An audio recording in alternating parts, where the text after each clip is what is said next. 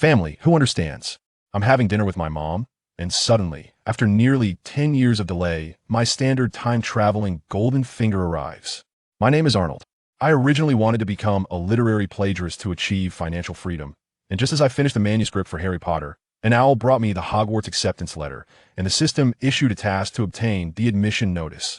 I was just having dinner with my mom when suddenly I heard that voice in my head saying, ding, ding, ding, ding. You know, the one from Intel. It completely stunned me. At that moment, I was trying to convince my mom not to go to work. And then, out of nowhere, my time-traveling golden finger, which was almost 10 years late, suddenly arrives at this critical moment. We'll talk about this broken system later. Let me first explain everything from the beginning. My name is Arnold, a seemingly genius elementary school student, but in reality, I'm a time traveler with the soul of an adult. That day, I was goofing off with my childhood friend, Chambers, at Wimbledon. This guy, a blonde, handsome boy, was a bit stubborn and insisted on discussing Eton College with me. He looked at me with admiration and said, "Arnold, your grades are so good, and you're a genius writer. Getting into Eton is a piece of cake, right? Then we can continue being classmates and sweep the whole school." I almost rolled my eyes to the sky. I told him, "Dude, are you out of your mind? Eton? What kind of hell mode is that? I've heard the rules are ridiculously strict, the uniforms are ugly, and you can't even carry a backpack, you have to hold your books in your hands. What's in it for me? The food? Family, who understands? I'm a time traveler who can achieve financial freedom just by being a literary plagiarist. Do I really need to compete in that? The knowledge I had from my last live's college entrance exam was long returned to the teachers 800 years ago, and now I can only fish for a living in elementary school. If I went to Eton, a place where gods battle, wouldn't I just be going there to be cannon fodder?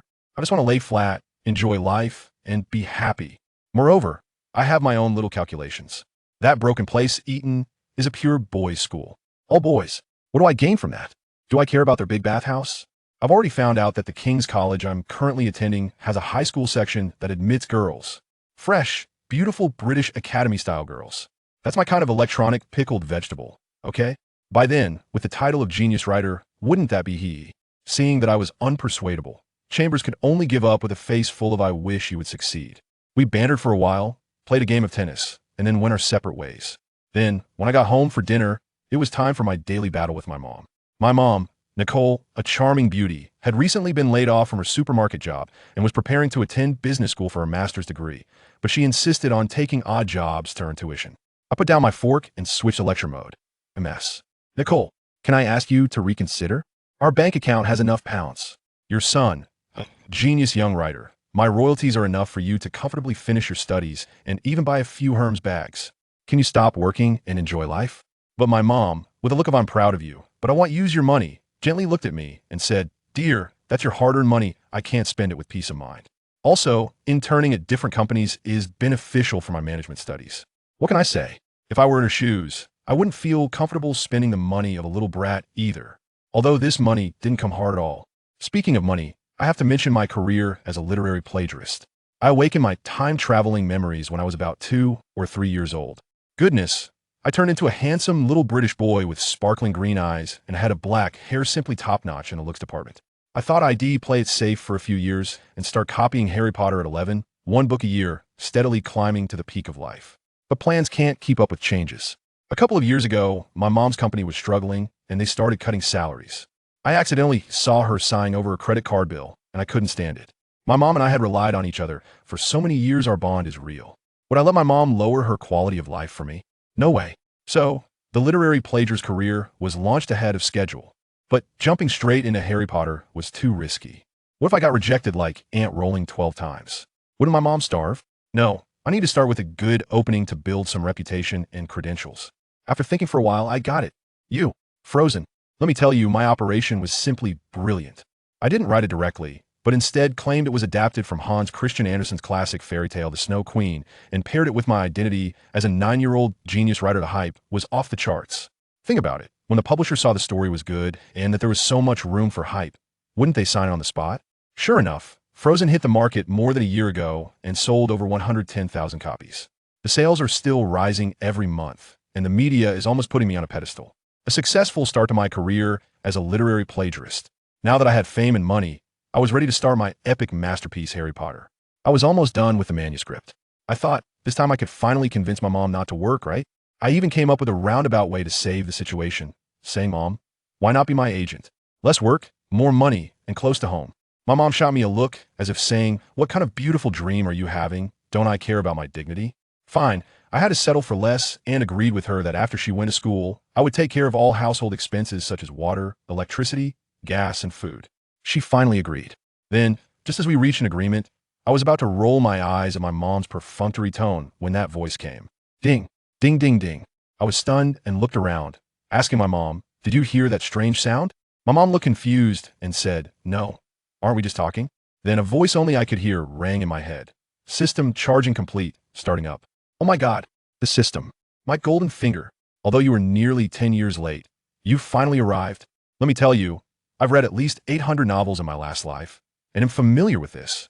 But why does this startup sound remind me of a toothpaste factory? No wonder it was so slow. My mom, seeing me staring blankly and blinking, thought I was going crazy and worriedly asked if I was hearing things. Then she suddenly raised her voice and angrily said, "Arnold, you better confess. Did you sneak and play games again last night?" Coming back to my senses, I was dumbfounded. For heaven's sake, I haven't even touched my game console recently because I've been rushing the Harry Potter manuscript. Let me tell you, my routine is so disciplined that I scare myself. My FC console is almost aging from not being used, and yet my broken system is still there saying, "Starting up, please wait, I've waited so long I'm about to wither." I quickly finished the last few bites of my meal, told my mom I was going upstairs to finish the manuscript, and promised to sleep by 10. Just kidding. Who cares about the manuscript now? I just want to know what kind of system is slower than Windows 95 starting up. In the end, I finished my meal, put the dishes in the dishwasher, went upstairs, and sat at my desk for a long time, and it was still spinning in circles. Goodness, my 486 computer had already booted up and entered the game. Is this system dialing up to connect to the internet? I almost wanted to play a couple of games of Minesweeper. No, I promised not to play games, and I can't even play Minesweeper. I just opened Word, ready to pretend to write, when suddenly I heard a tap tap tap sound at the window. I looked over, and what the heck, an owl? Is the ecological environment in the countryside this good? This owl looks much more spirited than the one at Ron's house. Wait a minute. Ron? Owl? I was taken aback and stared intently out the window. That owl, is it holding an envelope in its beak? A white one, with what seems to be a fancy pattern on it. A capital letter H. Does anyone understand this? I just finished Harry Potter and the Philosopher's Stone, and the main character shows up at my door? This is awkward. It's like a major social death scene. Just when my brain was about to fry, I heard a ding in my head. System startup complete. Please check promptly. Finally here. I quickly recited system in my mind, and an interface that looked like a knockoff online game popped up. The character attributes were all gray, weak as a chicken. Looking at the quest list, wow, there was just one quest glowing there. Quest name, a new choice. Quest objective, obtain the acceptance letter from Hogwarts. Quest reward, 100 energy points. I was dumbfounded. Isn't that what the owl at the door is holding? Isn't this quest a freebie? I suddenly realized I didn't just time travel back to the 90s, I directly entered the world of Harry Potter. Oh no, I was hoping to copy the Lord of the Rings and get rich, but that's out of the question now. But who cares? This is Hogwarts. Putting the system aside, I hurriedly let the owl in. I still remember the excitement I felt when I read the Harry Potter novels and watched the movies. Speaking of which, how did I get here? It's all thanks to that little broken website. I remember watching the New Year's Eve gala, hearing Hedwig's theme made me tear up, and the next thing I knew, I was in London. I must raise a glass to Billy Billy. Thank you, little broken website. My hands were shaking as I fed the owl a cookie, scattering crumbs everywhere. What boy can resist the temptation of magic? I trembled as I grasped the envelope, which bore the Hogwarts crest, featuring a lion, an eagle, a badger, and a snake with a big H in the middle. I was already breathing heavily. Some say the magic in HP isn't strong, but you can't resist someone playing dirty. A potion combined with disillusionment charm and then the soul-snatching curse, a smooth little combo. Decapitation is too easy. But that doesn't concern me for now. I'm just a novice. Let's take a look at the letter first. The envelope is written in emerald green ink. Mr. Arnold Adams, room 216, Blackhead Street, at the table. Precisely pinpointed to me. I carefully broke the wax seal and took out the parchment. We are pleased to inform you that you have been accepted to Hogwarts School of Witchcraft and Wizardry. Let me tell you, there were so many people on Tieba and Jihu flaunting this format in their past lives, but today, only I received the real deal. Awesome. Wait, this year is 1990. So doesn't that mean I entered school a year earlier than Harry and the others? Should I study hard and strive to become a professor or principal? Or should I let loose and become a mastermind, taking the place of Dumbledore and Voldemort? Both paths seem quite interesting. I ran downstairs excitedly with the letter. Mom, come and see what I received. An ultra-cool admission notice. My mom, Nicole, picked up the parchment, looking confused. Hogwarts? Never heard of it. Wait, a magic school? Arnold, where did you get this thing? Whose prank is this? The way she looked at me seemed to say, Son, have you gone crazy writing novels? What's worse is that she suddenly exclaimed, Oh, I know. This is a promotional gift you designed for your new book, right? It looks quite realistic. Family. How do I explain? Should I say I'm a copywriter who just finished copying Harry Potter, and then the official acceptance letter arrived? The logic is closed. But I can't say it out loud. My head is spinning. Forget it. I'll wait for someone from Hogwarts to come and explain. As someone from a Muggle family, this is what I deserve. I'm just afraid it will be Snape who comes. If that guy gets upset, he'll give me a legitimacy, and all my secrets will be exposed. I don't know how to perform a mental shield. What should I do? I've got it. I'll learn from Deadpool. If he dares to read my mind, I'll play the fanfiction of Snape falling in love with Dumbledore in his head on loop. If that doesn't work, I'll go for something even crazier, like Snape battling Grindelwald. Give him a different kind of shock. This is called cyberpsychotic defense. Let's see who goes crazy first. My mom is still complaining about not having an address to send a reply, and I realized, write a novel. I hurried upstairs to delete the manuscript, burn the drafts, and destroy the evidence in one go. Just as I finished burning the last page of the manuscript in the kitchen, another owl flew in, dropping a note. I will visit at 7:37, Professor McGonagall. Oh, it's Professor McGonagall. That's impressive. My mom looked at the clock. It's 7:36, less than a minute left. She directly opened the door and stood outside, looking around. There wasn't a single person or car nearby. You were fooled, Arnold. I thought to myself, Sister, why don't you take a look under that streetlight? Isn't that orange cat a bit off? I seriously chimed in. Maybe it knows magic and has already arrived. Just as she was about to refute where the magic was, I immediately pointed in a direction. She's over there. Nicole turned around abruptly and saw an elderly lady in a long black robe, tall and slender, as if she had walked straight out of the air, already approaching us. My mom was stunned, stammering as she tentatively asked, Professor McGonagall? The old lady nodded gently. It is I, madam. My mom still wanted to ask how she got here, so I quickly pulled her aside. Mom, let's talk inside first. Once we were in the room, Professor McGonagall got straight to the point and said she needed to explain the situation. When she mentioned the word muggle, my mom's brows furrowed so tightly that they could squash a fly.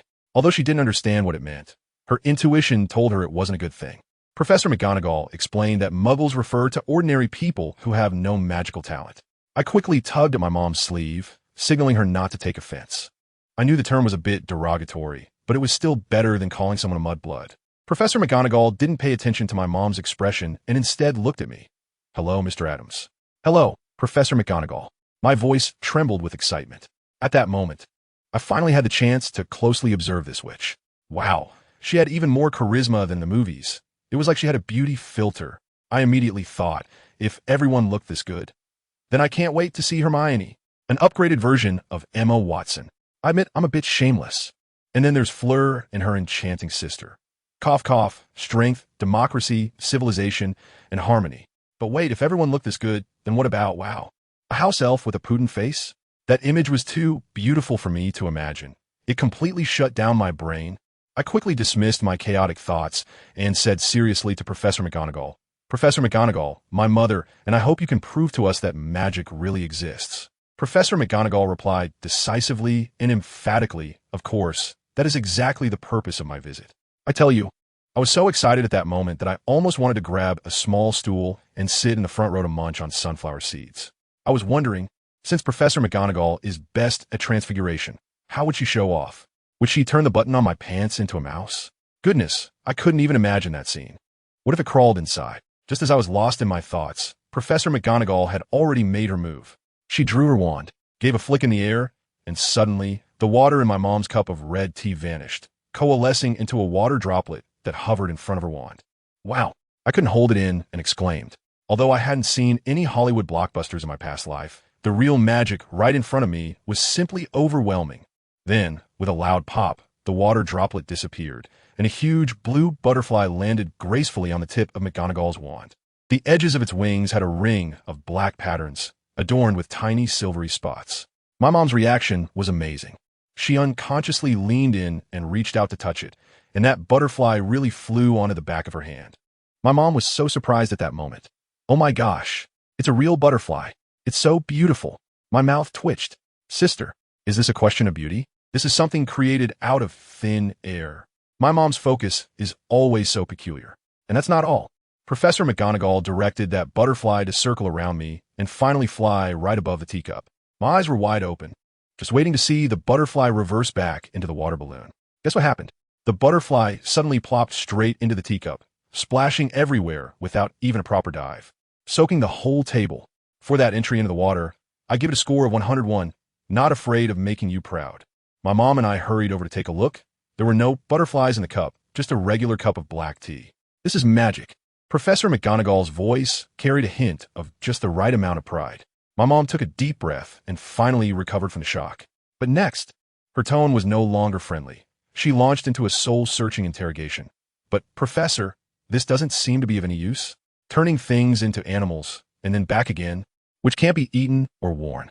If my son learns this, will he end up as a magician after graduation? Who understands this in the family? I'm in a hurry to get on the bus, and my mom is there slamming the brakes. I was so anxious inside. McGonagall, can you please be more practical? As a result, my mom's few words left me speechless. My mind raced as I began to calculate the economic situation of the wizarding world. Goodness, I didn't know until I calculated, and I was shocked. Most wizards live really poorly, aside from old money families like the Malfoys. Many pureblood families are just living off their ancestors' past wealth. Take the Weasley family, for example. They're just like electronic pickled vegetables, poor as can be, and yet they keep having kids. How can life be good like that? They deserve to use secondhand goods. After calculating, I found that the living standards in the wizarding world, let alone comparing them to top billionaires, are even lower than that of a small best-selling author like me. Yet I, Arnold, still resolutely want to dive into magic. What noble ideal. Just as I was frantically valuing myself, a system task popped up, prompting me to persuade my mom. Am I doing this for that little reward? I'm doing it for even more rewards in the future. Magic is not a trick.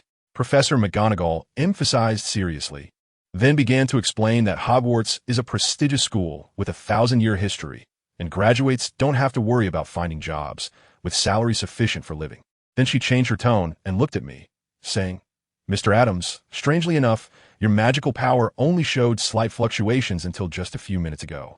Detected by our acceptance quill. Wait, acceptance quill? Admission book? My mind clicked. I remembered.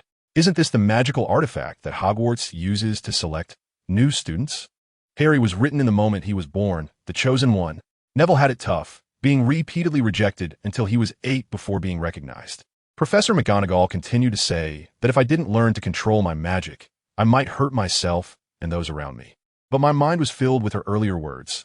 Just a few minutes ago? What happened a few minutes ago? Suddenly, a scene flashed through my mind. Light. Wait for the light. Not this. System charging complete, starting up. This is it. Damn. So it's you old rascal. The energy that's charging the system is the magic inside me, right? So it turns out my magic was only discovered when I turned 11 because you little brat secretly absorbed it all before. Otherwise, I would have found out I was a wizard long ago, and I wouldn't have had to painstakingly copy Harry Potter. I could have copied some Twilight, The Hunger Games. Wouldn't that be better? I could have been a great writer, okay? But then again, it's probably for the best that my magic was absorbed. What if one day my magic goes haywire and messes up my computer and gaming console? That would be a huge loss. Plus, if the magic keeps building up, who knows, I might end up creating a disaster. And if that thing explodes, whole streets would be gone and my life would be at risk. Thinking about it this way, I should thank the system for saving my life. I'm still in a battle of wits with the system. And my mom has started to weigh in. Really? Is it that dangerous? But Arnold has hardly ever been sick since he was a child. Just a few minutes ago, I had dinner with him, and I didn't see anything unusual. Professor McGonagall could only patiently explain that it's common for young wizards from Muggle families to run into trouble. But it's all right once they come to Hogwarts to learn. I roll my eyes. My mom basically had I don't believe you written all over her face. Is it really necessary to go to such lengths just to trick your genius son into going to school? I quickly interjected to help Professor McGonagall out of the situation. Professor McGonagall, can I ask a question? If I go to Hogwarts, do I have to completely separate my life from ordinary people? I need to reassure my mom. Sure enough, Professor McGonagall said that one just can't reveal magic in front of Muggles, and family members are not included in that. I immediately turned to my mom and said, Mom, is it no problem now? I can still come back to live during the holidays, and our income is enough for us to live a good life. I thought everything would be stable this time. In the end, I was too naive, completely unaware of how much a mother can worry for her child. My mom nodded, then transformed into a question machine gun, firing a barrage of questions at Professor McGonagall. Excuse me, Professor, I still want to ask. Where's your school? Is it far from London? Is it safe? How many years do we study in total? Are the holidays the same? Can we make phone calls? How's the food? What about the accommodation? How is the tuition calculated? Can I pay extra to make my son more comfortable? This series of questions completely stunned Professor McGonagall and left me speechless. I always thought that once I started earning money, I could take charge, but in her eyes, I would always be that little kid who needed to be taken care of. I was so touched that I could only advise her, Mom, don't worry too much. A prestigious school with 1,000 years of history must be safe. I said this, but inside I was complaining wildly. Safe my foot. The defense against the dark arts professor changes every year, and after the chosen one enrolled, there have been incidents every year, and the headmaster ended up dead. My conscience hurts. For the sake of going to school, I'm practically talking nonsense. No way, I need to prepare early. I'm a year older than Harry, and I have over 4 years of safe development time. Plus, I have a system. If I can survive until 5th grade, when Hogwarts becomes more dangerous, I'll just run away. My plan is to drop out of Hogwarts, but with a caveat, I'll drop out like Gates and Zuckerberg and start an amazing life. I am planning for the future here, while Professor McGonagall is almost ready to walk away due to my mother's questions. But in order to prevent me, an unstable factor, from staying in the Muggle society, she is still holding back her temper and starting to answer one by one. Headmaster Dumbledore is the strongest wizard of our time, and the school is absolutely safe. There is a dedicated train that runs back and forth to London, but Muggles cannot enter the platform. Tuition, accommodation, and meals are all free, and no additional payments are accepted. After my mom finished listening, she looked at me lovingly and threw out an ultimate question. That's good. By the way, can I take my game console to school? Arnold loves that. Family, who understands? I really wanted to cry at that moment. What kind of amazing mom is this? Knowing that I was going to a completely unfamiliar boarding school. She was still thinking about letting me take a game console to play. Professor McGonagall looked completely bewildered and repeated, game. Console? She couldn't understand why someone would create a machine just to play games. My mom is still gesturing there. It's not big, but it needs to connect to the TV. Do you have a TV in your dorm? If not, you'll have to buy one and move it in. Otherwise, you might as well bring your laptop. You can still get some work done. I cover my face, powerless to complain. My mom really believed the nonsense I said about buying a computer for studying. Professor McGonagall frowned and finally gave the final answer. At Hogwarts, all electronic devices cannot be used. The fluctuations of magic affect the current. So we cast a spell to make all electronic devices non-functional on campus. So that's how it is. I suddenly understood. It's not that electrical appliances can't be used. But in a place like Hogwarts, where magic is highly concentrated, the risks are too great, and they can easily burn out or even injure someone. So the school simply took a one-size-fits-all approach and banned them outright. This way of handling things, let me tell you, all schools around the world are the same. Prioritizing convenience. My mom was just persuaded, oh, for safety's sake, that's fine. And guess what? This Professor McGonagall, good gracious, that old-fashioned wizard's arrogance suddenly came up. She said to me, I believe Mr. Adams, after experiencing the wonders of magic, will no longer be interested in those Muggle games. At that moment, I rolled my eyes in my heart and thought, Sister, do you even understand a thing about games? The magical effects in my game could blow Hogwarts to the sky in an instant, believe it or not. Besides, only kids make choices. I, Arnold, want to grab both opportunities. Magic and money, I want it all. Of course, I was still smiling on the outside and didn't argue. This old lady seemed to be in a hurry, quickly wrapping up the remaining matters and directly said, so, see you at Hogwarts on September 1st. I hadn't even said goodbye yet when she waved her wand, and whoosh, she was gone.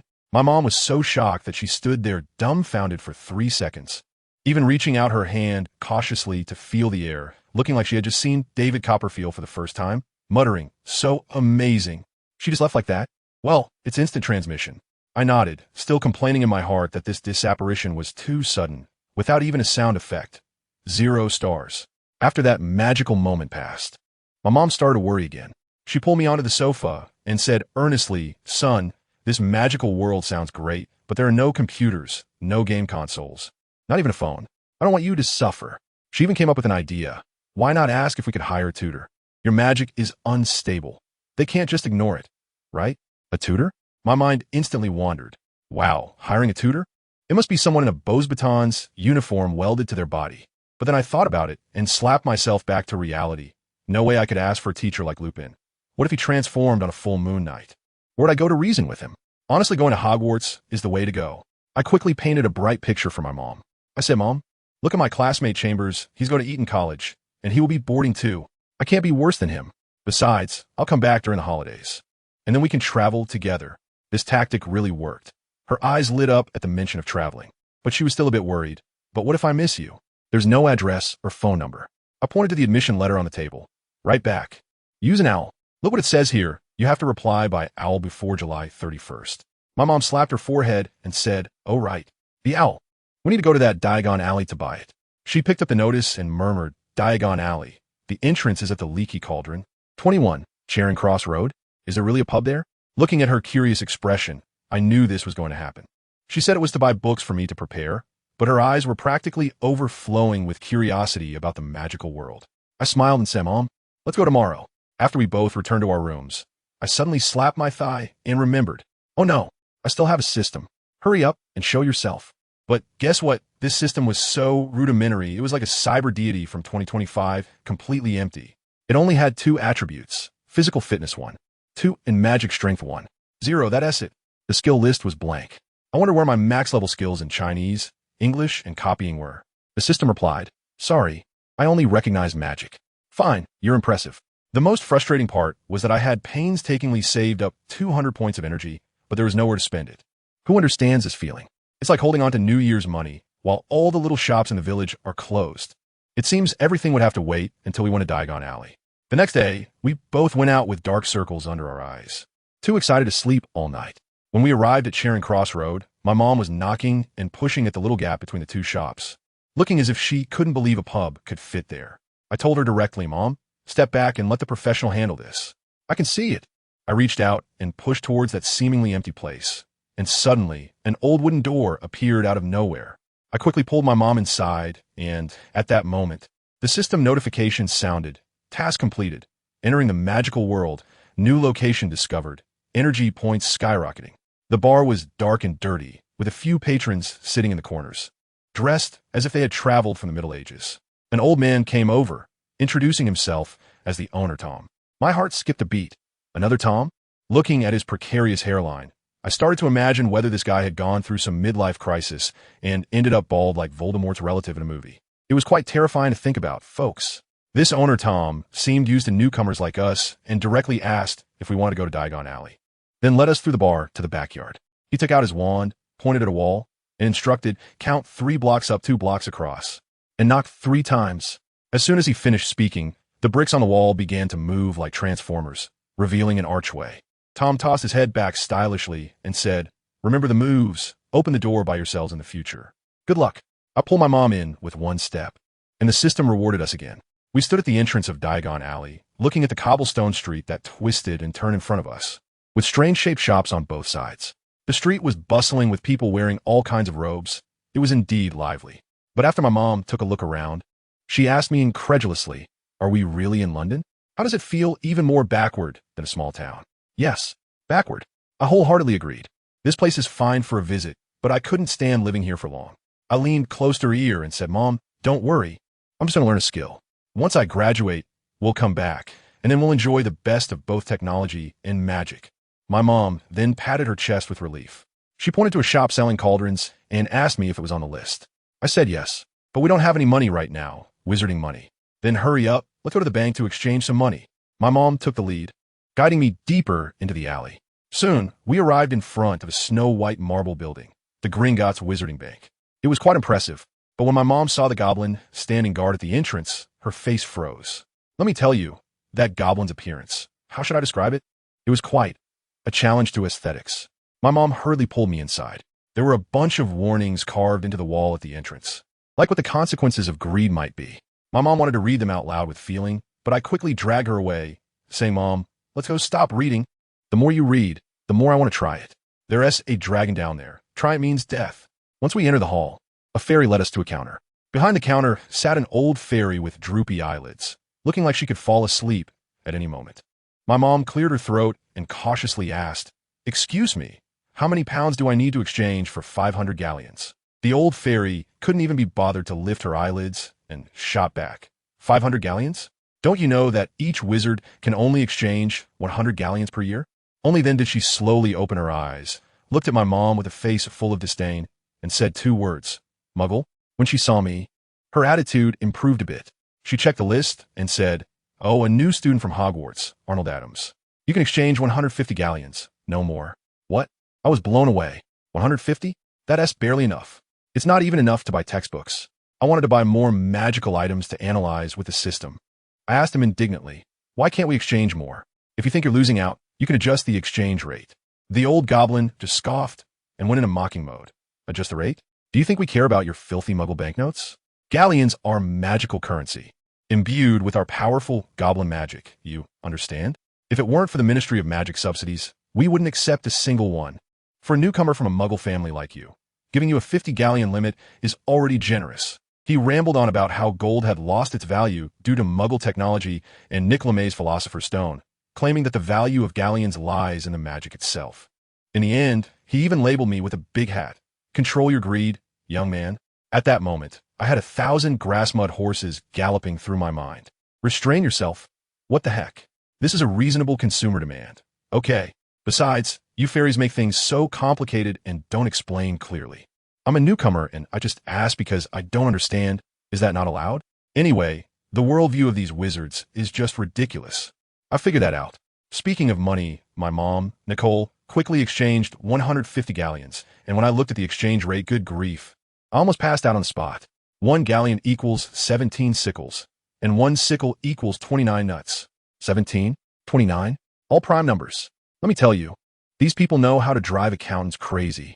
I seriously suspect that Hogwarts secretly offers an Olympiad math class, since Hagrid can actually figure it out. When the money finally came to me, I felt even worse. Those gold galleons, heavy as lead, each one like a little gold biscuit. This ISNT currency, it's practically a weight training device. My mom even asked me with concern if it was heavy. Of course it is. Carrying 2 or 3 kilograms of pure gold in my pocket, jingling as I walk, I felt like a moving vault. Afraid others wouldn't know I had just struck it rich. At that moment, I had only one thought. I need to spend it quickly. Also, I absolutely need to get a Hermione-style undetectable extension charm bag. Otherwise, going out will feel like I'm hauling bricks, and who can stand that? My mom got the shopping itch and insisted on visiting one store after another. Well, what can I say? I'm a dutiful son. Our first stop had to be buying a wand. We headed straight to the very back of Diagon Alley and found the legendary Ollivander's wand shop. For those who understand, the shop was as shabby as a spider's den. The gold paint on the sign had completely worn off, and stepping inside, we were hit by a musty smell that almost knocked me over. The place was filled with boxes piled up like a warehouse, leaving hardly any room to stand. I was internally complaining. Don't you wizards have any cleaning spells, or what? With this hygiene condition, how dare you call yourselves a century-old establishment in the magical world? Back home, even our old brands know how to accept WeChat payments, and you guys are still stuck in the Middle Ages? Just as I was grumbling, an old man floated out from behind the shelves, startling both me and my mom. Good afternoon, he said in a light, airy voice.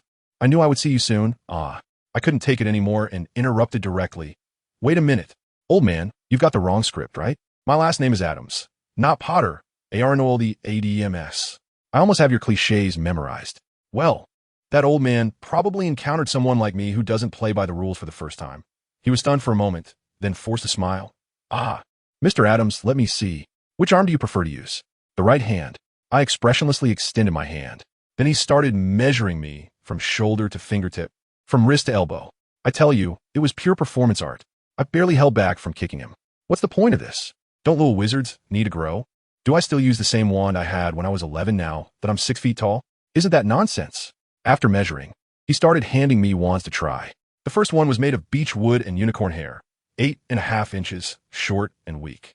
I waved it, and there was no reaction at all. I handed it back directly. Mr. Ollivander, do you have a longer one? A thicker one. The old man's expression changed when he looked at me, as if he was seeing a freak.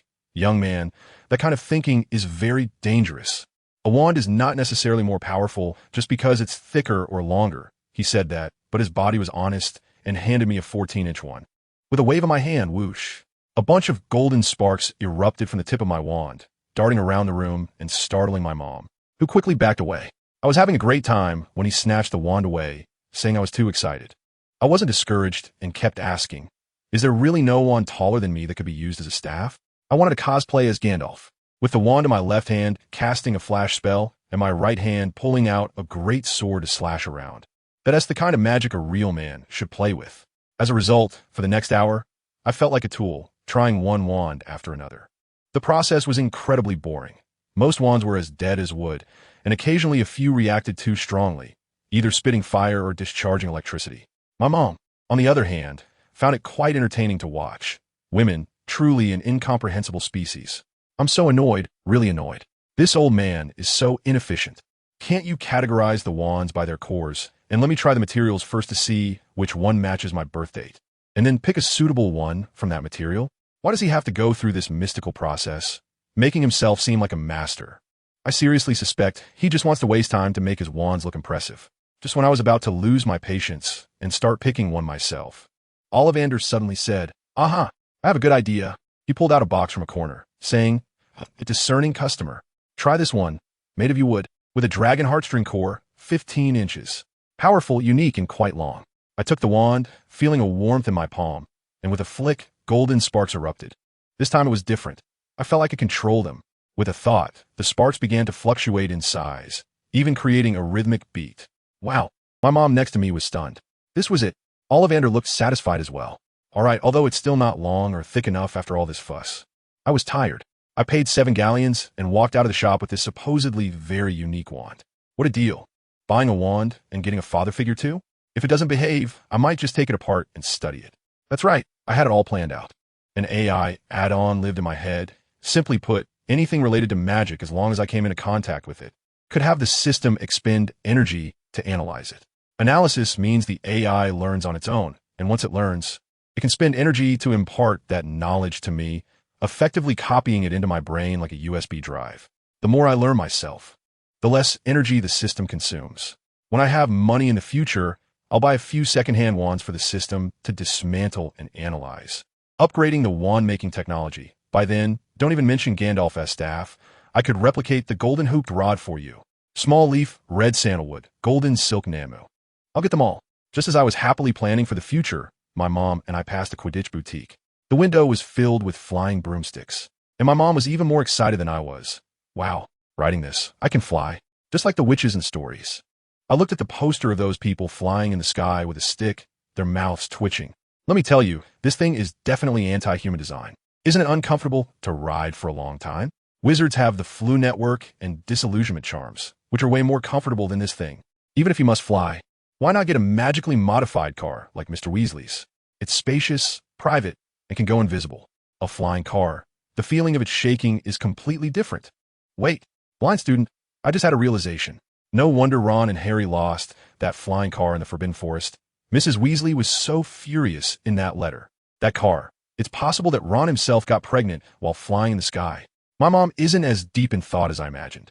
She has already rushed into the store, her eyes shining at the various team jerseys. What is this Quidditch? It looks like a team sport. I pretended to nod thoughtfully and said, it should be, right? Playing soccer in the sky. But deep down, I was well aware and had a deep resentment towards this sport. Let me tell you, the rules of Quidditch are ridiculous. The seeker catches the golden snitch and instantly gets 150 points, ending the match. What's the point of all the hard work from the other players? How is the balance of this game even established? The numbers are just designed to get beaten down. My mom is already excited. This is interesting. Arnold, there will definitely be matches in the future. Let's go watch. But I'm sure I won't support the same team as you. How did I raise such a little traitor like you? I had a facepalm moment. Don't be like that, Nicole. Look, when facing Tottenham, Chelsea and Arsenal are like one big family, right? Indeed, she's a die-hard Chelsea fan, and I, by nature, am a gunner. This damn London derby has extended from the football field to the Quidditch pitch. But honestly, with the way our two teams have been struggling to secure a top 4 spot year after year, fans can't even speak up loudly anymore. Unlike back in the day when Manchester United and Arsenal were battling for the title fiercely.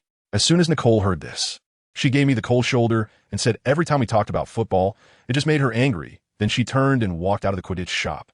What else could I do but shrug and follow her?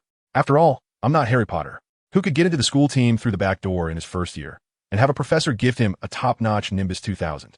I also don't have his skills to catch the golden snitch with my mouth on my first outing. That posture, TSK, only those who understand would get it.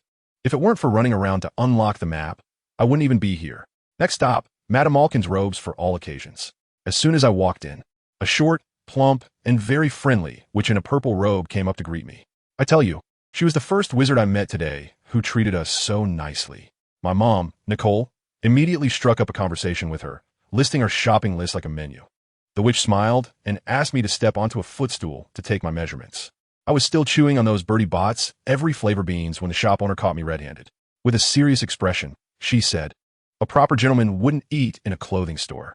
I quickly mumbled an apology and swallowed the beans in one go. Wow, spicy flavor. That taste was so authentic, way better than those modified Sichuan dishes in Chinatown. I was thinking, when will they develop a prickly ash flavor? Now, that would be truly authentic. My mom felt a bit awkward beside me and silently put away the cake she had just taken a bite of. She was just too curious about these snacks from the wizarding world and wanted to try everything. I was somewhat looking forward to going home tonight to see how she would handle the pile of cockroaches and the gummy slugs. After a while, Madame Mokin had measured the dimensions. Next was the moment to witness a miracle. The scissors, ruler, and fabric all flew in the air, automatically cutting and stitching with a whoosh, leaving my mom stunned. She probably thought that the tailoring masters in Milan and Paris were simply overshadowed. Let me tell you, the main event is here. This school uniform can actually add skins and provide buffs. Madame Imogen said it can include features like self-ironing, beauty enhancement, weight gain or loss, automatic repair, and automatic temperature control. I got excited at that moment and blurted out without thinking, "Boss, give me one of each." My mom was sitting next to me, her eyes wide open, probably filled with thoughts of beauty, weight loss, and height enhancement. After all, she's a woman approaching her 40s. Who wouldn't want these high-tech solutions? Just then, Madame Imogen awkwardly interrupted my daydream, saying that this thing was a paid DLC, and that each piece of clothing could only have a maximum of 3 enhancements, with prices increasing. 1 for the first enhancement, 2 for the second, and 4 for the third. That seemed reasonable. I nodded, understanding the concept of spending money. After thinking for a moment, I decisively said, "Then please give me 3 robes, each with self-ironing, automatic repair, and automatic temperature control." Madame Imogen paused with the scissors in her hand, probably dazzled by my boldness, and confirmed, "Each one?" "Yes, each one," I replied firmly. "I'm not joking. Looking good is a lifetime commitment, and comfort and convenience are necessities. This money must be spent. I've already been quite restrained. I didn't even enchant the hat and cloak. I'm being so economical. I just finished here, and my mom couldn't help but ask Mrs. Imogen if she could custom-make other clothes. As a woman, how could she resist such temptation? Mrs. Imogen said of course, but she wasn't very familiar with Muggle fashion trends, and she might not have time right now. My mom followed her gaze and turned around to see a young Asian girl with yellow skin walking in with her parents as the store door was pushed open. Well, the business was snatched away. However, Mrs. Imogen was quite nice and recommended another store called 2 Off Fan Ready to Wear, saying they could meet my mom's needs. I followed Nicole out, my peripheral vision constantly glancing at the girl who had just entered. Even after stepping outside, I couldn't help but look back. Farewell, my fairy sister. Farewell, my Lupia Piao. The regret in my heart was immense. Indeed, although in this world everyone has beauty filters, top-tier looks aren't common. In 1990, in the British magical world, an Asian freshman. There's no doubt this must be Qiu Zhang. Actually, the girl is quite cute, soft, and adorable, but for me, she falls a bit short of my expectations. Let me tell you something even more outrageous. After I walked out, I vaguely heard her mom gossiping. "Ah, Qiu, did you see? That young guy was staring at you the whole time." Her dad exploded on the spot, looking like a protective father who wouldn't let anyone touch his precious daughter. But her mom shot back immediately. "Well, you know, there are only so few wizards in the entire British magical community. If we don't prepare early, what if it's an outstanding kid and we miss out?" She really put him in his place. Who understands family dynamics? Arranging blind dates at just over 10 years old? The parents in the magical world are way too competitive. On the other hand, my mom dragged me straight to a Muggle clothing store. I also got myself a hoodie and sweatpants because I definitely didn't want to be in robes at King's Cross Station. That would be a total social disaster. Of course, the enchantments were still the lazy person's 3-piece set. My mom decided to get herself a long trench coat from a big brand. I originally thought she would definitely choose something for slimming, heightening, or beauty treatments. But guess what? She chose self-ironing, automatic temperature control, and beauty. I was dumbfounded at the time and weakly asked her, "Nicole, are you sure you didn't make a mistake?" She shot me a glance and confidently replied, This great body of mine is built through hard work. I don't need any magic to disguise it. As for beauty, I pointed to it. With the effective beauty treatments, I could save time on makeup and get an extra hour of sleep, and my skin would definitely improve. Goodness. Her logic left me speechless. I had no response. It was simply a self-consistent form of humble brag. I confidently said, "Why not buy 2 more pieces? I can handle it." But my mom shook her head and started giving me a lesson, saying that fashion changes quickly, and if you buy too much, it becomes outdated and is a waste. She suggested waiting until next year to pick classic styles. "So, is that why you don't want to auto repair? I thought when the clothes got old, I could show you a repair spell." Haha, women. After buying clothes with big and small bags, I was so tired that I was panting after just a few steps. At that moment, I really wanted some space gear. Just then, my mom suddenly stood on her tiptoes to look ahead and said, "Hey, what's going on over there?" I took a look and wow, there was a huge crowd gathered at the entrance of Liam Bookstore. I heard that it seemed like there was a fight going on. Watching the excitement is in my DNA, so I immediately pulled my mom to move closer. Relying on my small stature, I slipped right into the front row. What did I see? 2 middle-aged men rolling on the ground, tangled in a fight. One with red hair, the other with platinum long hair. Although it was a mess now, that iconic hair color. My DNA stirred. Arthur Weasley and Lucius Malfoy. Nearby, there was a group of onlookers, and a blonde kid was shouting, "Dad, hit him!" The 2 red-haired twins were excitedly throwing punches. I recognized them at a glance. Malfoy's arrogant brother, and Fred and George Weasley. No, this plot doesn't make sense. Wasn't their public brawl supposed to happen 2 years later? Could this be their annual tradition? A recurring act they perform every year? I was just wondering, are you wizards? Where are the wands? What about Avada Kedavra? What are you doing with this ground technique? Even elementary school students fighting don't look this bad. Suddenly, that BGM popped into my head. Stop fighting. Go fight in the dance studio. It's 2025, and to see such a retro scene is truly rare. I took a look around, and the Weasley family really knows how to reproduce. Mrs. Weasley was accompanied by a bunch of red-haired kids, including Ron and Ginny from the main trio. I quickly averted my gaze. The main characters were too dangerous, and I didn't want to get involved. As a little wizard from a muggle background, it's best to stay far away from these pure-blood aristocrats and a savior to stay safe. Just at that awkward moment, a short, hot-tempered man came rushing in on a broomstick, holding a big camera and shouting that he was taking pictures for the Daily Prophet. Click, click, he snapped away, and purple smoke sprayed everywhere. At this point, the 2 people who were wrestling on the ground finally separated. But it was too late. Tomorrow's headline would definitely be their bruised faces, the kind that still moved. What an eyesore. Since they couldn't fight anymore, the 2 began to hurl insults at each other. Lucius called Arthur a useless bum living off muggles, and Arthur retorted that Lucius was just rich and played with dark magic. It was all talk and no action. Just a lot of noise. In the end, Lucius shot back with, "Why don't you think about whether you have enough money in your pocket to buy your children their textbooks?" Which left Arthur stunned, dealing him a critical hit. The onlookers saw it was hopeless and started to disperse, complaining. How boring. They took off their pants just to show me this? I was complaining when I suddenly saw the Weasley twins, Fred and George, my idols. I have to go meet them. I started to run over, but Nicole grabbed me and said, "Arnold, stop. Where are you running off to?" I quickly pointed in the direction of the twins. "Mom, that's a senior from Hogwarts. I'll go chat with him for a few minutes." When Nicole heard he was a senior, she finally relaxed. I hurried over, and from a distance, I heard Mrs. Weasley advising her husband, "Arthur, that family is not to be trifled with. Don't go biting off more than you can chew." As a result, Mr. Weasley was still unconvinced, angrily muttering, "I just can't stand his arrogant demeanor in front of muggles." If you trace back a few generations, weren't they just sycophants to the muggle royal family?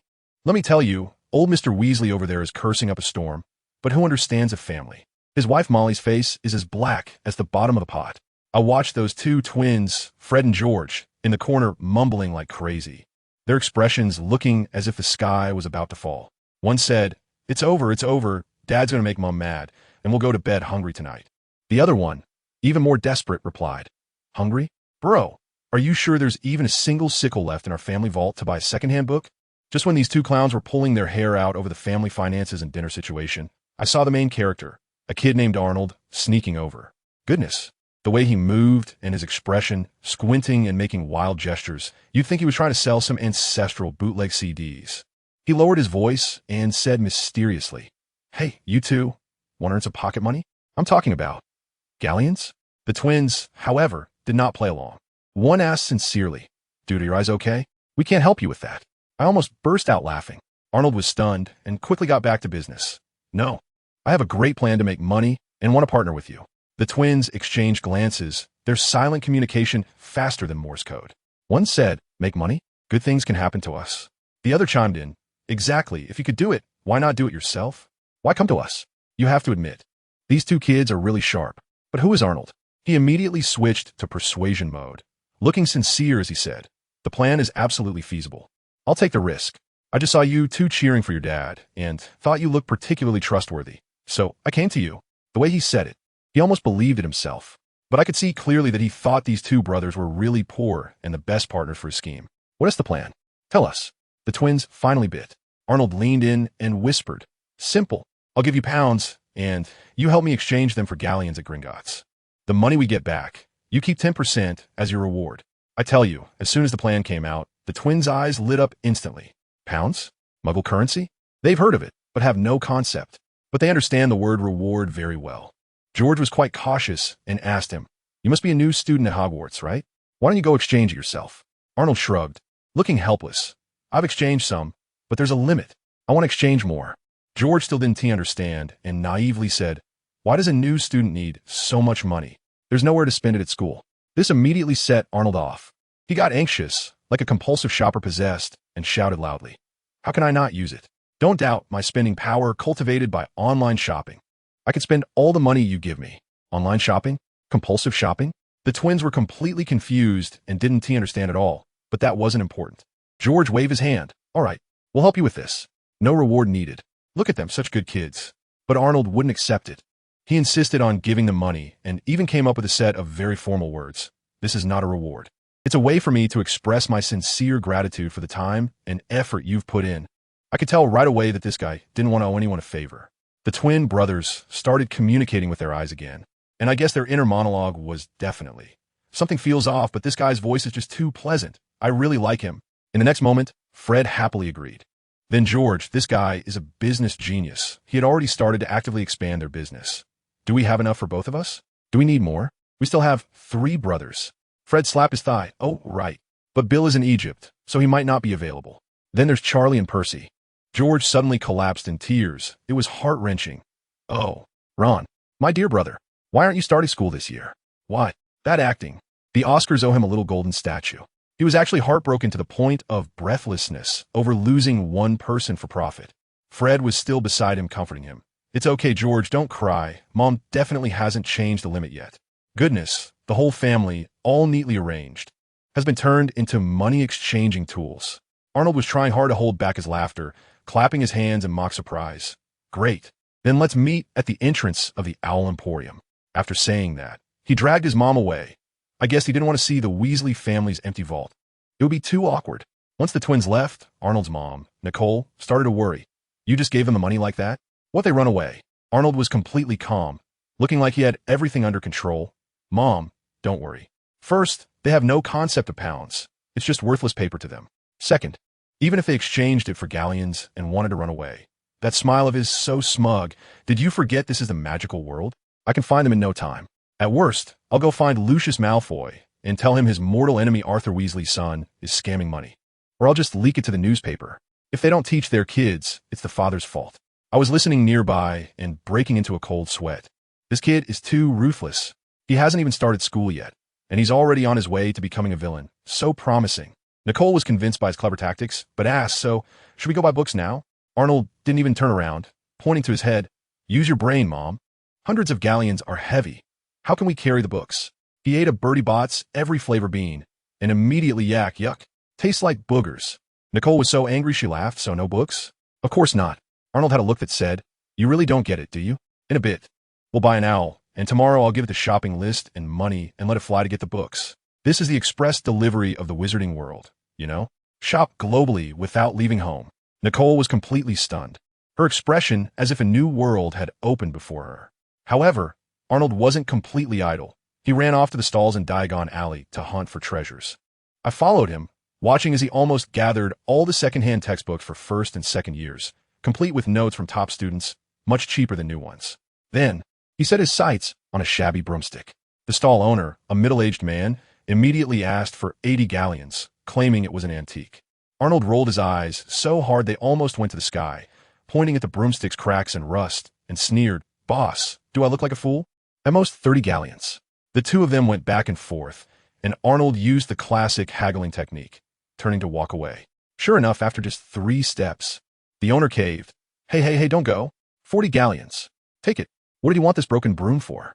I later realized he wasn't planning to ride it. He wanted to take it apart, reverse engineer it, and study the manufacturing technology of broomsticks. This kid has such big ambitions.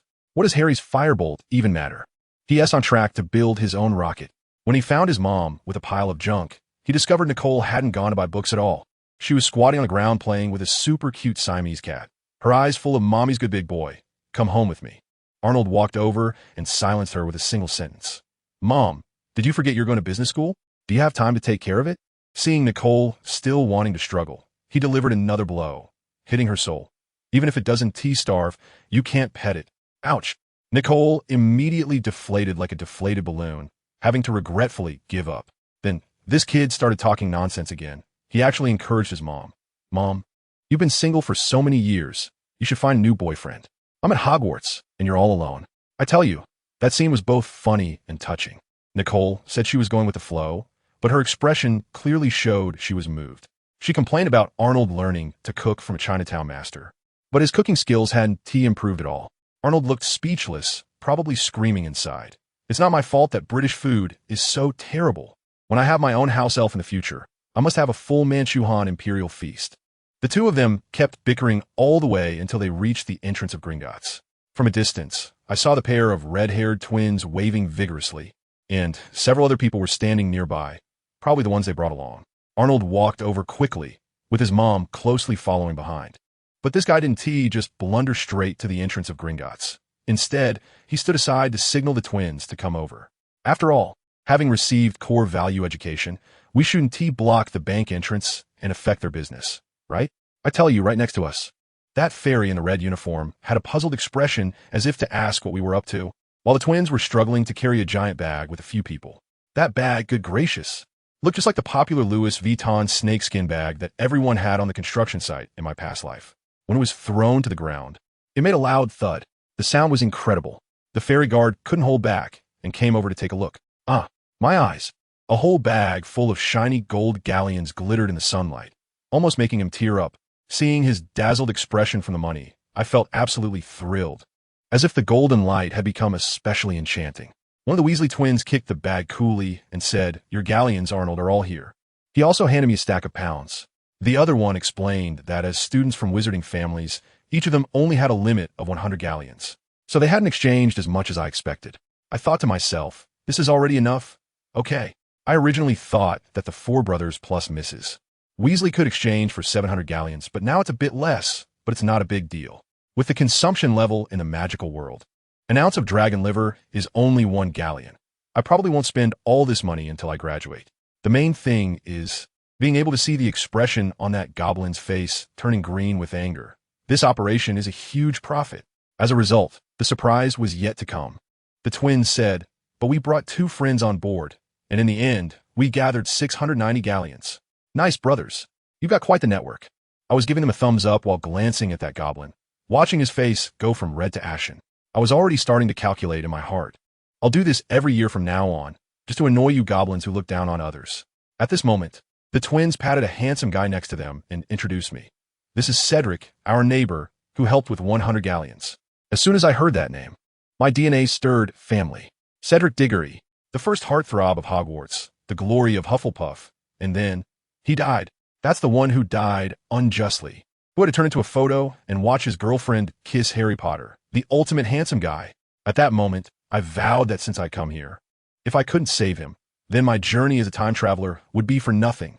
Just as this thought crossed my mind, a system interface popped up in front of me that only I could see. Long-term mission, change destiny, objective, save those who were supposed to die. Current targets, Cedric Diggory, Fred Weasley. Reward, 50,000 energy and 10 honor points for each person saved. Wow, system, are you underestimating me? Even without a reward, I would still undo it. Of course, having a reward is even better. Wait, I thought for a moment, what if I save Dumbledore too? Instantly, the system's task list refreshed, and Albus Dumbledore, who died at the hands of Snape, was added as well. The rewards were the same. Damn, Dumbledore is such a big deal, and he's priced the same as everyone else? So stingy. Hello, I'm Cedric Diggory. A warm male voice pulled me back to reality. I looked at this incredibly handsome guy in front of me, quickly suppressing the turmoil in my heart and pretending to be innocent. Hello, my name is Arnold. What's Hufflepuff? Is it a club at Hogwarts? Cedric just smiled and didn't explain much. At that moment, the twins pushed a girl forward. This little beauty is also a new student from a Muggle family, named Katie Bell. Just now, my dad got into a fight with Malfoy over her family. Oh, so that's it. The case is solved. I thought Mr.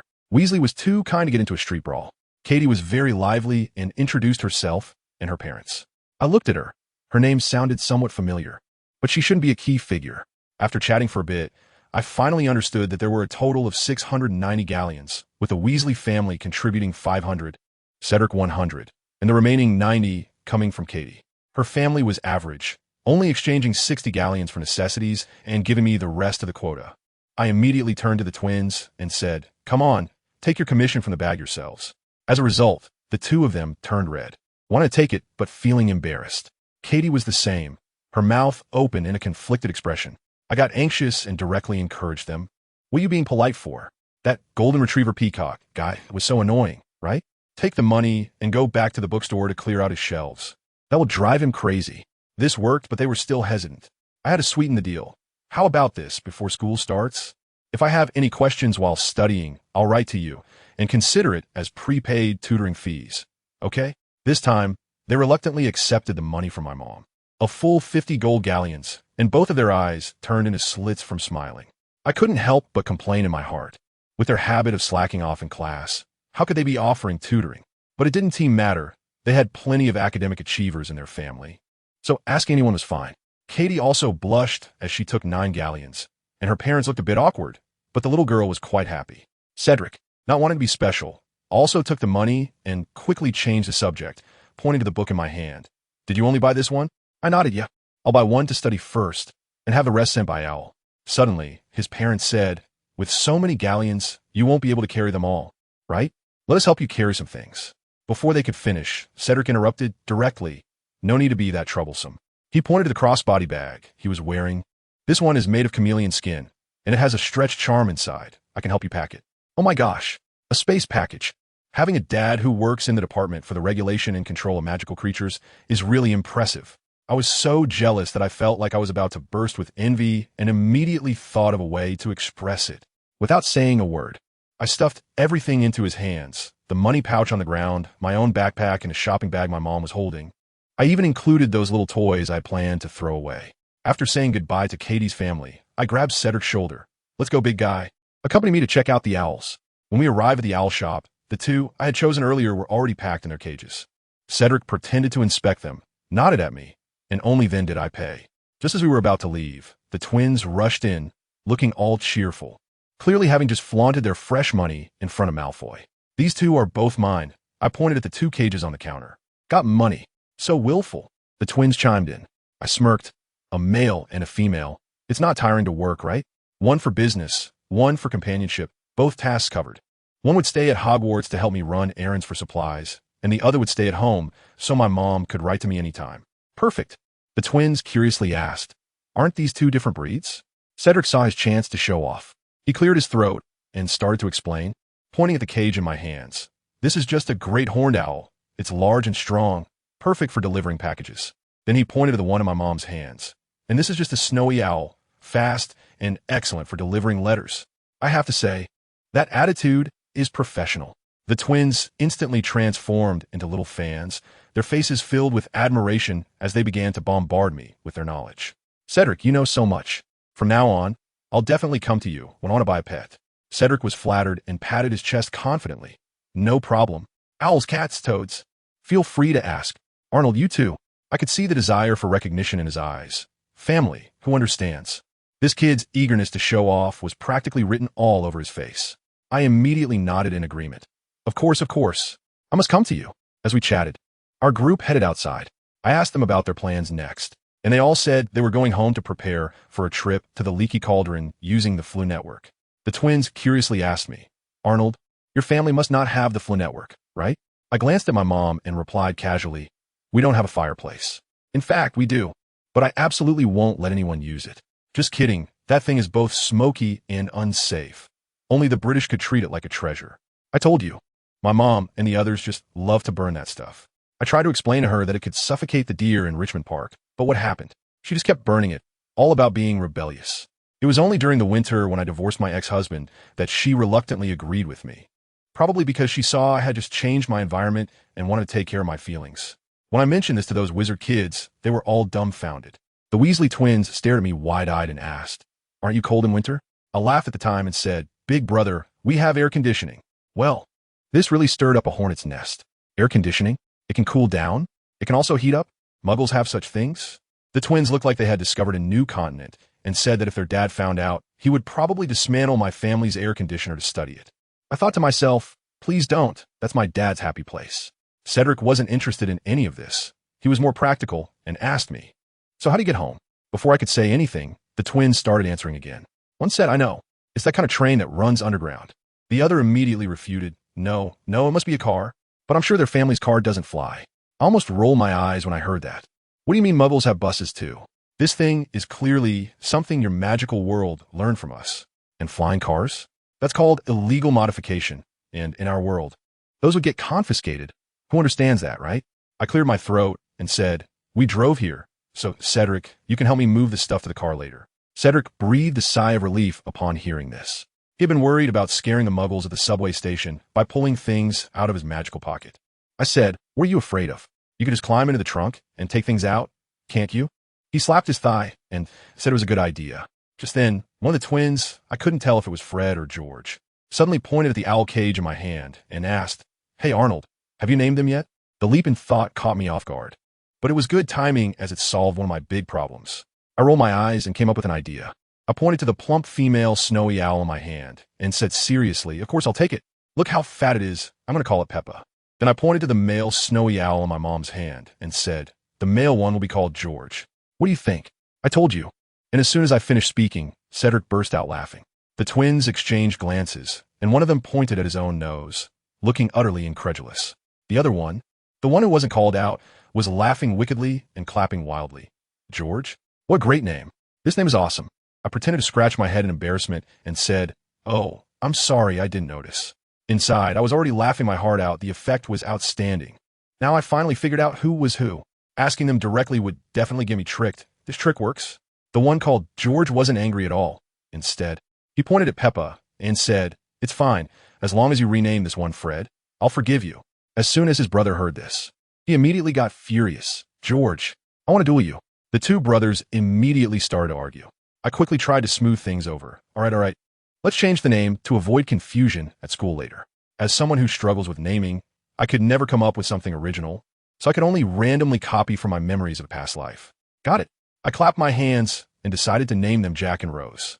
Titanic should still be filming right now, so I'll claim this name for myself. Perfect. When I got home, I immediately threw myself into the great endeavor of magic. I locked myself in my room, cleared a large space, picked up my wand, and pointed it at a small piece of paper, taking a deep breath. Wingardium Leviosa. Arnold. My mom's roar came from downstairs. Damn it. Failed again. I stomped my feet in frustration. Hurry down. The scrap collector is coming. Check if there's anything to throw away. Right away. I shouted back, forcibly calming the chaotic magic surging inside me. Just before going downstairs, I refused to give up and pointed my wand at the piece of paper again. Wingardium Leviosa. You guess what? The paper moved slightly. Just a little. And then nothing happened. Who understands this, family? From last night to this morning, I must have practiced at least 800 times. This is the first lesson for new students at Hogwarts, the simplest levitation spell. And I can only make the paper do a little jump? Where do I put the face of this time traveler? Is it that my piece of paper isn't capable? Does it have to be a feather to have a mysterious boost? This stupid textbook didn't mention that. I was so anxious at that moment that I almost wanted to open the system and spend money directly. Let me tell you, I was wandering around Diagon Alley yesterday, looking here and there, and I accidentally completed 80 of the exploration task, earning 240 energy points. Now my total energy is almost 1,000. Analyzing a level 0 levitation spell only costs 99 points, and once I learn it, I can trigger the first attempt task and the novice wizard achievement. All in all, it's not only worth it, but I actually made a profit. But I held back. I mean, if I rely on the system for the first spell, what will I do in the future? Repair spells, unlocking spells, repelling spells, transfiguration? Do I have to rely on spending money for everything? What will I become? A useless person who can't survive without the system? No way, absolutely not. I have to grind it out myself. So I started to frantically find excuses for myself. Yes, it must be because my pronunciation isn't standard. What if I get nervous while casting a spell and accidentally pronounce S as F? And then a cow falls from the sky and crushes me? Let me tell you, I almost mispronounced it several times. My tongue was about to bite through. No, for the sake of my life, I must ensure that my pronunciation is clear and standard in any situation. I immediately rushed downstairs and said to my mom, Nicole, find me a broadcasting and hosting teacher. That's right, in order to learn magic, I, a future great mage, decided to start by getting into broadcasting and hosting. My mom was also very supportive and quickly helped me get everything sorted out. So, in the following days, I directly switched to my senior year mode. Every day, besides going to the teacher to practice my voice, I would go home and tackle those thick magic textbooks like bricks. Standard spells, theory of magic, transfiguration guide. It didn't seem matter whether I understood them or not. I just memorized them first. Let me tell you, the people in the magical world write books however they please. What does it mean to slightly increase? What does it mean to slightly extend? At least give a standard. No wonder Hogwarts has such a low graduation rate. It's all because these textbook writers lack integrity. But I have to admit, theoretical learning has been somewhat useful. My proficiency in the levitation charm has indeed increased from 1 to 20. Now, I can make that little piece of paper gently bounce in the air. Yes, just a little hop. Much better than shaking it before. 3 weeks passed, and my spellcasting became so precise that I could recite it word for word, even while slicing potatoes without missing a syllable. But the progress in magic was still as slow as a turtle's crawl. Until that one night, while watching a science documentary on TV, a sudden spark hit me. I realized, how could I, someone who has gone through 9 years of compulsory education and value standardization, be stumped by these eccentric wizards? Thus, a rather crazy yet brilliant idea was born. Early the next morning, I had my mom drive her newly bought pickup truck with a heavy steel pipe in tow, and we made our way to the wilderness. We found a secluded little grove, and it took all our effort to unload that thing from the truck. My mom stood with her hands on her hips, panting from exhaustion. Arnold, is this method of yours reliable or not? Studying magic with this thing is not magical at all. I laughed and said, not magic, but it's science. What do I call this? This is called reducing magic to a lower dimension. I had her attach a recorder to one end of the steel pipe, while I positioned myself at the other end, with a ruler and stopwatch beside me, and a notebook spread out on the ground. Then, my performance began. The levitation spell for the first time, Wingardium Leviosa. The paper scraps jumped to 0, 5 centimeters, and remained in the air for 0.1 seconds. The levitation spell for the second time, Wingardium Leviosa. The paper scraps jumped 0.3 centimeters, and remained in the air for 0.8 seconds. I tried every combination of speech speed, pauses, emphasis, and intonation that I could think of, recording data as I recited. My mom was on the other end, using that large steel pipe to clearly record my voice every time I chanted. After returning home, I transcribed all the audio from the tape onto my computer and opened a professional audio processing software. Looking at the fluctuating waveforms on the screen and comparing them with the experimental data recorded in my notebook, I filtered out the few chanting methods that had the best effects. I told you, at that moment, I felt like I was possessed by Einstein. I adjusted my pronunciation based on the analyzed optimal waveform chart and tried it out in the room. Hey, guess what? The effect is really hundreds of times better than my previous random practice. I tell you, this has opened the door to a whole new world for me. I listened to those recordings over and over, staring intensely at the waveform, pausing, analyzing, taking notes, just like doing scientific research. In the end, I managed to break down a few of the best pronunciations and reassemble them into an optimal solution. Wingardium Leviosa. It worked. It really worked. I tell you, with just that incantation, the little paper scrap on the table shot up higher than ever before, and it stayed in the air for a much longer time. I was stunned at that moment, and when I casually opened the system panel, wow, the proficiency of the levitation spell shot up to 50. Who says magic has to be all mysterious and vague? As long as there's a pattern, our Muggle scientific analysis method can sort it all out clearly. Once you master the method, anyone can be a top student. The next day, I dragged Nicole along, carrying my steel pipe megaphone and recorder, and we dove back into the little woods. This time, I was full of confidence. As soon as I opened my mouth, the paper scrap flew even higher. Stable as can be, I was so excited inside, quickly suppressing it, carefully controlling my wand, trying to make it move. Hey, it actually listened, floating in the air according to my thoughts. But then, bam, in less than 10 seconds, that paper scrap fell down like a kite with a broken string. What happened? I wasn't distracted, and I felt like I had enough magic power. Let's try again. Still the same. It lasted at most 10 seconds before giving out. The system also told me the levitation spell level was 0, but the proficiency had already reached 65, which means my incantation method is definitely on the right track. This learning method is simply amazing. I was so excited, thinking I had to show off. No, share this with my friends. My little junior produced such an impressive research result. Cedric Sr. and George and Fred, those two jokers, would be shocked. I immediately wrote a letter, just waiting for them to reply with crazy compliments. But what happened? I got doused with a bucket of cold water. Cedric's reply was very concise. I'm okay with the levitation spell. You can ask me if you don't understand. By the way, what's a tape recorder? Dude, the focus isn't on the levitation spell. It's about the method, the thought process, my family. Forget it. He doesn't even know what a tape recorder is.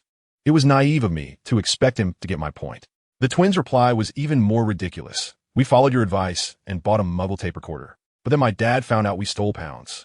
The moment we got the tape recorder, he took it to study, and he broke it apart in one night. What else can I say? With a dad who's full of curiosity about the muggle world, I can only express my utmost sympathy. Katie Bell's reply was the most normal, yet the most heartbreaking. Thank you, Arnold, but I have to help my family with work during the holidays, so I can only learn after school starts. Sigh. I'm so amazing, yet no one can understand. Invincibility is such a lonely thing. No, I can't get carried away with just 65 proficiency. After calming down, I thought, if I can cast a spell, what about the wand movements? The textbook states clearly that hand movements are also crucial. With the successful experience of casting the spell, this is simply a no-brainer. It's the same old routine: record, analyze, summarize, optimize. I've already figured out the equipment. I don't need any expensive cameras. I have a magical camera. Let me tell you, this magic camera is incredible. The photos it takes are animated, just like the live photos on our 2025 phones, but they last longer, like a high-definition GIF. Using it to capture my spell-casting movements for a few seconds is simply perfect. So, I fixed my spell-casting method and tried various hand movements, snapping away. Then I analyzed, compared, and reassembled a whole bunch of animated photos. And finally, the best combination of mouth and hand movements was created. Wingardium Leviosa. This time, the paper scraps floated up slowly, just hovering there, steady and not falling for a long time. I excitedly held my wand, commanding the little pieces of paper to dance in the air, left, right, up and down. They couldn't stop moving. Ha ha ha. I did it. I finally mastered the levitation charm. This skill is quite impressive, even in all of Hogwarts. With a ding, the system notified me that my proficiency in the levitation charm had surpassed 100, jumping straight from level 0 to level 1. I also completed 2 tasks along the way, rewarding me with 250 energy points. Let me tell you, the sense of accomplishment from all of this effort is absolutely overwhelming. I wrote to my friends again about this complete method. This time, Cedric finally got it. He replied saying, I tried your method, and it really helped me find a wrist action that suits me better. Thanks. Also, as a freshman, you're really impressive. See, even a model student thinks it's great. Awesome. Unfortunately, the only one who can share this joy with me is Cedric. Katie can only take notes for now. And as for the twins, wow, they replied saying, oh, you're such a genius. But our mom confiscated all our money, so we can't afford the developing solution. However, we're working on a super interesting invention that you'll get to see when school starts, and it will definitely be just as good as yours. Aside from the perfunctory compliment at the beginning, the whole message is just about bragging about their half-baked invention. I thought to myself, what can those two do in 2nd grade? A poop bomb? Forget it, I won't bother with them. Since I found the right method, I need to quickly work on other spells too. Nicole, I've learned a new spell, and I think we can retire those corner guards on our table. I looked at the softening spell that had just turned to level 1 on the system panel, walked around the room, and forced myself to find a scenario to apply it. Nicole looked up from her newspaper, curious.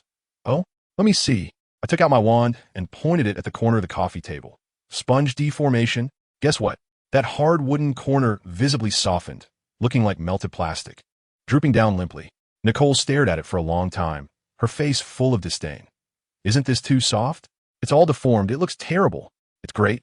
It even has elasticity. I awkwardly scratched my head, poking at the soft table corner with my wand, trying to explain that now, even if it got bumped, it wouldn't hurt. The result was 2 big eye rolls from Nicole. When it was mealtime, I started causing trouble again. I waved my wand over the steak, and Nicole finally couldn't hold back. "Can you put the wand away while you're eating? Planning to poke the steak with it?" "No," I shook my head, looking mysterious. "Did you not notice that I don't have a knife in front of me?" I pointed my wand at the steak and shouted, "Shatter!" In an instant, the steak was cut into 9 perfectly even pieces by an invisible force. I was feeling quite pleased when suddenly there was a crisp sound. Nicole and I turned our heads at the same time, and, good heavens, the plate under the steak had also shattered into 9 neat pieces. Just as I was about to explain, Nicole's roar exploded. "Arnold, if you keep using your weird magic at home, do you believe I will break your wand?" I hurriedly struggled.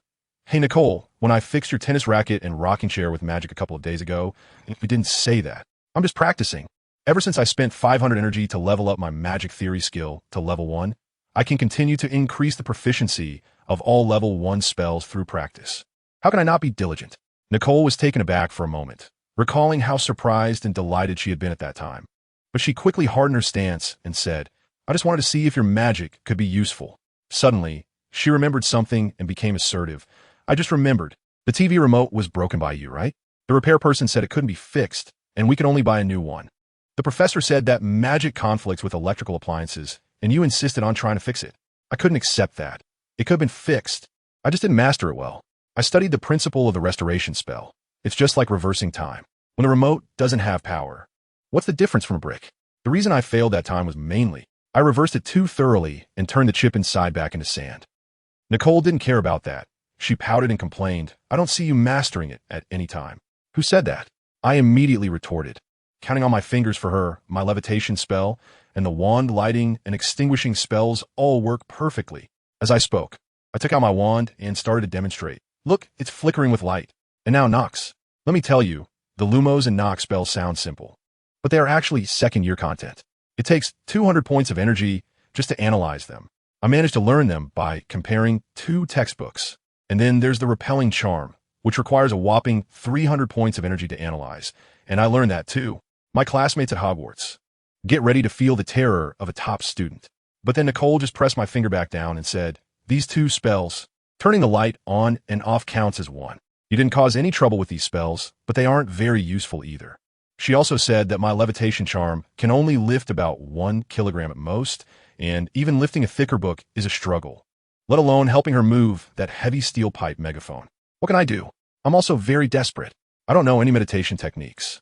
I can only wait for my age to increase and my magic power to naturally grow stronger. I've checked the system, and my current bloodline development is only 10, with a magic power strength limit of 2. I only have 1. 2, so there's still a lot of room for improvement. Want to spend money to increase bloodline development? Wow, it costs 100,000 energy for just 10 points of honor. I can't afford that. I can only weakly explain. I'm still young, and when I grow up and my magic becomes stronger, my power will naturally increase. Nicole wouldn't listen and directly issued an ultimatum. Before you enter school and receive formal education, you're not allowed to mess around with things in the house using magic. Got it? Oh, at that moment, I felt weak, pitiful, and helpless. Since I couldn't practice at home, I could only run to the wild every day. But besides practicing spells, I wasn't idle. In order to prepare for Snape's sharp-tongued attacks after school starts, I actually started to study potion making in advance.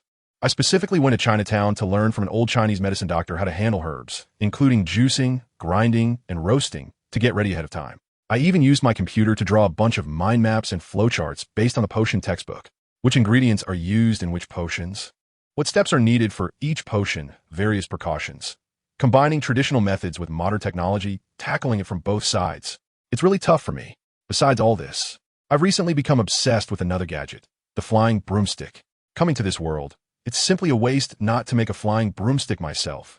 Although I know that spending energy on this ISNT is practical as learning a few new spells, I thought to myself, I already master more magic than most new students. Is it really necessary to push myself so hard? Anyway, the magical world will be relatively safe for the next few years. Even if Voldemort comes back, we still have Harry Potter to take the heat. What am I afraid of? Once I realized this, I instantly felt relieved and decided to follow my interests. I immediately contacted the system to prepare to analyze the secondhand broomstick I bought. However, to be safe, I first took a children's toy flying broomstick that I bought from the Magic Joke Shop to let the system test it out. As soon as I connected, the system prompt came up. Detected magical item. Name, flying broomstick type, children's toy. Let me tell you, don't underestimate its size. There's quite a bit to it. I thought, you have to take things one step at a time. Jumping straight into something like the Nimbus 2000 is risky. So, I decided to start with this children's version of the flying broomstick. After all, it only costs 300 energy points, so why not? Confirming, analyzing. I tell you, as soon as I close and open my eyes, bam, 300 energy is gone. A string of green light suddenly pops up in the system interface. And right in the middle, it creates a 3D model that looks exactly like the toy in the kid's hand. Wow. The principle is directly revealed to me. A movement spell plus a basic enchanting technique. The system even asked if I wanted to spend more money to implant the spell and technique, but I immediately shouted, wait a minute, to stop it. A movement spell? That doesn't sound like something that can fly. I quickly took out my second-hand sweeping 5-star and compared the toy in my left hand with the real item in my right hand. Like playing a game of Find the Difference. Sure enough, the patterns on the real item are incredibly complex, like a ghostly scribble, and are completely different from the simple design on the toy. I finally understood that this children's toy is purely a youth version of a flying broomstick. The core technology is fundamentally different. Looking at the description of the movement spell in the system, wow. It just makes things float a few inches off the ground and moves at a speed as slow as a snail. If I learned this, the system would charge me layer upon layer, analyzing the spell for 200 energy and implanting it for another 300. I was furious at that moment. This system can't be from Little Ma's place, right? Charging for every step, trying to trap me a bug, learning. Of course, I want to learn. But who am I? A master of saving money. This 500 energy, no way I'm giving you a dime. I'll learn from the materials myself.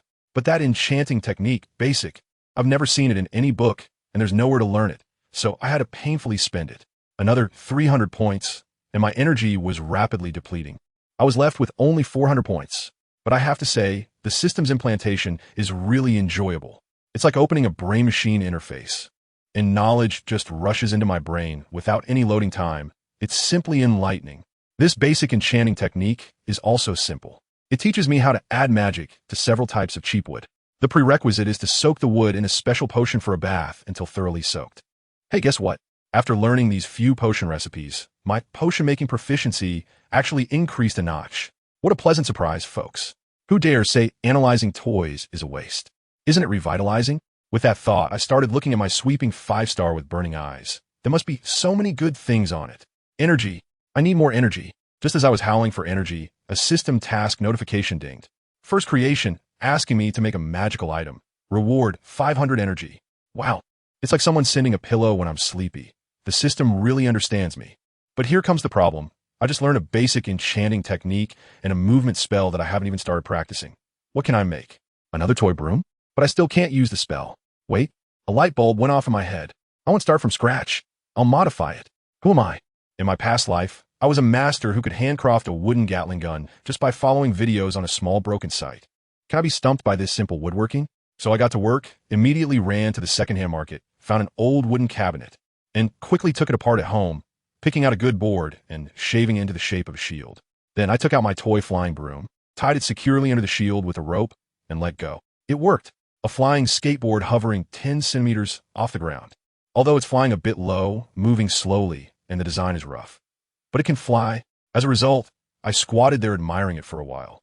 But in the system task list, that task was still hanging there, not showing as completed. I was stunned.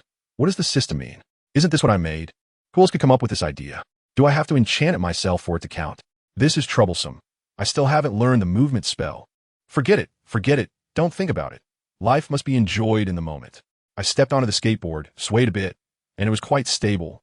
Then I stood up completely. Hey, it actually works. I controlled the skateboard, moving forward and backward, turning left and right in the room, having a blast. But just as I was having fun, I heard a loud snap. The skateboard fell directly to the ground. Luckily, I reacted quickly and steadied myself with a sideways jump. I ran over to check. Wow, it wasn't the rope I tied that broke, it was the toy broom underneath that was completely destroyed. At that time, I wanted to write a denunciation of fake products in the Daily Prophet, saying what a shoddy product this was, harming wizard children. But then I calmed down and thought, well, the instructions say it has a maximum weight limit of 30 kilograms. Then I looked at my own weight, around 35 or 36 kilograms. Goodness, I've already been expelled from childhood. Who understand my plight? All right, no more playing. I might as well do my tasks honestly. I immediately wrote a note for my owl Loose to go to Diagon Alley to buy some potion ingredients, and on the way back, to bring me 3 toy broomsticks. 1 wooden tea-do, so I detie 3 together. With enough strength, miracles can happen. I refuse to believe they can't carry me. Just as Loose flew away, another owl flew over. It was Cedric's reply. Let me tell you, this guy is definitely worth it. The letter was full of useful information, teaching me step by step how to finally control the cutting spell, and I felt enlightened. Hogwarts heartthrob, Hufflepuff's top student, truly lives up to his reputation. I immediately went to the kitchen to practice with some raw meat. Now when I chop vegetables, it flows like water. What is a kitchen knife? Can it be better than a wand? Of course, I didn't miss out on the resources from the Weasley family. The twin brothers shared a lot of cool tricks about transfiguration with me. It's no wonder they could turn their brothers' toys into spiders. I even wrote a letter to Mrs. Weasley, asking her 2 questions. One about how to learn the cleaning spell, and another about how to enhance the power of magic. Soon, Mrs. Weasley's reply arrived. She said the cleaning spell is a 4th-year topic, and its principle is to move garbage away, which is a form of advanced transfiguration. I'll set that aside for now. The key was the second question. She said that enhancing the power of magic is not just about emotions, but also a kind of mental strength. Then she gave me an example, Gilderoy Lockhart. I almost tore up the letter when I saw that name. Are you serious, sister? Lord?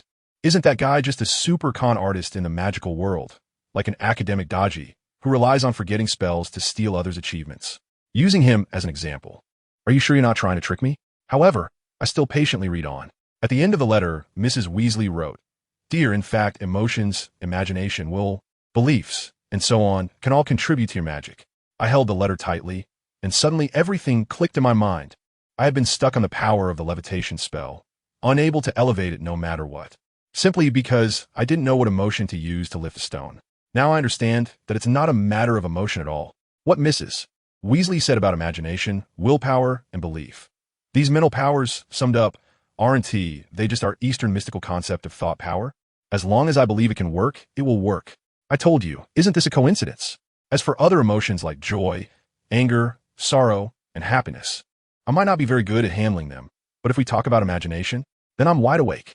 I, a man who has been through the baptism of the information explosion era, have a treasure trove of novels, anime, and games stored in my mind that can serve as a material library for imagination. All right, let's get started. It's still that levitation spell. I'll close my eyes first and start thinking. Should I go for a floating city right off the bat? A battleship? No, that's too grand. Taking too big a step could lead to trouble. If I can't control it properly, it will be funny if I blew up my own house. Let's scale it down a bit. How about a commercial airplane? A hydrogen airship? That's still a bit risky. Fine, let's start with the simplest thing, a hydrogen balloon. Wingardium Leviosa. Hey, guess what? It really feels like it's working. When that brick floated up, I could clearly feel it was much easier than before. I got excited right then. So let's try again. Wingardium Leviosa. Once, twice. Huh, wait a minute. Why does it feel like the effect improved just a little bit and then got stuck? It's like playing a game, hitting a bottleneck so quickly. I was completely baffled at the time, unable to understand. To figure it out, I even ran out and bought a big bunch of real helium balloons, holding them in my hand, staring at them float, and then chanting spells at a brick next to me. And guess what? It was useless. The effect was even worse than if I had just released the balloons and closed my eyes to recall that scene. Who understands, family? The images in my memory turn out to be more effective than seeing it with my own eyes.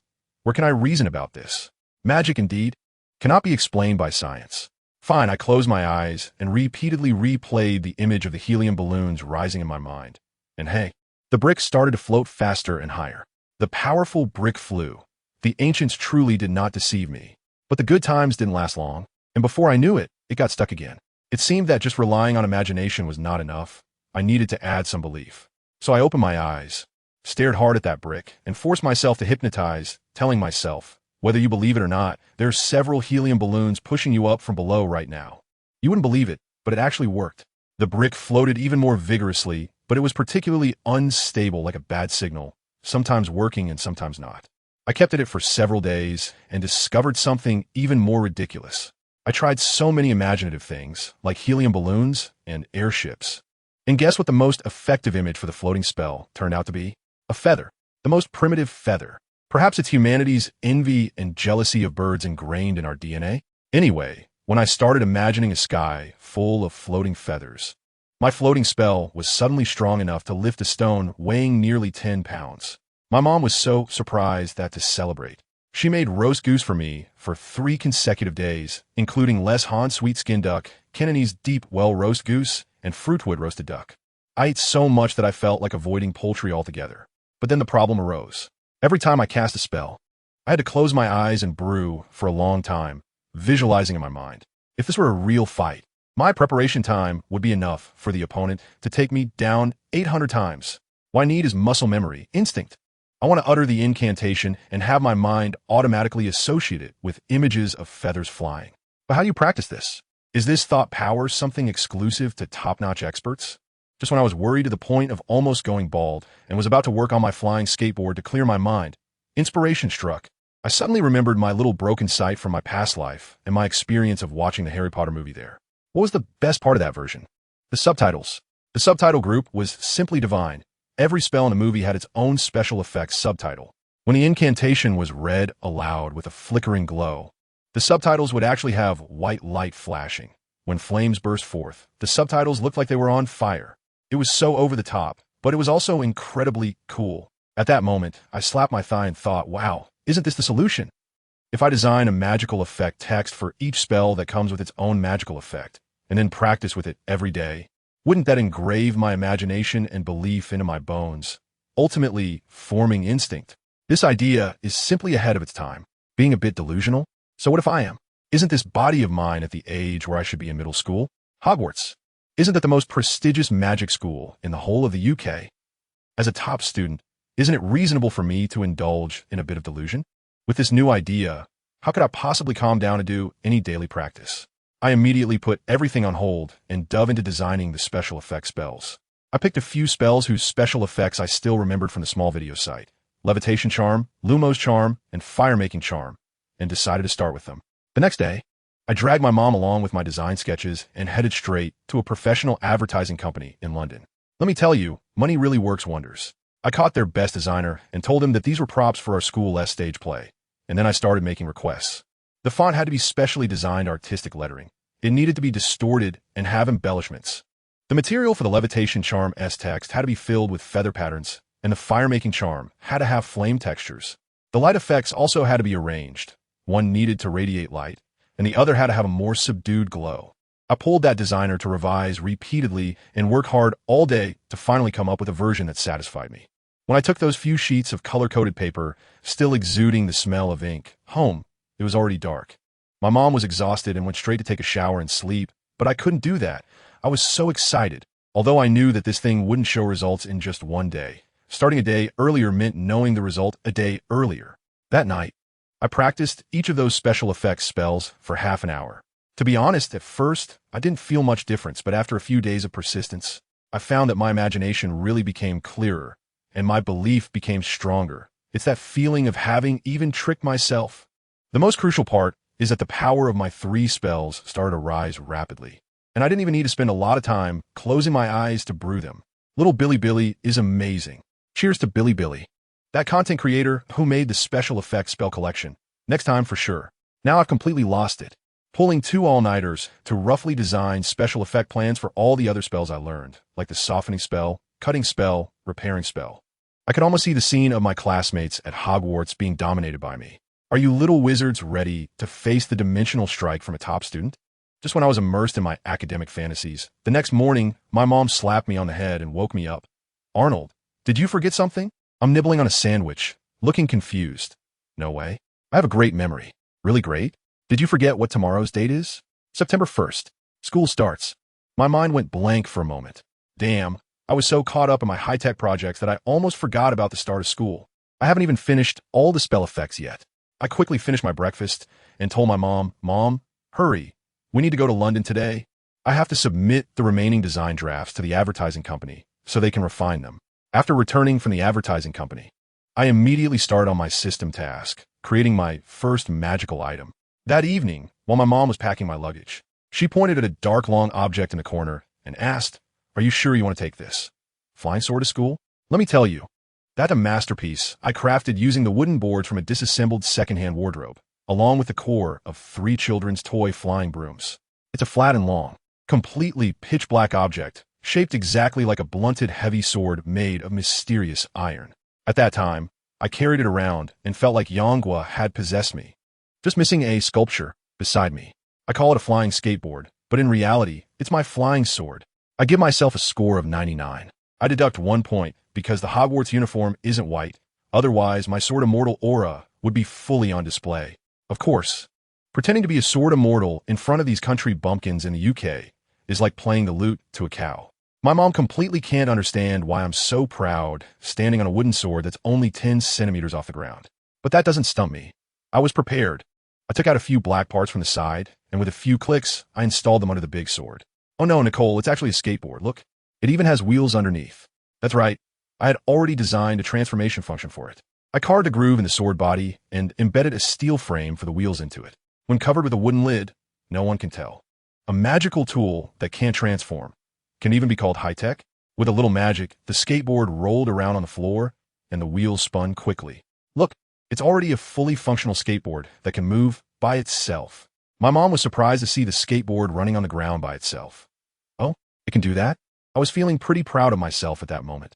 How about that? Cool, right? Impressive, right? But then my mom fixated on the skateboard, completely missing the point. Get down, how much weight can this thing carry? Can hold all your luggage? Carrying weight. Is that the focus? The focus is on being cool, being stylish. Who understands my dream of flying with a sword, which instantly turned into a cargo cart? I weakly replied, 40 kilograms should be fine. By the way, I have some good news to share. Just now, I used enchanting techniques to make a little gadget and finally completed that system task, earning 500 energy points.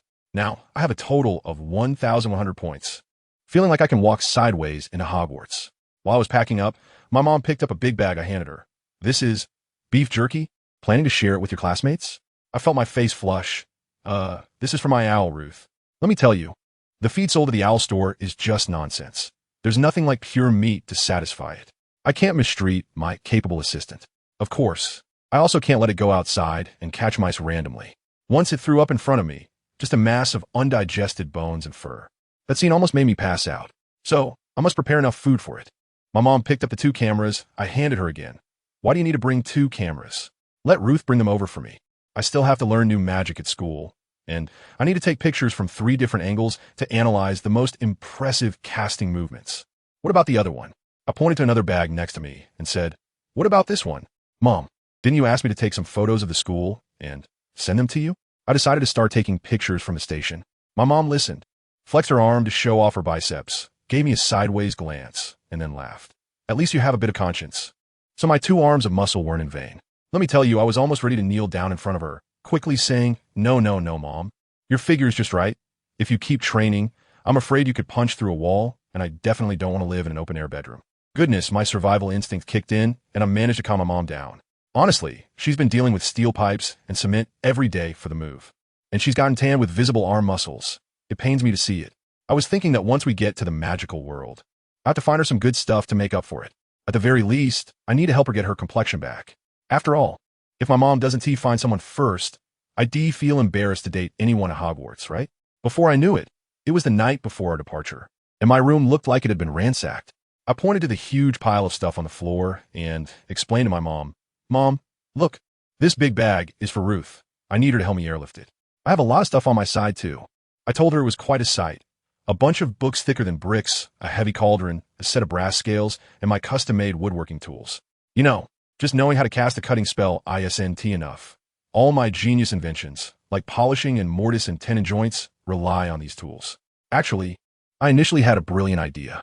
To complete the system's task of making the first magical item, I planned to invent a magical flashlight using that flickering glow spell. So simple and practical. But what happened? I excitedly wrote to Mrs. Weasley, and she doused my enthusiasm with a bucket of cold water. She said, first, that light cannot exist without a wand, at least not for a novice like me. Second, and this hit hard, the magical world had long since gotten tired of magical lamps since the medieval times. They were already obsolete. Mrs. Weasley even quoted a passage from a textbook, roughly saying that if you think you're clumsy, just buy a magical lamp and don't set your wand on fire, or it could cause permanent damage. At that moment, I felt like I'd lost all faith as a time traveler. I thought I could bring light to the magical world and spark a technological revolution, only to find out I was just a relic from an ancient tomb. However, I have a good mindset. I thought to myself, if they eliminated it, it means they couldn't do it well. Just think about it.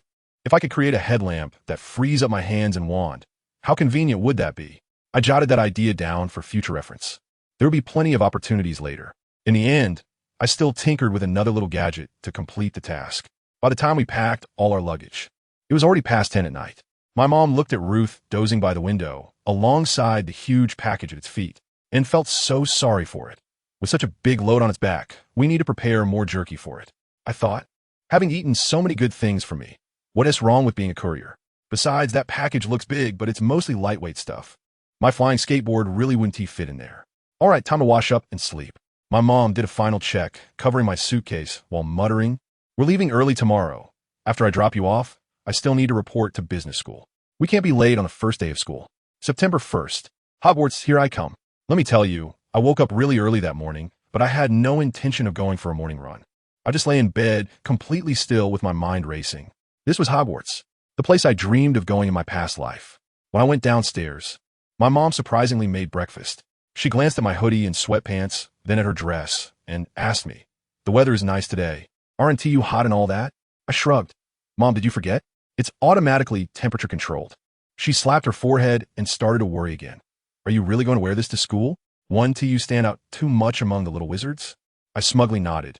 Indeed, compared to them, I might be a bit too dazzling. My mom rolled her eyes and started her lecture mode again.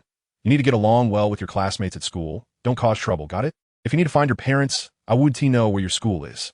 I almost blurted out that it was fine. The teachers would come for home visits. But luckily, I reacted quickly and held it back. After dinner, I maneuvered my flying skateboard, carrying my suitcase out. My mom had already placed her suitcase in the back seat and intentionally left the trunk for me.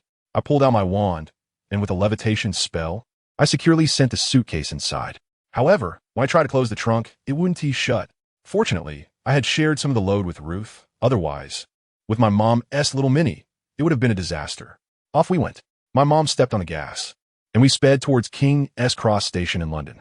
Since we left early, we arrived at the station just after 8. Outside the station, my mom hugged me tightly, rubbing my head and kissing my face, making me feel really embarrassed. Her eyes were red, and she said sadly, "I can't see you off on the train. You won't blame your mom, right?" I felt the atmosphere was off. I wasn't going to face a fiery trial, just going to school in Scotland. But it felt like a tearful farewell. To break the mood, I deliberately said in a cocky tone, "Of course I won't blame you anyway. You can't even get onto that platform. You little rascal." My mom laughed in anger and poked my forehead with her finger. She urged me to hurry up and not delay her from reporting to school. Before I left, she asked me again, "You'll definitely come home for Christmas, right?" I nodded vigorously, of course. I need to come back to supervise my custom magic spell effects. After saying goodbye to my mom, I leaned on my self-propelling suitcase and entered the station. What do families know? There are several columns between platforms 9 and 10, and first-time little wizards would definitely be confused. But could this stump me? I pretended to look for the way, touching each column one by one, and sure enough, when I touched the third column, my hand suddenly sank in halfway. This is it. I took a deep breath, mimicking what I'd seen in the movies, and jogged right into it. Everything went black and then bright again, and a sign reading Platform 9 and 3/4 hung on the wall, with a sleek, smoking red-black steam train parked on the tracks, the front displaying the Hogwarts Express sign. A system notification popped up. "You have received 100 energy points." I couldn't help but complain in my heart. That's so stingy, giving only this much at the starting point of the story. I glanced back at the wall and couldn't help but think how impressive it was. The platform was empty, not a soul in sight. I slipped into the first carriage, but the door was closed. I remembered it was reserved for the head students. TSK, such privilege at a young age. Let me tell you, the atmosphere at Hogwarts is it's giving bureaucracy. Walking to the second carriage, a friendly conductor approached me and offered to help with my luggage. He let out a surprise sound as soon as he picked up my flying skateboard, clearly intrigued by it, and even commented, "What an interesting little gadget." I chuckled and got on the train. The carriage had that old-fashioned compartment feel, which was quite special. I randomly chose a window seat and suddenly felt inspired. I took the camera off my neck, thinking to myself, I must capture the collision of machinery and magic. I quickly ran to the next compartment, changed into my wizard robe, and jumped off the train to start my personal photo shoot. I first used the floating charm to fix the camera at the right angle. pointing at the black and hard front of the car, and snapped a few photos. Then I stood over, cast a smoke bomb charm on myself to create a dreamy feeling of blending in with the train steam, and then shot a green spark charm at the front of the car, instantly adding special effects to the whole scene. Snap! Then I changed to a red one. Snap! By the time I finished taking pictures and returned to the carriage, more people had gradually gathered. I was practicing spells out of boredom when there was a knock on the compartment door. When the door opened, a handsome guy poked his head in. Finally found you. I knew this wouldn't stump you. It was Cedric. He plopped down opposite me and curiously asked how I found the entrance. I had already thought of a response, so I said I came early and saw some other little wizards going through the wall. He believed me and even praised me for being clever. As we chatted, he asked if I had bought the niffler I wanted before. I told him I decided not to buy it for now because I had a bigger plan. I revealed a bit to him, saying I had my mom looking for a house with a garden in Wimbledon, and in the future, I want to set up a breeding base and dig a basement to study magic. The Flynn network is not safe. It's monitored by the Ministry of Magic. Real strong wizards need their own secret bases. The reason I wanted to buy a niffler in the first place was that I was attracted to the seamless extension charm pocket on their belly. If I raised a whole bunch of them, wouldn't that mean unlimited backpack space? Generations upon generations of endless wealth. We were having a lively conversation when the door of the compartment was pushed open again. Oh, look who it is. Of course, it's Arnold Adams from another family. Two identical red-haired heads poked in, speaking in a hilariously exaggerated tone. Goodness, it's Fred and George. It seems Mrs. Weasley spent the entire summer using me as a positive example to teach them. As soon as I saw the two of them, I couldn't help but laugh and quickly called out, "Come in, come in." They rushed in and squeezed in next to me. Behind them was a black guy with a head full of little dreadlocks, their roommate, Lee Jordan. The twins started praising me, telling Lee Jordan that this muggle-born freshman had probably practiced spells over the summer better than he could. Then they began to imitate Mrs. Weasley's tone. "Look at Arnold. You should learn from Arnold." They had everyone in the compartment laughing. Lee Jordan exaggeratedly exclaimed, "Oh, what a sad story. I really like it." We were laughing and joking when the train suddenly whistled and started moving. I looked out the window and saw Mrs. Weasley waving vigorously at us along with Ron and Ginny. Once the train stabilized, my stomach started to growl. It was already past 11, and I had digested breakfast long ago. I quickly opened my backpack and started pulling things out. "By the way, are you guys hungry? I brought some snacks. Feel free to take some." As soon as I said that, it was like a splash. I directly dumped all the snacks from my backpack onto the small table in front of us. Let me tell you, this bag is my mom Nicole's labor of love, packed to the brim because she was afraid I'd go hungry. In an instant, our little booth was completely overwhelmed by snacks from the Muggle world. Wow, these wizard kids couldn't take their eyes off our Muggle snacks. There were butter cookies, drunken peanuts, crab-flavored melon seeds, and my ultimate treasure, fatty happy water. That black guy, Lee Jordan, couldn't hold back first. He picked up a butter cookie, sniffed it, popped in his mouth, and his eyes lit up instantly. Wow, this flavor. It's so much better than anything I've ever had before. I felt so proud inside. Obviously, that moving chocolate frog of yours, aside from collecting cards, in terms of taste, is simply inferior compared to my beloved Dove and Hershey's. The cuisine of our Muggle world is all about the perfect combination of technology and hard work, a dimensional strike. Okay, the Weasley twins loosened up and grabbed a handful of peanuts, asking, "What is this?" "Drunken peanuts." I smiled mysteriously. "Drunken? Can you get drunk from this?" One of them said as he stuffed a piece into his mouth. The next second, his expression was something else. First he frowned, then relaxed, and then he couldn't stop.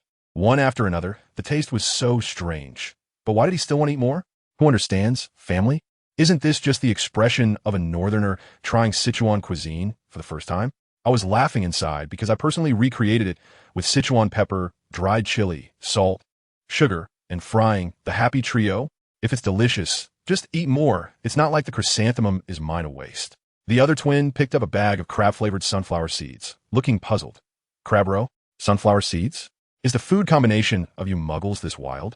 I thought to myself, in this culinary desert of England, where have you seen such a spectacle? Thanks to my hometown, thanks to all the food apps, you are the most adorable people. Finally, the studious Cedric's gaze landed on that uniquely shaped bottle of happiness. What kind of drink is this? Coca-Cola, a type of soda. I almost blurted out fatty happy water, but quickly corrected myself, saying to open it slowly or it might spray. Let me tell you, all the hard work I put into exercising every day is just so I can drink this without guilt. Now that I have the wizard's physique, I can let loose. To hell with zero sugar. If I want to drink it, I'm going for the full sugar.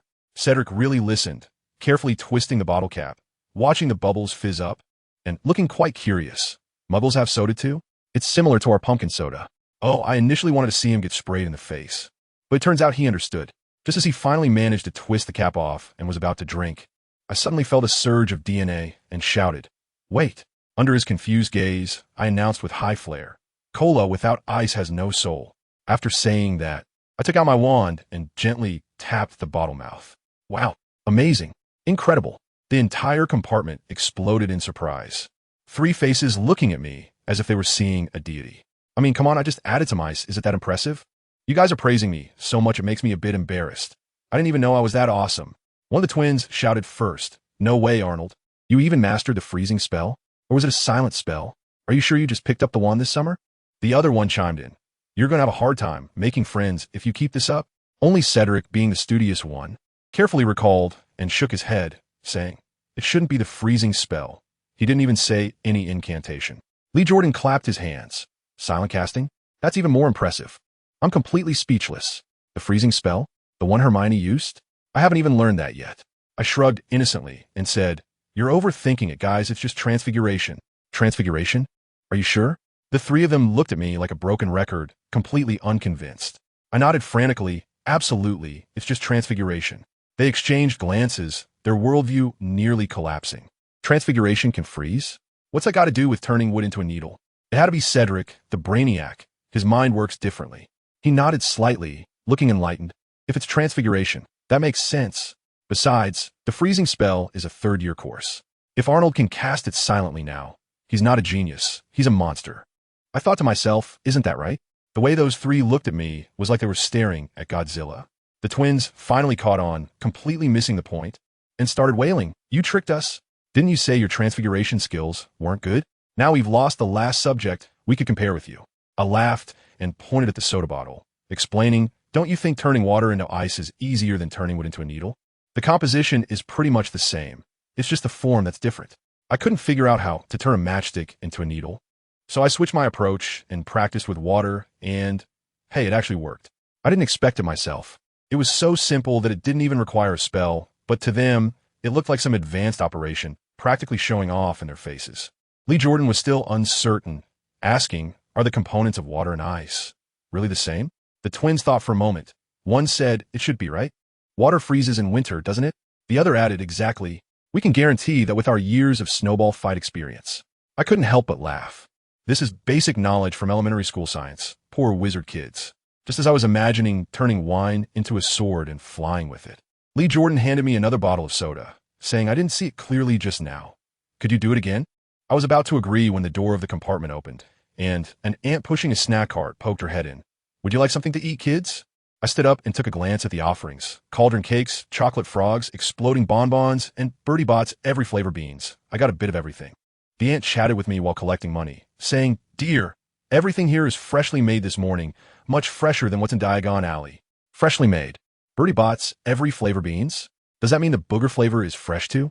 I instantly lost my appetite. After I finished buying, Cedric also asked for a bottle of pumpkin soda and told me to try the wizard soda. Once the snack cart lady left and the compartment door closed, everyone's gaze immediately focused on me again. All right, time for the show. Under their intense scrutiny, I pointed my wand at the pumpkin soda bottle and gave it another tap. This time I did something fancy, and a slender popsicle formed inside the bottle, just right for drinking without blocking the opening. I lifted it and took a big gulp. Ah, refreshing. I must say, this pumpkin flavor is quite nice. The twins immediately started applauding. Brilliant. Cedric also marveled. What an incredible invention. I felt a little floaty from the compliments, but still had to be modest. Hey, this isn't anything special. If you guys did a bit better in Transfiguration, you could definitely do it too. Cedric shook his head, looking genuinely impressed. It's easier said than done, but no one has ever thought to use it this way except you. I felt a bit embarrassed by his praise since he was such a top student, so I quickly explained that the ice I created isn't the same as real ice. When the spell times out, it will turn back into water. Speaking of this, who would understand? At that moment, I had an epiphany. A brilliant way to exploit a bug was born. Magic can't change food, but I can turn a bowl of white rice into boiled meat slices, spicy chicken. Once I eat it, it tastes like that. And when the spell wears off, it turns back into rice in my stomach. Completely harmless. Wow, a bowl of rice can carry the entire KPI of my Chinese cuisine. While I was lost in thought, those guys had already taken action, each with a bottle of ice-cold cola, drinking happily. One of the twins stared at me in amazement. I really don't know how your brain works. The other chimed in. Arnold, do you have any more secrets? Hurry up and confess, or you'll scare us again later. He asked if I had any more secrets. I thought to myself, wow, there are so many. The spells I know, the level I've practiced, and my flying sword skateboard. If I said them out loud, I might blow up this train compartment. After some commotion, we started eating and chatting. Lee Jordan asked which house I wanted to go to. I shrugged. I'm fine with any house except Slytherin. Just kidding. I was raised to believe that nobility and commoners are not to mingle. How could I play with those blood status obsessed folks? Cedric immediately said, I hope you can come to Hufflepuff. One of the twins disagreed right away. Isn't Hufflepuff enough with you? You want to compete with us for the house, Cup 2? Lee Jordan analyzed. Actually, Arnold has the highest chance of going to Ravenclaw, right? Everyone nodded, but the twins still hoped I would come to Gryffindor, saying it would be more convenient for their nighttime adventures, and they winked at me. Seeing that exchange of glances, I understood they were building a team here. All right, I'll play along. I pretended to be curious and asked, how exactly is the sorting done? Didn't you say there would be a test? Sure enough, they exchanged glances and showed that you know what kind of smile. Fred said solemnly, it's a kind of test. We can't spoil it. In short, it will hurt. George chimed in to scare me. Yeah, if you don't perform well, none of the 4 houses will want you. And you'll just get a Hogwarts day trip, sent straight back home. Wow, I almost fell for your nonsense. Professor McGonagall went through so much trouble to bring me here. Would she really let me have day trip? I immediately put on a dramatic act, pretending to be scared, and weakly asked, a day trip? Expelled? Can they really send me back after sending the acceptance letter? Has that ever happened before? George suddenly stuttered, frustratedly tapping his forehead, realizing his lie had a bug. And for a moment, he didn't know how to cover it up, only to look to Cedric for help. Bro, you come in.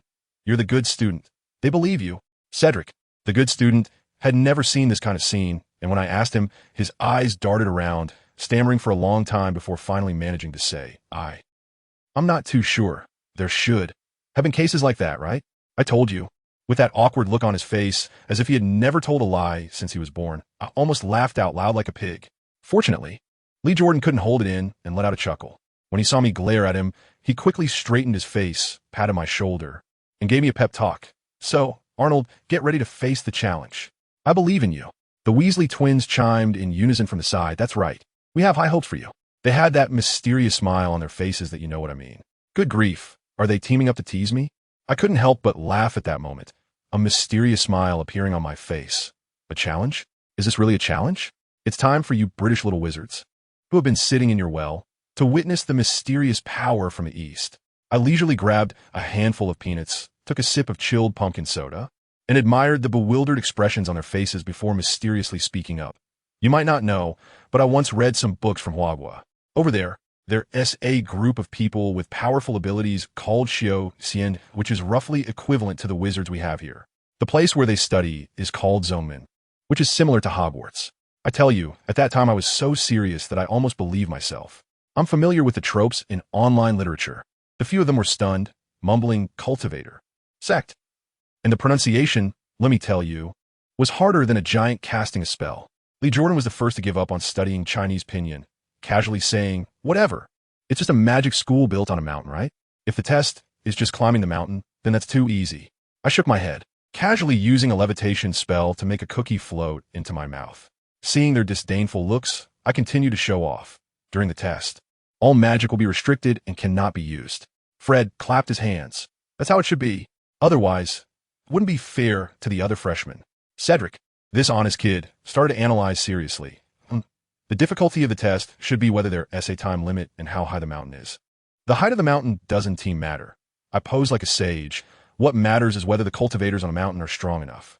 They will use an enormous spell to cover the entire mountain, and the higher you climb, the heavier your body will feel. Maybe twice, 3 times, or even more than your weight. Lee Jordan was stunned. Huh? It can be like that? The Weasley brothers exchanged glances, probably calculating how heavy they would be stacked on top of each other. With their chubby figures, I didn't dare to look at the scene. Cedric's focus was different. He looked full of yearning, a spell that can cover an entire mountain. It must be very powerful, right? I was taken aback for a moment, then nodded seriously. Who among my family understands? How would I know? Isn't that just a common setting for protective formations in online literature? But to show off, I have to focus on being authentic. Fred figured it out and exclaimed, "How many people would that eliminate?" I nodded, looking serious. That's right. Those who can make it in the end are all elite, chosen from 1,000. Of course, I didn't tell them about the fact that those who barely make it at the last second are the real protagonists. George didn't believe it. Chosen from 1,000? That's too exaggerated. Hogwarts hasn't had a student expelled in many years. I casually said, "Really? That's great.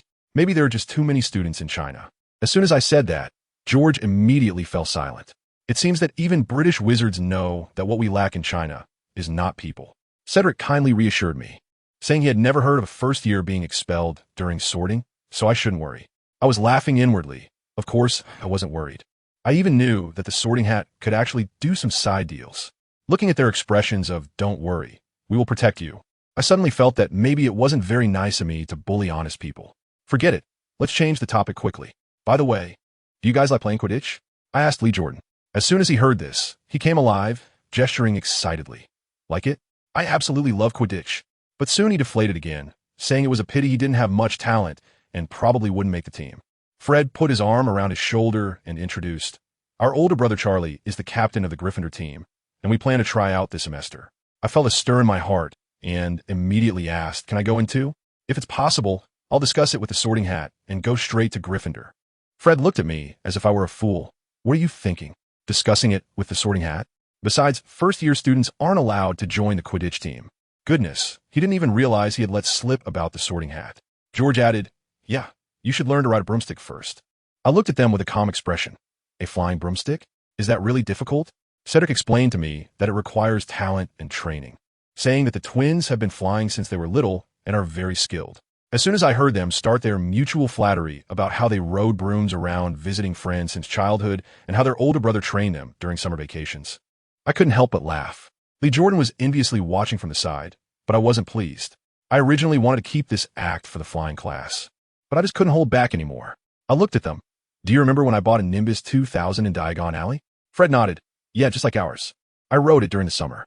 I said casually. This caused an uproar, as both Fred and Cedric said that I had promised them in my letters that I would definitely not ride it alone.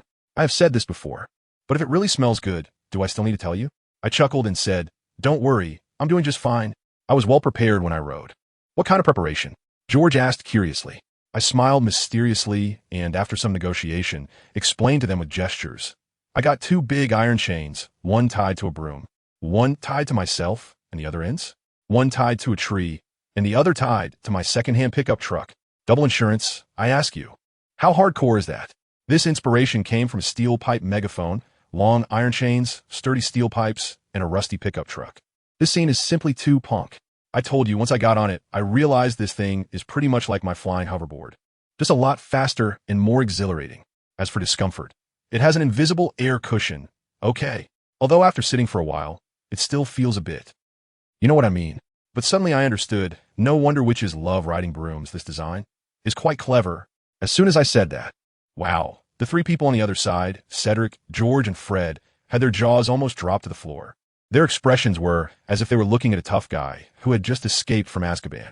I continued, "I've flown a few times while being chained up, and I'm already quite skilled at it.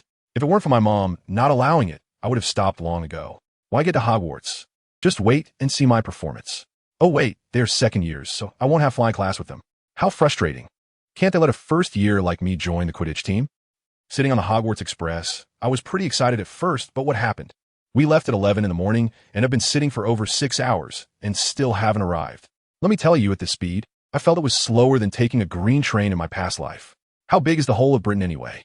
Is this thing powered by boiling water? The most frustrating part is that our compartment is filled with guys, not a single cute girl. Bad luck in making friends. Just when I was bored to death, it suddenly started raining outside. I lean out to take a look, and wow, there's a thick cloud right above us, while behind us it's still sunny. This must be the school's bad sense of humor. 100%. They're specifically messing with us new students. That old man is really mischievous. The announcement came on, saying we would arrive in 5 minutes, and that our luggage will be taken care of. The service is not bad. I'll get a thumbs up. When the train finally stopped, the platform said Hogsmeade. So, we don't go directly to the castle. The new students still have to walk and take a little boat. I was just about to take out my camera for a couple of shots, but with this terrible weather, it's pitch dark and still raining. What can I possibly photograph? The atmosphere is perfect for a film like The Blair Witch Project. First year students, come over here. A rough voice rang out, and when I looked, wow, it was a giant, with messy hair and a beard, holding a lantern. There's no mistaking it, it's Hagrid. Cedric and the others said goodbye to me and left in the carriage. I glanced curiously, and sure enough, the thestral pulling the carriage was invisible. Never mind. I turned my gaze back toward Hagrid. It was too dark, so I pulled out my wand, and a few artistic words with special effects flashed through my mind. With a gentle wave, Lumos. Here we go. A dazzling white light exploded from the tip of my wand, illuminating an area of about 5 or 6 meters around me. Sparkling and full of effects. It must be the ultimate moment of showing off in front of others. Hey, Arnold. A somewhat familiar female voice called out from behind me. When I turned around and raised my wand a little higher, under the light was a surprised face with little freckles on the nose, and I recognized it. I greeted with a smile. Hi, Katie. Long time no see. She quickly walked up to me, looking at my glowing wand, her eyes shining. Is this the magic you learned during the summer? The one with the steel pipe and the tape recorder? I nodded. That's right. How does it feel? Fantastic. She praised with an excited look on her face. Oh, even though she's still a little sprout, being complimented by a girl like this who understands the family, my old heart still feels a bit shy. I was just about to be modest when she introduced a slightly plump blonde girl behind her. By the way, this is Heidi McAvoy, a new friend I met in the car. I greeted friendly. Hello, I'm Arnold. Heidi smiled at me and then stared at the tip of my wand, asking, is this a wand illumination spell? Why is yours so bright? Katie, who was nearby, was also curious. Really? Is it that bright? She had never seen anyone else use it, so she naturally didn't know how unusual mine was. Just as Heidi was about to explain, Hagrid's loud voice came from not far away. Are there any first-year students? As soon as I heard that, I quickly grabbed the 2 girls next to me, Heidi and Katie, and said, Let us go, talk while we walk, don't fall behind. On the way, the girl named Heidi was curious and insisted on asking me why a wand's illumination spell could shine like a searchlight. I told her that she was a mixed blood and had started learning magic at the age of 7 or 8, and her light, goodness, looked like a little firefly, not even 1/10 as bright as mine when I was holding back. What could I say? I could only look innocent and say I came from a muggle family and didn't understand anything. I just practiced casually during the summer, and it turned out like this. Who would understand my family, right? With this acting, I even thought about calling the Oscars myself. Heidi felt a bit embarrassed because of my humble brag, feeling like she had learned for nothing.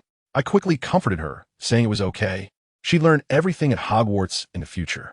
By the way, I also inquired why she could learn magic early while Ron and Malfoy couldn't. It turned out that it depended on whether the adults at home were willing and able to teach. I understood right away.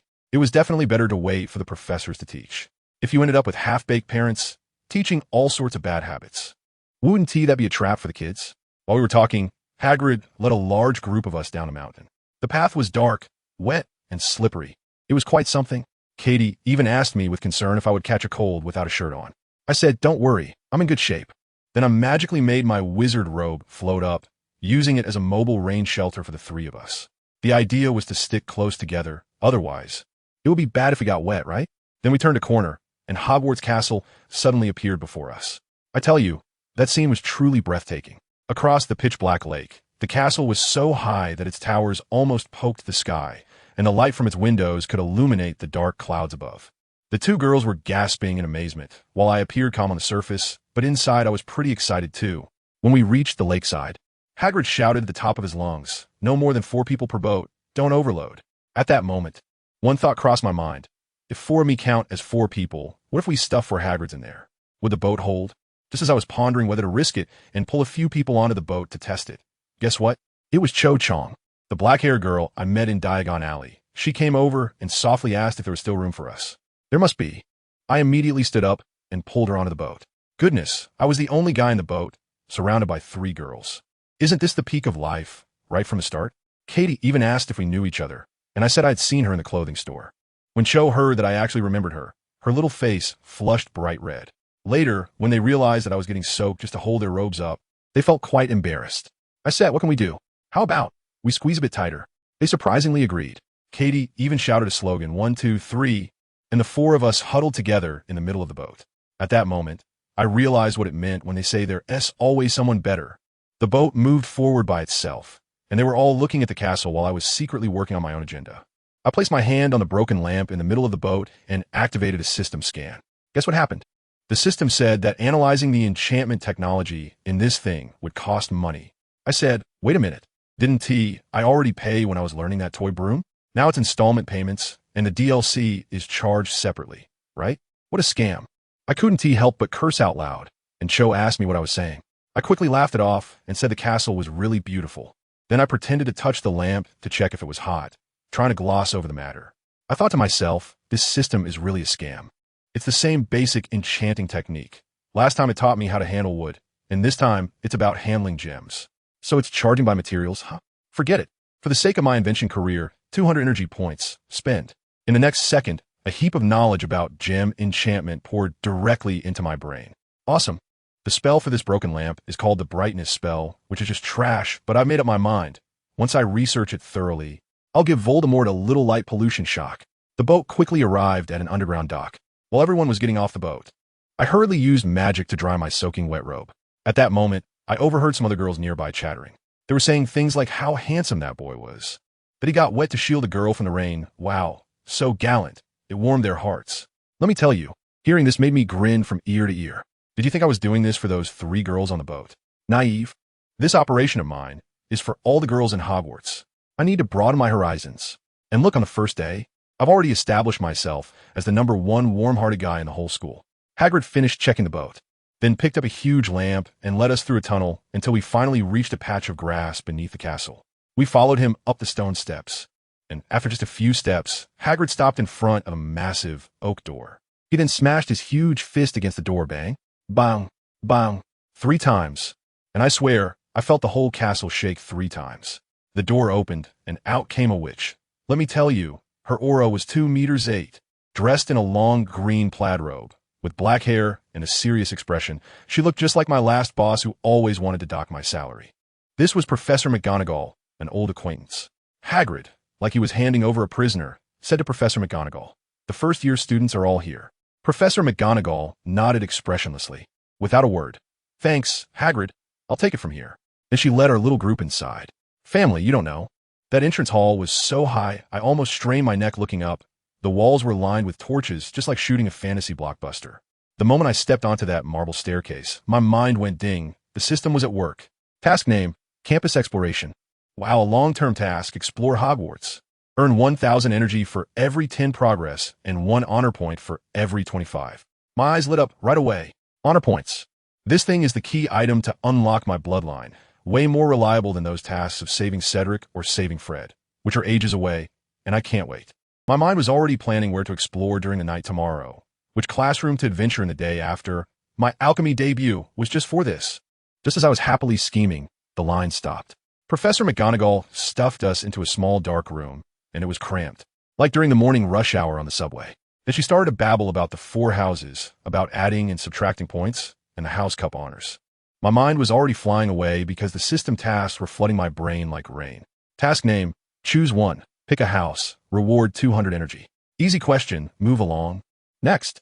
Task name, show off, earn energy for adding points in class, and lose points the same way. The system's description was even cheekier. Since you are determined to make your classmates feel the fear brought by a top student, please perform to your heart's content. What the heck? When did I ever have such a cringe-worthy ambition? All right, I confess, I worked so hard over the summer just to show off. No, earn energy. Seeing us all looking like drowned rats, Professor McGonagall couldn't stand it anymore, pulled out her wand, muttered a spell, and the tip of her wand shot out warm air. Wow, it was like a production line. She directed us one by one to dry off. Let me tell you, that was professional. While I was twisting and using magic still wet after a long time, she had me dry and fluffy in seconds, feeling warm all over. This magic is simply an essential artifact for dealing with the humidity of the southern rainy season. Once everyone was sorted out, Professor McGonagall left us with a stay quiet and walked away. As soon as she left, the room erupted into chaos, everyone whispering. The core topic was just one. How are we going to be sorted? It must be an exam, right? What if we don't pass? My brother said it would hurt a lot. Hearing that it would hurt, I almost laughed out loud. I realized that scaring new students is a traditional skill passed down from seniors to professors at Hogwarts, all about the legacy. Katie and the other girls were so scared their faces turned pale, clenching their little fists and trembling. I couldn't bear it, so I comforted them a bit, saying, "Don't be nervous. Look at those kids from wizarding families. Aren't they just as anxious?" Of course, I can't expose this prank directly, or I become the enemy of the whole school, right?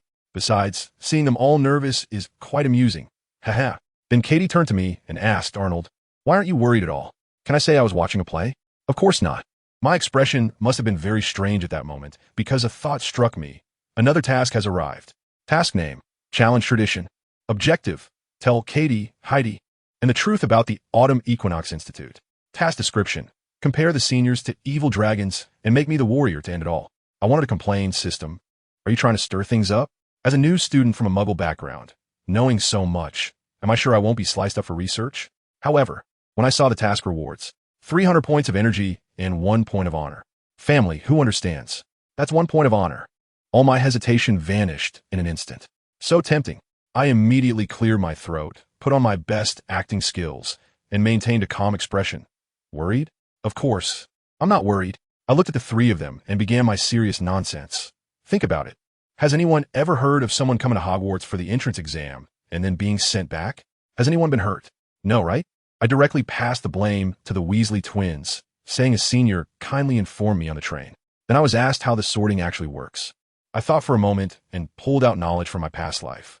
I think it's about using magical means to test our intelligence and personality, similar to the Mensa IQ test and the MBTI personality test, but the wizarding methods are just more magical, whether they believe it or not. My system in my mind believed it. Ding! Task completed. Reward 600 energy, 1 point of honor. I was so dumbfounded. How did it double? Looking at the records, wow.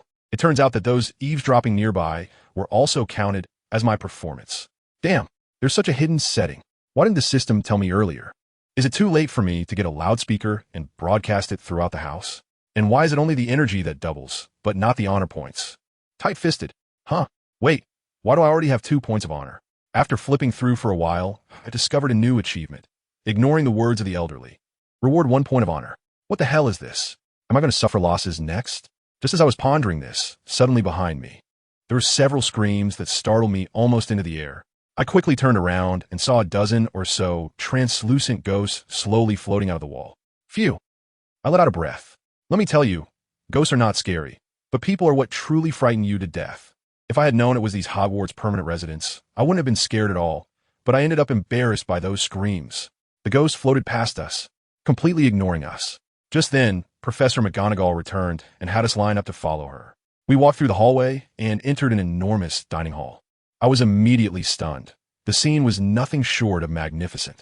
4 ridiculously long tables were laden with golden plates and goblets, and thousands of candles floated in midair. When I looked up, good heavens, the ceiling was a pitch-black night sky, filled with stars. Isn't this far more impressive than the special effects at the New Year's Eve party at that little rundown station?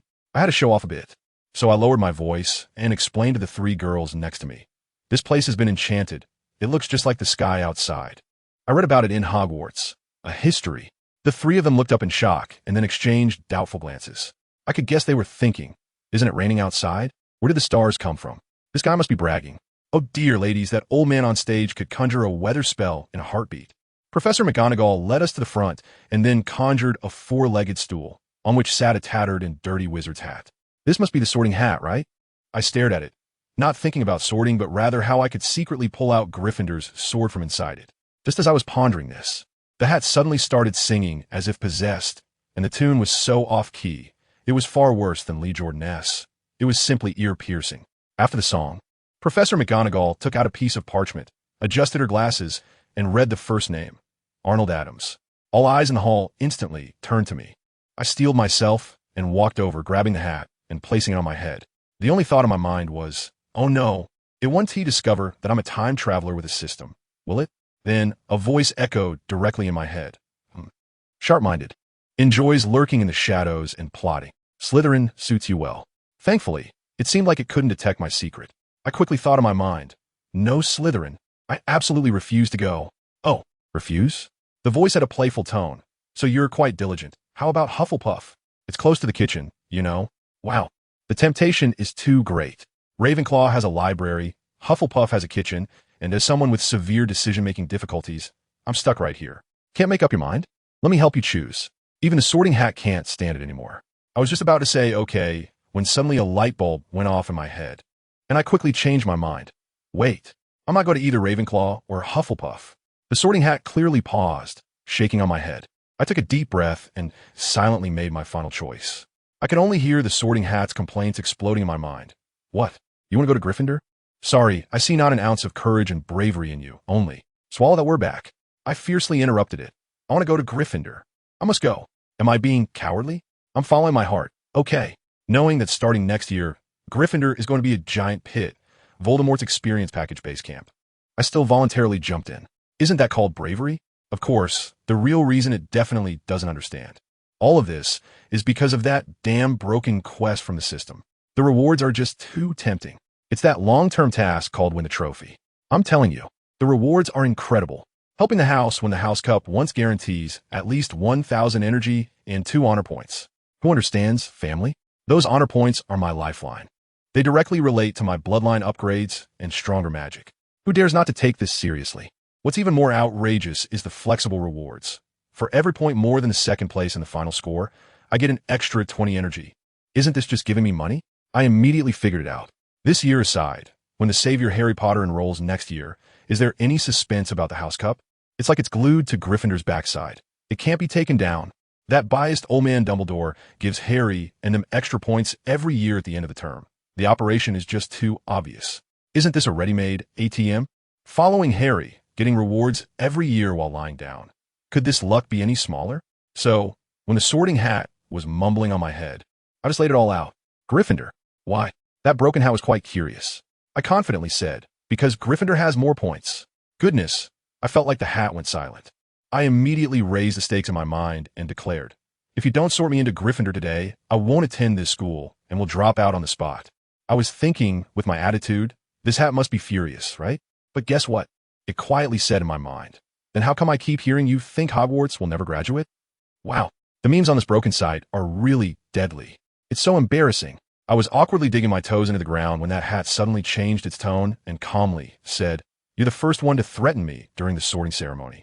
Oh no, I thought, I've offended the old senior. But the next second, it actually said, indeed commendable courage. I directly saw an old man on the subway looking at his phone. JPG, what a bizarre development. Immediately after, I heard him shouting at the top of his lungs in the entire hall, Gryffindor. The long table on my left side exploded in an instant, and the Weasley twins were clapping and looking at me, their eyes full of confusion as if to say, shouldn't this guy be showing off in Ravenclaw? On the other side, Cedric looked truly regretful. I was completely stunned at that moment.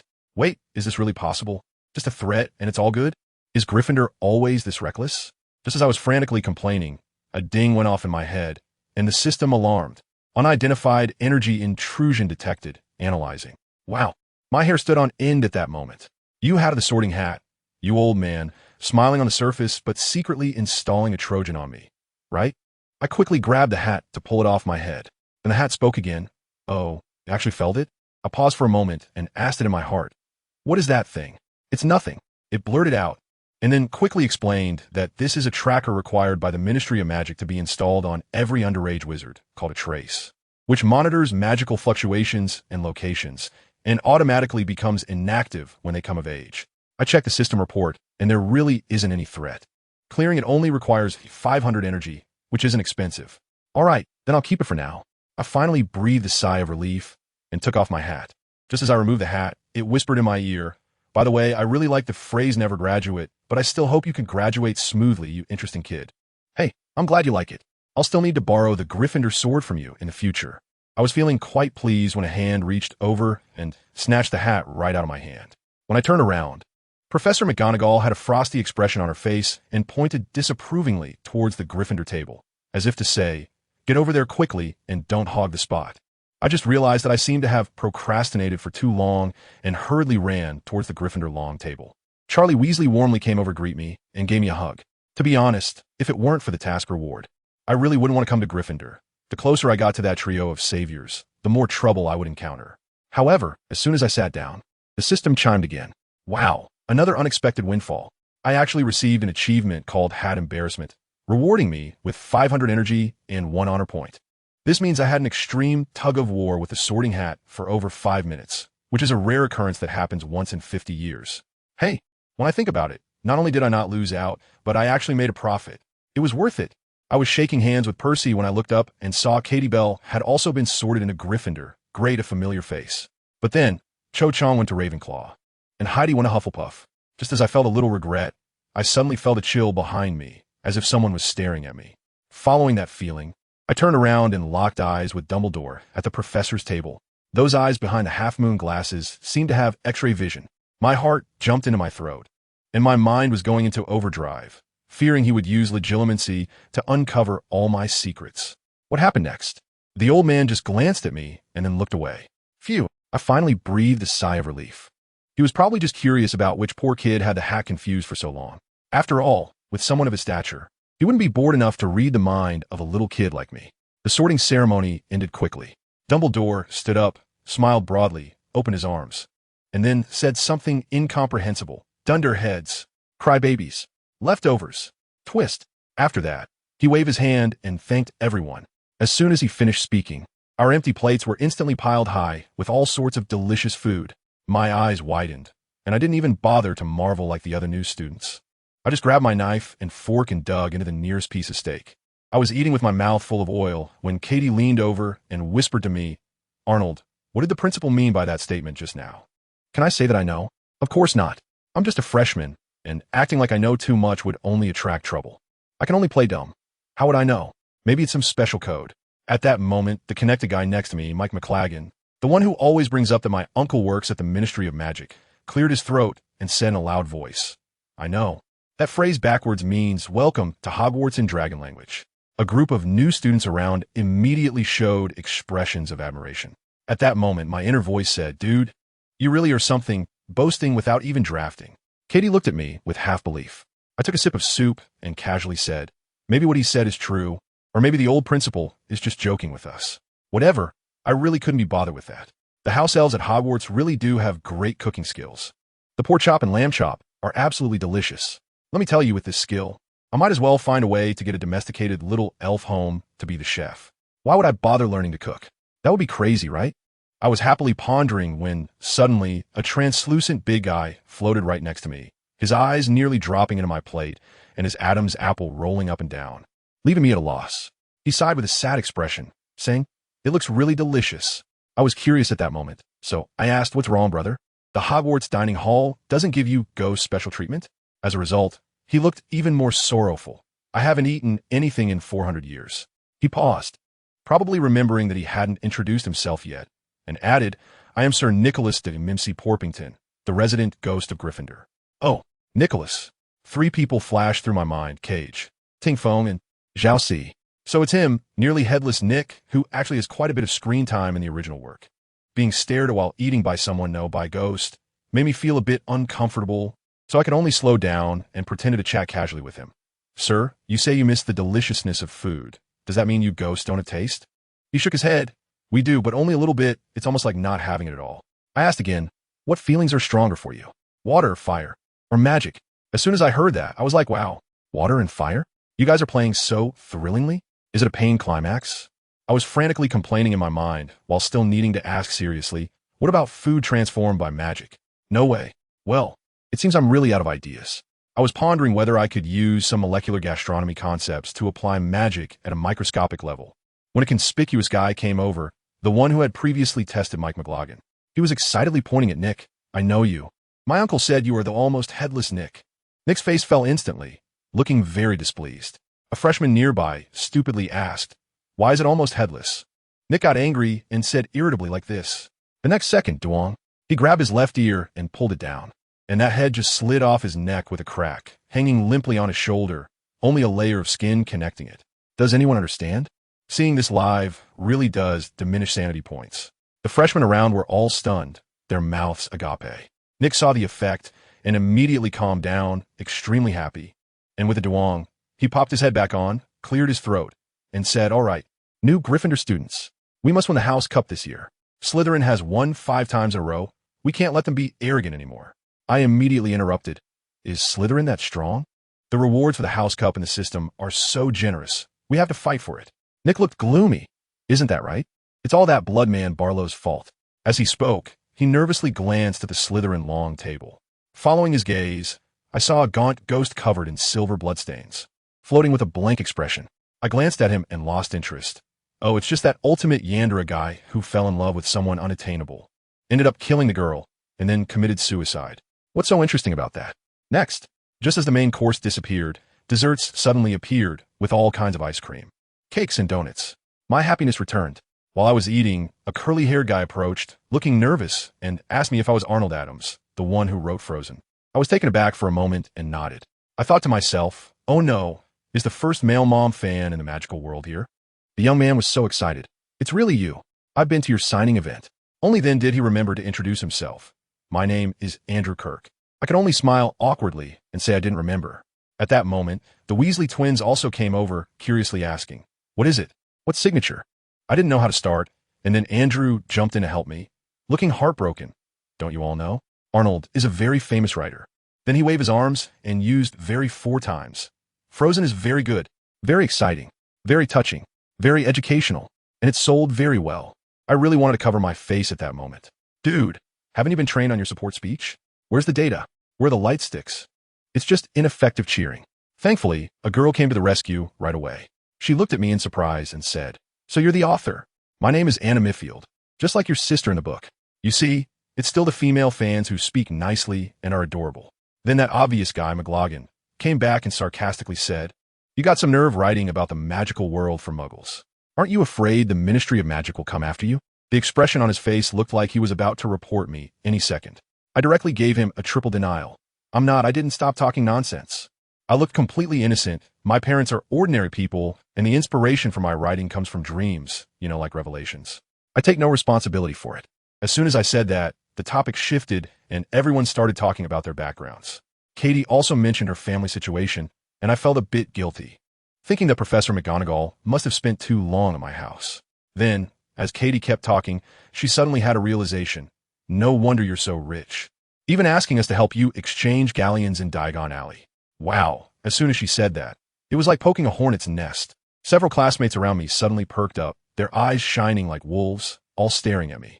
That look was practically saying, I bet 50, let me hear my credit story. As soon as I saw the situation, I simply nodded and said, yes, that's right. The business continues. If anyone hasn't used credit, I'm taking it all. With a 10% commission as the fee, we'll register everything before Christmas.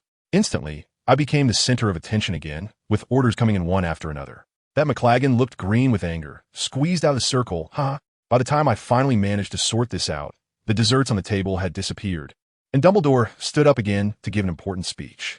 First, let's welcome Professor Tyrion Lannister, who will be in charge of the defense against the Dark Arts course. I was completely stunned at the time. What the hell? Tyrion Lannister? Did he come from the Game of Thrones set? Did Dumbledore just summon someone from Westeros? I quickly looked up to get a better look. Oh, thank goodness. Standing at the professor's table was a short man who looked like Professor Flitwick, with a pointed nose and pointed ears, possessing some fairy blood. What a false alarm. I almost thought there was going to be a mix-up. Then I noticed Snape on the other side of the professor's table. My goodness, that greasy hair was something else. I thought the Potters made their fortune selling shampoo, right? Even if you have a grudge against someone, you shouldn't take it out on your own hair. Could it be that the entire Wizarding World shampoo is made from Potter's family formula, so he refuses to use it? That logic seems to make sense, but still quite a sight.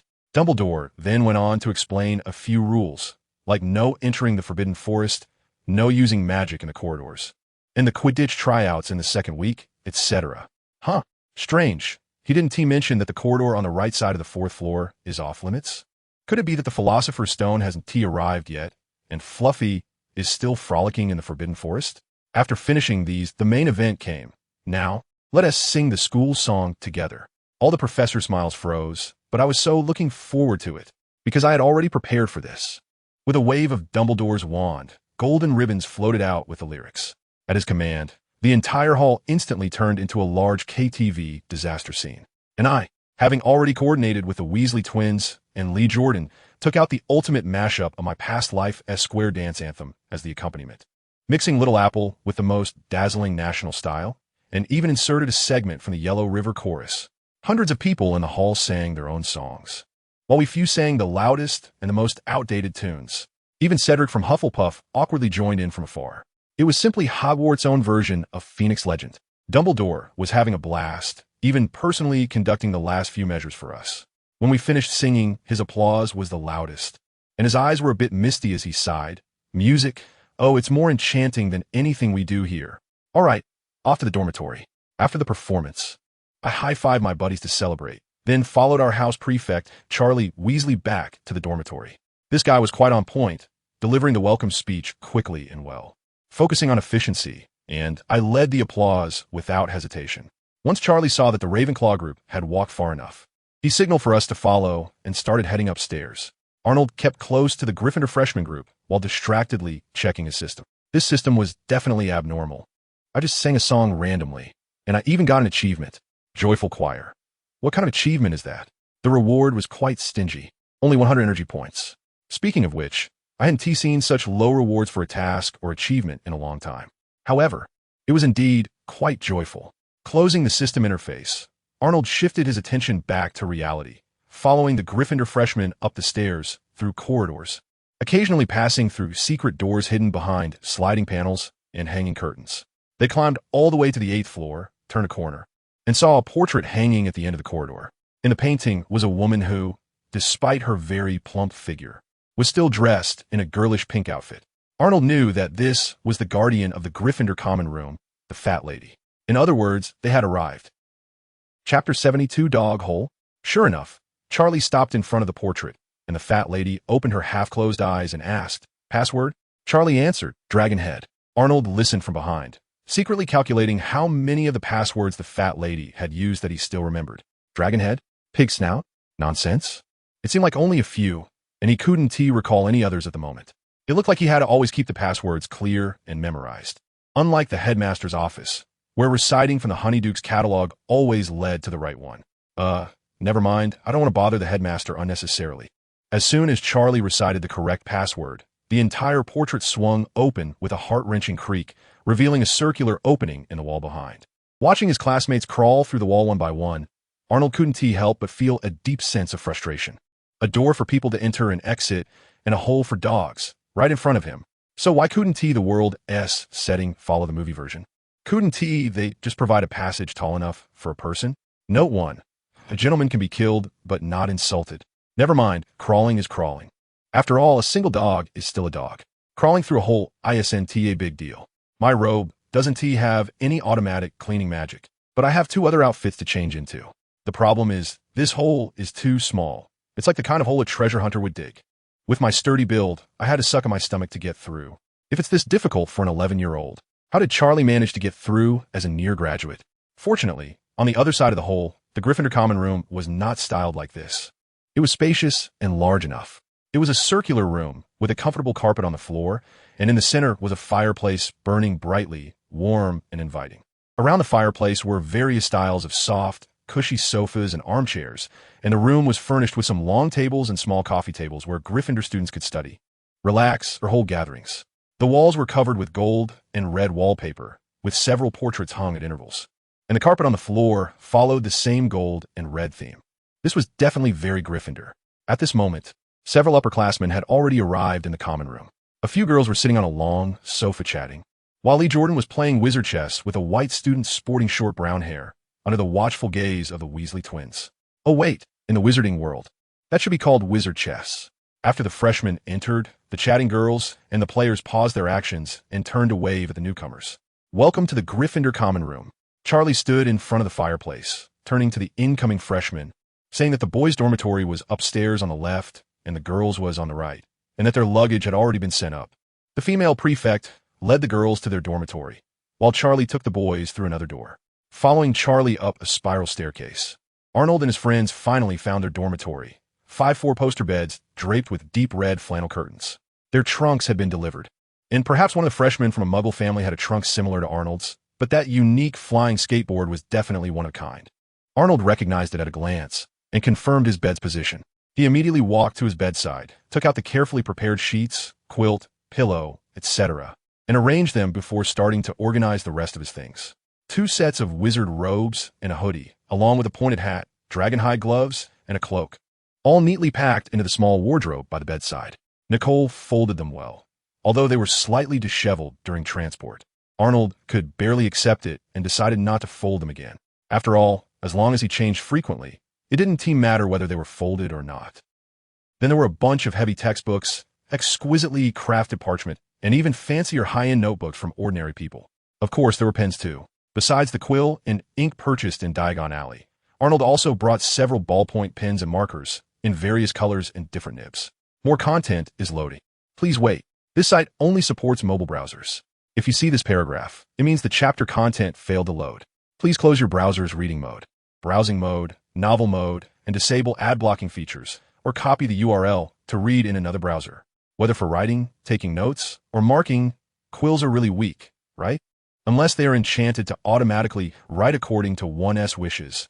That's a different story. Anyway, after Arnold bought the quill, he used it once and never touched it again, nor did he plan to. He only brought it because it was useless at home.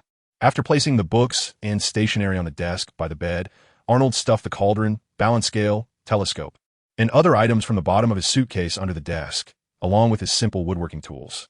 Finally, he leaned the flying skateboard against the window between the desk and the small bed. Perfect. Visibly tidy and clean. As for what was not visible, that didn't matter.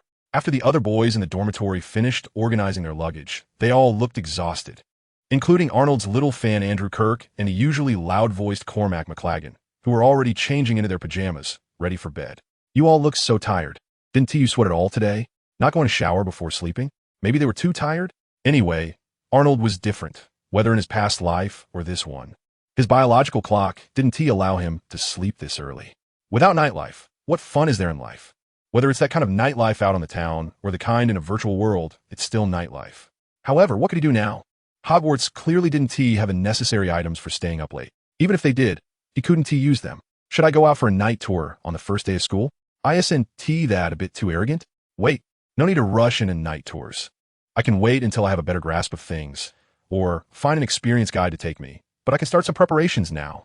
And I'm not just doing it for the night tour. Suddenly reminded of something, Arnold dove into a stall in the public bathroom, washed himself clean, changed into his pajamas, and then went downstairs with paper and pen.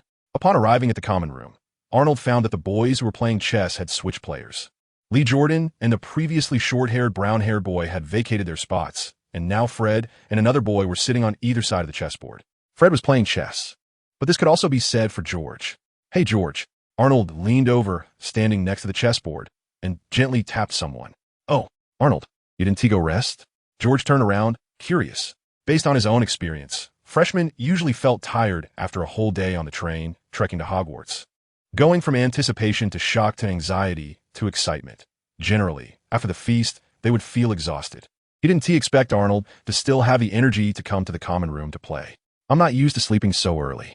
Arnold shrugged and explained. What a coincidence. Neither am I. George grinned mischievously and pointed to the chessboard, asking him, so how about a game? Chapter 73. The Marauder's map playing chess? Of course. He wasn't interested. If it were just international chess, Arnold wouldn't be intimidated, although it was a skill he only learned in this life. Relying on adult logical reasoning, he was still a strong player at King S Academy. Now that he was at Hogwarts, maybe he wouldn't be able to dominate among freshmen and seniors in chess anymore, but he was definitely no novice. However, the little wizards at Hogwarts played Wizard-S chess.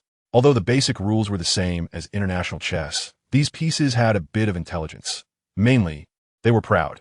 If they couldn't gain their trust, the pieces wouldn't just disobey his commands, but would also offer various suggestions. Note 1. I can't do something as embarrassing as licking the pieces. I'll wait until I have time to analyze it. And then I'll make a set of pieces that come when called, can fight, and will obey commands. Or I can make a set of Go or Chinese chess to enrich the extracurricular activities of Hogwarts students. No, I'm clearly doing it to develop their intelligence. International chess is too simple. In a few years, IBM's Deep Blue will defeat humans, while Go will have to wait until next century's AlphaGo. Shaking his head, Arnold moved a little closer and whispered, let us play another time. Right now, I have something I want to ask you. Seeing Arnold's demeanor, George seemed to understand something and lowered his voice. What is up? The map. I want to ask you or someone you know if there is a map of Hogwarts. Arnold slowly stated his purpose, and seeing George's expression become a bit strange, he quickly added, or if you know where to find one, buying it is also fine. I just noticed that the layout and pathways here are a bit complicated when I walked back with Charlie. Having a map would make studying and living here much easier. Note 2. After hearing this, George's expression gradually relaxed. Also, we didn't mention this in the letter before. Arnold just arrived at Hogwarts today, so it'd be strange if he knew about the Marauder's map. Should he tell him? Show it to him? This was George and Fred's biggest secret. The most precious one. Well, it might not be impossible. Just showing it to him, the Marauder's map wouldn't fly away. Arnold was smart, straightforward, and fun. He definitely wouldn't tell anyone or report to a professor or parent. Unlike Percy, George hesitated for a while, frowning, before finally making up his mind in his heart, pulling Arnold aside and grinning at him. I have to say, Arnold, you're really lucky. Lucky? How so? Arnold looked confused. He just came to ask about a map. How did that relate to luck? George looked around, then whispered if you asked someone else about this. The answer would definitely be no. At this point, he chuckled before continuing. But I'm different. I just happen to have a complete map of Hogwarts in my hands. You asked the right person. That's amazing. But that has nothing to do with luck, because I specifically came to you two brothers for that map. George generously admitted, and Arnold was quite pleased, asking, Oh, can I take a look and copy it? Sure, but not here. George nodded, then mysteriously led Arnold up to the attic, saying, This map is our brother's unique secret, and it's quite special. Follow me. Arnold followed George to his dormitory. Looking around, it was no different from his own, except for the two desks adorned with the Weasley family's photo, which added a cozy touch. All right, speaking of photos, I forgot to take any, since entering the hall. Forget it, inside the castle it's either outdated magical lamps or flickering torches. The lighting is terrible, and Nicole probably won't want to see them anyway. Anyway, tomorrow is Sunday. I'll take some more when we verify and mark the map. George rummaged through the corner of one desk and pulled out a roll of parchment that had been buried deep, bringing it over to Arnold and gently unfolding it. Here, Arnold, take a look at this map. What do you think? Arnold leaned in, exclaimed in admiration, and pretended to be curious, asking, It looks pretty good. Did you draw it? Together with Fred? George shook his head and bragged, Of course not. This is a great find that Fred and I got from Filch. It has many hidden secret passages. Arnold deliberately scoffed. Great find? Aren't you afraid those secret passages are fake, and the mapmaker is just messing with you? Impossible. Filch may be annoying, but the things he collects are definitely not simple, and we've already verified a few secret passages. George firmly denied, pushing the map closer to Arnold with a mysterious smile on his face. I'll show you the basic version first. Just these secret passages are already impressive. Next time, when there's a chance, I'll give you a surprise. After all, it was a hard-earned, correct way to use it, and George hoped to show off in a more grand occasion. Showing off in front of Arnold, this pretentious guy, was something to look forward to. Arnold took the map and examined it carefully. He didn't hear George swear that he didn't mind. Anyway, for him right now, a simple map of Hogwarts was enough, and he didn't need to monitor anyone's movements. Moreover, the Marauder's map also depicted many extra secret passages, which might come in handy someday. Just as Arnold held the Marauder's map, his system popped up to show its presence again. Detected magical item. Name, Marauder's map. Type, advanced alchemical item. Effect, displays every classroom, corridor, and corner in Hogwarts Castle, as well as every inch of the school grounds, along with hidden secret passages, and allows the user to see the whereabouts of everyone in the castle. Principle, unknown. Production process, unknown. Analysis requires 5,000 energy points and 1 honor point. Would you like to proceed with the analysis? System, look at me, take a good look at me. Do I look like someone who can spare that much energy? 5,000 points. With a stingy guy like you, not letting me recharge, it's hard enough to save up energy, and you even want honor. That's way too expensive. By the way, can I pay in installments, or just analyze a part? Arnold casually complained in his mind, not expecting the system to respond at all. After all, a beggar version of the map with no functions was still usable. However, to his surprise, the system actually reacted. Chapter 74. Are you trying to trick me? Module breakdown? What does that mean? Let me see. It means you can break down the production principles and processes of a magical item into several interrelated modules. Then specify one of those modules for further analysis. Turns out the system is quite intelligent without making a fuss. Let's see what modules the Marauder's map can be broken down into. What? The module breakdown also costs money, although I can spare 500 energy points. Who knows what the price for the broken down modules will be? Forget it. Take it away anyway. That previous reward of 500 energy points and 1 honor point was also inexplicable. Module 1. Scanning. The map's scanning range includes all areas in Hogwarts Castle that the creator has identified and mapped, with the scanning target being humans, including ghosts. Module 2. Identification. Identifies scanned humans and ghosts, and during the identification process, it won't be fooled by animagus transformations, polyjuice potion transformations, or invisibility cloaks, etc. Module 3. Localization. Locates identified objects and accurately marks them on the map. Module 4. Judgment. Based on the user's location, determines whether they are near a secret passage. If conditions are met, it displays the corresponding opening password on the map. Module 5. Detection. Detects whether the user has spoken the correct password. If correct, it activates the map's advanced functions. Module 6. Identification. Identifies whether the user is Severus Snape. If so, the advanced functions will never be activated, and a mockery mode will be turned on. As the energy value in the system instantly dropped from 2200 to 1700, a long list of modules and corresponding information scrolled in front of Arnold, causing his action of tracing the map to come to an abrupt halt. 1, 2, 3, 6 modules in total, and judging by their function descriptions, they are quite advanced. So, how strong were the original 4 Marauders to create such an impressive thing during their school years? Aside from Module 6, which requires 1 honor point, each module's analysis fee is 1,000 energy points, totaling 6,000 points. What is this? $3 for 1, $10 for 3? Are you trying to trick me? Oh, right. And I also have to add the 500 points spent on the previous breakdown. Scammers. I won't give you a single energy point. That's right, I'm not analyzing a single module, because I don't need to at the moment. Seeing George's generous attitude, it's clear that I will have opportunities to access the Marauders map in the future. If I really need it, I can analyze it then. For example, I think Module 3, Localization, is quite good. It could be added to my beggar version of the map to clearly mark my position. But such improvements in user experience, even if that user is myself, don't need to be rushed, because analyzing it would either require spending time and energy to learn the magic involved, or I would need to recharge energy again. Calculating this way, energy always seems to be in short supply. Not long after, Fred and Lee Jordan returned as well. Seeing Arnold, Fred looked somewhat puzzled. Oh, Arnold, you're here too? Loading more content. Please wait. This site only supports access via mobile browsers. If you see this paragraph, it means the chapter content failed to load. Please close the browser's reading mode, immersive mode, novel mode, and disable ad blocking features. Or copy the URL to another browser to read. Only when he walked closer did he see what Arnold was doing. After exchanging a glance with George, he smiled and said, "Are you drawing a map? This is our treasure with George. It teaches us more than all the teachers in the school combined." I know. The Marauders map has taught you almost all the hidden spots and secret passage passwords of Hogwarts. If it weren't for the original group of 4 Marauders not discovering the Room of Requirement, there wouldn't be Parseltongue, and that could almost be omitted. Arnold thought to himself, while starting to draw a zoomed-in layered map around the overview map. Lee Jordan also walked over to the desk, not noticing Arnold's unique map drawing method, but peering over at the open Marauders map. Really? So you guys were actually studying while mumbling about this map last semester? No wonder your exam scores were so much better than mine. He had seen this map more than once. Fred and George had not deliberately concealed its existence. They just hadn't figured out the correct way to use it before, so it wasn't worth showing off.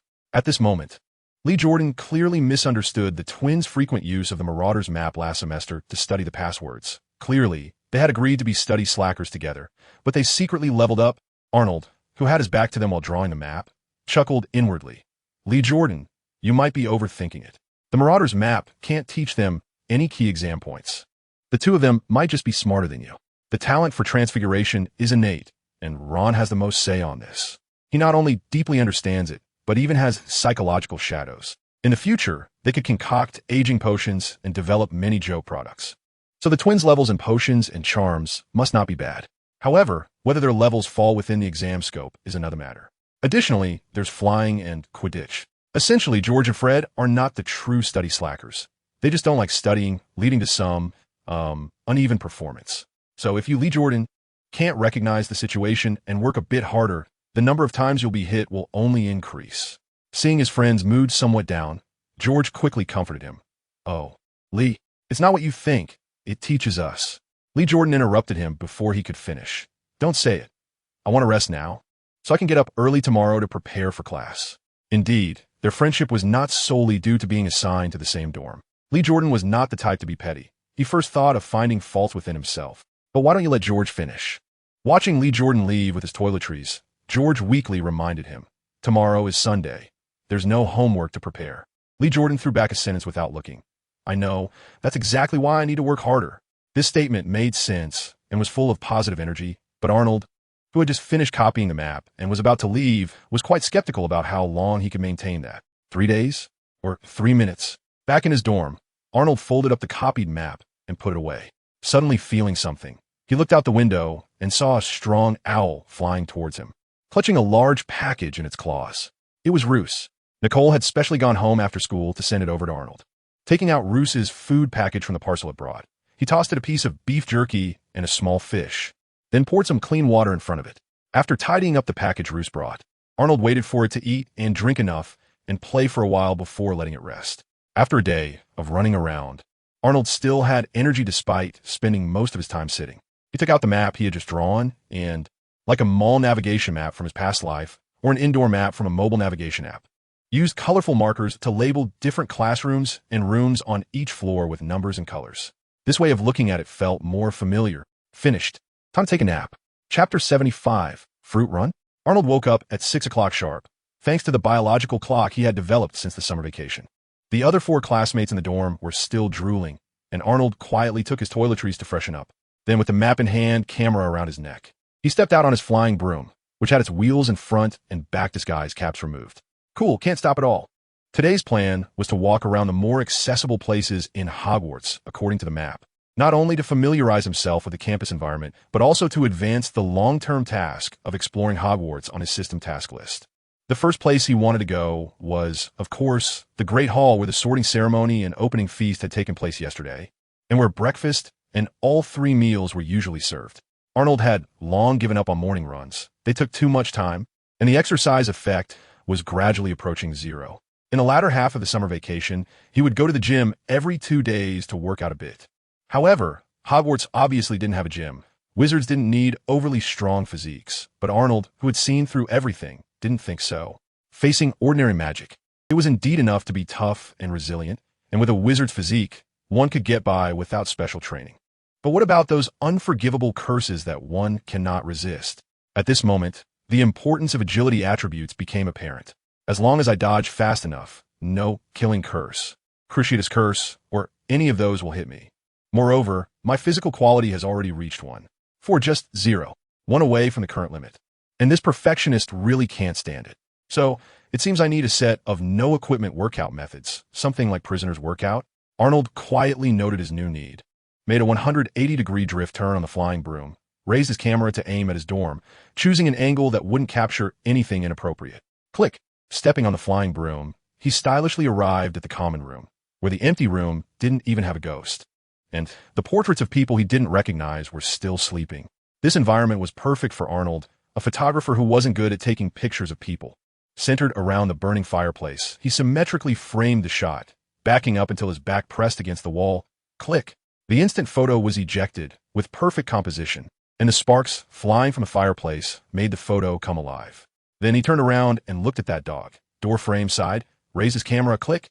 After putting down the camera, Arnold took another careful look at the door frame, jumped off the flying broom, controlled it to move forward a little bit, then nodded and took the camera off his neck to place it on the broom to avoid damaging it when he squeezed through the hole.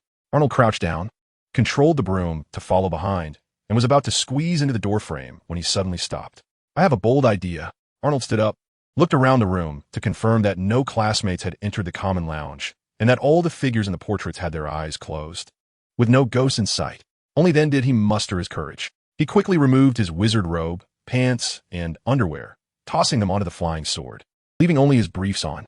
Arnold then swiftly crouched down and agilely squeezed through the door. More content loading. Please wait. This site only supports mobile browser access. If you see this paragraph, it means the chapter content failed to load. Please close the reading mode, browsing mode, novel mode, and disable ad blocking features, or copy the URL to read in another browser. After today, I must learn the cleaning spell first. Arnold poked his head out of the doorway, glanced around to confirm that no one was outside, and then quickly crawled out. He grabbed his pants and wizard robe from the flying sword and began putting them on. Where are you going? At that moment, a somewhat familiar voice suddenly rang out behind Arnold. At first, it was a bit muddled, but then immediately rose by 8 decibels. Oh no, the voice belonged to the plump lady who had been wearing girlish pink for years. Although Arnold's movements were very quick, he couldn't help but be seen by her right next to the door, where where she could easily catch sight of his bare body. Pervert! How can you be undressed in public? The plump lady's voice was loud and clear, startling Arnold into hastening his dressing, fearing someone would come over and see. Do you think I want to be naked? Didn't you see I was getting dressed? Even though there was no one around, and no other portraits or ghosts, Arnold didn't want to be labeled a pervert, so he retorted, "There's just a corridor here, and no one else, so what public setting is this?" He continued putting on his clothes quickly while saying, "I'm still wearing my briefs, okay? This is perfectly normal, right? Even if I haven't been to a nudist beach. You at least been to a swimming pool, right?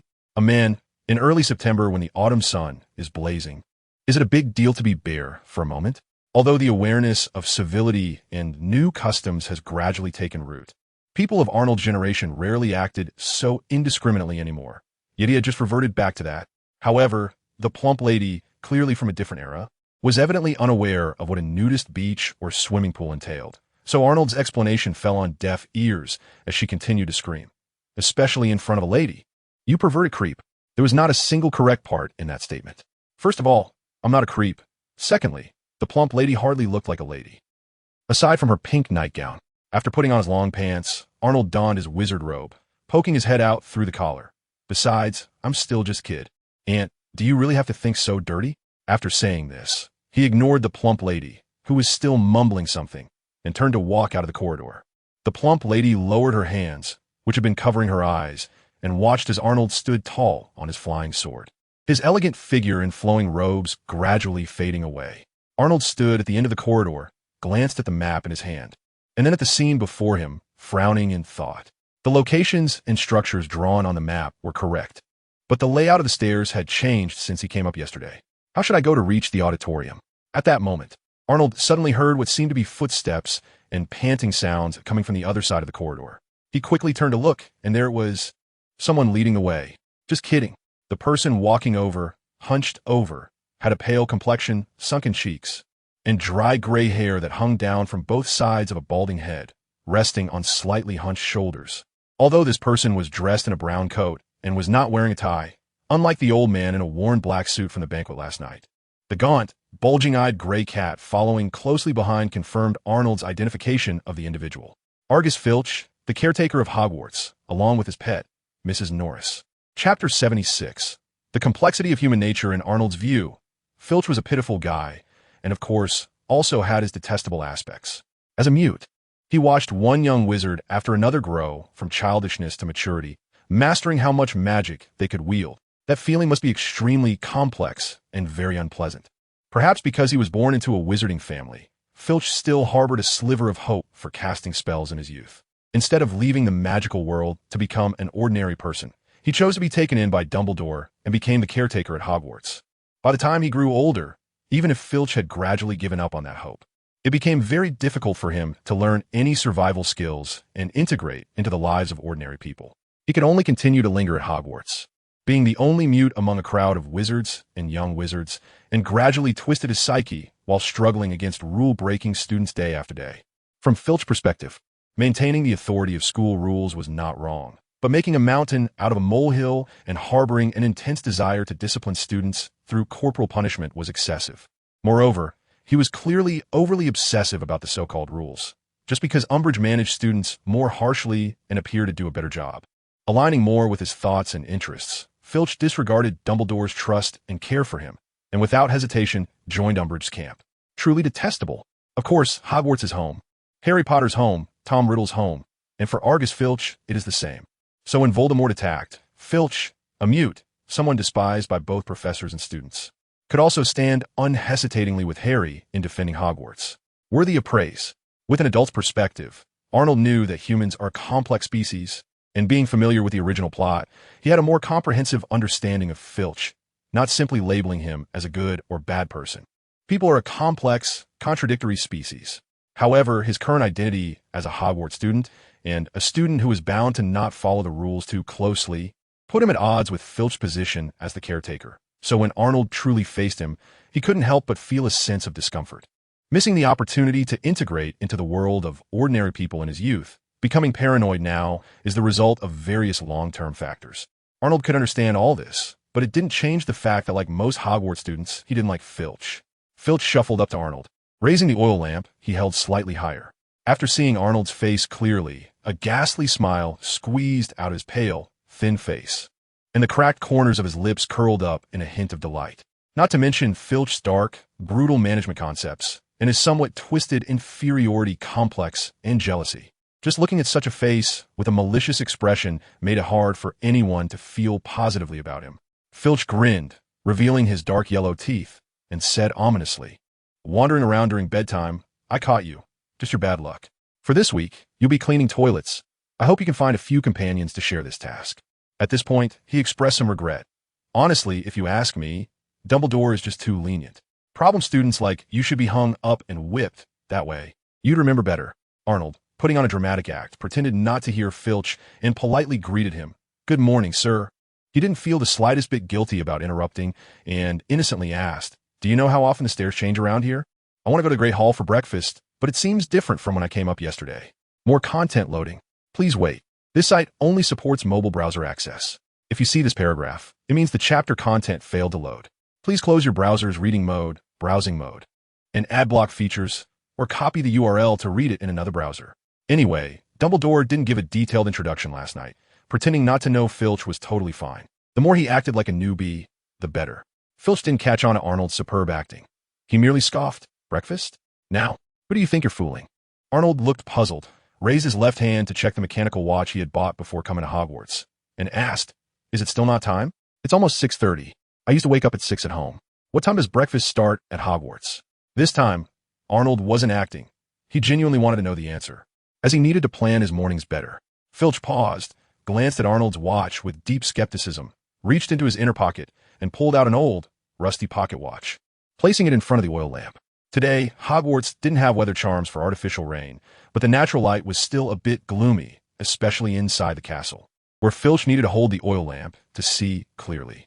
After staring at the pocket watch for a while, the excitement on Filch's face slowly froze and disappeared. His chin trembled, and he let out a barely noticeable sigh. This kid is so greedy for food. Why didn't he wake up half an hour earlier from hunger?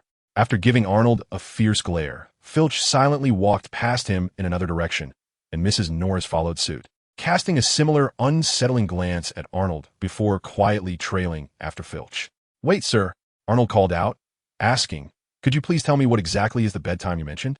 As a student aspiring to be a top scholar, he needed to clarify the so-called school rules. Otherwise, if he got caught violating them, it would tarnish his brilliant image. As long as he maintained his image and grades, even if the professors knew he had broken the rules countless times, as long as he wasn't caught on the spot, it would be a non-issue. Filch paused and impatiently replied, "From 10 at night to 6 in the morning." He then turned halfway around, threateningly adding, "You'd better pray I don't see you during that time." Arnold nodded politely, but secretly rolled his eyes, thinking, if I want to sneak out during curfew, I certainly can't let you see me. Even if you do see me, you can't catch me. Just then, the stairs below shook and began to move according to some pattern. Arnold observed for a moment and found it was roughly the same as last night. So he stepped down. Chapter 77. Friendly accent, walking slowly, stopping occasionally to take pictures. Aside from not having a camera that could fly up and take a silly tourist photo, he felt like a visitor in a castle. However, when he reached the Great Hall, Arnold was dumbfounded. There was not only no food, but also no sign of any human beings. Where was the promised breakfast? Where were the house elves of Hogwarts? Looking at his watch, it was 6:55. Was this too early? Back when I was in middle school. You guys are too lazy. Complaining aside, what should I do now? Go back to the dormitory? No way. Although he hadn't encountered any staircase mishaps on the way over, running back and forth would greatly increase the chances of something going wrong. What if Peeves pulled some prank? He might be stuck for a while. Why not go look for the kitchen? At this time, even if breakfast hadn't started yet, it should have been prepared for a while, right?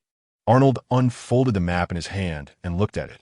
It indeed depicted the location of the kitchen, just one floor down, accessible from the junction of the Great Hall and the entrance hall to the left of the big barrels at the entrance of the Hufflepuff common room. His map didn't have all the functions of the Marauder's map, so he certainly knew how to enter the kitchen. If he remembered correctly, Aunt Rowling had written that there was a painting filled with fruit. If you scratched the green pear, it would turn into the kitchen's doorknob. But then Arnold suddenly recalled the sign that said no entry for unauthorized persons and realized he had no connection with the house elves at Hogwarts. And he wasn't the type to be overly familiar. It might be best to avoid visiting their workspace for now. 800 soldiers running north. artillery running alongside to the north, the artillery fearing to bump into the soldiers, and the soldiers fearing to bump into the artillery. The bench is wide, the pole is long, the bench isn't as long as the pole must be tied to the bench. But the bench doesn't allow the pole to be tied to it. Black fertilizer turns gray, gray fertilizer turns black. Black fertilizer turning gray will evaporate. Gray fertilizer evaporating will turn black. Taking advantage of the fact that the Great Hall was temporarily empty, Arnold energetically practiced his morning exercises, as the saying goes. If you don't practice for 3 days, you'll become tongue-tied. He needed to maintain his tongue's flexibility. No problem. After all, it's just practice for speaking. Speaking English is practice, and speaking Chinese is also practice. Since he started self-studying after stopping broadcasting and hosting classes last summer, Arnold felt the results were quite good. Clear and articulate, with distinct tones. If Arnold were to take a Mandarin proficiency test, he would definitely score a first-class grade with ease. Compared to his previous life, where he couldn't distinguish between flat and retroflex sounds, his Mandarin was now leagues ahead. This fluency was just for reciting a few spells, easy peasy. Just as Arnold finished his morning reading, people finally entered the Great Hall. A few girls walked in, arm in arm, huddled together, wearing black wizard robes without any insignia. If it weren't for recognizing the girl at the front, Cho Chang, Arnold wouldn't have known which house they belonged to. Cho hurriedly walked up to Arnold, scanning left and right. It seemed she was looking for something. No wonder she was in the lead, Arnold thought to himself. Is it you, Arnold? After looking around, Xiao Zhang finally set her gaze on Arnold. What do you mean? Arnold looked at her in confusion. Loading more content. Please wait. This site only supports access via mobile browsers. If you see this paragraph, it means the chapter content failed to load. Please close the browser's reading mode, full reading mode, novel mode, and disable ad blocking features, or copy the URL to another browser for reading. Were you just alone in the hall? Xiao Zhang asked while still looking back hopefully. There was no one else besides the Ravenclaw student who had just entered with her. Arnold nodded, puzzled, and said, "Yes, what's wrong?" Remembering Hogwarts characteristics, he quickly added, "But if a ghost passed by, I didn't really notice." Xiao Zhang signaled to her classmates that she had something to do, then turned back to Arnold. "Did you hear anyone speaking earlier?" Arnold shook his head. Xiao Zhang pressed on. "Was it you who was speaking just now?" "Ah." Arnold slowly nodded, uncertain. "I was just warming up my voice. Does that count as speaking? You were speaking Chinese just now, right?" Xiao Zhang continued to inquire, and although it was a question, her tone was very certain. Moreover, she was using Mandarin, with a hint of an accent from somewhere, but it was definitely Mandarin, which made Arnold, who had lived in London for 11 years after his crossover, feel very familiar. "Oh, you heard that?" Arnold reflexively asked back, also in Mandarin. Noticing this, Arnold smiled at Xiao Zhang and continued in Mandarin. "I didn't ask you before, but you look like you're from Asia. Are you of Chinese descent?" "Yes. My parents are both from China." Xiao Zhang nodded, then asked, "But how did you learn Chinese, Arnold?" "Me? Of course, I learned it myself. When I was a child, I happened to see a Chinese storybook and got interested, so I learned it." Arnold casually fibbed. It would be strange if a foreigner could learn Chinese that easily. However, Xiao Zhang, who had learned Chinese from her parents since childhood, completely didn't understand the difficulty in this, and curiously asked him, "Really? What storybook did you read?" Oops. Underestimated this girl's curiosity. This is what they call telling a lie that requires countless other lies to cover up. Glancing at the flying sword leaning against the table, Arnold had an answer in mind.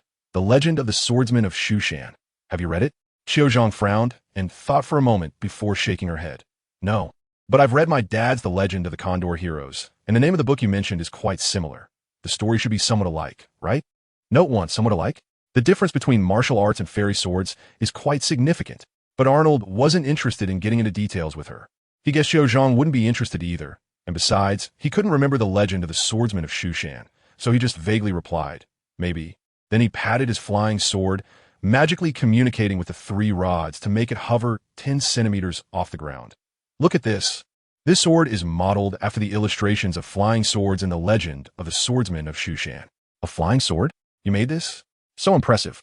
Xiao Zhang exclaimed in amazement. They had traveled on the same boat yesterday, and a few of them had briefly chatted about their situations. She knew Arnold was just a little wizard from a Muggle family, which meant he had only been exposed to magic for less than 2 months. Yet he was already able to create such a cool, magical item. Chapter 78. The girl needs to practice her tongue skills. Arnold accepted Xiao Zhang's amazement and admiration with a slight smile, pretending to be humble. As for the fact that this so-called flying sword was actually just a piece of wood embedded with the main part taken from a toy broomstick, that was not something for outsiders to know. Besides, I have made real magical items before. It's just that I didn't bring them with me. And it wouldn't be appropriate to take them out in this setting. Qiu Zhang took a closer look at Arnold's big sword, even reaching out to gently touch it. Then thoughtfully said, I don't know what the flying sword in the story looks like, but this sword looks a bit like the one used by the male protagonist in another book my dad has. It's quite big, but the sword in that book seems to be made of iron. Another book's male protagonist? Quite big. Made of iron? Oh, it must be the Xian Tai heavy sword from the Condor heroes. I know. If it weren't for the fact that I think the title of the hero of the Condor is too low-key, I would have brought Lucy out for a cosplay long ago. Really? That is quite a coincidence. What is the title of the book? I'll go look for it when I get a chance. Although he already knew, Arnold pretended to be curious, with a glimmer of curiosity in his eyes, not showing any signs of being perfunctory. Qiu Zhang tilted her head and thought for a moment, then said somewhat shyly, I don't remember. I'll find it next time I go home and tell you. Arnold gestured, okay, no problem. Then the two started chatting in Chinese, with Qiu Zhang telling Arnold about her favorite Quidditch team and players, while Arnold talked about how he excelled in several Muggle sports and hoped to become a batsman. By the way, what were you saying just now when you were alone here? Still in Chinese? After chatting for a while, Qiu Zhang suddenly remembered her initial curiosity when she heard what sounded like Chinese coming from the hall and asked curiously, Huh, I was practicing tongue twisters. Arnold didn't hide it and answered straightforwardly. Early class. Qiu Zhang, who grew up in England, was somewhat unfamiliar with the Chinese term. Arnold explained, it's tongue twisters. I think the pronunciation in Chinese is quite complex, so practicing it works better. This time Qiu Zhang understood, but was even more confused. Tongue twisters? Why are you practicing that? Just then, a house elf appeared pushing various kinds of breakfast items, and more students gradually came to the hall for meals. Qiu Zhang heard someone calling her name, turned around to see her classmates calling her to come over and choose breakfast together. But at that moment, Qiu Zhang was very curious about Arnold's reason for practicing tongue twisters, and since she hadn't heard the answer, she was reluctant to just leave like that. So she gestured to her classmates from a distance, indicating she wanted to have breakfast with Arnold, and then, amid the laughter of several girls, she blushed and went to choose food with Arnold. Compared to the little fruit, pastries, and cereal that Qiu Zhang took, Arnold was not so delicate. He filled his tray with bread, sandwiches, bacon, and milk until it was almost overflowing before heading back, startling the little fan Andrew Kirk, who had just walked into the hall. That's right, everyone eats breakfast like this, mainly because the mental labor consumption is too great. After pointing out his seat to Andrew, Arnold sat down with Qiu Zhang and started eating. Loading more content. Please wait. This site only supports access via mobile browsers. If you see this paragraph, it means the chapter content failed to load. Please close the browser's reading mode, full reading mode, novel mode, and disable ad blocking features, or copy the URL to another browser for reading. In the UK, the food that is considered decent is mainly breakfast, and perhaps afternoon tea as well, which are both snack-like. The breakfast prepared by the house elves at Hogwarts is indeed very tempting, making Arnold, who woke up early and is now extremely hungry, quite satisfied as he devours piece after piece of food at lightning speed. Qiu Zhang, who was nibbling on a snack, was momentarily stunned and took a while to remember to remind him. Arnold, you still haven't answered my question from earlier. I want to improve my diction so that I won't make mistakes when reciting various spells in the future. After finishing a croissant in a few bites, Arnold took a sip of warm milk, wiped his mouth, and finally found time to explain to Qiu Zhang. Then he launched another attack on the fried eggs and bacon. After hearing Arnold's explanation, Qiu Zhang paused her eating, her dark eyes fixed on him in surprise as she asked, Really? Who told you that? As a little witch sorted in a Ravenclaw by the Sorting Hat, she naturally had a strong thirst for knowledge. Hearing about a method that could help with learning and mastering magic, how could she remain calm? No one told me. I figured it out myself, Arnold replied simply. I wouldn't tell you that Professor Flitwick emphasizes this issue repeatedly in his spellcasting class and definitely uses that example of mispronouncing a spell that led to a calf sitting. As for teaching his method to others for free, Arnold didn't care at all. For spellcasting, accurate and clear recitation of spells is fundamental. And professors will definitely emphasize this, while students each have their own learning methods and ideas.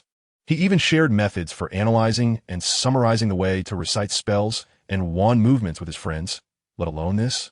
In Arnold's mind, the only things worth keeping to himself were the more advanced techniques, such as the method of integrating mental power to enhance magical strength, which other little wizards wouldn't encounter for a long time, so Arnold wouldn't easily disclose that to his peers. Not to mention the special integration techniques he developed through inspiration from movies he watched as a child, which took considerable design and verification. Qiu Zhang was lost in thought for a while, not knowing what she was thinking, and after a long time, she said to Arnold, "Actually, my mom also told me that when casting spells, I must pay attention not to mispronounce them, otherwise bad things might happen. But I only knew to familiarize myself with those spells as much as possible, and I never thought about specifically training myself to speak. No, to recite spells, no. It's just articulation." Arnold helped her define it and then explained, "I'm from a Muggle family, so my perspective and way of thinking are naturally different from yours." In his view, the standard for not mispronouncing spells was never about sitting quietly and steadily in class while successfully casting magic. Although Arnold wasn't keen on combat, he understood that only maintaining fast and accurate spell recitation during intense movement or fierce battles could be considered a qualified wizard. As for hitting a target in motion and hitting a moving target, while also important, that was another area of training. To meet the standards Arnold set for himself, in addition to familiarity with spells, the level of his articulation also could not be neglected. Qiu Zhang nodded in agreement and continued sharing her earlier thoughts. "Right, articulation. I think your idea is good, Arnold. No matter what spell it is or how to recite it, I feel that articulation is fundamental. I'll try it out later." After saying that, she smiled proudly at Arnold. "When I was little, my parents taught me a lot of tongue twisters to help me learn Chinese. I'm just figuring it out. Hope it helps you." Arnold's face showed a hint of a shy smile as he continued to maintain his humble and polite persona. Chapter 79. Youth without recklessness is a waste during their meal and conversation. One after another, classmates known or unknown to Arnold, familiar or unfamiliar, came to the Great Hall. Andrew Kirk, who had previously greeted Arnold, was now sitting with Katie Bell and Anna Miffield, while not far away.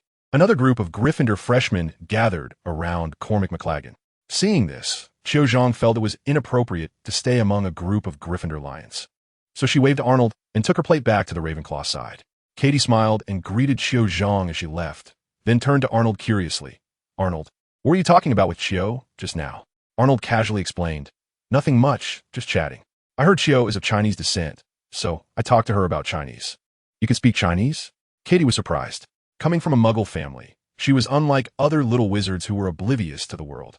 She knew how difficult it was to recognize those square characters, even if she didn't know much about China. Just a little." Arnold humbly nodded slightly. At this moment, Andrew Kirk suddenly interjected, his eyes shining as he looked at Arnold. "I heard that Chinese is particularly difficult to learn. I didn't expect you could do this, Arnold." He was also a child from a Muggle family, and perhaps knew a little about the situation. Arnold awkwardly smiled and turned his head a bit. "No wonder you're my idol."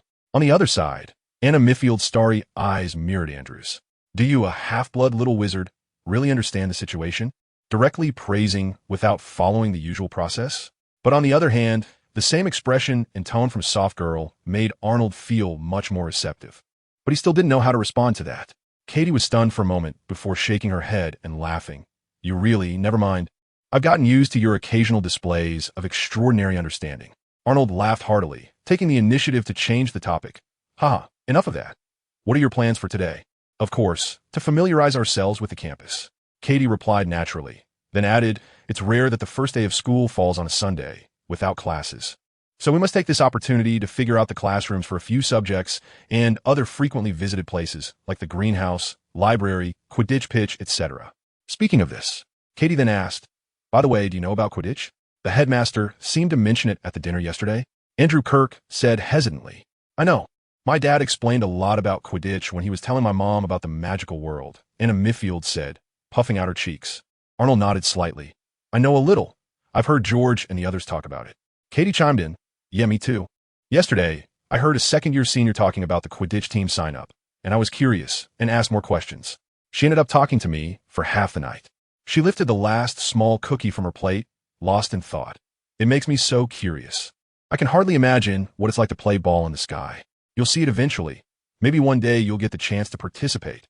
Speaking, Arnold glanced at the clean plates of several people. "Have you all finished eating? Then let's start today's exploration journey." He arrived earlier than everyone else, but at the same time finished the food on his plate along with them. It's not that he eats slowly, but rather that he eats a lot. It was just right to go out for a walk to digest. "What is this?" "It seems to be a sword. More content loading. Please wait. This site only supports mobile browser access. If you see this paragraph, it means that the chapter content failed to load. Please close the reading mode, browsing mode, novel mode, and disable ad blocking, or copy the URL to another browser for reading. It's still a flying sword. He actually stood on the sword. Arnold, you're so cool. Let's talk about it outside first. Under everyone's gaze, he slowly floated in the air, standing on a wooden sword that wasn't particularly exquisitely made. Only about 10 centimeters off the ground, with a few guys nearby yelling and shouting. Honestly, this scene was extremely embarrassing for Arnold, a man with a mental age of 30 or 40, but who told him he was currently wrapped in the skin of an 11 or 12-year-old, and sporting a remarkably handsome face. Such a cute boy, no matter what he does, is interesting and cool in the eyes of others. So what if he is unconventional? If one does not act recklessly in youth, when will they?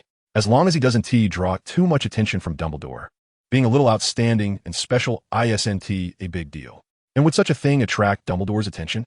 Obviously, even if he saw this scene while patrolling Hogwarts, he would probably just chuckle. It's just 3 toy flying brooms. What is worth paying attention to? It's just a special idea and a unique shape, at most. He would silently praise this student for being quite clever, and that would be it. As the group walked out of the hall and stopped at the door, Arnold was about to briefly share his creation. Suddenly, a heavy palm slapped on his shoulder. Arnold, you actually came so early today. Is Sunday? Arnold turned to see the very enthusiastic and boisterous black guy, Lee Jordan. Arnold removed his hand from his shoulder and reluctantly bumped fists with him, his eyes flashing with a dangerous light as he looked at Lee Jordan. Let me tell you, luckily I'm not a real swordsman, otherwise. With you suddenly scaring me from behind, do you believe I would give you a nice chill? Feeling displeased, Arnold spoke in a strange tone. Why waste so much time sleeping when you're alive? After all, there is plenty of time to sleep underground once you're dead. So, talking to you foreigners is really tiring. The same meaning I could convey to Qiu Zhang in just 12 words. While he was secretly complaining, a short, sturdy red-haired boy suddenly appeared behind Lee Jordan. Arnold, I didn't expect you to say something so philosophical. The red-haired boy walked beside Arnold, carefully examining the strange wooden board under his feet, and said, next time when Mom urges us to go to bed, I'll use this line on her. It's a must. That's what Mom loves most, coming from Arnold. Another red-haired boy of similar build squeezed past Lee Jordan, winking at Arnold. A pair of live treasures. Arnold turned to see that the 2 indistinguishable red-haired boys who came with Lee Jordan were indeed George and Fred, the twin brothers. Their scholarly brother, Percy, who never forgot to carry a book to the dining hall, was not far behind them. Arnold even spotted Charlie from a distance. He was walking with one of the boys he played wizard chess with last night, and they were gesturing and talking about something. Chapter 80, a good place? At this moment, the red-haired boy who had come to Arnold first suddenly pointed at the flying sword under his feet and said, Arnold, this thing looks pretty good. Where did you buy it? I haven't seen it in the joke shop in Diagon Alley. Arnold replied with a smile. Of course it's not for sale. I made it myself. What did you say? You made it yourself? The twins suddenly looked up, simultaneously questioning, their identical faces filled with disbelief. Lee Jordan, Anna Miffield from a mixed-race family, who was right next to them, also focused their attention on Arnold. The difference was that, like the Weasley twins, Lee Jordan was equally incredulous. Their 3 expressions seemed to say the same thing. If you're not showing off, we're still good friends. That's exactly the effect I wanted. I love seeing that expression on your faces. And Anna. Arnold felt that besides shock, there seemed to be a hint of admiration in her gaze. Meanwhile, Katie and Andrew looked a bit confused but followed the crowd, turning their gaze to Arnold's feet as well. What's going on? George, Fred, why aren't you 2 quickly going in to have breakfast instead of making a fuss here? Percy's voice came from behind the twins, and only then did they put away their surprised expressions, making a funny face at Arnold. Arnold understood in a second, for George and Fred. Listening to Percy's lecturing was even more annoying than Mrs. Weasley. As they entered the crowd, Percy hadn't even figured out the situation when another voice suddenly rang out. George, Fred, and Percy, why are you all gathered here? Arnold, you're here too? This time, it was Charlie. He noticed that his brothers and several new students were gathered in front, so he came over with the brown-haired boy accompanying him. When the prefect asked a question, everyone had to give face, so they all turned to look at Arnold. We're gathered here because of the thing under your feet. So you explain. Besides the people around, many students coming in and out of the hall also cast curious glances. What to do? On the first day of school, I made such a big deal.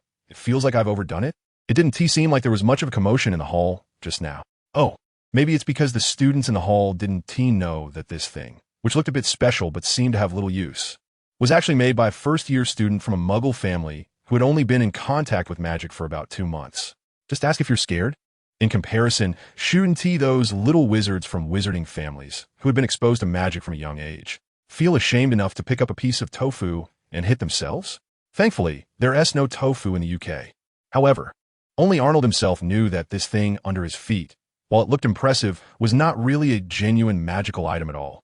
Even my system doesn't recognize it.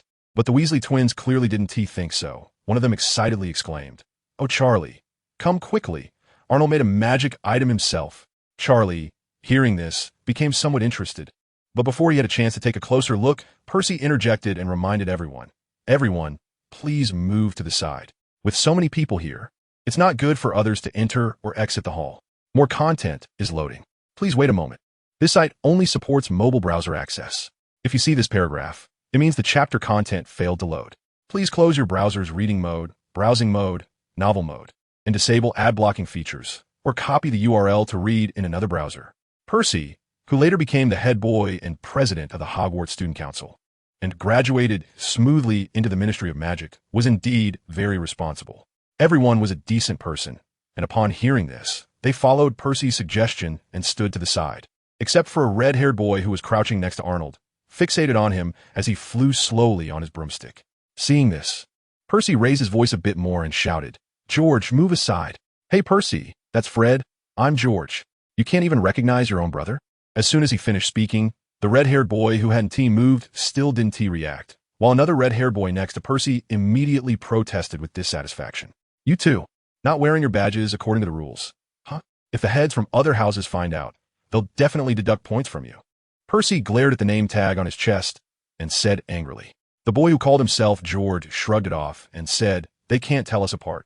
Percy shot him an angry glare, then looked up and shouted, "I'm not talking to you. Fred, come over here."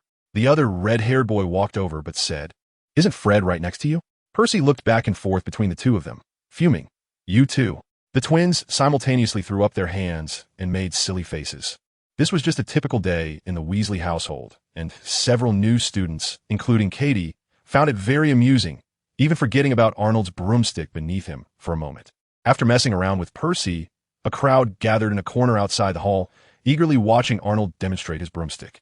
Is that all it can fly? It doesn't seem very fast either. It looks special, but not very practical. After seeing the novelty, Arnold's genius aura immediately dimmed significantly as George, Fred, and Lee Jordan began to complain one after another. In summary, it was just one thing. It's not interesting enough. Well, in the wizarding world, there are all sorts of strange things, right? It was just that Arnold standing on top of it, not moving his feet while still moving forward, along with the fact that he claimed to have made it himself, sparked everyone's curiosity and amazement. But now, after watching Arnold's demonstration, the onlookers expressed that while it was indeed impressive that he could create magical items at this point, the item itself was not particularly remarkable. Percy was the first to leave. He was planning to have breakfast and then study in the library. If it weren't for the fact that he knew Arnold and his brother was there, he probably wouldn't have bothered with such commotion. George, at least on his badge it read George, put his arm around Arnold's shoulder and whispered in his ear, "Arnold, why don't you wait here for a bit?" Arnold gave him a puzzled look. "Why?" George secretly glanced at Percy, who had already walked far away, as well as Charlie, who wasn't paying attention to them, and said sneakily, "After we finish eating, we'll take you to a great place. A real great place. A place like us, of our age. Shouldn't he be able to go?" Fred also joined in, speaking in a mysterious tone, but we have a special way. The he sounded so mysterious, and his tone so ambiguous. Could it be that you guys are taking me to the big sword? Not old enough? Well, I'm quite curious. With a wizard's durable physique, would experiencing a certain aspect of life early on affect development? I want to try. Chapter 81. Immaturity, and there's also a joke shop there. I heard the owner is a very interesting alchemist, and the things he makes are completely different from those in Diagon Alley. Very fun. Arnold, do you remember the lady selling snacks on Hogwarts Express? Her shop is there too, with countless delicious and interesting candies and snacks. Cheap and plentiful. Seeing that Arnold was somewhat tempted, the twin brothers began to introduce him further. And Arnold soon realized where the great place they were talking about was. Hogsmeade. So it's not that kind of place where you can't go because of your age. Boring. I'm not going. When I got off the train, there was already an exploration task for Hogsmeade, but Arnold had ranked its priority very low. After considering for less than 10 seconds, Arnold shook his head and refused. Forget it. I'm planning to familiarize myself with the campus today. I can go to other places another time. Really not going? It's super fun. He nodded emphatically at the twins. Really not going. Arnold then added, since it's such an interesting place, you guys surely wouldn't just go once, right? How about next time I go with you? That works. We'll bring you something fun back. Great. I'm looking forward to it. After chatting with the twins for a bit, Arnold said goodbye to them and his new companions, preparing to start exploring the Hogwarts campus from a spot near the hall. He still had the task of exploring Hogwarts hanging over him. That task wasn't too difficult, at least not in the initial stages, and the rewards were quite generous. No, it has nothing to do with the task. I just want to help Nicole take some rare campus scenery to send back. Remembering this, Arnold quickly lifted the camera hanging around his neck and snapped a picture of the lush green lawn in the distance. Then, holding the camera, he scanned around, and Arnold noticed a tall willow tree that seemed somewhat special, likely the legendary Whomping Willow. Regardless of whether it was or not, since it looked special, he decided to snap a picture of it first. Hearing his movement, the nearby companions all turned to see what this restless guy was up to. Arnold smiled at them, raised his camera, and asked, "Hey, Andrew, Katie, and Anna, do you mind if I take some pictures of you?" "No problem," Katie replied generously. "You have to make me look good, Arnold." Anna didn't mind either. "Why?" Only Andrew expressed confusion, but he immediately added, "I'm not saying no. I just want to ask Arnold why you suddenly want to take our picture." Arnold answered, "To send to my mom, so she can see the new friends I've made at school." What a filial child. No wonder he is my idol, Andrew thought, no longer in doubt. Looking around, Arnold had them three stand in a row with their backs to the hall. Then he moved a few meters forward and turned to fit the three of them along with the hall in the frame. He then used the levitation charm to fix the camera in the air and ran back to stand with them. Click. Let me see how it turned out, Anna said as she ran towards the camera, with Katie and Andrew following closely behind. Only Arnold remained still, standing in place and turning around to gaze into the distance. Just now, during the scene selection, Arnold vaguely saw Charlie and the boy accompanying him looking in his direction, pointing and seemingly saying something. Arnold had a gut feeling that Charlie and his companion were indeed looking at him, or perhaps at the flying sword beneath his feet. It seemed that these upperclassmen were only pretending to be calm on the surface, but were actually quite curious about his big sword. However, when Arnold looked back again, he could no longer see their figures. It seemed that even if Charlie and the others were indeed a bit interested, their curiosity was quite limited. On the first day of school, there were no classes, and like Arnold, many new students who had just arrived at Hogwarts chose to familiarize themselves with the campus environment. After one evening, the new students had split into many small groups within their respective houses, just like Arnold's group of 4, which included familiar classmate Katie, his fan Andrew, and his admirer Anna. In front of a painting on the 4th floor, several groups encountered each other, though the atmosphere was not very harmonious. "Apologize. Why should I? You bumped into me. Apologize. Apologize. Apologize. Are you bullying people just because you outnumber us? What? Not convinced? Come on. I want to see what's different about this year's Hufflepuff freshman. Are you still as useless? Is there not a sensible person among you Slytherins? I saw it clearly from the side. It was obviously you who were not paying attention and bumped into a Hufflepuff student. If anyone should apologize, it should be you. Wow, this is surprising. Since when did Ravenclaw students learn to meddle in other people's business? If it weren't for the fact that you were not far ahead of me during the sorting yesterday, I would have thought you were from Gryffindor. Doing things has to be reasonable. It has nothing to do with which house you're in. The fact is, you lowly muggle-blooded people hitting me is a mistake. Boring, childish. Arnold watched the little wizards arguing not far ahead, silently judging them in his mind. It was indiscriminate, whether it was Slytherin, Hufflepuff, or Ravenclaw. What is the point of just talking without taking action?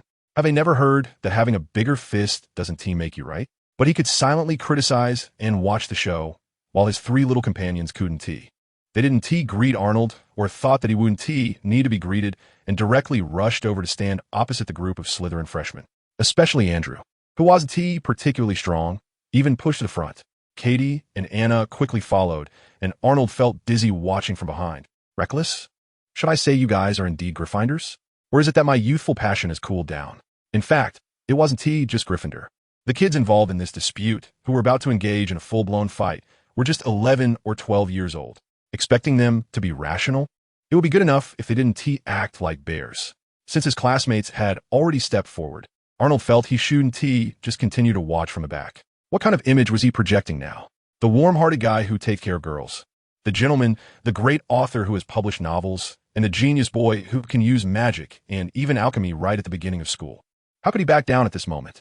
The youthful passion is still not cold. The passionate youth stands in the front row. As soon as his group joined in, the scene transformed into Slytherin facing off against Hufflepuff, Ravenclaw, and Gryffindor alone. Originally, their numerical advantage was already balanced out when the Ravenclaw students supported Hufflepuff, and now adding Gryffindor. Unless all the Slytherin freshmen were completely brainless, any person with normal intelligence would know what to choose. Sure enough, among the Slytherin freshmen, the burly student leading the group merely swept his cold gaze over the three houses and then turned to leave without saying a word. Not even a harsh remark was left behind. Not fun at all. Yes, in Arnold's eyes, even if any conflict really broke out, it would just be a game. During the summer vacation, he had been in constant correspondence with the Weasley brothers and Cedric, and from Heidi McAvoy, he learned what level of magic a little wizard who had been exposed to magic since childhood would have when they first entered school. He finally gained a clearer understanding of the number of spells he had mastered and the power of magic infused with mental strength. He felt that if he went all out, he should have no rivals, at least among the first-year freshmen. If it really came down to it, the strong and fit Arnold could still wield the big stick of physical education. Chapter 82. That's right, it's just me. After the Slytherin group left, the exploration teams from the three houses simply merged together. Katie happily greeted Cho Chang and Heidi McAvoy, and then they linked arms and started chatting and laughing. The friendship among girls is strange. They had only known each other for a day, yet they were already so close. However, based on Arnold's experience from his previous life, it was also common for friendships to suddenly fall apart one day. Arnold's title as a genius writer was introduced by Andrew to many of the new classmates in the new group, which caused a stir among the half-blood and muggle-born little wizards in Hufflepuff. The Ravenclaw students were also very interested in the clear and well-structured map in Arnold's hands, surrounding him to inquire about the ideas and methods for creating such a map. At first, Arnold refused, thinking it would be nice to just happily play a game of castle exploration. Why delve into such a boring topic? He was just mimicking the navigation app he used when shopping in his previous life, with no theories to speak of. But when he looked up, he found that all the Ravenclaw freshmen gathered around Cho Chang were girls. So what else was there to say? The war man persona he had been cultivating since stepping off the Hogwarts Express couldn't he collapse. Counting carefully, aside from one boy in Hufflepuff, the other three were also girls, and there were two girls from Gryffindor on his side, making the majority of those exploring Hogwarts with Arnold girls.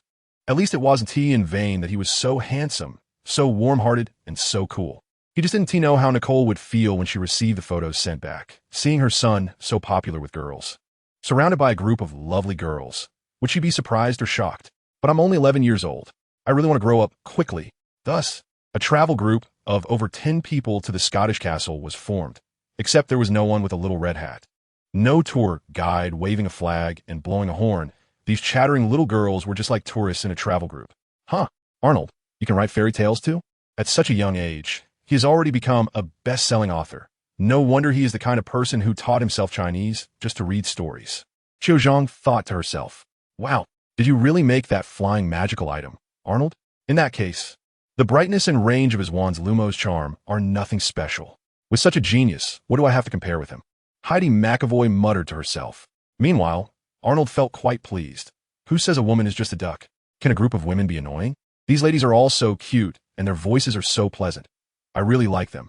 Thanks to the meticulousness and patience of the Ravenclaw girls, Arnold was able to add a few notes on the back of his map, the timing and patterns of certain staircase changes. Although there is only a little bit now. As long as I can come back a few more times at different times in the future, I can compile a timetable of the staircase changes. Loading more content. Please wait. This site only supports mobile browser access.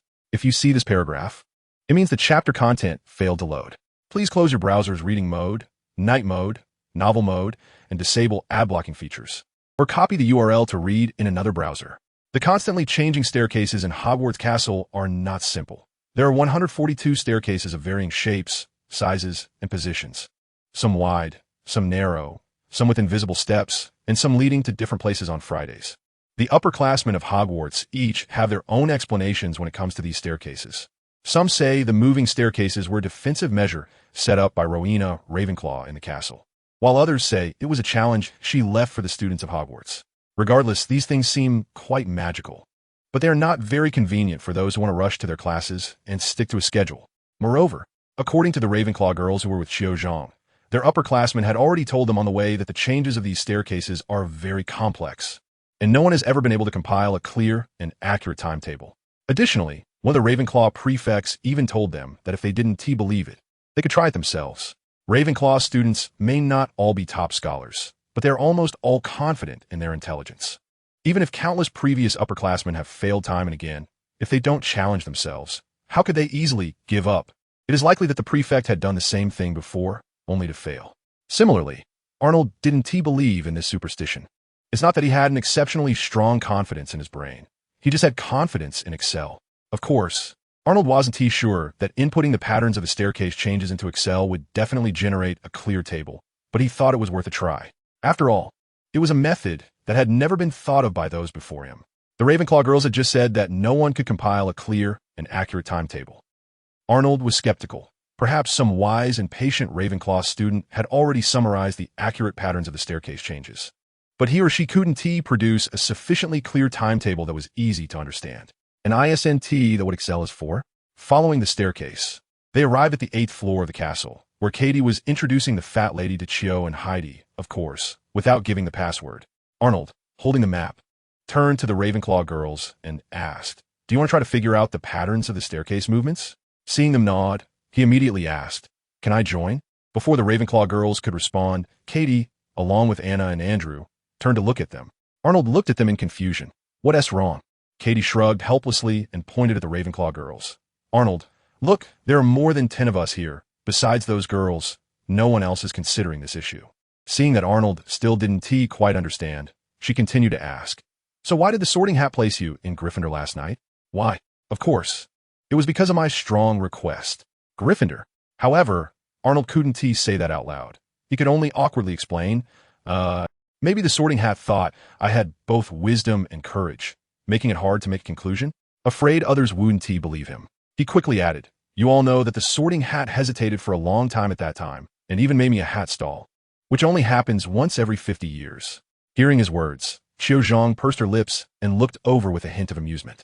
Arnold boldly met her gaze. "That's right, I mean that, wise and courageous, capable of both literature and martial arts. All those Chinese idioms your parents taught you fit me perfectly." Chapter 83, The Tapestry. Look, that person is so pitiful. He is already so small and has no weapon in his hand. Those big guys aren't humans, right? So ugly. What kind of monster is that? Let me think. I flipped through Fantastic Beasts and Where to Find Them before school started. There should be information on such strange creatures in that book. Arnold, do you know?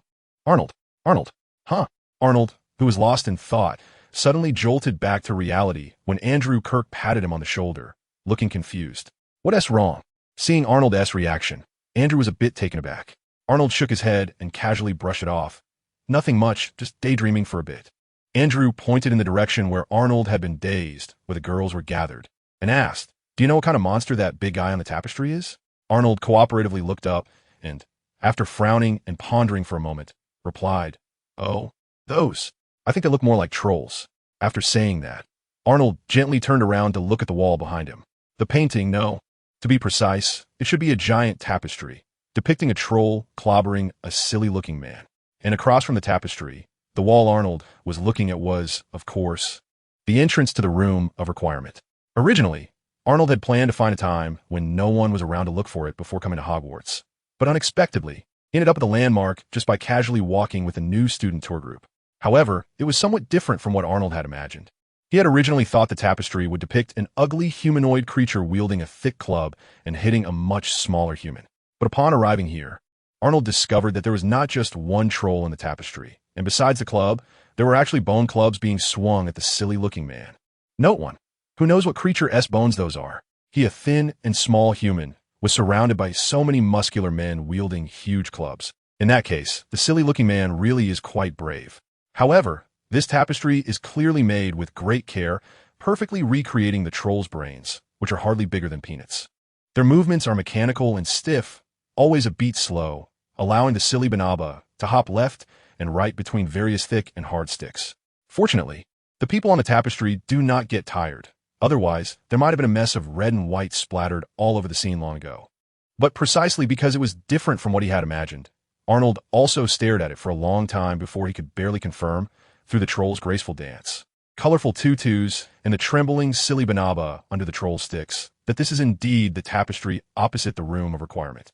Andrew looked in the direction Arnold was staring and found nothing but a white wall. Confused, he turned back and asked again, "Trolls?"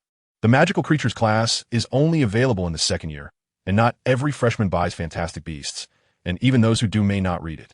The terms Arnold mentioned only raised more questions in Andrew's mind and were of no use. Arnold also turned around, lifted his chin towards the tapestry, and was about to explain when a girl suddenly exclaimed in the crowd, "That's right, it's a troll." Then she stood on her tiptoes, turned around, nodded at Arnold, and continued to explain, "Sorry, I didn't recognize it at first because the illustrations of trolls in Fantastic Beasts are quite simplistic and they weren't wearing tutus." Ballet, huh? Let me laugh for a moment. Trolls are magical creatures with incredible strength but very low intelligence. They usually stand 12 or 13 feet tall. And their weight? Sorry, I can't remember. This girl from Ravenclaw, named Hill Fawcett, started off well, but as she continued, her voice got softer and softer, and the few boys standing outside the circle might not have heard what she said at the end. Watching the petite girl mess up her golden hair into a nest, Arnold couldn't help but feel a bit amused. It's actually normal for her not to remember the information about trolls. After all, not everyone can be a know-it-all. Being sorted into Ravenclaw just means this girl has a thirst for knowledge. Another Ravenclaw girl who had read the second-year textbook earlier suddenly exclaimed, "Ah, I remember now.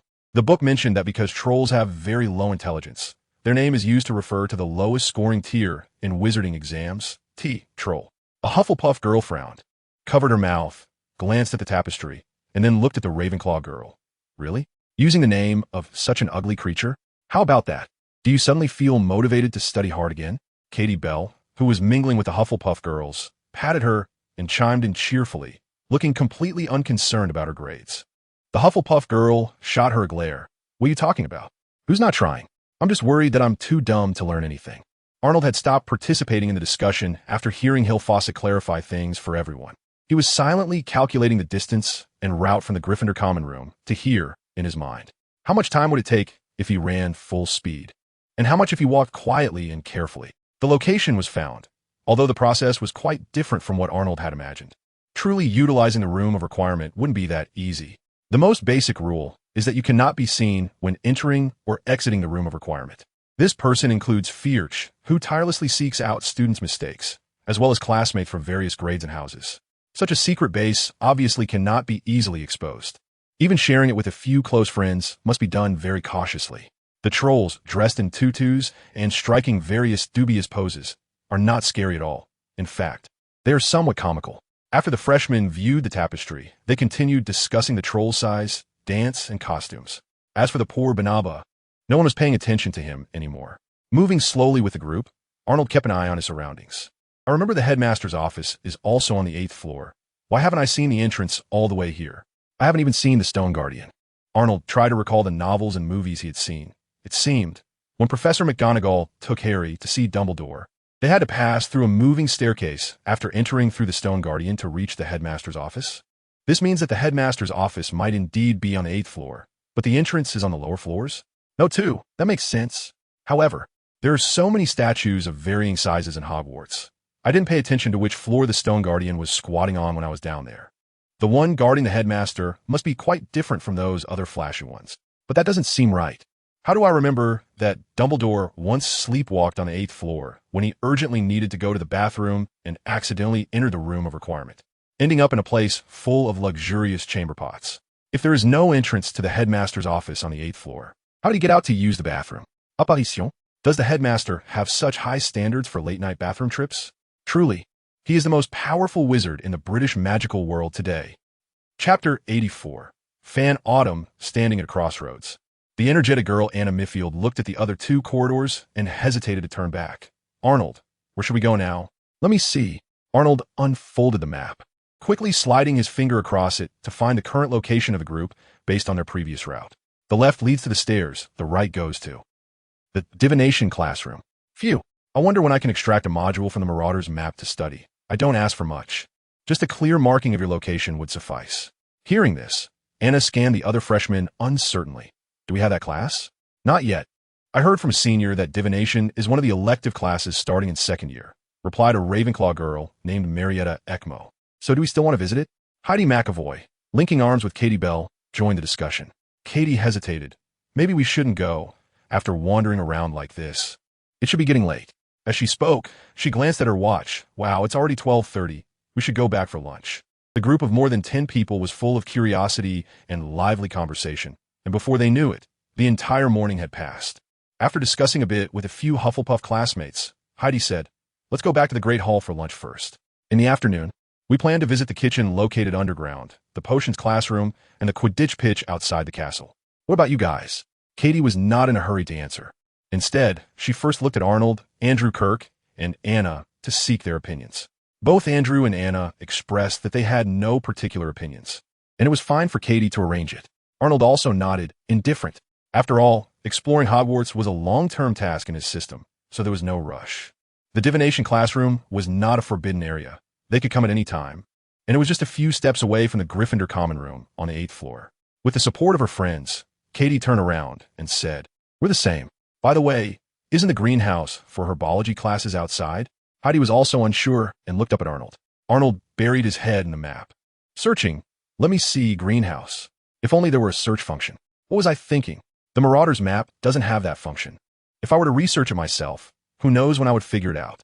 Having a relatively detailed map in hand is already quite good. I've been spoiled by all those convenient and practical apps from my previous life." However, since they knew the greenhouse couldn't be inside the castle, Arnold quickly found it. The greenhouse was situated between the castle and the surrounding wall, with a vegetable garden outside the wall. What? There's even a vegetable garden inside Hogwarts? Katie was surprised by the answer. Does the school specifically hire people to farm? Andrew was also curious and leaned over to Arnold to see where the vegetable garden was on the map. Thus, the two of them fell to the back of the new student tour group, chatting as they went down the stairs.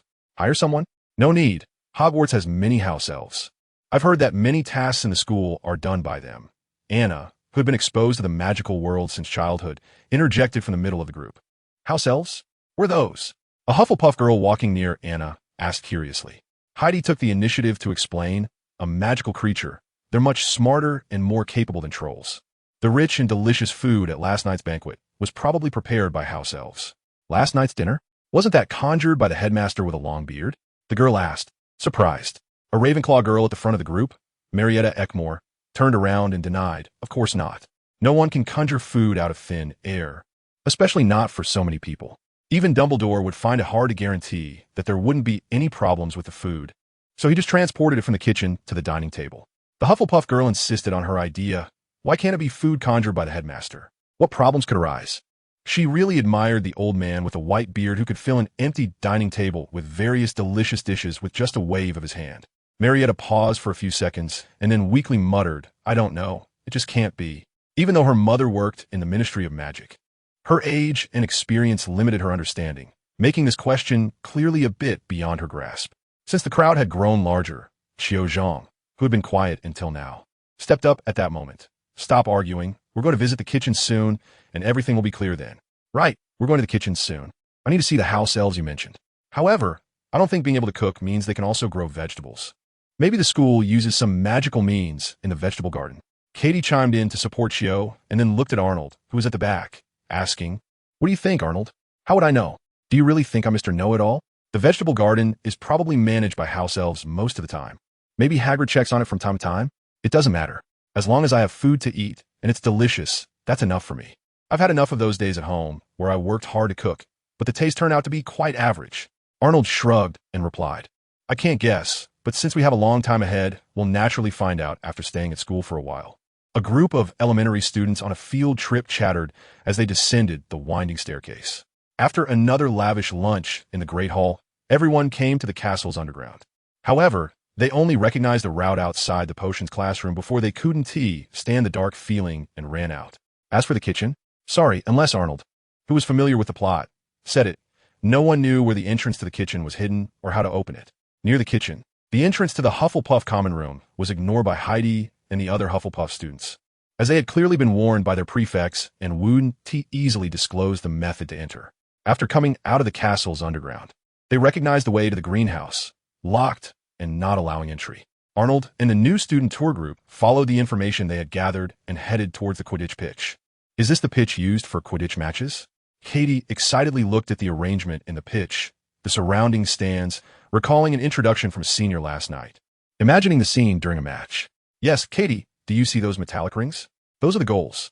The chasers just need to throw the quaffle into the opposing team's goal to score. In addition to a quaffle, there are 2 bludgers and a golden snitch in the game.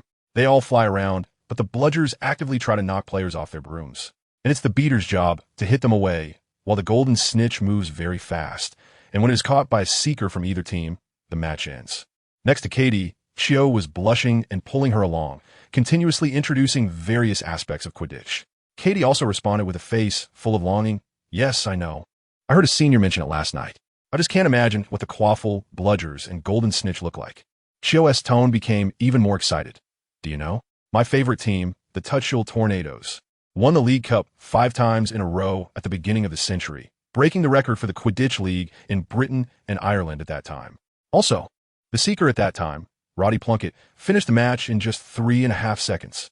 He also set the record for the fastest catch of the golden snitch. At this point, Arnold also noticed that according to Qiu Zhang's performance along the way, she should be a relatively introverted girl, similar to many of his female classmates from his previous life in China. However, when it came to Quidditch, Qiu Zhang immediately transformed. She spoke passionately, excitedly promoting her favorite Quidditch team and praising the player she admired. Arnold was very familiar with this state, although football and Quidditch are very different. When he talked about Arsenal in the Premier League and Henry, it was the same. Regardless of the sport, the passion of fans is quite similar. Moreover, Arnold was also very interested in Quidditch. He played various sports well, and as for broomsticks, he was also decent on the ground. And as for the sky, I'm really looking forward to it. Author's note on publication. Unknowingly, nearly 2 months have passed, and this book has finally reached the point of publication. The reason for writing this book was mentioned in a previous chapter. I watched Clyde's performance of Hedwig's theme at a Billy Billy evening gala, and then wanted to write a Harry Potter fanfiction. At that time, it seemed like a lighthearted decision, but it was actually not simple. After watching the gala, I went on to find and watch the movies one by one, feeling unsatisfied, and only then did I get the idea to write fanfiction. I was very excited when this thought arose, but once I started, I found it quite tedious, constantly flipping through the original work, researching, brainstorming content, and crafting sentences. I wrote very slowly. I started writing in late January, and by Valentine's Day, I hadn't even saved 10 chapters. Looking back now, I find it hard to describe how it turned out. As I mentioned in the review section, I feel some content was necessary to write, but it wasn't engaging or concise enough, making it seem less like a novel and more like I was just expressing my opinions. I'm very glad that so many readers weren't deterred by my writing style. I was quite anxious after releasing the book, worried that no one would read it and that the website wouldn't sign it, until I received a message from the editor saying I could sign the contract, which finally put my mind at ease. Then I continued writing until now. By common logic, at this time, I should be selling a sob story, but it actually feels a bit hard to sell. Upon reflection, the hardest time was during the trial promotion, when I was given a spot in the popular serialized web section, appearing alongside a few other books. It was arguably the coldest recommendation spot in history. Fortunately, at that time, the author of Harry Potter and the Source of Magic, Dahai Chuan, helped me out by recommending my chapter, allowing me to emerge from that cold recommendation spot. I'm truly very grateful. I also want to thank my editor, Xian Wu, who has continuously supported me with several rounds of recommendations, even though my performance was constantly being overshadowed by the new books released around the same time. Moreover, when I faced criticism and started to feel confused and self-doubt, Xian Wu communicated with me in a timely manner, encouraging me, which was completely different from the aloof editors I had heard about. Although this book's performance is not much compared to others released at the same time, I'm already satisfied with the results I have achieved with my writing style. More content is loading. Please wait. This site only supports mobile browser access. If you see this paragraph, it means the chapter content failed to load. Please close the browser's reading mode, browsing mode, novel mode, and disable ad blocking features, or copy the URL to read in another browser. Perhaps saying I'm satisfied seems a bit lacking in ambition, but I really feel quite content. Of course, I will definitely continue to work hard in the future and strive for improvement. Here, I want to thank all the readers who have accepted and tolerated my slow writing pace, voted for me, tipped me, supported me, and encouraged me in the review section and chapter comments. Thank you all. I also hope everyone will continue to support me as before, and I will strive to write more interesting and exciting content that will satisfy all the readers who have supported me. Now, about the book's publication. Tomorrow at noon, after the book is officially published, It should be around 12 o'clock, about the same time as my usual first update. I will release 5 chapters throughout the day. Additionally, except for the publication day, I will guarantee at least 2 updates daily, with additional updates depending on the situation. I am hoping for strong initial subscriptions. Besides my friends on Qdian and QQ Reading who have been with me, you won't abandon me, right? I also hope those reading the pirated version will try to support an initial subscription tomorrow. It won't cost much. But the subscription performance is really important for a book. It can give the author more confidence and show the editor the book's potential. Actually, my target isn't too high. I would be very satisfied with an initial subscription of 150. If there's some increase beyond that, even better. For example, an additional 100 or so. Yes, I'm talking about 250. If I can reach that initial subscription number, I'll accept being called a fool and will add 1 more chapter. Also, regarding tips for additional updates. I mentioned in the author's notes that for every 10,000 tips, I will add 1 chapter, and for a single tip of 10,000, I will add 2 chapters, calculated separately. However, whether it's due to subscriptions or tips, if there are additional updates, I will determine them based on my writing speed and save drafts. There might be some delays, so I hope everyone understands. In summary, that's about it for my publication thoughts. I hope to write more and better content in the future. All right, I've finished what I wanted to say. Meeting adjourned. Lastly, I wish everyone good health, success in work and studies, and happiness in life in this challenging start to 2020. Chapter 85. I want to try your big sword. First update, seeking subscriptions. After visiting the Quidditch pitch, the first-year tour group wrapped up their sightseeing for the day. The 11 or 12-year-old little wizards, after a day of running around, didn't seem tired at all, making Arnold once again mutter to himself that wizarding physiques are indeed resilient. After dinner, this temporarily formed tour group dispersed. However, Katie was still enthusiastically listening to Qiu Zhang talk about Quidditch, with Anna accompanying her, so Arnold and Andrew, the 2 boys, returned to the Gryffindor common room first. There weren't many people in the common room. Arnold quickly scanned the area. Since the Weasley twins and Lee Jordan, who he was most familiar with, weren't there, he had no idea whether Lee Jordan was seriously studying as he had said last night, or if he had gone off to play with the twins in Hogsmeade. If they returned too late, they would likely have to outsmart Filch on the way from the One-Eyed Witch statue to the Gryffindor common room. However, with the twins having the Marauders map, it shouldn't be too hard for them to avoid getting caught.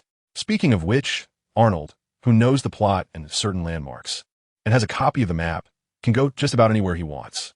The real difficulty lies in the section between the entrances to those secret rooms and passages in the common room. Fortunately, in this aspect, he was not completely unprepared. As long as he used the authentic magical items recognized by the system well, he shouldn't have trouble dealing with someone like Filch, who was practically useless. In the common room, Charlie and his brown-haired friend were sitting on the sofa chatting about something. Hearing the noise at the door, they both looked over, and upon seeing Arnold, Charlie immediately got up to greet him, as if he had been waiting specifically for him. Seeing this, Andrew signaled to Arnold and went up to the dormitory first. Arnold, come, sit over here.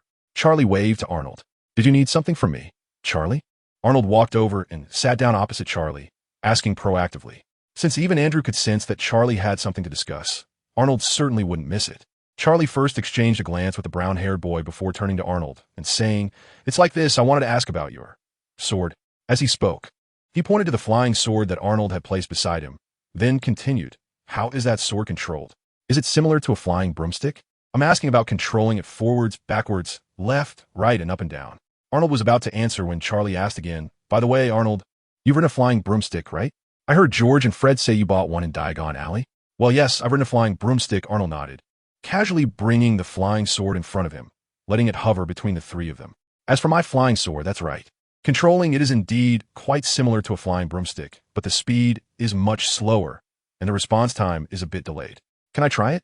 Charlie's eyes sparkled as he looked at Arnold's big sword. Arnold looked at him for a moment. Charlie's build was different from the shorter and stockier twins. He was tall and skinny like Percy and Ron. Arnold estimated his weight to be between 70 and 80 kilograms. The flying sword had 3 toy brooms embedded underneath, so theoretically, it should be able to support him. Besides, even if it did fail, a fall from no more than 30 centimeters wouldn't be deadly. So he nodded and reminded, "Sure, but be slow when you step on it. I'm not sure it can support your weight." Following Arnold's suggestion, under the gaze of the brown-haired boy, Charlie first extended one foot to step on it, then carefully lifted the other foot, only a few centimeters off the ground. After confirming there was no problem, he stood on the flying sword with both feet. After stabilizing himself, Charlie eagerly asked, "How do I control it to move?"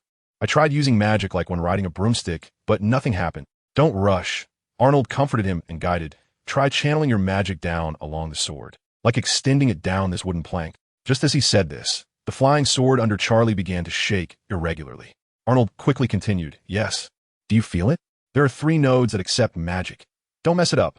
You just need to connect your magic to any one of them to control the movement." That's right.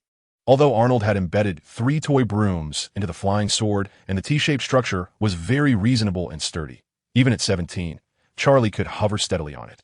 However, the movement spell attached to it could only provide basic lift without an additional supply of magic. To control the flying sword's movement, he needed to communicate with a movement spell on the toy brooms, but unfortunately, he could only communicate with one at a time.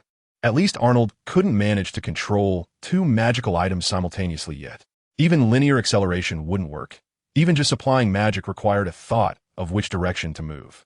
Arnold didn't know how to use techniques like multitasking or split concentration yet. Therefore, while Arnold improved the flying sword's load capacity by increasing the number of toy brooms, its mobility remained the same, despite the buoyancy of the 3 movement spells offsetting most of the weight. The heavier the burden on the flying sword, the slower it became to control its movement with magic. So, the flying sword, along with its attachments, was only slightly easier for the staff of the Hogwarts Express to manage. After all, movement spells were their tools for work, and their power was not something children's toys could compare to. Following Arnold's guidance, Charlie quickly grasped the trick and began to fly slowly in the spacious common room on the flying sword. Arnold preferred to call it floating. After circling around the common room a couple of times, Charlie controlled the flying sword to move towards Arnold, asking, "Is this the fastest it can go?" Clearly, Charlie was not satisfied with the flying sword's slow speed. Arnold shrugged helplessly. "That's right, Charlie. This is just a toy after all. You can't compare it to a flying broomstick."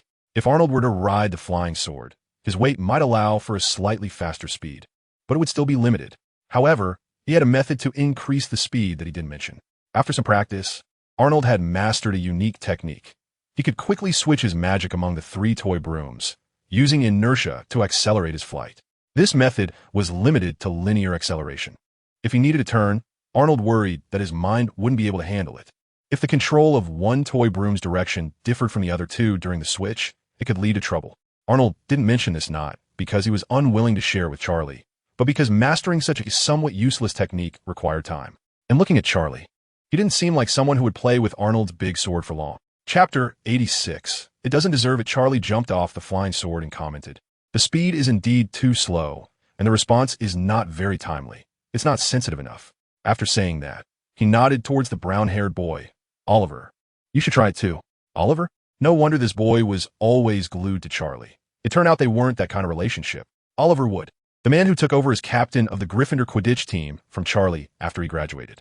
Looking closely, he did resemble the handsome guy from the movie about 5 or 6 points. The real person was even more handsome, but not as handsome as me. After guiding Oliver on how to control the flying sword, Charlie plopped back down on the sofa and turned to Arnold, asking Arnold, "Do you think there's any room for further improvement on this flying sword? Mainly in terms of speed and the responsiveness to magic control." Upon hearing this, Arnold furrowed his brow slightly. There was certainly room for improvement. After all, whether it's a flying sword or a flying skateboard, they were not truly magical items created by Arnold, but merely simple assemblies.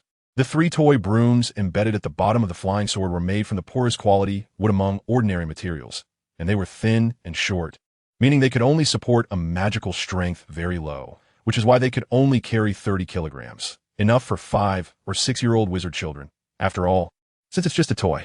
Moreover, because the magic was communicated through the toy brooms embedded in the flying sword rather than the wooden sword itself, this layer of separation resulted in Charlie always feeling that the sword's response to his control was not sensitive enough.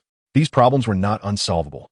If Arnold could truly create a flying sword using alchemy, that is, if he could enchant a piece of better quality wood directly and apply the most powerful movement spell he could currently cast, and if the wood could withstand it, he believed that no matter what shape that piece of wood took, the speed and responsiveness to magic control would improve significantly. However, the problem was not simple. During the summer vacation, Arnold had done quite a bit of research on his basic enchanting techniques to complete the system's task of making the first alchemical product. Aside from abandoning the idea of using the wand's light charm to create a magical flashlight after learning that it was very difficult to make something other than wands emit light, Arnold had also brainstormed a lot and conducted several experiments. Then he realized that no matter what, he couldn't attach any level 1 magic to the carrier. He felt it was not worth it for the rabbits he had bought to learn the snot spell. After making countless little white rabbits vomit, Arnold finally learned the snot spell and was preparing to create a little gadget to outsmart Felch. He didn't expect that a level 1 snot spell couldn't be enchanted at all. He had already started preparing for the night tour during the summer vacation, originally wanting to create a magical item with a snot spell attached. This way, Arnold would only need to throw it within a certain distance of Felch, and that magical item would cast the snot spell to make him secrete a large amount of mucus, feeling nauseous and wanting to vomit, leaving him with no time or energy to manage his own actions. I am a great philanthropist. I guarantee I will never use a bioweapon like a dung bomb first. After failing several times, Arnold pulled up the enchanting technology information from the system and carefully studied it, only to realize that to attach the effect of a spell when creating a magical item, the corresponding spell's proficiency must be raised to at least level 2. Currently, among all the spells Arnold had mastered, only the red spark spell and green spark spell had reached level 2 proficiency. As for the moving spell needed to create a flying sword, for some reason, although he learned the moving spell relatively late, he had already successfully mastered it, and his proficiency was at 33 on the way to level 2. The progress was indeed rapid, but he was still quite far from reaching level 2. More content loading. Please wait. This site only supports mobile browser access. If you see this paragraph, it means that the chapter content failed to load. Please close the reading mode, browsing mode, novel mode, and disable ad blocking features, or copy the URL to read it in another browser. After pondering for a moment, Arnold slowly said, "Improvements can indeed be made, but might take some time, as I need to spend some effort researching it." He added, "Also, classes are starting tomorrow, and I'm not sure how much time I can spare to study this thing. It requires time, but time is not guaranteed." His meaning was actually a refusal, just stated more politely. But does Arnold really lack time? He had already previewed most of the first-year courses, especially the spell and transfiguration classes. It might be a bit tricky to take the exam directly, but if it was just to cope with the final exam, Arnold felt that even getting an O would likely not require him to spend much effort outside of class.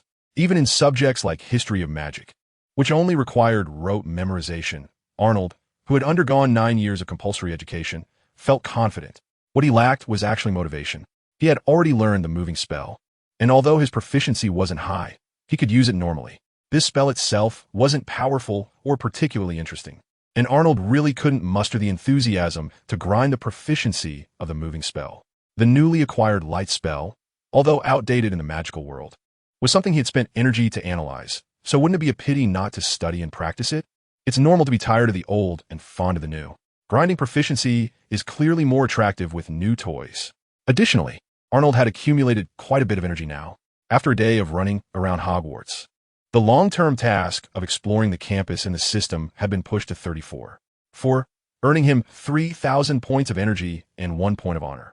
Adding to what he had saved before, he now had a total of 4,700 points of energy and 3 points of honor, making him quite wealthy in a day. Indeed, no matter how much he struggled with the system during the summer, it had always been stingy. But once he came to Hogwarts and deepened his contact with the magical world, energy came pouring in. However, tasks like exploring the campus that offered rewards so easily were currently limited to just this one. So being extravagant wasn't feasible. Therefore, in Arnold's view, spending energy on the moving spell wasn't worth it. Being frugal is a traditional virtue of our nation. Good steel should be used on the cutting edge. Compared to the boring and useless moving spell, wouldn't it be better for me to use that energy to analyze flying broomsticks? It only takes 1,000 points to sweep the 5 stars. Once I master the magic attached to it, why would I still need the moving spell? If I attach that flying magic to the flying sword, it would at least increase speed by 10-fold. And for the Marauders map, individual modules cost 1,000 points of energy. Wouldn't it be better to analyze and learn the modules related to positioning? After learning, I could add it to my map for real-time positioning, displaying my current location, practical and attractive. Isn't all this more interesting than the moving spell? Chapter 87 Series Tasks. Third update. Please subscribe. Perhaps Arnold's words were too polite, leading Charlie to not grasp the meaning, as he still looked at Arnold with bright eyes and said, "This isn't very urgent. although I hope you can finish it soon. It's still up to your own arrangement. Can I ask what exactly you see in this thing, Charlie? Arnold had no choice but to clarify the situation first. What else could it be? Of course, it's because of Quidditch. Charlie mentioned a term that Arnold hadn't expected. Arnold repeated in confusion. Quidditch? Charlie nodded, pointing at Oliver, who was circling on the flying sword, to explain, yes, I noticed your thing this morning. After trying out, I found that aside from being slow and not responsive enough, it's quite similar to riding a broomstick. The flying height is limited, but that doesn't matter. Arnold nodded, but still didn't understand. He knew this himself. He had played with the flying sword before riding the broomstick, which allowed him to quickly master the basic control skills, flying happily while tied with a chain. But Charlie, along with Oliver Wood, were already serious members of the Gryffindor Quidditch team, arguably among the best broomstick riders in all of Hogwarts. Even if Arnold raised the proficiency of the moving spell to level 2 and enchanted it, the speed would still be much slower than a broomstick. Could it really be used for practice by them and other Quidditch team members? Charlie didn't care about Arnold's mixed expressions and continued explaining. If this thing could respond timely to the controller's consciousness and magic, and if the speed could be slightly increased, then our team members could just stand on it during class and after school to practice their control of flying tools anytime, anywhere. If they persist in this long term, I believe it would help them in controlling broomsticks. What he said seemed to make some sense. They weren't pursuing how fast it could go. If Arnold could learn to attach the magic from broomsticks in the future, they might not even want that.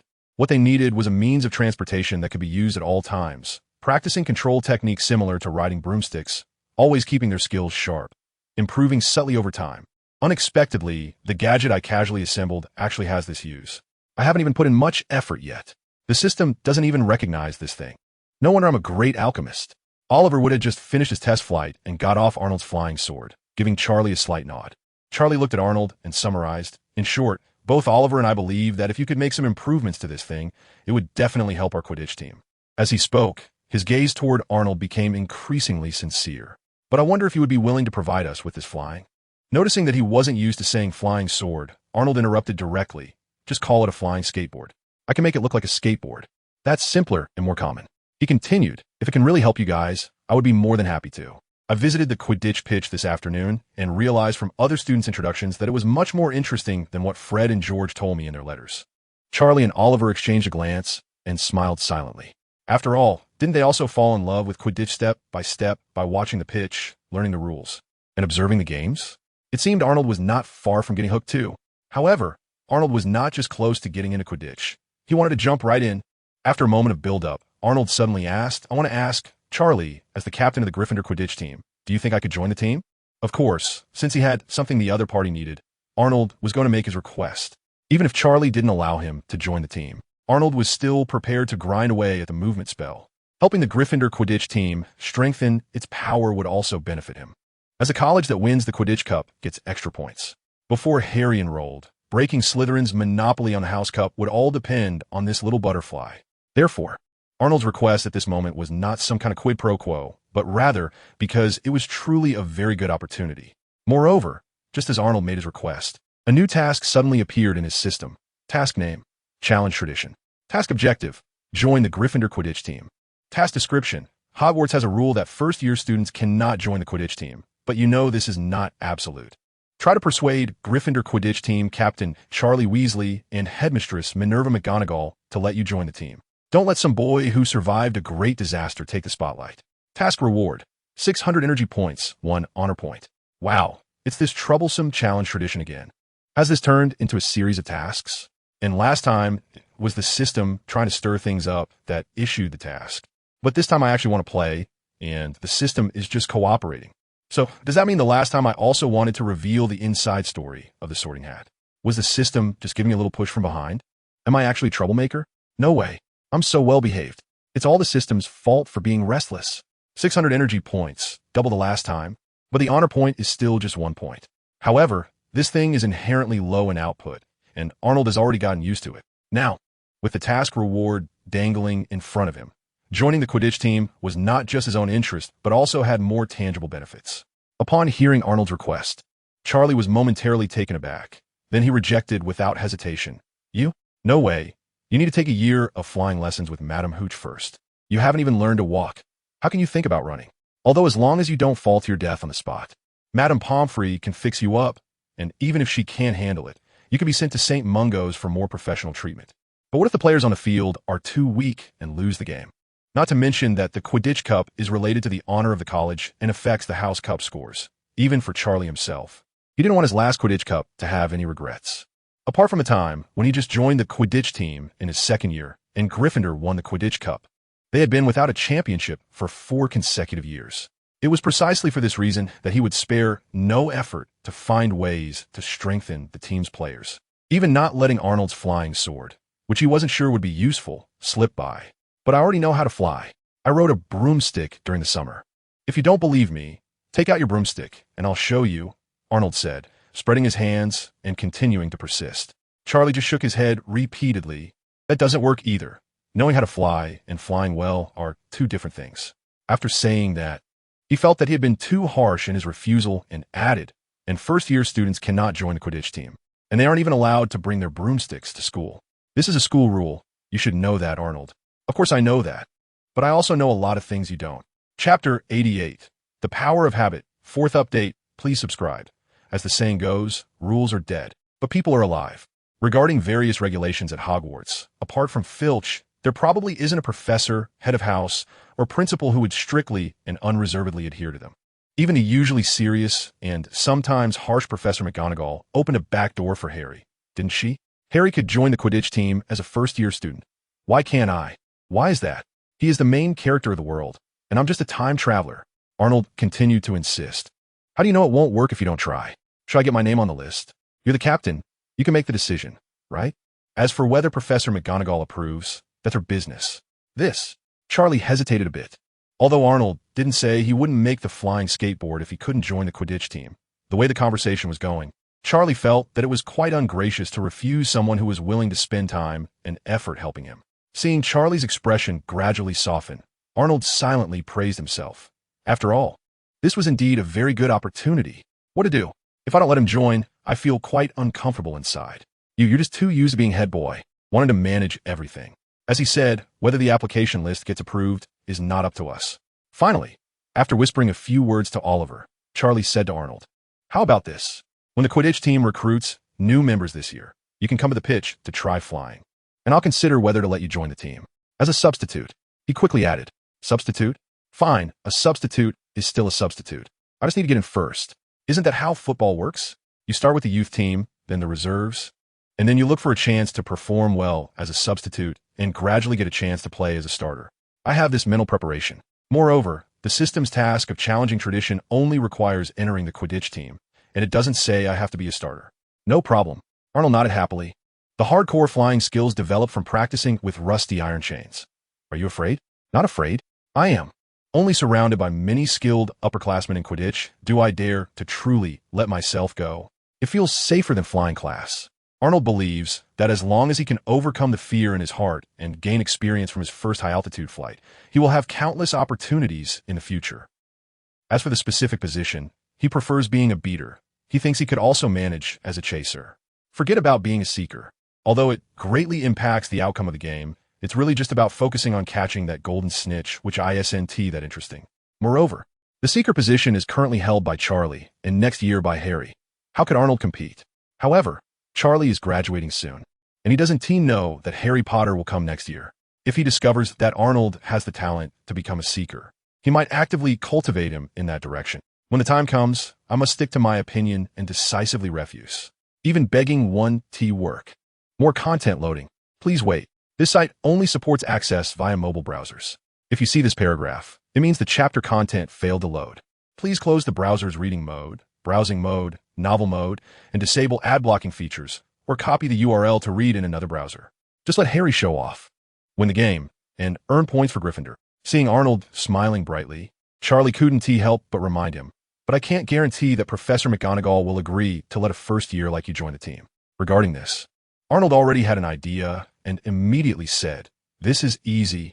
Just make a special note after my name that I will provide the team with a batch of customized training equipment. And I'll also guide everyone on how to use it on-site, which is expected to significantly enhance the player's agility during flight and their ability to respond to emergencies. Arnold was at least 50 to 60 sure that with Professor McGonagall's love for Quidditch as long as she hears that he indeed has a way to improve the player's abilities. She will likely approve his application to join the team. If he could also gain Madame Hooch's approval, that 50 to 60 could turn into 70 to 80. After hearing Arnold's words, Charlie exchanged glances with Oliver. Customized, that's true, but does this really require any on-site guidance? And significantly enhance, I just expressed something similar, didn't I? It's clearly just a method that's more of an auxiliary than anything else. If it weren't for Charlie being eager this year and willing to try anything, Arnold's slow-moving flying skills wouldn't even have caught his attention. Forget it, as Oliver said, whether or not it gets approved isn't something we students can decide. So let us fill it out as Arnold suggested. I'll consider this a small help for him. Thinking of this, Charlie nodded at Arnold. We can give it a try, but the premise is that you have to fly in front of me first. Seeing Arnold had no objections, he felt relieved and pointed at Oliver. I forgot to introduce you earlier. This is Oliver Wood, who will take over as captain of the team after I graduate next year. Arnold shook hands with Oliver, and after getting to know each other, the three began discussing Quidditch and flying boards. At 6 in the morning, Arnold got up on time, quickly finished his personal hygiene, and then went out. Today is the true first day of school. Based on yesterday's experience, going to the Great Hall now would definitely mean no breakfast. So he didn't plan to go downstairs and just strolled leisurely around the 8th floor of the castle. As he wandered, he came to the large tapestry depicting the troll beating the silly Barnaby. Glancing at the humorous scene on the tapestry, Arnold walked towards the white wall opposite. I remember you need to silently think of the place you want to go, then walk past this wall 3 times and an entrance will appear. Coming from the tapestry probably doesn't count, since that path is perpendicular to the white wall. It's likely that only moving along the white wall counts as passing by. So the question is, do I need to walk in one direction to count as passing once? Or do I need to go back and forth to count as one? Standing in front of the white wall, Arnold pondered for a moment before deciding to abandon the thought. The room of requirement isn't going anywhere. There's no rush right now.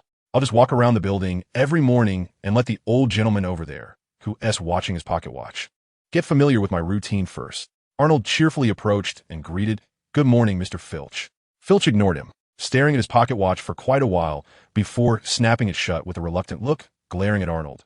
"You're up early, kid." Seemingly oblivious to the unfriendliness in Filch's tone, Arnold responded with a bright smile. Of course, as the saying goes, the early bird catches the worm.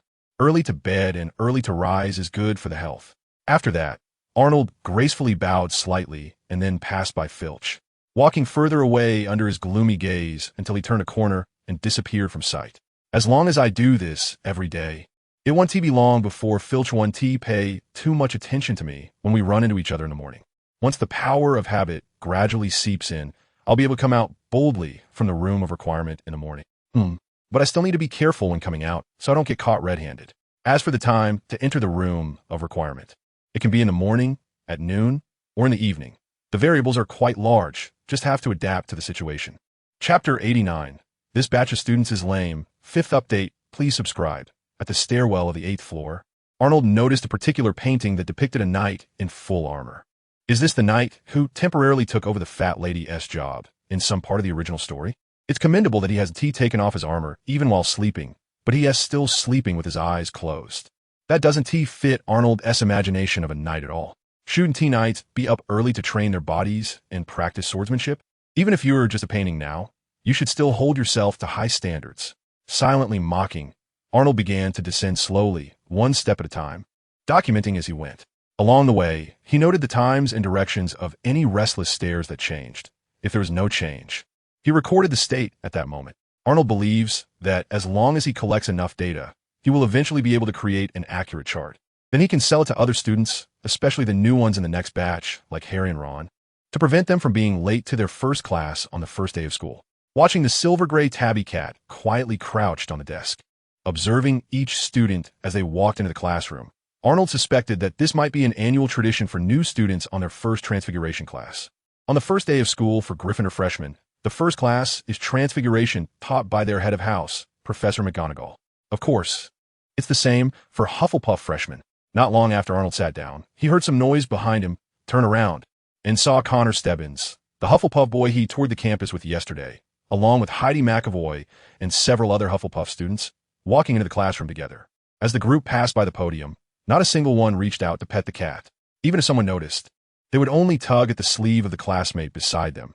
exchanging glances and silent communication. It was truly disappointing. Arnold, who slowly turned his neck to follow their footsteps, sighed inwardly. For the next half hour, Arnold kept an eye out for any student daring enough to reach out and pet the majestic, spirited tabby cat. But to his dismay, there was none. At most, they pointed and discussed curiously why there was a cat sitting on the podium. What are you pointing at? Why not just reach out and touch it? When Katie Bell and Anna Miffield came in and sat down, they found Arnold's frustrated look quite puzzling. Just as they were about to ask, the gray tabby cat on the podium suddenly leaped into the air, its soft, light body stretching and transforming. Professor McGonagall, wearing a green checkered robe and square glasses, appeared before all the new students in a magical and startling way. Hiss! The first-year students from Gryffindor and Hufflepuff collectively gasped. At 9 o'clock, class time began, and Professor McGonagall voluntarily reverted from her transformation, indicating that today, no brave souls dare to be late. This batch of students is simply lacking. The Hufflepuff Badgers could be excused, but what about our reckless little lions? Are they all so well-behaved? However, aside from Arnold still feeling gloomy about missing out on a good show, the other new students were all staring blankly at Professor McGonagall. It seemed that even for those from pure-blood or half-blood families, such exquisite transfiguration was not something they often encountered. Professor McGonagall was clearly pleased with her impressive display. Seizing the opportunity to emphasize, transfiguration is the most complex and dangerous subject among all your courses at Hogwarts. Anyone who dares to misbehave in my class will be asked to leave and will never be allowed back in. Don't say I didn't warn you. Professor McGonagall only explained the rules once, then turned around and waved her wand at the podium she had just crouched by. The podium suddenly twisted, and when it settled down, it had transformed into a pig. No, not calm at all. Arnold saw confusion and fear in the big, watery eyes of the little pig. Who knows how he could read so much emotion from a pig's eyes? But from the little pig's shaking head and struggling body, Arnold was sure that if it weren't for Professor McGonagall's magical restraint, the little pig would have panicked and run around the classroom. The wooden podium had turned into a living, emotional pig, even though Arnold was mentally prepared. Seeing this magical scene made him recall Professor McGonagall's earlier performance at his home, transforming tea into butterflies. It was very similar to the current situation, where a lifeless object suddenly became a lively animal. It may not be scientific, but even if it's magic, that is quite a violation of the rules. Altering the nature of an object is one thing. I can barely manage that myself, but a pig's brain may be a bit dull. But it still has some intelligence.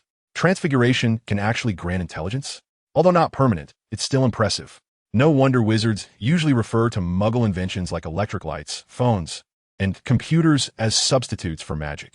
Although there is a hint of being stuck in 1S ways and seeing only the sky from the bottom of a well at the beginning, considering the first computer that occupied several rooms and was still very clumsy, it indeed couldn't compare to the convenience and efficiency of magic. But the speed of development in the Muggle world is something the magical world cannot keep up with. As Professor McGonagall waved her wand again, the little pig transformed back into the podium amidst the exclamations of the little wizards. And Arnold snapped back from his thoughts on whether magical intelligence or artificial intelligence was smarter. All the little wizards gazed at Professor McGonagall, eager to start learning this magical transfiguration, while only Arnold remained calm. Wanted to learn how to turn a pig into a living creature in first grade? Why not aim for the sky? As a seasoned instructor at Hogwarts, Professor McGonagall had her own methods for dealing with these young, impressionable little wizards. While the little wizards were stirred with excitement by her impressive pig transformation, Professor McGonagall put away her wand and took out the Beginner's Guide to Transfiguration. Now, let us turn to the first page of the textbook. The little wizards perked up their ears, listening attentively to every word Professor McGonagall said, with many taking extensive notes. Today, we will start with the basic theory, and then we will learn the first spell. After half the lesson had passed, and even after a 10-minute break, Professor McGonagall finally finished another segment and closed the textbook. The little wizards, who had been somewhat listless, perked up again. Turning a pig into a living creature was about to happen. Chapter 90. The direction is wrong. Perception is weak, thanks to the reader ESLA. Arnold didn't quite understand why his classmates were so interested in the pig transformation. Had they not eaten breakfast? If we're talking about transforming inanimate objects into animals, lions and tigers are much more interesting than pigs, right? Even butterflies are prettier than pigs. Just as the little wizards gazed eagerly, Professor McGonagall pulled out a box of matches to distribute to everyone. Note that when performing transfiguration, it is crucial to wave your wand firmly and decisively. Do not wave or turn your wand unnecessarily, or the transformation will surely fail. Before using transfiguration, clearly visualize what you want the object to become in your mind and clearly articulate the spell. Our task for this class is to turn the matches into iron needles. You must imagine the shape of the needle in your mind while clearly reciting the spell. Once all the students received their matches, Professor McGonagall stood by the podium and began explaining again. The mood of the little wizards shifted from initial excitement to confusion upon receiving the matches, and finally to disappointment when they heard the classroom task. The cute, chubby little pig will meet again if fate allows. Professor McGonagall paid no attention to the little wizard's roller coaster of emotions, continuing to teach at her own pace. Now, put down your wands and repeat after me. Acutus. Acutus. The ending must be pronounced clearly, short, and forceful. Again, acutus. Acutus. Once all the little wizards were familiar with the spell and its pronunciation, Professor McGonagall allowed them to begin practicing freely while she walked around, observing their spell casting, providing timely guidance and encouragement. Once the practice truly began, the little wizards realized that their long-cherished dream of turning a pig into a living creature was indeed overly ambitious. Don't even mention turning wood into living animals. Just turning it into cold, lifeless metal is quite difficult. Most young wizards can't make even the slightest change to a matchstick. Only a few, perhaps those with some talent in transfiguration or those who have had some exposure to it at home, can slightly alter the appearance of a matchstick. They might create a few metallic specks in a corner, but covering the entire matchstick? Even achieving 1/5 of that seems challenging. Or they might make one end of the matchstick a little thinner, just a tiny bit, so subtle that it's hardly noticeable. And it still looks and feels like wood. Even so, among the many young wizards, this is already quite an impressive performance. Facing the frustrated young wizards, the experienced Professor McGonagall certainly wouldn't scold them with a stern face. Instead, she gently encouraged everyone. This task was not something they needed to accomplish in the first class, but was part of the teaching content for the coming weeks. Take your time, don't rush. Visualize clearly in your mind. Recite the incantation with clarity and strength. Very good. I believe after a few more classes, you will be able to. Wow, Arnold, you did it. How did you do that? The sudden exclamation interrupted Professor McGonagall's words and caught her attention. Following the sound, she saw Katie Bell and Anna Miffield staring in amazement at Arnold's desk. No, more precisely, a needle on his desk. Yes, a needle. The kind made of stainless steel with a hole. Perfect. Since Arnold wanted to show off in front of others, he had to showcase his highest level. Since mastering the transformation between ice and water through his own research, Arnold seemed to have suddenly gained insight into transfiguration. Not only did his skills improve rapidly, but he also gained a deeper understanding of the subject. Although he had started with the transformation of water and ice, two substances that are almost identical at the microscopic level, Arnold realized how lucky he was after learning more about transfiguration. This magical art is more difficult when the object to be transformed is fundamentally different in essence. Physical properties, chemical components, and so on seem quite scientific. But when it comes to directing magic for transformation, it is actually very metaphysical. It involves clearly visualizing in the mind what you want the object to become. Beginner's Guide to Transfiguration, Emmerich Switch. What is depicted is the form, not molecules, and certainly not atoms. The reason Arnold initially couldn't turn a match into a needle was that he was on the wrong track, thus lacking strong perception. The chanting of the incantation, the mobilization of magical power, etc., under all other conditions being met. The result of transfiguration only relates to the image of the object that the wizard imagines in their mind. Shape, structure, texture, smell, and so on. Many times, the so-called failure in transfiguration does not stem from a problem with the magic itself, but rather from the wizard's inadequate depiction of the object they wish to transform. Compared to the target, their imagined image is not accurate or detailed enough, leading to a final product that is off by a hair's breadth, but miles off in reality. The magic of transfiguration itself has not failed.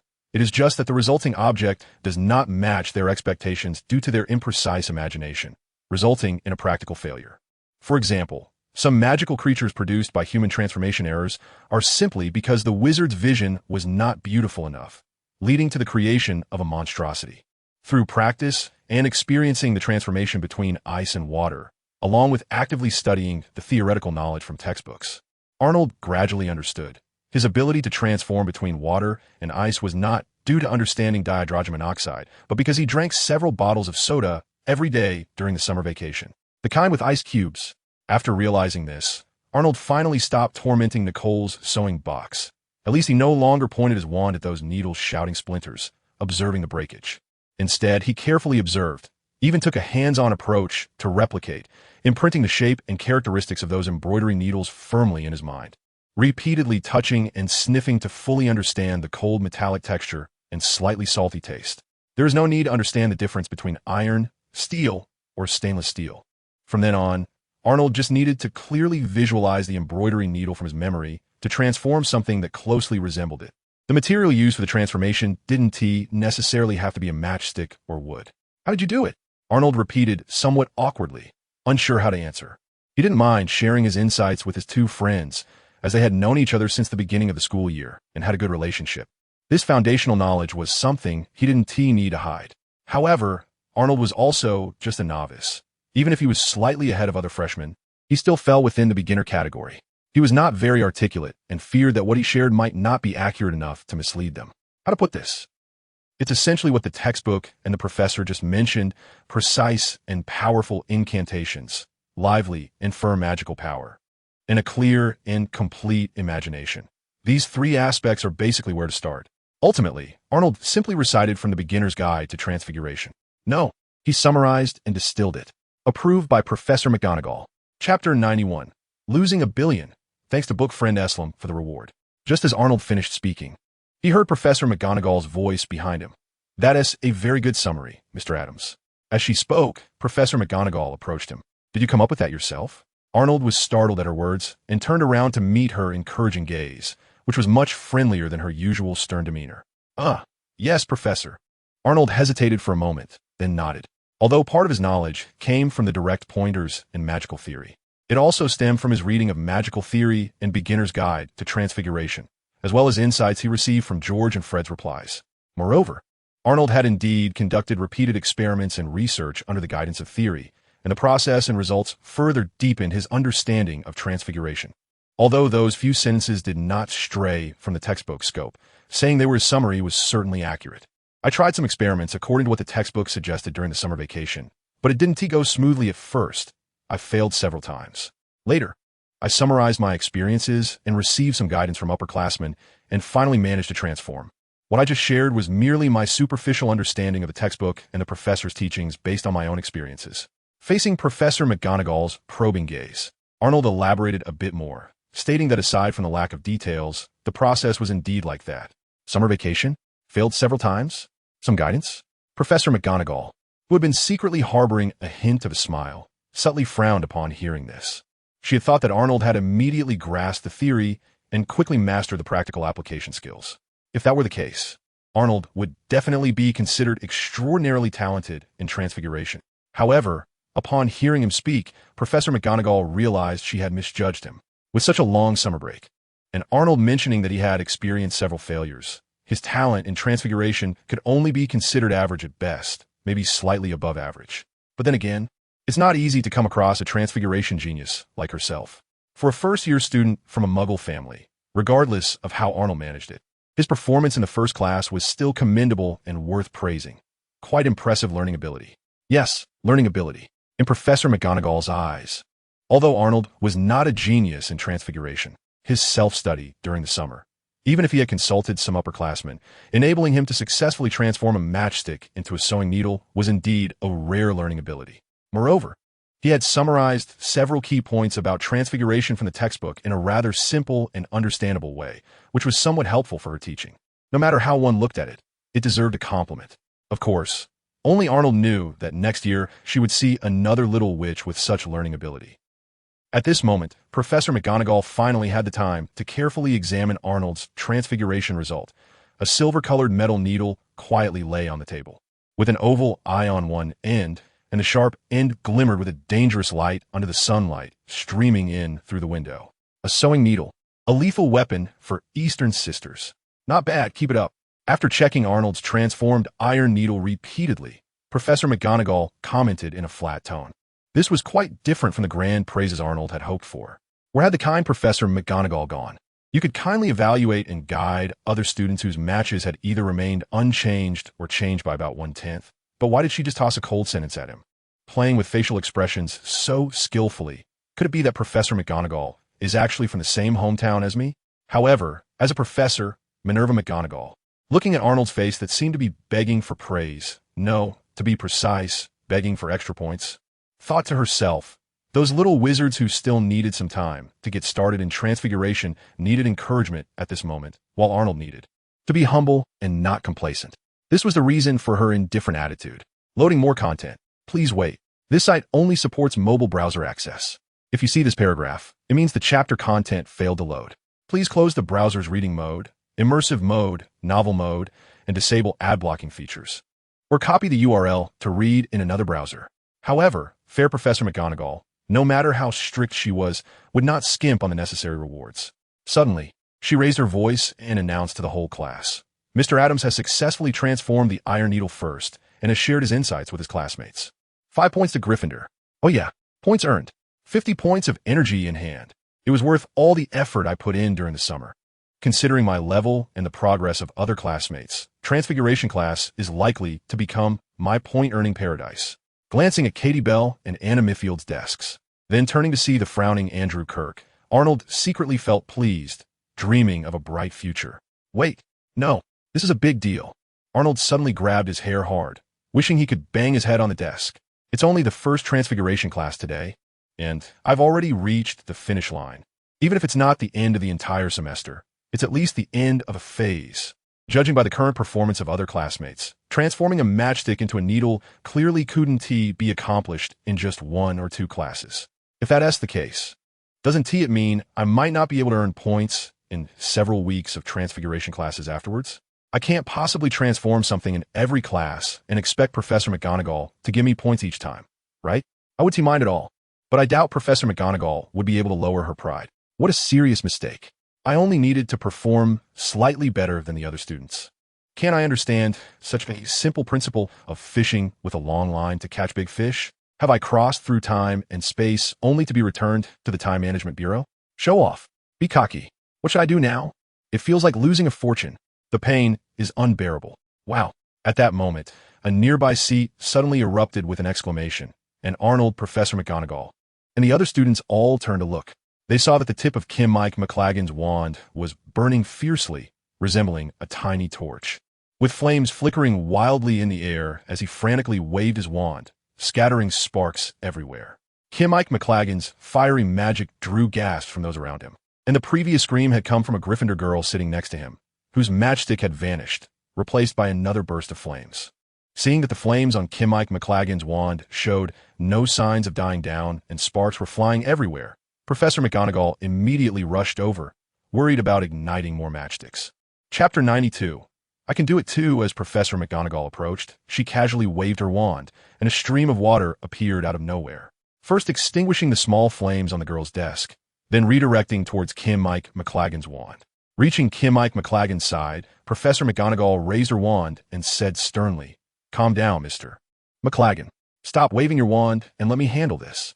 Kim Mike McLagan, looking terrified, glanced at Professor McGonagall, and the wand in his hand slowed down, though it was still shaking. Seeing this, Professor McGonagall softened her tone and continued reassuring him. "Don't worry. I assure you that this little flame will not harm you. Relax, Mr. McLagan." Under the unusually gentle tone of Professor McGonagall, Kim Mike McLagan finally calmed down a bit, and just as his wand paused for a moment, Professor McGonagall pointed her wand, and the stream of water quickly surged towards the flames. "All right, it's all good, Mr. McLagan. Although your wand looks a bit charred, don't worry, it should still be intact." Once everything settled, Professor McGonagall gently waved her wand, and the stream of water vanished in an instant. Upon hearing this, Kim Mike McLagan looked at his wand, which was emitting smoke from one end, feeling like crying without tears. Whether it was damaged needed further inspection, but the appearance was definitely a heavy loss. "Now, can you tell me what just happened?" With that, Professor McGonagall's tone and expression shifted from gentle to stern. However, Kim Mike McLagan seemed unfazed and immediately began to explain. "I didn't do anything. My matchsticks have changed a bit, and then I saw that it didn't seem too difficult for Arnold to transform, so I put in some effort." Who knew that the matchstick suddenly caught fire? Connor McLagan's voice was loud, and he didn't feel he had done anything wrong at all. If a wizard from a muggle family like Arnold could succeed on the first try, he certainly wouldn't have any problems. This was just an accident. It was just his bad luck. Meanwhile, Arnold, who heard from afar, secretly scoffed. "So this kid is jealous of me." Connor McLagan claimed that his matchsticks had already changed a bit, and Arnold believed that many of their classmates could do that. But who knows what that little change was before? Without figuring it out, he recklessly increased the magical output. Even though Arnold had some successful experience, he still took his time with each transformation, confirming it before expanding the range. What gave you the illusion that you could do it too? It's fortunate you didn't turn it into something like aluminum or magnesium powder, or Professor McGonagall might have had a hard time helping you put out the fire. In fact, Arnold had already noticed from the first day at the feast that Connor McLagan seemed to enjoy showing off and being the center of attention. Not only did Arnold inadvertently steal the spotlight a few times during the feast, but now he also saw Arnold successfully turn a matchstick into a needle first, and even received extra points from Professor McGonagall. If Connor McLagan didn't feel the urge to compete with Arnold, it would be strange. However, it was clear that this transformation spell, which involved changing the properties of an object, was not as simple as just changing its shape. Even if he had an uncle who supposedly worked in the Ministry of Magic, it wouldn't help Connor McLagan in this regard. It seems my classmates this year are quite interesting. There's no explosive genius Simon, but there's Connor McLagan, this peculiar guy who doesn't have much self-awareness. After listening to Connor McLagan's account, Professor McGonagall shot him a stern look and then analyzed, based on your description. It seems you made a mistake when picturing the target you wanted to transform in your mind, and your magical output wasn't very stable.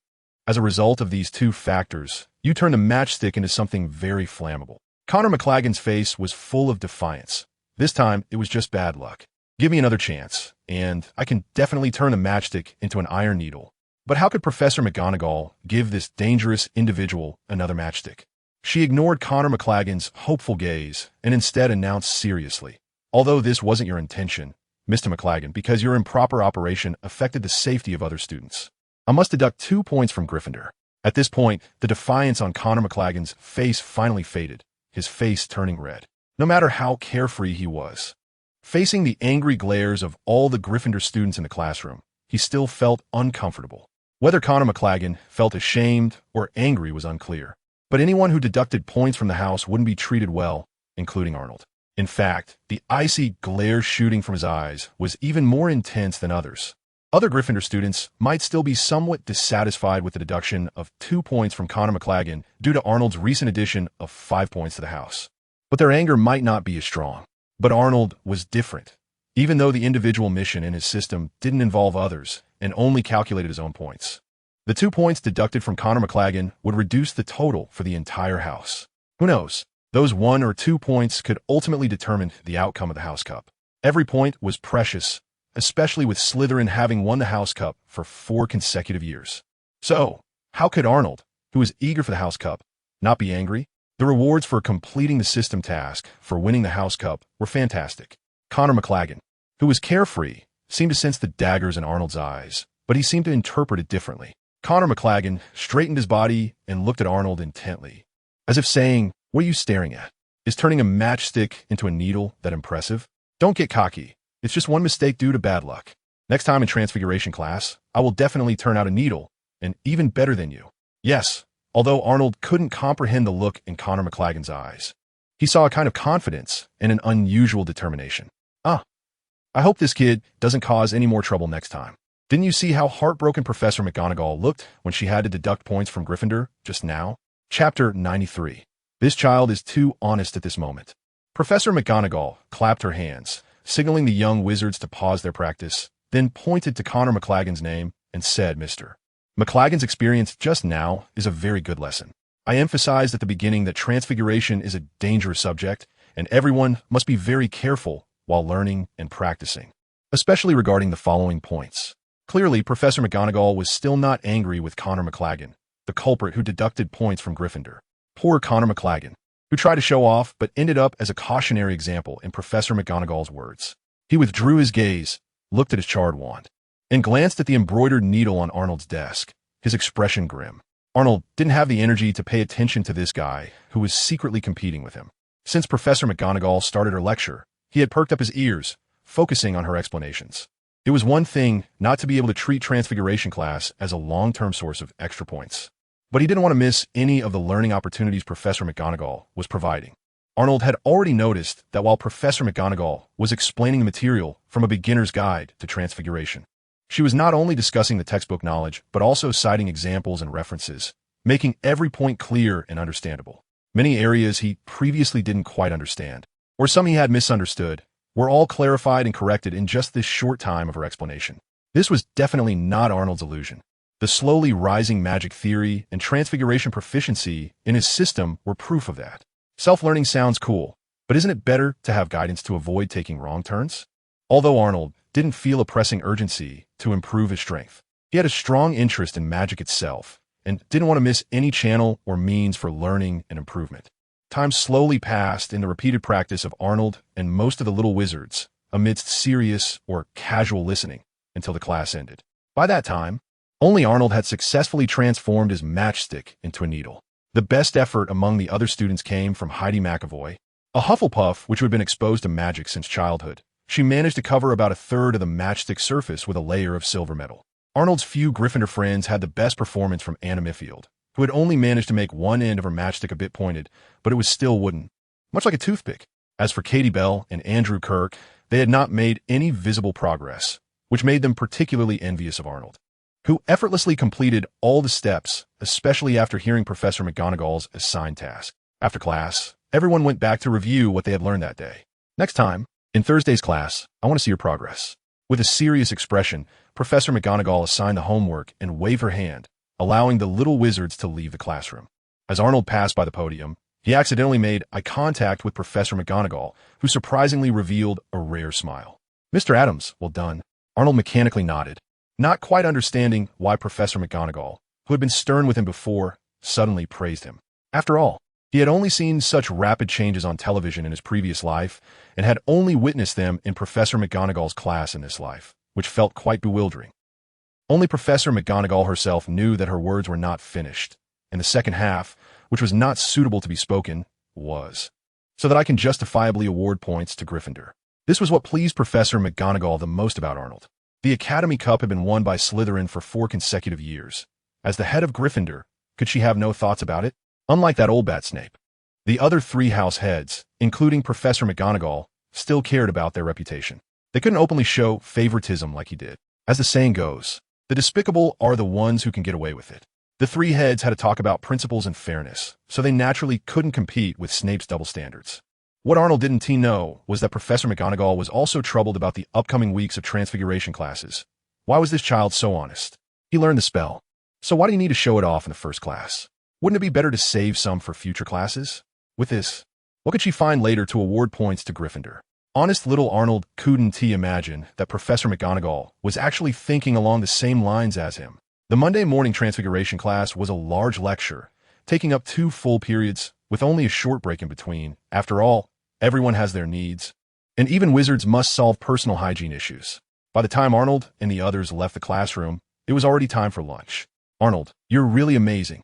You completed the professor's requirement in the first class, the only one among all the students from both houses, and you even earned points for Gryffindor.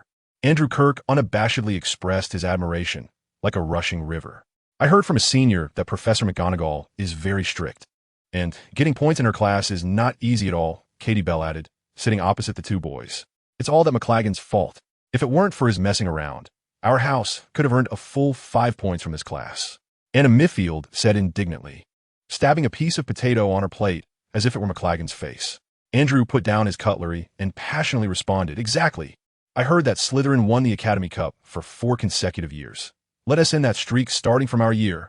Arnold, who was quietly eating a large serving of roast beef in front of him, looked at the 2 girls opposite and then at Andrew beside him, feeling a bit confused. I remember you all were praising me at the beginning. I haven't even had the chance to show proper modesty, and you guys have already gone off track. Also, what do you mean by the Slytherin that had a conflict with us?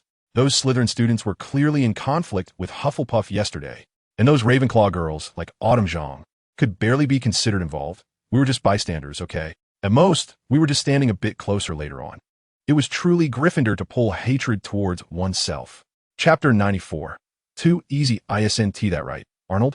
Seeing Arnold look at him, Andrew not only felt no discomfort, but also eagerly sought affirmation. Huh? Arnold, who was complaining in his mind, was slightly taken aback, then quickly responded, oh. Of course, a new semester brings a new look.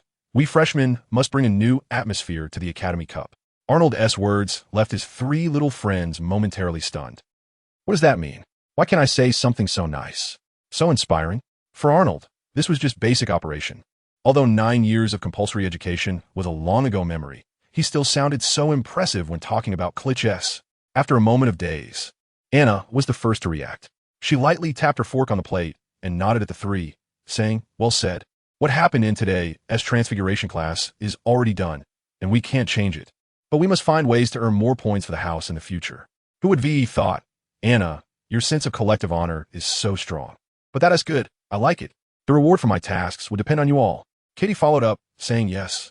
We need to learn to transform matchsticks into needles quickly. We can't rely on Arnold alone to earn points. Right. Many hands make light work. If we want to surpass Slytherin, who is people above us, and compete for the Academy Cup, the best way is to rely on the masses. Thinking of this, Arnold encouraged the others. Exactly. Transforming matchsticks into needles, isn't hard at all. Really, just think and practice more, and you'll be able to do it soon. While saying this, he shared the practical method he had verified. I think you can find a needle to observe and touch carefully. I believe it should be helpful. Katie remembered the letter Arnold had sent her during the summer and quickly asked, "Really? Is that how you learned it, Arnold?"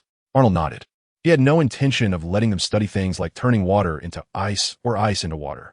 After all, if they got the direction wrong, what if their perception of water's 3 states wasn't strong? He had successfully learned this introductory transfiguration purely because he was very familiar with and understood the shapes, textures, and so on of water and ice, and it was a fortunate accident that he succeeded. On a hot day, who doesn't drink a few bottles of Coke and eat a few ice creams every day? I grew up eating kawaii. Seeing Arnold nod in agreement, Katie's face lit up, but soon fell again.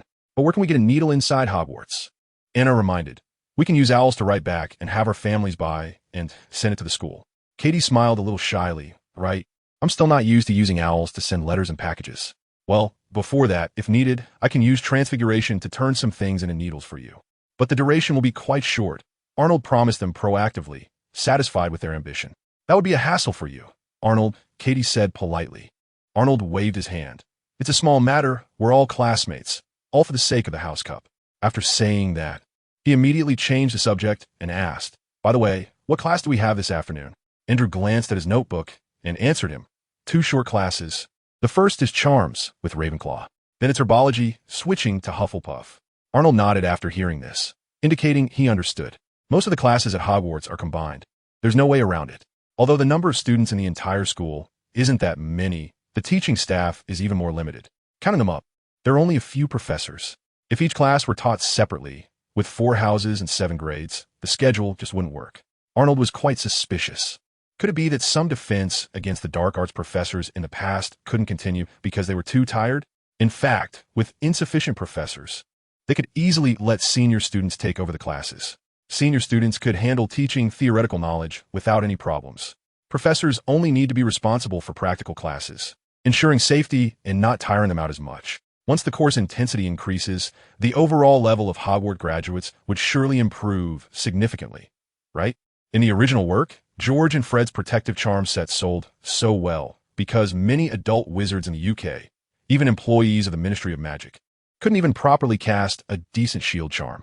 As a leading institution in British magical education, it's clearly Hogwarts' fault. Anyway, Arnold was really not used to Hogwarts' schedule. Classes start at 9 a.m. and end around 3 or 4 p.m.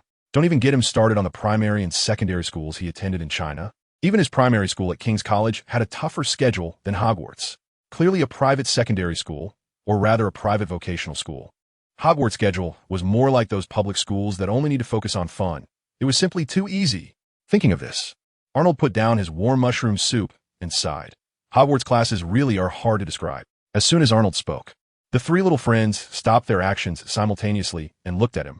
Andrew, confused, glanced at the equally perplexed Katie and Anna and asked, "Is there something wrong with the courses here? Don't you think it's too easy?"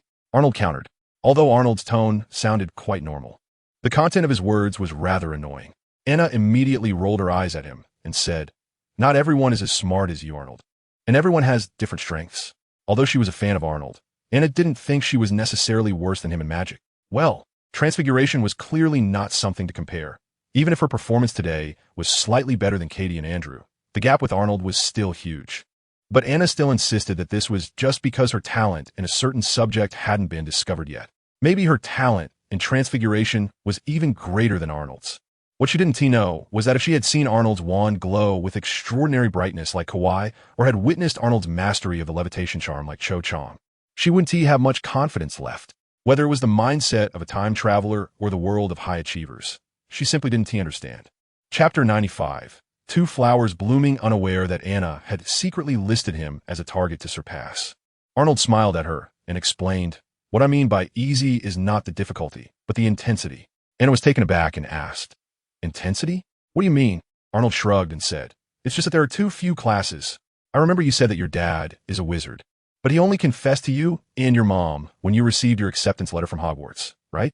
After Anna nodded in confirmation, he continued, "Then you can compare Hogwarts' schedule with that of ordinary schools to see if it's much easier. It seems. It really is." Anna poked her cute face with a finger, furrowing her brows and mumbling uncertainly, then looked up at Katie and Andrew, hoping to get an answer from them. Katie stood on tiptoe and leaned over to look at Andrew's notebook for a while, then frowned and said, "Let me think. I feel like they're about the same." Andrew, who was also looking at the notebook with his head together with her, agreed. "Yeah." Then he immediately realized, "I get it. Anna, you and Arnold both went to private schools before, right?" Katie understood upon hearing this. That is indeed different. Private schools are much harder. Well, these two are just poor kids brainwashed by happy education. It is indeed harder than public schools. But there is an old saying, if you don't work hard when you're young, you'll only regret it when you're older. And with Arnold's knowledge structure far surpassing elementary school students, comparing it to the primary and secondary schools from his past life, he really didn't find King's College's workload particularly tough. But no matter how seriously he attended classes, King's College's courses were definitely more numerous and denser than Hogwarts.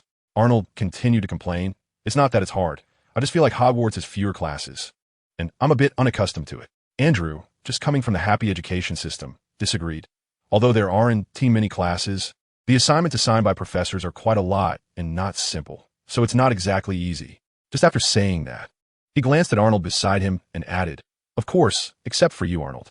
At this time, Katie thought of something and continued, "Plus Quidditch. If you make the house Quidditch team, you'll have to practice after class and even at night, while also completing your assignments. Just thinking about it is overwhelming." Katie, considering Quidditch right now, might be a bit too early. Arnold chuckled at her words. "Wanted to join the Quidditch team in first year, Katie? Do you think you're the main character of the world? Or a powered-up time traveler? This guy doesn't have 100 confidence." However, Katie really seems to love Quidditch, and Arnold, who also loves ball sports, doesn't want to discourage her too much. Instead, Arnold suggested to her, "If I were you, I would start studying seriously now, aiming to master some of the next semester's courses this semester. Then, when you join the Quidditch team next semester, you won't have to worry about homework and final exams anymore." Easier said than done. Katie rolled her eyes and pouted in complaint, which Arnold interrupted. "Of course it's not easy. Balancing both magic classes and Quidditch while trying to achieve good grades has never been an easy task. If you don't put in a certain amount of effort, I don't see how you can manage it by next year's second half. Wanting to excel in both academics and sports is not as simple as just saying it. More content loading. Please wait. This site only supports mobile browser access. If you see this paragraph, it means the chapter content failed to load. Please exit reading mode, browsing mode, novel mode, and disable ad blocking features, or copy the URL to read in another browser. Otherwise, who would wait for countless next year's second halves without getting it done, right?" The first class in the afternoon was a charms lesson shared with Ravenclaw. After Arnold and his 3 companions entered the classroom, they found a spot to sit close to the front. After a midday boost of motivation, everyone was filled with enthusiasm for learning. Who says Gryffindor doesn't love studying? It's just a matter of how long this state can be maintained. The levitation charm, the introductory magic of this charms class, Arnold had already mastered skillfully, earning him the title of Warm Guy during the journey from Hogsmeade to the castle. Nevertheless, Arnold was also very much looking forward to the upcoming charms class. After the experience in the transfiguration class this morning, he knew that the professor's lectures could provide him with a wealth of knowledge that wasn't found in textbooks, or deepen his understanding of the knowledge in the books. Arnold was eager to find out how much confusion Professor Phileas Flitwick's explanations and demonstrations could resolve for him, how much knowledge he could organize, and how much he could improve his proficiency in certain spells. Not just the levitation charm. The skill of magical theory reflects Arnold's understanding and comprehension of magic, which influences all the spells he has mastered. If he could increase his proficiency in this skill, it would lead to an overall improvement in his magical level, whether it's transfiguration or charms. The theoretical knowledge explained by the professors in a straightforward manner is the nourishment for Arnold, who has hit a bottleneck in self-study of the magical theory textbook. It's a bit embarrassing to say, but half of the progress from level 0 to level 1 in this skill was boosted by Arnold using system energy. And now, not long after, he has hit a bottleneck again. Sure enough, maintaining the image of top student is not enough with just hard work. He also needs a cheat. Arnold hoped that the increase in proficiency in magical theory could somehow boost the proficiency of the movement charm, which had been increasing slower and slower just through repeated practice. Only by quickly leveling the movement charm to level 2 could he attach this spell to certain processed wood, making the effect of the movement charm more direct and powerful. If he wanted to join Gryffindor's Quidditch team this year, he was relying entirely on this. Professor Flitwick was said to have fairy blood, so he looked somewhat different from ordinary wizards, especially being very short. He had to stand on a stack of books to let his upper body peek out from behind the desk. As Arnold looked at Professor Flitwick at the podium, he couldn't help but drift off a little. He wondered how the defense against the dark arts professor, who was of similar stature and had a name like that of a little devil, taught his class. Like Professor McGonagall, Professor Flitwick didn't rush the students to practice any magic. After taking attendance, he had the students open magical theory and began to explain the principles of charms. Great. This is exactly what I need right now. Glancing at the magical theory that had just gained a little proficiency, Arnold immediately focused his attention back on Professor Flitwick's lecture. Chapter 96. The only difficulty, although Professor Flitwick was currently discussing only theory, this charms class was far from boring. In addition to explanations, he would occasionally cast a few simple yet dazzling spells, both as demonstrations of his content and as a means to attract students' attention. Red spark spell, green spark spell. Professor Flitwick's silent spell casting was quite effortless. With a gentle flick of his wand, 2 beams of light, one red and one green, shot straight up, exploding into 2 bursts of sparks on the ceiling. At the same time, Professor Flitwick introduced, these 2 spells are very simple, but also very practical, especially for you beginners. Many times, you will need to rely on collective action, and I believe this will definitely appear in Professor Lannister's curriculum. At this point, Professor Flitwick paused and said, however, there's also a blue spark spell, Be as Sparks. I will tell you the incantation for this spell, but I won't teach it. I hope you can learn and master this spell on your own after you have learned the other 2 spark spells. After Professor Flitwick finished speaking, the little wizards in the classroom reacted differently, with most Gryffindor students' expressions suddenly turning sour. For example, Andrew was quietly mumbling to the boy next to him about how he couldn't keep up with everything in the textbook. Jack Sloper, with his light brown short hair, also looked in agreement, nodding repeatedly. Arnold was different, like many Ravenclaw students. He was eager to take on the challenge left by Professor Flitwick. Besides the red and green spark spells, there was also a blue one. It seemed like it wasn't in the textbook, not even in the second year's material. If I had known there was this spell, I should have figured out a way to learn the incantation during the summer. That way, the first alchemical item I made during the vacation could have been even more perfect. After listening to this explanation from Professor Flitwick, Arnold secretly grumbled to himself, determined to find a way to learn that blue spark spell. Surely Professor Flitwick will be very pleased, right? He said he hoped everyone could learn it on their own. When the time comes, if I show him what I've learned, wouldn't Professor Flitwick feel obliged to give me some acknowledgement? Moreover, mastering the blue spark spell would allow me to create alchemical items that better meet my expectations. In addition to interspersing magic demonstrations during his lecture, Professor Flitwick also posed questions to the students, guiding them to read and think. Charms, like transfiguration, mostly require incantations aimed at a target. Does anyone know the difference between them? Although Arnold was slightly distracted by the sudden mention of the blue spark spell, he kept part of his attention on Professor Flitwick. As soon as he heard the question, before the other little wizards had reacted, he had already raised his right hand high. When the professor asks questions, it means extra points. It means energy. Whoever tries to compete with me, I'll get serious. Under Arnold's sharp gaze, some students who had raised their hands couldn't help but shrink back slightly, while others who hadn't raised their hands simply chose not to. What kind of people are they? It's just answering a question. Is it really necessary to be like this? More content is loading. Please wait. This site only supports mobile browser access. If you see this paragraph, it means the chapter content failed to load. Please turn off reading mode, browsing mode, novel mode, and disable ad blocking features, or copy the URL to read it in another browser. Of course, There were also determined Ravenclaws who were unwilling to miss such an almost free opportunity for extra points. Professor Flitwick looked at Arnold and nodded. Mr. Adams, you may answer. As the head of Ravenclaw, Professor Flitwick couldn't show favoritism toward his own house and had to call on Arnold, who was the first to raise his hand to answer. After all, not all heads of houses are as shameless as Snape.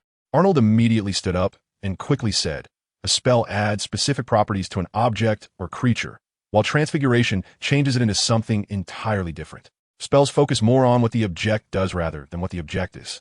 Very good. 1 point for Gryffindor. Professor Flitwick nodded in satisfaction, added a point for Arnold's answer, and allowed him to sit back down. Please sit, Mr. Adams. Following Arnold's answer, Professor Flitwick continued his explanation. Arnold sat back down contentedly, although he only gained 1 point. Even a mosquito's leg is meat. Just look at the joy on the faces of his companions. Moreover, this question was so simple that it didn't require successfully casting a spell or thinking for oneself. Anyone could answer it with just a little preview of the textbook. The only difficulty was that one had to be quick in raising their hand to answer, faster than the other students. In fact, Arnold hoped Professor Flitwick would let everyone practice. My wand is already eager to perform. He had already mastered all the spells and standard spells. Level 1, and even learned a good number of spells from the more advanced standard spells, Level 2, although he wasn't as proficient in those. Now, he just needed an opportunity to perform, a chance to earn extra points. Perhaps hearing Arnold's inner desire, Professor Flitwick finally mentioned a specific spell after concluding the basic theoretical explanation. Yes, it was the levitation charm. After asking all students to open standard spells, Level 1, Professor Flitwick began explaining while standing on a stack of books.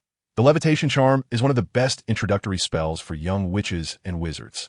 By learning this spell, your magical skills, magical control, and most importantly, patience will be greatly improved. Saying this, Professor Flitwick waved his wand at the magical theory book on the lectern, Wingardium Leviosa. Although he could perform the spell silently, he still chose to pronounce the incantation aloud to give the students a complete demonstration of the spellcasting process. While directing the book to float and fly slowly in the air with his wand, Professor Flitwick continued explaining.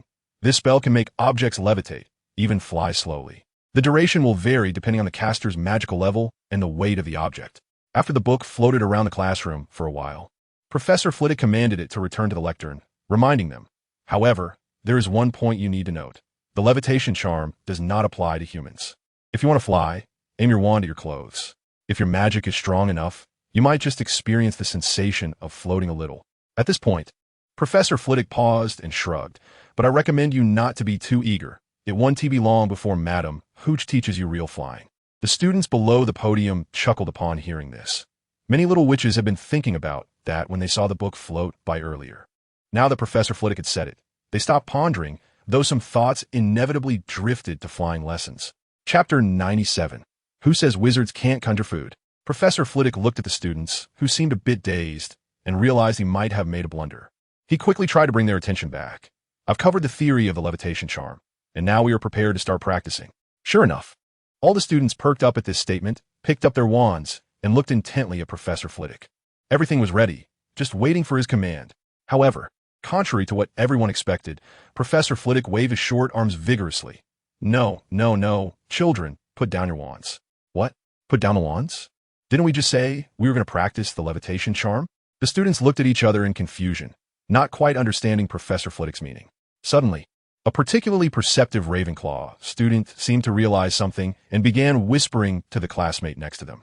After a nod, that student turned to another classmate and said something. This way, the information spread like wildfire, crossing the invisible divide between Gryffindor and Ravenclaw. All the little witches understood. Apparently, the petite Professor Flitwick felt a bit threatened with so many wands pointing at him simultaneously. Many little wizards exchanged knowing glances and then, in perfect unison, pointed their wands at the ceiling. The students looked sincerely at Professor Flitwick. Now, is this okay? Professor Flitwick stood on that stack of books, looking down at the scene with a bewildered expression.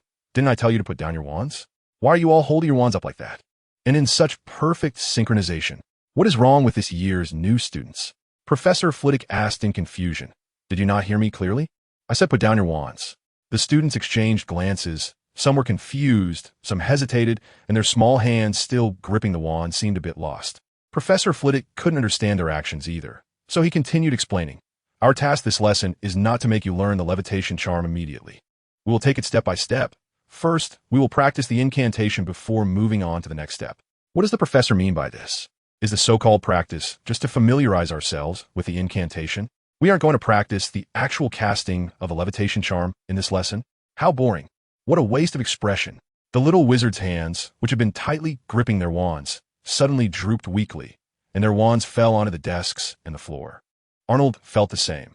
Gaining only 1 point in an entire spell class was hardly a fair reward for how hard he worked during the summer. However, upon further reflection, it seemed reasonable that this lesson wouldn't involve practicing the actual spell casting. After all, this was the first spell class, and it was a relatively short session. Most of the little wizards had just begun to touch real magic, making it difficult for them to grasp the key points of the incantation, gestures, and other aspects immediately. More content loading. Please wait. This site only supports access via mobile browsers. If you see this paragraph, it means the chapter content failed to load. Please close your browser's reading mode, immersive mode, novel mode, and disable ad blocking features, or copy the URL to read it in another browser. Moreover, Arnold clearly remembers that in the original story, Hermione used the levitation charm to show off to Ron in Charms class, and Harry got his face covered in soot by the explosive genius Seamus. It hasn't been long since that Halloween that brought the three of them together. Just 2 months. But thinking about it doesn't change the fact that Arnold is still very disappointed. If there are no practical exercises in class, how am I supposed to show off? How am I supposed to perform, earn points, and contribute to the house? I've already learned my lesson from Transfiguration class and prepared to gradually showcase my excellent learning abilities to help the house win points again and again. Don't even mention the possibility that some kids from wizarding families like Heidi McAvoy have already mastered the levitation charm, or that some little wizard from a muggle family can self-learn like Hermione. They raise their hands faster than I do. The hand speed developed for being single for over 30 years. I'm not targeting anyone. Seeing the students below, although they all looked reluctant, they finally put away their wands, and Professor Flitwick continued. The first point in casting spells is to pronounce the incantation correctly. At this point, to increase the persuasiveness of his words and the fun of the class, he even gave an example. Never forget the wizard Baruffio, who pronounced as a fan, found himself lying on the floor with a buffalo standing on his chest. Sure enough, just like in the original work, when Professor Flitwick emphasized the importance of clear and accurate pronunciation for casting spells, he brought up the example he was already familiar with from the original story and movies. Arnold found this example quite memorable, and it was from this example that he thought about practicing his pronunciation accuracy and articulation sensitivity, etc. However, regarding the spell that the wizard Baruffio mispronounced, Arnold actually found it quite useful. Who says wizards can't conjure food out of thin air? ISNT this it. Moreover, a whole cow, I could eat steak for days. Just as many little wizards were imagining what it would be like to have a little cow sitting on them, Arnold had already raised his right hand high. Professor Flitwick, standing on the book, noticed this scene, and the lecture came to a halt. Mr. Adams, do you have something to say? Arnold stood up. Professor, I'd like to ask if you could demonstrate the consequences of the wizard Baruffio mispronouncing the spell. I think this would be very beneficial for everyone to understand the seriousness of the issue. He had been very curious about the answer to this question since self-studying at home during the summer, but because he was somewhat cautious, he had never tried it himself. Now that Professor Flitwick happened to mention it, how could Arnold suppress his curiosity? After hearing Arnold's statement, many other students also looked at Professor Flitwick with great interest, hoping he would demonstrate. No problem, you're absolutely right, Mr. Adams. Professor Flitwick nodded his wand to signal Arnold to sit down, demonstrating to let the students know the serious consequences of mispronouncing spells, even potentially leading to death. Professor Flitwick thought this suggestion was good and would help them pay attention to the accuracy of their spellcasting. Then, Professor Flitwick jumped down from the stack of books, walked between the podium and the first row of desks, looked around at the eager students, and pointed his wand at the ground. Wingardium Leviosa. There were no dazzling light effects. Arnold only felt a blur in front of him, and then, along with the other little wizards who were also staring at Professor Flitwick, he exclaimed in unison, "Wow." Chapter 98, The Three Great Illusions of Life. A robust Hereford cow appeared out of thin air next to Professor Flitwick. The cow's brown coat was shiny and smooth, and its white face had a pair of innocent big eyes, with the smell of grass and dirt wafting from its mouth. Arnold estimated that it could feed several people for several days. Perhaps because this cow's temperament was inherently gentle, or maybe Professor Flitwick's skills were quite impressive. In any case, despite the sudden change of place, it did not throw a fit. Professor Flitwick was very pleased with the students' reactions, pointing his wand at the cow and the surrounding area, explaining, I think you should notice that I didn't T-transform any object, so this cow is real. No matter how long ago it appeared, it doesn't need magic to sustain it. It will always be a cow. Also, I think you all saw my actions while casting the spell, extending my arms as much as possible, holding the tail end of the wand. In short, try to keep the suddenly appearing cow at a distance, to avoid some tragedies that no one wants to see. Saying this, Professor Flitwick demonstrated the previous action again, just without reciting the incantation. Of course, these are just some necessary aids. More importantly, it's about controlling the magic, which is still quite difficult for you at this stage. Arnold nodded in agreement. This makes sense. It can't be that whether a wizard can successfully conjure food is determined by the size and posture of the cow, right? The little wizard's arm plus the wand is only a little longer. The cow's position can move from the chest to the ground next to it. Professor Flitwick's arms aren't any longer than those of the little wizards. After finishing the demonstration, Professor Flitwick emphasized again. So, when you cast spells, be sure to pay attention not to mispronounce the incantation. I don't think any of you would want to have an intimate encounter with this robust cow, right? Then how did it suddenly appear here? A student loudly asked from below. Professor Flitwick replied, summoning a branch of transfiguration, which is not part of your current study material. He also pointed at the Ravenclaw boy who asked the question and added, next time please remember to raise your hand first, Mr. Camichel. Arnold obediently raised his hand, and after receiving Professor Flitwick's permission, stood up and asked, so where was it summoned from? That's your task, Mr. Adams. It's raised by the house elves of the school, and you need to return it after class. Professor Flitwick smiled and gently patted the cow's ear as he said this. Arnold smiled wryly. The reason this cow appeared is because of the question he raised, so it's only right for him to return it. As for why Professor Flitwick didn't use a reverse summoning spell to send the cow back, Arnold didn't know. Amidst the laughter of some classmates, Arnold nodded. Just as he was about to sit down, he suddenly stopped and asked, Professor, where should I take this cow? Professor Flitwick paused for a moment, hesitatingly said, oh, I'm not quite sure. Maybe the kitchen? At least there you will definitely find the house elves. Arnold responded loudly. I guarantee to complete the task. Professor. He had been wanting to go to the kitchen for a long time. He just didn't know how to approach those house elves, and now it was just right. As for whether that poor faucet cow would become one of today's dinners, it was not a concern for Arnold. The fate of farm cows had already been determined early on. Although its life took a small turn, it would ultimately end up where it was meant to go. With a flick of Professor Flitwick's wand, the Hereford cow was sent to the corner of the classroom, and with another wave, a bundle of green grass appeared beneath the cow. Very good, now let us continue. Watching the cow quietly grazing, Professor Flitwick nodded in satisfaction, then looked at all the students and said, repeat after me. Wingardium Leviosa? Pay attention to the pronunciation of O. It needs to be slightly elongated. Wingardium Leviosa. More content loading. Please wait. This site only supports mobile browser access. If you see this paragraph, it means the chapter content failed to load. Please close your browser's reading mode, immersive mode, novel mode, and disable ad blocking features, or copy the URL to read in another browser. Arnold was also reciting, quietly comparing his own pronunciation method with what Professor Flitwick taught, wondering if there was room for further improvement. Suddenly, caught up in his studies, Arnold felt something was off, as if someone was watching him from behind. Perhaps it was just an illusion, but wouldn't a quick glance reveal everything? It turned out to be Xiao Zhang, sitting behind and to the left of Arnold, alongside a few Ravenclaw girls he had seen that day, all sitting in a row. When Xiao Zhang noticed Arnold suddenly looking back, she felt like she had been caught doing something wrong.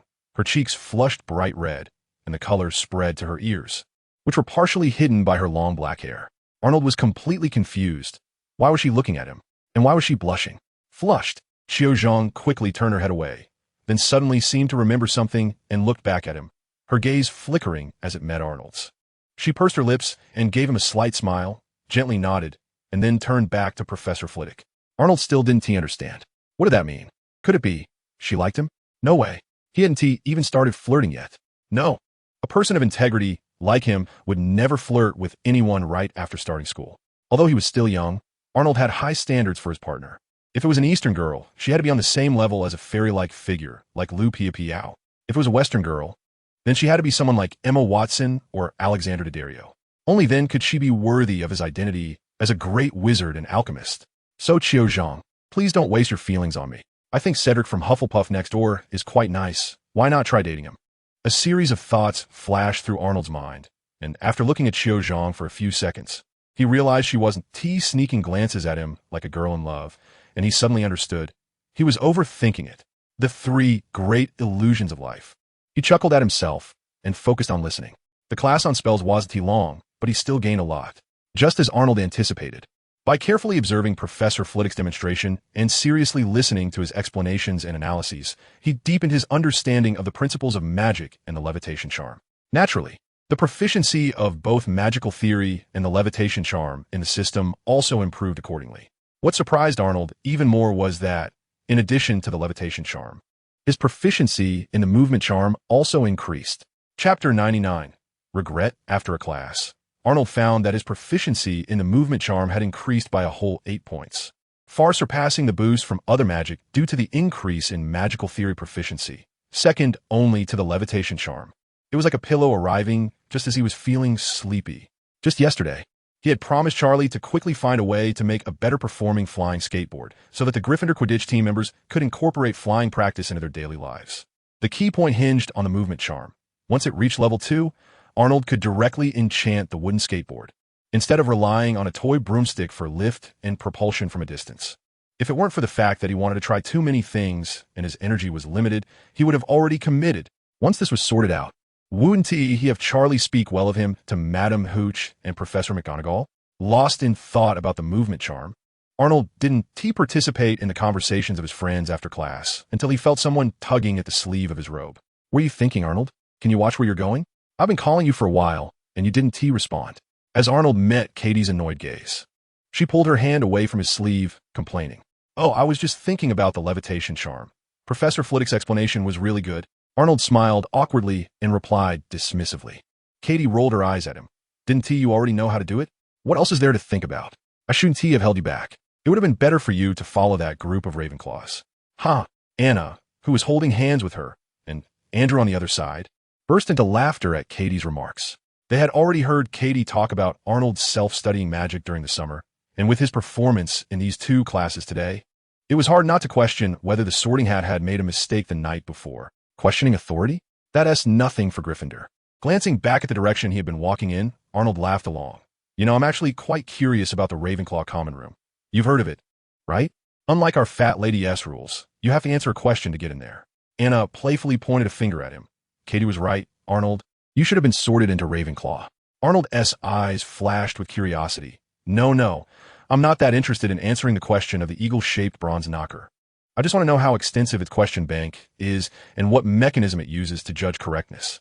Speaking of the eagle-shaped bronze knocker's question bank, it clearly doesn't simply extract keywords for comparison to determine correct answers. It seems to have its own logic, or to put it more technically, a way of thinking. This is clearly a very advanced form of artificial intelligence. No, magical intelligence. Forget about Deep Blue years from now. Even AlphaGo, 20 years later, wouldn't be able to do that. Arnold thought he might find an opportunity to go and touch it, to see how much energy it would take to analyze. Exactly, just to take a look. He was well aware of his limited resources and had no hope of generating significant energy in the short term. He just wanted to admire it first. Arnold, I can't help but think that the students in Ravenclaw might not necessarily think about this question either, Andrew said uncertainly, but was met with unanimous agreement from Katie and Anna. So that's why I ended up in Gryffindor. Arnold Logic Genius Adams looked at his 3 friends, shrugged, and raised his hands. Logically, there was no problem. The first-year students from Ravenclaw were probably enjoying playing a question-and-answer game with their house's guardian. Who would think about these things? Just as he was feeling pleased, Arnold noticed Andrew was still looking at him. He looked down at himself, confused, and asked Andrew, "What are you looking at?" Andrew reminded him, "Did you forget the task Professor Flitwick assigned you, Arnold?" Task. That cow. More content loading. Please wait. This site only supports mobile browser access. If you see this paragraph, it means the chapter content failed to load. Please turn off reading mode, browsing mode, novel mode, and disable ad blocking features, or copy the URL to another browser to read. Oh, realizing this, Arnold turned to head into the classroom. But his sleeve was once again grabbed by Katie. Facing Arnold's puzzled gaze, Katie pointed behind him and said, "Just now you said you should go to Ravenclaw, and now someone has come to find you." Hearing this, Arnold turned around while saying, "Someone? Katie, your tone is a bit strange. And how do you know it's definitely to find me?" During class just now, you two were looking at each other. Do you think we're blind? Anna interjected with a teasing tone. To sum it up, it means exchanging glances? I wasn't. Arnold shot her a sideways glance. Aren't you a bit too nosy at such a young age? Look at Andrew. What's with that look of yours? Winking at me? Did something in your eyes? Huberts are really not pure, getting all flirty at just 11 or 12. So exhausting. At this moment, Xiao Zhang had walked up to the group, first greeting Arnold. Hi, Arnold. Then she turned to the other three. Hi, Katie, Anna, and Andrew. Arnold turned back and waited for them to finish their greetings before asking her, Xiao, do you need something? Clearly, everyone present could see that Xiao Zhang had come to find him, including Arnold himself. Xiao Zhang nodded and quietly said to Arnold, I forgot yesterday, but I think I should personally say thank you for sharing the practice method you figured out. As she spoke, she tucked a strand of hair behind her ear and continued. After attending Professor Flitwick's class today, I realized how dangerous it is to mispronounce spells. Oh, I see. So that's what it was. That smile and nod in class were all to thank me for the tongue twister I told her yesterday morning. This series of small actions in class made me think. Don't mention it. It's just a bit of an immature idea. Although Arnold wore a polite smile. Only he knew his heart was heavy. He had always thought there was no need to keep such little tricks to himself, just sharing them with good friends. However, Arnold now regretted it. Even if he still didn't plan to hoard knowledge, he now believed it was very necessary to limit the spread.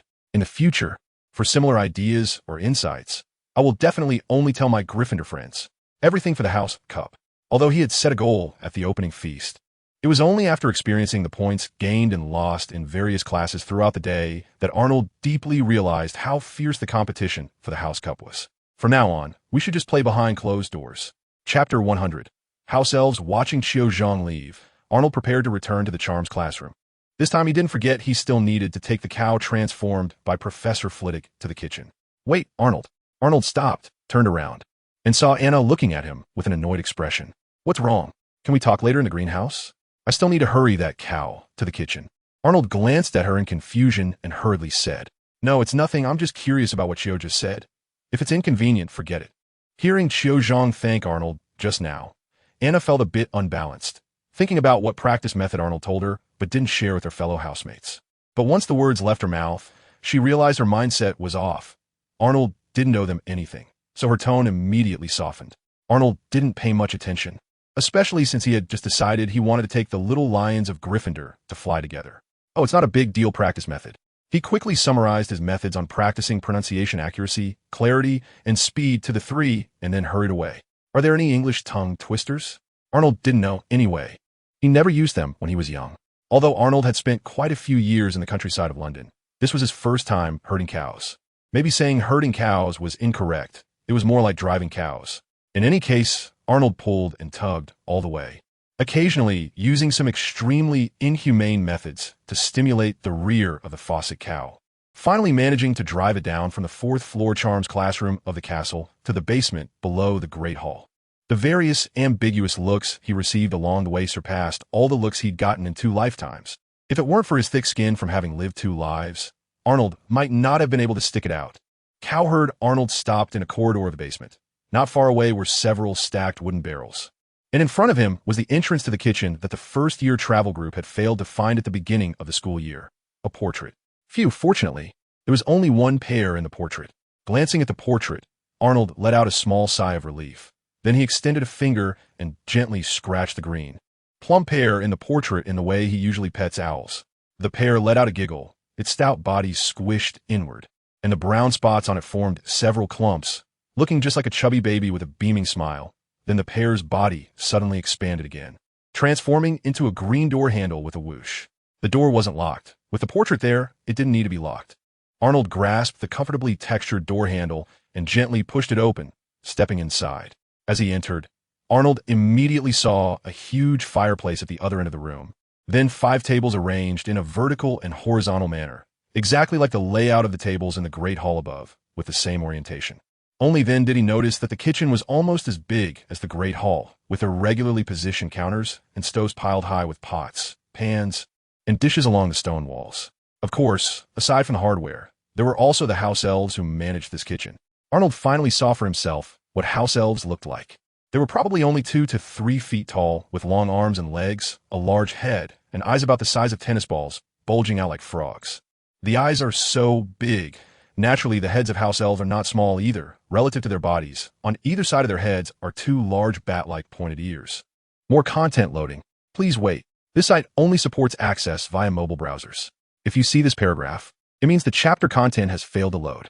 Please close the reading mode, browsing mode, novel mode, and disable any ad blocking features. Or copy the URL to read in another browser. To summarize, they are quite ugly. Among house elves, it is indeed rare to find ones as handsome as Putin, no. Rather as handsome as Dobby. Arnold stood at the door and looked around for a while, and he didn't find a single one that caught his eye. At this time, the house elves in the kitchen seemed to have noticed this uninvited guest, and one house elf in a uniform made of tea towels quickly approached Arnold. "Sir, please do not move." "Sir," he shouted in a high-pitched voice, quickly flapping his short legs. His speech was not very fluent, sounding a bit awkward, with an accent that seemed to come from nowhere. But Arnold understood him. At least it was easier than listening to the English of the Indian brother in his previous life. So he gently tugged at the cow's ear, standing at the door, waiting for the house elf. The house elf reached Arnold and politely greeted him. "Hello, sir." "Hello." Arnold nodded and then pointed at the cow, introducing himself. "I am Arnold Adams, a student of Gryffindor, and I've brought this cow according to Professor Flitwick's instructions." "Oh, I know. Professor Flitwick must be using it as a demonstration tool, right?" The house elf said with exaggerated gestures, while other house elves came over to help lead the cow deeper into the kitchen. "You guess it already? It seems there are curious freshmen, like yourself." Once the cow was taken away, the house elf continued speaking to Arnold. Although such things don't happen every year, there is always one occurrence after a while. At this point, he slightly bowed to Arnold. "Thank you, Mr. Adams." "You're welcome, just a small effort." Arnold waved his hand and then took the opportunity to ask, "Though it's not dinner time yet, may I ask if there is anything to eat at this hour? I'm accustomed to having some hot drinks and a few snacks in the afternoon." "Of course, it is my pleasure. Please wait a moment." The house elf happily replied, and then ran off with his short legs. In less than a minute, he returned with several other house elves, some carrying plates, some holding cups, and others magically directing a large kettle. The house elves stopped in front of Arnold, and the same one who had spoken to him earlier said, "Mr. Adams, here are savory sandwiches, cream scones, and fruit tarts. I hope you like them." After introducing the snacks on the plate, he pointed to several large kettles and asked, "By the way, Mr. Adams, what kind of hot drink do you like? We have black tea, milk tea, and coffee. Orange juice." Arnold struggled to suppress the impulse to blurt that out and instead politely said, "Coffee with milk and a little sugar. Thank you." After he made his choice, he saw one house elf controlling a jar to float into the air, slightly tilting it, causing all the coffee beans to pour out of the jar's mouth. The lid of the jar was not opened, so the coffee beans would not fall out, but rich and fragrant coffee powder sprinkled down. The house elf quickly directed a cup to fly up to catch the coffee powder, swiftly added milk and sugar, and then boiling hot water flowed from the kettle floating beside him, accurately pouring into the cup. The rich aroma instantly spread, and Arnold couldn't help but take a deep breath, looking enchanted. After a dazzling display of operations was completed, the house elf coolly snapped his fingers. Chapter 101. Leave some opportunities for others. Seeing his snapping motion and hearing the sound, Arnold felt a strange shiver in his heart. After waiting for a moment and not seeing any change, he finally breathed a sigh of relief and, at the house elf's gesture, caught the cup that floated over. At that moment, he understood. The cup was not hot. The house elf must have used some magic to speed up the cooling process, done in such an impressively high-class way as snapping fingers. Arnold cautiously took a sip. The coffee was not hot. It was slightly bitter, but very fragrant and delicious. Afterwards, several other house elves gathered around, handing him various snacks. Arnold, while flustered, thanked them. "That's enough. Too much. Thank you so much." In the expectant gaze of one house elf, Arnold took a bite of the savory sandwich and nodded in admiration. Delicious. The house elf immediately broke into a happy smile. Arnold then sampled a bit of each snack, and only then did the house elves leave with satisfied smiles at his praise. After swallowing the food in his mouth, Arnold looked at the only remaining house elf across from him, the one who had welcomed him at the beginning. "By the way, I forgot to ask what your name is." "Oh, I forgot to introduce myself. You can call me Morty, Mr. Adams," the house elf, Morty, politely said. "Then you can just call me Arnold." "Thank you for the hospitality, Morty. I'll come back to chat with you when I have time." Arnold nodded and thanked him again. "Oh, Mr. Adams, you are such a kind person. You're always welcome here, whether for a chat or a meal," Morty said excitedly, clapping his hands. Although the kind Helga Hufflepuff had set rules early on to ensure that house elves at Hogwarts had work to do and would not be mistreated, very few wizards could converse with them as friendly and kindly as Arnold did. Arnold smiled at Morty, holding snacks in one hand and a cup in the other. Bidding farewell, then it's settled. I have a class to attend. I'll come back to see you later. Today I just took the opportunity to get familiar. But this is just the first step. I will surely disturb the house elves of Hogwarts in the future. He remembered those delicious foods he didn't have the talent to make. It was okay. He could always leave it to those who were good at it. Next time he comes, he should. First teach them how to make tofu. As long as they can make tofu, there would be many dishes to develop in the future. For example, mapo tofu, which Arnold really liked. But if one day he could see Hogwarts students arguing over savory and sweet tofu pudding, even shouting not to leave after school, he might be even happier. In a rush, Arnold finally arrived outside the greenhouse just before her biology class began. Under Professor Sprout's gentle gaze, he quickly joined the line of students and squeezed in next to Andrew.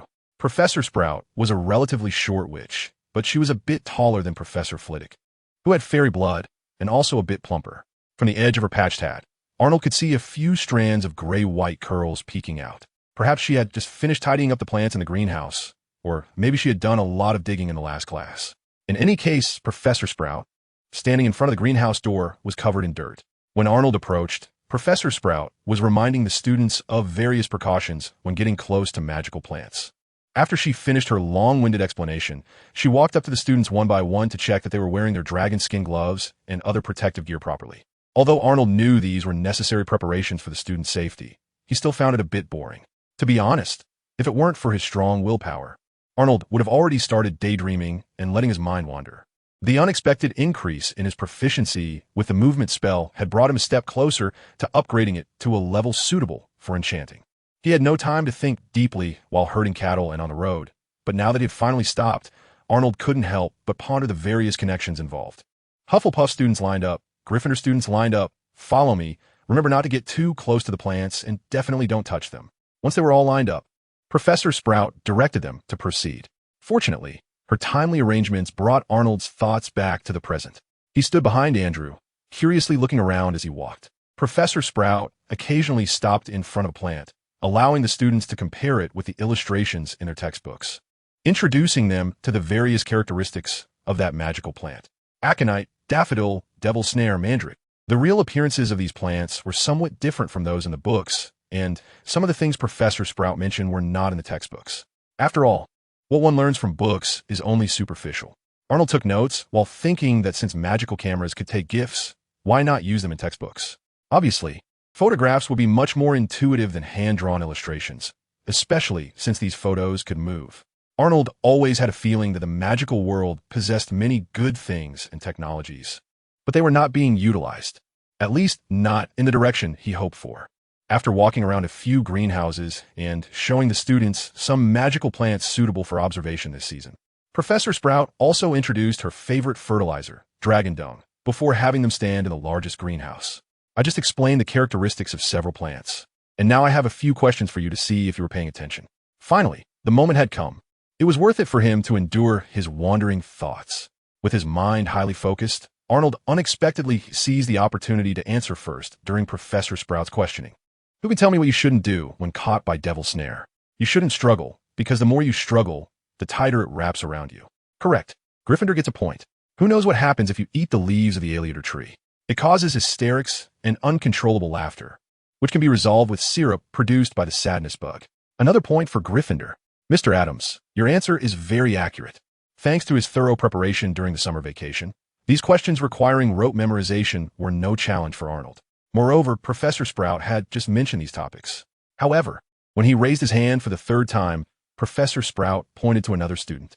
Mr. Adams, you are excellent, but you have to give others a chance. The Hufflepuff student was only about 2 seconds slower. Unless standing on the podium, it was impossible to tell. Thus, after her biology class, Arnold's tangible gains were slightly better than in the charms class. He had answered twice correctly, earning 2 points for Gryffindor and gaining himself 20 energy points. In the end, Professor McGonagall had still been the most generous.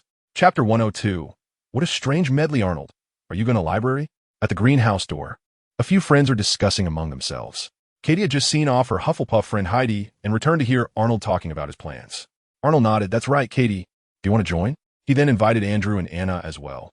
Actually, you guys don't have anything else to do, right? Once we're at the library, I can demonstrate the transfiguration for you.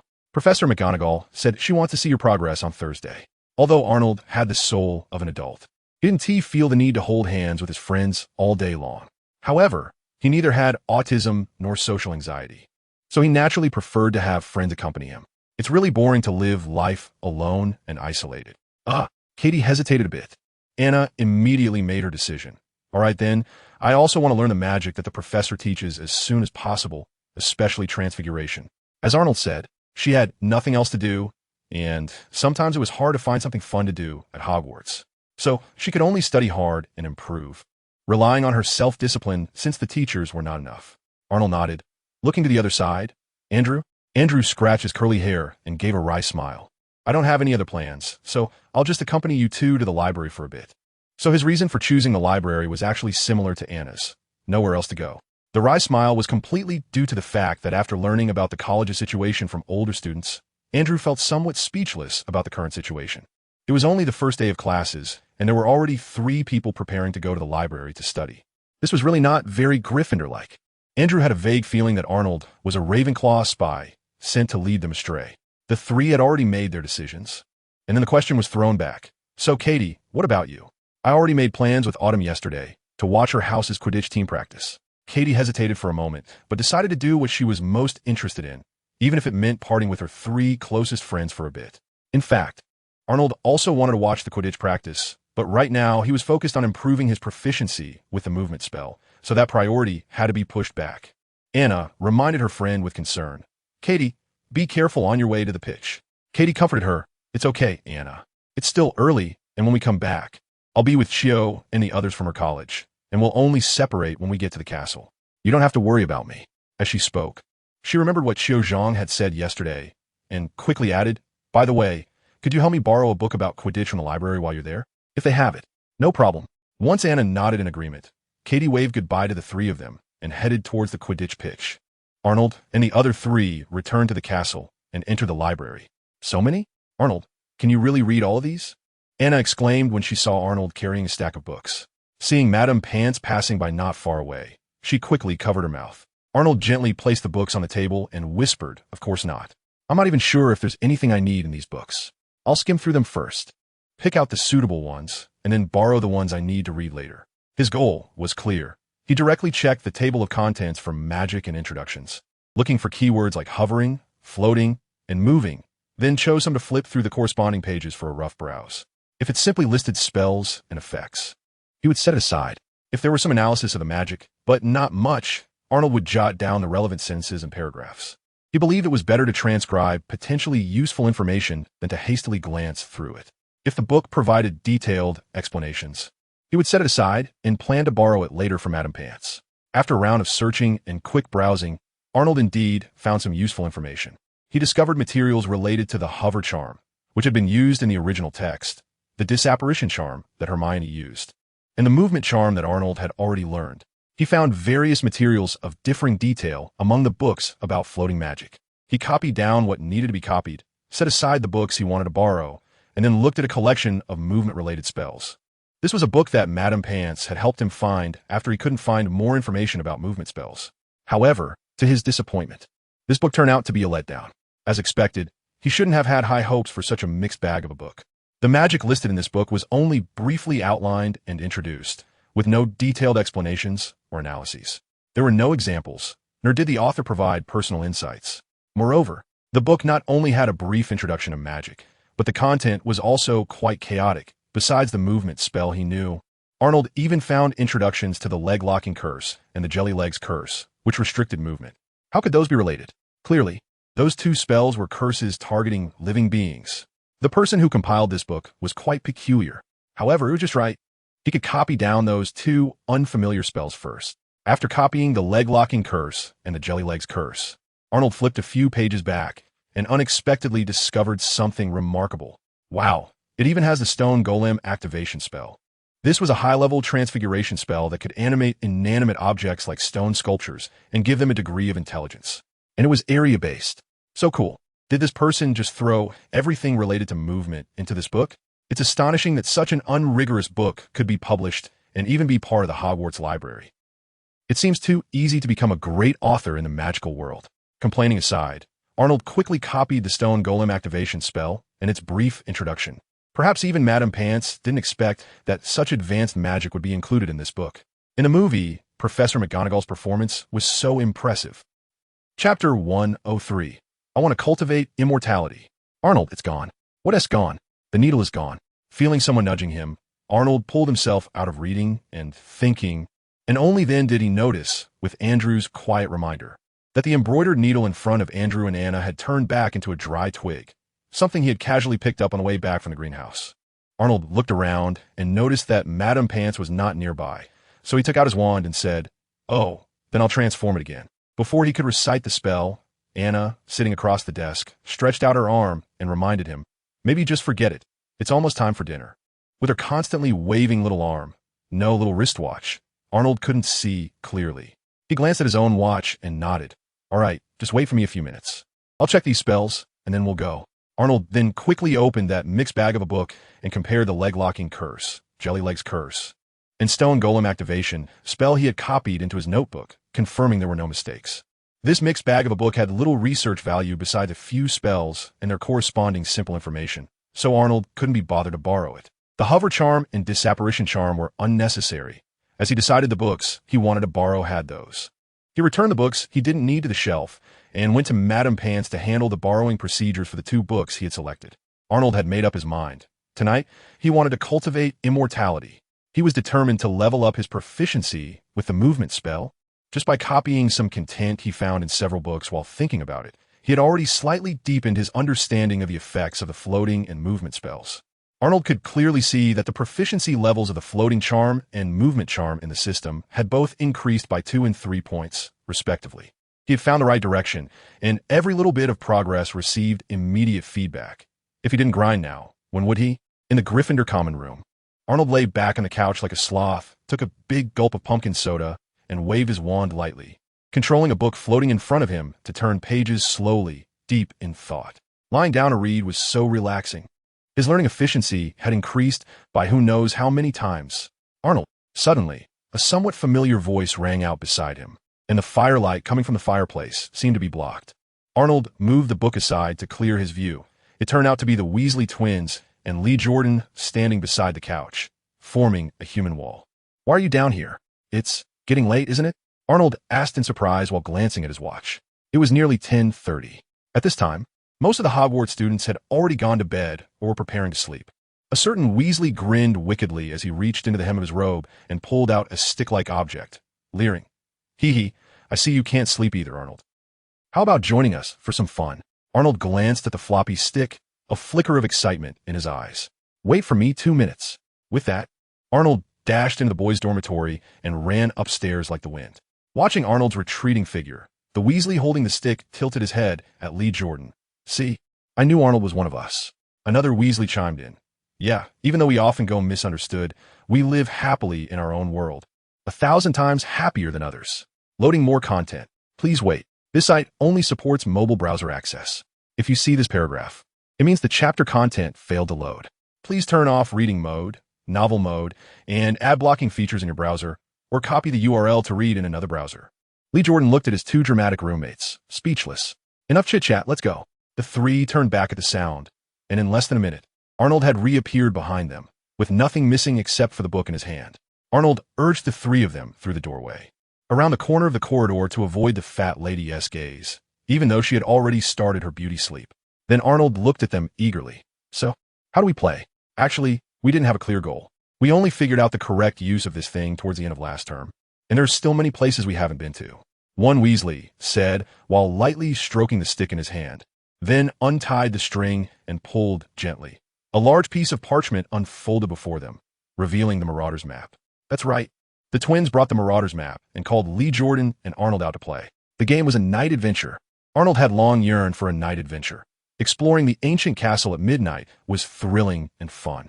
Plus, his campus exploration tasks required him to delve into various hidden places. Also, there was the room of requirement. He wanted to go, but wasn't in a hurry. After all, the room wooed and T run away. Arnold needed the special space and some items provided by the room, but it wasn't T urgent. He might as well follow the Weasley twins for a while. both to see the complete effect of a Marauder's map and to take the opportunity to record all the secret passages and hidden doors to improve his own map data. On the other hand, by following these two experience guides, Arnold could gain some insights and experiences that were not written on the map. After all, the Marauder's map couldn't teach someone how to deal with filch, especially in situations that were hard to bypass. As the saying goes, plan before you act. Arnold wasn't really just 11 years old. He understood that the more prepared he was now, the less likely he would encounter unexpected situations in the future, and the greater the chance of successfully resolving emergencies. However, while his mind was racing with thoughts, it didn't affect his acting skills. Arnold leaned closer, staring at the unfolded map, and incredulously asked, "Correct use? What do you mean? Isn't this the map I copied that day?" One Weasley gently placed the map on the ground, smiling mysteriously. This thing is not as simple as you think." Lee Jordan also leaned in, squatting down, casually, urging, "Come on, George, stop keeping us in suspense. Didn't you say you would show me the wonders of this thing? Hurry up. Lee, you called me." Another Weasley chimed in cheerfully from behind Lee Jordan. Lee Jordan didn't turn around, casually waving his hand. "I don't care which of you is which. It doesn't make a difference anyway. I'll just assume you're Fred." Hearing this, the two Weasleys exchanged glances and shrugged helplessly. However, Arnold's eyes lit up. This method is not bad. This way, he wouldn't have to struggle with which twin was which anymore. After all, what they said might not be credible. It's all about me. Sure enough, it was Lee Jordan, the guy who sleeps in the same room as them every day, who came up with a good solution. Chapter 104. The night adventure begins at this moment. George's voice brought Arnold's attention back to the Marauder's map. Okay, no more wasting time.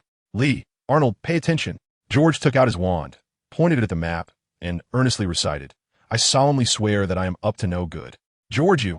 Just as Lee Jordan was about to question his sanity, he saw the Marauder's map on the ground begin to change, silencing whatever he was about to say. Fine. Spiderweb-thin ink lines immediately began to appear from where the wand had touched, intertwining and extending to every corner of the parchment.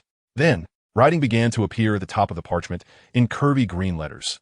The magical Mischief Maker's Aid suppliers, Mooney, Wormtail, Padfoot, and Prongs, proudly present the Marauder's map. After that, the map began to change. Paths appeared where there had been none before, such as several leading to Hogsmeade. However, what truly shocked Lee Jordan were the countless ink dots and names moving along the map. "Awesome," Arnold exclaimed beside him, pointing at the flickering ink dots and the names next to them, asking, "Are these?" He wasn't just acting. At least that exclamation was sincere. Both the sight of the map beginning to change and the functions and craftsmanship it represented deserved such praise. George, not bothering with Arnold's unasked question, nodded proudly. "That's right. It's everyone in Hogwarts, along with their locations." He then pointed to a spot on the map. "Lee, Arnold, look, we're right here." His finger quickly slid across the map, stopping at a slowly moving ink dot. "And Filch is right here." Arnold took a close look. Their positions were too close to Gryffindor Tower, surrounded by a mass of ink dots. If he hadn't confirmed their location first, it would have been quite difficult to distinguish. The slowly moving Filch was very conspicuous, but as the ink dot representing him moved, it occasionally overlapped with some portraits and ghost names. The Marauder's map's magical functionality was indeed impressive, but Arnold felt there was still room for improvement in the experience. If it could zoom in or have a local magnification, that would be even more perfect. Is this really the location of everyone in the school? Is it accurate? Lee Jordan, finally coming back to his senses, stared at the map, still finding it hard to believe. Fred, standing beside him, patted his shoulder and said, "Very accurate. We've tested it ourselves." Lee Jordan got up excitedly, wanting to clap, but forcing himself to hold back, and just looked at the three with enthusiasm. "That's great. Where are we going now?" Arnold didn't respond. He was just there to broaden his horizons and gain experience, so it didn't matter where they went. It was still George who pointed to a line on the map that had just stopped spreading and explained, "You see these extra paths, right? Those are the secret passages and hidden doors inside Hogwarts. The path we took to Hogsmeade yesterday was this one. So what's next?" Lee Jordan nodded in understanding, continuing to ask, "Anything's fine. There are many secret passages we haven't explored yet. I brought you out today just to have some fun together. You two can decide." George shrugged, lightly tapping on the map, looking at Arnold and Lee Jordan. Lee Jordan turned to Arnold, who gave him a gesture that said, "Do as you wish." So he looked back at the map, slowly scanning it. Arnold, meanwhile, was looking at a quest that had just popped up in his system. First Night Adventure. He skimmed through it. The task required him not to get caught by Filch or any other professors. and he could complete it by either returning to the common room or staying out until 6 in the morning. The reward was decent, 200 energy points. Not too much, but not insignificant either. Besides, since they were out at night, they were definitely exploring places that were inconvenient to visit during the day. So the progress of campus exploration tasks would also advance quite a bit. However, this task had a hidden penalty. If he failed, it meant Arnold would get caught. Not only would he not receive the task reward, but according to another task rule involving adding and subtracting points if he lost house points, his energy would also be deducted by 10 times the lost points. But would that make Arnold afraid? Wasn't the Marauders map a night exploration artifact? After looking for a while, Lee Jordan couldn't figure anything out, and in the end, he hesitantly pointed to a secret passage and said then, "Let's go here." As he spoke, he looked up at the faces of his 3 companions, seeking their opinions. "No problem, let's go there." The 3 had no objections. But Arnold raised another question. "I heard some secret passages require a password to open, just like our common room." George picked up the Marauders map, patting it proudly. "Don't worry, that's not a problem. The passwords for secret passages never change, and this map knows all the passwords." After hearing this, Lee Jordan immediately understood and smirked. "No wonder you guys said the knowledge taught by all the professors at Hogwarts isn't as much as this map. So that's what you meant, huh?" The twins exchanged a glance and laughed. Spending more nights outside would indeed increase some strange knowledge. No doubt about it. Arnold followed with a chuckle, finally getting to the point. "So, George, can I record all the secret passages on the map and their corresponding passwords?" "Of course you can." George replied without hesitation, but immediately wanted to remind him. But Arnold assured him, "Don't worry, I'll keep this information hidden well." "Then it's settled." George nodded. Fred then explained from the side, "Actually, we hope Hogwarts can be a bit livelier, but these secret passages have been here for who knows how long. If something dangerous happens, we're afraid other students might not be able to handle it."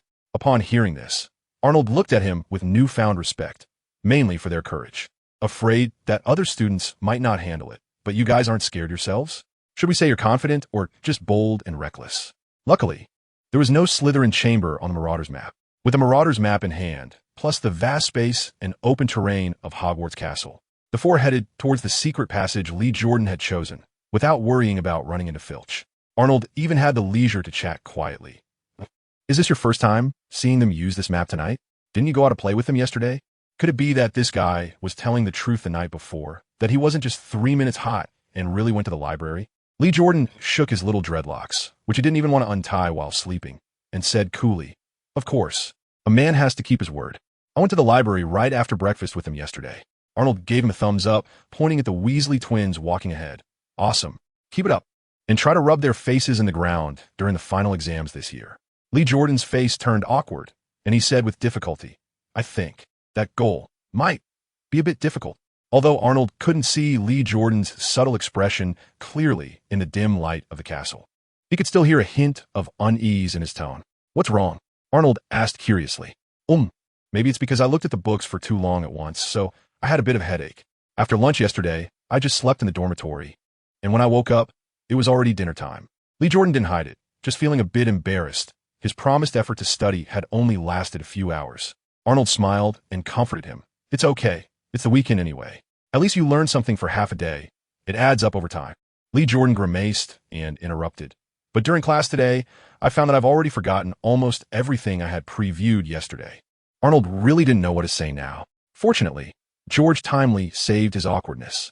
"We're here," George exclaimed, stopping not far from a painting hanging on the wall. Chapter 105. The secret passage and the painting were portraits of several monks who looked like they were sleeping in all sorts of awkward positions, their faces flushed and continuously hiccuping, with a few wine bottles scattered on the ground. These monks clearly hadn't fallen asleep naturally. However, George was standing a few steps away from the painting, and the entrance to the secret passage that Lee Jordan casually pointed to was clearly not on this side. At this moment, George remembered that Arnold had previously been curious about the password for the secret passage, so he called out, "Arnold, come over and take a look. The password for the secret passage is showing." Hearing this, Arnold walked closer and looked at the position George was pointing to on the map. Sure enough, a string of letters appeared on the map. Near other secret passages, there were hardly any characters besides place names. Arnold thought this was quite user-friendly. The password was automatically displayed when close to the secret passage, so there was no need to label all the passwords around the passage, making it too cluttered to read. The Wolf's Temptation. The originally ordinary stone wall suddenly shook, and the bricks began to move on their own, eventually forming a short doorway, too low for any of the children to walk upright inside. The whole process was somewhat similar to how the entrance to Diagon Alley opened, but made no sound at all. It doesn't feel very magical. Instead, it feels a bit sci-fi. The four of them exchanged glances, with Fred and George leading the way, Arnold following behind, and Lee Jordan bringing up the rear, each one squeezing through. The fluorescent lights flickered. Unconsciously, the four of them bent slightly and waved their wands, casting the same spell. Arnold paid special attention to controlling the power of his wand's illumination charm this time, avoiding infusing it with his mental strength to prevent standing out too much. This place is much better than the secret passage we found leading to Hogsmeade. At least we won't trip over unexpected clumps of dirt or small holes, and the ground isn't all muddy. The twins led the way in front, and at the same time, a complaint from either George or Fred echoed ahead, sounding a bit loud in the passage. Arnold wasn't sure what the passage they walked yesterday was like, but the one in front of him was indeed not difficult to traverse. Perhaps because it was inside the castle, the ceiling, floor, and both side walls of the entire passage were all made of brick and stone. Although there was a lot of dust due to the lack of foot traffic, there were no obstacles or hidden pits. Furthermore, the passage wasn't long. After a short walk, Arnold heard one of the Weasleys ahead say, "It seems we are almost at the exit." Another Weasley added, "Let me check the map first. There's no one outside. We can go out." It was quite a nice experience. Arnold followed behind and exited the passage. Although his motivation for the night adventure wasn't as pure as the twins and Lee Jordan's, the journey felt fresh and exciting, as if he had become 20 years younger. Moreover, his exploration task progress increased by 1 percentage point. Quickly surveying the surroundings, Arnold withdrew his gaze and looked at one of the Weasleys beside him. "Where are we, George?" "You got the wrong person. I'm Fred." "Joe." The Weasley with the map instinctively retorted. Arnold ignored him and continued to ask, George, can you check the map? Where are we now?" George or Fred, whatever, was speechless. He turned back and shot a glare at Lee Jordan, who had just crawled out of the passage. Hearing their conversation, Lee Jordan returned a smug smile and even fist-bumped Arnold.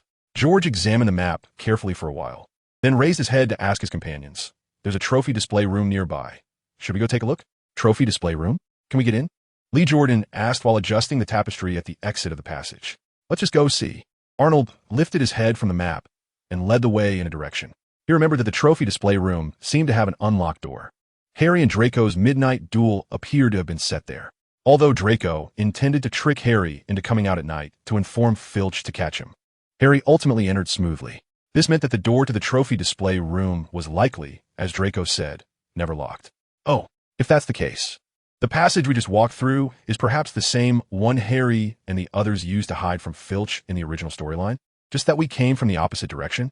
This means that next year, Ron will be lurking nearby, guarding another passage leading underground. Thinking of this, Arnold quickly recalled the details of the path he just took, memorizing them for future reference. The door to the trophy display room was indeed unlocked. Arnold only exerted a little force, and the wooden door slowly creaked open with an unpleasant sound. Seeing that his progress in exploring Hogwarts had increased by 2 points, Arnold nodded to himself before lifting his eyes to survey the trophy display room. At this moment, the other three who followed him had already walked in ahead. The weather tonight seemed nice, with moonlight streaming through the windows, making the crystal glass cabinets displaying the trophies shine brilliantly. Various shapes and materials of trophies, shields, medals, and statues sparkled with silver and gold hues in the darkness. The list of past student council presidents, the Excellent Character Award Medal, the Special Contribution Award to the school. Arnold passed several different trophies or honor records and, as expected, saw the same name on them, Tom Riddle. The abilities of a noseless one among Hogwarts alumni were still very strong. Especially during his student days, he stood out compared to other students of the same period at Hogwarts. It was just that later on, due to overly radical ideas, he narrowed his path. Suddenly, Lee Jordan's hushed exclamation came from somewhere he had just quickly passed. "Oh, George! Fred, come quick! There's a William Arthur Weasley here." Mr. Arthur was a student council president at Hogwarts. Fred leaned over to take a look and replied, "Oh no, that's Bill, our older brother. He indeed served as the male student council president at Hogwarts before graduating, but you don't need to be so shocked, Lee." Arnold, listening nearby, was also quite taken aback when he saw the list of student council presidents earlier. If he hadn't noticed the timing was off, he might have thought that was the twins' dad. He didn't expect Bill's name to be like this. How did he gradually become Bill? It's puzzling. Lee Jordan said unreasonably. Shocked? A little, yes. This is a very big honor. I didn't expect your two troublemaker brothers to. Fred interrupted pompously. One day, trophies and medals belonging to me will be placed here, so you can admire and worship them. Get lost. Lee Jordan pushed him unhappily, saying, with you two always causing trouble, what kind of honor do you expect to achieve?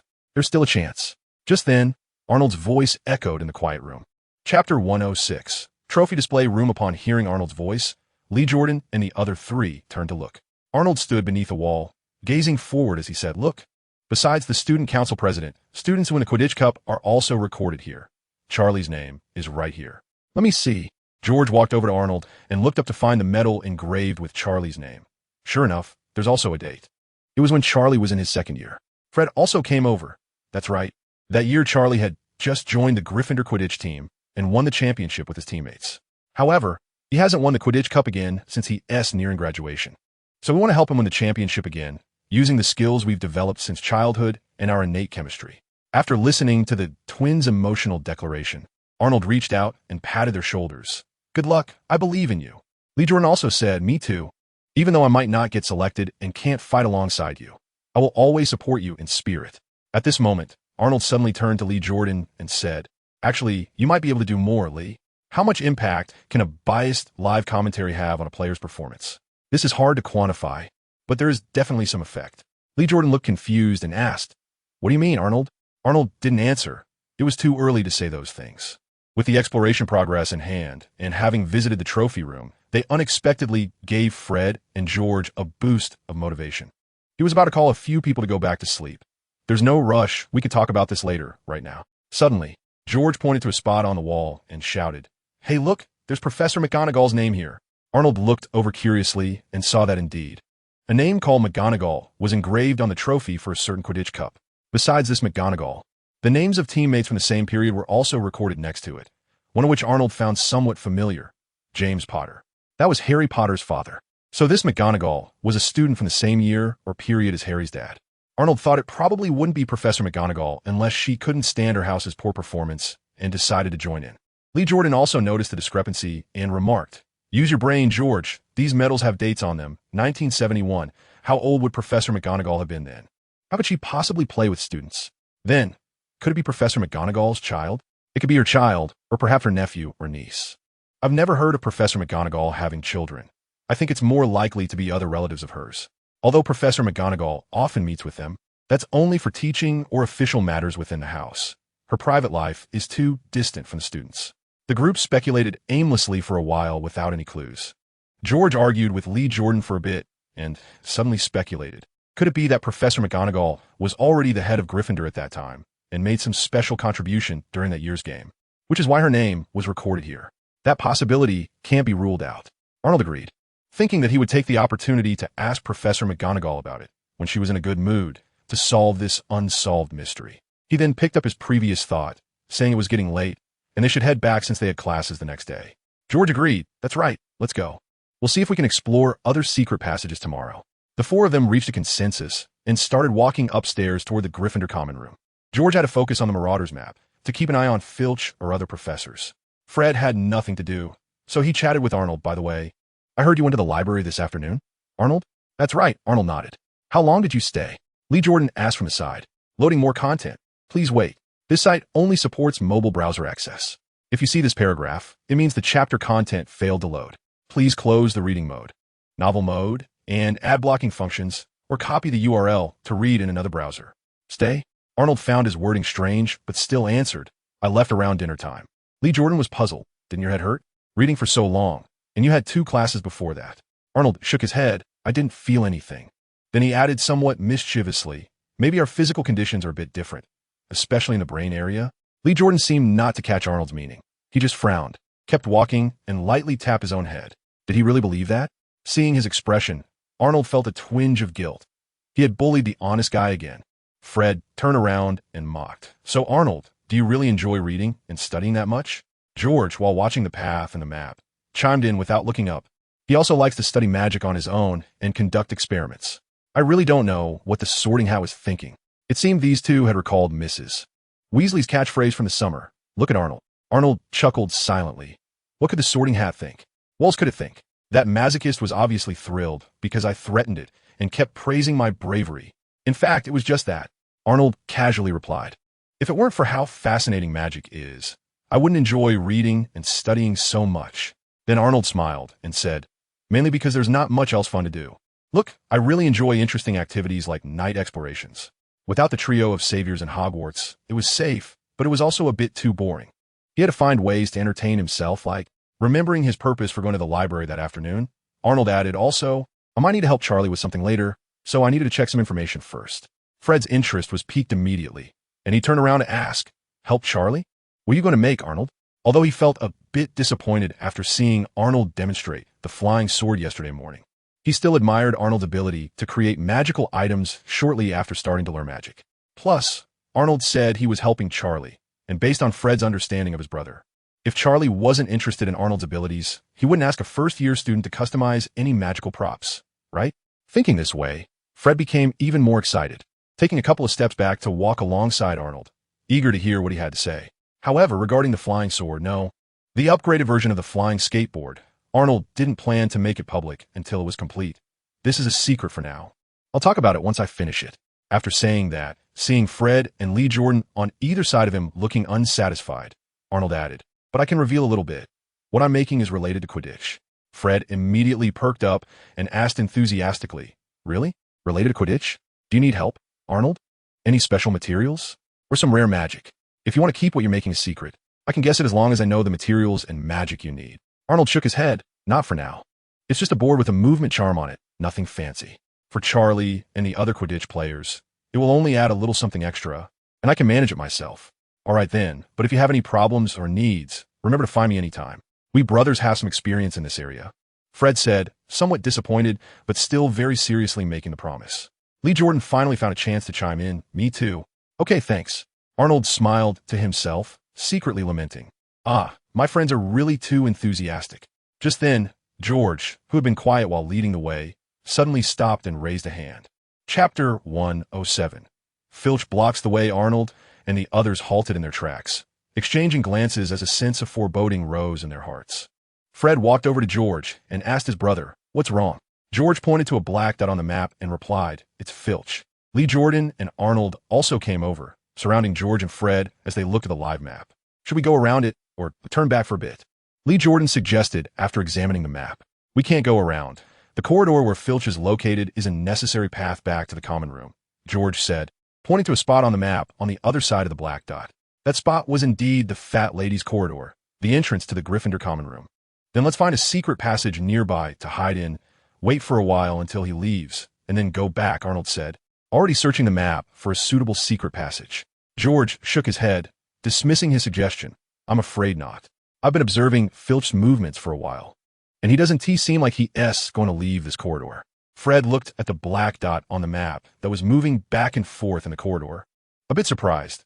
Does Filch know we're out here at night and came here specifically to block us? Lee Jordan countered. How would he know? We've been so careful, observing and taking detours. We haven't even encountered him from a distance. Fred was also having doubts, but he forced himself to respond. I'm not sure. Maybe it's just a hunch? Otherwise, how can we explain why Filch has been lingering in this corridor? A hunch. Arnold couldn't come up with a reason either, but he seriously suspected that the twin brothers had developed a kind of psychic connection with Filch after a semester of mutual rivalry. So what now? Should we hide in the secret passage until tomorrow morning? Lee Jordan decided to stop dwelling on why they were caught off guard by Filch and started thinking about how to resolve the current situation. Arnold shook his head vigorously. No, the environment inside the secret passage is terrible. I miss my soft and comfortable four-poster bed. Although Fred and George said the secret passage in the castle was much better than the muddy, uneven one they took to Hogsmeade, Arnold still didn't want to sleep on the cold, hard stone floor. He believed the twins would definitely have a way to deal with Filch, which was one of the reasons Arnold had joined them for a night outing, to broaden his horizons and gain some knowledge. Sure enough, George chuckled and confidently said, actually, I'm just reminding you that Filch is over there. The situation isn't as difficult as you think. Oh, Arnold raised an eyebrow. Hurry up. What with the suspense? I'm waiting for your solution. Fred chimed in. As long as we figure out a way to get Filch to leave the corridor, the problem will be solved, right? How do we do that? Lee Jordan asked. George confidently replied, "We just need to make some noise over here to lure Filch over. Then create some false leads along the way to misdirect him, and then we can pass through that corridor." After hearing this, Lee Jordan thought for a moment. Theoretically, George's plan was sound, but more content is loading. Please wait. This site only supports mobile browser access. If you see this paragraph, it means that the chapter content has failed to load. Please turn off your browser's reading mode, browsing mode, novel mode, and ad blocking features, or copy the URL to another browser to read. He hadn't figured it out yet when Arnold interjected, "I have a question." Seeing all three look at him, Arnold continued, "George, you just said you don't know why Filch has been wandering in that corridor?" After George nodded in confirmation, Arnold asked again, "What if he ignores the noise we make and just stays there?" Thinking about it, that corridor was a necessary route back to the Gryffindor common room. Filch could very well wait there for them. If I were Filch, I would just set up a chair, sip some goji berry water, and wait for the prey to come to me. But his thoughts were immediately countered by George. Impossible. After throwing out his conclusion, he continued to explain, "Arnold, you don't understand Filch. If he stays there, even though we can't go back, he can't catch anyone either." After George finished speaking, Fred added from the side, "Right, we can definitely find a way to outlast him until tomorrow morning, like going back to the secret passage or the trophy room. Taking turns to monitor the live map. Although the conditions would be tough, Filch definitely won't catch us. By tomorrow morning, even if Filch encounters us, he'll guess we were out last night, and he won't have any evidence to catch us. That is something he absolutely cannot accept." After listening, Arnold thought for a moment and agreed. With Filch's obsession with catching rule-breaking students, it really seemed like what the twins said. At that moment, Lee Jordan asked the question he had just thought of. "So the current problem is how to lure Filch away? Who will lure him away? And how do we escape after that? The plan is solid, but how to execute it?" "Of course it's me." Fred immediately smiled and pointed to himself, then lifted the hem of his wizard robe and pulled out a round egg-like object. "For pranks, Fred, always take the lead." Just as Fred held up the round object, Lee Jordan, who recognized it at a glance, instantly became excited. "Oh, awesome. Fred, you were prepared." Luckily, he remembered they were not far from Filch, so he kept his voice low. Chuckling softly, Fred winked at Arnold and said, "Do you remember the letter we wrote to you during the summer, Arnold? Look, it's this thing. We spent all our remaining pocket money on it." George's eyes also sparkled with excitement. "That's right. This is our carefully crafted result, guaranteed to make Filch suffer. This thing, is it some sort of biochemical weapon?" Although Arnold had already guessed most of it, he still pretended to be clueless. "You've been talking for so long, and I still don't know what this thing is." Fred explained, "A dung bomb, Arnold. Have you heard of it?" "What? Dung? Are you saying this thing is made from that stuff?" Arnold feigned shock, but he was genuinely curious about the answer. "I'm telling you, Fred and George, you two better keep your distance from me in the future. Also, don't let your hands touch me, and maintain a distance of more than a meter when talking to me." As he spoke, Arnold began to back away, warning the twins with a face full of disgust. Like a drama queen. Chapter 108, just asking you a question, looking at Arnold's exaggerated acting. Fred and George wore expressions of helplessness, as if they had lost the strength to speak. It was still Lee Jordan who took the initiative to explain for him. Of course, a dung bomb couldn't possibly be made from that stuff. It's just made with some potion ingredients mixed in a special ratio to create that smell. Oh, since it's concocted, couldn't it be made to smell like something else, like herring? If that's not enough, then just add a bit of rotten durian smell. Although it's also quite foul, it's definitely less off-putting than that. However, the smell wouldn't really be much different, and when it explodes, it would still spray some liquid out. Fred chuckled, seemingly very satisfied with this effect. "Yuck, that's still disgusting." Arnold shuddered and stepped back. "What do you know? This is what makes it realistic." Fred gave Arnold a look that suggested he was quite peculiar. Earlier, he thought Arnold was on the same wavelength as his brother. But now it seemed there was still a slight gap, lacking that fearless spirit for pranks.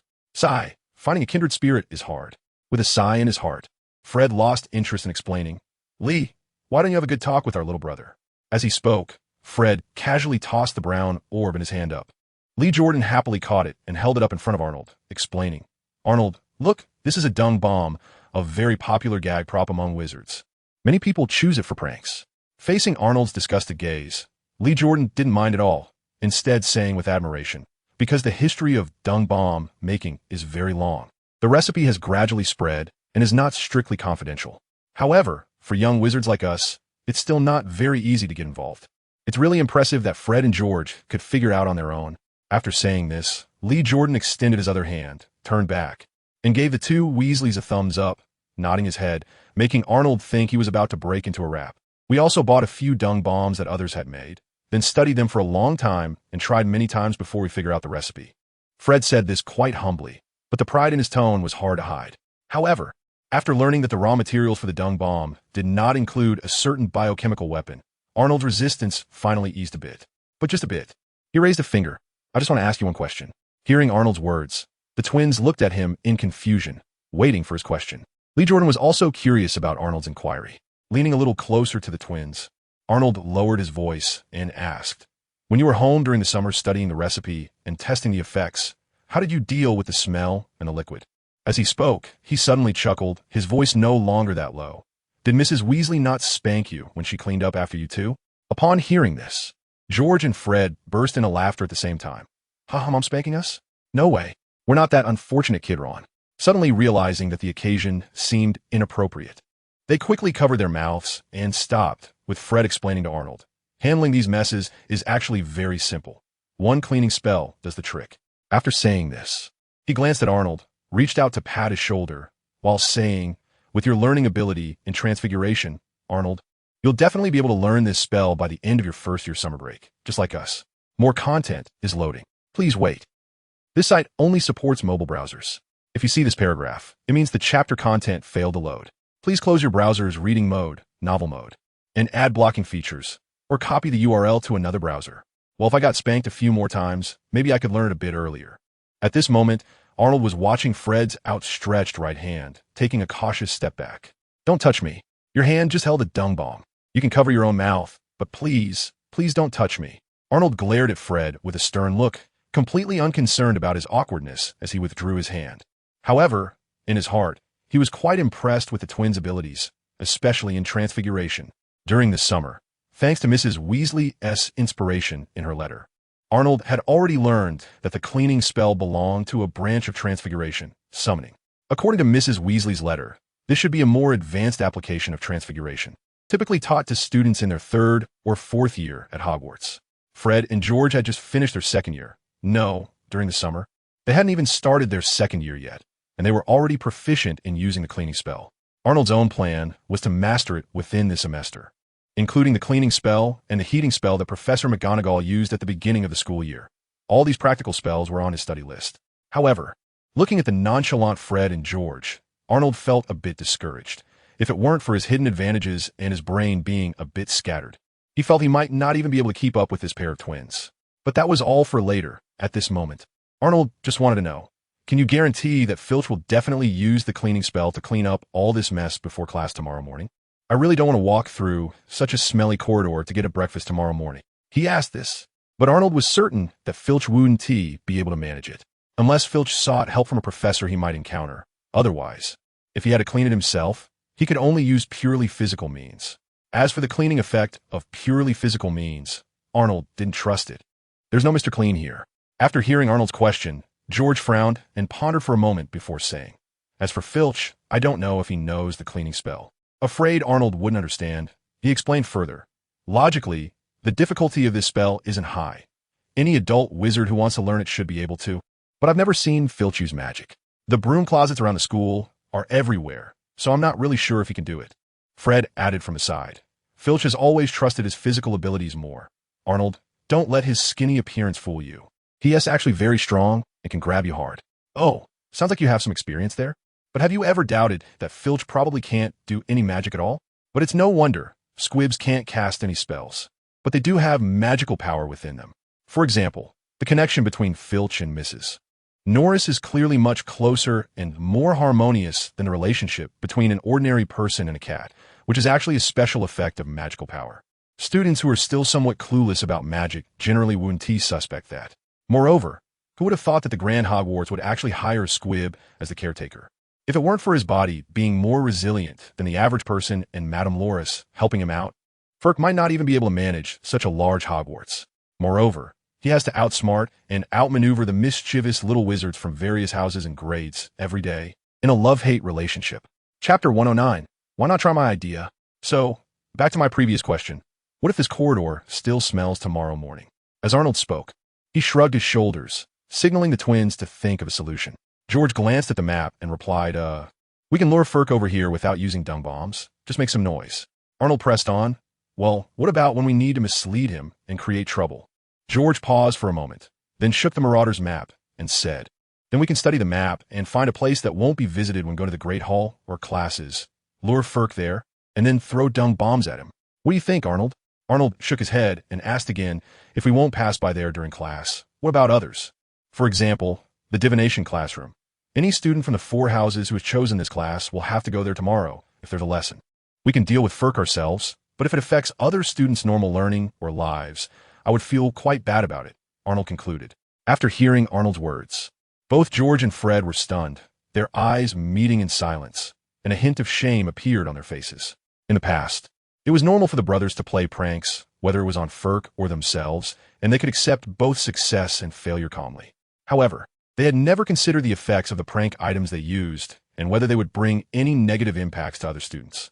Though George and Fred loved to play and cause trouble, they were not bad at heart, nor were they inconsiderate.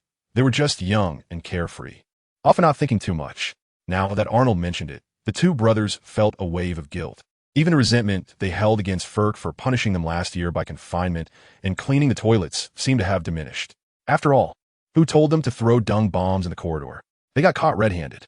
But self-reflection or changing their prank items and methods were matters for the future. Right now, if they didn't lure Ferk out and throw dung bombs at him, how would they pass through that corridor to return to the Gryffindor common room?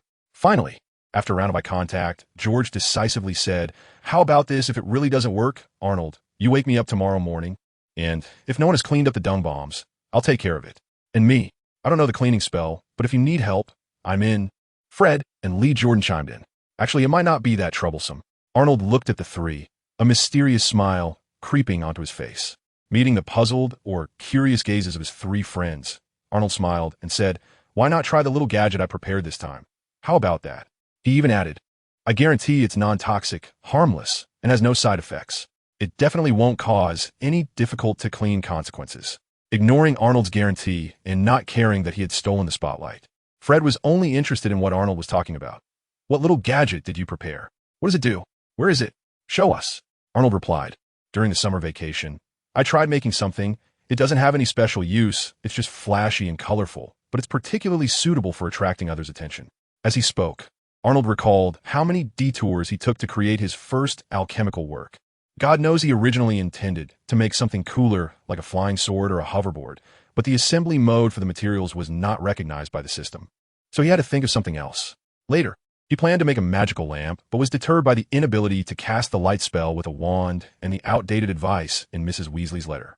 Coupled with the limited magic he had mastered, he had to pick something easy to practice that could be enchanted. Hence, this mature and steady uncle ended up making a child-ass toy. He even whimsically planned to use it on Ferk. More content loading. Please wait. This site only supports mobile browser access. If you see this paragraph, it means the chapter content failed to load. Please close your browser's reading mode, view mode, novel mode, and disable ad blocking features, or copy the URL to read in another browser. Arnold was still reflecting internally when Fred exclaimed with excitement, attracting attention? That's the biggest use. No wonder we brothers have good taste and talent.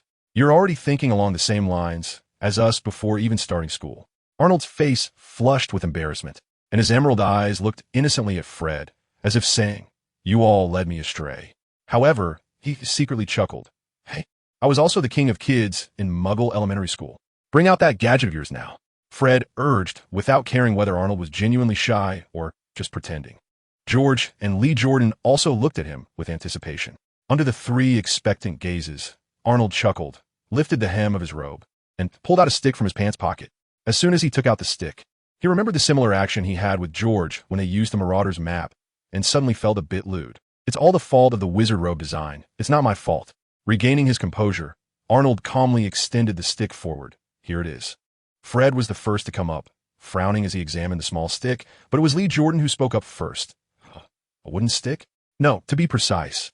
It's a slightly thicker wooden piece, and its shape is a bit strange. As he spoke, he looked at Arnold in confusion. But what can this do? Arnold, you're not planning to throw at Ferk's head, are you? It doesn't look like. Before he could finish, Fred, who had already taken the wooden piece from Arnold's hand, interrupted, this piece is short and not very heavy, so it definitely ISNT for bludgeoning. There's a hole in the middle. I wonder what it's for, and the two ends are painted different colors, so I think it should have some direction. After sharing his speculation, Fred handed the short wooden piece to George so his brother could take a look too. George and Lee Jordan huddled together, examining the piece for quite a while, but couldn't figure out its purpose, so they looked up at Arnold. You'll know what it could do soon. Let us go. And remember to follow my lead, Arnold said without explanation, urging his friends to walk toward the corridor. Just a few steps in, he suddenly halted. Stop. Wait for me a moment. Arnold, ignoring the three confused faces, quickly made his way back with a short wooden stick in hand. After walking a short distance, he successfully found the washroom they had passed earlier. It's my first time using this. I need to add some variation. He glanced at the sign at the door, hesitated briefly, then stepped inside. Clearly, this was a girl's washroom, but since it was empty, it was the perfect opportunity to add some progress to their campus exploration. Next time they go out at night, you should remember to sweep through places like this that are inconvenient to enter during the day, right? And definitely avoid other people to avoid being seen as a creep. While thinking, Arnold was busy twisting the faucet and extending the short wooden stick under the water. Then wave his wand with his other hand, turning the water flow into ice, covering one end of the stick. After estimating the size of the ice cover, he switched to the other end of the stick and repeated the process. When he came out of the washroom and caught up with the three waiting for him, he was holding an ice-cold dumbbell. Arnold didn't explain much. They would understand everything when it was time to use it. He glanced at the Marauder's map to see where Filch was, then signaled the three curious friends to follow him as he headed in that direction. That way also led to the Gryffindor Common Room. Chapter 110. This was just a toy. Cumulative rewards for extra updates, with a Marauder's map in hand. Although they couldn't bypass Filch directly to reach the fat lady's portrait, Arnold and the others could constantly monitor his movements, slowing down and lightening their footsteps as they approached his patrol area. Filch is just around the corner. What should we do? Create some noise? The four leaned against the wall, watching Filch on the map, when Lee Jordan quietly asked Arnold beside him. No need. It'll be more effective to provoke him directly. After Arnold spoke, he nodded at the three, signaling them to act according to plan, then had George hold the Marauder's map to observe Filch's movement closely. As Filch was about to reach the far end of the corridor and turn back like he had countless times before, Arnold suddenly dashed out. With his magical communication short wooden stick, both ends of it lit up in red and green light, fiercely spraying inside the hollow ice cover. Yet it couldn't break through the ice's confinement. The spraying, flickering, and dazzling effect was impressive. Then, Arnold threw the short wooden stick, now resembling a dumbbell with two ice chunks, in a graceful arc, landing on the ground behind Filch with a sharp crack. The end that hit the ground first shattered the ice cover, releasing green sparks that splattered against the castle's stone walls and ceiling. Under the light of the torches on the walls, it seemed to exude a ghostly aura. Arnold quickly ran back around the corner, regretting that if the ice cover hadn't broken, and if he had the second-level blue spark spell, he could have created a magical version of a police siren. The combination of red and green always felt a bit awkward. Oh right, he also needed a completed sound effect. But what Arnold created was originally a larger version of a bamboo dragonfly X fairy wand, still with red and green light effects. The wooden handle below the bamboo dragonfly was left in the dorm, but he had plenty of the wooden pieces that served as wings, or fairy wands, in his pocket. He had thought of using a transparent cover on the ends of the wooden pieces to create a police siren for attracting Filch during their night explorations while waiting for the enchanting potion to brew the wooden pieces. Now, after practical testing, Arnold felt that the flickering effect created by the spark spell was pretty decent, resembling the real thing. But it would be even better if it could combine with the brightness spell he had deciphered from the magical lamp. And about the cover. He couldn't always rely on temporarily creating an ice chunk to deal with things. In the corridor on the other side, upon hearing the noise, Filch and Mrs. Norris turned at the same time. In the quiet corridor, illuminated by the dim, flickering torchlight, a piece of wood lay quietly on the ground, continuously spraying eerie green sparks. At the other end of the wooden piece was a transparent cover, inside which flashed a blood-red glow. This thing looked not only dazzling, but also somewhat creepy. However, it was actually harmless. Seasoned Filch made this judgment in an instant. Perhaps due to his rich experience, perhaps because of the few dead magic powers within him, or perhaps it was the sixth sense of an old man. But he didn't rush to a conclusion. Instead, he looked at his companion, Mrs. Norris. Relying on her instinctive sense of danger, Mrs. Norris quickly reached the same conclusion and exchanged a silent glance with Filch, communicating in a way that neither could understand. Then, Filch lifted his gaze from the wooden piece, looking straight ahead, which was also the most likely direction from which the piece could come flying. A dangerous smile curling at the corners of his mouth. He then took large strides forward, with Mrs. Norris closely following at his side. His target was exactly where Arnold and the others were. "Run! Filch is coming!" George, who had just pulled back behind the corner, quickly called out. Arnold nodded, and the four of them ran back the way they had come. Filch wasn't foolish, but they were well prepared for this. Leading Filch away from the corridor was just a mutual understanding between both sides. Next came the real confrontation. After running down the corridor to a fork, the four stopped. Arnold pulled out another short wooden stick from inside his robe. Under the gaze of the three, Arnold raised his hand, aimed at one direction of the fork, and then threw it with force. At that moment, his years of experience in various ball sports paid off, as if the souls of countless sports stars had possessed him.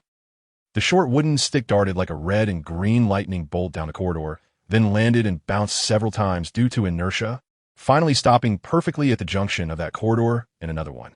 Perfect! Arnold mentally patted himself on the back, only to turn around and see his three friends giving him thumbs up. With a grin, Arnold and the others quickly ran in the opposite direction from where they threw the second short wooden stick. The four stopped again at the junction of this corridor and another one. Arnold repeated the process, throwing another short wooden stick in one direction. However, this time they didn't rush to run, but hid behind the corner on the other side, gathering together and focusing on Marauder's map in George's hands. Filch, rushing to the fork, arrived just a moment too late, glancing around but seeing no sign of the night-wandering students. Now, apart from the corridor he came from, there were two choices in front of Filch. On the left, at the end of the corridor, a wooden piece was shooting red and green sparks. It was likely left behind by the night-wandering students, perhaps accidentally or intentionally. The previous one seemed harmless, but this one might not be. Its form seemed a bit different. Who knows if those mischievous students set a trap for him? On the right, the quiet, dim corridor was completely still, with no sound at all. However, it couldn't be ruled out that those night-wandering students were laying a false trail, quietly observing him from some corner. Now the question was, which way to choose? Or should he and Madame Loris go their separate ways? No, that's not possible. Although Madame Loris was very sharp, there was no guarantee that those reckless little wizards wouldn't go after her. If something happened to Madame Loris, it was simply unimaginable, unacceptable. Moreover, the left corridor, where the second wooden piece shooting sparks connected with another corridor, if clues were found there later. How would he continue to pursue the traces of the night-wandering students, separated from Madame Loris? He would still have to rely on luck. Time was pressing, and Filch didn't hesitate for long before rushing in a certain direction with Madame Loris. After all, it was a 50-50 chance, so let us take a gamble. Chapter 111. Is someone coming? Filch, along with Madame Loris, hurried towards the short wooden piece that was continuously shooting red and green sparks. His steps were incredibly firm. Filch was very confident in his choice. After all, just look at which college I previously blocked. Those Gryffindor students, with their heads filled with nonsense, only capable of throwing dung. Letting them run circles around me in the castle was one thing. Making them think one more time? That bunch of brutes? Impossible. Yay. When the four who had been observing Filch's movements on Marauder's map noticed that he paused for a moment at the second wooden piece and then chose a direction to turn into another corridor for some unknown reason, Arnold and the others exchanged glances and silently mouthed words. They also held up two fingers, laughing in a silly way. Clearly, Filch had lost this gamble. It would be entirely accurate to say it was a gamble. Filch made his choice based on his understanding of the Gryffindor students, opting for the side with more remaining information. But he didn't expect that those Gryffindor brats, as reckless as they were, could also be quite clever when it came to pranks. Perhaps it was because he and played enough cat-and-mouse games with the twins last semester. This just goes to show stereotypes are not to be trusted. In fact, even if Filch had chosen the right direction, Arnold wouldn't have been worried. On the other side of the corner they were at, there was also a short wooden piece shooting sparks toward the surrounding stone walls. If Filch came over, he would face another choice. They just needed to keep walking and throwing wooden pieces at various intersections, playing this illusion game continuously. And they couldn't believe Filch would guess right every time. The four of them quietly emerged from the corner and ran towards the common room. Fred lightly bumped Arnold's shoulder as they ran, saying, "Arnold, you're great." Arnold smiled at him, asking what? Fred chuckled. "From now on, let us act together." "No problem," Arnold replied softly, adding, "but I'll have to see if I have other plans at that time." The room of requirement didn't need to be kept a secret from them, but the girls' restroom. Lee Jordan, running on his other side, joined the discussion. "By the way, Arnold, what you made seems similar to the fire-making spell." Arnold nodded, saying, "Actually, it should be simpler than that. It's just the basic red sparks and green spark spells, very monotonous, with no tricks or shapes." He had bought a few fire-making sparklers in Diagon Alley, but hadn't used them yet because he feared the magical fireworks would attract attention.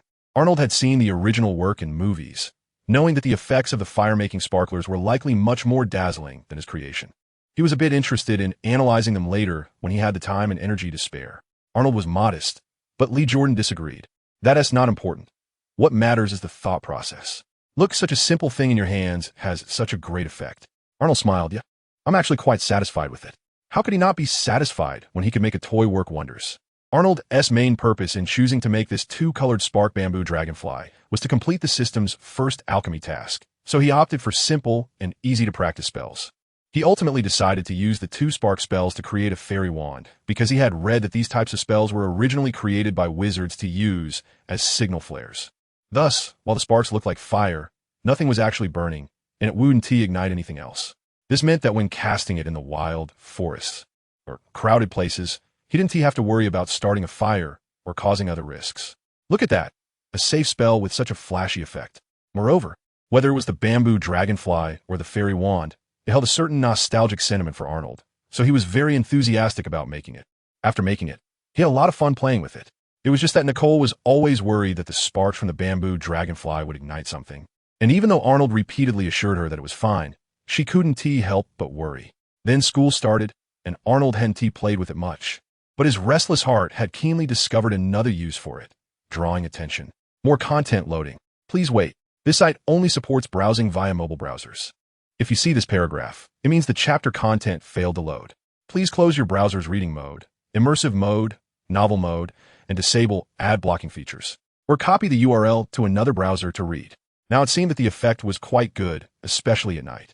As they approached the corridor where Felch had initially been, the four stopped talking, slowed their pace, and walked quietly, trying to avoid making any noise that might alert Felch, who was only separated from them by 1 or 2 walls. "Wait, someone is coming." Having walked about a third of the way, George, who was responsible for monitoring the surroundings with the Marauder's map, suddenly signaled. At the same time, he raised the map for the other 3 to see. Sure enough, a dot was rapidly flashing towards their location. That's right, it was flashing, ignoring the walls. It was Peeves. Lee Jordan was the first to recognize the name on the quickly moving dot. Before the voice finished, a ghost dressed in bright, bizarre clothing, wearing a hat adorned with bells and a bright orange bow tie, suddenly emerged from the stone wall of the corridor. This male ghost floated in mid-air with a short stature, his malicious black eyes darting around, and his big mouth opened wide. "Oh, what a coincidence. I knew that sneaking out at such a late hour would be you two Griffinders."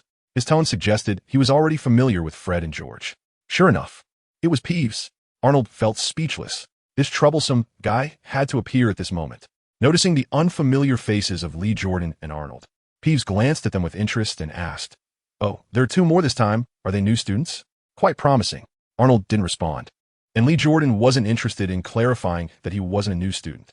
They just wanted to get rid of this peculiar ghost and hurry back to the Gryffindor common room.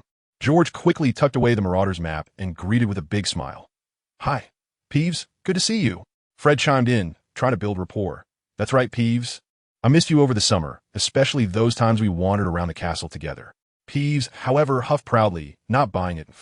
"Don't think that just because you two say that I want to expose you." Fred chuckled and continued to butter him up. "We all just want to make Hogwarts more fun and lively. Don't be so serious." No. I just want to make my life more interesting, like watching a lot get caught by Filch." Peeves shook his head vigorously, the bells on his hat jingling, his hands raised in a delicate manner as he lightly pointed at the 4, laughing with glee. "This is building one's happiness on the suffering of others?" Indeed, while Peeves could be amusing at times, he ultimately remained a ghost who only cared about his own fun, a very special ghost. Arnold couldn't hold back any longer and decided to approach from another angle. "Peeves, I heard you don't get along well with Filch." "That's right. That old guy always wants to chase me out. We are sworn enemies." Peeves nodded, not denying it, but then he suddenly shouted loudly, "There are naughty students not sleeping here. Filch, you old fool. Are you too blind to see? Or are you too old to move?" Arnold was left speechless. If you were sworn enemies with him, shouldn't you let us go and let him sigh and pound his chest in frustration? Why the sudden mockery? Peeves shouted so loudly that no one knew if it would alert Filch. Lee Jordan felt a surge of anger and pushed Peeves hard. As a result, Peeves suddenly transformed into a ghostly form, his hands passing right through. Lee Jordan nearly stumbled, barely regaining his balance, looked at his hands speechlessly, and called to the other three, "Run." Filch definitely heard that. "We can't waste time with Peeves here." Saying this, he led the way down the corridor, with Arnold and the twins closely following. Chapter 112. A tough customer. Arnold and the others wanted to run away quickly, but Peeves had no intention of letting them go easily. Taking advantage of his ability to solidify unlike other ghosts, he began to constantly interfere with their movements. He would block their path in front and tug at their clothes from behind, combined with his ability to appear and disappear, making it nearly impossible to evade. This turned the short corridor into a seemingly endless stretch. Half a minute earlier, in a parallel corridor that had no connecting passage ahead, Filch was hurrying along. Suddenly, the fat lady grabbed his pant leg and pulled him back forcefully. Years of developed intuition made Filch instantly realize he had been played. All his experience and instinct had failed him. Filch quickly turned around and hurried back the way he came. Hopefully, he would make it in time. Picking up the pace, Filch seemed to hear some noise. He was heading back. On the night patrol side, George was running while keeping an eye on the Marauders map. Discovering that the ink dot representing Filch was returning the way he came, he immediately alerted his friends. Arnold was about to speed up when he suddenly noticed Peeves' head popping up unexpectedly from the ground, only half above the surface, making his pointed hat more likely to trip someone. Relying on his athleticism and balance developed over the years, Arnold kept his feet moving, stretching his strides, and stepping on Peeves' half-head. After a few shaky steps, he finally managed to steady himself. Stopping in the corridor, panting heavily, Arnold felt that this wasn't a solution. His eyes quickly scanned the surroundings, and suddenly Arnold's eyes lit up. Pointing at a nearby damaged ice block that was still sparking, Arnold asked Peeves, "Peeves, do you see that thing on the ground?" Originally, Peeves was about to shift from solid to ghostly form to tease another person, but upon hearing Arnold speak to him, he couldn't help but look in the direction Arnold was pointing. A burst of green sparks flew, and a red glow flashed. Although it didn't seem particularly useful, it was indeed quite novel. But Peeves had lived for so many years. What good things hadn't he seen? This thing only merited his comment. Looked a bit interesting. His tone didn't fluctuate much, but Arnold didn't give up. "So how about it? Want one? As long as you stop messing with us. I can get you a new one." Seeing Peeves unmoved, Arnold further provoked. "Filch has one too, but it's not as good as mine. You could show it off to him." However, facing Arnold's temptation, Peeves remained completely unfazed. "Not that great." He shook his head and rejected, causing the bells on his hat to jingle, and cheekily said, "After Filch catches you, I can have him search you, and once he gets this thing from you, let us see if he dares to not give it to me." That made too much sense. I was left speechless.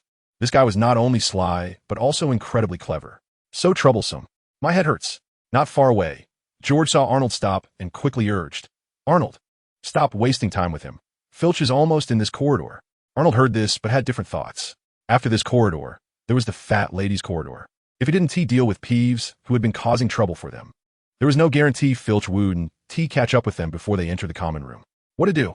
Now even throwing dung bombs is useless, as the poltergeist can become intangible and is not afraid of dung bombs at all.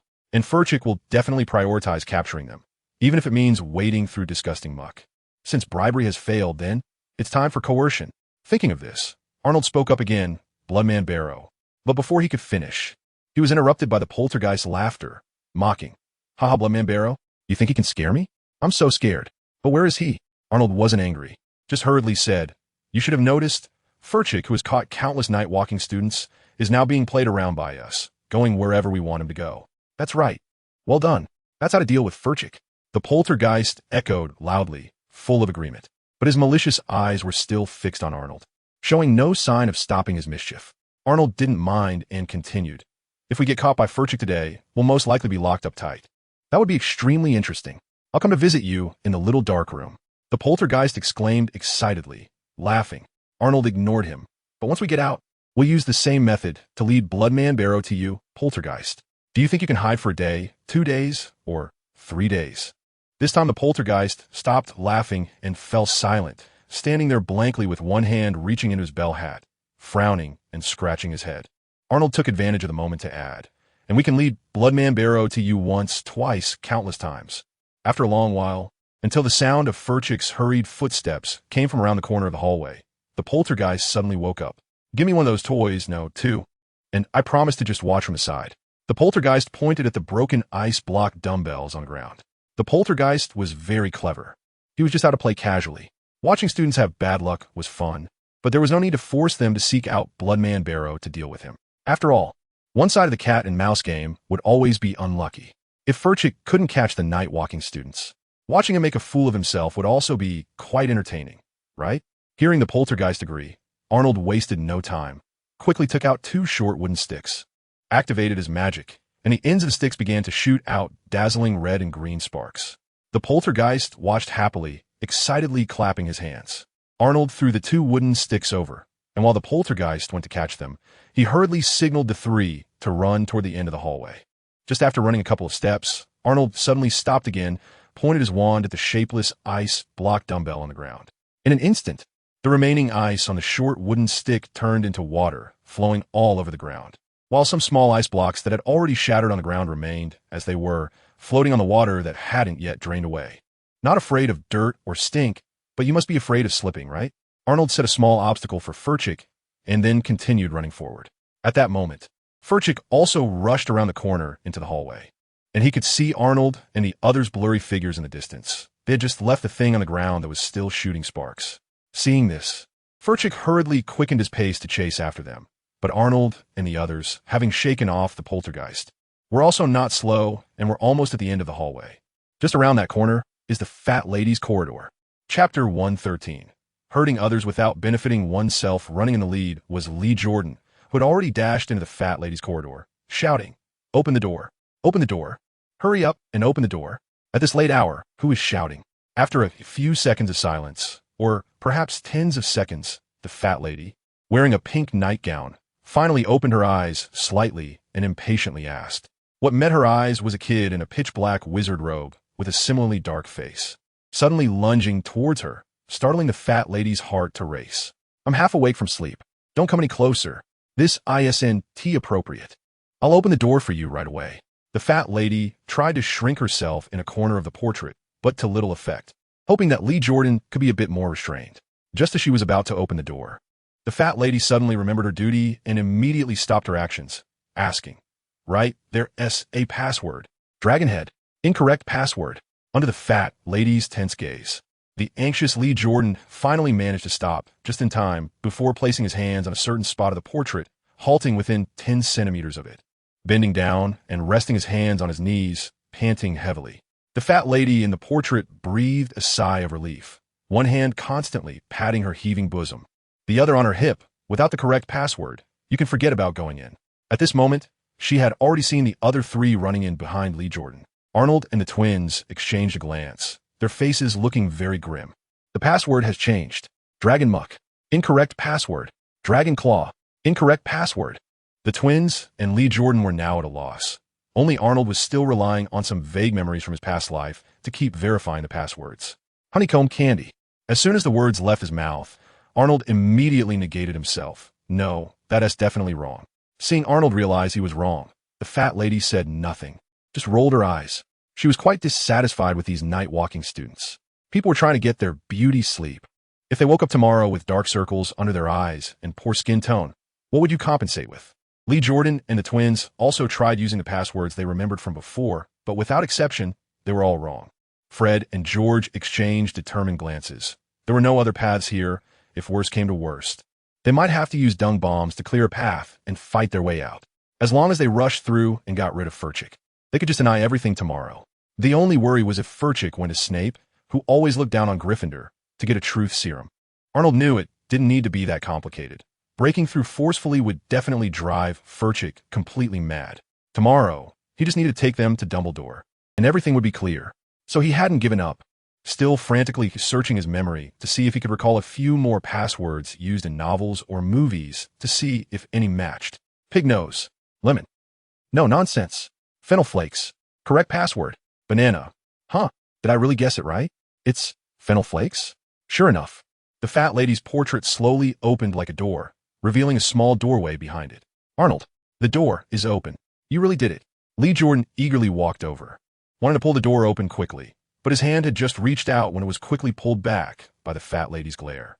Fred pushed Arnold, urging him to follow Lee Jordan. "How did you think of no? Guess the right one. just by watching Arnold's seemingly random attempts at passwords. No one would doubt that he knew the correct password in advance. Loading more content. Please wait. This site only supports access via mobile browsers. If you see this paragraph, it means the chapter content failed to load. Please close the reading mode, browsing mode, novel mode, and disable ad blocking features. Or copy the URL to read in another browser. And Arnold really doesn't know, just trying to be more purposeful. I said I remember so many commands related to food. They will always come in handy. With an apologetic smile and a shrug, Arnold proudly said, "Of course. I'm just lucky."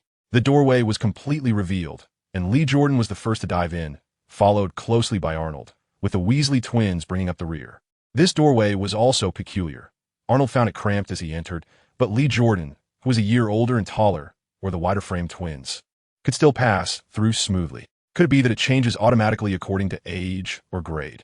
The fact that Arnold still had the leisure to ponder this question indicated that even though he could hear Filch's footsteps getting closer, he was not worried about being caught. Obviously, Filch was already falling behind. As long as he wasn't caught on the spot, it didn't matter whether Filch suspected or was certain about the identity of the night-wandering students. Arnold crawled out of the doorway, stood straight in the warm and comfortable common room, and saw Lee Jordan, who had entered before him, pointing at the doorway behind him, asking, why haven't George and Fred come over?" Arnold turned around to look, and sure enough, no one was there. Where are they? Where did they go? Turning back and not seeing Fred and George, Arnold was somewhat incredulous and leaned down to peek into the doorway. Still no sign of them. The lights flickered. Arnold, not willing to give up, raised his wand and cast a Lumos spell.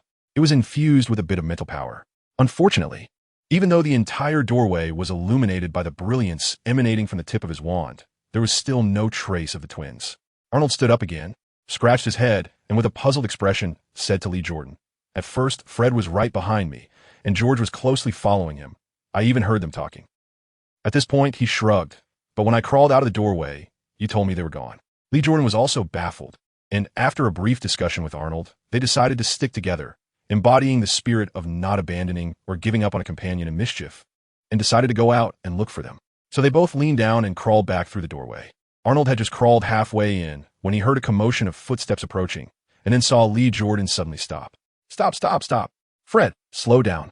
Lee Jordan shouted, realizing that one of the Weasleys had rushed in too hastily and nearly bumped heads with him. Seeing this, Arnold voluntarily stepped back, and then Lee Jordan also retreated from the doorway to let the twins hurry into the common room, lest their efforts be in vain. The last one to come in, George, hadn't even gotten up yet when Lee Jordan, half complaining and half curious, jumped in with a question. "What were you two doing just now?" "Arnold and I were worried sick and we're about to go look for you." Fred chuckled mischievously. We went back to leave Filch a little gift." "A little gift?" Arnold was puzzled, but looking at the two empty-handed, he already had some suspicions. Lee Jordan shared the same suspicion. "You two didn't throw dung bombs at Filch, did you?" And although he was asking, his tone was very certain. Fred clapped his hands together, grinning with pride. That's right. George and I each threw a dung bomb at Filch, but we threw it and ran, so we didn't see if it actually hit him." Arnold felt speechless upon hearing this. Why would they go back to create trouble for someone they had already successfully evaded? Not only was it unnecessary, but also wasted two very powerful prank items. Why bother hurting others without benefiting oneself? Chapter 114. There are still many directions to develop in. The prank is complete. As George solemnly spoke this to the Marauder's map and put away his wand, the ink dots, names, secret passages, and commands, as well as the words left by the four Marauders, gradually began to fade. Carefully rolling up the Marauder's map, George noticed that Arnold's expression seemed to disagree and quickly reassured him. "Arnold, don't worry. Tomorrow when you wake up, just come and call me.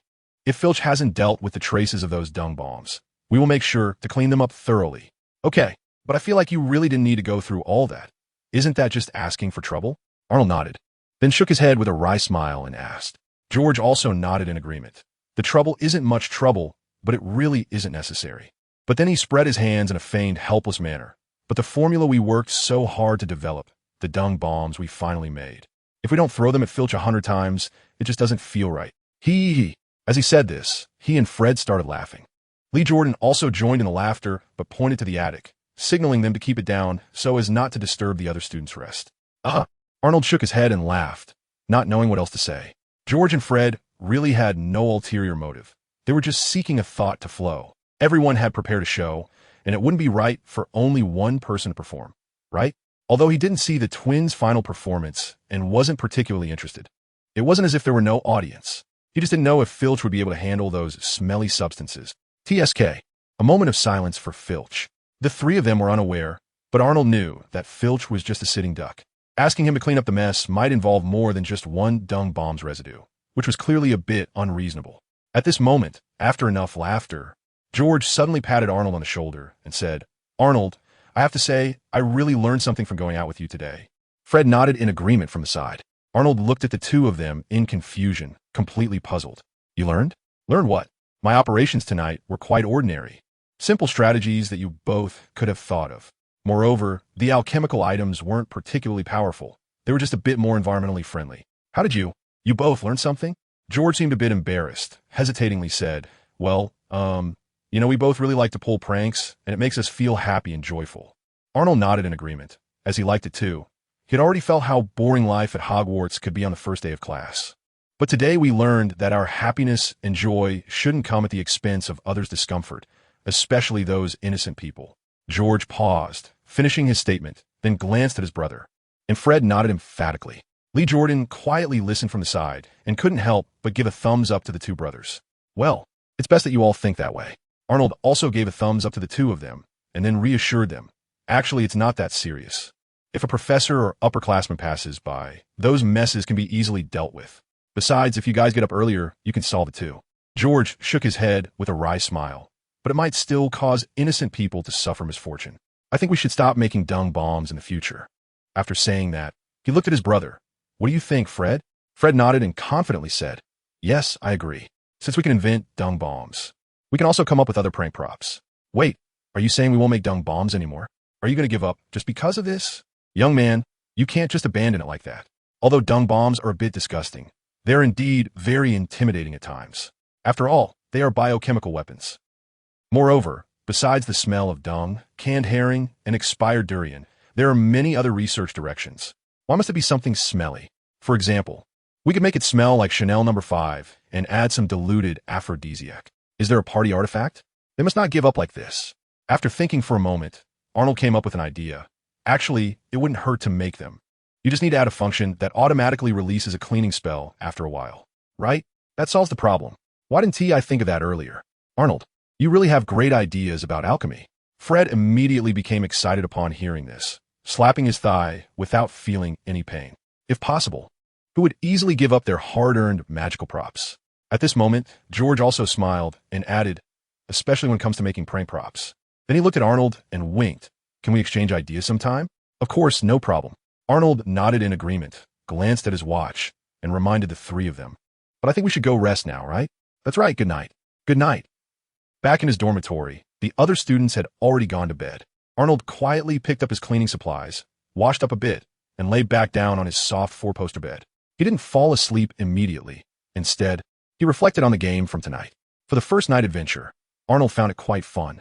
Sneaking through secret passages, entering the prize display room and the girls' washroom not only advanced his task progress, but also made him more familiar with and knowledgeable about Hogwarts. Moreover, Arnold was very satisfied with his performance tonight. Although the police light alarm he made temporarily didn't have much power, as long as it was used well, it could still play a significant role. Of course, there was still room for improvement, such as learning the blue spark spell and upgrading it to level 2, so that the police light alarm could be more legitimate. Also, it would be best to create a sturdy and transparent cover to avoid having to find water every time. Oh, almost forgot, there's also the system. The task reward for the first night adventure had already been issued, and Arnold's energy value had now accumulated to 5,680 points, making him feel a bit more generous.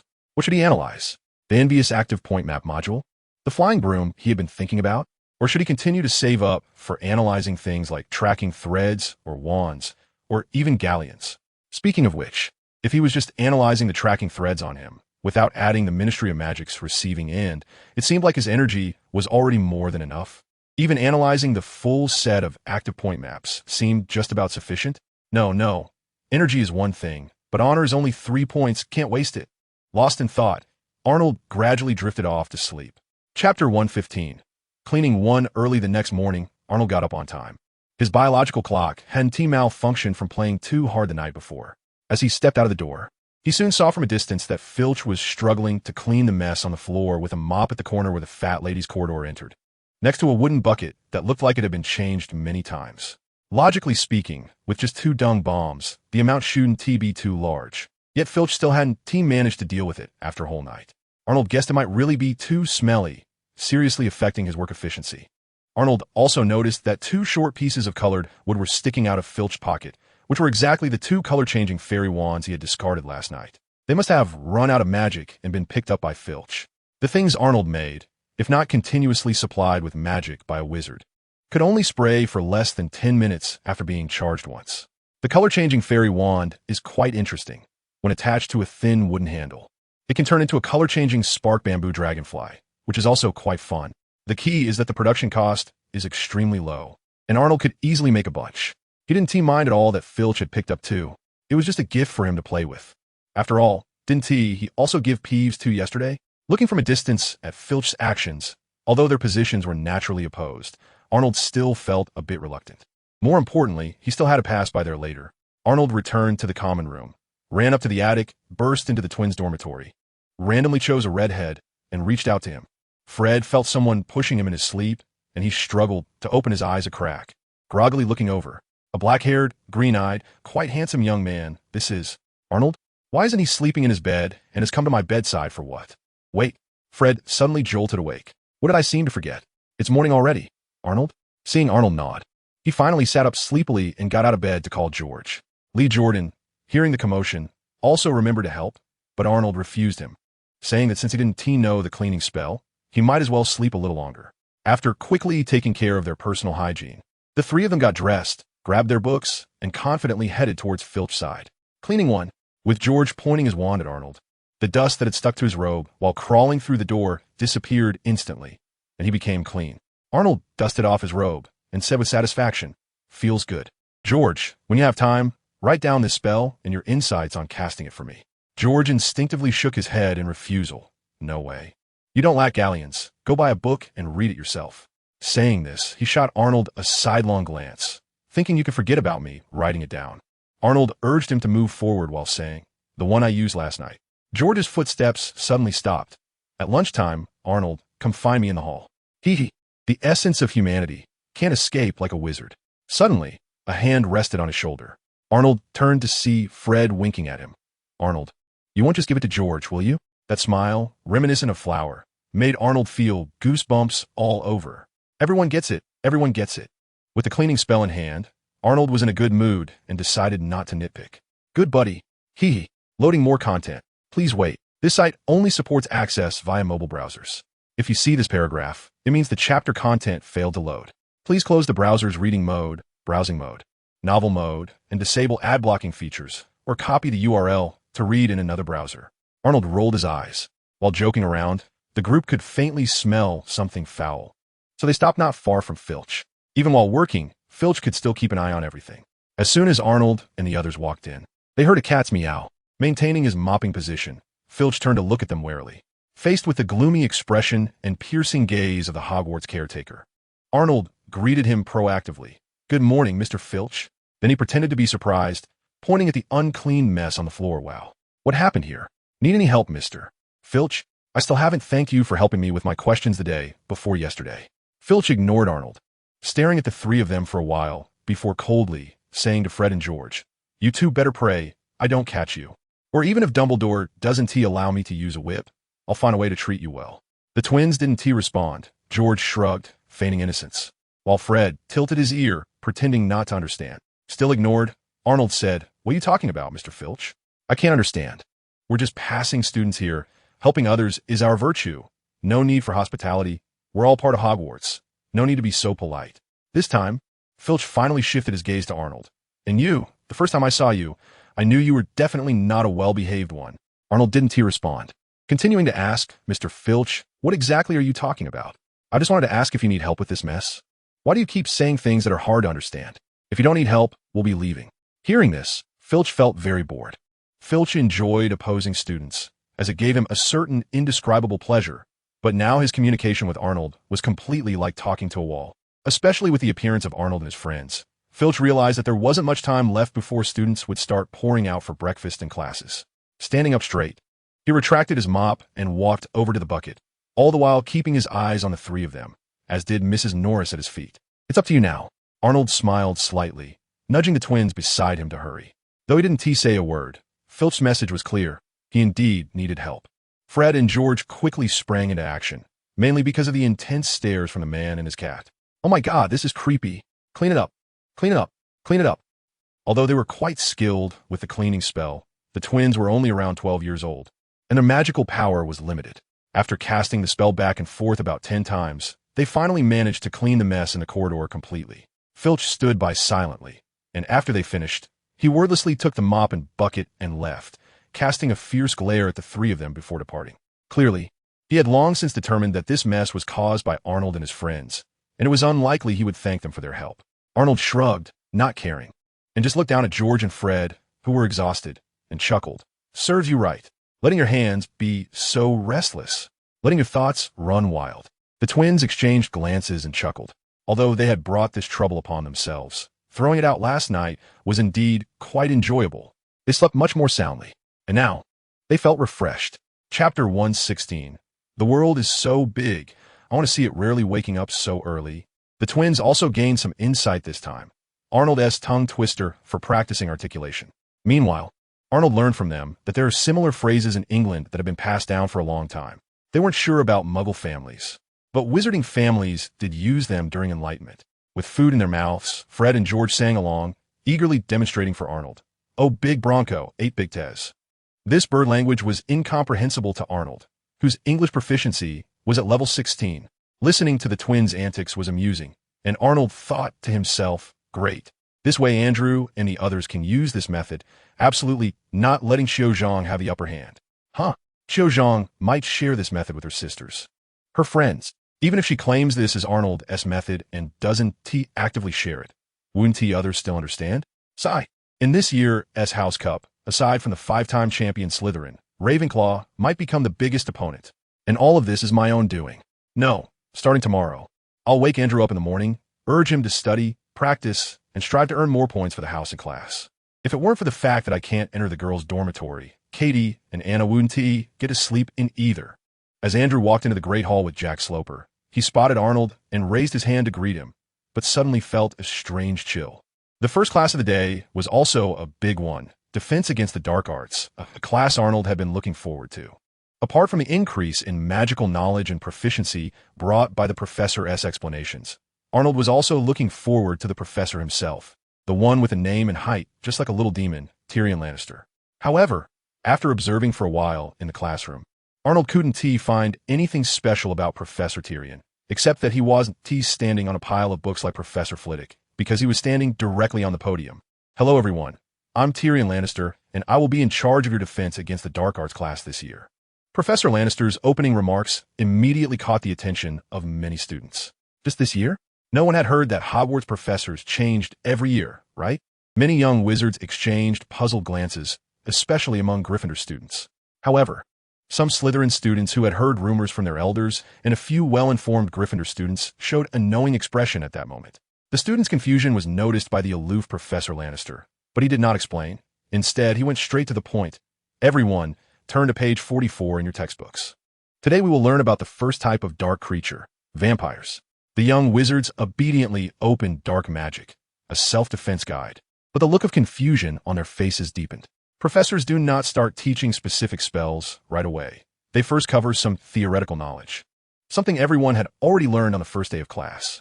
But starting from the latter half of the textbook, this was indeed the first time. This time, Professor Lannister did not let the confusion linger. He asked and answered himself, "Why start with this? Because I believe it is necessary to correct some misconceptions about these dark creatures among students from Muggle families." As soon as he said this, many young wizards from Muggle backgrounds perked up their ears. Arnold had already guessed what he was going to say. "I love to travel and not just limit myself to the magical world. I once disguised myself as a gnome to enter the Muggle world." Many works on their side depict vampires as handsome men and beautiful women, usually very passionate and elegant nobles. But I must say, all of this is wrong. For vampires, nothing is more intoxicating than the taste of blood, including love. By the end, Professor Lannister's voice was booming. Arnold secretly observed that a few young witches in his house had suddenly turned beet red, including his friend Anna. It was clear that these young witches must have fantasized about having a centuries-spanning romance with some Dracula or the like. It seems that Professor Lannister's words were indeed quite necessary. Next, Arnold thought Professor Lannister would seize the moment to talk about the habits, dangers, and weaknesses of vampires. But unexpectedly, he suddenly changed his tone and said, "Of course, aside from the obsession with blood and the dangers that come with it, vampires are actually quite similar to other humans and do not require special treatment in everyday life. Naturally, appearance, temperament, and gentlemanly demeanor also vary from person to person." While speaking, Professor Lannister's gaze swept over the faces of several girls. Anna and a few other girls' faces turned even redder. Huh, is it really that lighthearted? Arnold felt something was off. Are vampires classified as dark creatures because of human discrimination? Fortunately, although half-blood elf Professor Lannister held relatively equal views, he would not be like Hagrid, who always assumed that these are all cute creatures. They pose no danger to me, and surely no danger to you. He then said in a very serious tone, "Attention, everyone, I'm talking about everyday life. I want to emphasize that vampires are very sensitive to the taste of blood and can become extremely aggressive. When they feel thirsty, they have no rationality and are very dangerous to you. That's more like it. You have no respect for dark creatures. And vampires would be quite embarrassed about it. However, do the methods for dealing with vampires found in ordinary people's novels and films actually work? Dark magic. A self-defense guide also mentions that vampires hate the smell of garlic and will actively keep their distance. Professor Lannister recalled the magical photos in the student list he had seen, then pointed at Arnold, who had raised his right hand. "Mr. Adams, I didn't miscall you, did I?" Seeing Arnold nod, he continued. "Then, may I ask, what should one do if encountering such a vampire who has lost its rationality? The book says they hate garlic. Can this be used as a weapon? Additionally, do silver products have any restraining effect on them?" Arnold rapidly voiced all his questions and then eagerly awaited Professor Lannister's clarification. Although this knowledge might not directly help his magical abilities, it could come in handy someday. The world is so big, and Arnold wanted to explore and see more. He can't just stay at Hogwarts and in England for his entire life, right? Chapter 117. The leader of the new students in Slytherin? A very good question. Although I hope you never encounter such a situation, one can never be sure. Professor Lannister gestured for Arnold to sit down before starting to answer. "First of all, garlic as a plant won't help you, Mr. Adams. Think about it. Would you feel fear towards something just because you dislike it? Would you?" Arnold instinctively shook his head. "Exactly. Garlic will only instinctively make them feel disgust. But this has no effect in battle." Professor Lannister waved his hand and continued, "As for silver products, in my experience, vampires do not have such a weakness." He then shrugged and said humorously, "I guess, Mr. Adams, you read that in some Muggle literary works, right? I also saw similar descriptions during my travels in the Muggle world. But that's just the unrealistic fantasies of Muggles, much like their romanticized views of vampires' appearances and love." As soon as Professor Lannister finished speaking, a burst of laughter erupted from the cluster of Slytherin students. While laughing, they glanced at Arnold, chattering among themselves. Clearly, their laughter was not due to Professor Lannister's humor-filled teaching. Wizards from Muggle backgrounds were already looked down upon by them, and mocking Arnold's understanding of vampires based on Muggle logic greatly satisfied the superiority complex of some Slytherin students. "It's him." Andrew's disdainful voice sounded next to Arnold. "Who?" Arnold turned his head in confusion. Andrew pointed toward the laughing students and relayed the information he had heard. That Slytherin freshman, Miles Block, was the one leading the conflict with us in the castle the day before yesterday. Following Andrew's pointing, Arnold finally spotted a somewhat familiar face among the Slytherin students. He tilted his chin toward a boy and quietly asked, "Is it the one with the ponytail? The one with brown hair?" "That's right, he's the one. I heard he has a lot of influence among this year's Slytherin freshmen." "A lot of influence?" "So, the boy with the brown ponytail is the leader of this year's Slytherin freshman? What did he say that day? Even bumping into me is a mistake?" Speaking so arrogantly fits the character quite well. I don't know how his magical skills are, but his appearance is definitely lacking a lot. It's not wrong for a boy to have a ponytail, but you either need to have that artistic, melancholic vibe, or go for the cool look with a beard and tattoos. His looks can't even compare to the next head of Slytherin, that guy whose name alone sounds so arrogant. Quiet.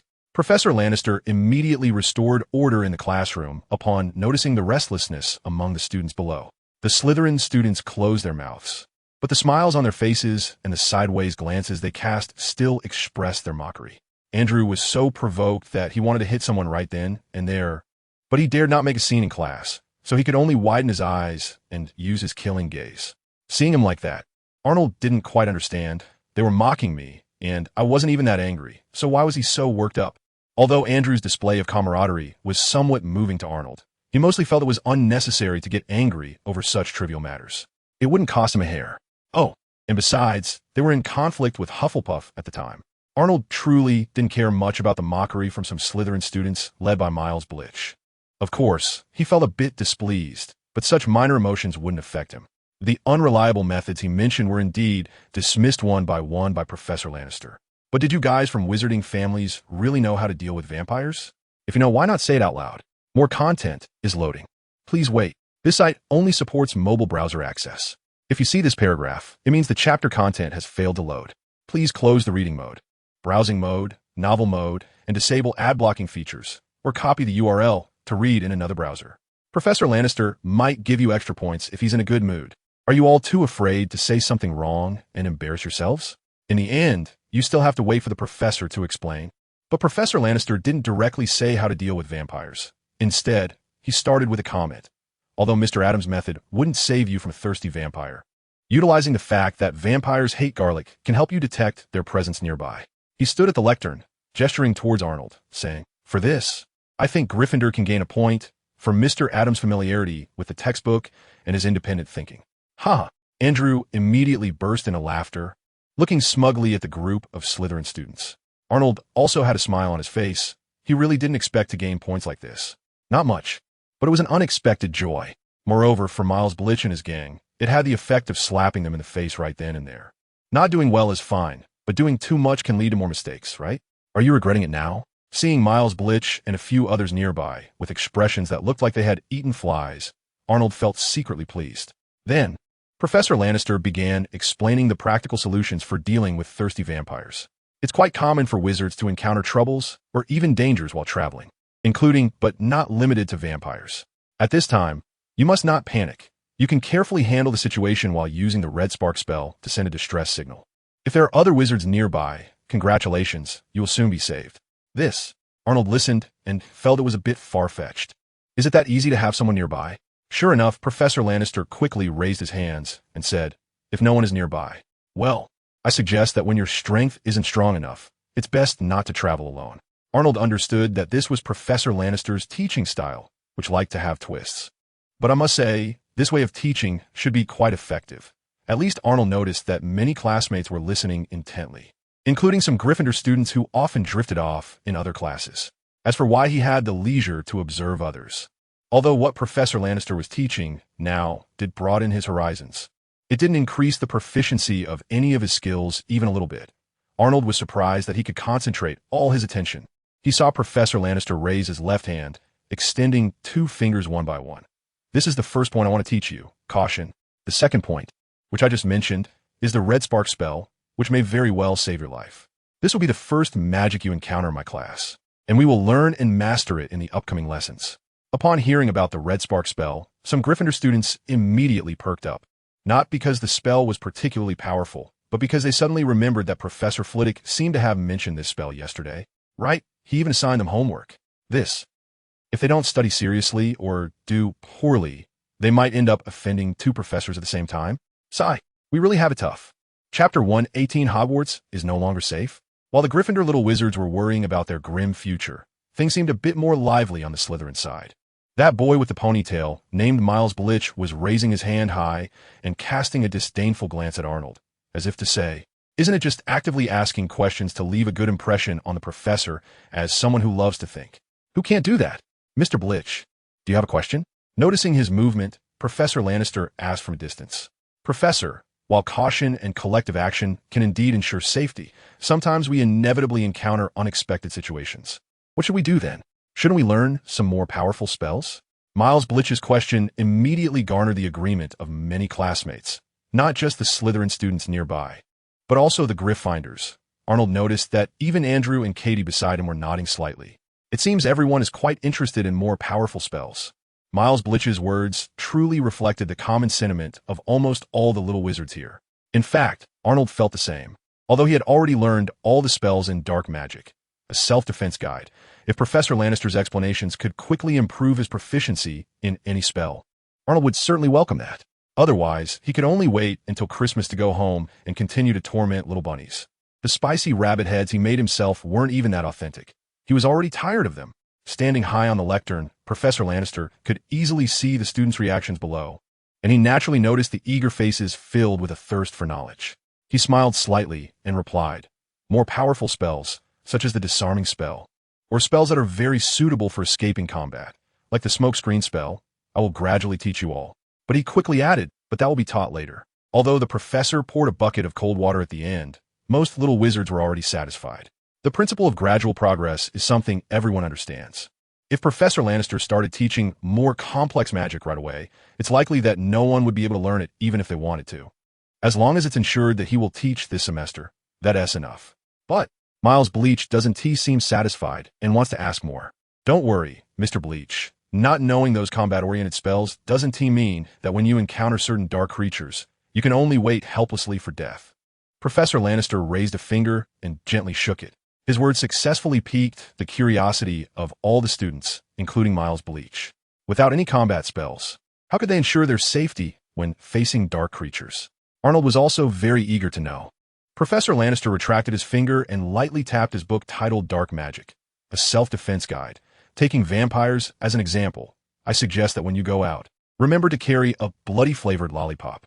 This is inexpensive, portable, and can help temporarily divert a vampire's attention and somewhat alleviate its thirst for blood. As he spoke, Professor Lannister pointed his wand at a quill pen at his feet, and a translucent red lollipop appeared. "Look, it's a common type of candy, easily found in Diagon Alley, Hogmeade, or any candy store." Saying this, Professor Lannister flicked his wand slightly upward, making the lollipop float in the air for everyone to observe. Arnold looked on with envy. Wasn't the silent spell supposed to be advanced? Why did it seem like these adult wizards were all very skilled? Also, wouldn't a normal wizard rarely like a bloody-flavored lollipop? It was sold everywhere. Was it really not produced specifically for dealing with vampires? Not only Arnold had many questions in his mind, but other classmates were also looking at the floating lollipop, sniffing hard and discussing. A lollipop even has a bloody flavor? Vampires seem so cute. Just one lollipop can trick them. Cute? Didn't the professor say? It must be a bloody-flavored lollipop after all. They're still driven by their instincts. After waiting quietly for the students to discuss and digest this little piece of knowledge, Professor Lannister finally turned the lollipop back into the quill pen. Then he slightly pressed his hands down, waiting for the little wizards to quiet down, and cheerfully reminded them. Of course, one thing to pay special attention to is that the lollipop's packaging must not be damaged, otherwise it may attract the vampire instead. Ha ha, hit him. Professor Lannister's addition successfully amused many little wizards who were listening intently. Don't laugh, there are real examples. It's not just anyone, but the professor who teaches Muggle studies at this school. It is said that he went to the Black Forest in Germany last year to gain some first-hand experience in dark magic defense. And that is how he attracted a Romanian vampire's pursuit. If he hadn't timely used the red spark spell to send a distress signal and received help from a passing witch, the result could have been. Professor Lannister continued to talk at the lectern, using one of his colleagues as a counterexample to warn the students below. Meanwhile, Arnold sitting below had already been completely stunned. The professor teaching Muggle studies encountered a vampire while traveling and then met a witch. If you remember correctly, the only person whose experience matched Professor Lannister's description was Quirinus Quirrell, but the timeline doesn't fit. Didn't Quirrell leave to travel next summer and then encounter Voldemort, being possessed by him? How could he have already traveled now? But Professor Lannister had no reason to lie about such matters. Even if Quirrell was also focused on his position like Snape and even went to the dangerous Black Forest to gain practical experience. But such things could be easily inquired about.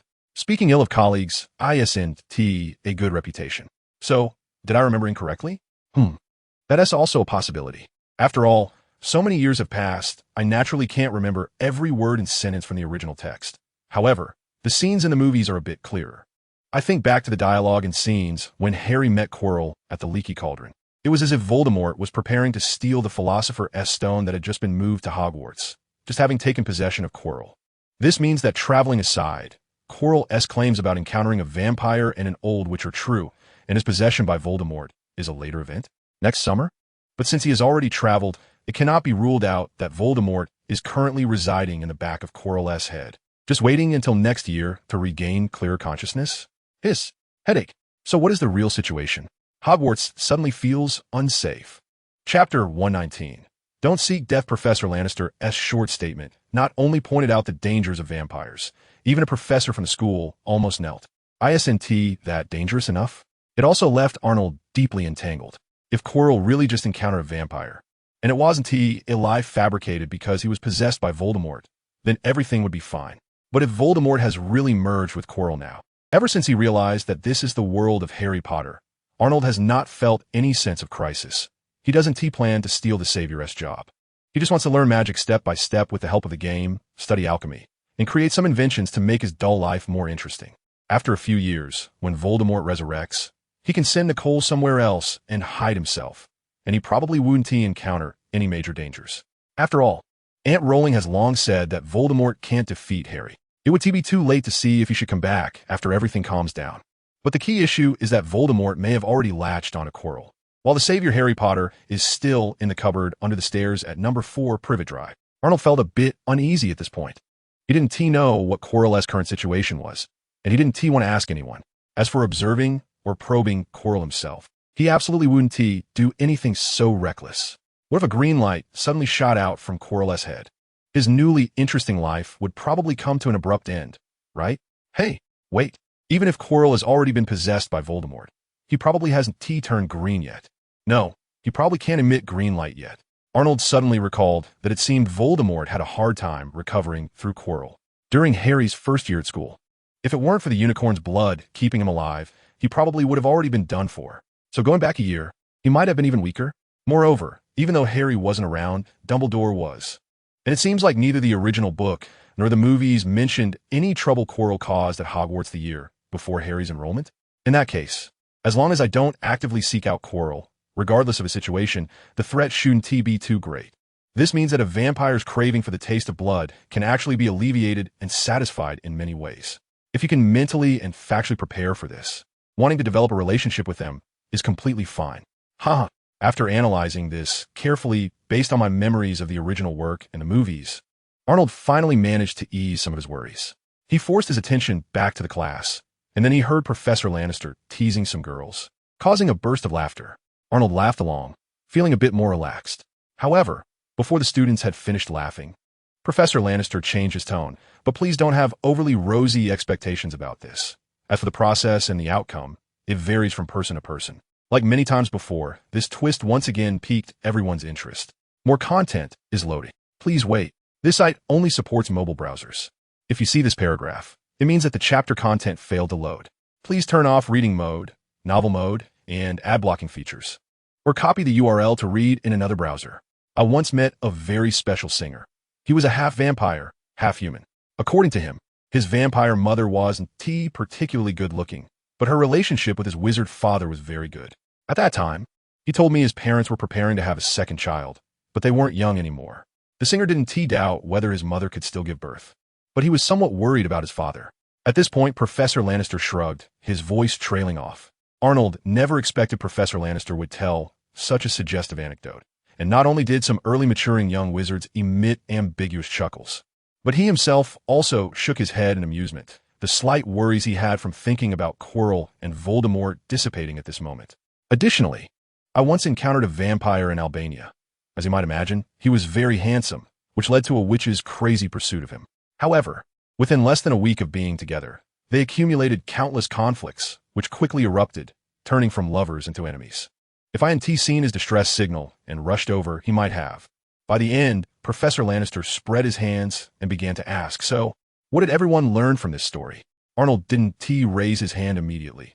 The question was quite sudden, unexpected, and it wasn't something that could be answered just by memorizing dark arts, a guide to self-defense. However, Ender next to him didn't raise his hand.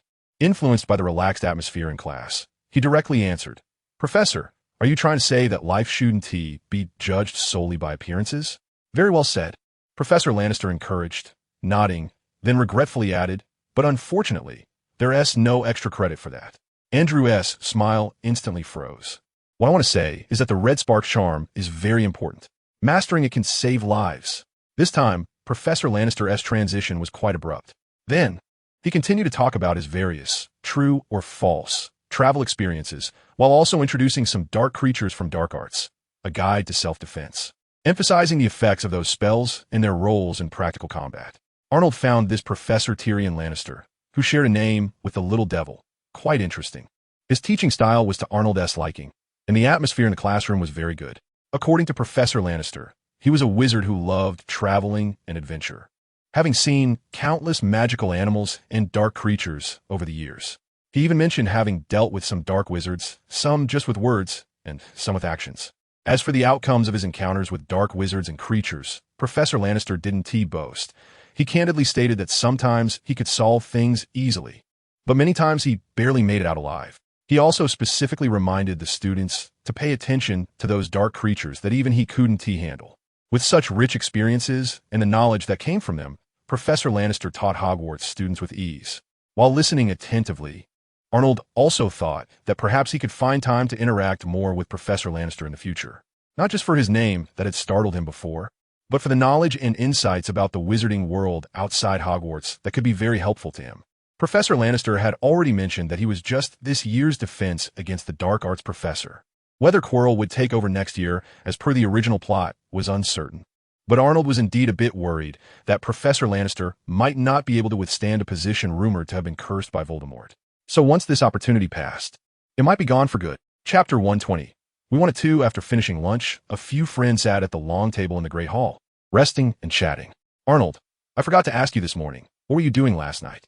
Suddenly, Andrew seemed to remember something and poked Arnold, curiously asking, Huh?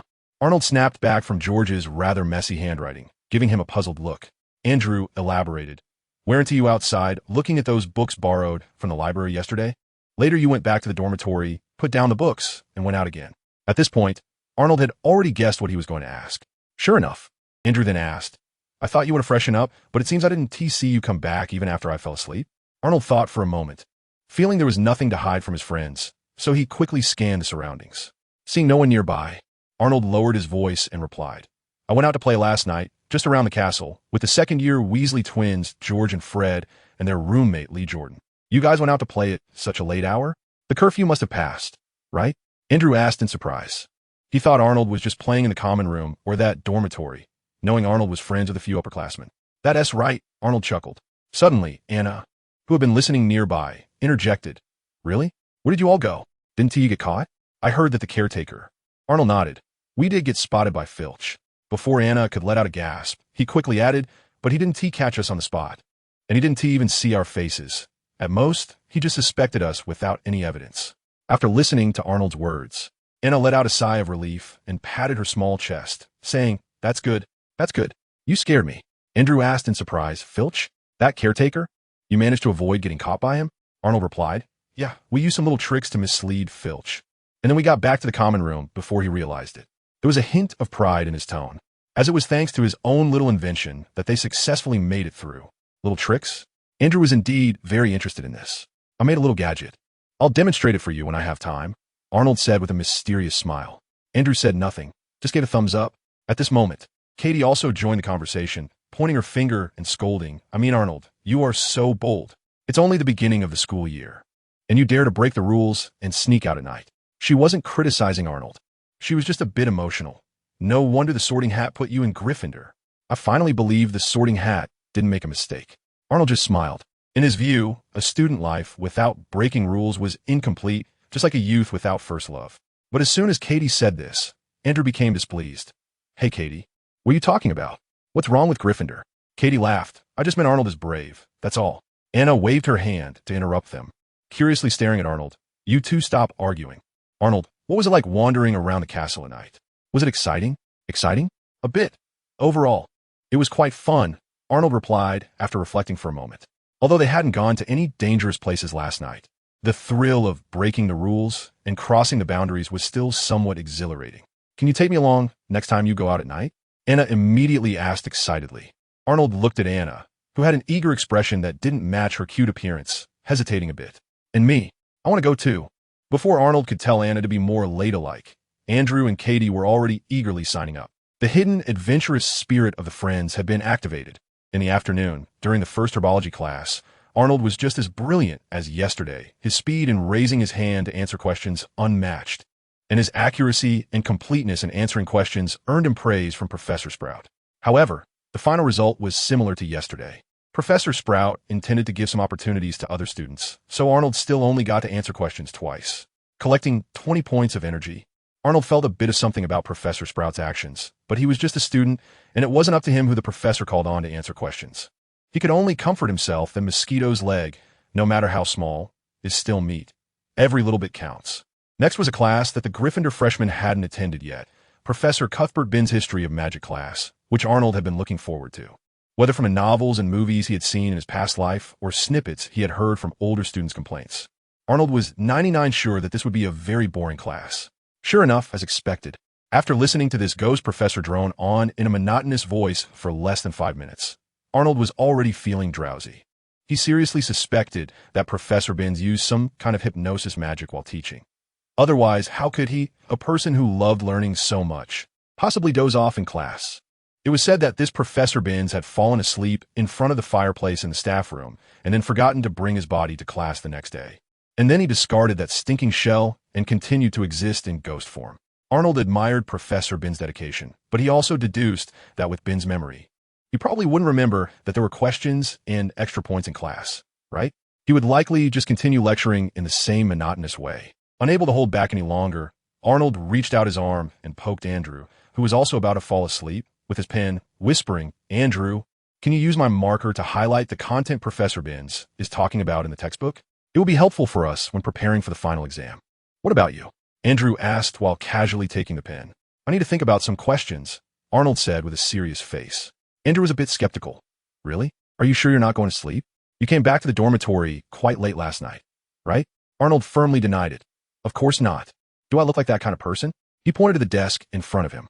Andrew sat up and looked over, noticing that besides the hefty book A History of Magic compiled by Bathilda Bagshot, there were 2 other books on Arnold's desk. He didn't have much impression of the titles, but he felt the covers seemed somewhat familiar, as if they were the 2 books Arnold borrowed from the library yesterday. "Well, okay then," Andrew replied, then added somewhat helplessly, "but I can't guarantee how long I can last." Arnold glanced at the podium, also feeling speechless. How long is long enough? Chapter 121. Oh no. Opening the books he brought, Arnold began to study the levitation charm and the movement charm. Although he was interrupted by the twins and Lee Jordan while reading the books he borrowed from the library last night, he had still gained some insights from Professor Flitwick's previous charms class and his own thoughts on the theories, analyses, and examples he had seen in those books. Now, upon further study, he found that the movement charm and the levitation charm indeed had many similarities. Both spells could provide floating power to the target and could control the target's movement in midair. In the book Mastering Levitation Charms, he even found that they were categorized as the same type of magic, with hovering charms and disapparition also included. Because of this, when Arnold deepened his understanding of the levitation charm through Professor Flitwick's explanation and demonstration, his grasp of the movement charm also improved a little bit unconsciously. Along with the progress in the foundational skill of magical theory, it was understandable that his movement charm improved right after that charms class, coming in just behind the levitation charm in terms of improvement.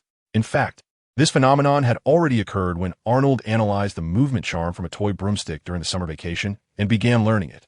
But at that time, he hadn't delved into it deeply. He just felt that his speed in learning and practicing the movement charm was faster than he had expected. This was certainly his own fault. During the summer vacation, he had just started to dabble in magic, was interested in everything, and wanted to try everything, so naturally, he didn't study those tedious theories in depth. After Professor Flitwick's explanation and reading some related books, Arnold finally discovered a shortcut to improving his proficiency in the levitation charm. Additionally, in the book he borrowed, From Beginner to Mastery of the Levitation Charm, there were some variants of the levitation charm listed, such as the fluing charm and the rocket charm.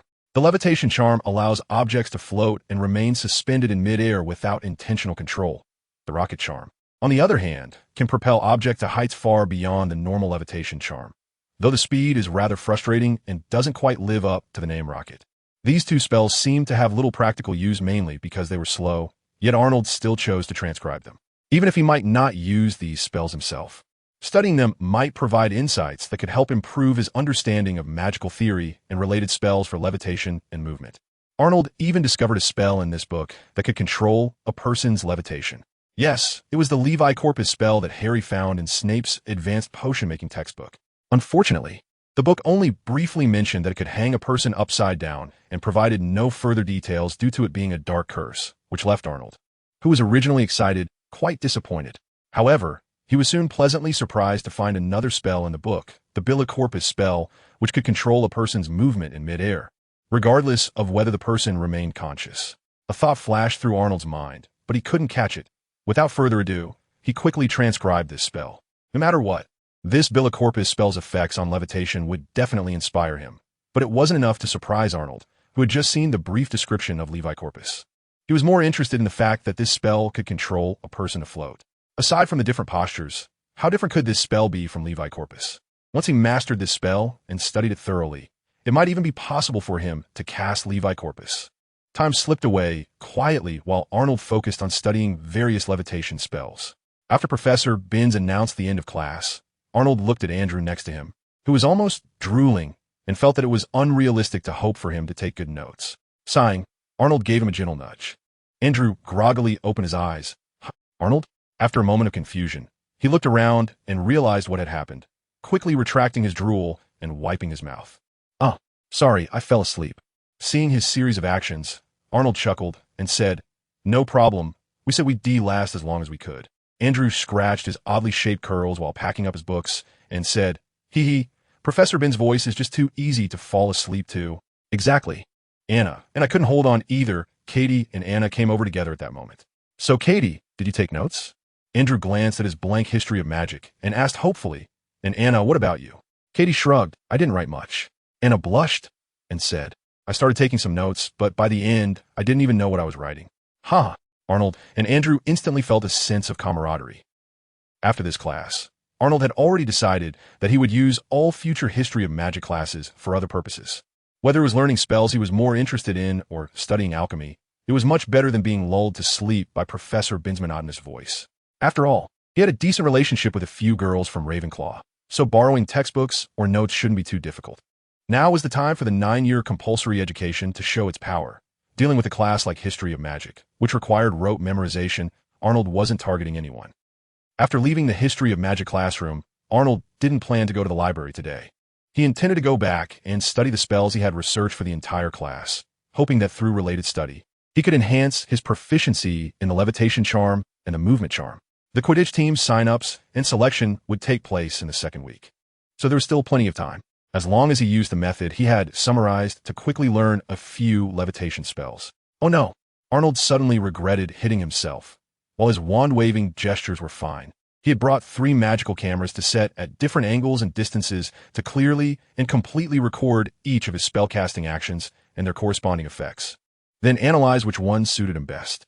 But there was a prerequisite. He had to first master the correct incantation for these spells.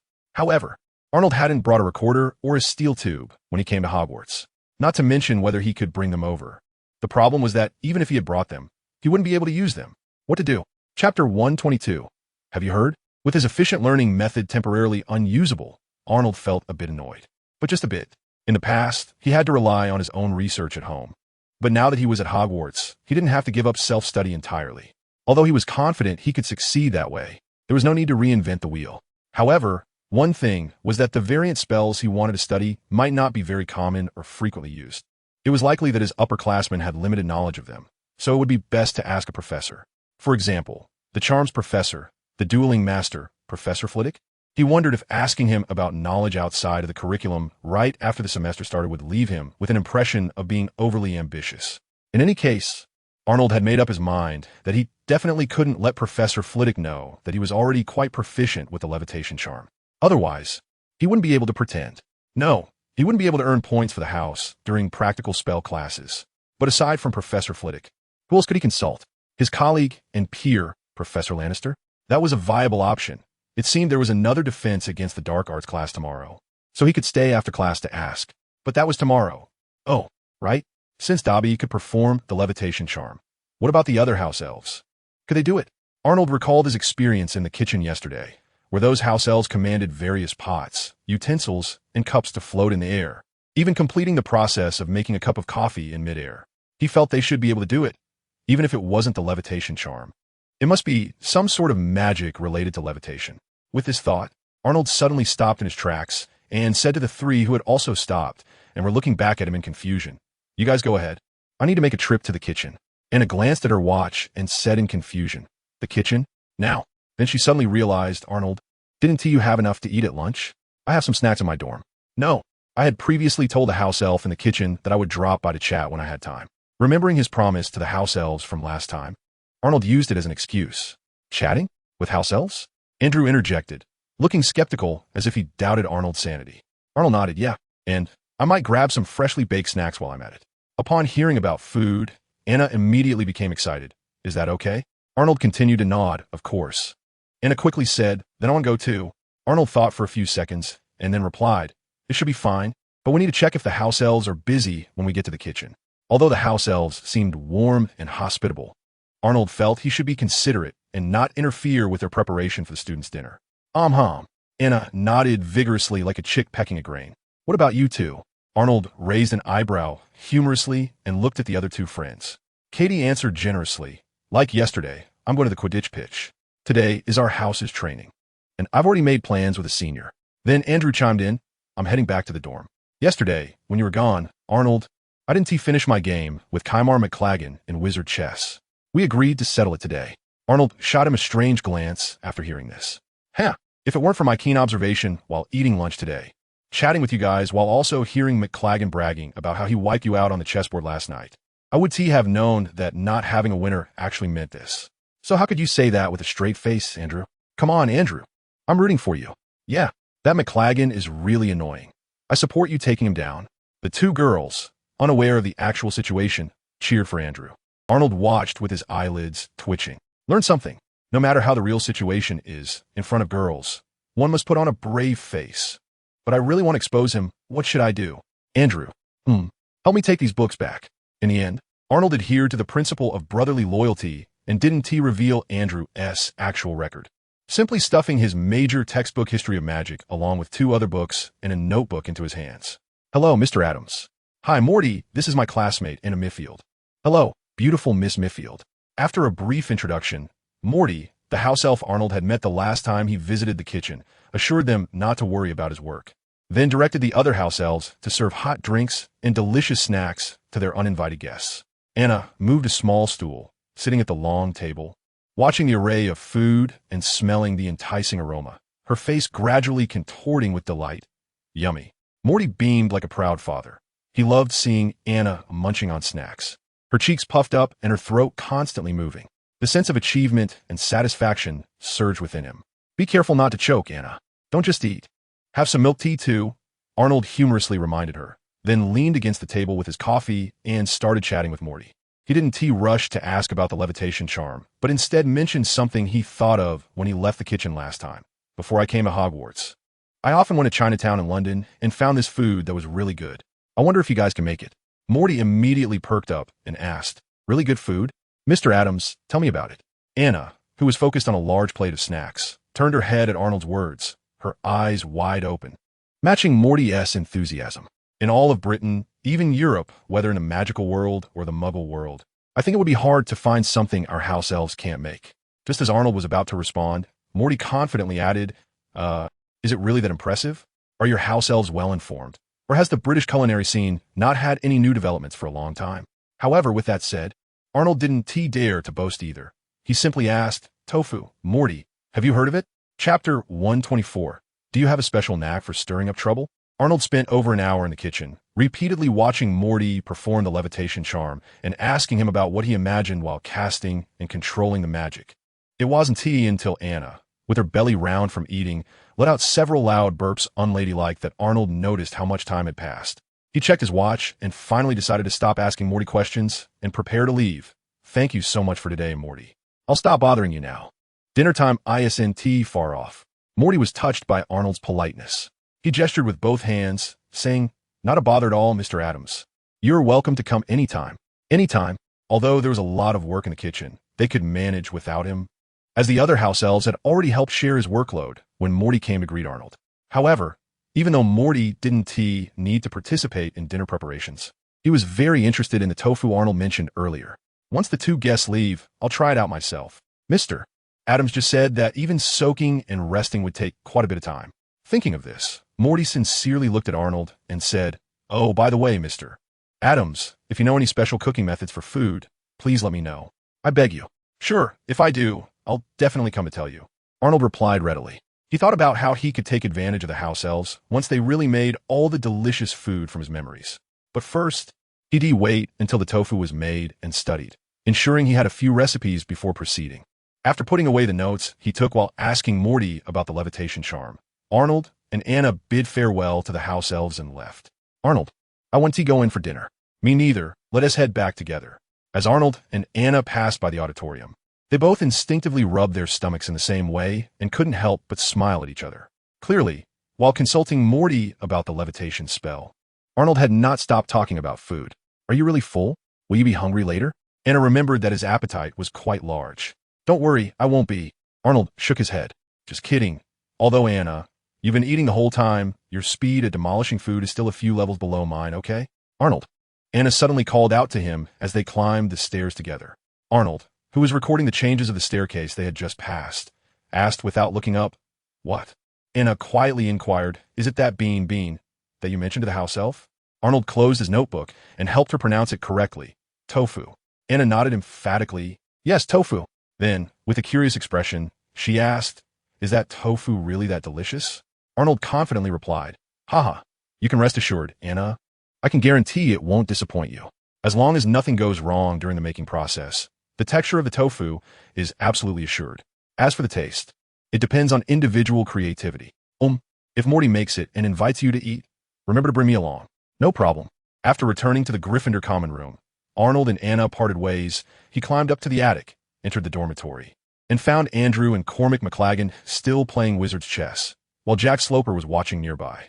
McLaggen seemed to have the upper hand at this moment, exaggerating his tone as he told Andrew, "All right, stop struggling. You have no chance if I get serious, Andrew. The last game was just a mistake on my part, but that was the only time." As Arnold walked over to the three of them, he observed the situation on the chessboard.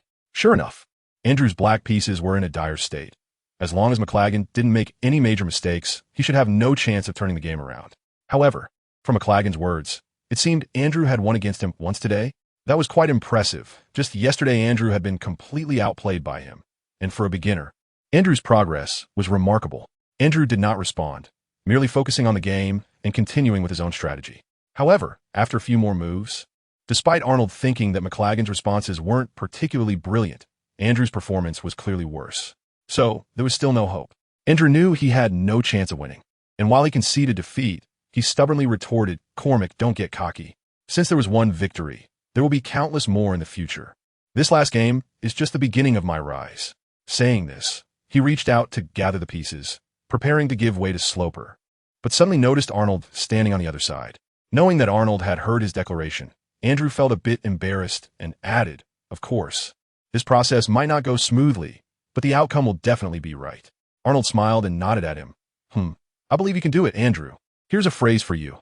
The future is bright, but the road is winding." Upon hearing this, Andrew suddenly felt a sense of camaraderie and gave a thumbs up, exclaiming, "Exactly, Arnold. You really know how to put it. No wonder you're a best-selling author." Feeling a bit embarrassed for quoting a great person's words, Arnold was about to slip away. He had just consulted Morty about the levitation spell, and there were several other floating spells waiting for him to study and learn. But at that moment, Cormac McLaggen suddenly turned to him and asked, "What, Arnold? Do you want to play a game?" Arnold shook his head. While he hadn't seen Sloper's chess skills yet, after watching Andrew and McLaggen's game, Arnold had no interest in playing against either of them. Given his chess skills developed over the years at King's College, neither a beginner like Andrew nor someone with slightly more experience like McLaggen could compete with him. Playing against such opponents was simply not engaging for him. In Arnold's view, whether it was chess or Go, apart from professional players, ordinary enthusiasts should learn and play with a positive mindset that embraces failure and continuously challenges themselves to reach higher levels. Crushing beginners was just not interesting. "Do you play wizard's chess, Arnold?" Cormac McLaggen asked. "Do you have some special skill in provoking others?" Arnold replied, "How is it that a mature and steady uncle's heart gets riled up just by your teasing? Do you have a problem with your neck or are your eyes too crossed that you have to look up and see people through your two dark nostrils?" Upon hearing this, Arnold's raised right foot was placed back down. Chapter 125. How could you do such a thing to the pieces? Arnold shook his head. I haven't played before. McLagan was about to scoff to show off his superiority when Arnold continued. But I heard the rules are similar to a Muggle board game. Although he came from a wizarding family, after starting school and playing wizard chess with some classmates, including Andrew, Cormac McLagan had learned about this from him. But wizard chess was wizard's chess. Even if the rules were similar, it was not comparable to a Muggle game. That's true, but if your chess skills are too poor, those pieces won't obey your commands. Cormac McLagan replied in a condescending tone. How poor is too poor? Will they listen to your commands? Arnold chuckled and asked. His implication was clear, and McLagan understood it too, snorting and ignoring him. Arnold then looked at his friend. Andrew, what about you? Andrew placed his pieces down. In the end, they will listen, even if they seem reluctant. Saying this, he stood up and left his seat while mumbling. Honestly, I suspect that the obedience of these pieces has nothing to do with chess skills. At this moment, Jack Sloper interjected. You're right, Andrew. These black pieces are all mine. So apart from me, they won't listen to anyone else. Arnold nodded. Got it. Then I'll give it a try. However, he did not sit directly across from Cormac McLagan, but first looked at Jack Sloper. Is that okay, Sloper? Jack Sloper pointed to the seat. Of course. I want to see how good your chess skills are, Arnold. Detecting magical items. Name, wizard chess piece type. Intermediate alchemical item effect. Obeys the user's commands to move to the corresponding square on the chessboard according to the rules of wizard chess. Defeating the opponent's pieces or being defeated according to the rules. Note, after being activated by the user's command, the piece may engage in banter for a few seconds to several dozen seconds before executing the command. Principle, unknown crafting process. Unknown analysis requires 1,500 energy points. Would you like to proceed with the analysis? Of course not. Although Arnold has accumulated several thousand energy points due to the generous exploration campus task, they are really not that useful. He already has a general idea of where to spend the energy he has saved while studying floating-type magic today. How could he waste it on a trivial toy like wizard chess? It's fine to occasionally play with someone else's pieces. The white pieces used by Cormac McLagan are his own, and they are very familiar with their master, so McLagan can easily command them. However, Arnold's black pieces are provided by Jack Sloper, and, as he expected, they do not trust him at all. Moreover, they are the kind that just mindlessly banters. Arnold understands that these pieces do not care whether his commands are correct or not. They're going to move according to his commands regardless. They just enjoy directing him with their incessant chatter, showing off their existence and superiority. After less than 20 moves, Arnold has already found the system's evaluation of the wizard chess pieces to be spot on. Loading more content. Please wait. This site only supports mobile browser access. If you see this paragraph, it means the chapter content failed to load. Please close the reading mode, browsing mode, novel mode, and disable ad blocking features, or copy the URL to read in another browser. Arnold initially thought about translating the phrase a true gentleman observes the game in silence to retort back. But upon reflection, he found it hard to consider these pieces as merely observing the game. In short, every time it was his turn to make a move, listening to those pieces chattering away gave him one feeling, a headache. Don't send me there. It's too dangerous. Do you see his rook? With just 2 moves, his rook can reach that position. Once again, a piece routinely bantered before executing Arnold's command, which made him quite intolerant. Do you really think I can't deal with you? Looking at that piece, Arnold fell silent for a moment. Then his eyes began to flash with a dangerous light. You don't want to go? The piece haughtily replied. No. Going there is practically a death sentence. Arnold calmly asked. Really not going? The piece continued to act proud. Really not going. Arnold didn't ask again. Although, like countless times before, if he continued to press, that piece would eventually move according to his command. But he had lost patience. Then you can exit the game. After saying this in a calm tone, Arnold suddenly reached out and grabbed the knight, lifting it from the board with slight force, ignoring the panic-stricken cries of the piece. Arnold didn't place it in the position he initially envisioned, but instead moved it in a zigzag to a spot right in the path of the White Queen's movement.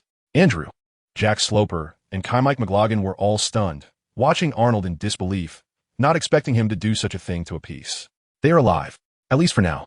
However, only Andrew and Sloper were shocked by Arnold's bold move. McLagan paused for just a few seconds before commanding his queen to move diagonally up to the right 2 squares, knocking Arnold's knight over. No matter why Arnold suddenly took action or why he wanted to send his piece to its death, McLagan wouldn't pass up such an easy opportunity. Arnold watched his knight being knocked over by McLagan's queen and then dragged off the board, his expression calm. He then nonchalantly commanded his other piece, the bishop, This bishop was also quite shaken by Arnold's earlier action of sending the knight to its demise and was still recovering, showing no reaction to Arnold's command. Arnold didn't waste words. He reached out again, grabbed this piece, and threw it into another position destined for death, according to the bishop's movement rules. Jack Sloper finally snapped back to reality, covering his forehead with one hand and exclaiming, "Oh, Arnold, you can't do that. You can't treat them like this." Andrew quickly chimed in, "Yeah, Arnold, if you do this, those pieces will definitely not listen to you anymore." Arnold waved his hand casually. "It's fine. I'll let Ruth fly to Diagon Alley another day to buy a set of pieces herself." As he spoke, he took advantage of the moment when McLagan's queen was dragging his bishop off the board to turn and comfort Sloper. "Don't worry, Sloper. Let those pieces hate me. You can comfort them a bit later, and your relationship can further improve." Jack Sloper looked at his pieces with a resentful expression, then glanced at Arnold, silently sighing. Chapter 126. No tools? Then find a tool person. After sending 2 pieces to their doom, Arnold finally achieved the effect he wanted. The remaining pieces finally obeyed. And one by one, they all fell silent. How could they not be quiet? Oh my, they just wanted to express their opinions. Whether in friendly discussions or heated arguments, they would ultimately listen to you. How could you suddenly throw them directly into a dead end? Where did you come from, Wolf Destroyer? Not leaving any room at all. Arnold couldn't care less about what the pieces thought. As long as they obeyed, McLagan was not his opponent. Even though Arnold had already sacrificed a knight and a bishop, it was still a complete, overwhelming victory. Watching Mike McLagan sulking as he picked up his pieces, Andrew happily patted Arnold on the shoulder. "Ha, Arnold, well done." "Ha." Arnold said nothing. Just placed the pieces back in order while turning to Jack Sloper with a somewhat awkward smile. Just now, in order to win, he had somewhat disrespected these temporary sentient beings, and now, facing their master, he felt quite uneasy. Jack Sloper had a serious expression and was about to say something when Mike McLagan, already quite unwilling, challenged Arnold again. This time, "I just wasn't familiar with your style of play. Let's have another game." Arnold was speechless. Didn't McLagan have any idea of what had just happened? He wanted to play again? But Arnold had no interest in playing chess against someone who was far below his skill level and didn't want to force unruly pieces to play, which felt very awkward. And looking at Jack Sloper's expression, he didn't seem willing to continue lending his pieces to Arnold. "Aren't you going to have dinner?" Remembering that it was already evening when he returned, Arnold immediately found an excuse. "I was just feeling hungry." Jack Sloper was the first to agree, his voice a bit muffled. "Well, let's go eat then." Andrew replied and looked at Arnold. "Arnold, you don't." "Oh, I forgot you just came back from the kitchen." Arnold nodded. "Yeah, I've already eaten, but when you come back later, remember to bring me some cookies and fruit." He didn't plan to go out tonight, but studying and practicing magic consumed a considerable amount of both mental and physical energy. If he couldn't replenish his nutrition and energy in time, it would affect his learning efficiency. Not that he was just craving snacks. Okay. Once everyone else had left, Arnold began his studies. Whether it was the levitation charm, the floating charm, or the hovering charm and its variants, they were all spells with almost no danger, so Arnold didn't need to look for any specific venue. He could practice in his dormitory or the common room. Yes, almost. Remembering a certain explosive genius who would be enrolling next year, Arnold mentally crossed out the word completely. In the hour and more he spent in the kitchen, although Arnold couldn't learn the incantation or wand movements for the hovering charm from the house elf, he still gained something. Loading more content. Please wait. This site only supports mobile browser access. If you see this paragraph, it means the chapter content failed to load. Please turn off reading mode, browsing mode, novel mode, and disable ad blocking, or copy the URL to read in another browser. Morty said that when their house elf casts the hovering charm, the mental image of the magical effect they envision is quite different from that of the floating charm. They aren't thinking about making the object float lightly, how high, how fast, or how agile it flies. Instead, they emphasize a hovering effect, making the object stay suspended in midair, focusing on stability. Arnold thought about it carefully and understood that house elves primarily control various food items and utensils, which indeed require stability. Not to mention that if they accidentally lose control and drop something, it could crush flowers and plants. If those items collide with each other, that would truly be a tragedy. Although Arnold couldn't practice these floating charm variants due to limitations, thanks to his improved understanding of magical theory and his mastery of the relevant spells, he still made considerable progress by studying from books for a while. By the time Andrew brought him his late-night snack, Arnold had already raised the proficiency of several spells to over 10. With the hovering charm, he specifically inquired about from the house elf, reaching 22. In fact, the difficulty of these floating charm variant spells wasn't high. Each had an analysis cost of 100 energy in the system. Even with the added consumption for imparting knowledge, each only cost 200, subtracting the proficiency he had already gained. If he were to directly spend energy now, it averaged out to less than 190 per spell. If these spells could quickly boost the proficiency of the moving charm when they reached level 1, it wouldn't be considered expensive, especially far below the cost of raising the moving charm, which still needed 44 proficiency from level 1 to level 2. Analyzing the level 2 moving charm would require energy that is doubled from the level 1 cost of 300 points, although there's a 5 to 6 discount during analysis. The imparting cost is full price. Even though Arnold now had over 5,000 points of energy, he still felt a pinch. In fact, he couldn't even bear to spend energy on a few level 1 spells. A little miser named Savor was nagging incessantly in his mind, making Arnold feel that he could still find ways to grind more. So, is the system's stinginess really up to me? Not only is the reward low, but how long has it been since you last issued a task? So if I grind myself, the tools are not at hand right now. So I can only find a way. Look for a tool user. At this point, it was already getting dark and, obviously, going to find a professor wasn't a good choice. However, Arnold thought that among the upperclassmen, there might be some he could try asking. For example, Charlie, who was about to graduate, should be quite knowledgeable, right? He might just know one or two things. It seems not. Katie mentioned earlier that the Gryffindor Quidditch team was training tonight, so Charlie and the others probably haven't returned yet. Dismissing the first candidate that popped into his mind, Arnold then thought of another person. With such good notes in the textbook, I wonder if you have dabbled in any extracurricular magic? Arnold brought paper and pen and inquired about the other person's dormitory before heading over. No one. Already mentally prepared, Arnold wasn't discouraged. He left the common room and headed straight for the second floor.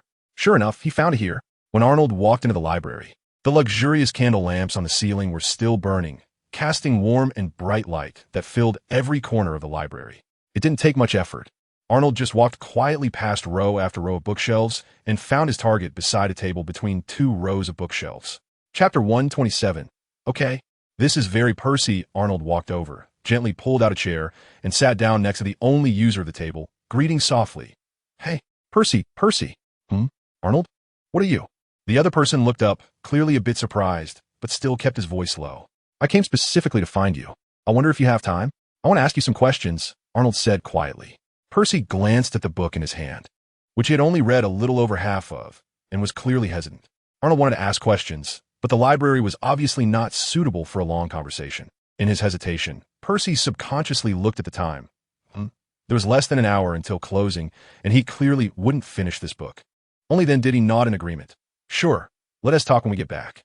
Saying this, Percy began to pack his things, and after completing the borrowing procedures at Madame Pancess, he took Arnold back to his dormitory.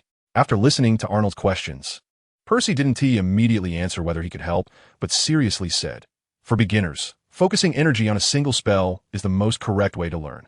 Arnold nodded, but didn't heed his advice. Instead, he looked at him with his bright green eyes, waiting for a while before saying, how about you take a look at my floating charm? I learned it during the summer, and I feel like I practiced it pretty well. His tone was slightly self-satisfied. With the Weasley family, Arnold was obviously most familiar with George and Fred. After all, they had just played hide and seek together last night. Charlie was also fine.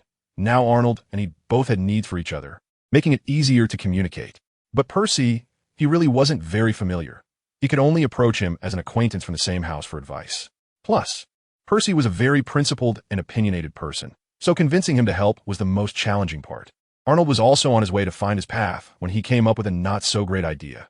No matter what Percy said, he would stick to his own opinion. At worst, he would just act cute today. No, he would just show off a bit. Upon hearing this, Percy frowned slightly but eventually agreed, saying, in that case, let me see how well you can perform the levitation spell. This demonstration was too easy for Arnold. He immediately took out his wand and pointed at a notebook he had brought, his lips moving. Wingardium Leviosa. Arnold's proficiency had already reached nearly level 2 in the levitation spell, and both his casting speed and accuracy were excellent. Watching the notebook fly up in response to Arnold's spell and move slowly in the air under the guidance of his wand, Percy thought to himself that if it weren't for the fact that he was a few years older and had much stronger magical power than Arnold, if they both cast their levitation spells, it might not be clear who was stronger. However, Percy did not know that if Arnold weren't afraid of scaring him, he could actually sacrifice a bit of casting speed to incorporate mental power, not to mention showing Percy what real strength looks like. At least it wouldn't be weaker than his. Signaling Arnold to put down the notebook, Percy relaxed his tightly furrowed brows. During the summer, I occasionally heard my mom mention you, Arnold.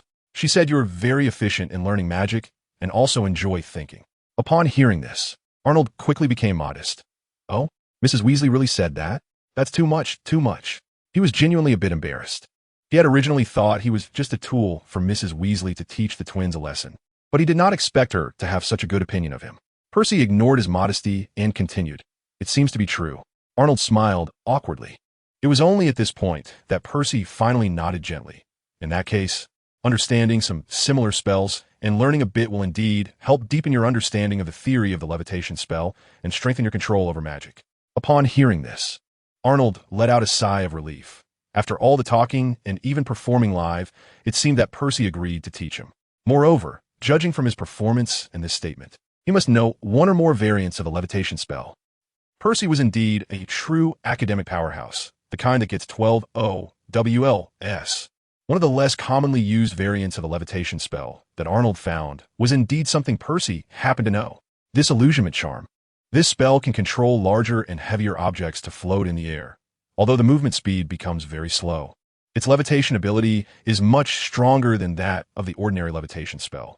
According to Percy, one quirky aspect of this spell is that even if you use the disillusionment charm to control smaller and lighter objects, it does not make their movement speed faster. Indeed, when delving deeply into magic, a whole bunch of people's coffins would be hard to suppress. Besides the disillusionment charm, Percy wasn't very familiar with other spells like the levitation spell and the rocket spell that Arnold brought up. Even a very similar zombie floating spell, Percy had never encountered. So Arnold was curious. Given Percy's strong sense of purpose and high execution ability, why did he learn the disillusionment charm? When Arnold asked, Percy did not hide it and replied immediately. The disillusionment charm is actually quite practical. I often help professors move and arrange things during certain events. When it comes to placing larger items at higher spots, the levitation spell isn't very useful. Arnold nodded in agreement. Good. That's very Percy of him. He was already proactively helping professors even without any official position.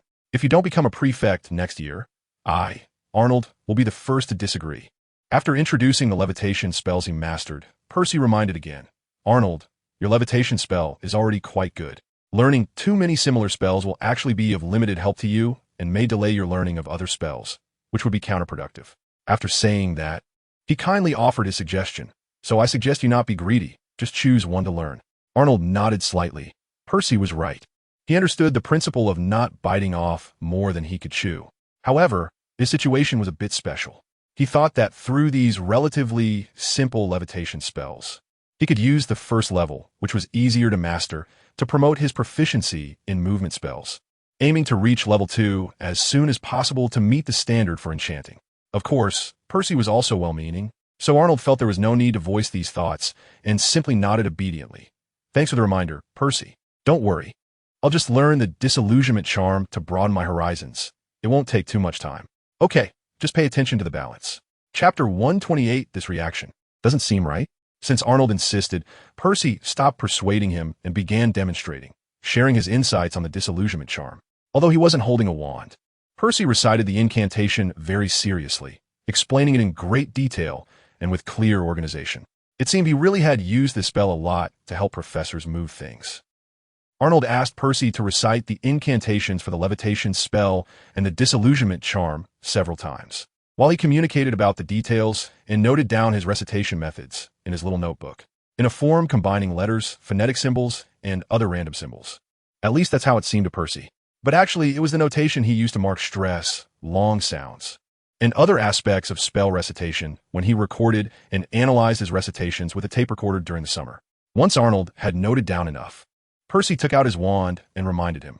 So, Arnold, I'm going to actually cast this spell now. Although there's nothing suitable for demonstration here. The casting process is the same. The two had previously discussed that the teaching process would be divided into reciting the incantation and actual casting. The reason for not teaching Arnold the casting movements separately was that Percy said he couldn't find the feeling just by gesturing with the wand. Arnold closed his notebook and nodded. Okay, just as he spoke, he immediately called out to stop. Wait. Percy, please wait for me a few minutes. I'll be right back. Without waiting for Percy to respond, he dashed out. When he returned, Percy saw Arnold holding 3 magical cameras in his arms. Arnold, why did you bring the cameras? Percy looked at Arnold, somewhat puzzled. Huh? Didn't George and the others tell you? Arnold replied, while placing the cameras on the table. Percy was confused. Tell me what? Arnold realized that it might be because he hadn't actually used it before and didn't know the specific effects. Or perhaps it was because he hadn't obtained Arnold's permission. So even though Fred and George learned about his unique magic techniques from his letter, they didn't mention it to their family. This is my method of learning magic, Arnold said. Since he had brought the camera, he didn't plan to hide it. While adjusting the positions and angles of the 3 cameras, he explained to Percy, I won't talk about the spell yet, but the actions for casting it. I record the subtle changes in my hand movements and the effects of the magic with the camera. Then compare them and select the one with the best effect. Sounds like a good method. Arnold, Percy thought for a moment and realized it actually made some sense. Right? You think so too, Percy? If you learn any new magic in the future, you can try this as well. Arnold smiled, a bit smug. This was a learning method he had personally verified, which was practical and efficient. More importantly, he wasn't the type of person who only took without being grateful. Percy was willing to take the time to teach him magic and had spoken to him so earnestly. If his method could help Percy, Arnold would feel much better about it. He just wondered if there was a limit to the number of certificates. Otherwise, his help seemed to have little effect. I'll think about it. Percy nodded slightly and then looked at Arnold, who was fiddling with the camera, and asked, Shall we start now? Just a moment. Saying this, Arnold adjusted the angles and focus of the 3 cameras one last time, since he didn't need to record Percy's spell effects. All 3 cameras were focused on him. All right. After checking the cameras, Arnold stood a short distance from Percy and instructed, when I say 1, 2, 3, you cast the disillusionment charm. More content is loading. Please wait. This site only supports mobile browser access. If you see this paragraph, it means the chapter content failed to load. Please close the browser's reading mode, immersive mode, novel mode, and disable ad blocking features. Or copy the URL to read in another browser. Percy nodded, picked up his wand, and prepared to cast the spell. 1, 2, 3. As he shouted, Arnold also drew his wand and quickly pointed it at the 3 cameras. Disillusionment charm. Under the watchful lenses, Percy nervously completed the spell. His pillow slowly floated up. Let's do it again, Arnold. I didn't perform well just now. Okay. Arnold nodded in understanding. Clearly, facing so many camera lenses for the first time made Percy a bit anxious, causing his movements to be slightly awkward. After a few more tries, Percy was finally satisfied, and the 2 of them stopped. Arnold was certainly very pleased as well. Although he hadn't filmed Percy's spell effect just now, he had remembered the few attempts. So when he went back, he could compare the subtle differences in Percy's movements and the slight variations in the magic effects, which would help him find the more accurate casting motion. Although Percy's incantation and movements might not be the best suited for him, Arnold was confident that since there were certain standards for casting magic, the things he noted down would definitely help him learn the disillusionment charm. At the very least, learning it would likely not be a problem. By the way, Arnold, would you mind sharing this method with others? After the lesson on the disillusionment charm ended, Percy looked at Arnold, who was checking the photos, and suddenly asked tentatively. Arnold looked up and smiled. Of course I don't mind. My classmates Katie, along with George and Fred, they all know this method. Percy's face immediately lit up with joy. Upon hearing that his 2 younger brothers also knew this method and seeing Arnold using it so openly in front of him, Percy had guessed that Arnold probably wouldn't mind. But he always felt uncertain until he heard it confirmed in person. Now he was excitedly saying, That's great. Once I confirm that your method really works, I'll go find Charlie and ask him to promote it in the academy, aiming to help every grade in our school learn magic a bit faster. After hearing this, Arnold suddenly felt that something was off. Wasn't he just asking for himself? How did it suddenly escalate to promoting it to every grade in the academy? Although he truly didn't mind and even welcomed it, he thought. Percy. Hearing his voice, Percy came back to reality from his daydream and looked at him. What's wrong, Arnold? I heard. You're not worried about it affecting. Arnold started but didn't know how to continue, just mumbling awkwardly. Chapter 129 Percy. The true academic overachiever. Am I afraid of being affected? Although Arnold spoke ambiguously, Percy inferred something from his fragmented words and somewhat unnatural demeanor. He smiled self-mockingly. Haha, I understand what you mean. Arnold scratched his head, unsure whether Percy really understood or not. If he did, it would be quite awkward. But you don't know me, Arnold. After a slight pause, Percy continued. Indeed, I very much hope to stand out, as Fred and George must have told you. It's over. They really guessed it, and they thoughtfully blamed it on the twins. But in fact, George and Fred never said anything like that to him. This was just an impression Arnold had from novels and movies in his past life. In his view, Percy was smart, hardworking, and not a bad person. But there was one thing that made people feel uncomfortable: a strong sense of utilitarianism and some scheming. This is quite normal, but placed in a fairy tale. Even if this fairy tale becomes mature and dark, it still makes the character feel a bit off. Especially in Rowling's writing, where Percy, who is strict with himself and others, is contrasted with other characters who live carefree lives and break rules for fun. It naturally leads to a dislike for this character. Arnold, in his past life, also revisited this story as an adult, which made him understand Percy's thoughts and choices a little better. But understanding is one thing. The impression remains unchanged. So in this real world, when he heard Percy say that if his method worked, he would go find Charlie to promote it throughout the school, Arnold was surprised. Was he not afraid that those classmates who were originally not as good as him would narrow the gap and even catch up to and surpass him? How would he compete for the prefect position in the future? How would he strive for the title of student council president? How would he enter the Ministry of Magic? Moreover, Percy had just admitted that he really hoped to stand out. They're not wrong, but I think there's nothing wrong with that, Percy said calmly. But immediately, Arnold heard his confident declaration, because what I pursue is never for others to be worse than me, but for me to be better than others. Upon hearing this, Arnold was slightly stunned and suddenly smiled at Percy, giving him a thumbs up. This truly is a top student.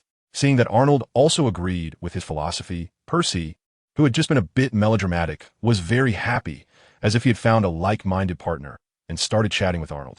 From improving personal magical abilities, to Arnold's study methods, to the collective honor of the House Cup. Then Arnold suddenly heard Percy say, quite unexpectedly, "By the way, Arnold, I think you should keep a little distance from my two younger brothers."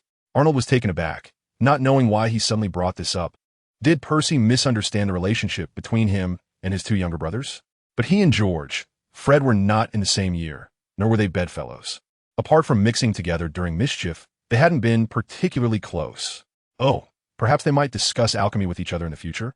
Their current level of alchemy is hard to say, but at least their minds are quite flexible and they can brainstorm together.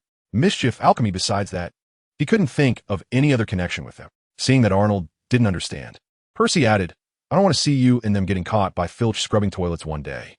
Upon hearing this, Arnold understood. It turned out it wasn't about being treated as something, but rather that Percy knew about their actions last night. It felt a bit awkward, discussing rule-breaking in front of a future prefect.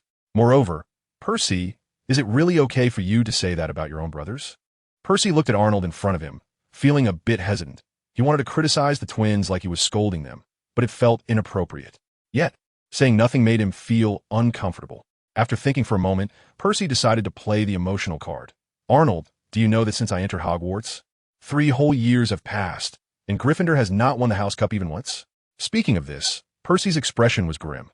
For someone who is hardworking, strong-willed, and values collective honor, not having touched the House Cup even once since entering school is definitely a very difficult humiliation to accept. I heard Sir Nicholas mention it at the feast. It seems that the House Cup has been taken by Slytherin for the past few years. Arnold guessed what Percy was about to say and nodded in agreement. On the issue of the House Cup, he actually shared the same stance as Percy. With that said, it wasn't too surprising for Percy to suddenly bring this up, right? Connecting the House Cup to the 2 major deduction sources ISNT very strange. Is it? That's right, although there are many factors affecting the House Cup, we indeed haven't been competitive enough ourselves. Percy nodded, his tone full of regret. Many factors? There might indeed be many factors preventing other houses from winning, but the only factor for Slytherin winning for several consecutive years is Snape's favoritism. Just like last year, if Fred and George hadn't been caught by Filch for throwing dung bombs in the hallway, the House Cup should have been ours. Saying this, Percy's tone grew heavy, and his eyes began to redden, showing how disappointed he was after missing out on the House Cup. Arnold listened, slightly stunned. This was the first time he had heard of this situation. He knew that Slytherin had also won the House Cup last year. He also knew that George and Fred were caught by Filch for throwing dung bombs in the hallway. The Marauders map was stolen when they were locked in the office. But Arnold truly didn't know that Gryffindor had been so close to winning the House Cup last year, and if the twins had been able to control themselves at that time, then perhaps Percy's long-standing wish could have been realized. No wonder Percy had such strong opinions about the twins. However, regarding Percy's resentment, Arnold felt nothing but sympathy. Last year's House Cup had nothing to do with him, but if the twins hadn't been able to get the Marauders map, it wouldn't have been easy for Arnold to get his hands on it.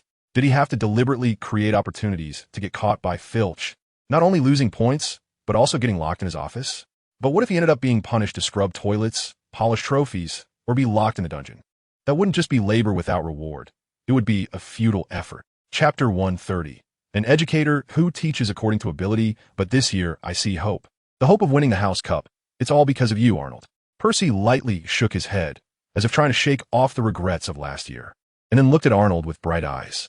Me? Arnold's sympathetic expression quickly turned into surprise.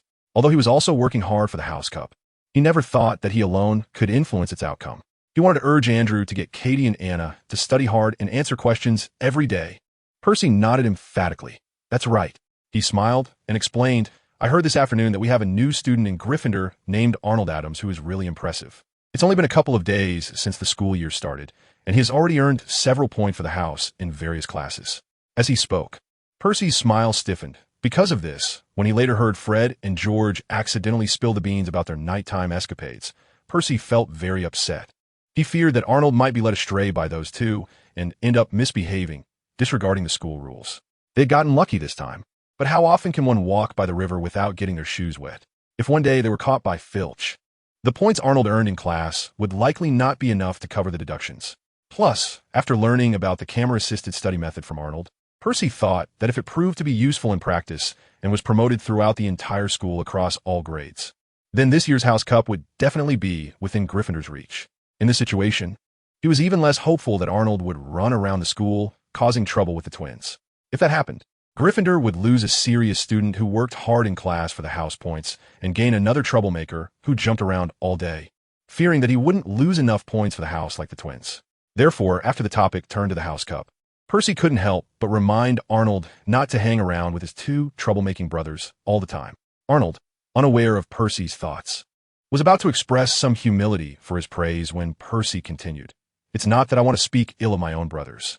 They're certainly not bad people and don't have bad intentions. But, sure enough, Percy paused slightly before changing his tone. But they're always goofing off, causing trouble, frequently breaking school rules, which leads to point deductions for the house, and they waste their precious time. After finishing his thoughts about his two brothers with a sense of frustration, Percy looked at Arnold with sincere eyes. Arnold, I don't want you to become like that. Become like that? Like what? ISNT is just being playful and noisy? Is it really necessary to say it like that? I don't even need to change. That is just another side of me. Who said that being serious and hardworking means you can't be lively? I'm learning magic, learning to disapparate. And ISNT it all to create more fun things? Charlie, your brother, even thinks it's great. However, although Arnold disagreed with Percy's statement, he recognized that this advice came from a good place, and even if he wanted to refute it, he couldn't be too direct about it.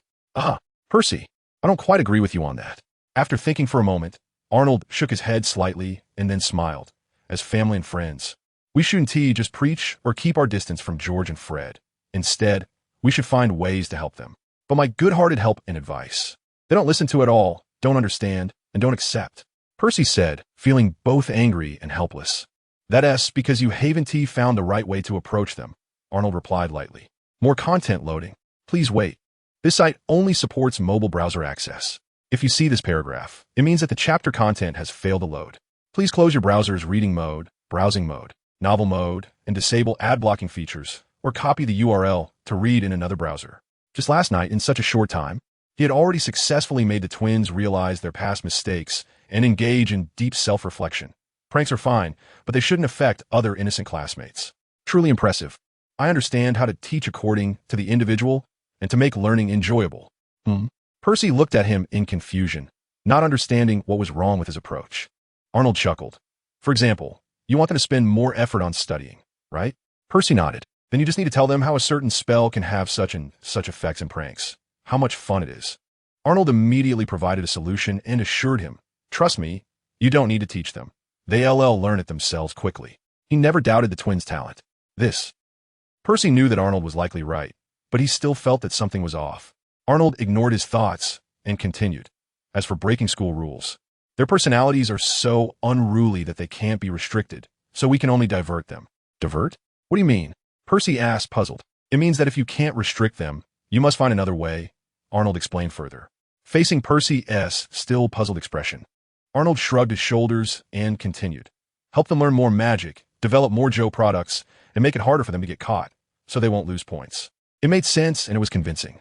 Percy was momentarily speechless, and after a long silence, he could only smile bitterly. Okay, I understand now. Arnold, you're actually quite a restless guy, just like the two of them. Arnold didn't say anything, just chuckled. Percy had originally hoped Arnold would keep to himself, but now it seemed he was quite similar to his troublesome twin brothers. Percy felt helpless. He could still threaten George and Fred with writing to their mother. But Arnold was beyond his control. Thinking of this, Percy sighed helplessly and said, I can't manage Fred and George, and I can't persuade you either. So I can only hope, like you said, not to get caught. Glancing at Arnold's neatly packed camera and notebook, Percy silently prayed, hoping Arnold could get so engrossed in magic that he couldn't extricate himself, even if he occasionally broke curfew. He could smoothly escape with the help of various spells, and most importantly, he must not get caught by Filch. Gryffindor's promising situation this year must not be easily squandered. Then, as if he remembered something, he added, and don't go to dangerous places like the Forbidden Forest that Professor Dumbledore has specifically warned about. Before Arnold could respond, Percy had already said seriously, otherwise, I will not only write to Mom and let her deal with George and Fred, but I will also inform the professors at the school. Even if it means losing points, I will make sure you learn a lesson. After hearing this, Arnold not only didn't get angry, but also smiled slightly at the stern-faced Percy and nodded. Percy's words were both a threat and a concern. Chapter 131, Study Committee Member Arnold. Holding the camera and a small notebook, Arnold happily returned to his dormitory. And he was very surprised to find that his roommates were not playing chess or doing something else, but studying. Arnold leaned over to Andrew's side and looked at his desk. Andrew, what are you guys doing? Hearing this, Andrew tapped on the textbook in front of him. Herbology class. Arnold saw it, but was still confused as to why Andrew was so proactive in reviewing without him even starting to urge him. And it wasn't just him. Even another classmate, Jack Sloper, was doing the same. This was simply not magical. If it weren't for noticing that on the other side, Connor McLagan was reciting something while holding a stack of chocolate frog cards, Arnold would have momentarily doubted whether he had accidentally walked into the Ravenclaw Tower. Seeing that Arnold still hadn't grasped the situation, Andrew fearfully reminded him, Arnold, did you forget? We have herbology class tomorrow. Professor Sprout said if anyone is called on from the material she covered in the last 2 classes and can't answer, they'll have to write the textbook 5 times.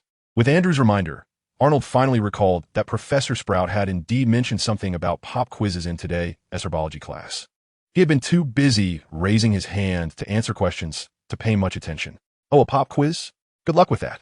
Arnold encouraged him insincerely. It was clear that this pop quiz was mainly aimed at students who didn't seem to take things seriously. As for himself, Arnold thought, feel free to call on him. It didn't matter. He wasn't afraid of Professor Sprout not calling on him. He was just afraid she would. A golden opportunity to answer questions right in front of him. But Sprout clearly wouldn't give him that he could only hope his little buddies would answer correctly and well earn a point or 2 for the house. Andrew shot Arnold a disdainful glance, and just as Arnold was about to retort, a lazy voice came from somewhere in the dormitory. I told you. Those 2 are just too nervous, right, Arnold? Arnold turned to look. Huh? Connor McLagan snapped his cards together and said grandly, with so many people in class, how can we be the unlucky ones called on? Besides, Professor didn't really teach much in the last 2 herbology classes. You could just glance at it. Why keep looking at it repeatedly? She wouldn't just happen to call on you when you don't know the answer. Right, Arnold? Seeing Connor McLagan like this, Arnold felt he might want to play, but couldn't find a partner? I don't know which unlucky soul Professor Sprout will call on tomorrow, nor do I know if he can answer those simple questions. At this point, Arnold pointed a finger at him, but I know one thing. If tomorrow in herbology class you can't answer a question and it leads to our house losing points, Connor McLagan glared. So what? You think I'm afraid of you? Saying this, he habitually raised his head, nostrils flaring at Arnold.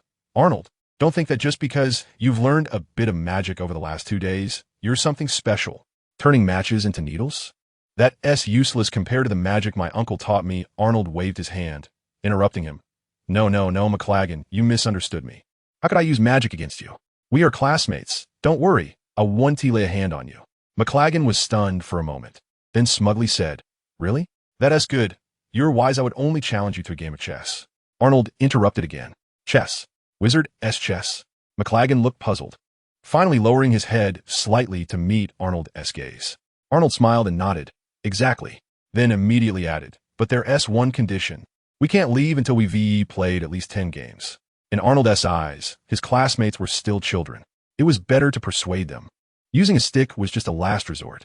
If he really had to use some means, A psychological blow might be more effective, like crushing the opponent on the chessboard until they question their life.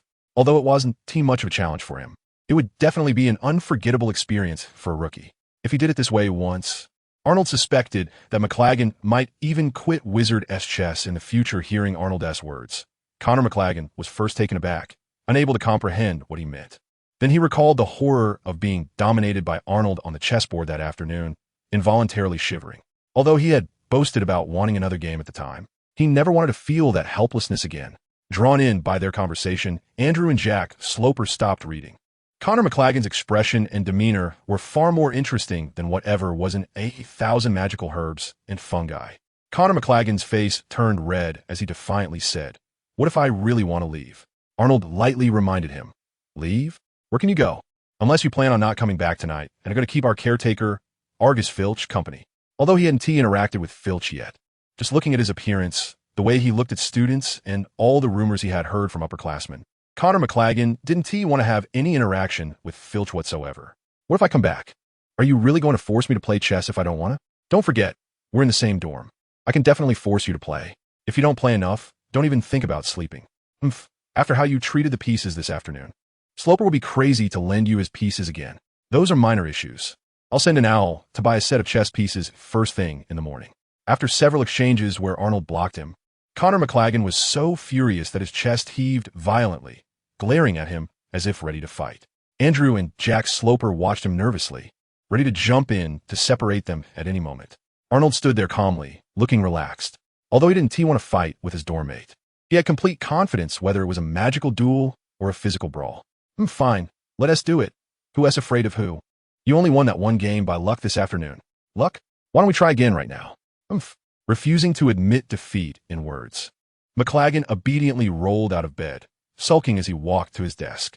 With a loud slap, he threw the neatly organized cards on his desk, scattering them everywhere without a care, and picked up his herbology textbook, flipping through it irritably. Acting as a temporary study monitor, Arnold nodded in satisfaction, smiling and flashing a peace sign to the other two roommates. "That is how it should be. The house is my home, and the trophies depend on everyone. As long as everyone earns a little bit of points, the Gryffindor house will have a bright future." Chapter 132. Hanging from a beam. Pricking with a needle in just a few words, Arnold sent McLagan off to study, and he began to research his own magic. With Percy S. insights on spellcasting, Arnold had a direction and reference for learning apparition. With his past experience in learning magic, especially floating spells, he grasped the method in just over half an hour and quietly tried out the basic correct incantation. Watching the apparition spell reach 66 proficiency, Arnold nodded in satisfaction and picked up a stack of photos. Next was the casting motion. This was even simpler for Arnold. Not only did he have animated images of Percy casting, but he could also take pictures of his own casting motions to compare and adjust. This time, it took him less than half an hour to successfully cast this newly learned spell by combining the correct incantation and casting motion. Glancing at the newly leveled spell, Arnold closed the system interface, aimed his wand at his large sword, and softly recited the incantation. Apparition. This wooden sword was large enough to test the effect of apparition. The sword, which could only float horizontally before, now stood upright under Arnold's control, slowly rising and moving silently in midair. Andrew had just reviewed a plant characteristic that Professor Sprout discussed in the first class yesterday, using notes he copied from Anna and descriptions from the textbook. Just as he was about to turn the page, he suddenly felt something was off, as if something was above his head. Looking up, he saw a dark object pointed sharply right above him, very close to his head. Andrew immediately broke out in a cold sweat, sliding back on his chair with a crash, and only relaxed when he saw that the sharp object didn't follow him. "What are you doing, Andrew?" At that moment, a startled Andrew heard Arnold's voice behind him and immediately sought help. "Arnold, there's something above my head. If I hadn't noticed in time, I would have." Arnold interrupted him. "That thing is what I sent over. You noticed it, so why are you panicking?" "You did that." Andrew was taken aback. Looking at Arnold, he saw that he was indeed pointing his wand at the air. Turning back to look closely, it was indeed Arnold's flying wooden sword. It was just that it was floating upright this time and higher than usual, but that was all. The tip he saw earlier was just the sword's blunt end. Arnold's wooden sword was poorly made and quite large, so the so-called tip wasn't very sharp at all. Finally understanding the situation, Andrew patted his chest in relief and complained to Arnold, "You scare me to death." Arnold retorted with a grin, "I didn't.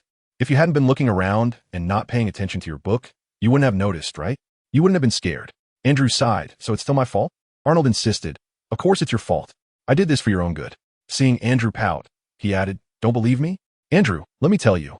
In the eastern country of Huagua, those little wizards have to hang their heads on a rope and have a sharp cone under there, but to study magic properly. Hearing Arnold say it so seriously, Andrew became curious. Huagua? Really? Why do they do that? Arnold replied earnestly, to make sure the little wizards study hard. If they slack off or fall asleep, the rope hanging from a beam will choke their necks, or the sharp cone on the stool will prick their butts. That's too cruel. Who would do such a thing to children? Arnold, you must be lying to me. Upon hearing this, Andrew couldn't help but shiver and interrupted. Why would I lie to you? What good would it do me? We don't have those things here. To make sure you study seriously and not embarrass yourself in herbology class tomorrow, I had to create conditions and hang a sword over your head. Arnold shrugged innocently. Andrew just scoffed. I believe you, sure? Not managing to persuade him, Arnold wasn't embarrassed at all. He chuckled a couple of times, feeling satisfied as he directed his large sword to slowly descend. Andrew moved the chair back to its original position, closed his book, and casually chatted with Arnold. I've reviewed enough.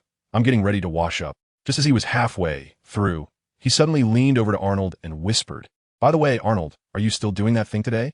Arnold pushed him away in disgust. What are you talking about? Can you not be so ambiguous? Back off. Keep your distance. He replied, I'm not going out today. I'm going to sleep soon. The Gryffindor Quidditch team is training tonight, and the twins, Lee Jordan, and others interested in are going. Arnold expressed that he still needed to gain some experience in night outings and couldn't be the leading guide for now. TCH, how boring. Andrew looked disappointed. What's wrong with everyone? Why is everyone so interested in things that violate school rules? Don't worry, I've been busy these days. I'll take you out in a few days, and we can invite Anna, Katie, and the others too. Okay. Hearing Arnold agree, Andrew happily grabbed his toiletries and ran out. The next morning, in the herbology class, Arnold, who didn't get a chance to answer questions, had a gloomy expression, shooting dangerous glances at Mike McLaggen. Just moments ago in class, McLaggen had unfortunately become the unlucky guy he referred to himself as, having been called on by Professor Sprout to answer a question. His jumbled response was so incoherent that Professor Sprout immediately interrupted him and told him to sit down, deducting 2 points from Gryffindor. 1 point for a correct answer, 2 points deducted for a wrong one. As long as these students still wanted to win the House Cup and had a sense of collective honor and shame, Professor Sprout wasn't worried they wouldn't study seriously. Clearly, Mike McLaggen was the type who had no sense of shame. This guy was just pretending to study at his desk yesterday. He probably didn't read a single word in the book. At noon, in the Great Hall, Arnold walked to a spot at the long table and stood still, sunlight streaming through the window onto his back, casting a shadow over the gluttonous Mike McLaggen, who was eating with grease dripping from his mouth. After school this afternoon, you better watch out. Arnold's tone was icy, reminiscent of a certain school bully from some Taiwanese drama. Today I'm going to make you so sick that you'll want to vomit at the sight of chess pieces. However, the following sentence he said had little intimidating effect on others. Not only did the bystanders feel it lacked power, but McLaggen also swallowed a chunk of meat and stubbornly replied, bring it on. Let's see who gets the better of whom. Since he couldn't avoid it, he would face it head on. He, Mike McLaggen, was never the type to back down. Arnold was pleased with his attitude. No avoidance, no excuses, and of course, no pushing. Who gets the better of whom? Does that even need to be asked? Arnold is going to make him regret it on the chessboard until he feels like throwing up, making him deeply aware of his mistakes. From now on, he will take every subject and every question seriously. He will study hard to win the House Cup for Gryffindor. Chapter 133. A ray of light in the afternoon's defense against the dark arts class. Professor Lannister continued from the previous lesson, starting with blood again. But this time he mainly introduced the dark creature known as the Red Cap. The Red Cap is a very short dark creature that likes to hide in places stained with blood and then strike from behind when people are not paying attention.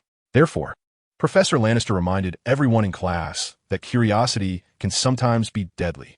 If you see a pool of blood on the ground, don't rush over to see what happened. Instead, look around the nearby dark corners and blind spots to see if there's anything there. If you're unsure, it's a good idea to cast a red spark spell. Strength in numbers, right? At this point, Professor Lannister finally started to teach them real magic amidst chatting with the students. Without a doubt, he was teaching the red spark spell. Of course, like other professors, Professor Lannister began by teaching only the incantation and then let the students practice on their own. It was only close to the end of the class that he selected a few students to recite the spell and see how well they had learned it. A good student like Arnold was very proactive. He didn't even need Professor Lannister to call on him, as he had already raised his hand high. No kidding. For Arnold, who had already mastered the proficiency of 2 spark spells to level 2. This was simply an easy question. He would take this 1 point first and continue to grind later. He had really summarized the lessons from Transfiguration class well. After class, Arnold did not leave immediately. Instead, he let his friends go first while he stayed in the classroom. Once all the other students had left, he approached Professor Lannister, who was preparing for the next class, holding his books. "Professor Lannister, may I ask you a question?" "Of course, Mr. Adams." Professor Lannister paused his work and smiled at him. He had a good impression of Arnold, remembering him as a studious child who was good at thinking. "It's like this, Professor. I read in a book today that the sparks from the spark spell are not real sparks because they don't have the high temperature of flames and 1T ignite anything else. I paid special attention to your demonstration in class just now, and it really seems to be the case." Arnold finally voiced the confusion he had kept to himself for a long time. Indeed, this was a question he had pondered for a long time. It wasn't something he had just noticed after seeing Professor Lannister's demonstration in class. As early as the second half of the summer vacation, when he was carefully choosing the spells he wanted to master to level 2 for making his first alchemical item, he had come across such a description. After deciding to create a 2-colored spark dragonfly, Arnold had once crazily leveled up the proficiency of the red and green spark spells, and at that time, he had practically verified this point. Whether at home or in the wild, his wand sprayed red or green sparks freely but wouldn't ignite anything. At that moment, a doubt had already been planted in Arnold's mind, along with some vague thoughts.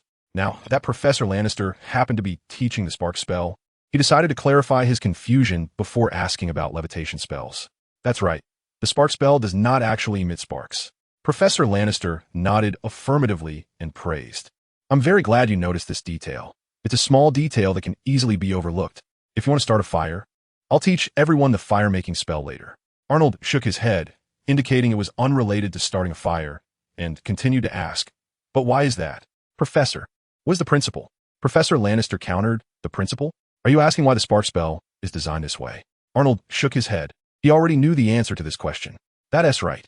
Although we wizards can conveniently summon some water to put out fires, it's better to avoid trouble, right? So when the earlier wizards invented this signaling magic, they paid special attention to this point." Professor Lannister nodded in approval and explained it to him in detail. "I see," Arnold said, indicating he understood, and then brought up the question he was most concerned about. "So, the things that look like sparks from the spark spell should actually be..." Before Arnold could finish his sentence, Professor Lannister directly provided the answer. "They are light, a type of light that exists for a very short time." "Sure enough, it's light." With his guess confirmed, Arnold immediately followed up with, "Then, Professor, is there a way to extend the time a bit?" "Of course. You just need to continuously provide enough magical power to keep producing sparks," Professor Lannister replied, as if it were obvious, finding it a bit strange that Arnold would ask such a simple question. Upon hearing this, Arnold quickly explained, "No, Professor, I mean, can the sparks, those lights, have their existence time extended? This should be possible, right?" Professor Lannister frowned slightly, thought for a few seconds, and then said, "I haven't specifically looked into this, but aren't the various fireworks sold in joke shops just like that? They can last for a while after bursting in the air." Arnold nodded thoughtfully. It seemed he needed to find a time to set off those neglected fireworks at home to see what effect they had and how long they could last. But that was a future concern. Fireworks had limited duration and couldn't meet his needs. Arnold continued to ask, "Well, could it be even longer? Like the light spell from the wand, unless the magical power runs out, it can stay lit until you want it to go out." Professor Lannister, upon hearing this, seemed to recall something and said with a hint of amusement, "Stay lit indefinitely? You're not thinking of trying to extract the light from the wand's light spell, are you?" I know many young wizards have had similar ideas when they first learned this spell, because it looks just as beautiful as fireflies. As he spoke, Professor Lannister gently shook his head and spread his hands, but that is actually very difficult to achieve. Otherwise, this spell wouldn't be called that, right? Arnold was also impressed by Professor Lannister's ability to speak at length. He was only using the wand's light spell as an example. What he really wanted to ask was about the light spell he derived from the magical lamp. Although Arnold initially thought about casting the Lumos spell, he was surprised that before he could even ask, Professor Lannister had already introduced it. There are other methods, one of which is a spell for illumination called the Light Charm. Because it provides lower brightness, it requires stronger magical power to reach the level of the wand lighting spell. So wizards seldom use it nowadays. However, it is still used in some magical items, such as magical lamps. Arnold looked at Professor Lannister curiously. suspecting he might be using legilimency to read his thoughts. But Professor Lannister clearly misunderstood his expression, thinking Arnold had never heard of magical lamps, and continued to explain, well, it's a type of magical item, the core of which is the light charm. The light inside can exist for a long time and can be controlled to turn on and off at will. So, Professor, can we combine the spark charm with the light charm you mentioned to create a long-lasting light in different colors? Finally, Arnold found an opportunity to ask the question he had been wanting to know during Professor Lannister's lengthy explanation. It was not easy. Chapter 134. So, which one do you want? Different colors of light or light sources? In response to Arnold's question, Professor Lannister answered affirmatively. That's exactly what magical lamps are like. The magical lamps sold in those magical item shops come in various colors, mainly for aesthetics, to create an atmosphere for certain specific occasions. Is that so? Arnold was not too sure. The only magical lamp he had encountered was the one on the Black Lake boat at the start of the school year, and his understanding was limited to the information he had gathered from it. As for what the magical lamps sold in outside magical item shops looked like, he had never seen them. Perhaps the Weasley-esque Wizard Wheezes in Diagon Alley had some, but Arnold hadn't paid attention to that at the time.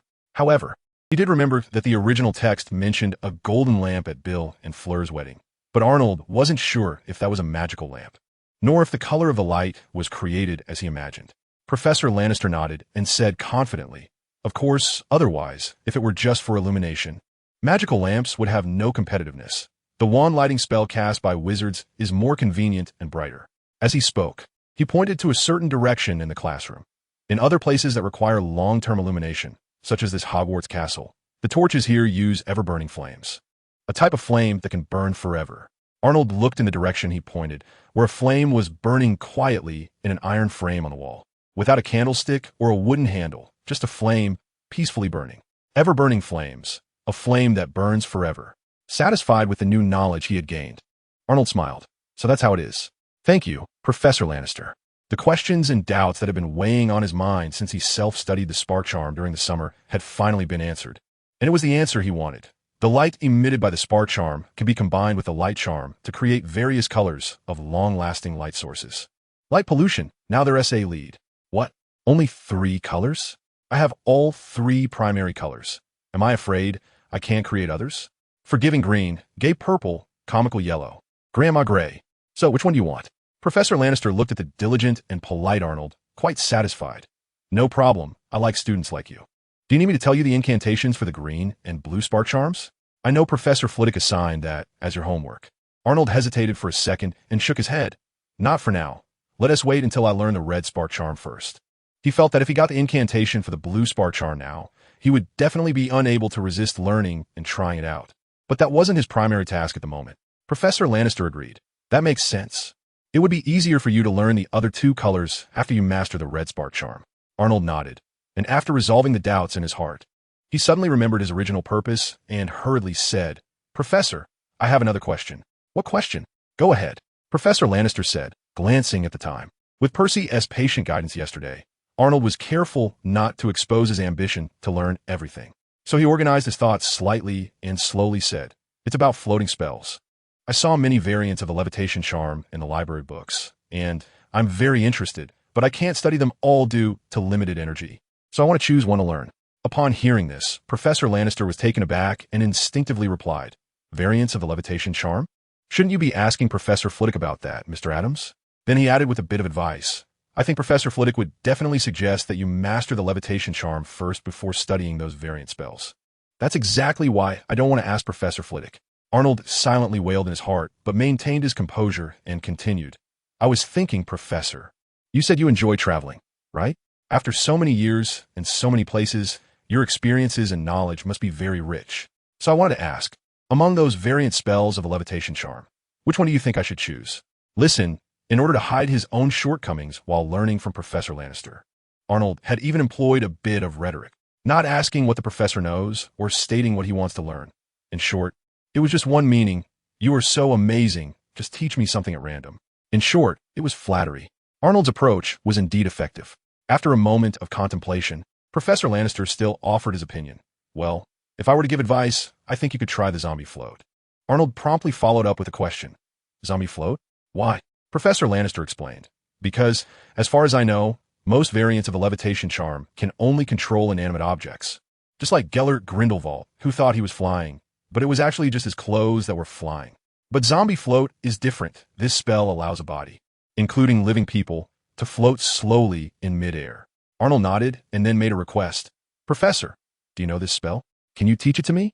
Unfortunately, no. Professor Lannister gently shook his head. Just as Arnold's expression fell, he continued, I would be happy to teach you, but class is about to start. Let's talk more after class in my office. Arnold was also at a loss due to this twist. But it was also because of Professor Lannister's reminder that he realized he had spent too much time on the spark spell earlier. And it was almost time for the second class. Today's second class was Professor Bin's History of Magic. Thinking of this class made Arnold feel a bit powerless to complain. He didn't really want to go, but Professor Lannister had a class to teach himself, and some students were already entering the classroom. Helpless, Arnold had to agree with Professor Lannister to visit his office later for questions, and then hurried to the History of Magic classroom. This time in History of Magic, Arnold didn't even expect any of his friends to take notes. Everyone was either dozing off or doing something else. He was no exception. Without extra points for answering questions, without taking notes, and even without paying attention, how could strange figures like Yorick and the demon Emmerich be more interesting than his floating spells? Bald Yorick was somewhat acceptable. Chapter 135. A versatile office. As soon as Professor Binns announced the end of class, the originally lifeless classroom suddenly came to life. Stretching, yawning, talking.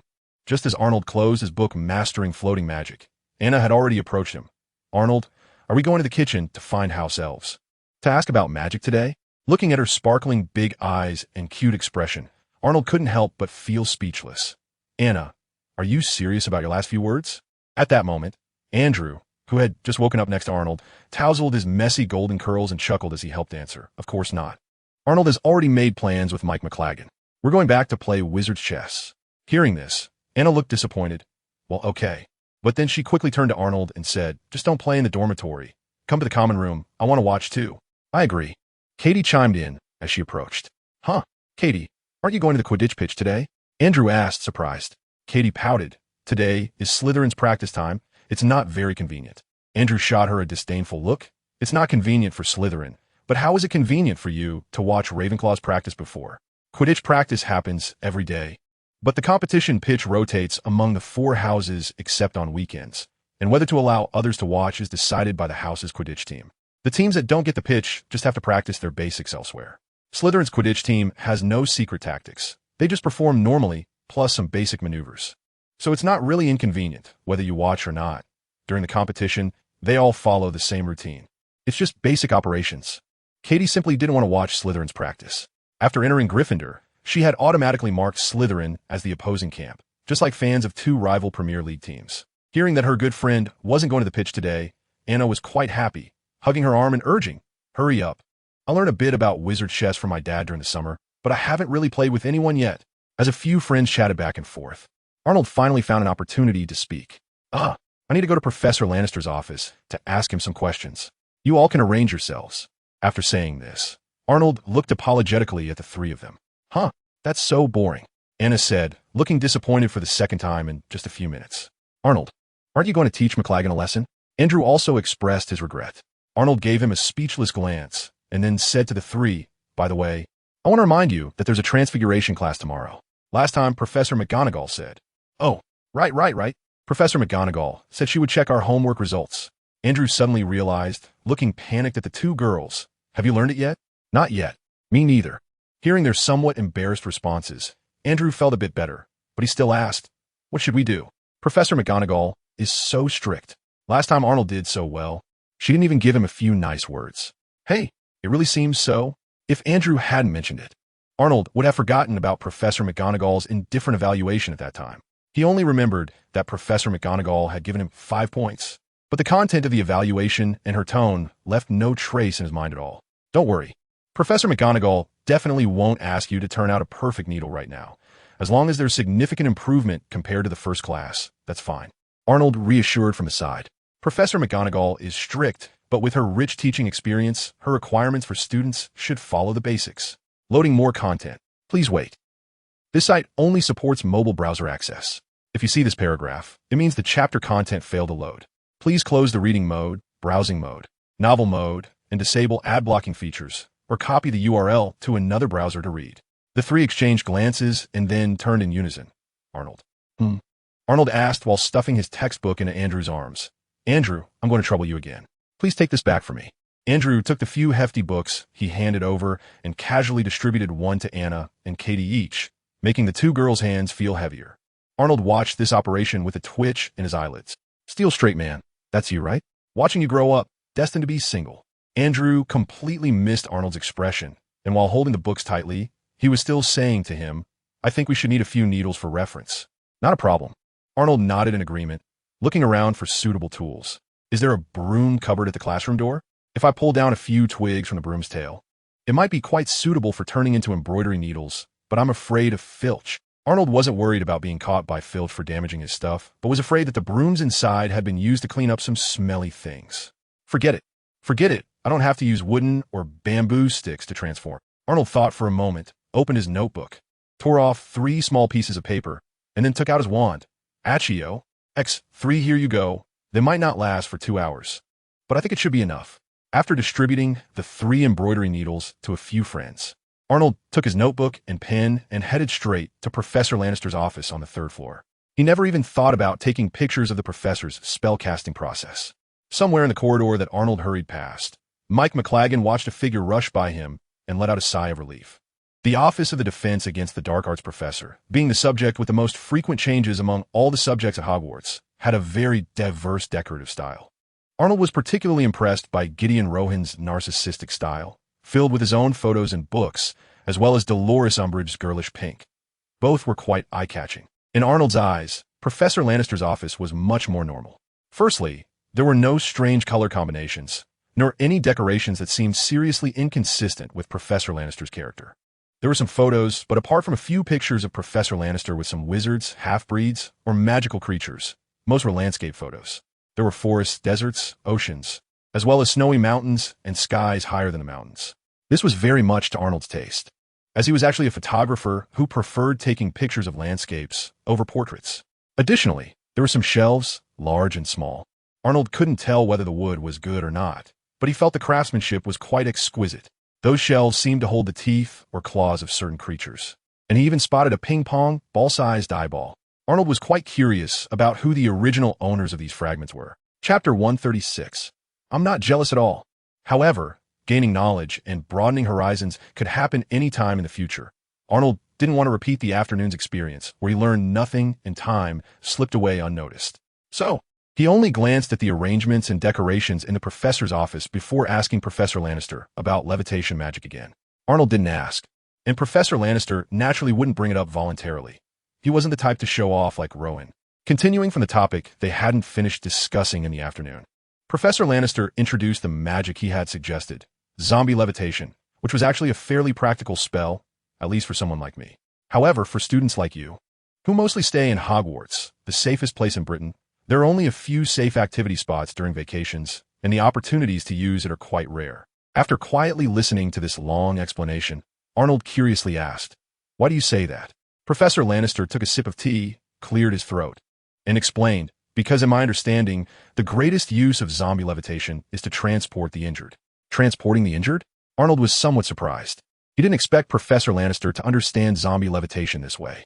Holding his steaming teacup, Professor Lannister nodded. That's right. Do you remember what I told you in the afternoon?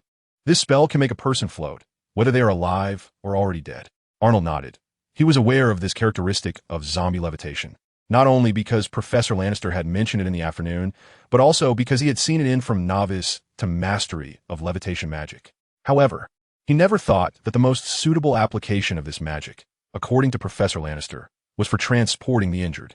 After all, when Arnold read that zombie levitation could make a person float and that it wasn't in some ridiculous upside-down position, the first thing he thought of was using it on himself, floating in midair, soaring through the skies.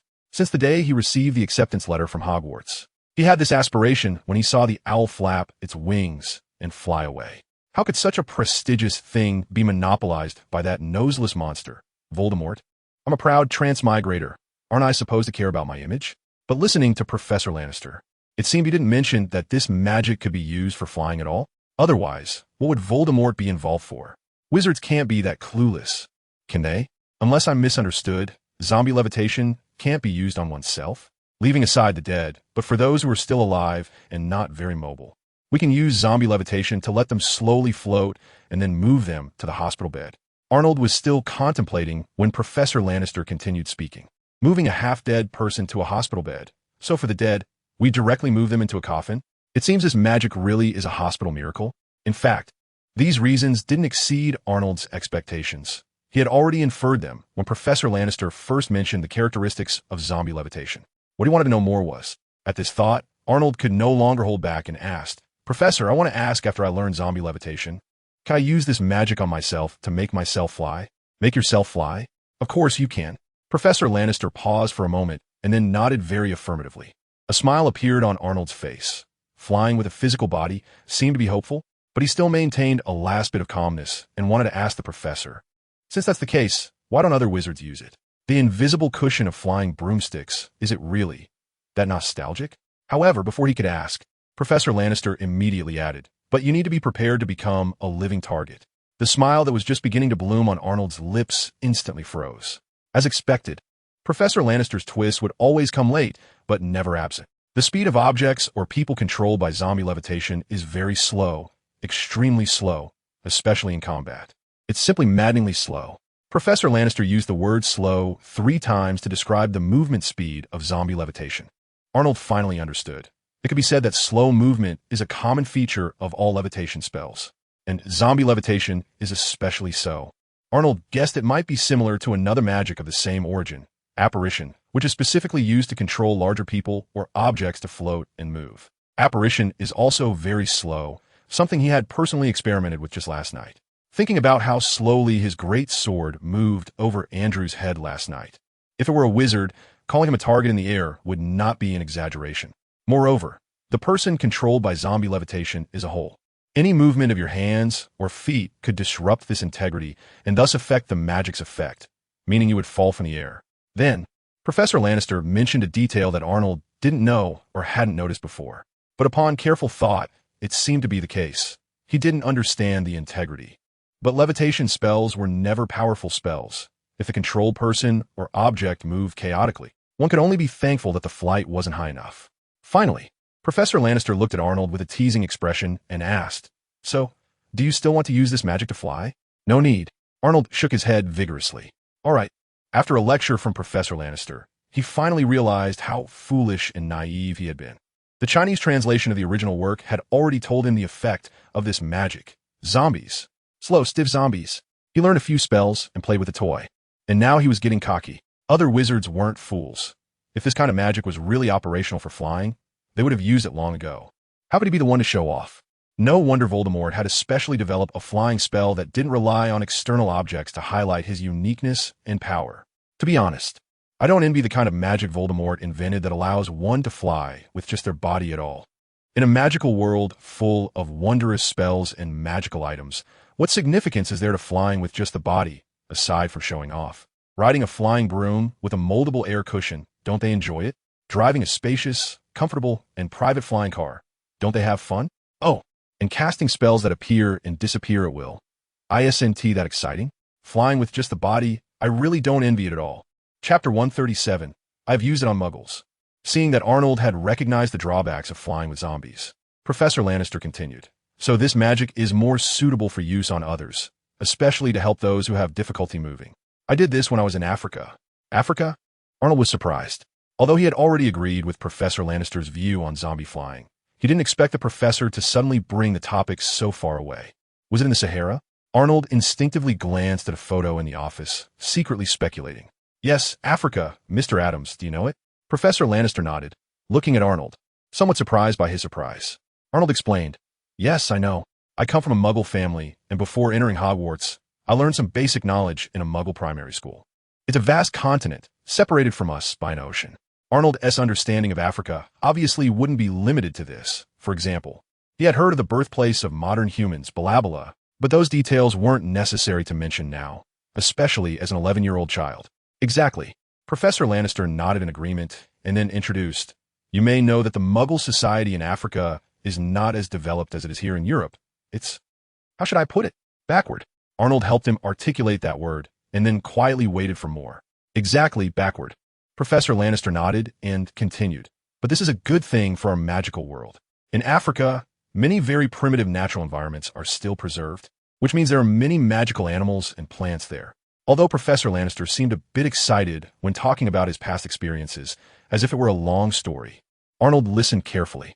He came to see Professor Lannister not only to learn about magic, but also to broaden his horizons. Just like what Professor Lannister was talking about now.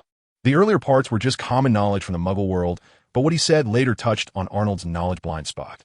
Arnold only knew that there was a magical school in Africa where students could cast spells without wands, but he couldn't remember the name of the school, its location, etc. As for other information about the magical world in Africa, such as what magical creatures there were, apart from a little bit mentioned in herbology and potions textbooks, he was completely in the dark. However, even though Arnold wasn't clear about the detailed situation in Africa, he could understand Professor Lannister's words, which were roughly similar to the ecological protection of ordinary people. So that's why you traveled to Africa? Arnold was very curious about Professor Lannister's experiences. Yes. Professor Lannister took a sip of tea and said lightly, "When I was traveling there, I used zombie flying on a few muggles." Arnold keenly grasped the point and exclaimed, "Muggles? Isn't that against some confidentiality law?" Professor Lannister was even more surprised and retorted, "The International Statute of Wizarding Secrecy. You know about this?" In his eyes, Arnold was just a first-year student who had just enrolled, and he had just mentioned coming from a Muggle family. Are first-year students today so knowledgeable? Arnold realized he had accidentally slipped up, but it should be fine, so he just calmly nodded and said seriously, "Well, Professor Binns mentioned it in class, but didn't go into detail.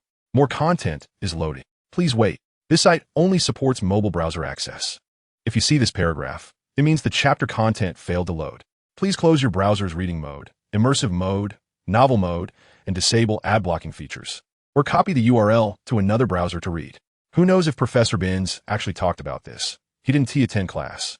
Professor Lannister didn't suspect much, but explained, "Actually, as long as Muggles don't find out, it's fine." At that time, those Muggles were all unconscious and had no idea what I did to them.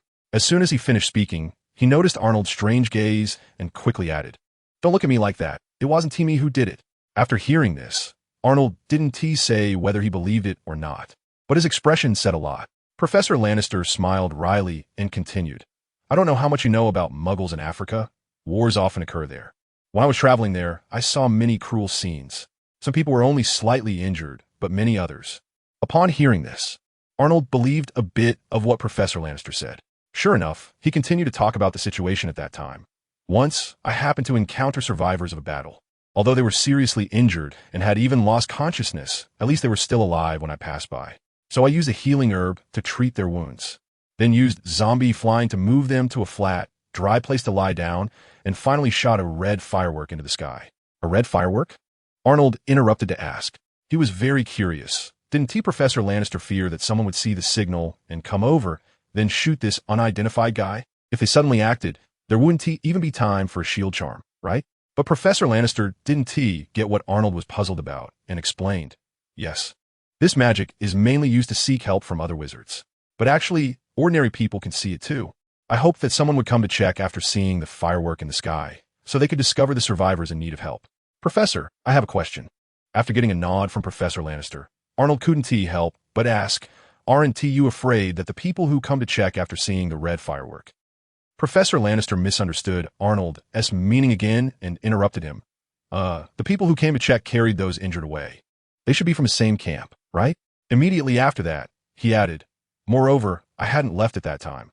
I used the disillusionment charm to hide myself, and only left after I saw them safe, regardless of which side the people come from. If they still want to deal fatal blows to those who have already lost their ability to resist, then they're not worthy of being called human. I want to stand by and watch." Well, just as Arnold was about to complain about the other party not being on the same wavelength, he realized that his concerns were completely unnecessary, no matter how powerful Professor Lannister was in combat. As a wizard who loves to travel and had spent some time in the Muggle world, he must be very familiar with the disillusionment charm, a spell for hiding and self-preservation. I really want to learn it. With the disillusionment charm, I wouldn't need to worry about how to avoid or bypass Firk anymore. I could roam at night, have fun, and enter the room of requirement without a care. All right, I mentioned the characteristics of the zombie levitation and shared stories that shouldn't have been told.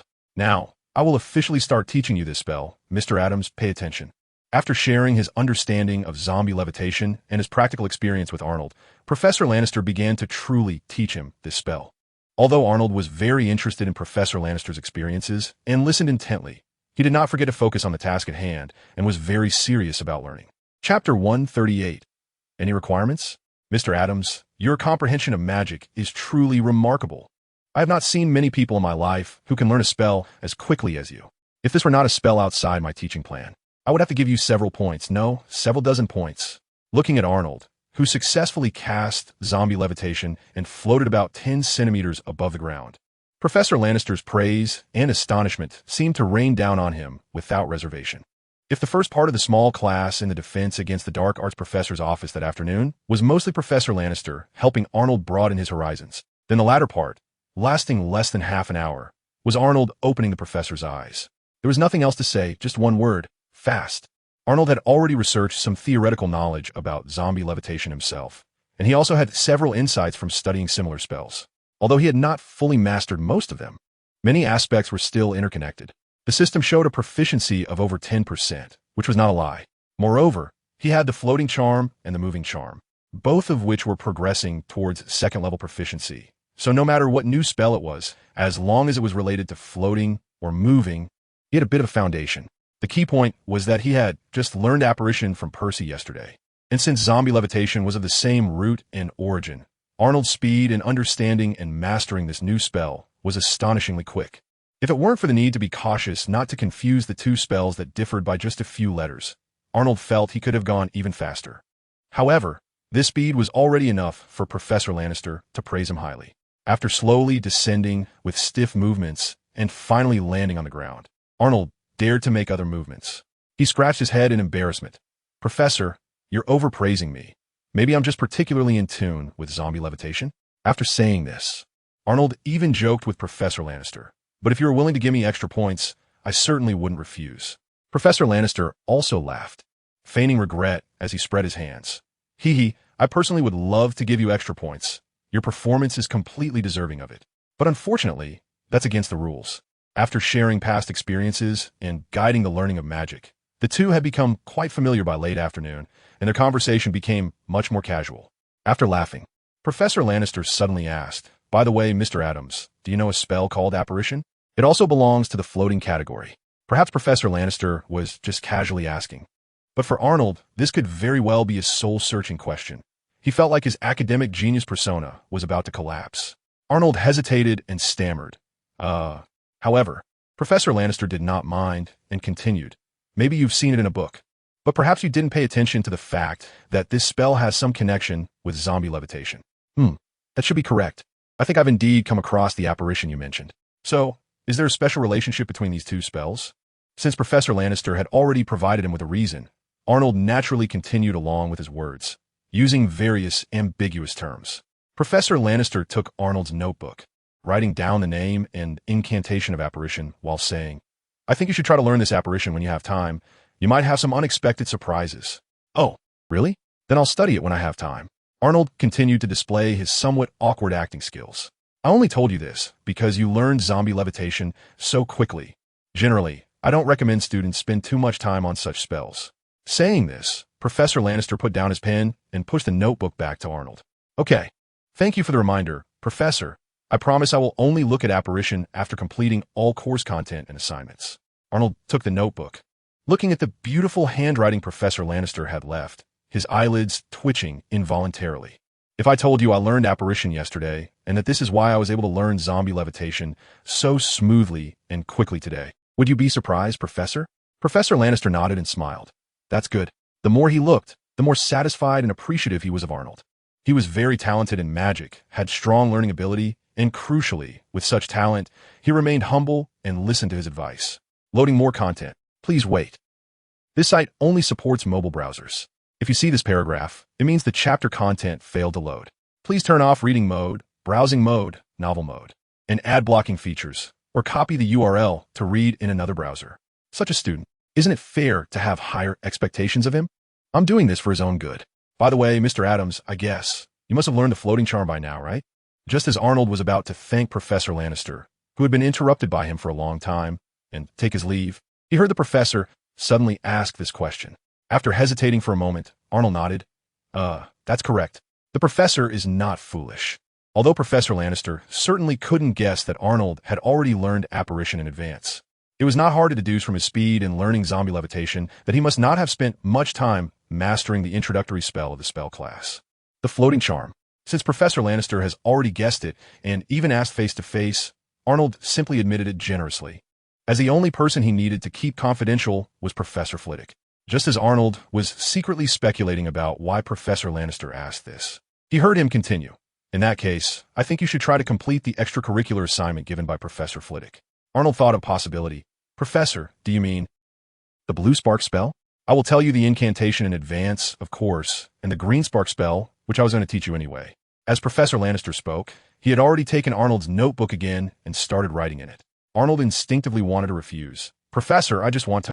He had already mastered the green spark spell, and there was no rush for the blue one.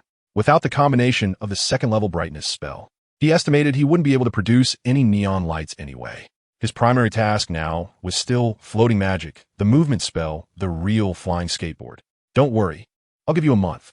By then, I want to see you successfully cast the 3 spark spells. Professor Lannister felt that a genius student like Arnold should be given a bit more pressure. This is a bit tight, right? I still have so many classes to attend, so many things to learn. Seeing that the professor was determined to assign him a task, Arnold began to bargain. The key is that I still have magical items to refine, sports to participate in, and I also want to explore the vast Hogwarts campus day and night. Although the spark spell was not difficult to learn, it had a very low priority for him, right? Unless that damn system jumps out now and gives me the same task and then offers 1,000 or 800 rewards, I would definitely agree without hesitation. However, the silent system showed no response. Instead, after hearing Arnold's perfunctory words, Professor Lannister fell into thought. A good student like Arnold, who loved to think and actively learned similar magic to broaden his horizons, must have high standards for every subject, right? If he wanted to understand everything and be proficient in all, he would indeed have to invest a lot of time and energy. After a moment of silence, Professor Lannister took a small step back. Then I'll give you another month before Halloween. Seeing that Arnold still wanted to push for more, he added, if you succeed, you can make a request to me then. Upon hearing this, Arnold immediately swallowed back his reluctance. Can it be any request, Professor? Professor Lannister looked at him with amusement. Of course, it has to be something I can do, like teaching you a new spell, even one outside the textbook, or telling you a story from my travels. I see you're quite interested in that. Deal. Arnold decisively extended his right hand. Professor Lannister shook his head and chuckled. He certainly understood Arnold's meaning, but found his sudden change a bit amusing. Still, he lightly high-fived him. Although the things he could do within his ability varied in size and difficulty, Professor Lannister believed that a polite child like Arnold would not make any unreasonable requests. Arnold didn't care how Professor Lannister laughed at him. The professor's promise felt almost like a gift to him. Wasn't he allowed to be happy about it? Chapter 139. Have wizards ever play ball? Today is Wednesday, and the Gryffindor freshmen have an astronomy class in the evening, so Arnold can't immediately go back to teach McLaggen a lesson on the chessboard. After leaving Professor Lannister's office, Arnold met up with 3 fellow classmates who had also come to dine in the Great Hall. Seeing them frowning and rubbing their wrists, struggling to cut their steaks, Arnold felt a bit regretful. If only the Brits used chopsticks to eat. The astronomy tower at Hogwarts is very high, and climbing to the top is quite a physical challenge for young wizards, but Arnold thought it was pretty good.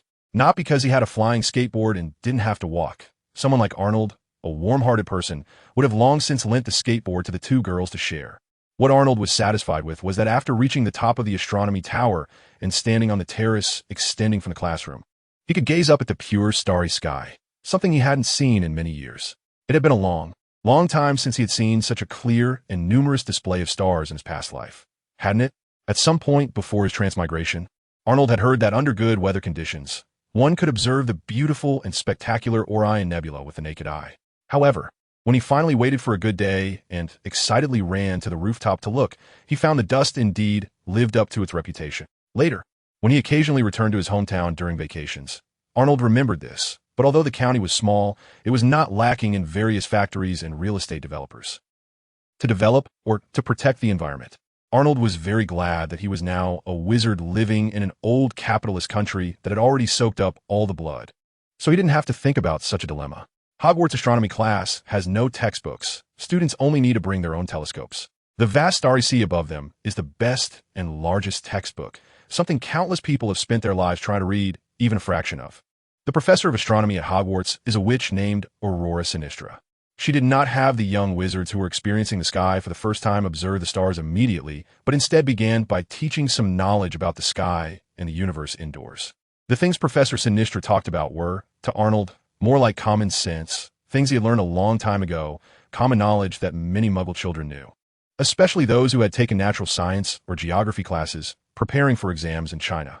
After listening for a while, Arnold roughly understood that although wizards' understanding of the world and the essence of things is very different from Muggles, and there is a significant gap in culture and technology, there are also points of connection.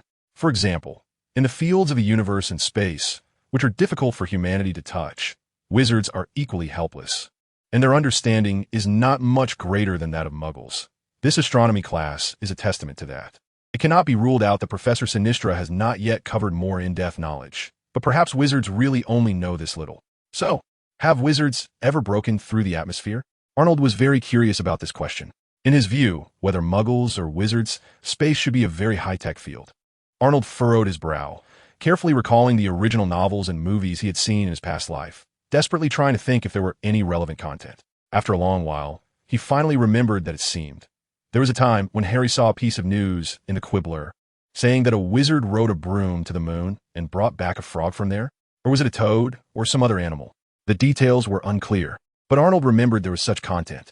However, he did not believe that this was necessarily true. The news in the Quibbler, in Arnold's view, could not be seen as evidence that wizards had left the Earth or even set foot on the moon. Can the flying broomstick reach the moon? Are there any small animals on the moon? Let's not discuss those for now. Just a magazine from Luna's family itself often lacks credibility, right? More content loading. Please wait. This site only supports mobile browser access. If you see this paragraph, it means the chapter content failed to load. Please disable reading mode, browsing mode, novel mode, and ad blocking features, or copy the URL to read in another browser. As for whether there are any relevant clues. Anyway, Arnold can't recall after all. It has been many years since he read the original work or watched the movie. However, according to the traditions and conservatism of wizards, he feels that the possibility of wizards having played soccer is likely lower. Therefore, wizards' understanding of a universe beyond Earth is indeed not more comprehensive or profound than that of Muggles. No, in this regard, wizards might even be less knowledgeable than Muggles. Arnold is well aware of how fast Muggle technology will develop in the next 10 to 20 years. In his view, if wizards only know the limited information introduced by Professor Sinister and keep focusing on their immediate surroundings without looking up, Muggles' exploration and understanding of the universe and space will soon leave wizards far behind. Wizards look down on Muggles, often considering Muggle inventions as inferior substitutes created by those who cannot perform magic. But Arnold knows that while Muggle inventions may not be as direct, convenient, or powerful as magic at first, their development speed is incredibly fast, far beyond what wizards can keep up with. Arnold doesn't know much about astronomy and the universe, but he remembers that in a few years, after long-term observation and analysis and a series of rational calculations and proofs, it seems Muggle astronomers will expel Pluto from the planet list. He wonders if at that time, wizards' understanding of the 9 planets in the solar system will still stick to the original system or synchronize with the Muggle world. Or will they discover and redefine it even earlier? Perhaps, although Arnold thinks the possibility is low. When that time comes, will the impressive teaching tool in front of him need some modifications? Arnold hasn't heard of any particularly valuable things regarding wizards' exploration of the universe. But the teaching tool used in Hogwarts astronomy class has opened his eyes and left him in awe. To the right of Professor Sinister, there is a small solar system model. It's just a model of the solar system. Nothing special. Muggles can make it and can mass produce it for sale. But this one is somewhat special. It is a model enclosed in a round glass dome, very beautiful. A burning red fireball floats in the center of the glass dome, obviously representing the sun, while 9 round balls slowly move around the sun, representing the 9 planets of the solar system.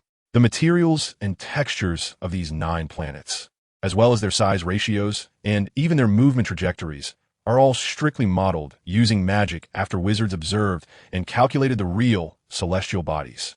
Plus, there are those twinkling satellites next to the 9 planets. This small model appears grand and magnificent. Arnold doesn't know if Muggles can create a similar effect with their current technology. After all, he has only seen such a vivid solar system in videos in his previous life. Things like VR or AR are not comparable. The 3D projections of celestial bodies and galaxies in science museums may be large, but in terms of clarity and three-dimensionality, they're indeed lacking compared to the lifelike solar system model before Arnold. Whether wizards have played soccer is still uncertain, but the balls they make are truly amazing. Chapter 140. The perspective is too narrow. This device is called a solar system model, displaying the shape and operation of the entire solar system, including the Earth we live on. Professor Sinister introduces it while gesturing to give students an overall concept of the solar system. Then, she pointed her wand at a certain blue planet. This is Earth, the planet we stand on, our home. Some young wizards from Muggle families, like Arnold, didn't react much to Professor Sinister's words, but some students from wizarding families started whispering among themselves.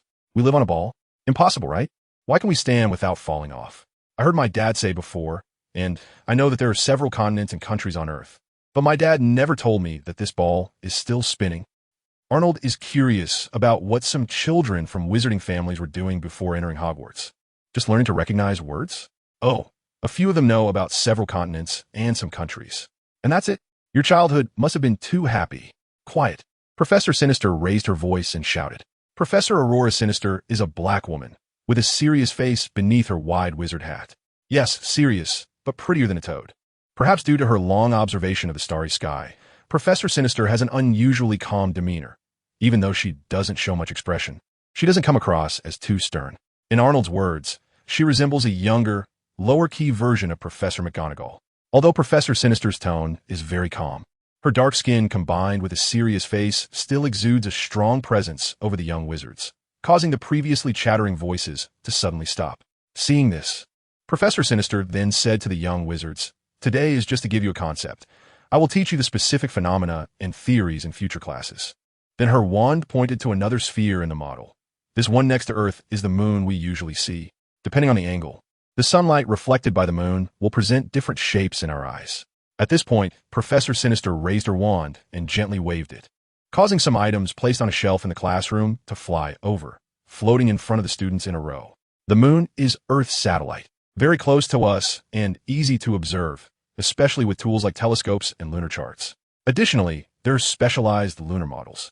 I will teach you how to use these special magical items in future lessons. Each time she mentioned something, a floating item gently sways to show its presence. Arnold was slightly shocked by her performance. Indeed, the professors at Hogwarts are not simple. Even a professor who is not described much in the original work and barely appears in the movie can easily perform silent spells and control them so well. Waving her wand to return the lunar observation tools to the shelf, Professor Sinister then pointed to another sphere in the solar system model. This is Jupiter, and these are its satellites. There are two larger ones, but their structures are completely different. One has many volcanoes, while the other is covered in ice and snow. How about that? Isn't it amazing? Do you want to see these planets with your own eyes? There's really no need to ask this question. The little wizards are already eager to try.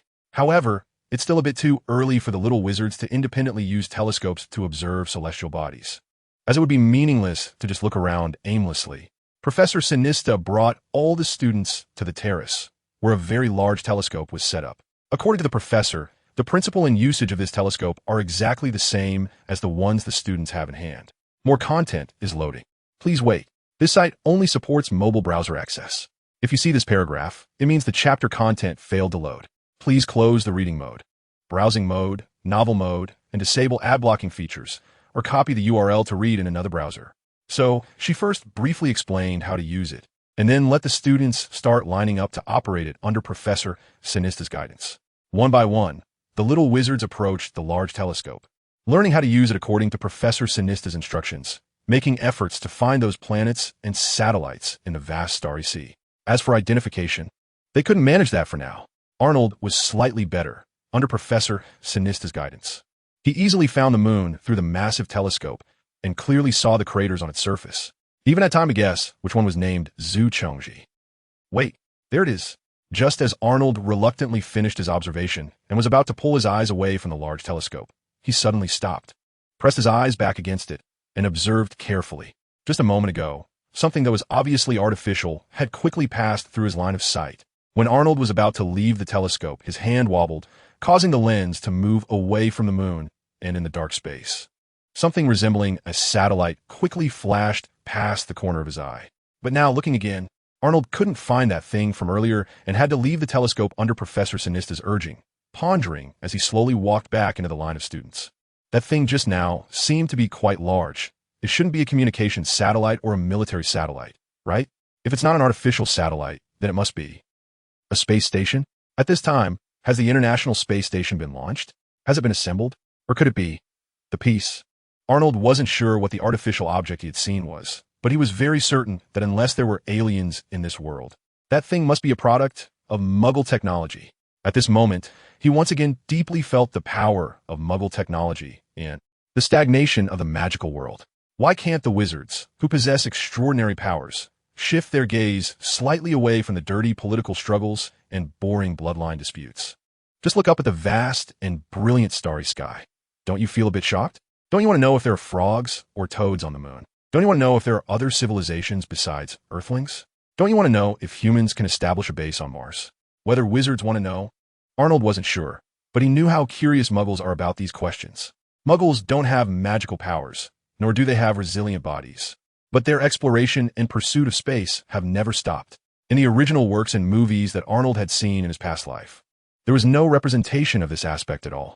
He only vaguely remembered that the Ministry of Magic's Department of Mysteries seemed to be responsible for this area, and even that was just one of several categories of affairs that the small department was responsible for. So, unless there is indeed a wealth of knowledge and mysteries about the universe hidden inside, Arnold just wanted to say one thing. Wizards, you are short-sighted and too narrow-minded. Chapter 141. I'm just too kind. Arnold wasn't sure what other wizards' attitudes toward outer space were, but if he had the ability, he would really want to go see it. Back in his childhood, he had watched many videos of the Long March rocket launches on television with his mother, and at that time, he felt very excited and proud. Although it didn't have much to do with him, he greatly admired and envied those scientists and astronauts. As he grew up, he had also watched SpaceX's rockets explode one after another online, and later, after a hard-fought successful launch, there were still continuous explosions during recovery. But he admired their perseverance. To this day, Arnold still remembers the phrase written on SpaceX's offshore drone recovery platform. Of course, I still love you. Although SpaceX's reusable rockets eventually succeeded, it was merely to reduce launch costs. Larger scale, higher, and farther rocket launches and space flights are still a long way off.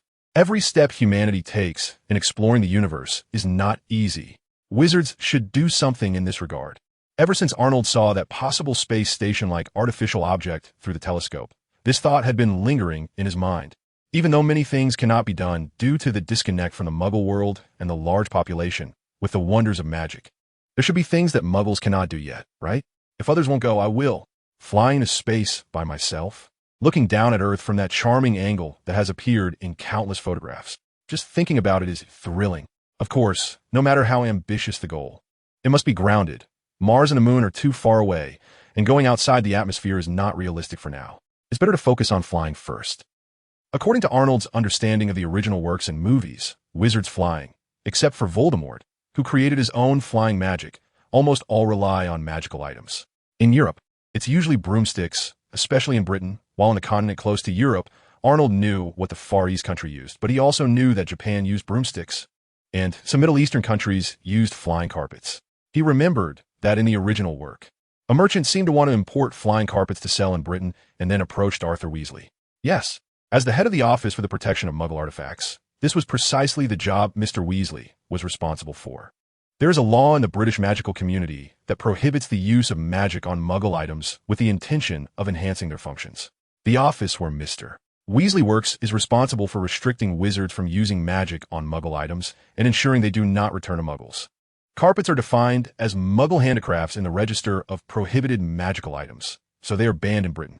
The merchant approached Mr. Weasley to lift this restriction. In Arnold's view, the Ministry of Magic's reason for banning flying carpets is complete nonsense. Flying carpets originated from Muggle handicrafts, but flying broomsticks didn't? And the intention of use is very deep, including Mr. Weasley's own Ford. There are quite a few magical cars in the Ministry of Magic, and they claim they have no intention of use. What exactly is going on here? We dare not say, nor do we dare to ask. During the summer vacation, after getting hold of that second-hand flying broom and analyzing the toy broom, Arnold was sure that the flying broom obviously relied on something other than slow-moving spells like the movement charm or levitation charm. He wasn't clear about the flying carpets of the East, as he had no access to them for the time being, but the flying broom. It was decided just like that. For tomorrow's flying class, he would follow the plan he set yesterday and analyze a flying broom first. Well, more content is loading. Please wait. This site only supports mobile browser access. If you see this paragraph, it means the chapter content failed to load. Please close the reading mode, browsing mode, novel mode, and disable ad blocking features, or copy the URL to another browser for reading. Analyzing the flying broom is tomorrow's task. But today, after astronomy class, even though it was already late, Arnold's task was not yet completed. A real man must keep his word. Not done yet. Not even 10 games. Whatever, I'm not going to stop. Well, I'm afraid, Mr. McLagan, you won't be able to sleep well tonight. Then I'll play, right? I can wander around a bit, right? Suit yourself, but it's only finished after 10 games. Oof. Late at night, past 10 o'clock, Arnold dragged McLagan to the chessboard, and in front of Andrew and Jack Sloper, he was continuously slaughtered in a one-sided manner for a full 5 games. And McLagan finally couldn't take it anymore. But whether in melee or magic, he was no match for Arnold. He had already verified this before the match began. Helplessly, McLagan just wanted to get through the next 5 games casually. However, after both sides restarted the game, McLagan, who was only seeking a quick defeat, realized that he was still too young and had thought too simply. Can this move I made randomly still work? You see, Arnold doesn't even know how to deal with it, right? I'm telling you, I didn't take it seriously before. You see, Arnold must be stumped this time. You have to think about this? Arnold, you can't be serious? I was just making random moves. You can easily take my piece. I really have no backup. Hey, Arnold, can you take the game seriously? You know this is disrespecting your opponent, right? I see you're doing it on purpose. You're just dragging out time, so I can't sleep. I was wrong.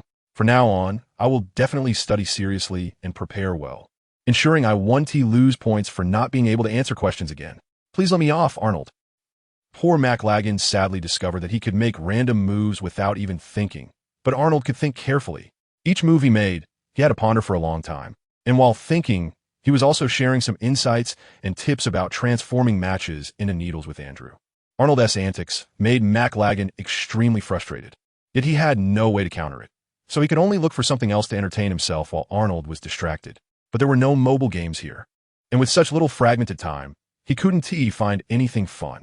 Arnold dragged McLagan through the night, while Jack Sloper had long fallen asleep. McLagan had to force his eyes to stay open. There was no way he could not stay awake. If he dozed off, Arnold would let Andrew try turning a match into a needle to poke him. Anyway, wizards have robust bodies, whether staying up late or being poked by needles. It would only make McLagan uncomfortable, but wouldn't really harm him. Every time he poked the drowsy McLagan awake, Arnold secretly sighed. I'm really too kind. Even the methods of teaching a lesson are so gentle. Chapter 142. The plan works. In the Transfiguration class, Professor McGonagall was demonstrating while providing some theoretical explanations. At this stage, the strict Professor McGonagall would not give any extra points to students. So Arnold drifted off again. As much of what Professor McGonagall was talking about today was already covered in her first lesson. The occasional expansions and extensions were still within the knowledge range that Arnold had already understood and mastered. Thus, he simply sank into his own world. The second-level movement charm was almost within reach, thanks to his learning and mastery of the floating spells. Apparition and Zombie Float. Arnold's understanding of the movement charm had deepened considerably, and he also made some progress in magical theory. All these factors combined, along with today's routine practice, Arnold had already raised his proficiency in the movement charm to over 88, and the levitation charm had even reached 94. He felt it would be just a matter of days before both would reach the second level. Even for the hover charm, of which he neither knew how to chant the incantation nor the spellcasting action, Arnold found that the display on the system interface showed about 41 proficiency. Arnold had discovered that as he learned more magic and enriched his knowledge base, the difficulty and speed of learning other magic would improve significantly in the future. Especially for those spells that were highly related to the ones he already knew, they were even easier to learn. Not bad, Mr. Blatch. Your little match hasn't completely turned into a needle yet, but it has at least completely transformed into metal, both in luster and texture. Just as Arnold finished organizing his progress in floating spells, he heard Professor McGonagall's voice coming from a certain direction in the classroom. Upon hearing that name, he couldn't help but exchange a glance with Andrew, and they both turned to look. They then saw Professor McGonagall placing the small iron rod back on Myers Blatch's desk while announcing to all the students, "Slytherin gains 1 point, Mr. Blatch. Please continue to work hard." Myers Blatch high-fived a fellow Slytherin student next to him, looking smug as he turned to look around. Then his gaze met Arnold's. Myers Blatch's smirk turned from pride to disdain as he raised his chin toward Arnold. "If you have the ability, add more points. I heard you turn a match into a needle in the first class. I want to see if the so-called fairest and strictest Professor McGonagall will give Gryffindor extra points just because you can turn a match into a needle." Although there was no verbal exchange, Arnold still got the general idea of Myers Blatch. Anyway, that little brat couldn't he think of anything else? Just always wanted to show off and hit down someone he disliked. However, Arnold felt that Myers Blatch definitely wouldn't he expect what kind of antics he had up his sleeve, giving Myers Blatch a meaningful smile. Arnold withdrew his gaze and looked at Andrew. "Andrew, are you ready?" "Of course. I've been waiting for this moment for a long time." The two friends exchanged a glance, and then Arnold moved a stool to sit by Andrew's desk, and the two began a converse. "How about it, Andrew? Do you remember what I just taught you?" "I remember, but I had some control issues just now."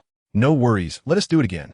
Their voices were a bit loud, echoing across the somewhat noisy classroom at that moment, attracting not only Katie and Anna nearby, who turned to look, but even Miles Bletch, who was a bit further away, along with Professor McGonagall, could hear them. Professor McGonagall frowned, about to reprimand them, but saw Andrew had already drawn his wand, pointing it in front of him, and shouted, "Accio!" The matches on the table slowly began to change.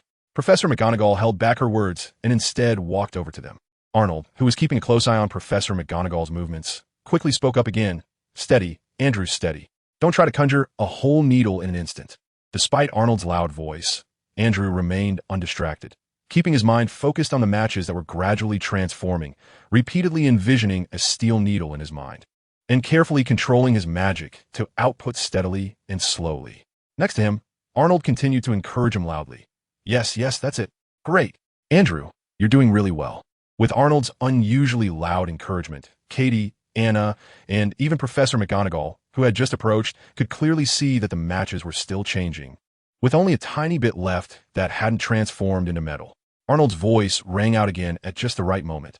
"Keep going. The front is slowly coming together. That's right. The needle tip is appearing. Fantastic. Andrew, you did it." When a steel needle that closely resembled the embroidery needle Arnold had conjured in the last Transfiguration class appeared in front of Andrew's wand, he shouted loudly again, completely disregarding Professor McGonagall's frown in his direction. At this moment, Andrew let out a long breath, wiped the sweat from his forehead, and looked up to give Professor McGonagall a somewhat weak smile. Professor McGonagall, quickly shifting her gaze back to him, nodded, offering him affirming encouragement. That was a great transformation. She then picked up the steel needle on Andrew's desk for a closer look. While the details weren't quite as complete as Arnold's embroidery needle, it fully met her expectations for her students. As she set the steel needle down, Professor McGonagall remarked, "The speed was a bit slow, but in terms of both shape and material, it was very successful. Mr. Kirk, because of your outstanding performance, I believe Gryffindor should earn 2 points."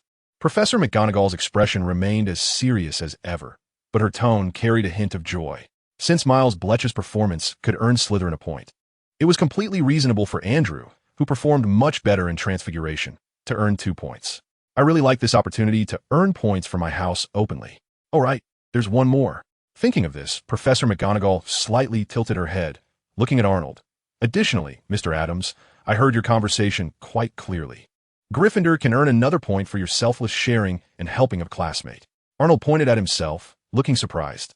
Professor McGonagall gently nodded at him, then gave Andrew a few more words of praise before continuing to patrol the classroom. "Yay!"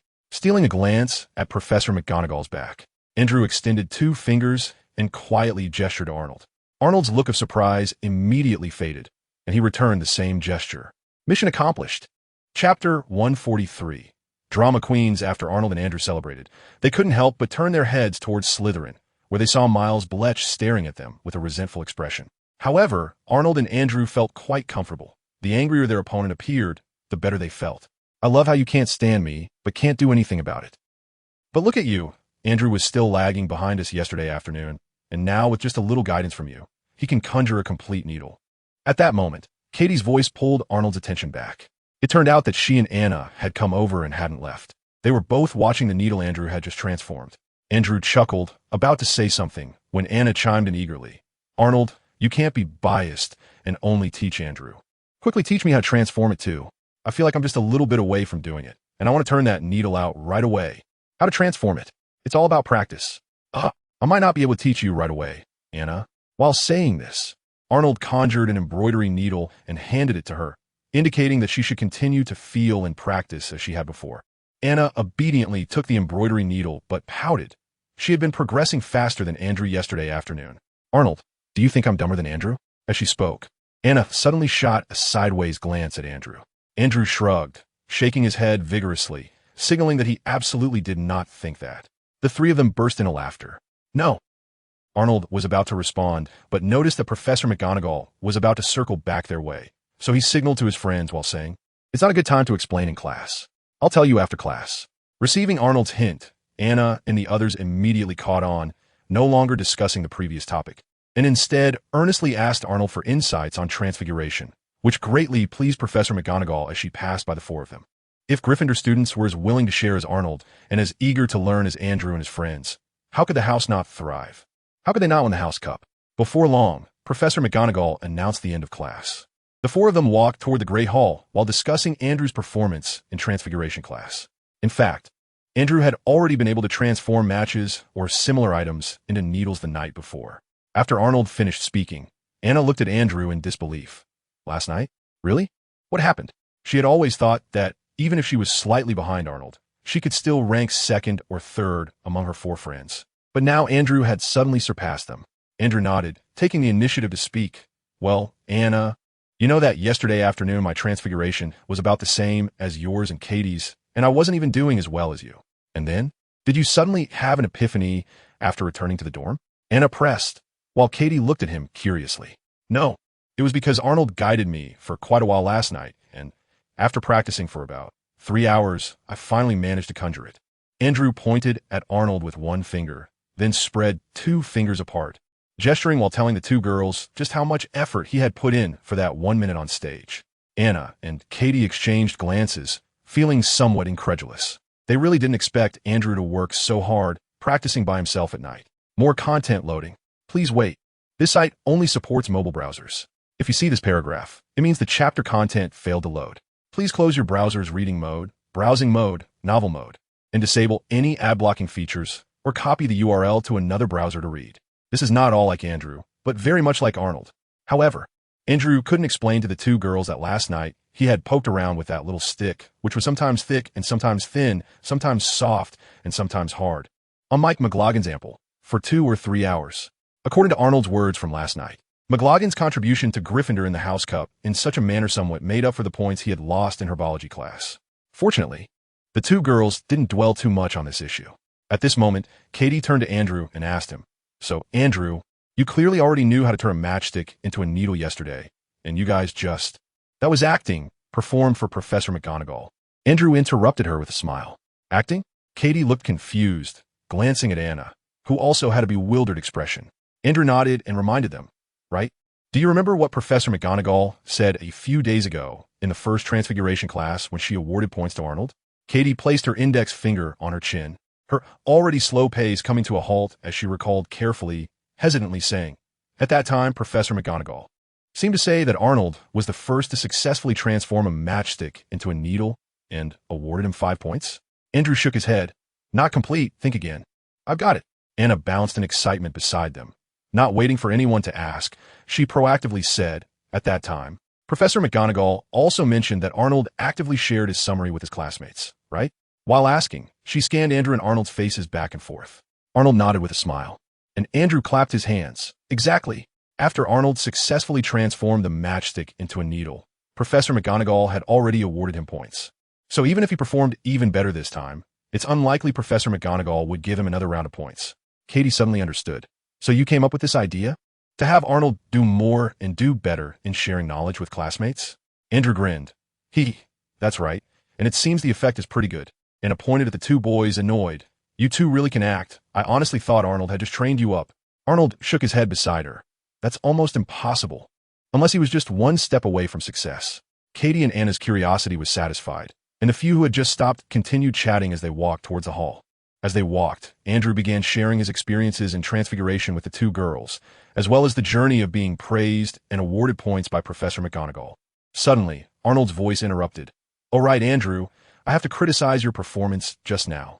Andrew, who was talking animatedly, paused and looked at Arnold. "What's wrong? I thought I performed pretty well. At the end of your transformation, when you looked up, you shouldn't have smiled at Professor McGonagall. You should have looked at me." Arnold explained. "Look at you? Why?" Andrew questioned, puzzled. Although Arnold was one of the better-looking boys among them, as far as he knew, Arnold didn't seem to like that kind of thing. "I don't like it either." Chapter 144, Professor Requests. Under Andrew's strange gaze, Arnold didn't know what he was thinking, but he instinctively felt it wasn't something good. He immediately waved a finger in front of Andrew's eyes, analyzing. First, not looking at Professor McGonagall can make you appear very focused. Even when the professor comes close, you wouldn't know. When Andrew nodded in understanding, Arnold extended a second finger. "Second, looking at me shows your gratitude, and the professor would see how much my guidance helped you." With this dual approach, even if Professor McGonagall was strict, she would probably feel embarrassed not to give you some points, right? The friends all agreed, thinking it made a lot of sense. The two girls immediately sided with Arnold, criticizing Andrew's acting skills. Andrew felt extremely wronged. "Oh, Arnold, don't say that. Do you know how much effort I put in to slow down my transformation to match your lines? How could I consider so much?" Arnold nodded with a smile. Your performance was actually already very good. I'm just summarizing afterward. If you perform again next time, it could be even more perfect." "Wait, you mean there's a next time?" Katie exclaimed. Arnold replied as a matter of course. "Of course there has to be. The points I earned for guiding my classmates were completely free. Why not take them? After everyone learns to turn matchsticks into needles, Professor McGonagall will definitely teach something else. At that time, we can naturally do it again. Not only could the house gain a little extra points, but he could also earn some points for himself, drawing some energy from the stingy system." Andrew would directly show what he had learned, which not only added bricks to the house cup, but also meant Arnold wouldn't gain much benefit at the moment. Just then, Arnold suddenly remembered that among his friends, both girls seemed to not have learned to turn matchsticks into needles yet.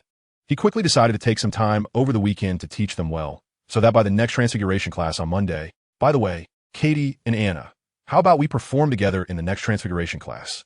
Otherwise, as more and more students learn, Professor McGonagall might not award points for this anymore.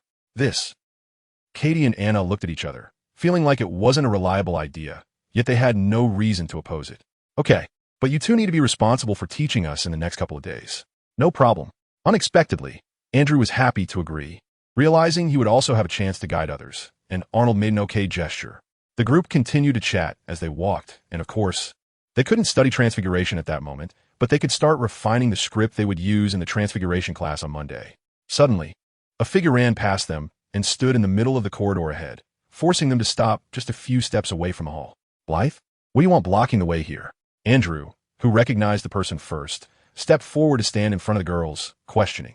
The person was none other than Miles Blythe, the new Slytherin leader, who had been overshadowed by Andrew in the recent Transfiguration class. Katie and Anna recognized the person. After all, he had just been praised by Professor McGonagall and awarded points. Even if they couldn't recall his appearance, once Andrew called out his name, they remembered him. A Slytherin student blocking the way? That wouldn't do. The two girls weren't afraid of trouble and immediately prepared to step forward to stand shoulder to shoulder with Andrew. Ready to confront him, Arnold pulled at the two girls and patted Andrew's arm, signaling them to calm down first. "Loading more content. Please wait. This site only supports mobile browser access. If you see this paragraph, it means the chapter content failed to load. Please close your browser's reading mode, unlimited reading mode, novel mode, and disable ad blocking features, or copy the URL to read it in another browser." When Andrew stepped forward, Arnold was also busy. He quickly glanced around and even looked back, basically confirming that it seemed like only Miles Blatch had come. Unless Miles Blatch had lost his mind. He shouldn't have come to stir up trouble. Miles Blatch didn't pay attention to the actions of the four Gryffindors and didn't care about their attitudes. Instead, he smiled and said, "Head just hanging out." It's the kind of smile that doesn't reach the eyes, something that is hard for an average person to pull off. Arnold felt that his acting skills should be pretty good, at least better than Andrew's. Before Andrew could ask further, Miles Blatch had already taken the initiative to say, "Kirk and Adams, Professor McGonagall wants you two to go to her office." "Professor McGonagall? Really?" Andrew asked suspiciously while turning to meet Arnold's gaze. But neither of them could figure out why. The two didn't speak, but Anna shouted, "That's definitely a lie. Even if Professor McGonagall really wanted to find someone, how could she send a Slytherin to notify us? She asked the head of Gryffindor. That does make some sense. Why would I lie to you? Miles Blatch shot her a glance, not paying much attention, and instead urged Andrew and Arnold. Kirk, Adams, aren't you two going yet? Andrew didn't move, nervously leaning closer to Arnold and whispering, strange, why would Professor McGonagall suddenly want us to? Arnold, what do you think could it be? Even though Andrew didn't finish his sentence, Arnold understood what he meant. Perhaps their little performance earlier had made Professor McGonagall suddenly realize something, and she wanted to deal with them. Frowning and thinking for 2 seconds, Arnold shook his head. It shouldn't be. Just like Anna said, if that were the case, how could Professor McGonagall send a Slytherin student to notify us? Wouldn't that just make a joke out of it? Arnold and Andrew didn't respond, but Katie took the initiative to ask, excuse me, what does Professor McGonagall want with Andrew and Arnold? Miles Blatch continued to stare at Arnold and Andrew, smirking ominously. They know what they did. What did we do? What did we do? Although Andrew was already a bit nervous, he didn't back down in front of Miles Blatch. Are you going or not? Professor McGonagall is still waiting. Miles Blatch didn't waste words with him and just mentioned Professor McGonagall again. Let us go, of course. Let us go. Arnold pulled Andrew and turned toward the office of the Transfiguration Professor. Anyway, whatever the matter, it was best to see Professor McGonagall first. Even if she really saw something and wanted to punish them, Arnold would just be unhappy but wouldn't be scared. They did put on a show, but Andrew really did master the trick of turning a matchstick into a needle. That part wasn't fake, so there shouldn't be any particularly severe punishment. At most just losing some points. Can't I still earn them back? Arnold, Andrew will go together. Anna and Katie caught up. Chapter 145, We Were Careless. Andrew was in front, Arnold in the middle, and the two girls behind them as they walked to Professor McGonagall's office. The four exchanged glances, and just as Andrew was about to knock, Miles Blatch brazenly pushed open the unlocked door and walked right in. Professor McGonagall, who was busy writing and drawing in her books, looked up at the commotion and frowned at the uninvited Miles Blatch, about to say something about politeness. When Blatch excitedly said, Professor McGonagall, Kirk and his accomplice Adams have just arrived. Hearing this, Professor McGonagall slightly tilted her head, adjusted her glasses, and indeed saw Arnold and the others standing at the door. Come in. She invited the four in, casting a disapproving glance at Miles Blatch. But he was too busy reveling in the misfortune of Andrew and Arnold to notice. Hearing the invitation, the four who had been waiting obediently at the door walked in. The low pressure in the room made Arnold lose interest in examining the various arrangements in Professor McGonagall's office. When they reached the desk, Professor McGonagall looked sternly at the two boys in the front row and said, Mr. Andrew, Mr. Blatch told me that you and Mr. Adams teamed up to trick me into giving you extra points in class. As she spoke, she gestured with her eyes at the smug Miles Blatch standing to the side and asked, Is this true? Arnold and Andrew exchanged a quiet glance, confirming their suspicion. Sure enough, it was about this. But they never expected that the reason for their exposure wasn't something Professor McGonagall realized herself, but rather that Miles Blatch had come to report. How did he even know? Fortunately, Miles Blatch, who was being stared at by the two, didn't keep them guessing for too long and revealed the truth. Don't think about denying it. I heard you, Kirk. Say yourself at the stairwell that you learned it last night and that you were just pretending in class that Adams taught you. Do you dare to deny it? After Miles Blatch finished speaking, Anna and Katie, the two girls, immediately started to feel guilty in the back. If they hadn't rushed to ask about the situation, Arnold and Andrew probably wouldn't have said it out loud for others to hear. We were careless. Arnold was also feeling quite frustrated. He didn't think there was anything wrong with the girls' questions. It was just ordinary curiosity, and besides, he was still planning to replicate today's operation on them. He could only blame himself and Andrew for being too pleased with themselves after successfully fooling Professor McGonagall. They had been chatting so happily along the way that they hadn't noticed the people nearby, nor had they controlled their volume. If they had waited until they sat at the Gryffindor long table in the Great Hall, no matter how they boasted or discussed, they definitely wouldn't have been overheard by Miles Blatch. Now, it was their turn to feel triumphant. Seeing Miles Blatch's smug expression, Arnold looked away and quickly began to think about how to deal with the situation at hand, only to hear Professor McGonagall say sternly, Don't think about lying. You can't fool me. Arnold lowered his head and secretly curled his lip. How could we not fool you? Could it be that for such a small matter, you'd actually give us a truth potion? At that moment, Arnold caught a glimpse of Andrew's grim expression out of the corner of his eye, and his heart sank. He then slightly tilted his head to look at Katie and Anna's expressions. He understood that today, it seemed they really couldn't fool her. Loading more content. Please wait. This site only supports access via mobile browsers. If you see this paragraph, It means the chapter content failed to load. Please close the browser's reading mode, browsing mode, novel mode, and disable ad blocking features, or copy the URL to read it in another browser.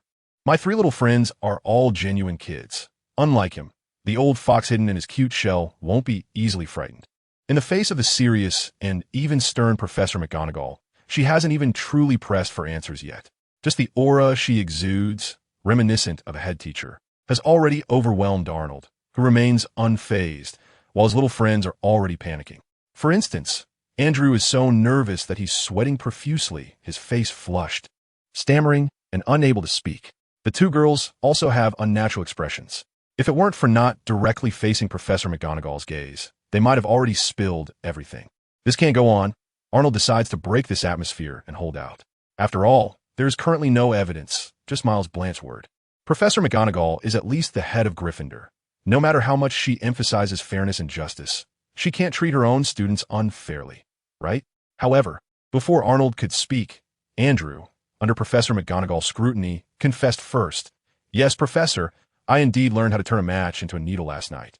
Arnold, listening beside him, felt speechless, wishing he could pull off Andrew's stinky socks and stuff them back in his mouth. But Andrew isn't foolish.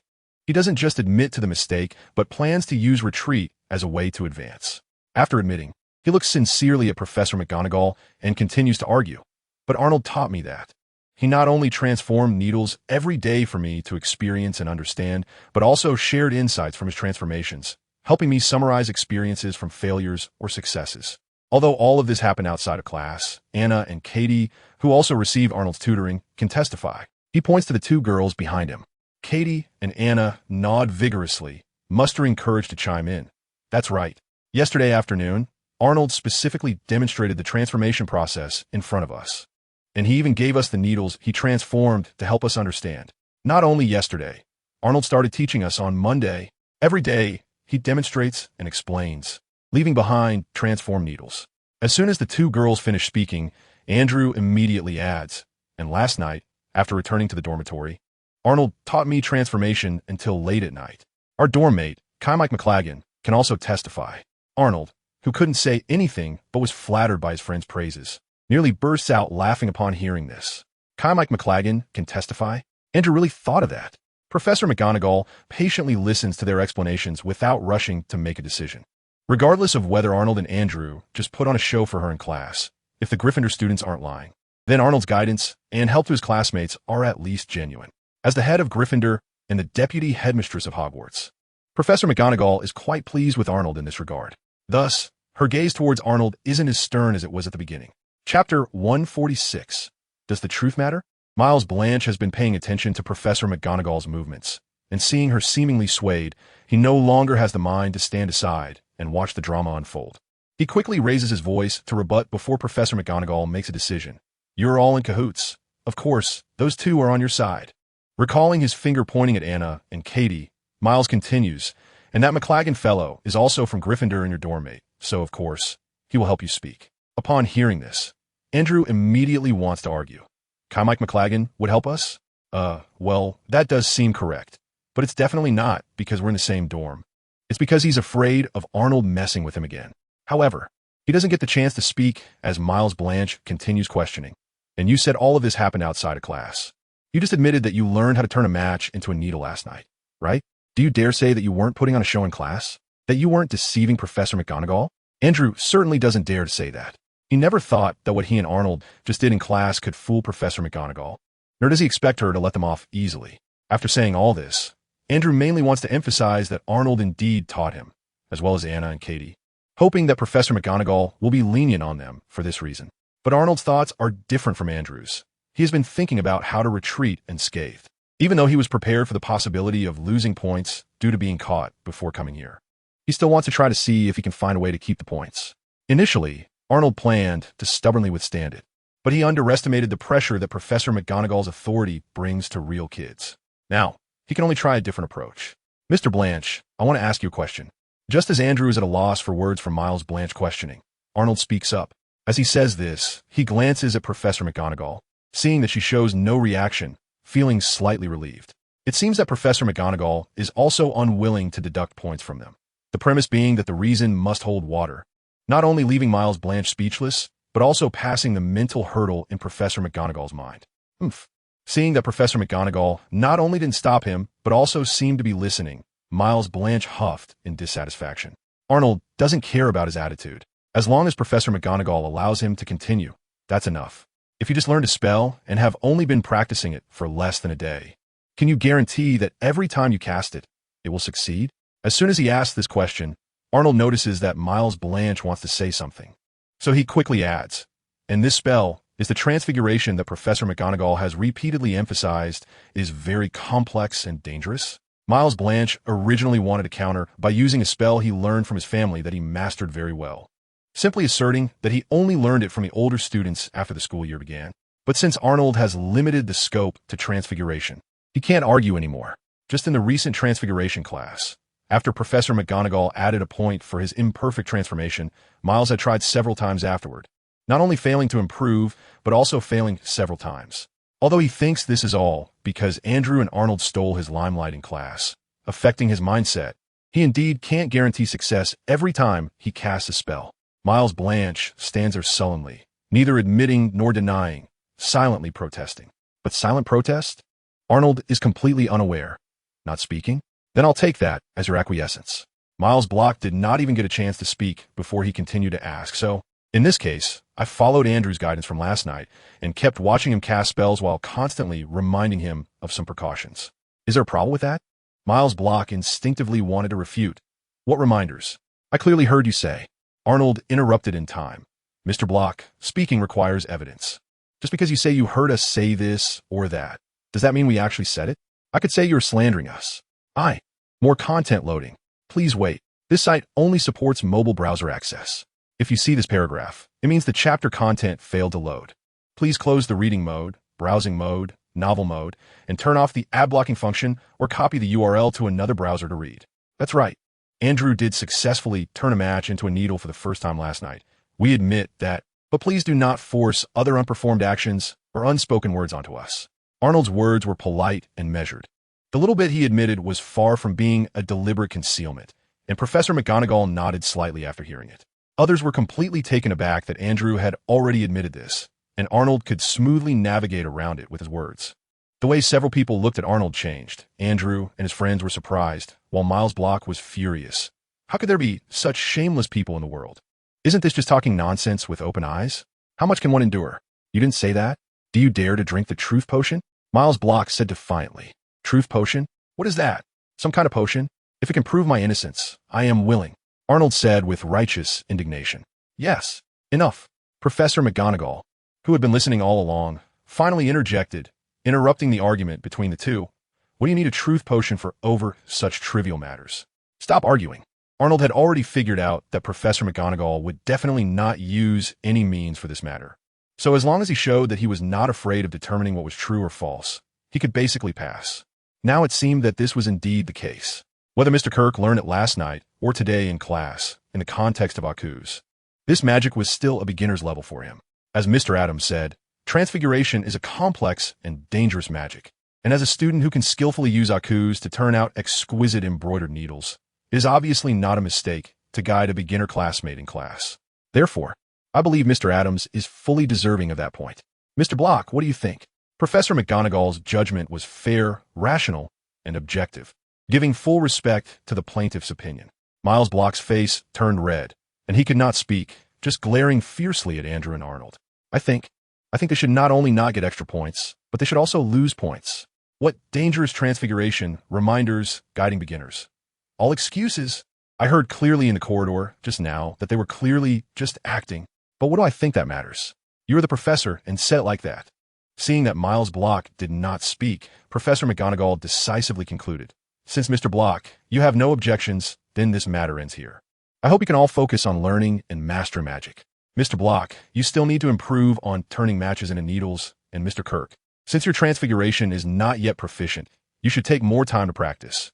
You cannot rely on Mr. Adams to guide and point out every time.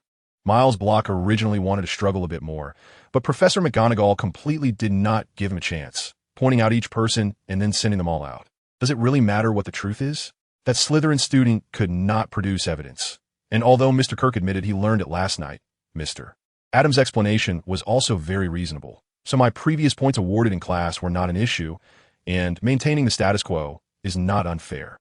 I certainly cannot unjustly treat the students of my own house. Chapter 147. A genius like me, let's go. After Miles Block angrily left, Arnold called out, and a few friends silently headed to the Great Hall. They had already wasted quite a bit of time, and everyone was hungry. When they got to the Great Hall, even sitting next to the Gryffindor long table, where they were not afraid of being overheard, they did not bother to discuss the previous matter. Arnold, Andrew, I was just blaming myself. If it weren't for my eagerness to ask you on the way, that Miles Block wouldn't have heard what you said. After stuffing some fries in her mouth to fill her stomach, Anna blushed as she apologized to the two boys. Me too. I shouldn't have been so curious. Following closely, Katie also said apologetically. While Andrew was stuffing his face, he quickly puffed out his cheeks and said, No, it's nothing. Arnold and I never intended to hide it from Anna and Katie. Then he complained again, it's all that Block's fault for being so insidious. Not only eavesdropping, but also going to report us. Arnold quickly finished off what seemed to be his nth piece of fried fish and comforted his friends. This time, it was indeed our lack of caution. It's not just you being anxious, both of us got carried away too. Let's learn from this and be more careful in the future. Andrew mumbled indistinctly, I think it's mainly because Block is too cunning. Of course, it's obvious he was intentionally looking for faults with us. Since he couldn't compete with us for extra points, he could only find ways to make us lose points. Arnold nodded and then smiled meaningfully, but speaking of cunning, hey, you're still awesome, Arnold.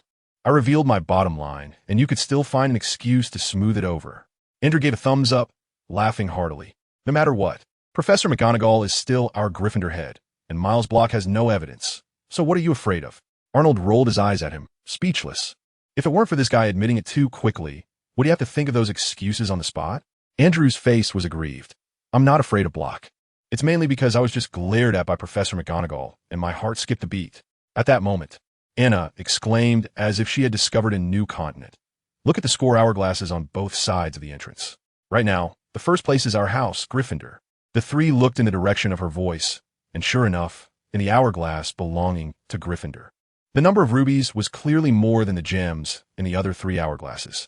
The second place, I counted, should be Slytherin, just 4 gems less than us. Katie said after looking for a while, pointing to an hourglass filled with green gems.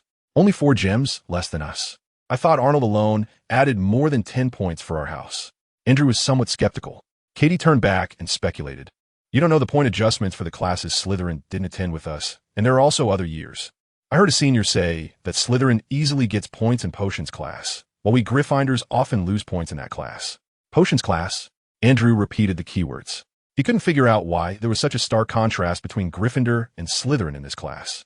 Anna also took her gaze away from the hourglass and explained to Katie. That's right, potions class. We'll have this class tomorrow, and the professor is the head of Slytherin. Oh, no wonder. Thinking back to the feeling when Professor McGonagall had deliberately let him and Arnold off the hook, Andrew understood. But Arnold was sure that this kid didn't understand anything. Snape's shameless style couldn't just be learned casually by anyone, with a flick and a shake. Professor Flitwick stood on his stack of books like in the first charms class, demonstrating the wand movement for the levitation charm at a speed several times slower than normal. Did you see that? Don't forget that subtle wrist movement. Loading more content. Please wait. This site only supports mobile browser access. If you see this paragraph, it means the chapter content has failed to load. Please turn off your browser's reading mode, immersive mode, and ad blocking features, or copy the URL to read in another browser. Remember, a flick and shake. While emphasizing this, he demonstrated again before allowing the students to practice freely. Before that, Arnold had already earned a point for Gryffindor with his clear and standard incantation. Unfortunately, the Ravenclaw in the same class also received points, thanks to Qiu Zhang, who also performed well with her spells. This made Arnold feel a bit gloomy. He could only repeatedly comfort himself that the girl was originally diligent and studious, and with her family background. Even if he hadn't shared the little tips for practicing tongue twisters with her, it wouldn't be a problem for her. Moreover, Ravenclaw was currently in 3rd place. So Slytherin was still more worthy of attention. Just after the Charms class was Arnold and their first flying lesson since starting school, which would also include first-year Slytherin students. On the way to the flying lesson lawn, Andrew said, dejectedly, "Flying class. Still with Slytherin, I really don't want to embarrass myself in front of Miles Bletchley." And then there was Mike McLagan, during Charms class just now, was discussing with Jack Sloper. And it sounded like both of them had been riding flying broomsticks since they were little. coming from wizarding families. Anna comforted him, saying, "Don't worry, everyone is a first year, and only a few can do it, so there is no question of anyone embarrassing themselves." But then she added with a smile, "But I'm fine.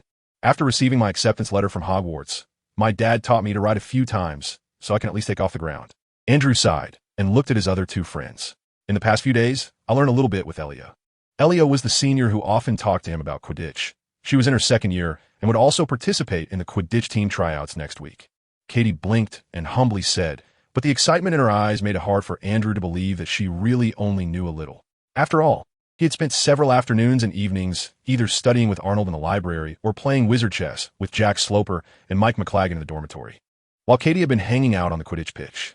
Now, even if she didn't know much, it shouldn't be too difficult for her to just take off from the ground on a broom. "Arnold, I remember you don't have wizarding parents.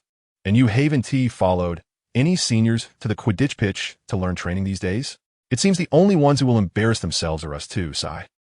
"Yeah, that's true." Arnold's answer gave Andrew a sense of relief. At least he wasn't the only complete newbie. But before he could relax, Arnold added, "But Andrew, you should know." "Huh? Know what?" Andrew asked, confused. Arnold chuckled and said, "A genius like me can self-study any subject from the basics, so I can ride a broom without any books." Saying this, Arnold, who was originally walking alongside Andrew, suddenly took 2 steps back to line up with the 2 girls. The 3 formed a camp, looking at the dejected Andrew and laughing. Chapter 148, Such a Request. "Of course I'll fulfill it." On a lawn not far from the Forbidden Forest, Madam Hooch, who was teaching the flying class, had not yet arrived. But several Gryffindor and Slytherin students had already gathered here. Each little wizard from a wizarding family was chattering about their glorious past. Some said they had been flying around in the wilderness since childhood, and several people claimed they almost collided with Muggle airliners, gliders, and helicopters while riding their brooms. Especially Miles Bletchley, who always boasted about how great his flying skills were, claiming he had encountered all those aircraft and narrowly avoided them every time. The Quidditch team of the Academy did not accept first-year students, and after Miles Bletchley finished bragging about his flying skills, he would loudly complain about this, saying he had no place to use his skills. Arnold was not a generous person. Just a while ago, he had almost suffered a setback because of this guy. Hearing this, he said to his friends in a mocking tone, "Is he out of his mind?" His voice was loud enough to draw the attention of Miles Bletchley, who was busy bragging. Arnold not only avoided the embarrassment of being caught talking behind someone's back, but also tilted his head at him, signaling to his friends, "I'm talking about this guy." "What?" Anna's comedic timing was perfect. Arnold spread his hands, his voice carrying over to all the students present. Even if the Academy's Quidditch team was willing to accept first years, does he really think he is stronger than those second-year or even higher-year Slytherin students? Does he think he would definitely be selected? And if he got selected, he could be a main player? Ignoring Miles Bletchley's increasingly ugly expression, Arnold continued to mock. Even if he might be considered a big deal among the Slytherin first years, what does he count as in the eyes of the older students? Andrew, Anna, and Katie all nodded in agreement. But the voice that followed came from another direction. "Exactly. I can't stand people who have no self-awareness." The group turned to see Mike McLagan, who had just finished his bragging, looking disdainfully at Miles Bletchley, and said, "If he can get into the Slytherin Quidditch team, I could play as a main player in Gryffindor." "That's right, McLagan. You rarely said something sensible." Andrew applauded in praise. It seemed he had forgotten the shadow Mike McLagan had cast over him during their chess game. It was unknown whether McLagan had forgotten the dark history of Andrew poking him with various needles while he was drowsy in the middle of the night. Miles Bletchley, who had already been irritated by Arnold's words, was about to call his minions to take action, but unexpectedly, more Gryffindors showed up. And with both sides having roughly the same number of people, he could only suppress his anger and throw out a remark. "Umph. You Gryffindors can brag all you want. If you have the ability, don't embarrass yourselves in class later." Miles Blatch, who could boast even more than himself, was driven away, and Mike McLaughlin left contentedly without even glancing at Andrew, who had just supported him. Seeing his increasingly dejected friend, Arnold consoled him, "Don't worry. Actually, flying brooms are very simple." Noticing the strong skepticism on Andrew's face, Arnold added, "You can't not believe me. You've played with my big wooden sword, right? It's actually quite similar." After hearing this, Andrew was speechless. "Your wooden sword is just a toy, okay? Can't you be a bit more sincere when comforting someone?" Just as he was about to retort to Arnold, Katie suddenly interjected, "That's right. When I was practicing with Senior Ellie, I noticed that the way to control Arnold's wooden sword is very similar to controlling a flying broom." "Really? Really? Looking at Katie's serious expression, Andrew couldn't determine if she was being truthful or just teaming up with Arnold to fool him. A toy wooden sword is similar to the control of a flying broom? That sounded completely unreliable. You saying that makes me feel there's some similarity too. However, Anna's agreement made Andrew have to believe that Arnold's toy had indeed allowed him to become familiar with the control of a flying broom in advance. Arnold, since you can make a flying wooden sword, can you also make a flying broom? Just change the shape a bit. At that moment, Katie's sudden question drew everyone's attention to Arnold. They all knew he could do alchemy, but that wooden sword was just a toy, a flying broom. Just think about it, a must-have for the globally popular wizarding sport. Quidditch and Hogwarts even offers a class specifically for it. If Arnold could really make one, that would be incredibly impressive. And such an impressive person is my classmate, my friend. How cool is that? Children's thoughts are this simple. In fact, many adults think the same way. Not yet. Although they both fly, flying and flying are different. Compared to flying brooms, mine is way too weak in terms of height and speed, very weak. Facing his friend's eager eyes, Arnold shook his head. Don't mention this assembled version. Even the direct, enchanted version I'm currently working on is far from a flying broom. The three felt a bit disappointed, but upon reflection, it seemed normal. How old is Arnold? He has only been in contact with magic for a few days. Not yet? So, after realizing this, Katie keenly noticed the key point in Arnold's words and observed that although he was saying his creation was weak, he had no signs of unhappiness or dissatisfaction, which immediately led her to a guess. Arnold didn't hide it and nodded, saying, "That's right. One day in the future, I will definitely be able to make a flying broom myself. Go for it." Katie clenched her little fist and waved. "Arnold, why don't you think about what your flying broom will be called in the future? Comet, Nimbus, Firebolt. It feels like all the good names have been taken." Anna's thoughts instantly jumped to who knows where. Katie picked up her train of thought, pointing in a certain direction. "That's right. Look over there. The flying brooms provided by the school come from the Nimbus and Comet brands, but they are all models from many years ago, and even the best Firebolt isn't here."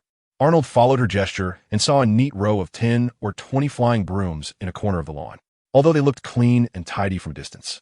The old-fashioned sense of age was quite obvious. Also, there's Moondream, Meteor. I saw them in the Magical Quidditch Ball, all very good names, but unfortunately they've been used. Katie briefly introduced them and then excitedly discussed broom naming with Anna. Girls' interests are always so strange. Arnold smiled wryly. "You guys are thinking too far ahead. Even though I'm preparing to analyze a flying broom soon, actually making one is probably not something that can be done in a short time. What's there to be afraid of? I believe with your abilities, we should be able to make it before we graduate, right?" Andrew patted Arnold's shoulder excitedly and said, "When the time comes, I want to be your test pilot. Flying brooms need test pilots too, right?" I guess they should need one. Anyway, I will always keep that position for you. Although wizards have resilient bodies and are hard to hurt, looking at the original work, things that should break still break, and pain still hurts. Since Andrew voluntarily requested to take on this glorious and arduous task, how could Arnold refuse as a fellow dorm mate? Also, why jump straight to graduation? I wasn't thinking that far ahead. Chapter 149, Highlights of Intermediate Enchantment Techniques. Not long after chatting, Madam Hooch, the flying class teacher, arrived. Madam Hooch had a pair of bright, penetrating eyes, and her yellow pupils looked sharp like an eagle. Arnold didn't know how old Madam Hooch was, but she looked more energetic and younger than Professor McGonagall, and her fierce short gray hair was either natural or dyed. In short, very fashionable. She quickly walked up to the pile of flying brooms, clapped her hands, and attracted all the students' attention on the lawn, saying decisively, "Okay, what are you all waiting for? Stand next to a flying broom. Quickly, hurry up." Seeing the students gradually walking over, she urged them again, quite assertively. Arnold stood next to a flying broom, looked down, and saw that this model was probably not the Nimbus 2000 he had used before, but equally shabby and old, with many bristles sticking out haphazardly. He couldn't help but want to complain about how many years it had been since Hogwarts updated these flying lesson tools. Anyway, the Nimbus 2000 in front of Andrew was even more worn out than the second-hand one he bought in Diagon Alley. Stretching out his right hand above the broomstick, once all the students had a broom at their feet, Madam Hooch shouted up. The little wizards mimicked Madam Hooch's actions, stretching out one hand and shouting in unison. Unlike when Arnold first started practicing with chains over the summer. When the Nimbus 2000 had been proud and reluctant to respond to his call, this flying broom, which he was only now encountering and didn't even know the model of, immediately jumped into Arnold's hand. Moreover, unlike the other students, he simply reached out quietly without making any sound. During the summer vacation, Arnold felt that shouting broom every time he summoned it was too childish after a few tries, so he began to experiment with silent summoning. As a result, he found it wasn't difficult at all. After a few attempts, he realized that what he shouted didn't really matter, and it was even irrelevant whether he shouted or not. The key was to convey his intention to the flying broom while also communicating with magic. Other little wizards, who were unaware of this, could only rely on shouting to motivate their will and magic to activate the flying broom again and again, until they gradually grasped the trick through the broom's responses, thus learning the first step of flying. Just as Arnold grabbed the flying broom, the long-lost system interface finally displayed a stream of information in his view.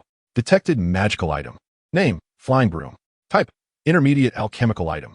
Effect, under the influence of magic, it can fly in the air at a speed not exceeding 80 miles per hour. Principle, unknown. Manufacturing process, unknown. Is energy consumed for analysis? Analyzing. With a plan already in mind, Arnold made his decision without hesitation.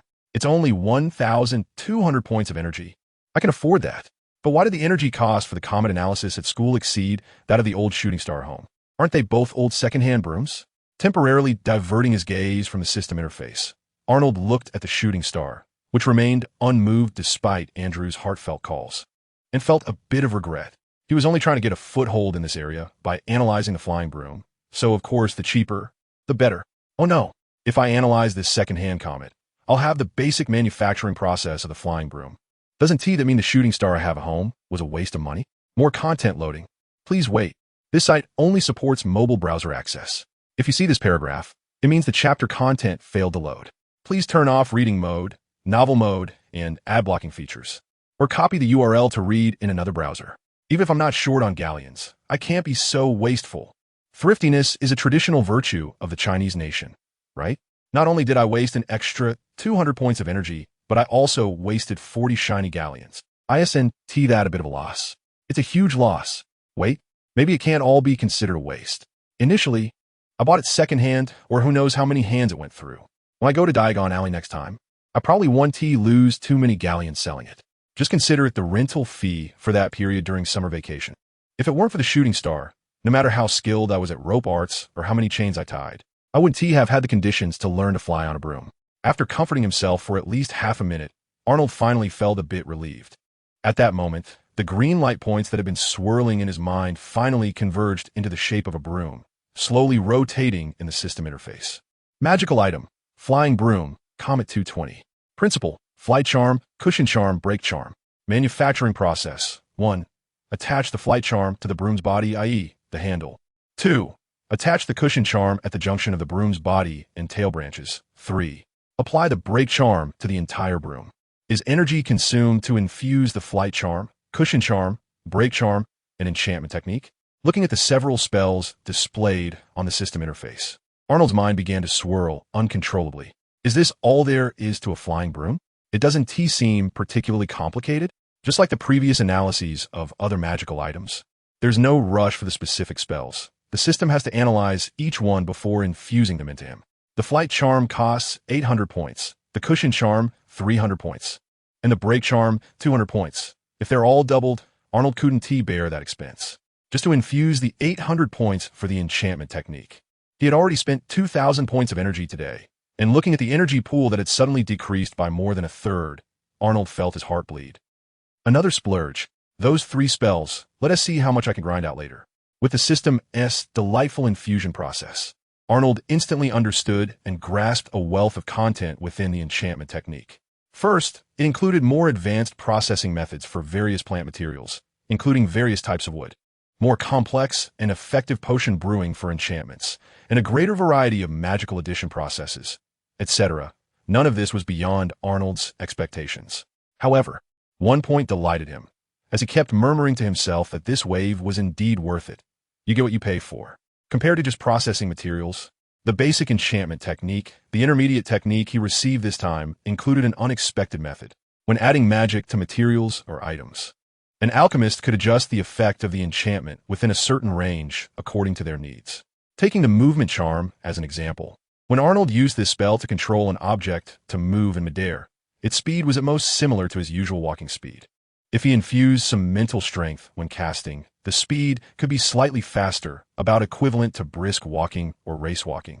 But if he used the technique he learned from the intermediate enchantment, actively lowering and limiting the floating height during the enchantment, then reallocating that portion of the enchantment effect to the movement speed, he could probably reach a jogging pace. This might better meet Charlie's needs, right?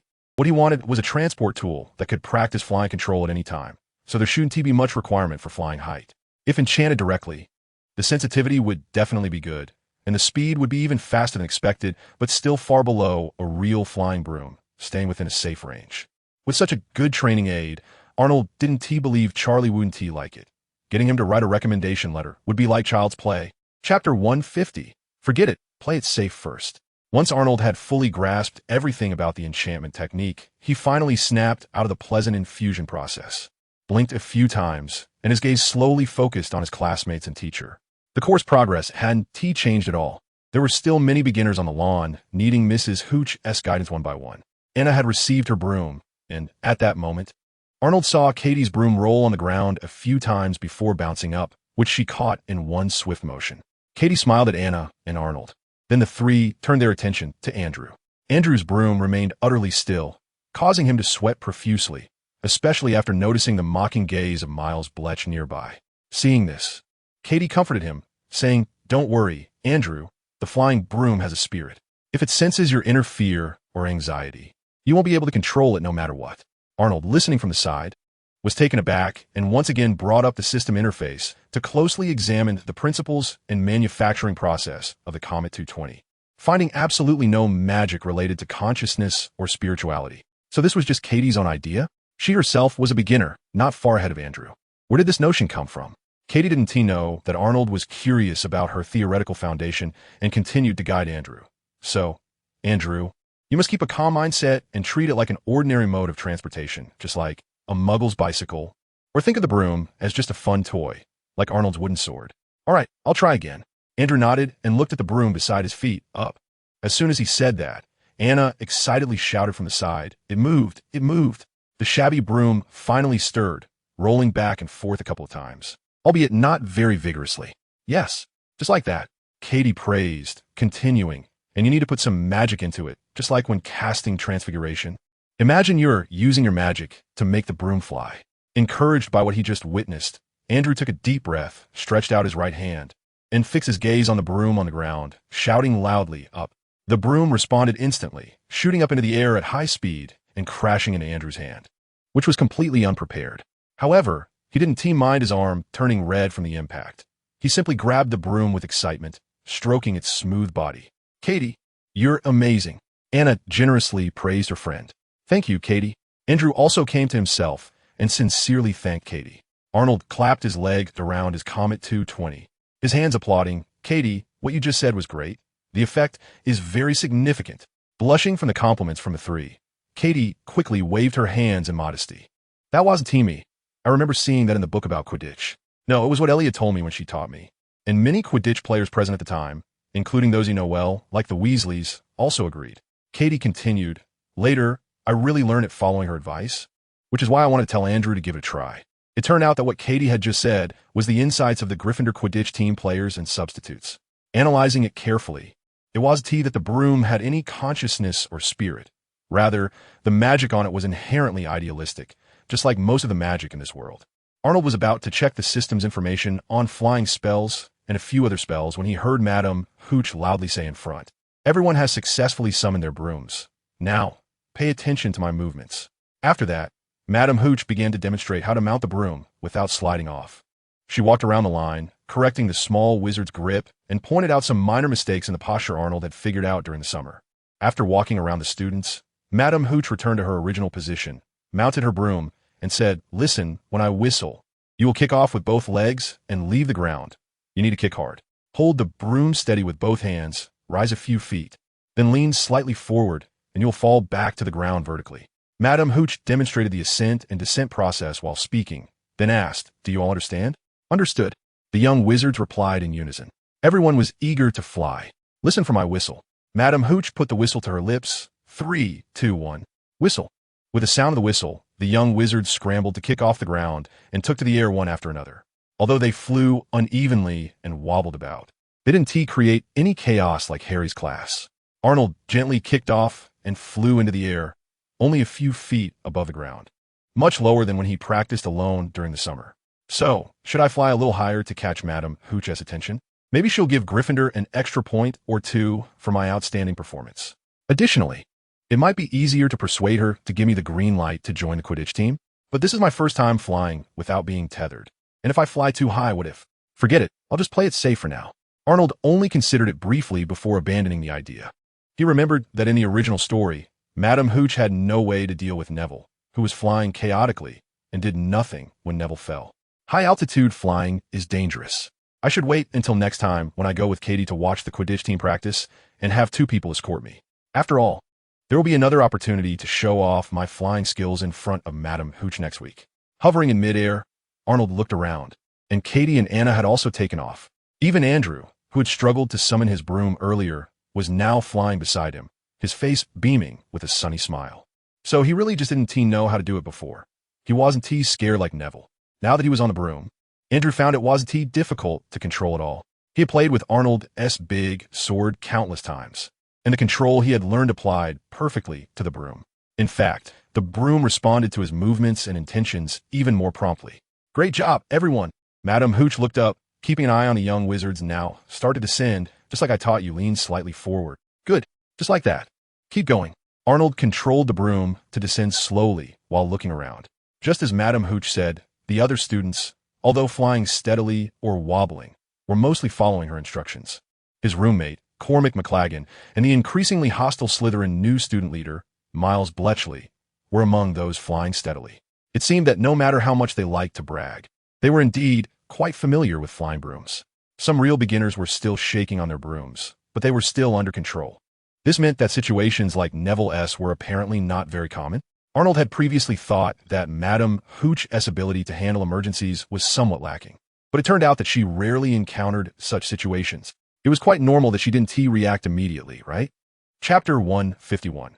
The Magic of the Flying Broom. Although Arnold performed excellently on his first flight in flying class, he didn't receive any extra points from Madame Hooch. Firstly, it was just a simple takeoff and landing. There were other students who did similarly, so wasn't he particularly outstanding. Secondly, Madame Hooch was mainly focused on identifying any students who were experiencing difficulties so she could address them promptly. As the young wizards landed one by one, Madame Hooch walked over to those who had made some mistakes, explaining, demonstrating, and correcting their postures and movements. Today was the first time riding a flying broom, and it was actually flying, even if only a few feet off the ground. After landing, Andrew was still very excited, happily sharing his experience with his friends. Anna and Katie eagerly joined the discussion, sharing their insights, but Arnold merely chimed in a few casual remarks before pulling up a system interface that only he could see, examining the 3 spells related to the flying broom that he had just analyzed from the Comet 220. The first was the flight spell, a straightforward name with a clear function. This magic allows an object to fly in the air. This spell is the core of the flying broom. Arnold noted in the system's description that the flying carpets in Asia also rely on the flight spell to lift off. Unlike the slow, floating spells, the flight spell operates at a very high speed. According to the system's data, if the user's magical power is strong enough, the enchanting technique is good enough, and the object carrying capacity is sufficient, speeds of hundreds or even thousands of miles per hour can be achieved. In other words, if designed properly and without considering whether the broom or the wizard can withstand it, a flying broom could reach and exceed the speed of sound, even measured in Mach. Looking at it this way, the so-called crossbow that can accelerate to 150 miles per hour in 10 seconds doesn't seem that fast. Of course, it is a commercially used broom for repeated competitions, and while its speed and acceleration performance are superior to other flying brooms, it requires more than just speed. Turning, braking, and durability are also attributes that need to be considered in the design and production of flying brooms. They can't just fall apart after a few bumps from a quaffle. Additionally, the high speed of the flight spell makes it difficult for objects driven by this magic to be controlled as precisely as with the floating or movement spells. Arnold speculated that this might be why flying brooms haven't simply pursued higher speeds. At the current speed of around 100 miles per hour, making constant fine adjustments like a Quidditch player and executing various thrilling tactical maneuvers. This is already quite challenging for an ordinary wizard, besides having a natural talent. One must also undergo some professional training to achieve it. Generally, Wizards using flying brooms or carpets only need to manage the flight direction and altitude. Moreover, one clear point in the system data is that the flight spell can only act on objects, not on the human body. Trying to fly using this magic would likely rip the belt right off. The second spell is the Cushioning Charm, a magic unique to flying brooms. The flying carpets in Asia are already quite soft and do not require such a spell to enhance comfort. The Cushioning Charm creates an invisible softening effect on the surface of the target, if it weren't for Mr. Leo Smethwick inventing this spell in 1820 to improve and enhance the user experience for wizards. Flying brooms would have struggled to develop due to discomfort. The last one is the Breaking Spell, and Arnold only understood from the system data that analyzing the Comet 220 cost him an extra 200 energy points compared to analyzing the Clean Sweep 5, which is where the expense lies. The Breaking Spell provides extra braking performance for the broom, allowing for quicker deceleration and reducing the chances of Quidditch players scoring outside the field or flying offside. This magic was invented by Randolph Keach and Basil Houghton, the founders of Comet Trading Company. When they applied for the patent, they named the full title of this spell the Houghton-Keach Breaking Spell. After producing 139 experimental models of flying brooms, they officially established Comet Trading Company and launched the company's first flying broom, the Comet 140, equipped with the Breaking Spell. With other performance not inferior to contemporaneous competitors, the Comet series gradually became the preferred broom for many teams in the UK and Ireland due to its unique braking performance. However, after reviewing the data, Arnold felt a bit cheated. He consumed 200 energy points with a Breaking Spell, but it seemed temporarily useless to him. His flying skateboard wasn't even made yet, and at best, it would only be at a jogging speed. What use is there for braking performance? Upon reflection, he realized that the 3 spells he had just analyzed from the Comet 220 wouldn't be useful for him at the moment. The most applicable one was still the Enchanting Effect Adjustment technique included in the Intermediate Enchanting Technology. Level 1, 95. Before closing the system interface, Arnold took another look at his proficiency in the movement spell. He was very close to leveling up to level 2. This weekend, he would start preparing for his first flying skateboard, which he would personally brew. However, right now, the first flying lesson for the first-year Gryffindor and Slytherin students was still ongoing. After correcting some students who had minor issues with vertical takeoffs and landings, Madame Hooch saw that there was still some time left in the lesson and demonstrated the actions and posture for controlling the broom to fly straight ahead. Naturally, she then let the students try it out themselves. There were only about 20 students in total, so Madame Hooch divided them into 4 groups, allowing them to take turns flying forward over a distance of more than 10 meters under her supervision. Arnold and his 3 friends happened to be in one group, along with a Gryffindor girl named Eloise Midgen. According to Madame Hooch's arrangement, they were the last group. Arnold took this opportunity to see how those students who claimed to have almost collided with a Muggle plane were actually flying. Not very well at all. Arnold carefully observed the flight of Cormac McLagan and Miles Bletchley. Their takeoffs and landings were decent, very skilled, and stable, but once they started flying in a certain direction, their true colors showed. Although they were better than some of their teammates who flew all over the place, they were still inconsistent in speed, sometimes fast and sometimes slow. If Arnold were in his past life, if he controlled the clutch like this while practicing for the driving test, the instructor sitting under the sunshade would have started cursing long ago. Chapter 152, A Rare Moment of Generosity with Madame Hooch's Whistle. The 5 members of Arnold's group simultaneously pushed off the ground and took flight. Riding the Comet 220, Arnold flew steadily and slowly in the corrected posture that Madame Hooch had demonstrated, much better than some of the others who had previously boasted about their skills. However, looking at him alone was fine, but as a group, they didn't differ much from the previous ones, all flying at inconsistent speeds. Even Andrew veered off course. If Arnold hadn't reminded him to adjust, he would have nearly collided with Anna flying next to him.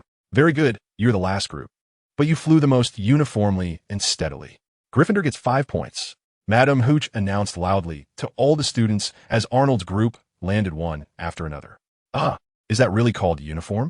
Arnold felt a bit embarrassed, but quickly recalled that it didn't seem to be a problem, although the 5 of them didn't fly very well. They were indeed the most organized compared to other groups. Even Miles Blatch, not far away, looked unwilling after hearing Mrs. Horkin's words, but didn't question her decision. Everyone was watching how each team performed. The problem was that while I guessed this round of performances would likely earn extra points and successfully got them, I never expected it to be in the form of team cooperation. So how many points can my stingy system recognize from these 5? After school in the afternoon, Arnold enthusiastically worked on his proficiency in the levitation charm in the dormitory. First, he was just a few points away from leveling up, so he was highly motivated. Second, the system had been unusually generous this time, awarding him all 5 points from the flying class as a reward. Although 50 energy points weren't a big deal for Arnold, it was still a significant gain from just one class. Aside from the first transfiguration class, where he successfully transformed a needle and made a summary, he hadn't gained this many points or energy before. The system was usually aloof and provided no explanations, but Arnold speculated that it was because if he didn't participate in the flying class, he wouldn't have earned any points at all, so the system awarded him everything. Yes, it must be that way. On Friday, Arnold got up early and, like the past few days, wandered around the 8th floor, allowing Felch to get used to seeing him at any spot in the castle at this time. He greeted Felch, who had a gloomy face, with a smile, but Arnold wasn't calm inside. It wasn't about the levitation charm he had already practiced to 99 or the intermediate potion ingredients he had sent Ruth to buy in Diagon Alley, but because he was going to attend a new class today, potions. Finally, he would face the oily, sharp-tongued, and biased Severus Snape. The potions class was held in an underground classroom. Arnold and the others had already visited it on the second day of the new semester, and, at that time, the chilly atmosphere compared to the upper castle had made the tour group leave in a hurry after just a glance. They were again sharing the class with Slytherin students. As soon as they entered the classroom, they saw Miles Blatch turning his head with his little braids. Andrew couldn't help but complain softly. Anna chimed in. I remember Katie saying that the potions professor is the head of Slytherin. I've heard many seniors say he favors his own students. Now we can see if it's true. Her voice trailed off, and Arnold and Andrew instinctively turned their heads to see Anna suddenly jump behind Katie, tightly hugging her arm. The three of them followed her gaze to see a row of glass jars lined up against one wall of the classroom, all containing preserved animal specimens. Some were whole, while others were missing parts, and looking at them was indeed a bit frightening, especially combined with the cold feel of the potions classroom and the dim light. It was understandable that a girl like Anna would be scared. Even Arnold and Andrew, the two boys, were taken aback. If it weren't for noticing the Slytherin students led by Miles Blatch looking like they were enjoying the show, Arnold felt he wouldn't have been able to maintain his calm expression. Andrew's face turned pale with fright, but Katie was the bravest among them. When she first saw those specimens, she almost cried out, but managed to hold it in under the watchful eyes of the Slytherin students. She bit her lip tightly, forced herself to look away, and comforted Anna by patting her back. As Katie led Anna to their seats in the front row, she tried to change the subject. I've also heard rumors about Professor Snape favoring Slytherin. If it's true, I hope Professor McGonagall favors us too. Anna also forced herself not to think about the specimens anymore and followed Katie's lead. Professor McGonagall? That's impossible. How is it impossible? Didn't Professor McGonagall let us off the hook last time? Arnold interjected from behind the two girls, trying to guide Anna's thoughts to other topics to prevent her from recalling the disturbing visuals. Last time? Anna paused for a moment before realizing, are you talking about the time Miles Blatch complained? Before she could ask, she secretly glanced at the relevant party not far away. Exactly. You don't think Professor McGonagall really believed my nonsense, do you? Arnold nodded and gently countered while pulling out the chair next to her, sitting down. Didn't she? Anna also sat down, looking at him and Katie with a puzzled expression. Arnold replied, of course not. She just needed a plausible reason. Andrew leaned in, grinning as he quietly summarized. So, Professor McGonagall is inclined to favor us in her heart, but we also have to perform well and not give anyone a reason to catch us. After walking away from Professor McGonagall's office yesterday, without punishment, he had already felt this way. Then should we? Anna looked back at Katie, exchanging glances, and then turned back to ask. Let's skip it. No more acting. You two practice hard over the weekend, and just perform well in class. Arnold shook his head. After all, Professor McGonagall already knew about their performance last time. Using the same routine again would be an insult to others' intelligence. Arnold estimated that given Professor McGonagall's character, not exposing them or punishing them last time was already her limit for favoritism. Chapter 153. Roll call. The group had only sat down for a short while when the already dim classroom darkened even more, and a slender man walked in through the door. The man wore a large black wizard robe, and as he walked, his sleeves fluttered, making him look like a giant bat. During the opening feast, Arnold had been too far away to see clearly, but now he could closely observe this gradually approaching celebrity. The iconic hooked nose was very prominent. Arnold had noticed it when observing the professors from a distance. But now, looking closer, wow, the high nose occupied at least a quarter of Snape's face, making it hard not to notice. Then there was his shoulder-length, greasy black hair, which clung to the waxy yellow skin on either side of Snape's face like curtains. Even as he walked with a gait that seemed crampy, his hair didn't move at all. Arnold roughly calculated that for an ordinary person to achieve such an effect, gel would definitely not work. A strong hairspray, a pound or half a pound, might just barely do it. Snape walked to the center of the podium, standing next to the desk filled with various potion-making instruments, casually placing the textbook onto the desk while only holding a stack of student rosters in his hand. With the desk for comparison, Arnold noticed that Snape's height didn't seem very tall, but in contrast to his not-so-tall and relatively slender figure, Snape appeared very powerful and authoritative. Since it was the first potions class for first-year Gryffindor and Slytherin students, Snape began calling names from the roster to recognize the students. Arnold Adams. Hearing his name, Arnold immediately raised his hand, instinctively looking up only to meet Snape's dark and deep gaze. Arnold felt a chill run down his spine, as if Snape's eyes could see right through to his heart. His eyes were as black as Hagrid's, but without Hagrid's warmth, cold and hollow. They involuntarily reminded him of two dark tunnels. Arnold quickly lowered his head to avoid Snape's gaze. This was a master of legilimency. He wasn't seeing into the heart, but into the mind, if he wanted to. Those so-called tunnels led straight to the brain. And the key issue was that Snape's bottom line as a person was much lower than Dumbledore's. Who knows when he might take an interest and probe into your mind. Arnold didn't want to stage any Harry Potter scenes in his own head, not even before Snape had done anything. He was already feeling nauseous.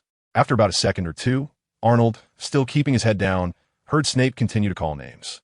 There were no famous figures like Harry Potter among this year's students, and Snape was quickly reading off names at a rapid pace. But after listening for a while with his head down, Arnold couldn't tell if it was just his illusion.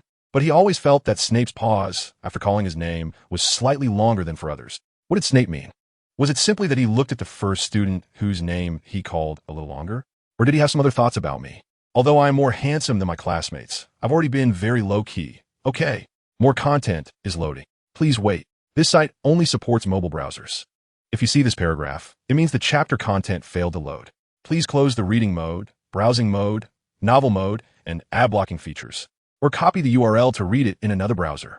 Moreover, Snape's earlier performance didn't seem like he recognized me. Arnold slowly raised his head, rolling his eyes a bit, and barely saw Snape throw the roster onto the desk. Then he saw Snape turn to face all the students, not paying special attention to him, and Arnold finally let out a small breath and relaxed. I don't want to be treated differently by Snape at all. You all came here to learn the art of potion making. Snape's voice was barely louder than a whisper, sounding somewhat gentle and reserved. Yet it could clearly reach every corner of the classroom, and everyone heard every word he said. Coupled with his expressionless face, the young wizards couldn't help but look towards him, listening quietly. Like Professor McGonagall, Professor Snape also had a deterrent power that effortlessly brought order to the classroom. Then Arnold heard him mercilessly mock his colleagues.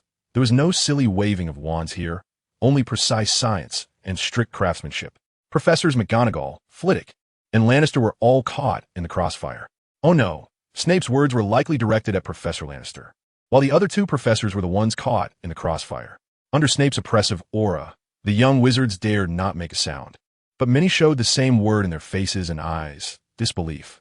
This scene could hardly escape Snape's eyes. Moreover, he didn't know how many times he had seen that same expression and gaze.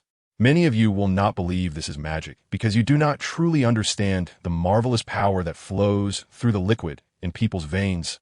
That intoxicating and mesmerizing magic. Snape's expression was calm, his tone neither angry nor sarcastic, giving the impression that what he said was some kind of truth. Perhaps he believed it himself, as Snape's voice gradually became enchanting. If someone could truly comprehend the white smoke rising from the slowly simmering pot, and the wonderful fragrance wafting from it, I can teach him how to enhance his reputation, brew glory, and even stop death. By the end of his speech, Snape's voice had rare fluctuations, slightly more excited than before. Just a little. But this performance of his was all in vain. Many young wizards looked at him as if he were insane. What white smoke, fragrance, reputation, glory. Even though many young wizards didn't even have a PE teacher as their English object, they could tell these were words that had nothing to do with them. Arnold was indeed very interested in potions, but at this moment, he didn't want to be singled out by Snape. He didn't have time to hide his talents. How could he cooperate with his performance? With no one cheering him on, Snape paused after finishing his segment and returned to his steady tone, saying, "But to be honest, I did not expect any of you to be such a person. Rather, I have seen far too many fools who simply cannot understand or learn." Snape's opening remarks were not lengthy, but many young wizards still found it unpleasant, Did he really think everyone couldn't hear his sarcasm? Adams. Snape, unconcerned about the students' attitudes, suddenly called out Arnold's name. Chapter 154. 3 strikes and you're out. Do you understand? Hearing his name, Arnold self-deprecatingly laughed and stood up. He had previously felt that Snape paused longer when calling his name compared to others, which led him to suspect that he might be at a disadvantage, like being called on to answer questions or getting no points. Although Arnold didn't know why he had this feeling, it turned out he was right. Snape indeed did just that.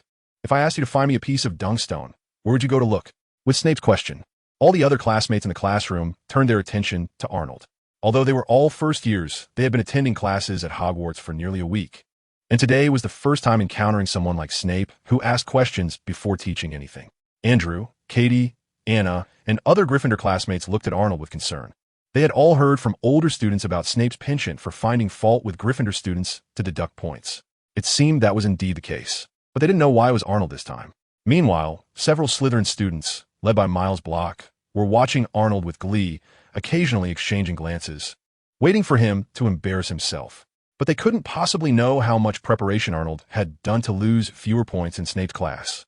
He had drawn mind maps for every potion ingredient mentioned in the textbook, including their origins and uses, and with their help, he memorized all this content thoroughly over the summer. Additionally, for every potion in the book, including those taught in higher grades, Arnold had organized the preparation steps and precautions into flowcharts, committing them to memory. He also practiced the plant material processing techniques he learned from an old Chinese medicine practitioner in London's Chinatown, using magic ingredients to verify those techniques while making a 2-colored spark dragonfly with enchanted potion. He retained what he could use to continue familiarizing and practicing, while discarding anything unrelated to the pre-treatment of potion materials.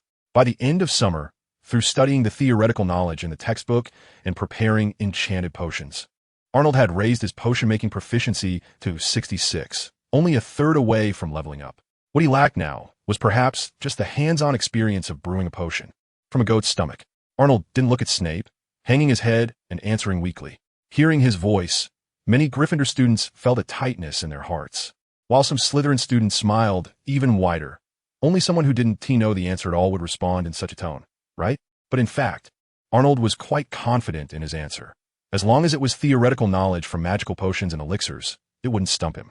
The reason he felt this way was simply that he was somewhat displeased. It was obvious that no matter how well he answered, Snape's style would never give him extra points.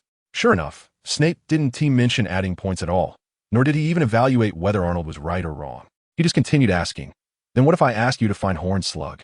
Arnold replied sullenly, "There's one for sale at the apothecary in Diagon Alley." Just asking questions without giving points. I really don't want to bother with you anymore. Can't you see that? I'm asking you about its growing environment. When you go traveling in the future, will you buy everything from Diagon Alley?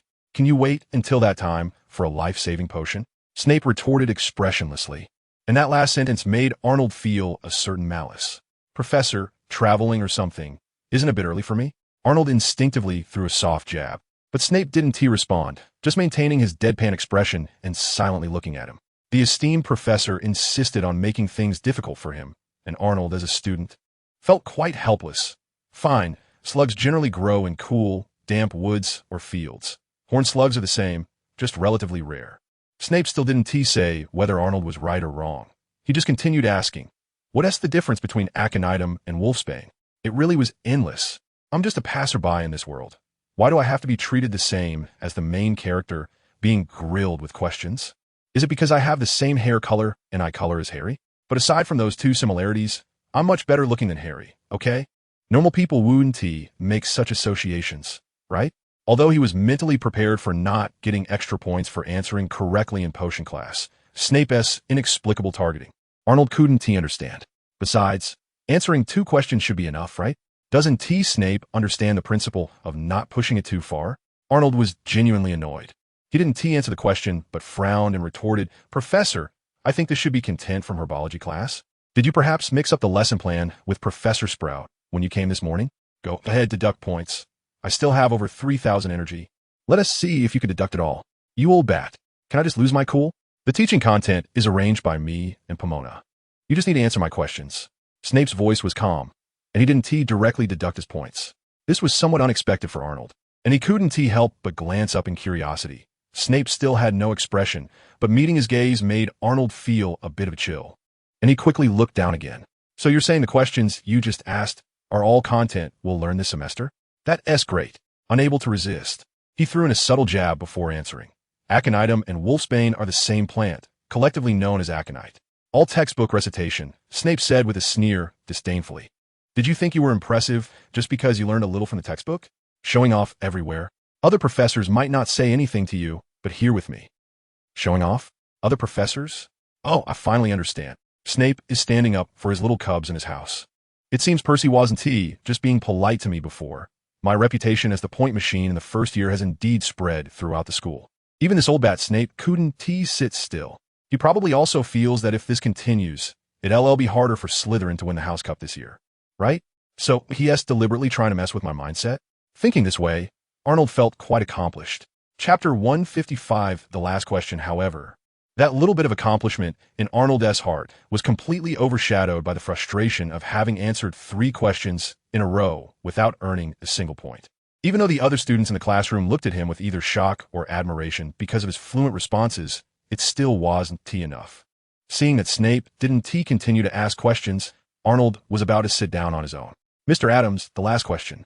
Arnold froze for a moment, feeling extremely impatient, but could only continue standing there listening. A teacher asking students questions, even if there are a few more, is not a problem. If I add daffodil root powder to mugwort infusion, what will I get? Snape asked quickly, his lips twitching. What? Daffodil root powder and mugwort infusion? Isn't this a question exclusive to Harry Potter? Arnold was a bit confused, unable to help but confirm again. Professor, could you repeat your question? What? Didn't you understand? Or can't you answer? Snape's voice was calm, but the sarcasm in his words was thick and unyielding. Miles Bly and several Slytherin students around him pointed and laughed at Arnold, shaking with laughter, while Andrew and other Gryffindor students looked at him with some concern. After managing to answer 3 questions without giving Snape a chance to deduct points, he couldn't mess it all up now. Repeat it again. What will happen if daffodil root powder is added to mugwort infusion? Did you hear clearly this time? Snape looked at Arnold coldly and asked again. What the hell?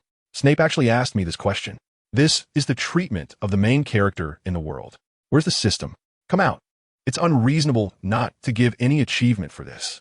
After waiting for 2 seconds with no response from the system, Arnold, while complaining about the system's stinginess in his mind, said to Snape, I heard you clearly, but I want to ask again, Professor, is the question you pose related to our first-year curriculum? Anyway, there's definitely no way to gain points, and even if points are deducted, Arnold is mentally prepared for it. After all, it's Snape's class. No matter how well prepared he is, it's hard to avoid being deliberately picked on by him. All he can do is do his best and leave the rest to fate. To be honest, Arnold isn't entirely sure if the questions Snape asked earlier are actually part of this semester's curriculum.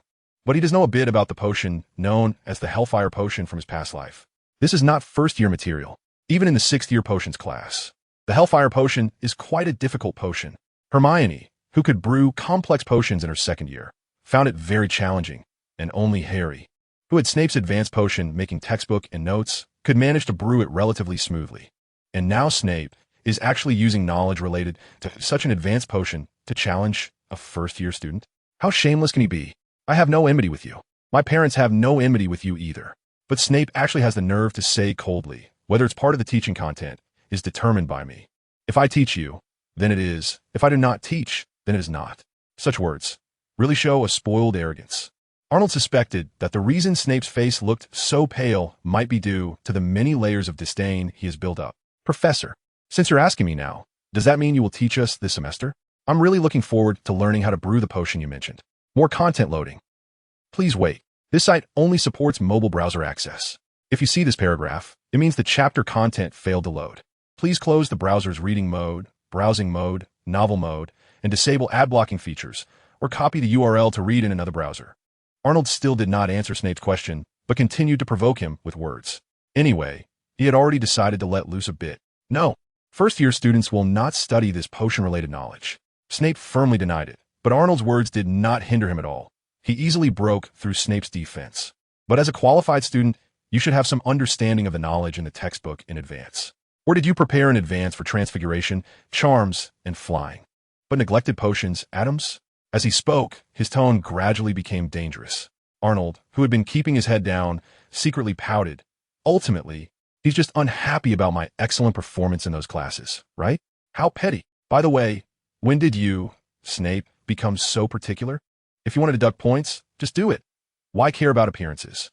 But since you care about face, I won't hold back. Arnold continued to evade.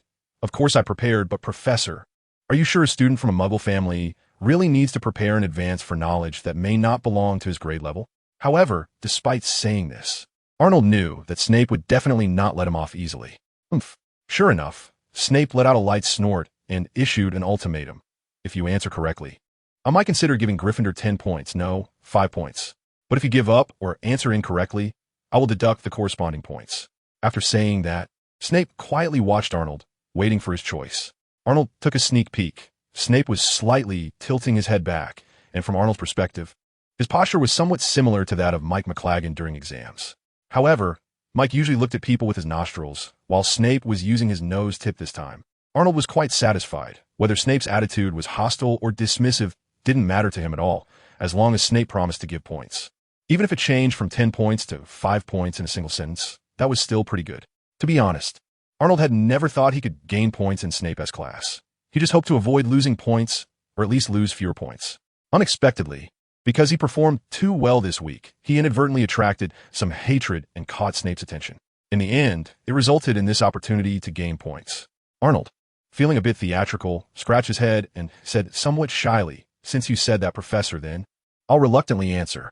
Saying this, he slightly raised his head, looking in Snape's direction while carefully avoiding eye contact. Daffodil root powder and mugwort combined seemed to make a very potent sleeping potion, seemingly called the Hellfire Potion. Am I right, Professor? Although he tried to sound uncertain, Arnold was 100% sure that his answer was spot on. This is a classic scene from the original book and the movie. Plus, there are many in-depth interpretations by fans and netizens. If I can't even remember this, then my previous life watching Harry Potter was totally in vain. Come on, give me points, we agreed on that. If you go back on your word, then I'll have to throw out another answer. Chapter 156. The language of flowers. Arnold had always wanted to know that, in the original plot. The question about the Hellfire Potion was something Snape casually used to make things difficult for Harry, just like he is doing to me now. Or was it because of those so-called flower language interpretations from fans? Regarding the question, Snape asked Harry. Arnold had seen a widely circulated interpretation in various places like forums and fan fiction during his previous life. Snape's mention of daffodils actually refers to a flower that resembles a daffodil, and its language means my regret follows you to the grave. Mugwort, on the other hand, carries meanings of absence and bitter sorrow. Combined with the name of the Hellfire Potion, Snape's statement could be interpreted as, "The lily falls into bitter sorrow. I deeply regret Lily's death. Living a hellish life worse than death from now on." Of course, these are just interpretations made by fans based on Snape's feeling for Lily, along with some divergent thinking. No one knows what he actually thinks. At least Arnold feels that Snape asking him this question now, instead of leaving it for Harry, suggests that the netizens from his previous life probably just overthought it. But it's also possible that Snape originally did not intend to ask him this question.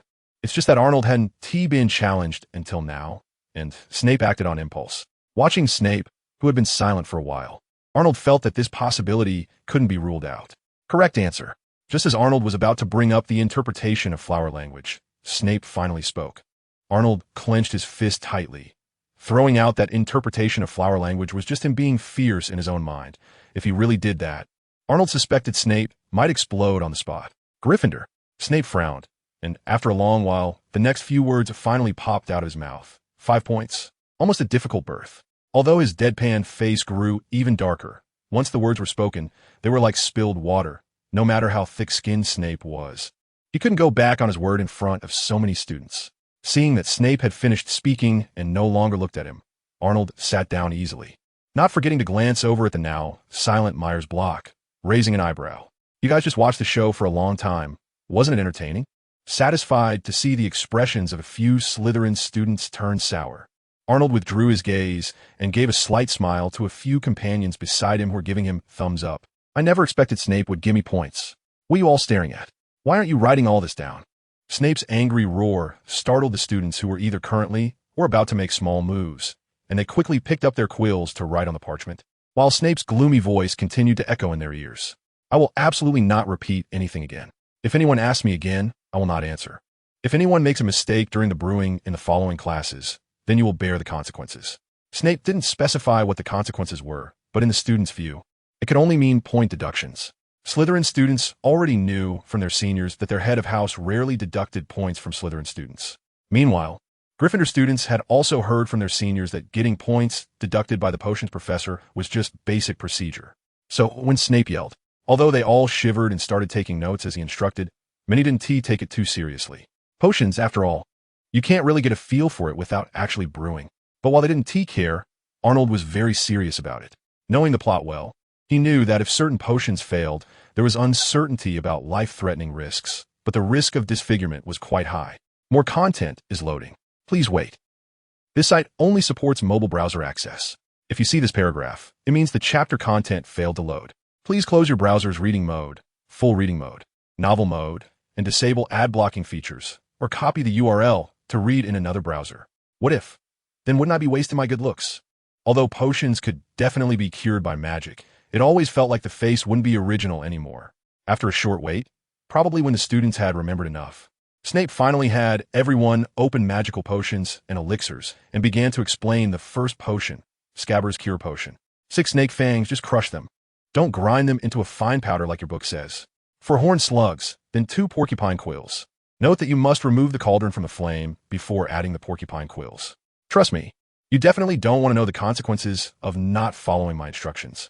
Stir clockwise 5 times, yes, and finally add 1 more porcupine quill.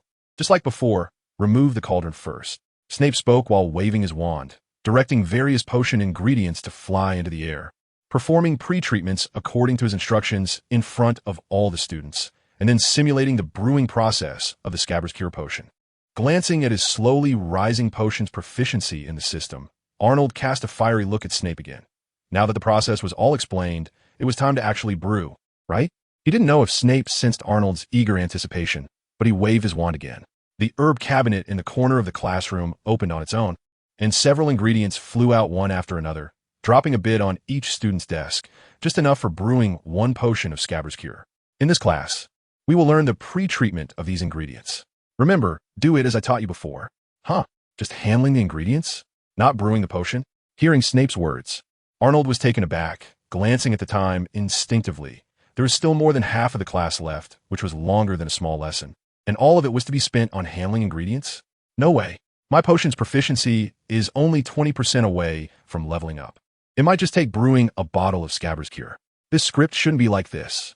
Shouldn't I be skillfully handling various materials, chopping what needs to be chopped, grinding what can be ground, then accurately and smoothly putting the materials into the cauldron according to the steps, stirring steadily and evenly, and finally obtaining a perfect and exquisite potion, right? What? 2 people brewing potions as a team. Shouldn't my partner just be there to watch the water cooler? That would definitely be a very successful and glamorous performance, blinding all the classmates present. However, ideals are rich, but reality is thin. This time, Snape completely missed Arnold's inner thoughts, assigned the tasks, and stepped down from the podium, preparing to inspect the students' operations. The first one he looked at was Arnold. Chapter 157. Don't trust the book, trust me. Arnold wasn't in a great mood, but still started to handle the various materials on his desk according to the process Snape had demonstrated earlier. He had prepared quite well in this area. He had listened very attentively during Snape's explanation and demonstration. So now it was just a matter of following the steps to handle the ingredients. How could he possibly make a mistake? If you want to watch, just keep watching. After standing for a while, without finding any faults with Arnold, Snape silently moved away from their table, his wide sleeves trailing behind him like a bat as he walked to other students' desks.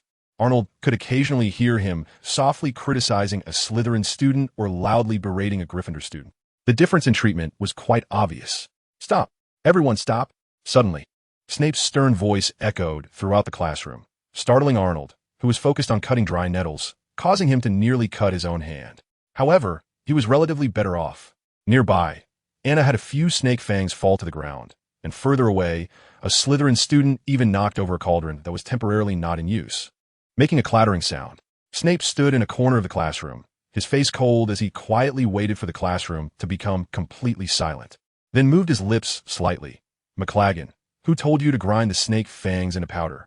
Snape's voice was not loud, but in the quiet classroom, it carried far, not only catching McLaggen's attention, but also that of several other young wizards. They instinctively glanced at the snake fangs on their desks, There were many students who had operated just like McLaggen, both Gryffindor and Slytherin. That's why Snape had them all stop first. As for McLaggen being singled out, he could only blame his bad luck. But McLaggen didn't think so. He replied indignantly, "I followed the steps in the book." At this moment, the other little wizards who were also grinding the snake fangs into powder were quietly nodding. They were operating according to the procedures outlined in potions and elixirs and did not understand what was wrong. Snape's lips moved slightly. "It seems you weren't paying attention in class just now, McLaggen. Gryffindor loses 5 points." Upon hearing this, Arnold immediately understood. Snape had clearly seen many students not meeting his requirements, yet he chose to target McLaggen just to deduct points from Gryffindor. How shameless. After all, his deadpan face wouldn't show any expression, so it didn't matter whether he did or not. McLaggen was immediately indignant. "I followed the textbook. How is that wrong? Besides, I'm not the only one doing it this way. Why am I the only one losing points?" Adams could argue with the professor to gain points for the house. And as the nephew of a high-ranking official in the Ministry of Magic, he thought that at the very least, he shouldn't lose points without reason. Shut up," Snape interrupted directly, not giving him a chance to retort. He then ignored McLaggen and turned to face the other students. Raising his voice slightly to emphasize, "I'll say it one last time. The snake fangs can only be crushed, never ground into powder. You all better remember this. Indeed, your textbooks do say to grind the snake fangs into powder, but you must follow my instructions. What happens if you don't? Loading more content. Please wait. This site only supports mobile browser access. If you see this paragraph, it means the chapter content failed to load. Please close your browser's reading mode, night mode, novel mode, and disable ad blocking features, or copy the URL to another browser to read." Just look at the aggrieved expression on McLaggen's face and you'll understand. However, although the little wizards who ground the snake fangs into powder didn't dare to argue or disobey, they all looked at Snape in confusion, then glanced down at their textbooks, and then at the pile of powder on their desks. It was overwhelming.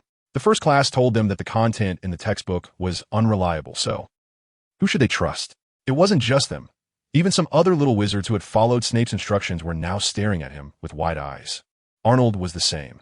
After all, his potion mastery hadn't even reached the first level yet. Just now, he had subconsciously replaced the knowledge he self-studied over the summer with what the professor personally explained, just like he did in other classes. As the saying goes, knowing what is but not why, these little wizards were only processing the materials according to the professor's guidance. But why it differed from the book, no one knew. Snape's dark eyes swept across the room, quickly taking in the students' confusion. He didn't immediately answer their questions. Instead, he first coldly mocked them. "Don't understand? Of course. Your little brains can't comprehend. I said in potion making, fools and idiots are the majority." Saying this, Snape returned to the center of the podium, holding up a copy of Potions and Elixirs. Professor Arsenic is a respected master of potions, and his book has been a bestseller for years. The potion-making processes written inside are undoubtedly correct. When preparing a potion for scabies, grinding the snake fangs into powder is indeed the best method. But the mistake lies with you. You are still too weak. Despite Snape's tone being as calm as ever, the little wizards felt extremely uncomfortable. Was this professor incapable of speaking without sarcasm? Although they were also unhappy when Arnold heard Snape say they were too weak. He began to have some speculations about why he emphasized not grinding the snake fangs into powder, but only chopping them. Although I chose this book by Professor Gig as the textbook, it wasn't specifically written for freshly enrolled little wizards. Much of the description regarding processes and precautions targets adult wizards, understand? The students all expressed with numb expressions and eyes, no, they didn't understand. Seeing that the little wizards had no reaction, Snape mocked again. "It seems you still don't understand. You have no ability to think independently and can only memorize things from the textbook."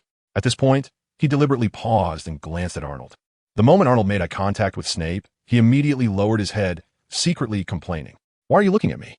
Do you think I can only memorize things? I can analyze and summarize, you know?" In fact, Arnold had already guessed what Snape was about to say next from the previous remarks, although he wanted to retort against Snape's sarcasm and insinuations.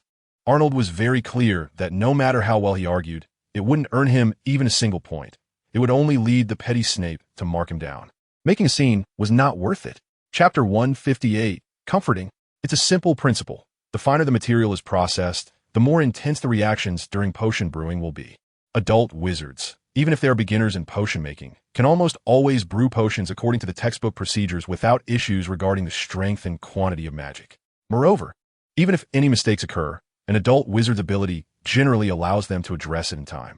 But you, given the dissolution and reaction speeds of powder materials, I don't believe any of you can complete those tasks perfectly and without error in a short amount of time, while also timely injecting sufficient magical energy for catalysis or neutralization. As always, while explaining, Snape never forgot to spit venom. Although the little wizards felt uncomfortable, they still understood the reasoning. Arnold nodded secretly. He indeed hadn't guessed wrong. The reason Snape emphasized not grinding the snake fangs into powder was that powdered substances dissolve and react faster than small chunks. He had overlooked this point before, but being reminded by Snape, he immediately thought of this possibility. Not to mention how wizards brew potions. Arnold only needed to recall what he learned in high school chemistry in his previous life to understand. The purer and finer the raw materials, the more intense the reactions will be, no doubt about it. Even when cooking, the finer the ingredients are processed, the easier they absorb flavors. The book says to grind this and that potion material into powder and then stir it clockwise with a wand while steadily injecting a certain amount of magical energy, and then proceed to the next step. But as Snape said, they are still too weak. Were they weaker compared to adult wizards? Potion brewing doesn't require magic. Naturally, it's not about the quantity of magic they have mastered, but rather the strength of the magical energy. Besides Arnold, who can rely on the system to develop his bloodline, the others can only enhance their magical strength through natural growth with age. And Arnold, being poor, doesn't have enough energy and honor to spend on this, meaning that even if he tries hard to use and practice his magical energy, he can't break through the limitations of age. If it is really as Snape said, that potions and elixirs is meant for adult wizards, then according to the book's instructions to grind all the materials into powder and brew them, Arnold would likely struggle to output enough magical power within the specified time. And if he neglects stability in pursuit of quantity and speed of magical output, it's very likely that a slight surge of uncontrolled magic could lead to some violent reactions between the materials, which he might not be able to handle at all. At that point, what would accuracy and fluency matter? What about perfection and refinement? As long as the cauldron doesn't burn through or explode, that would be good enough. As the old saying goes, knowledge gained from books is always superficial. The brewing process I just taught you is based on the practical performances of generations of students at Hogwarts over the years, and it's the most suitable standard for your age and level. Regardless of how the materials are handled or the intensity and duration of the magical infusion during stirring. As long as one is not a fool or incompetent, they should be able to brew the potion step by step. As Snape spoke, he waved his wand, and the potion materials he had used for demonstration flew up, floating in mid-air for the students to observe what the processed materials should look like. While recalling the steps Snape had explained earlier, Arnold flipped through his textbook for comparison. Sure enough, to allow young wizards with insufficient magic to successfully brew the scabbiest potion, Snape had extended the stirring time in his process because the potion materials were not processed as finely, giving young wizards ample time to inject magic. So is it more efficient to follow the process in potions and elixirs? I wonder if the automatic stirring cauldron sold in Diagon Alley could solve the problem of magical output and infusion during stirring. Arnold could afford an automatic stirring cauldron, but he felt that it might not be beneficial for his learning and mastery of potion brewing. So he only bought a tin cauldron that was most suitable for beginners. Moreover, Arnold was very skeptical that anyone who dared to use an automatic stirring cauldron in Snape's class would have to be prepared for a harsh tongue lashing from him. Perhaps when his potion-making level improves and he no longer lacks stirring experience, he could try an automatic stirring cauldron when brewing certain necessary potions in private. Various thoughts flashed through his mind, but they did not affect Arnold's movements.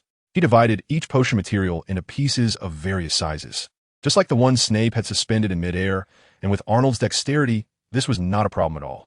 Of course, it was impossible to have no errors at all, which would require him to carefully observe the changes in the potion during the brewing process and make some adjustments to the details of the production process.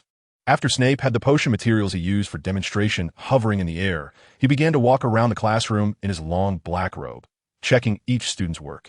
Mr. Whitehead is attentive in class, proactive, and started right away according to my instructions, and he did quite well. Slytherin gains 5 points. As he walked past a Slytherin student's desk and glanced at the properly processed potion materials on the desk, Snape announced loudly. Then he slowly walked over to Arnold's side, looked at the pile of processed potion materials on his desk that also met the requirements, and casually remarked, average. Arnold lowered his head, secretly complaining. Was there anyone in the whole classroom who did better or faster than me? What does average even mean? If you don't want to give points, just say so. Taking advantage of the last little bit of time, Snape quickly made a round of the classroom, roughly commenting on each student's skills. Perhaps because Mike McLaggen had already faced the brunt of Snape's criticism in potion handling. Snape only used his sharp tongue and did not deduct points, even though many other Gryffindor students did not perform perfectly. Watching Snape hurriedly leave after announcing the end of class, almost all the students sighed in relief. What a challenge. Not just for Gryffindor students, Slytherin students were the same. Aside from not deducting points, they all faced the same cold demeanor and sharp tongue. Arnold was quite satisfied with his first potions class. Not only did he gain knowledge, but he also managed to get 5 points deducted from Snape. That sense of accomplishment was more comfortable than gaining points in other classes. Chapter 159, Scene-Stealing Maniac? Of course, Arnold was very clear that this time was just a coincidence. It would be extremely difficult to have such an opportunity again in the future. Think about it. He was specifically targeted by Snape because of his performance in other classes. Then he was grilled with 4 consecutive questions, each one harder than the last, and had to use rhetoric to counter Snape. But after this time, Snape would naturally understand Arnold better, knowing that any knowledge from the textbook would not stump him, and practical skills, well, that didn't seem to be a big problem. The key is that after being on guard, Snape would definitely not give him any promises of extra points, and Arnold estimated that in the future, Snape calling on him to answer questions and checking his practical work would not only not stop, but would intensify. Answering correctly and doing well would absolutely not earn any extra points, and if there was any mistake and Snape found an opportunity, he would surely be humiliated and have points deducted. Today, Arnold had managed to put Snape in a tight spot, giving points to his most disliked Gryffindor, and the dignity of the Half-Blood Prince was at stake. So those 5 points he gained in potions class today were indeed hard-earned. It might even be the only time in Arnold's entire Hogwarts student career he could only console himself with the thought of securing the points. Therefore, I think the points gained in potions class should at least be doubled as a reward from the system. It's really not easy for me. System, what do you think? According to Snape's requirements, Arnold, along with a few friends, put the potion materials they processed today into the small cabinets provided for each student in the potions classroom. And while tidying up his textbook and notes to leave the classroom, he echoed everyone's complaints about Snape. At the same time, Arnold was silently mumbling in his heart. Unexpectedly, this time, the system actually reacted. It wasn't that the 5 points Arnold had just gained in potions class were anything special. The system really gave some extra rewards. In this regard, the system treated everything equally. 5 points equaled 50 energy points. But aside from this ordinary point reward, Arnold also saw an achievement suddenly pop up on the system interface. Scene-Stealing Maniac, an achievement that made Arnold feel somewhat uneasy. This achievement, which was also obtained inexplicably, had quite a generous reward. Although it wasn't as rare as the 50-year occurrence of the Hat Embarrassment, it was 3 times that of the previous Joyful Choir, amounting to 300 energy points. However, when Arnold carefully looked at the description of the Scene-Stealing Maniac achievement, he realized that its value far surpassed that of the Joyful Choir and was even higher than that of the Hat Embarrassment. Because of this achievement, its full name is Scene Stealer, Level 1. This means that this achievement has levels. It can be upgraded. The 300 energy points are just the rewards for Scene Stealer, Level 1. According to the system's explanation, as long as Arnold continues to steal scenes, this achievement can accumulate experience and level up. Each time it levels up, it will grant him more rewards. In this way, he essentially has another channel to obtain system rewards, allowing Arnold, who just spent over 2,000 points, to accumulate energy faster and analyze more powerful magic and magical items. What great news! But wait, just from the name of the achievement and a simple description, Arnold sharply sensed the taste of danger. Stealing scenes, whose scenes? The system's explanation shows that it's about provoking Severus Snape with words, leading him to impulsively ask the questions that were specifically prepared for Harry Potter. Arnold didn't look closely at the subsequent description because it was already very clear that the so-called scene stealing is about stealing the spotlight from Harry, the protagonist of this world. And to level up the Scene Stealer achievement, no doubt, it means stealing many performances that originally belonged to Harry Potter. More content loading. Please wait. This site only supports mobile browser access. If you see this paragraph, it means the chapter content failed to load.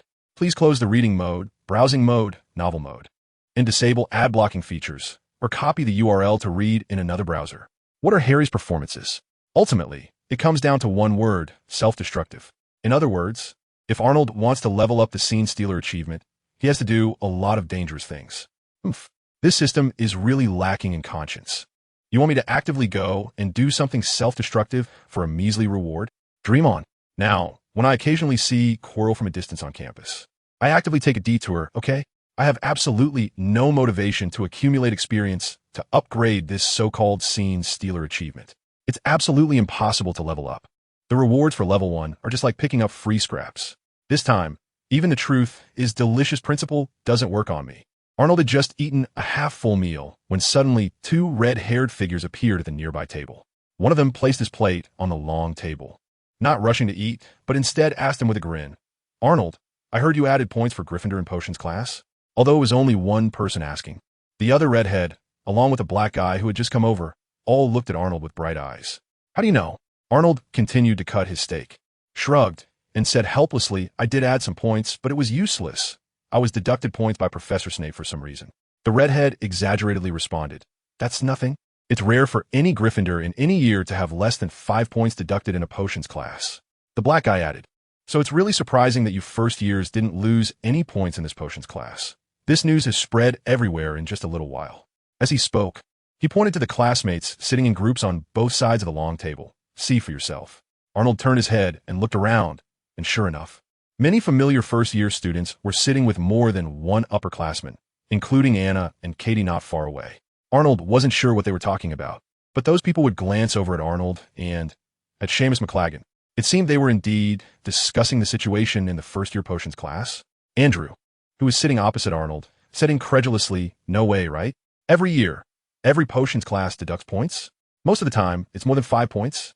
He had already experienced Snape's bias in the previous potions class. Arnold had clearly performed no worse than that Slytherin, Whitehead. In fact, he had even done better. But Snape only awarded points to Slytherin. However, the situation described by the Weasley twins and Lee Jordan was far beyond Andrew's imagination.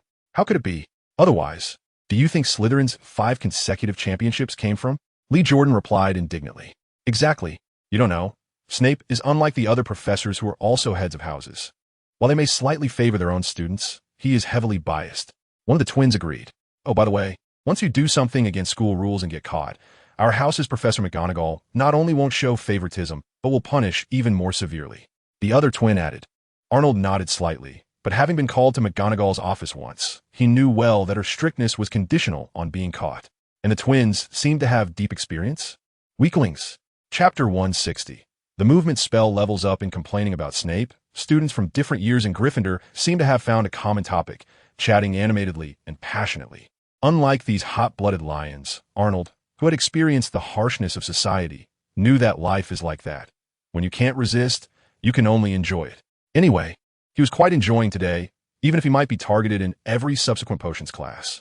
After finishing his lunch, Arnold gently wiped his mouth, leaned slightly towards the nearby Weasley. Just as he was about to speak, the other person spoke first. "There are no classes this afternoon, Arnold. Do you want to come with us to the Quidditch pitch?" Arnold glanced at his system interface, where the proficiency of the movement spell had already reached 99, and shook his head in refusal. "No, I have some things to do this afternoon." The other party didn't believe him. "What could you possibly have to do?" "Serious business." Arnold rolled his eyes, then lowered his voice and asked, "By the way, George, do you have any plans for tomorrow?" "I'm not." The Weasley instinctively started to say something, but meeting Arnold's gaze, he helplessly gave up, only turning to glare at the confused Lee Jordan. Then he turned back and replied, "Tomorrow? Not much in mind, just sleep in. I'll get up whenever I want." Arnold continued to ask, "Do you guys use the Marauders map? If not, can I borrow it for a day?" Upon hearing this, George showed some interest, his eyes flashing with excitement. "You want to use the Marauders map? Arnold, what do you want to do?" Arnold answered truthfully, "I want to go to Hogsmeade." George teased, "Hogsmeade? Last time I invited you, you didn't go. Now you can't resist it?" Arnold didn't feel embarrassed, nodding. "Yeah, I have some leads on what to help Charlie with. I need to buy some materials." The movement spell was about to level up, and soon he could brew a real, non-assembled flying skateboard. Naturally, he needed to prepare the materials for making the skateboard first. Arnold had already asked Ruth to buy the materials for the potion, but the wood was heavy and large, clearly unsuitable for an owl to fetch. He could only make the trip himself. "Charlie?" George was momentarily taken aback by what he heard, then feigned realization, saying, "Oh right, I remember now. You mentioned this last time we went on a night adventure, and I think it was related to Quidditch." As he finished, George couldn't help but curiously ask. Arnold nodded. "That's right, and I also want to take the opportunity to visit this famous place." George turned and whispered to his brother for a moment, then turned back to Arnold and nodded. All right, come wake me up tomorrow morning and we'll go together. Phew, finally leveled up. As Arnold directed his suitcase to move around the dormitory again, his proficiency in the movement spell, which he had pushed to its limits, finally reached 100 and leveled up to level 2. Not long before this, his levitation spell had also advanced to level 2. Arnold now felt he had a deeper understanding of the magic of making objects float, hover, and move in the air, which also significantly improved his proficiency in spells like apparition and zombie floating, bringing him closer to level 1. Now, when Arnold used the movement and levitation spells, he found them not only easier to handle, but also smoother when integrating his mental power. The progress was evident.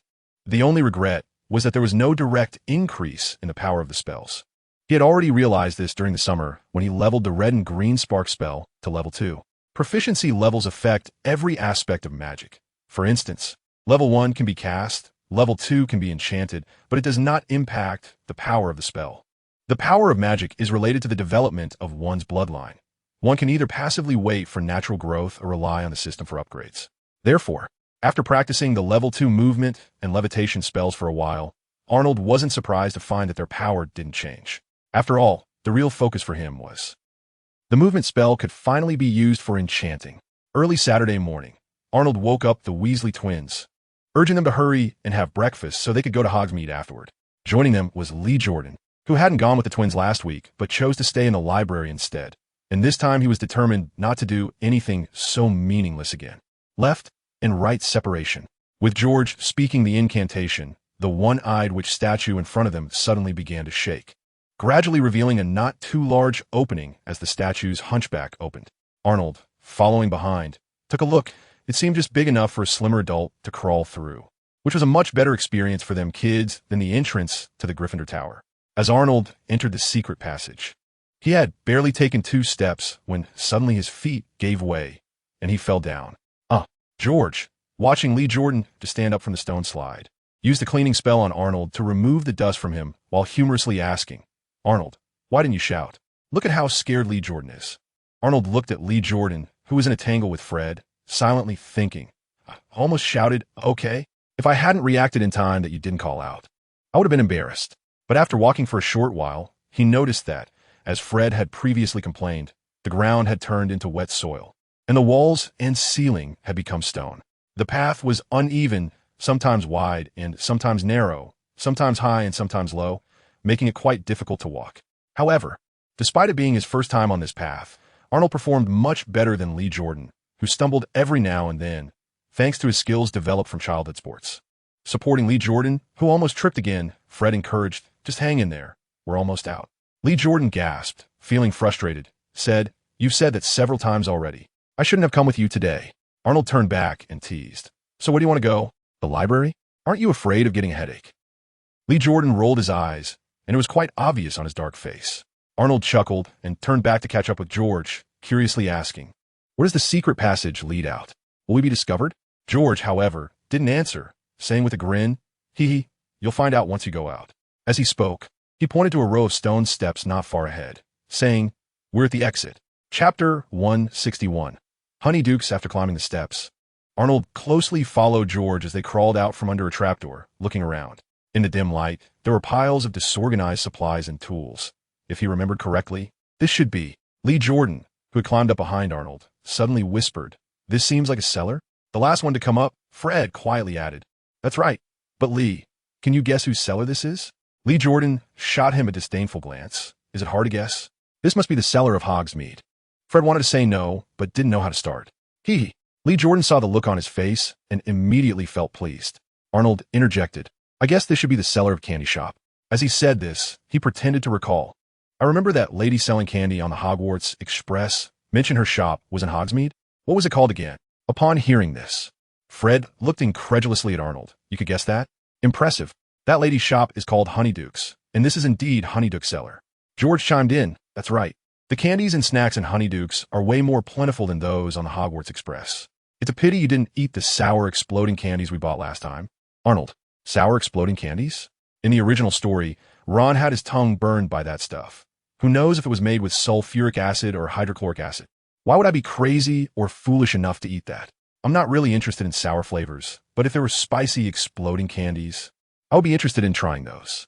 Hearing Arnold's words, George frowned in thought for 2 seconds, then shook his head. Spicy? I've never heard of an exploding candy with that flavor. You only occasionally get Bertie Bott's every flavor beans. What a pity. Arnold looked regretful. As they spoke, the group worked together to gently close the trapdoor, which was dusty and blended seamlessly with the floor. Creak. George, leading the way, gently pushed open the cellar door, poking his head out. The owners of Honeydukes were a classic couple, with the husband managing the shop while the wife handled sales. As usual, the wife was out making sales, and the husband was dozing off behind the counter. George turned back and signaled to the others, then led the way outside, with Arnold and the others following quietly behind. As a few people were passing by the counter and about to exit the store, a somewhat elderly male voice suddenly rang out nearby. The 4 of them paused at the same time and turned to look, and the speaker was none other than the owner, a man wearing a brown wool cap, who had just been dozing off. Arnold and the others were caught in the act, feeling quite nervous, but their synchronized actions made the owner of the Honeyduke feel a bit strange. The 5 of them stared at each other for a while, and it was the owner of the Honeyduke who spoke first. Are you all going out? Without buying anything? His tone was very unpleasant, and his expression was quite grim. Looking at the direction the 4 were heading, it indeed seemed like they were about to leave, and they didn't seem to be holding any candies or pastries. This sneaky behavior was hard not to arouse suspicion, right? But Arnold didn't want to be mistaken for some petty thief. So he instinctively wanted to explain, we didn't take anything. The owner's tone interrupted him angrily. So you think there isn't a single candy in my store that you like? Zesty honey candy? Cockroach pile? Super bubblegum? He rambled on, but there was no suspicion, no anger, only a sense of grievance. It turned out he didn't see them as thieves, but was dissatisfied that they looked down on his products. Arnold really didn't expect the owner to react this way and was momentarily at a loss for words. Just as he was struggling to respond, George quickly came up with an excuse. Boss, we suddenly remembered there are other necessary things we need to buy, and we weren't sure how much money we would have left after that. So even though your candies are very tempting, we just have to hold off for now. Arnold stole a glance at him. His regret was evident, and Oscar owed him a little golden statue. Gulp. At this moment, Fred also very cooperatively made a sound, as if swallowing. Arnold wasn't sure how the twins performed in other areas, but when it came to making up lies, they truly had a tacit understanding. The owner of the Honeyduke, hearing George's words and seeing Fred's greedy look, happily said, Is that so? You all look quite unfamiliar. It's your first time in Hogsmeade, right? You probably don't know about the reputation of Honeyduke. It seemed the twins who had come last week hadn't left much of an impression on the owner. Remember to come back and browse after you finish your shopping. I can offer you samples. The owner enthusiastically sought new customers. After saying this, he handed a colorful piece of paper to Fred, who was closest, and Arnold glanced over to find it was filled with the products sold at Honeyduke. After promising the owner that they would definitely return later, the 4 finally exited Honeyduke. Not far from the entrance of Honeyduke, Lee Jordan, who was visiting for the first time, eagerly looked around this temporary forbidden zone, while George turned to Arnold and asked, Arnold, where are you going? They all knew Arnold had come here for Charlie's matter, which meant there was serious business to attend to. Arnold was also surveying some nearby shops and replied, The wood shop, do you know where it is? Wood? Let me think. George pondered after hearing this. I have a vague impression. It seems to be over by the station, right, George? Fred thought of it first and reminded his brother. George shook his head. No, the station is just for transportation. Their ISN a dedicated shop there. Then he suddenly had a light bulb moment and said to Arnold, But I know a place that should sell it. Where? Zoko's joke shop. Fred clapped his hands and nodded in agreement. Oh, right. He needs various materials, including wood, to make his joke props, so he definitely won't be short. Arnold slightly nodded. Wood, especially magical wood, has various physical properties and magical attributes, making it a common material for many magical items. Surely, there had to be a place to sell it. It was reasonable for joke shops and magical item shops to also carry this business, along with selling alchemical tools. Chapter 162. Zoko's joke shop. Arnold nodded and said to George, All right, I'll go check that out first. Just tell me where it is, and you guys can find your own fun. George smiled. We'll take you there. We have nothing else to do anyway, and browsing the joke shop sounds interesting. After saying this, he looked at his roommate and gave him a nudge. Lee, what about you? Lee Jordan withdrew his wandering gaze and exclaimed, Of course. I'm going with you. You wouldn't leave me alone in this strange place, would you? Okay, follow me. Under the guidance of the twins, the 4 of them quickly arrived in front of shop, and Arnold looked up at the sign, which read Zoko's joke shop. Welcome. As they pushed the door open, A voice came from the back of the store, and then a tall, thin young man stood up from behind a pile of various products and cardboard boxes. "Hey, it's you guys? Sneaking out again?" Seeing the twins leading the way, the young man seemed a bit surprised but still smiled as he spoke. It appeared that this young man had a good relationship with the twins. He even knew they were underage and had secretly come to Hogsmeade. Fred casually replied, "Hey, Zoko, this time we're here to bring you some business." "Really? Then I have to thank you." The young man, who was Zoko, didn't mind Fred's somewhat casual attitude and began to size up Arnold and Lee Jordan. George pointed at Arnold and explained, "It's true. Arnold is our classmate, and he wants to buy some good quality wood. Do you have any here, Zoko?" "Wood?" Zoko's mind began to form a certain guess, but considering their ages, he felt it didn't seem likely, thus he was puzzled. However, the tiny doubt in his heart didn't affect his business. Zoko smiled at Arnold. "Of course, sir. Please follow me." After saying this, he walked from behind the pile of goods toward the counter and called out to the twins, "You can browse around freely." Fred waved his hand like a little adult and said, "You don't need to worry about us. I'll see if you have any new gadgets here." Arnold followed Zoko to a corner of the counter and closely examined the pieces of wood samples he brought out. Zoko had quite a variety of wood types: fragile, hard, elastic, heavy, all available. According to the rarity of the trees, the prices varied from high to low. Arnold was just making a magical item slightly stronger than a toy, so he didn't need to carry any profound magic or strong magical power. He had just one requirement: cheap, in bulk. Although Arnold's approach was similar to Draco Malfoy's, relying on providing equipment to the team through backdoor means, he wouldn't even spare a higher-priced piece of wood. Oh, and it's sturdy and durable. Even if the daily commuting speed isn't fast, there are bound to be emergencies. It's fine if the Gryffindor Quidditch players hurt themselves, but if the flying skateboard gets damaged, that wouldn't be good. Arnold would have to make another one. It didn't take long, and Arnold picked out the wood and bought a piece of board for just 8 silver sickles.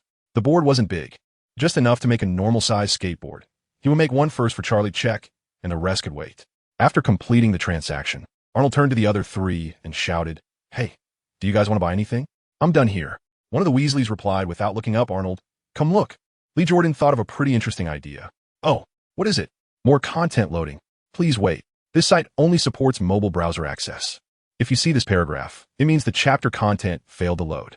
Please close your browser's reading mode, immersive mode, novel mode, and disable ad blocking features, or copy the URL to read in another browser." With that, Arnold walked over while holding the board. As soon as he got there, Lee Jordan pointed to a strangely shaped cube and excitedly said, "This one.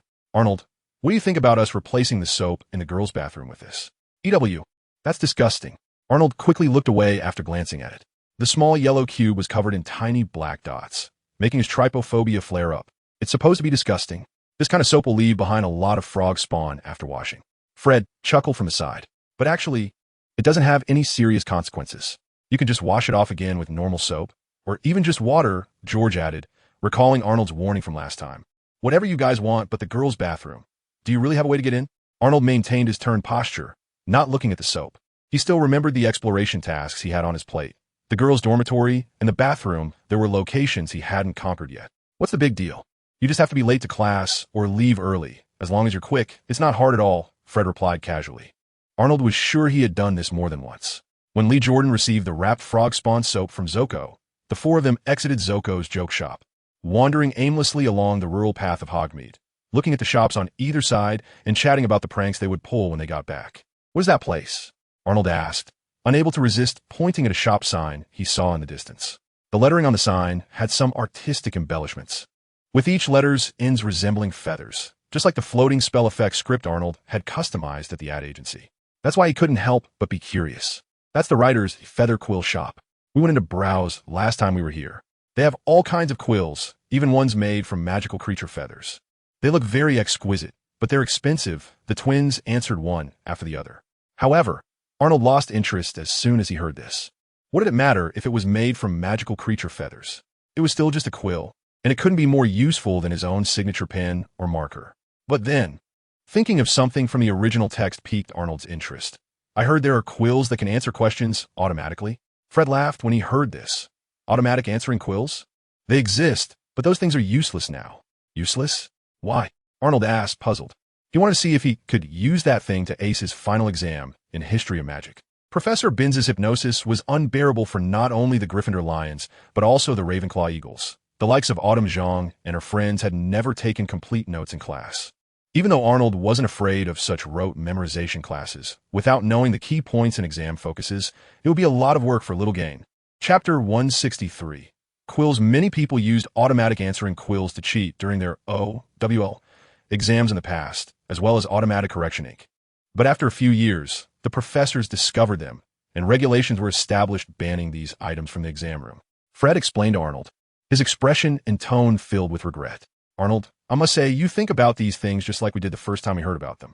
Lee Jordan nodded rhythmically, as if he had found a kindred spirit, while pointing at the twins to indicate their thoughts were the same. Arnold threw them a disdainful look.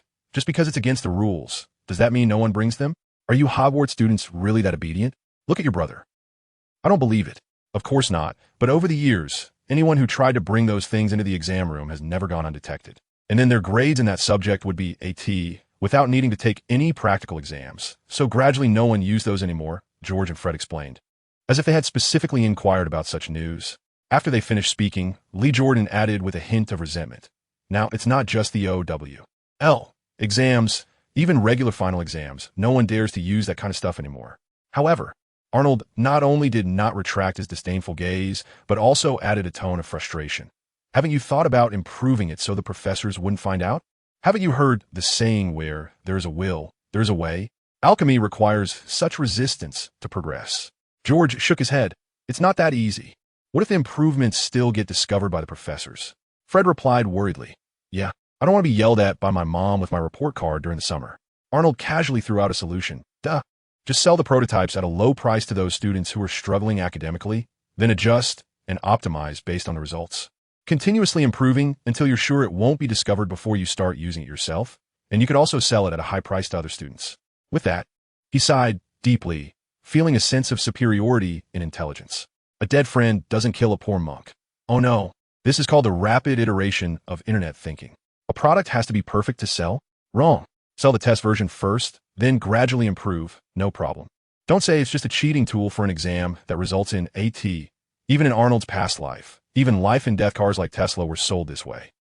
It can be done like that? Lee Jordan thought Arnold was being overly optimistic, shaking his dreadlocks like a maraca, unsure if anyone would buy it if there was a chance of getting caught. Arnold nodded. Of course. There are more students afraid of being scolded with their report cards than just you guys.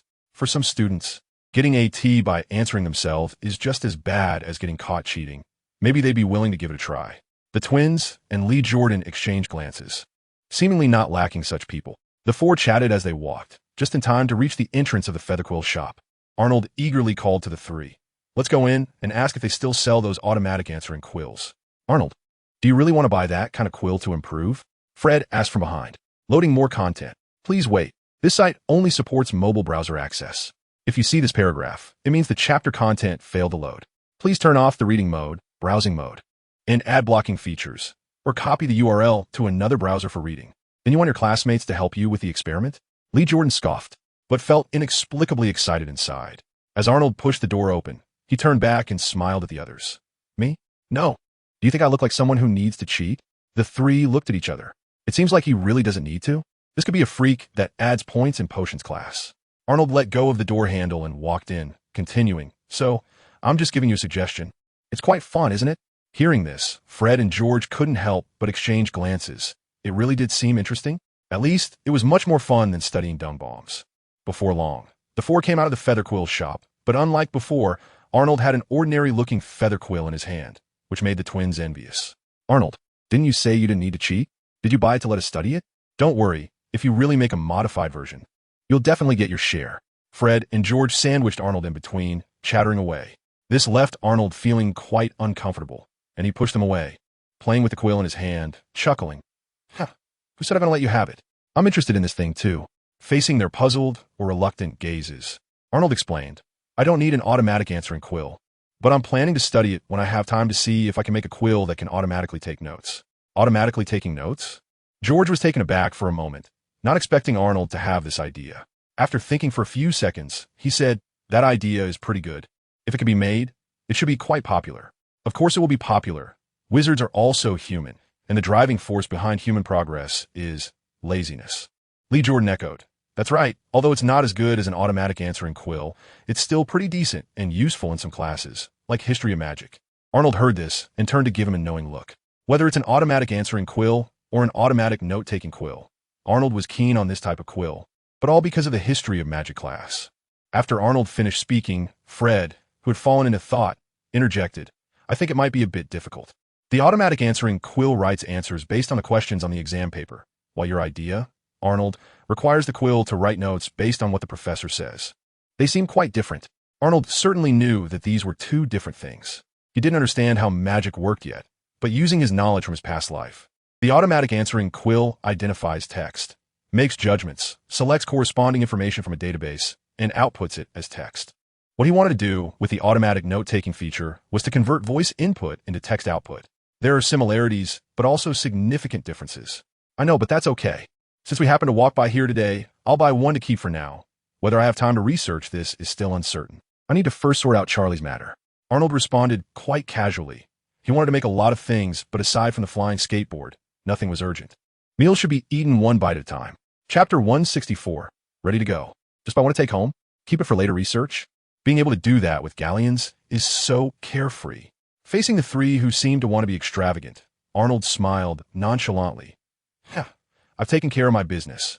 How about you? What's the next plan?" "Nothing. Hey, George, look, is that Percy?" Fred shook his head about to say something, and then suddenly pointed at a distance to George. Hearing his words, not only George but also Arnold and Lee Jordan looked over. Not far ahead, a tall, skinny person with red hair was walking slowly. Looking at his build, hair color, and the blurry features, it was definitely him. George nodded firmly. "Who was that girl with him?" Fred asked next, his eyes beginning to sparkle with a certain kind of gossip. "Is she a classmate?" "Oh, hith.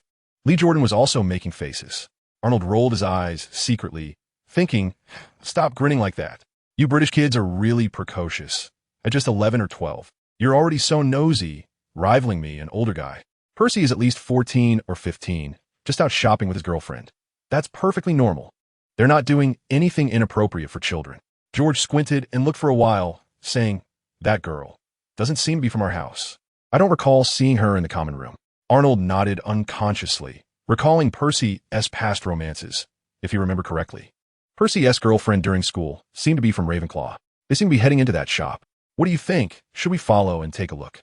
Fred said excitedly. Not far away, Percy was pushing open the door of a shop, gesturing for his female companion. "Maybe we shouldn't? It's not necessarily the kind of relationship you think." Although gossip is a common human hobby, Arnold didn't want to delve too much into other people's affairs.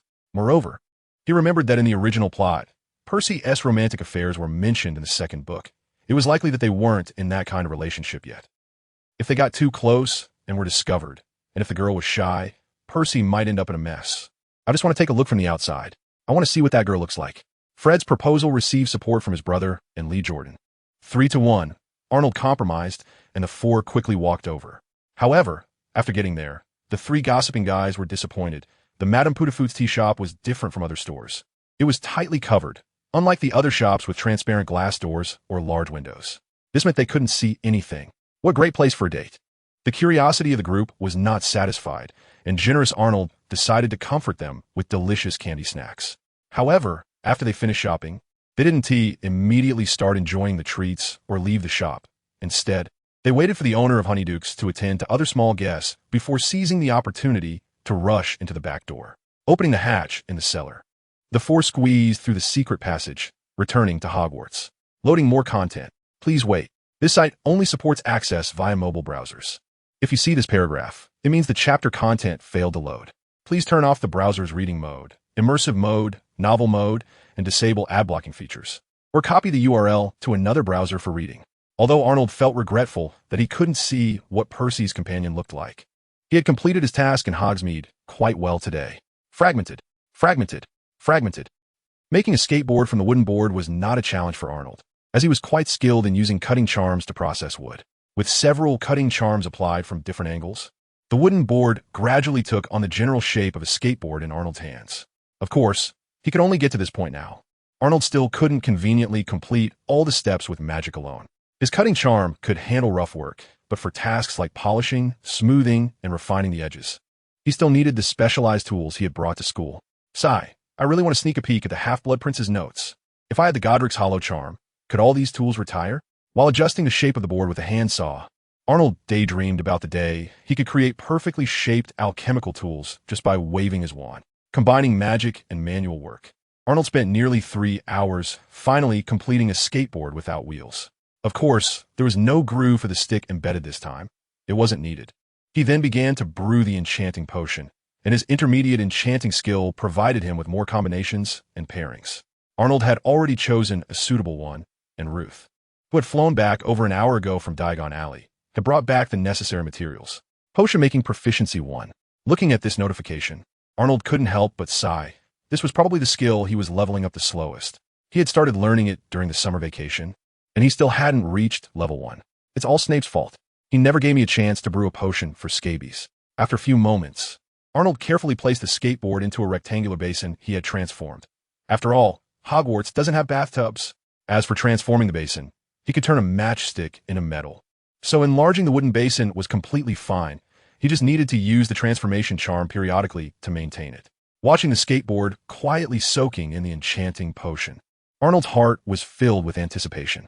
Although the two-color firework dragonfly had played a role during the last night outing, deep down, he still regarded it as a toy. The flying skateboard, however, was the first practical alchemical tool in Arnold's mind. Well, the assembled one doesn't count. The system doesn't recognize it, and honestly, he didn't think much of it either. Flapping. Just then, an owl suddenly flew in through the window, capturing Arnold's attention. It was Jack. Although all snowy owls looked similar, this was the only one that was so close to Ruth. Throwing a piece of hard beef jerky to Jack and petting it a couple of times, Arnold finally took the item from its claws, a small package. The contents of the package were not surprising. First was a letter from Nicole, mostly asking about his life and studies at Hogwarts, mainly about life, with only a brief mention of her situation at Cass Business School at the end. In addition, there were several beautifully printed items, all props for campus magical stage plays, including smoke spells, cutting spells, firework spells, and unlocking spells. It seemed that once he finished the tasks at hand, it would be time to play at the Room of Requirement. Chapter 165. Unwelcome Guests on a Certain Floor of the Castle. Andrew patiently waited for the stairs to change again while curiously asking Arnold, who was recording the stair movement patterns, "Where did you run off to yesterday morning?" "Katie, Anna, and the others said they didn't see you." "Yesterday? Oh, I found a quiet place to do some woodworking." Arnold casually replied without looking up, fabricating story. Sneaking off to Hogsmeade didn't really require him to keep it a secret from his friends. He just worried that Andrew would want to go too if he heard about it, which would be troublesome. Arnold subconsciously glanced at his wrist. It was 1:40 p.m., and soon the soaking time for the skateboard would be sufficient. He couldn't wait to show off his skills. He wasn't in the mood or had the time to run off elsewhere today. By the way, he still hadn't fulfilled his promise to Andrew and the two girls about taking them on a night outing. Doing woodworking? Andrew paused for a moment, then thought of something and asked again, "Is it that new skateboard? The one soaking the basin by your bed?" "Yes," Arnold replied succinctly. After glancing at the flying skateboard he was standing on, Andrew pressed on. "Why suddenly make a new one? I don't see anything wrong with the one you have now." "Because," Arnold was about to answer when he noticed a few people coming up the stairs from below. Moreover, it didn't seem friendly. The newcomers were Miles Blanche, accompanied by 3 others. Although Arnold couldn't name them, they all looked familiar. They were first-year boys from Slytherin. Noticing Arnold's gaze, Andrew turned to look as well, seeing the 4 Slytherin newcomers approaching them without any pretense. Andrew's expression changed. "Blanche? What do you want?" Miles Blanche smiled coldly and said, "Nothing much. But since we can't go up for a while, why don't we chat over there?" Andrew immediately refused. "No." Miles Blanche exchanged glances with his companions, and the 4 of them pressed in. Although Andrew was not lacking in courage, he wasn't strong enough. He was pushed back 2 steps by 2 Slytherins.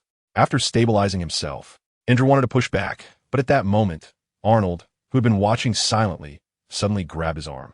"Then let's chat," Arnold said, activating his skateboard and floating toward the nearby corridor. He had already figured it out. Miles Blanche and the others were here to cause trouble. Although they had exchanged a few verbal jabs with Miles Blanche over the past week, Arnold had always thought it was just competition. He didn't expect these Slytherin newcomers to be so impatient. Despite having some guesses about what the so-called chat might entail, Arnold wasn't worried at all. School bullies weren't just anyone. If they weren't tough enough, they were just face bullies. "Andrew, what spells have you learned now?" Arnold asked quietly as they walked. "Now? I only know one, the Matchstick to Needle spell, Accio. I have practiced the floating charms incantation and gesture, but I haven't cast it yet," Andrew replied softly. The more they talked, the quieter his voice became, and the less confidence he showed. More content is loading. Please wait. This site only supports mobile browsers. If you see this paragraph, it means the chapter content has failed to load. Please turn off the reading mode, skim mode, novel mode, and disable ad blocking features. Or copy the URL to read in another browser. Miles Bleach and a few others clearly had ill intentions. But I didn't have any magic I could use for a fight. Enough. Facing Andrew's puzzled gaze, Arnold whispered, "Did you see that bespectacled Slytherin? When I make my move, you aim for his glasses with Accio." Glasses? Andrew was a bit confused. Arnold pointed out, "Yeah, mainly the edges of the two frames. You need to cast it quickly, but it doesn't have to be perfect. In fact, it's better if it's not." This. Andrew couldn't understand his intention. Arnold glanced at the corner ahead and hurriedly said, "There's no time to explain in detail. Just do as I say. And after you cast the spell, rush in and engage him in close combat." As he spoke, he looked at Andrew's small frame and uncertainly asked, "You know how to fight, right?" "I can, but I'm not very good at it," Andrew replied with a grimace, then asked, "What about the others?" "Leave them to me. All three of them. Leave them all to me." Arnold's tone was filled with confidence, which inspired Andrew and made him feel a bit more at ease. Silently, they turned a few corners in the hallway, and the group arrived at a relatively secluded spot where teachers and students rarely passed by during class. And today, being the weekend, there was a single person around. After entering this corridor and taking a few steps, Andrew exchanged glances with Arnold, both stopping to turn back towards a group of Slytherin students. "So, what do you want to talk about?" Arnold also got off his flying skateboard and quietly stood beside him. Miles Bleach and his group walked closer, not answering Andrew's question, but instead looking at Arnold and nodding his chin. "What is there to talk about?" "Kid, you're quite arrogant." "Arrogant?" Arnold didn't know where he was being arrogant, but he understood that there was no point in reasoning with certain people. It was just a casual question. Miles Bleach's tone darkened. "Arnold Adams, your name has been quite prominent this week. It said that your performance in every subject, every class, is outstanding." In contrast, Arnold's tone was sarcastic. "Oh, this Slytherin classmate is overpraising me. It's all just trivial matters. Do you really think I'm complimenting you?" Miles Bleach scoffed. "Other classes might be fine, but in our shared classes like flying class, transfiguration class." At this point, his tone suddenly rose. "You still dare to act in front of the professor, still dare to lie in front of the professor." Thinking back to the last time in Professor McGonagall's office when Arnold lied with a straight face and ended up with nothing, he felt furious. The things that made Miles Bleach angry, Andrew found amusing and couldn't help but laugh. "Haha, Arnold nudged him with his shoulder, cleared his ears, and feigned ignorance. "What acting? What lying? What are you talking about, classmate? I don't quite understand. The magical world is so strange. Who knows if that guy has something on him that can record sound or images? Better be cautious. Last time you got away with it. But you didn't know to be more cautious, and in potions class, you even dare to talk back to our head." Miles Bleach was increasingly indignant. "Look at how good a headmaster Snape is, and you forced him into such a state with your words." Chapter 166-1 against 3 Talk Back. Classmate Bleach, you've misunderstood.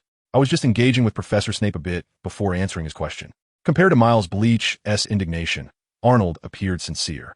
"I heard that Professor Snape rarely give points to Gryffindor students, but I am clearly an exception.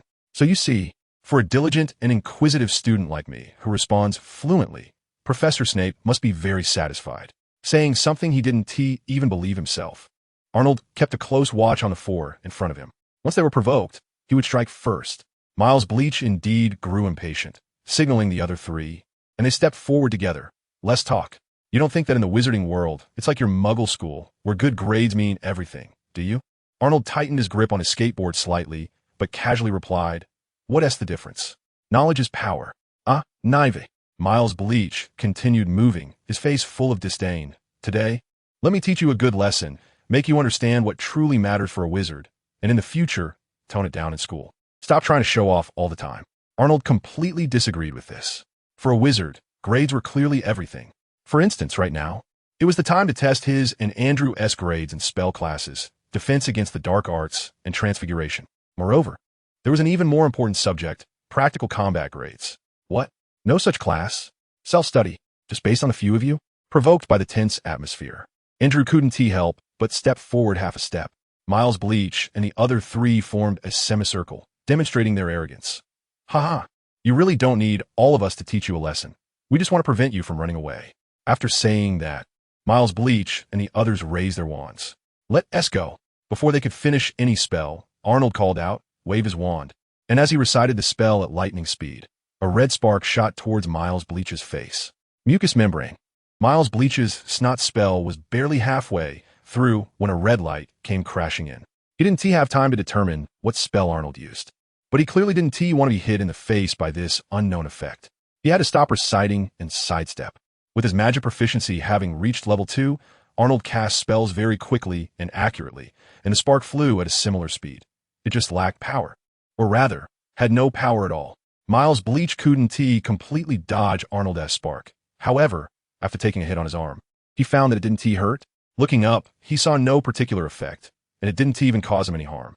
It was somewhat similar to the spark spell used to send signals that Professor Lannister taught in defense against the dark arts. Realizing this, Miles Bleach knew he had been fooled by Arnold. Immediately, he felt both ashamed and angry and began reciting the snot spell he had learned before entering Hogwarts again. Lucy, loading more content. Please wait. This site only supports access via mobile browsers. If you see this paragraph, it means the chapter content has failed to load. Please turn off reading mode, browsing mode, novel mode, and disable ad blocking features. Or copy the URL to read in another browser. However, this time Arnold's attack came even faster. After just using a spark spell to distract Miles Bleach from a distance, he didn't use any more magic. Instead, he pulled out the 3 wooden sticks embedded under his flying skateboard, letting them float in the air.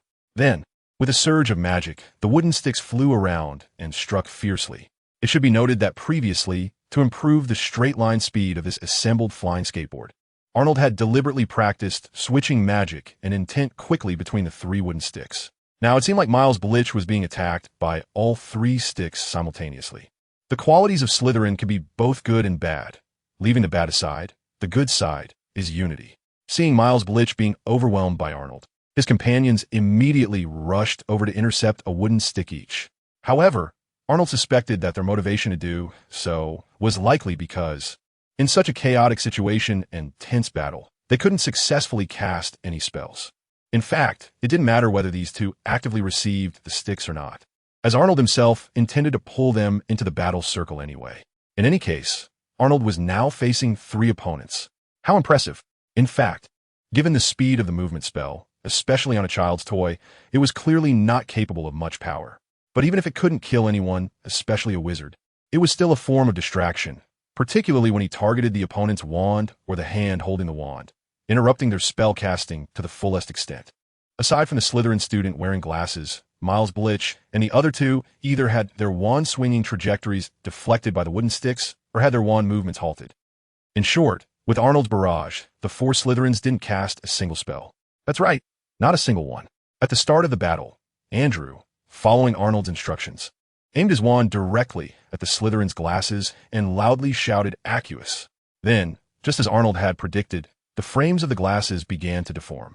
The distortion was not significant, but the 2 lenses which had been tightly fitted dropped off simultaneously. Arnold wasn't sure how strong the person's nearsightedness was.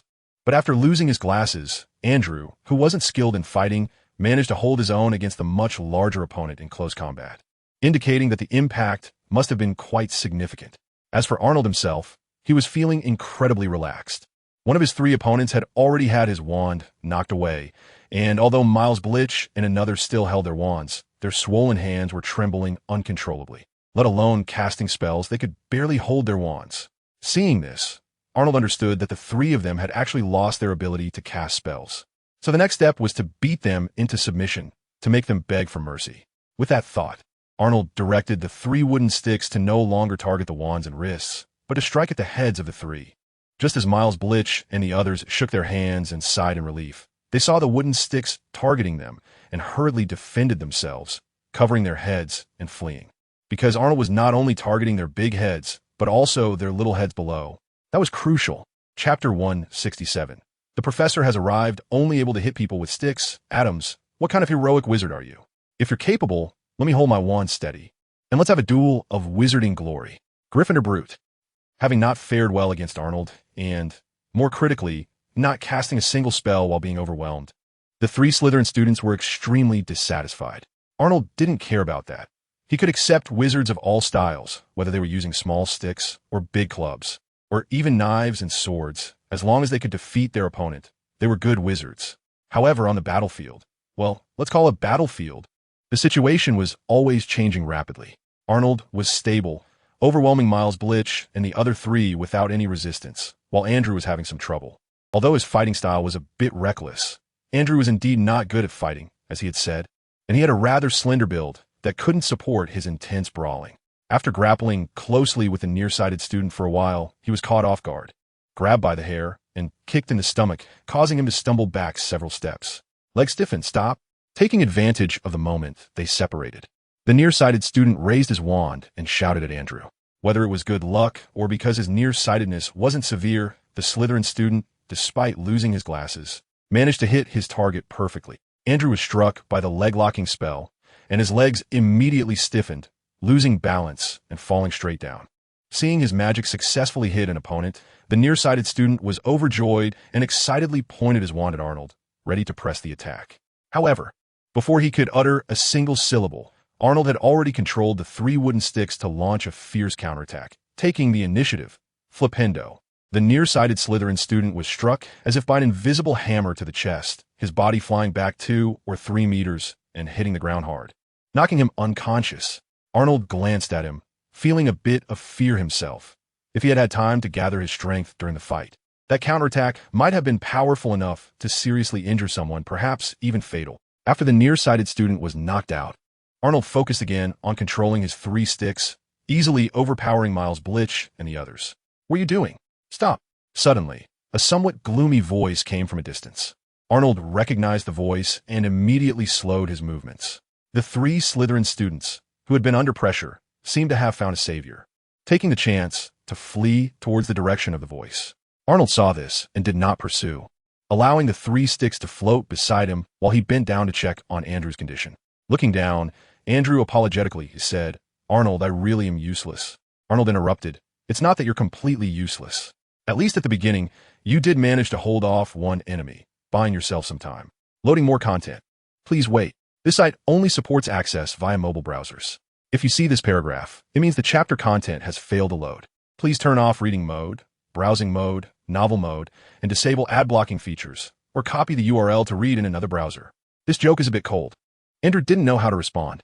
He gave a self-deprecating smile and then pointed at his tightly closed legs, asking, "Can you fix this? I can't separate my feet." The leg locker curse. Arnold had seen it in some book about mobile magic, and he had noted it down but hadn't had the chance to learn it yet. However, the generic counter curse he learned from the second-hand standard spells, level 2, the gear spell, should be able to resolve this issue. After saying that, Arnold raised his wand at Andrew and recited Theme, but there was no response from the wand's movement, and Andrew's legs remained tightly bound by an invisible force. "Hold on, I'll give you a break for a moment." Looking at Andrew's anxious face, Arnold gently patted his thigh to comfort him before standing up straight. He turned to the person who approached, resembling a large bat in a long black wizard robe, Severus Snape.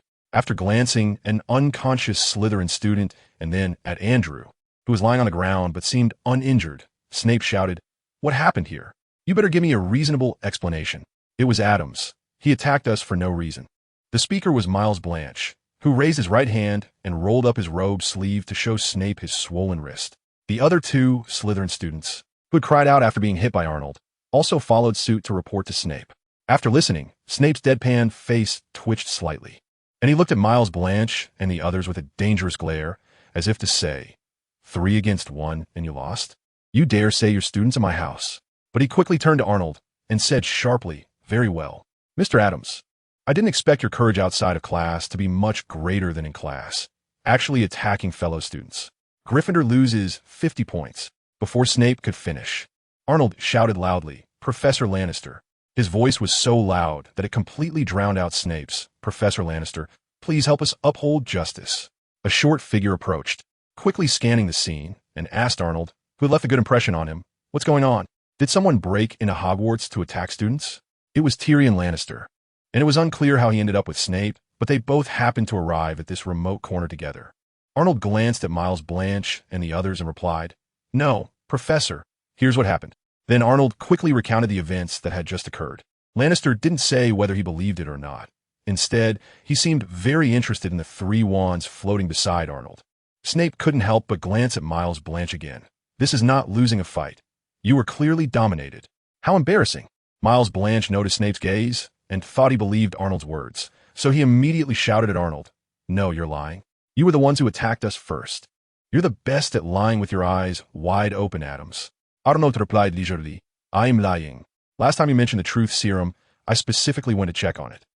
Upon hearing this, Miles Blanche's expression changed, but he quickly regained his composure.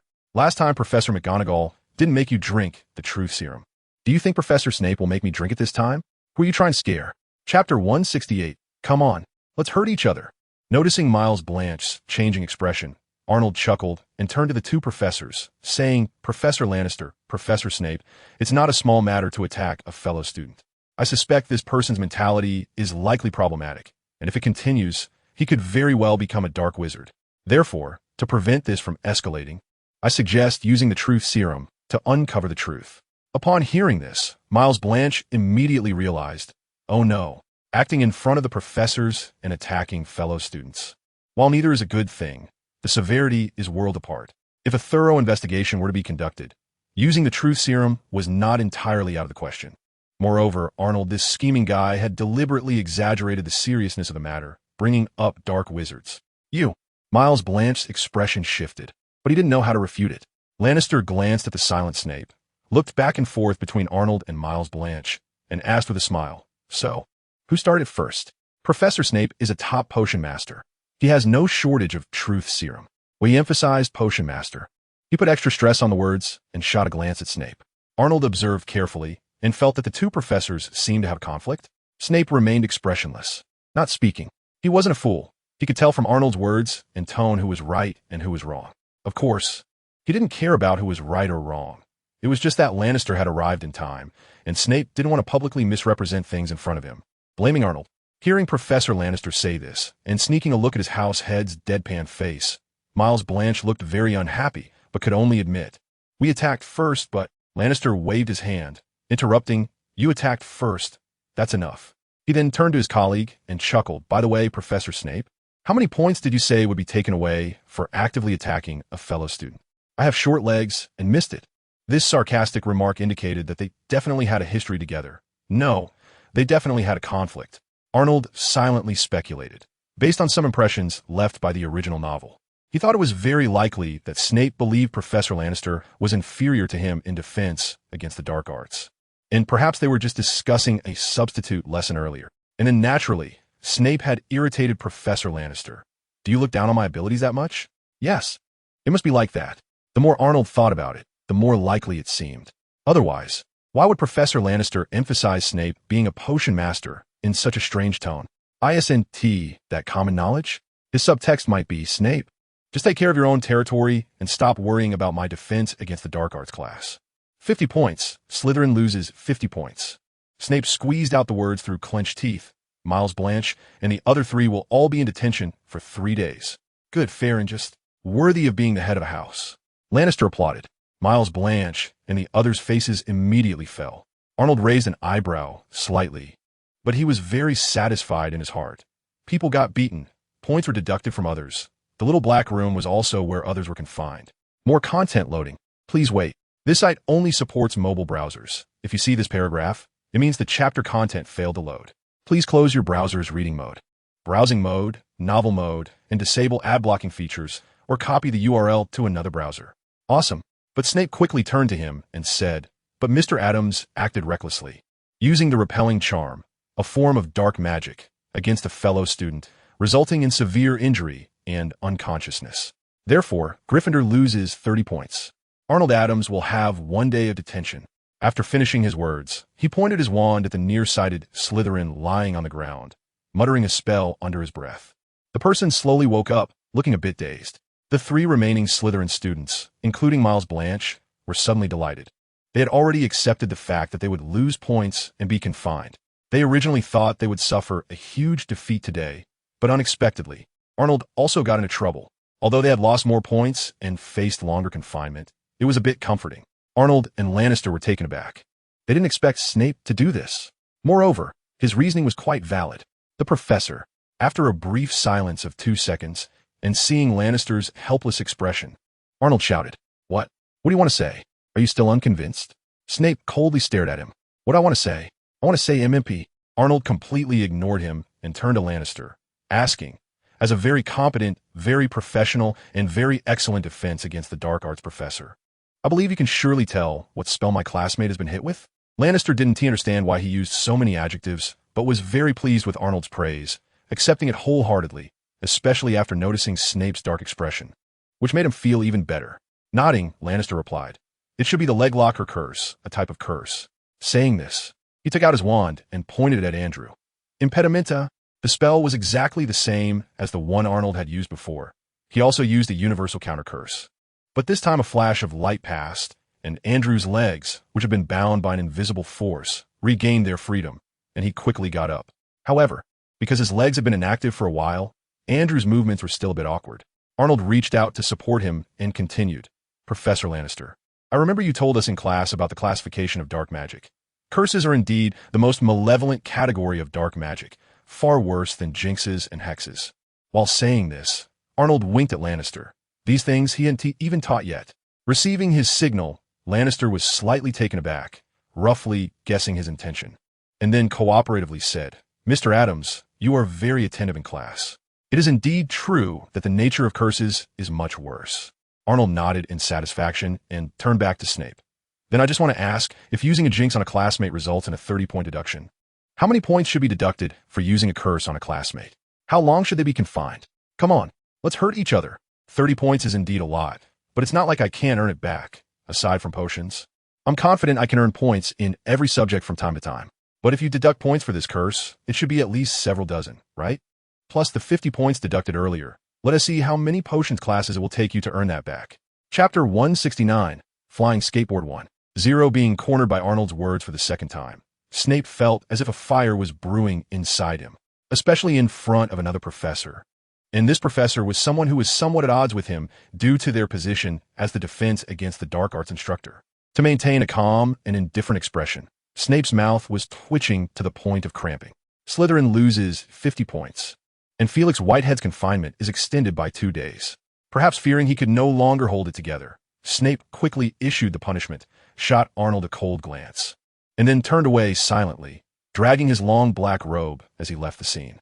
Lannister watched Snape walk away with satisfaction, then said to the two groups of students present, Let us handle this according to Professor Snape's opinion. Adams, your banishing charm was very well done, but don't forget the task I assigned to you. He smiled and nodded at Arnold, reminding him, and then Lannister also left. Miles Blanche and Arnold exchanged glances for a moment before dispersing. A small conflict ended just like that. The actively provoking Slytherin side had lost 800 while inflicting 1,000 damage on themselves. But Arnold was not satisfied with this outcome. If the battle could have been resolved faster, he could have just taught them a lesson without any cost. Now, he had to lose points and face confinement. It was quite tragic. Just as he was thinking this, Andrew said apologetically, Arnold, this time I dragged you down. If it weren't for helping me, you wouldn't have used a jinx and wouldn't be confined. Arnold shot him a sidelong glance. Help you? You were already lying down at that time, okay? I was helping myself, but you really are a deadweight. That's right, this happened because you, Andrew, are just too weak, Arnold commented seriously. Andrew was deeply affected, his face awkward, feeling that he had no way to respond to this. Who knew that every single Slytherin over there would know spells that the professors hadn't taught? Those wizards from wizarding families really know more than little wizards from muggle families. Well, except for Arnold. That banishing charm was used so timely and looked so cool. Just like the superheroes in the American comics I used to read. If only it could be cast wandlessly and silently, that would be even better. Arnold was completely unaware of Andrew's admiration for him and continued to criticize him. If you were just a bit stronger, we could have wrapped this up quickly without being caught by the professor. Okay, I guess I'm too weak, Andrew said with a wry smile, scratching his head. It turns out Arnold wasn't concerned about whether to use a jinx or not. So, your good days are over, Arnold said in a dangerously serious tone. Andrew instinctively shivered. What do you mean? Arnold said sternly. Extra practice. From now on, stop playing chess with McLagan and use all that time for me. Next time we meet, don't let me down again. After a brief pause, Andrew loudly promised. Okay, no problem. I swear, next time we encounter such a situation, I will make those Slytherin guys pay. Inspired by his words, Andrew seemed energized. Arnold was very pleased. If his friend's level could improve, Their chances of winning in future fights would be higher, and the time spent would be shorter, which was one aspect. Plus, who knows? His performance in class might also improve. Today's 30-point deduction was so painful it felt like he couldn't breathe. The movements were sluggish.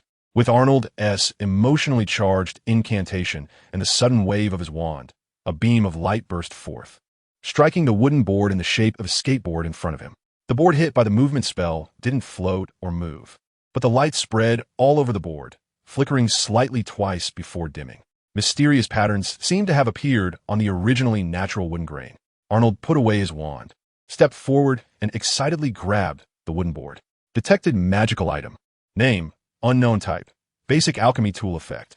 Can move at a fast speed just above the ground under the influence of magic. Principle. Movement spell production process. Casting the movement spell untreated with using enchanting techniques, while reducing the hovering height and increasing the movement speed through enchanting techniques. Unknown. This is the flying skateboard, a proper one, completely different from the previous assembled junk. With a thought, Arnold changed the name on the system interface to Flying Skateboard. Since the start of the school year, he had practiced repeatedly for a week, tirelessly studying relevant theories, consulting his house elf, Percy, and Professor Lannister about similar magic, and finally managed to level up the movement spell to level 2. The real flying skateboard was finally completed at this moment. Arnold loosened his grip, and the skateboard fell straight down, then suddenly slowed down about 10 centimeters from the ground, gently descending a few centimeters before quietly hovering there. The movement spell could originally allow objects to hover at a higher position, but Arnold had reduced that height.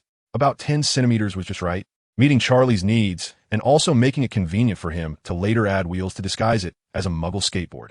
Looking at his second alchemical creation, Arnold excitedly stepped onto the skateboard without worrying about any issues. He had confidence in himself. Stable. Standing on this new flying skateboard, Arnold's first feeling was stability. Compared to the previous assembled junk, the whole enchanted skateboard allowed him to not worry about its load capacity anymore. Falling apart? Absolutely impossible. Not to mention Arnold or other students, even if 2 Hagrid stood on it, it would still be fine. Communicating with the skateboard through magic, Arnold gestured for Andrew, who was watching, to step aside, then try to control the skateboard's movement. Although he didn't conduct strict tests, Arnold was sure that it was definitely much faster than that assembled junk, even faster than his running speed during summer vacation. Of course, that was likely due to his short legs. However, Arnold was extremely knowledgeable about floating magic, including the movement spell. Comparing it to his memory of using this magic a few days ago, he immediately concluded this skateboard's flying speed was slightly faster than the movement spell infused with his mental power. This should be the effect of intermediate enchanting techniques, reallocating the reduced hovering height to the movement speed. Additionally, controlling the skateboard to fly in the not-so-spacious dormitory. Arnold could clearly feel that the skateboard was very responsive to his control, making it easy to handle, with no longer that sense of separation he felt before. This was his first-generation flying skateboard. The original assembled junk couldn't even be counted. Well, he could go find Charlie to report now.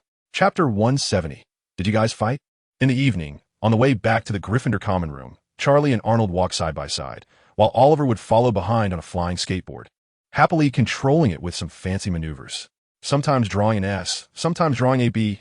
No, it was a Z. Charlie occasionally looked back and smiled, praising, "I didn't expect you to get it done so quickly, Arnold. The effect is great, even better than I anticipated." He had already tested it earlier. The initial requirements, more responsiveness and faster speed, were all met by the skateboard Arnold had just made. Thinking about his teammates flying around school on skateboards every day, mastering various flying techniques akin to broomsticks, and honing their emergency handling skills, Charlie couldn't help but keep smiling.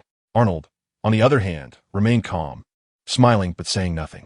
Basic skills were not to be neglected. His integration of mental power techniques and intermediate enchanting techniques were no mere decorations. He had already felt excited and proud earlier that afternoon when he and Andrew tested it in the dorm. Wood accelerated, flying next to them, agreeing, "Indeed, this speed is just right. It can serve as practice without causing any accidents." Charlie suddenly remembered a question. "By the way, Arnold, how do you plan to sell this skateboard? I hope it won't be too expensive. I don't want my teammates to bear too much extra burden." He added somewhat shyly, "Of course, I don't want you to suffer a loss either. Just hope you can earn a little less." He had asked Arnold to make this tool to improve everyone's skills, but the Quidditch team members were not obligated to purchase such extra training tools. At least Charlie himself had no plans to buy one, Well aware of his family situation, and unnecessary expenses should be minimized. However, Charlie still hoped Arnold could sell it at a lower price, which would persuade more teammates to buy and use it, subtly improving their flying skills and increasing their chances of winning the match and securing the Quidditch Cup. Just as Charlie was feeling anxious, Arnold gave him an unexpected answer. Sell? No, no, no. As long as you all confirm that this thing is useful. I'll cover the flying skateboards for all members of the Gryffindor Quidditch team. Arnold spoke grandly, and judging by his expression, he was very serious, not boasting or sounding tipsy. How can that be? Charlie was delighted, but felt it didn't seem right. The effort he put into researching was one thing, but he also had to cover the costs of raw materials. How can it not be? Didn't I say before? I'm the supplier of auxiliary training equipment for the Gryffindor Quidditch team. A sponsor, Arnold said confidently. Charlie thought for a few seconds, asking as they went upstairs, Sponsor? Arnold, you're not trying to use us to advertise for you, attracting others to buy your flying skateboards, are you? Arnold didn't hide it, admitting openly, exactly, that's my plan. There is no such thing as a free lunch. While Arnold was willing to enhance the strength of the Gryffindor Quidditch team, that didn't mean he was willing to do it for free. He could sponsor flying skateboards for free, but correspondingly, the Quidditch team members would be his free product endorsers, especially the star players, Gryffindor Quidditch team captain and seeker, Charlie Weasley. Charlie frowned slightly. But if other houses can also buy flying skateboard from you, what advantage do we have? Arnold was well prepared for this question, immediately replying, Time. Time is our biggest advantage. Charlie was confused. Time? Arnold nodded, extending one finger to explain yes in a short time. At least before our house's first Quidditch match is over, I won sell to students from other houses. Then he extended a second finger, and after the match, well, it depends on whether our advantage is big enough. After all, only he knew how to make the flying skateboard for now, and when to sell it externally was entirely up to Arnold. Perhaps a skilled alchemist could figure out the principle at a glance and replicate it immediately. But that certainly didn't include students from the other three houses. After listening, Charlie pondered for a while and then nodded gently. In that case, that works. At this moment, Oliver Wood, who had been eavesdropping, interjected, What about next semester? After the first, second, or third match? Selling to students from the other three colleges can indeed prevent them from using this auxiliary training tool this semester. More content loading. Please wait. This site only supports mobile browsers. If you see this paragraph, it means the chapter content failed to load. Please turn off your browser's reading mode, browsing mode, novel mode, and disable ad blocking features, or copy the URL to another browser to read. But what about next semester? Let's talk about next semester when the time comes. Charlie has left, and a protagonist has arrived. Wood, you can relax. I need 6 of your flying skateboards. No, wait, counting the substitutes, I need at least 2 more. Arnold, when will you be done? It's not difficult to make tomorrow. Oh, tomorrow won't work. I have to go into confinement. You're going into confinement? Yeah, I got into a fight with a few Slytherins at noon, and Snape caught me. That sounds tough. It's all right. I only have to stay in for a day. The 4 Slytherins who started at first have to stay for 3 days, and one unlucky guy has to stay for 2 extra days. He'll be spending every night in the small dark room next week. Is Slytherin's punishment heavier than yours? How is that possible? Arnold, you're back? I heard you fought with a first-year Slytherin today. You guys heard from Andrew, right? Perfect. Charlie and Wood are curious, so you can tell them. Wait a moment. I'll check back later. I haven't finished writing this chapter, sorry.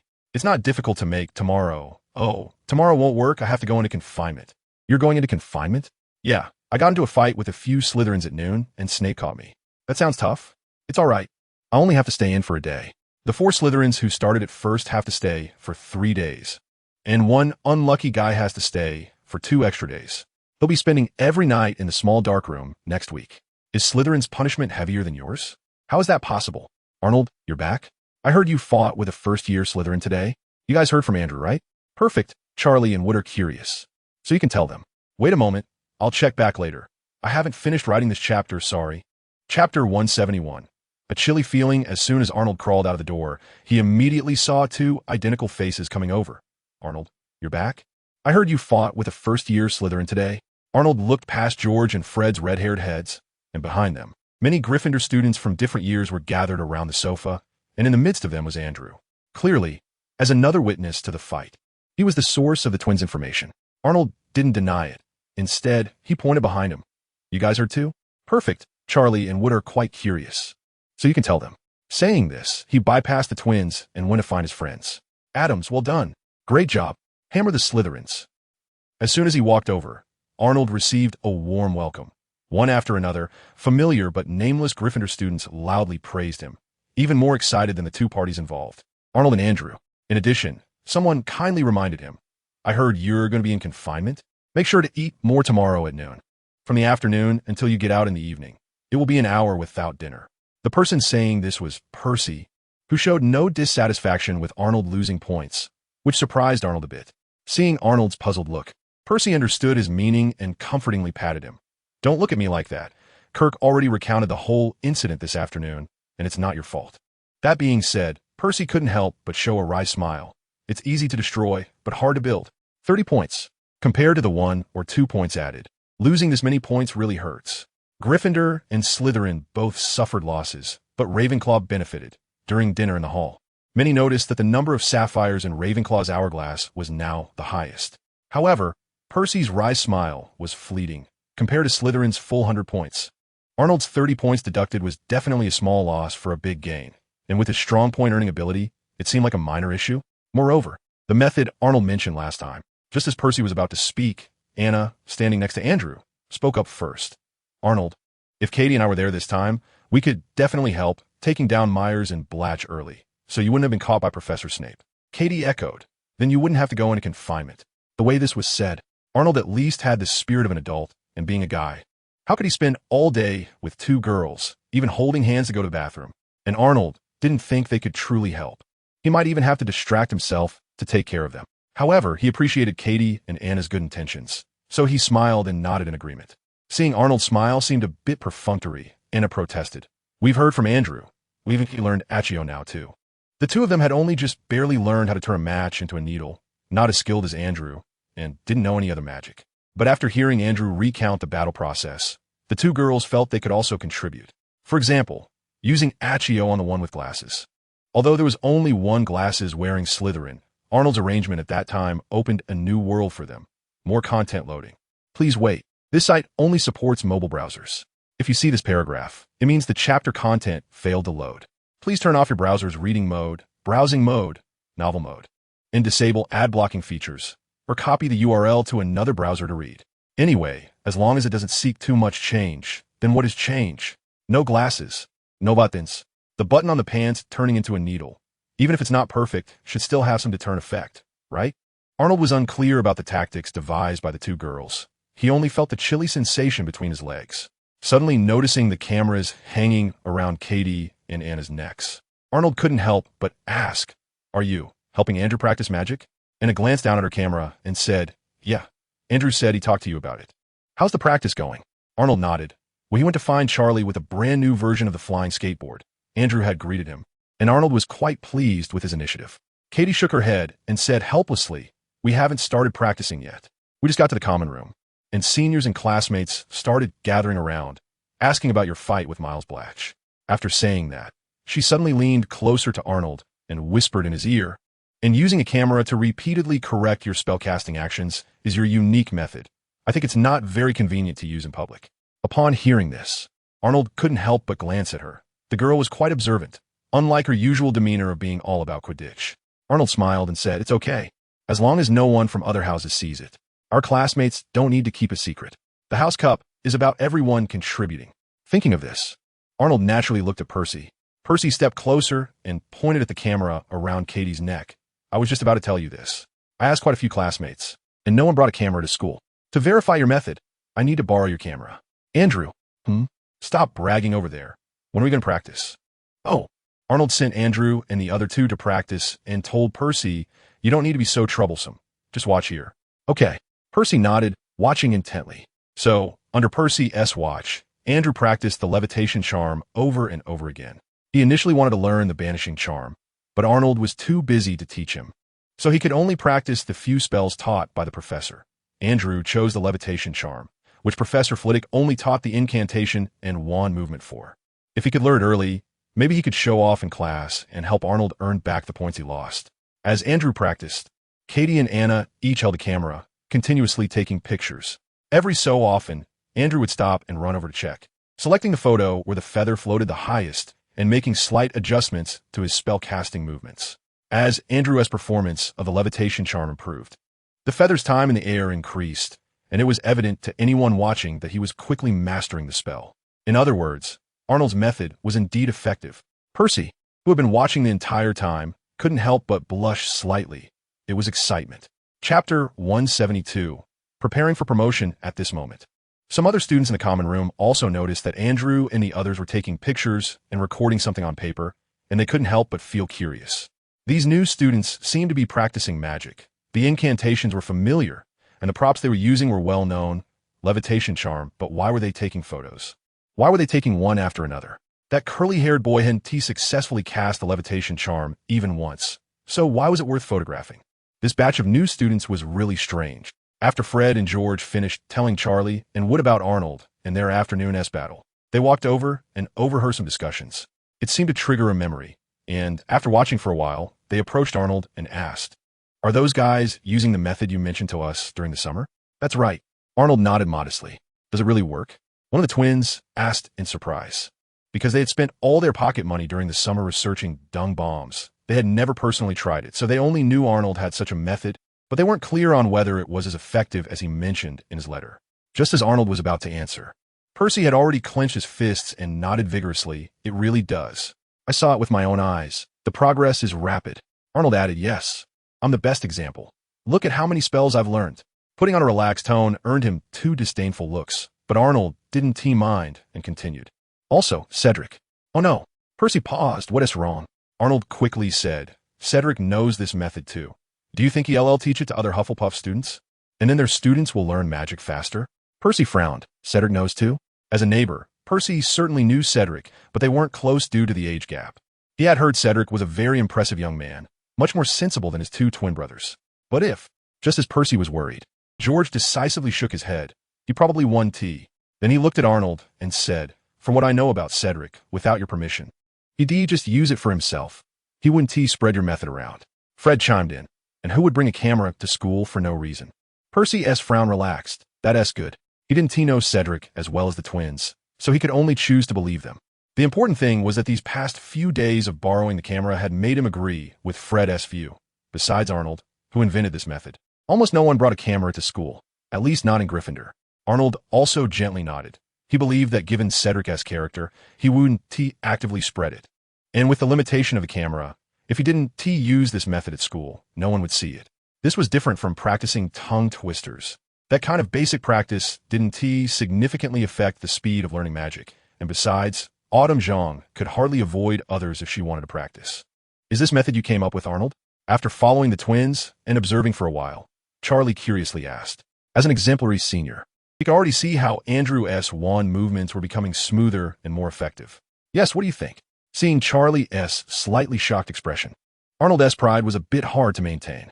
The same words, the same meaning, said by someone of a different status brought a different feeling. Charlie, after all, was the senior.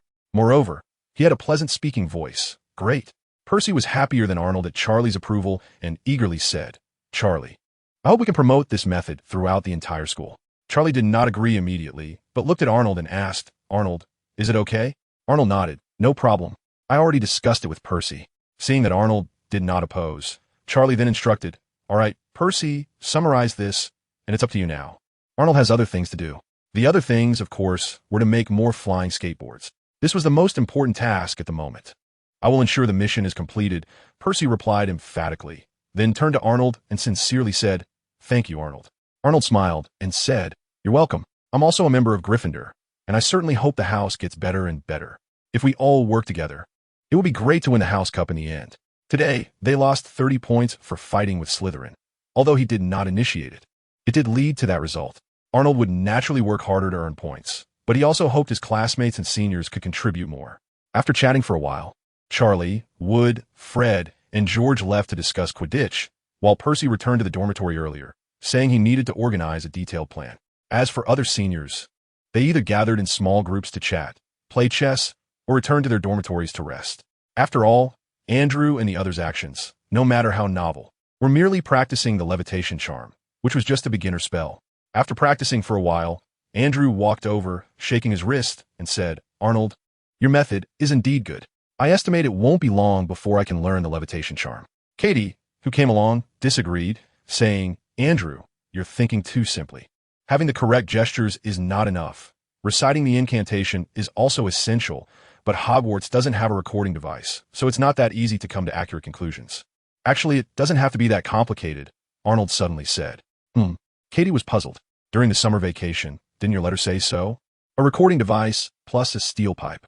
Clumsy and simple. Arnold gently shook his head, recalling that during the summer, no one taught him, so he could only self-study and use such a clumsy method to eliminate and summarize. But now it was different. This was Hogwarts, with the best professors in the British wizarding world and seniors who had gone through the process of becoming proficient in many spells from being complete beginners. There were plenty of people to consult, so naturally, a more efficient way to learn magic could be used. Chapter 173. The Small Dark Room. You can consult the older students and take note of their incantation methods and precautions. Of course, I will also share my insights with you, along with Professor Flitwick's explanations and demonstrations from class. With these things, you just need to carefully analyze the similarities and differences in their incantation methods, and then come up with a template. Within a certain range of this template, make some subtle adjustments, and you should be able to find the correct way to chant the spell. Arnold explained in detail to the three friends, while also silently contemplating.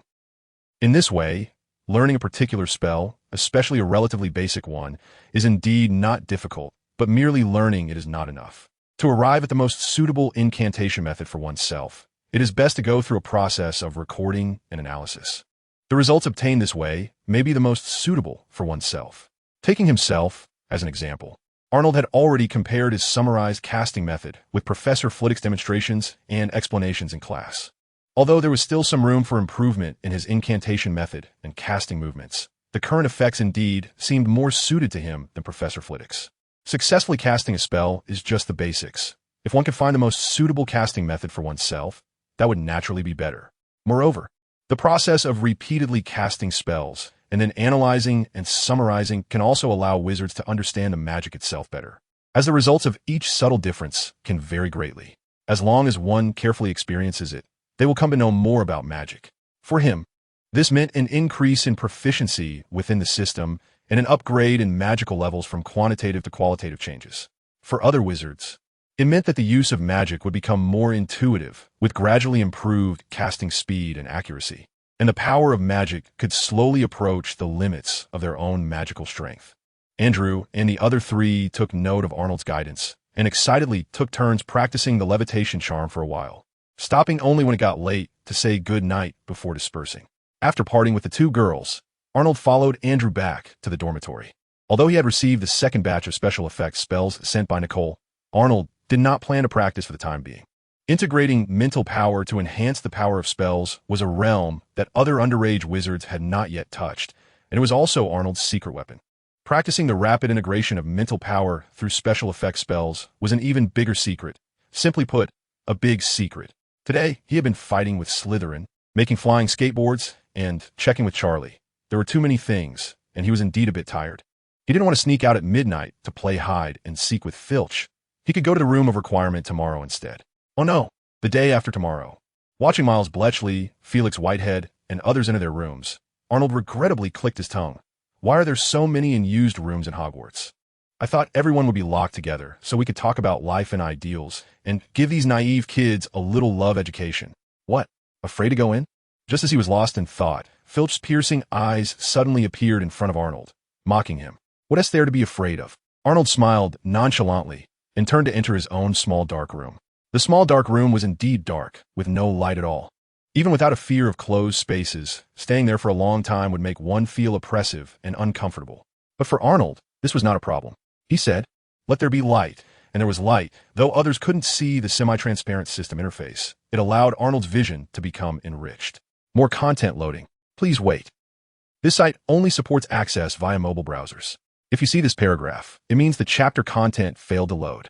Please close the browser's reading mode, novel mode, and ad blocking features, or copy the URL to another browser to read. For level 2 spells, the levitation charm, the movement charm, and the red and green firework charms, followed by level 1 spells like the fire-making charm, the smoke screen charm, and the repelling charm, and so on. Scanning the interface, Arnold looked at the 4 level 2 spells he had mastered, but felt somewhat dissatisfied. None of them were combat spells. However, among the level 1 spells he had learned, the repelling charm and the sneezing charm had some combat attributes. Unfortunately, due to lack of practice. The proficiency of these two spells was among the lowest of the level 1 spells he had mastered. Looking at the proficiency on the system interface and recalling his lack of control over the power when using the repelling charm yesterday, Arnold decided he needed to find time to practice more in the future. What? One is a jinx and the other is a curse. As long as the professors don't catch me on the spot, who cares about that? It's not exactly some powerful dark magic. Draco has used the leg locker curse on Neville. And Ron even used the snot bug curse on Draco, even though it ended up hitting himself. Arnold and that Slytherin Felix Whitehead received extra point deductions and detentions for these low-power curses. Aside from being caught fighting by the professor, it was purely because Snape wanted to take the opportunity to punish Arnold. And Arnold took the chance to fight back. Remembering the leg locker curse used by Felix Whitehead, Arnold suddenly realized that he had encountered this magic before. In the library, Mrs. Pants helped him find a book on moving magic that included the leg locker curse and the jelly legs curse, and he had copied them all down. As the saying goes, a good memory is not as good as a bad pen. After copying it once, he could recall quite a bit of the content now. Unfortunately, he couldn't bring his wand into the little black room, or he could have tried to learn it here. However, the absence of a wand didn't stop Arnold from pondering the incantation for the leg locker curse. Others couldn't learn without a wand or a target, but he was different. Reflecting on the scene where Felix Whitehead used the leg locker curse against Andrew yesterday, and thinking about how he pronounced the incantation, even if his memory wasn't completely clear, it gave Arnold a rough direction, allowing him to adjust his incantation method while having a reference. Then he focused on the system interface to see if the proficiency of the leg locker curse had changed, and by how much. So, the other Slytherin students in detention were genuinely in detention, while Arnold was concentrating on learning a new magic, using someone among them as a reference. The so-called sense of happiness often comes from comparison. Thinking this way, Arnold suddenly felt that this detention was quite enjoyable. Arnold estimated that once he mastered the leg locker curse, he would most likely use it first on the Slytherin students. No particular reason, just a gut feeling. Chapter 174. What position? Is this what you helped Charlie make? Is it that skateboard you usually play with? It seems to fly a little faster than his original skateboard, but it's not anything special. It's still much slower than a flying broom. I really can't see any difference. At the edge of the Quidditch pitch, Lee Jordan and the Weasley twins stood next to Arnold, watching the Gryffindor Quidditch teams training from a distance, discussing it back and forth. The subject of their discussion was a player on a flying skateboard, flying slowly at a low altitude in the field. Although the three of them didn't seem to think much of their own creation, Arnold didn't mind and explained with crossed arms, "It's an upgraded version of my original one. And this flying skateboard isn't meant to replace the broomstick. It's an auxiliary training tool for daily use." Auxiliary training tool? What do you mean by daily? What kind of assistance? The three Quidditch enthusiasts furrowed their brows for quite a while, but couldn't come up with a reasonable explanation. It was Lee Jordan, the most carefree among them, who first set aside this unresolvable question, shaking his head with his little dreadlocks and saying, "Since Charlie specifically asked you to customize it, it must have some use. What I'm more concerned about is the Quidditch team selection, which is happening this weekend, and I don't have much confidence." Arnold smiled. "What a coincidence, I'm the same." Fred gave his shoulder a heavy pat, showing off. "Arnold, you're only a first year. Why are you concerned about this? Afraid your brothers won't get picked?" Arnold pointed at the Quidditch team players trying out the flying skateboard in the distance and said matter-of-factly, "So what if I'm a first year? For someone like me, who has a special contribution to the team, not being directly admitted is already quite low-key. Shouldn't I at least get a chance to participate in the selection?" The three of them exchanged glances. What he said made a lot of sense. "Really? Arnold, you also want to participate in the selection?" "That's right." Did Charlie agree? "Of course." "Impressive. Average. Do you think you get picked?" "Not really." "Awesome. Not?" As their admiration for Arnold had been flooding like the Thames River throughout the conversation, the three suddenly paused. Arnold's tone was very relaxed, answering nonchalantly, "Didn't I tell you guys on the train? I can only fly to about 10 meters high at most, and I was still tied to a chain." Cough. "So isn't that just a waste of effort?" Lee Jordan half joked, half gleeful. Not having the upper hand, at least he hadn't been outdone by the little brother. Arnold shook his head, breaking his fantasy. "Of course not. I feel like I have quite a talent in this area. I just need to adapt before the selection and overcome the psychological barrier of first-time high-altitude flying, and it should be fine." George realized. "No wonder you suddenly ran over to watch the team's training today. It turns out it wasn't just because of your skateboard." "Well, the flying skateboard is just a minor tool." Arnold didn't deny it, pointing into the distance and saying, "Look, Charlie and the others are about to start formal training." The three of them followed his arm and looked over, The Gryffindor Quidditch players had all gotten off their flying skateboards, switched to broomsticks, and were quickly taking off under Charlie's direction. The four of them, along with some other students watching the training, all looked up, their attention closely following the players until they performed some flashy moves, spread out, and started practicing formations according to Charlie's instructions, at which point the spectators' focus was less intense. At that moment, Lee Jordan suddenly elbowed Arnold and asked without looking back, "Arnold, what position do you want to play?" Arnold answered without hesitation, "Me? I want to be a beater." This was the goal he had set during the summer when he first visited the Quidditch shop in Diagon Alley. There were no clueless fat boys here. No one taught about backspin, top spin, left spin, or right spin, but it was quite interesting to research on his own. Moreover, based on his experiences from his past life, and some experiences in this life, Arnold felt that he had some insights into using a board or a stick to hit balls, so he should pick it up quickly. But his friends seemed to have different opinions. Fred looked at him oddly. "Beater? Why? I think you'd be more suited as a chaser." George was the first to agree. "Me too." Lee Jordan didn't say anything, but nodded vigorously. "Why do you all think that?" Arnold was a bit confused, not understanding why all three of his friends unanimously believed he should play as a chaser. Could it be that his talent in being a chaser was so strong that it accidentally overflowed, giving them a strong feeling? "Because you're accurate when you throw," Fred half exclaimed. "Accurate? What do you mean?" Arnold asked, puzzled. It seemed like something flashed in his mind, but he couldn't grasp it. "Have you forgotten? Last week when we went out for a night tour, those little wooden pieces you threw, each one landed perfectly. So we all agreed that you are most suited to play as a chaser. Whether it's passing, receiving, or scoring, it shouldn't be difficult for you." After Fred and George spoke, Lee Jordan added in time. "And that little wooden piece is so light, it's not at all easy to throw. The feel of a quaffle is much better." "I see. That makes a lot of sense. Why get cocky? I really don't make sense." Arnold laughed. "Haha, so that's what you meant. I'm just pretending to be helpless. I could probably handle both positions. I can't help it. My talent is just too strong. My athletic ability too developed. I can excel at any position. It's tough for me too." Fred couldn't stand his smug look and sneered. "You keep bragging. If neither position gets picked by Charlie, let's see where you go to cry." Lee Jordan added, "Then you'll just have to try out for the goalkeeper position like I did, as a world-class player below the neck." Lee Jordan had given up hope for other positions. Arnold, however, shrugged indifferently. "Goalkeeper? That works for me. I'm not picky." The system's challenge for tradition, too, only required joining the Gryffindor Quidditch team. It didn't matter what position, or even if you played at all. Although Arnold also wanted to show off in the game. As a freshman who had just started school a little over a week ago, he wasn't in a hurry. Chapter 175. Getting used to it early. Arnold and the others chatted casually, and time quickly passed. They had gone through several rounds of training in the air, and soon Charlie landed with a few others, holding their brooms. "Arnold, it's your turn." "Okay." Arnold nodded. This was something he had discussed with Charlie earlier. The weekend was the time for the house Quidditch team tryouts. Although Charlie had almost agreed to add him to the substitute list, Arnold still hoped to perform well to avoid any gossip behind his back. So even if it was a last-minute effort, Arnold wanted to seize the opportunity with so many people around to break free from the chains and soar. Due to the preconceived notions from the original story, Arnold never really trusted Madame Hooch's crisis management skills. Besides, with Madame Hooch having to keep an eye on so many students during flying class, if something unexpected happened, it felt much safer with several Quidditch players who were good at flying keeping an eye on him. However, even though Arnold was mentally prepared, he couldn't help but remind Charlie, "But it's my first time flying this high. You have to watch me closely." Before Charlie could respond, Fred casually chimed in. "What are you afraid of, Arnold? You won't die from falling. At most, you'll get a little hurt. And Madame Pomfrey will fix you up in no time." As he spoke, he pushed his broom into Arnold's hands, a Nimbus 2000, just like the one Arnold practiced with during the summer. Arnold instinctively took the broom, rendered speechless. Was this even about whether you could die from falling?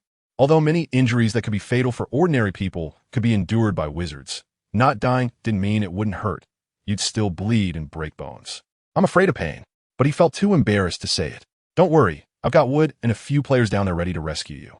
And Angelina and I will accompany you. Just fly boldly and confidently," Charlie reassured him. Charlie's simple words made Arnold feel much more at ease. After Charlie spoke, Oliver Wood and Angelina Johnson, who were standing beside him, nodded at Arnold, smiling. The Gryffindor Quidditch players were so friendly towards him, willing to watch from below and even fly beside him for protection, obviously because of the flying boards Arnold had personally given them before training started. After Charlie's demonstration and explanation, they all understood the benefits of this thing for improving their flying skills. Even if the improvement wasn't much and would take some time to show results, getting a means of transportation for free was still a win. And it was pretty cool. Arnold mounted the Nimbus 2000, looked around at his encouraging friends and players, then glanced at Charlie and Angelina Johnson, who were also on their brooms ready to accompany him, before returning his gaze forward and slowly lifting off the ground. Soon, he reached a height of about 3 or 4 meters, and with a thought, he hovered in the air. Charlie wasn't paying attention and flew above Arnold. Seeing this, he quickly descended and asked, "What's wrong, Arnold?" "I just want to fly around at this height to get used to it," Arnold replied nonchalantly. "Loading more content.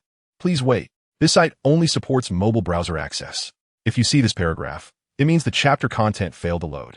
Please close reading modes, ad blockers, or copy the URL to another browser." It wasn't from the heart, just seeking stability. According to his estimate, this was about the height of a floor. Given a wizard's physique, even if he accidentally fell, he probably wouldn't be hurt much, just brush himself off and get back up. Charlie didn't say anything, but Angelina Johnson next to him rolled her eyes, expressing her disdain for Arnold's bravery. However, Arnold had a pretty good impression of Angelina Johnson. Watching him train earlier, he thought this black girl was agile and powerful like a female leopard. Unlike Lee Jordan, who was a world-class player below the neck, she not only had good flying skills, but also had commendable ball skills and awareness. She was a future teammate he greatly admired, but it seemed she wasn't very impressed with him. Arnold didn't say much, pressed down with both hands to maintain his current height, and suddenly shot forward. Unlike the chain flying during summer or the ultra-low, ultra-slow flying during last week's class, Arnold gradually got used to the airflow brushing past him in the unrestricted flying. After practicing maneuvers, turns, and altitude changes at the speed Charlie and the others had trained at earlier, Arnold decided to aim for higher skies. With 2 experienced players escorting him and several upperclassmen ready to rescue him below, he finally mustered the courage to soar higher and higher through quick circles of flight. After about 10 minutes, Charlie clapped Arnold's shoulder as he landed safely and encouraged him. "You flew quite well. About the same level as a few second-year students I know. Arnold, how do you feel?" Arnold exhaled, smiling. "Not bad. It's not as hard as I imagined." He was quite satisfied with his performance, believing he flew well at a height of over 10 meters. His technique might not be exceptional, but at least he felt he was somewhat proficient, and most importantly, his mindset was stable. However, he felt a bit nervous and fearful if he went any higher. Not exactly afraid of heights, just uncertain. Well, it must be Fred's old, worn out, and unstable broom. Angelina Johnson was commenting on Arnold's performance. He adapted quite quickly, but it would be even better if he were bolder. Arnold smiled and said nothing. In just about 10 minutes, my safety height in my mind had gone from 3 or 4 meters to over 10 meters. How much bolder did I need to be? Oliver Wood approached. For a first-year student who just enrolled, that's already pretty good. When I was in first year, I didn't have Arnold's level of skill. Angelina Johnson was taken aback and said, "That's true. I forgot he's only a first year. I treated him like someone who was being selected." After saying that, she looked at Arnold and encouraged him. "You're doing well. Study and practice hard this semester, and I can see you becoming our teammate next semester." Arnold couldn't help but glance at Charlie, throwing him a look. "What's up? Doesn't she know I'm planning to become her teammate this semester?" Charlie returned a look to Arnold. "You're just starting. Why the rush?" "Oh, I still need Madam Hooch's recommendation, right?" "I get it." Arnold shrugged and smiled at Angelina Johnson. "Thank you. I will work hard to improve my skills as soon as possible and strive to join the team." How soon is soon, and how early is early? You won't have to wait long to find out. Chapter 176. Getting Madam Hooch's approval, Wingardium Leviosa. As Arnold recited the spell and waved his wand, the feather on the table with Andrew floated gracefully, hovering 4 feet above their heads. "Oh, well done." Professor Flitwick waved his hands and shouted, "Everyone look, Mr. Adams has succeeded. Gryffindor gets a point." Red and green, as all the other students were still trying to cast the red spark spell intermittently, Arnold's wand had already transformed into a fairy wand. "Very good, Mr. Adams is very proficient with both spark spells. Gryffindor gets a point." Professor Lannister nodded kindly at Arnold, smiling as he spoke. In a recent return flight segment, the shortest time was achieved by Mr. Adams. "Gryffindor gets a point." Madam Hooch announced loudly, checking her pocket watch. For several days, Arnold tried his best to perform in all subjects, earn points, and if we count the points added last week, he was probably only about 10 points short of leveling out the 30 points deducted by Snape on Sunday. Putting aside the long-term goal of the House Cup for now, the 300 points of energy that the system had carelessly deducted was about to be restored, which gave Arnold some comfort. However, if he could join the Quidditch team and complete the task of Challenge Tradition 2, the rewards would naturally be plentiful. So after flying class, Arnold let Andrew and the others leave first and chased after Madam Hooch. Madam Hooch walked quite quickly by the time Arnold caught up with her. She had already returned to the front of her office. "You are one of the students from that last class, Mr. Adams?" Madam Hooch paused at the door, looking curiously at this student who seemed to be looking for her. "Yes, Madam Hooch, I have something I would like your help with." Arnold nodded vigorously. Madam Hooch did not ask him what it was, but instead opened the door and walked in first. "Then come in and say it." Arnold followed her into her office, looking around as he walked. The room was simply furnished, but there were quite a few items hanging on the walls. Mostly photographs. Some were of Quidditch teams from various years at Hogwarts, and others were group photos of famous Quidditch teams, individual photos of star players, and so on. Besides the photos, there were also several old brooms hanging on the wall, which looked even more worn out than the ones Arnold and the others used in class. As Madam Hooch sat down in her chair, she noticed Arnold's gaze and proactively introduced, "That's a silver arrow, a fantastic competition broom." Arnold shifted his gaze back and continued with what Madam Hooch had said. "I've seen in books, it said this model was in great demand during its popular years." "That's right. I was fortunate enough to own one back then, and I learned to fly using it." A hint of nostalgia flashed in Madam Hooch's eyes, and then she changed the subject, asking, "By the way, Mr. Adams, what do you need from me?" Arnold hesitated for a moment and then said boldly, It's like this. Through these 2 classes, I believe you've noticed that my flying skills are somewhat above the average level of my classmates." Madam Hooch recalled slightly and nodded. "That's right. You seem quite proficient with some basic maneuvers." Hearing her say that, Arnold took the opportunity to add, "So, if I just follow the regular class curriculum like everyone else, it would be difficult for me to make significant improvements. Therefore, I hope to join the Quidditch team to continue improving through practical experience." After saying this, he looked at Madam Hooch with wide, eager eyes. However, Madam Hooch furrowed her brow. "Join the Quidditch team?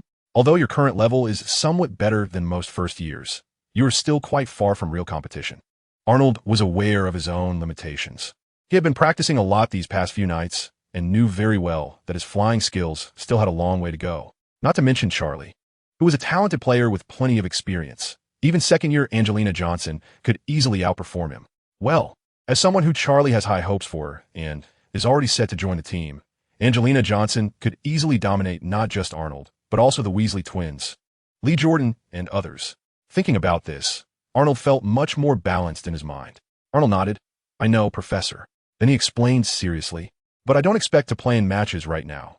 I intend to join the team as a substitute, to practice with the official players and learn from them, getting better during regular training." "Substitute? Your level is sufficient for that." Madam Hooch murmured after hearing this, then suddenly asked, "Mr. Adams, I see in the first-year information that you come from a Muggle family?" "Yes," Arnold replied, but he was secretly puzzled as to why she would ask such an unrelated question. Madam Hooch continued, "I want to remind you of one thing. Quidditch is different from some Muggle sports. You cannot substitute players mid-game, which means, generally speaking, substitutes have a hard time getting a chance to play. So that's it. She's worried I might misunderstand the term substitute." Arnold smiled. "I understand, Professor. If I don't have a chance this year, there's always next year. Practicing with the official players as a substitute is definitely easier than being selected from scratch next year." Mrs. Hooch was already enthusiastic about Quidditch. To her, someone like Arnold, who came from a Muggle family yet quickly learned the basics of flying, was a very talented newcomer. She welcomed Arnold's willingness to join the team and spend time training. Since Arnold was persistent, Mrs. Hooch stopped persuading him. "In that case, I have no objections." Saying this, she rummaged through her desk and pulled out a piece of paper, writing something with a quill while explaining to Arnold, "But I can only write you a recommendation. Whether you can join your house's Quidditch team ultimately depends on your head of house, Professor McGonagall." Arnold sincerely replied, "I'm very satisfied to get a recommendation. Thank you, Professor." He understood that the final decision rested with Professor McGonagall, just like in the original story where it was McGonagall who recommended Harry to Wood, and Mrs. Hooch had nothing to do with it. However, he knew that his situation couldn't compare to that of the Savior. He would have to find another way. To Arnold, the approval of the flying class professor was a significant asset. Chapter 177. Everything is ready with Mrs. Hooch's letter of recommendation.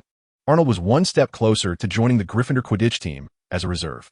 Professor McGonagall lifted her gaze from the recommendation letter, adjusting her glasses, with a hint of doubt in her eyes. The student before her, Arnold Adams, had performed exceptionally well in Transfiguration class. But as a meticulous head of house and a seasoned Quidditch fan, Professor McGonagall did not intend to give him any special treatment in this regard. Oh, not only in Transfiguration. I've also heard that this student has been earning extra points in various subjects over the past 2 weeks. Although most of it comes from hard work over the summer rather than innate talent. He is quite an outstanding freshman. Moreover, she had heard about the weekend incident where he fought against Slytherin students 2 against 4 and 1. Could he be a jack of all trades? I won't be easily convinced. You want to join the team?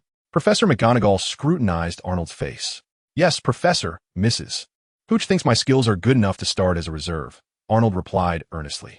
Professor McGonagall furrowed her brows and hesitated, but, Mr. Adams, there has never been a precedent for first-year students joining the team.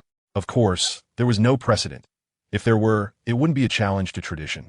And wouldn't my system's task be a misnomer? Arnold thought to himself, but said, I checked the school's regulations, and it seems there isn't a clear rule against it, right? Professor? This was completely unfounded. It wasn't that there were no restrictions, but Arnold hadn't actually looked up any so-called school rules.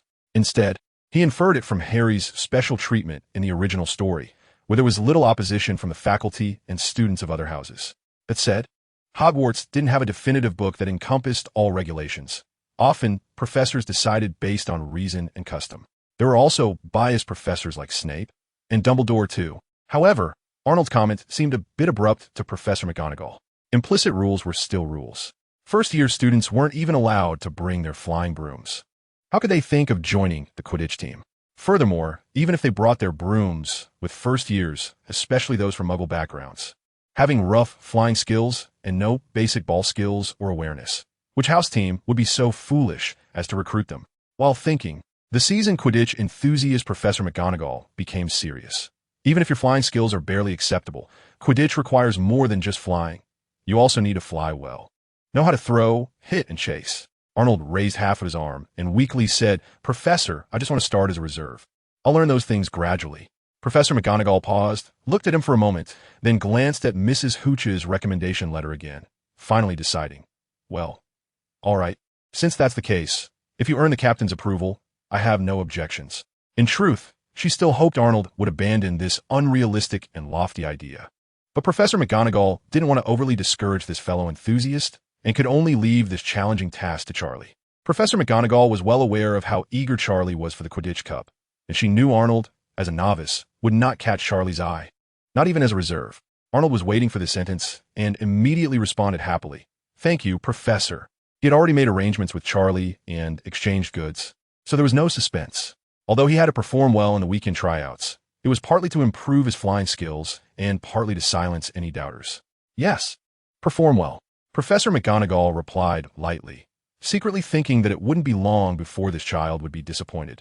But she hoped he wouldn't be discouraged and extinguish his enthusiasm for Quidditch. Arnold, did Professor McGonagall really agree? Upon hearing the good news from Arnold, Andrew was half surprised and half happy for him.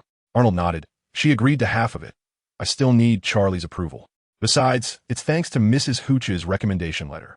Katie, nearby, asked in disbelief. Does that mean if you get Charlie Weasley's recommendation, you can join the House Quidditch team? Haha, that's right. Things are basically settled. And Arnold was quite happy. Ah, I'm so envious. Katie exclaimed, her eyes filled with hearts. Ever since she learned about Quidditch, she had fallen in love with the sport and the game. Every day, she either practiced the basics with a senior named Aaliyah Spinnet or Drag Ravenclaw's Cho Chong to watch various teams train. The two had even agreed to join their respective house teams next year to compete on the field. Unexpectedly, Arnold had quietly secured a spot on the team. Even if Katie didn't know about the arrangement between Arnold and Charlie, she didn't think the tryouts would pose much trouble for him. After all, Arnold had already passed both Mrs. Hooch and Professor McGonagall's hurdles. Thinking about how she had to wait another year to qualify for tryouts and still might not get selected, how could she not be envious? Arnold humbly waved his hand. What is there to be envious of? It's just being a reserve. I won't get to play for a while. Then he encouraged. If you want, you can also try asking Mrs. Hooch and Charlie. Me? Katie hesitated for a moment, tempted by the idea, but ultimately shook her head. I'll pass. I saw you practicing with the team the other day. My skills aren't good enough, not even as a reserve. Except for Slytherin. Katie almost goes to watch the Quidditch team practices of various houses every day and practices a bit herself. That day, when Arnold flew high for the first time with the protection of Charlie and Angelina Johnson, the second-year girl Aaliyah Spinnet, who was helping Katie practice. said that Arnold's flying skills surpassed most of the first years and were not much worse than hers. Arnold wasn't quite sure about Katie's exact level, so he could only encourage her by saying, "Then you should work hard, practice more, and strive to join the team next semester. We'll conquer together." Anna wasn't very interested in Quidditch. She just cheered for her friend. "Yes. Katie, you're so dedicated. You'll definitely pass the selection next year." After listening to them chat for a while, Andrew couldn't hold back his boredom and suddenly interjected, "I think, Arnold, you should probably pass this weekend selection before saying that." Arnold shot him a glance. It's just a selection. How hard can it be for me?" Chapter 178. Selection in progress. Although Arnold was a first year, he performed quite well with solid basic flying skills. However, he felt a bit restrained when flying at high speeds. He thought Angelina Johnson and Elia Spinette did a better job in that regard. Yes, there was indeed some evidence of that, but with more practice, he could completely overcome it. In my opinion, Fred and George were outstanding in every aspect, worthy of being trained by Charlie.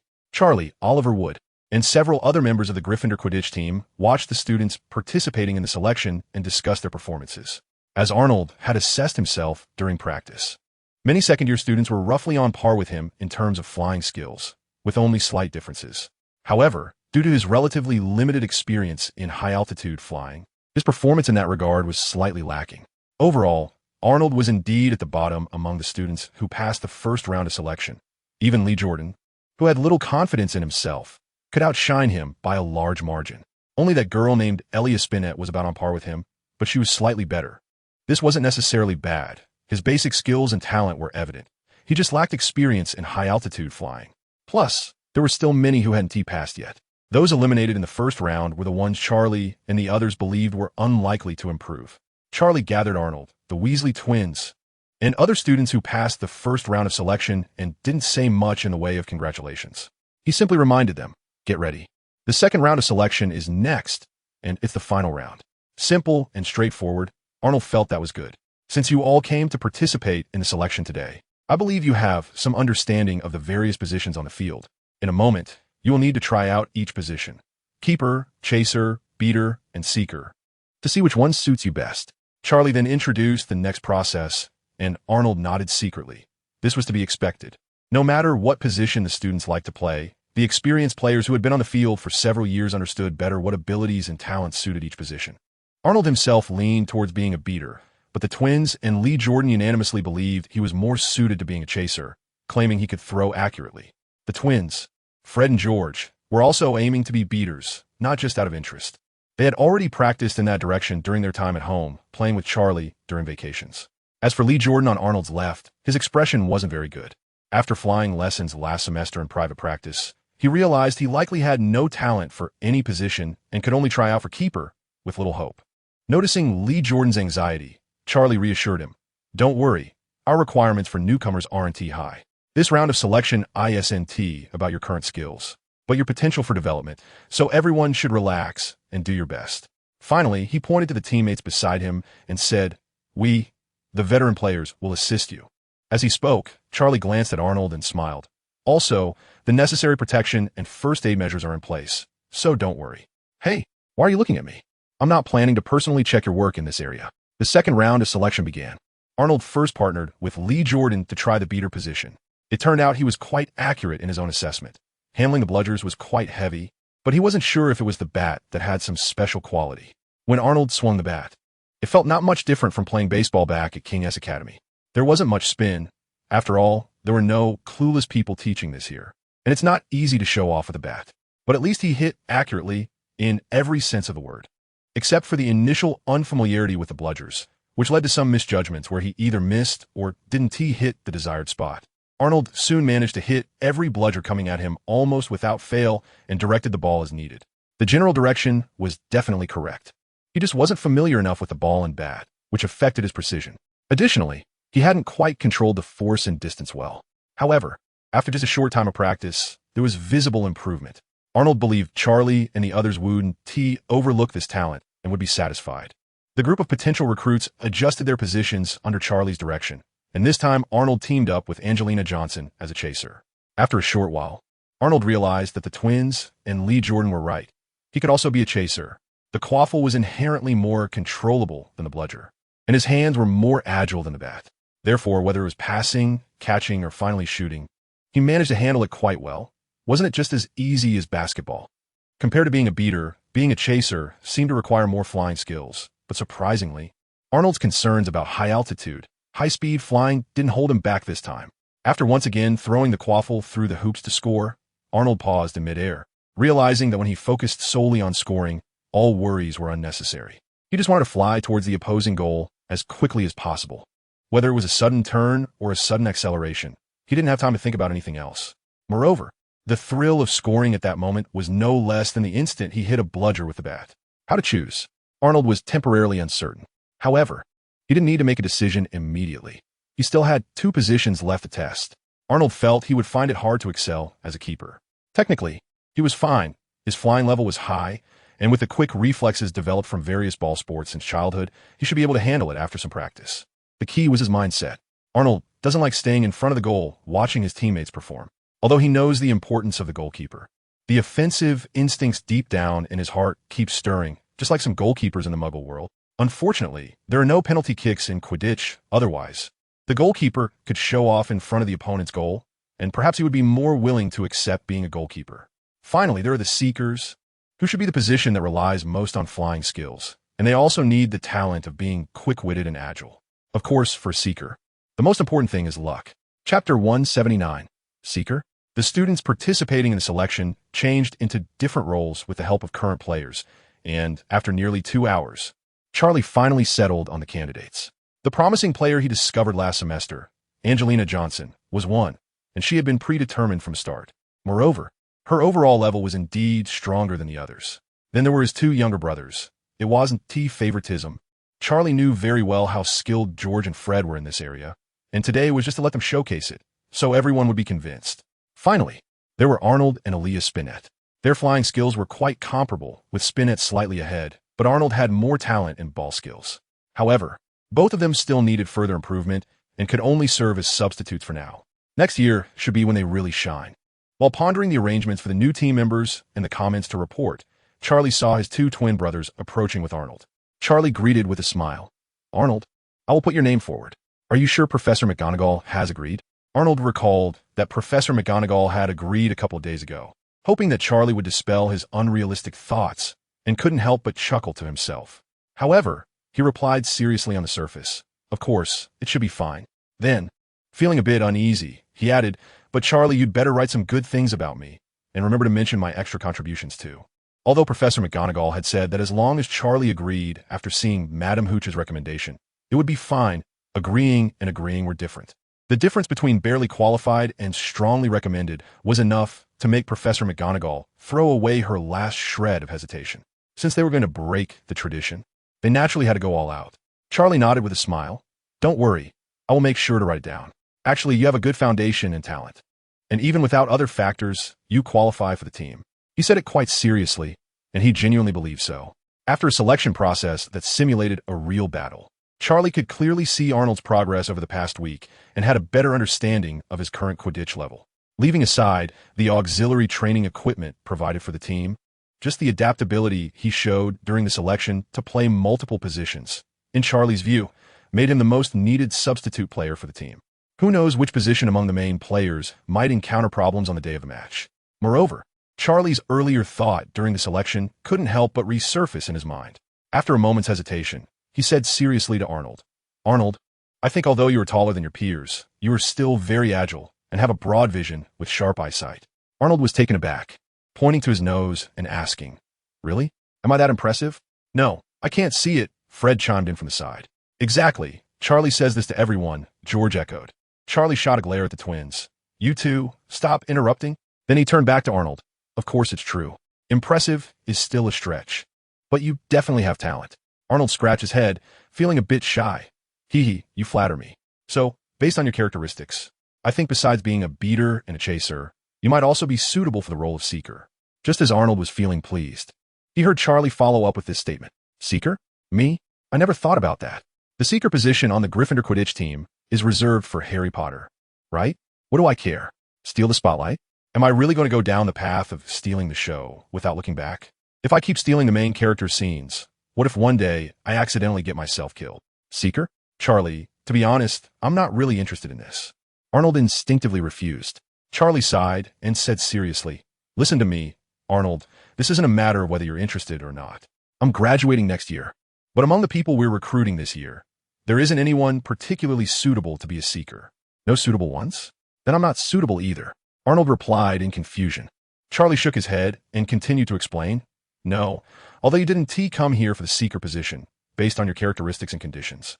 You are already the most suitable among this year's newcomers." Arnold didn't know whether to believe Charlie, but it didn't affect his self-preservation. Not finding one this year doesn't mean we won't find one next year. Anyway, you're graduating next year, so why rush? Charlie earnestly persuaded. Next year, not to mention whether we can discover any good candidates for the seeker position, even if we find one, they would have to familiarize themselves and train again. Who knows if there will be enough time? What do you mean if we find one? We will definitely find one. And this person 1T need to familiarize or train. They can jump right in and win. Our focus can not only be on the semester. Arnold, just accept it. Seeing Arnold's lack of response, Charlie continued to persuade him. Facing Charlie's eager gaze, Arnold wanted to refuse, but found it hard to voice it. Besides, who knows that next year a boy with a lightning bolt on his forehead would join the Gryffindor Quidditch team as a seeker. Arnold is not the character of a prophecy maker. How about this? I will focus my main energy on the other two positions. And we can still place our main hope on next year's freshman for the seeker role. And among my classmates, perhaps there will be someone who particularly likes and is very suitable to be a seeker next year.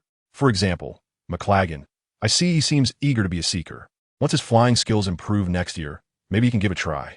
I'll just occasionally practice the seeker position for backup. Really, I believe that with Hogwarts being so big, Gryffindor has plenty of talent. Just because they're ISNT a suitable seeker this year doesn't mean they're 1TB next year.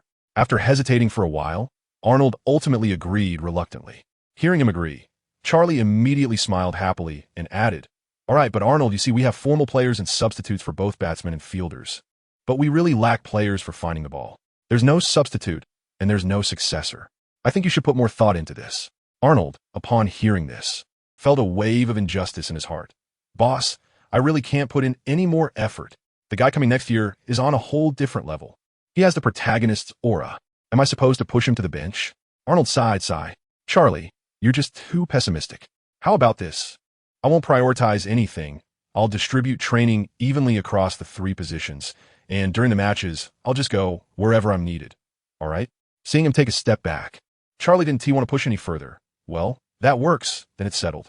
Arnold had a feeling that his journey in Quidditch at Hogwarts had already gone off course from the very beginning. Chapter 180, Sir Cadogan on Sunday morning. Despite the considerable physical exertion from yesterday's Quidditch tryouts, Arnold still insisted on getting up early to wander around. By his estimate, after 2 consecutive weeks, Filch should be quite familiar with him appearing at any location on the 8th floor of the castle in the morning. The enchanted spells sent by Nicole had arrived a week ago, but he hadn't found the time or opportunity to practice. And he had always been very interested in the room of requirement itself. Today would just be a final day of wandering. Tomorrow he would stay up all night. "Hey, kid, good morning." Arnold was about to head downstairs to the Great Hall for breakfast after wandering around the 8th floor when a voice suddenly rang out near the staircase. Following the magnetic male voice, he looked over and saw a knight in full armor lifting his visor in one of the portraits hanging beside the staircase. Sleepily gazing at him, Arnold had seen this portrait before, but aside from silently criticizing the knight for being a late riser, he hadn't paid much attention to it, not expecting that this knight would actually greet him. Without thinking much, Arnold politely replied, "Good morning, knight." The knight let his visor fall to the side, resting his hands on his sword, and said with a smile, "What a polite young man. You can call me Sir Cadogan." "Hello, Sir Cadogan. I'm Arnold Adams." Arnold readily introduced himself, and then asked with keen interest, "Sir Cadogan, may I ask why you are wearing a full suit of armor? Are you really a knight? Or are you a rather special wizard?" This question genuinely piqued his curiosity, and he instinctively asked it. The way Sir Cadogan was dressed was indeed unique among the many portraits at Hogwarts. Arnold had seen quite a few of these magical portraits, and regardless of whether they were dressed elegantly or sloppily, or had uniquely styled appearances, the people in the portraits were generally wizards. They wore robes. Yet, Sir Cadogan, although he loved to sleep in, wore a rather rare suit of plate armor. If he was a knight, that would make sense, but if he was still a wizard? Arnold was very skeptical. Could Sir Cadogan be the type of wizard who maxed out strength and was all about brute force, while only learning a single spell, Lumos? This was a path he was very interested in and wanted to ask about. Please impart your knowledge to me, so that I may continue the great legacy of the Orthodox wizard, he thought, pleading inwardly. Sir Cadogan didn't understand the fervent look in Arnold's eyes, but he easily answered his question. Of course I am a wizard. There is no one at Hogwarts who isn't a wizard. However, he then added mysteriously, but at the same time, I am also a knight. Arnold asked in confusion, a dual practitioner of magic and martial arts? He felt that this knight should not be called Cadogan, but rather Dragon Aotion. Sir Cadogan ignored the term he didn't understand and continued. The Knights of the Round Table. You must have heard of them, right? The Knights of the Round Table? Are you one of them, sir? Arnold asked in surprise. Of course. Although I am a wizard, as a member of the Knights of the Round Table, my portrait must certainly depict my valiant figure in full knightly armor, Sir Cadogan replied, thumping his armor with a clang. Arnold immediately felt disheartened. He thought he had stumbled upon some incredible secret and could learn a special skill for a white-robed sword saint, but the answer turned out to be this. After watching Sir Cadogan flex his muscles for a while, Arnold fell silent for a moment and then confidently said, I guess, Sir Cadogan, you must be from Gryffindor, right? Horse riding, sword dancing, limbs looking quite developed. Whether his mind was simple or not was uncertain, but he certainly gave off a rough impression. The type that preferred action over thought. Sir Cadogan nodded proudly. You guessed it right. You must also be from Gryffindor, right? I've seen you several times in the morning. Aside from Gryffindor, which is closest to here, I doubt any other student from other houses would be up this early. Arnold thought to himself that this knight wasn't dumb. He had some basic logical reasoning skills. Who said all Gryffindors were brutes? Yes. I'm a new student from Gryffindor this year. A new student? No wonder I feel like I haven't seen you around before. Sir Cadogan examined him closely for a moment and praised. Not bad. Not bad. At least you look quite strong. Arnold smiled wryly at this. Indeed, even if he claimed to be a wizard, people's standard for evaluation still largely followed the knightly perspective. His dream of learning Charge and Blade Storm had been shattered. Although Arnold felt somewhat disappointed, he then remembered something else and asked confirmatively, Sir Cadogan, you just said you were a member of the Knights of the Round Table? That's right. Why? Haven't your elders told you about my story? Sir Cadogan nodded vigorously, looking at him with a stern expression. No, in all the legends I've read about King Arthur, you seem to never be mentioned. Arnold shook his head, replying quite firmly. That can't be. Sir Cadogan instinctively denied it, then looked as if he suddenly realized something. Oh, I see. You come from a Muggle family, right? Seeing Arnold nod in confirmation, he continued. That explains it. As a wizard, my story is mainly circulated among wizards. There might have been some Muggles who knew about my deeds in the past, but ever since the magical world established some kind of secrecy law over 100 years ago, information about me has gradually faded from the Muggle world. Arnold nodded lightly upon hearing this. If that's the case, then it makes sense. Wait, thinking of a contradiction, he immediately raised a question. Is that so? If the stories about wizards in the legend of Arthur were artificially blurred and altered, then Merlin and Morgana. Before he could finish his sentence, Sir Cadogan waved his sword and interrupted. Oh, Merlin is certainly different from me. I'm just one of the Knights of the Round Table. But Merlin, he is too powerful. Too great. Regardless of who it is, whether wizard or Muggle, when it comes to King Arthur, Merlin is indispensable. Arnold subtly moved his feet and quietly stepped back a bit. After all, he wasn't sure if Sir Cadogan, in his excitement, could break the dimensional wall with his sword. Chapter 181. A different skateboard. After waiting quietly for a while, Arnold finally put on a smile, fluttered his big eyes, and asked with admiration. So, Sir Cadogan, would you be able to share your stories from back in the day when you have some time? Of course. He also wanted to hear about the other Knights of the Round Table, as well as the stories of Merlin and King Arthur. Sir Cadogan was quite pleased with Arnold's performance and immediately agreed. Of course, if you are interested, feel free to come find me anytime. Then, his gaze inadvertently swept over a nearby painting, and he added, but I can't guarantee that I'll always be in my oil painting. Great. Then it's settled. I'll come next time with my notebook to listen to your stories, Arnold said with a face full of admiration. Go have breakfast in the Great Hall. As a Gryffindor, you can't afford to be unwell, Sir Cadogan urged as he subtly glanced at the lady in a nearby painting. After saying goodbye to Sir Cadogan, Arnold continued downstairs while starting to recall the stories and legends he knew about Merlin, King Arthur, and the Knights of the Round Table. Although his dream of becoming a great writer was shattered by the unexpected Hogwarts acceptance letter, Arnold had never given up. Whenever he thought of the manuscript of Harry Potter and the Philosopher's Stone that he had burned himself, he always felt a bit regretful. As a qualified literary copyist, just having a story like Frozen was clearly not enough. to maintain and manage the image of a great writer. Arnold estimated that it was about time to release a new work in the next year or two, lest readers and the media forget about him. The Harry Potter series couldn't be written for now, but there was still the Legend of Merlin. It didn't matter if he couldn't remember all of the Legend of Merlin. There happened to be a living ghost right here at Hogwarts. It felt a bit strange to say it like that, but anyway, it was someone from that era. Listening to him gossip, combined with some plots he remembered. Then just make it up. After all, it couldn't be exactly like the content of the history of magic. That would mean leaking information about the magical world to ordinary people. And the Ministry of Magic might come knocking for an investigation. He just needed to mix some facts with some nonsensical melodramatic plots. As long as the public found it entertaining, especially the people of the UK, who had a particular taste. If he had nothing to do, he could chat with Sir Cadogan, ask about that year's affairs, but the love story between King Arthur and Guinevere could be left out. No one in the UK would be interested in that. If he were to write, he should write about King Arthur and Merlin, or Lancelot and Gawain, or even about Guinevere and Morgana. However, at the moment, Arnold really didn't have time for any literary creation. He had delivered the flying skateboards for Charlie, Wood, and others, but the Weasley twins, who had just entered the team, along with Angelina Johnson and Aaliyah Spinnet, had yet to get equipped. While wiping down a skateboard just taken out of the enchantment potion, Andrew said to Arnold, "Hey, this skateboard seems a bit different." Although Arnold could manage the production of these flying skateboards alone, having someone to help made the task a bit easier. So he enlisted Andrew, who was doing nothing. In just under 2 short hours that afternoon, Arnold had successfully added the mobility charm to several skateboards, and this was the last one. Andrew, who had been assisting him, could naturally see that the skateboard in front of him looked noticeably different from the previous ones. Arnold chuckled and said proudly, "It can't always be the same, right? After making so many, I have to come up with something new." Andrew could only see the difference in the skateboard shape, but couldn't figure out what was special about it. He looked at the completed flying skateboards stacked to the side, counting them 1, 2, 3, 4. But who is this skateboard for? "I think you've already made enough, Arnold?" Andrew asked in confusion. Before Arnold could answer, he concluded, "Oh, I know, a spare skateboard prepared in advance." Arnold shook his head. "Spare? I only sponsor the first one for each person. If it breaks and they want another, they'll have to pay for it themselves." Although the raw material cost for the flying skateboards was very low and making them was not troublesome, Arnold himself was not a philanthropist. He had already done his part by donating the first batch to Charlie. So how could he continue to supply them for free?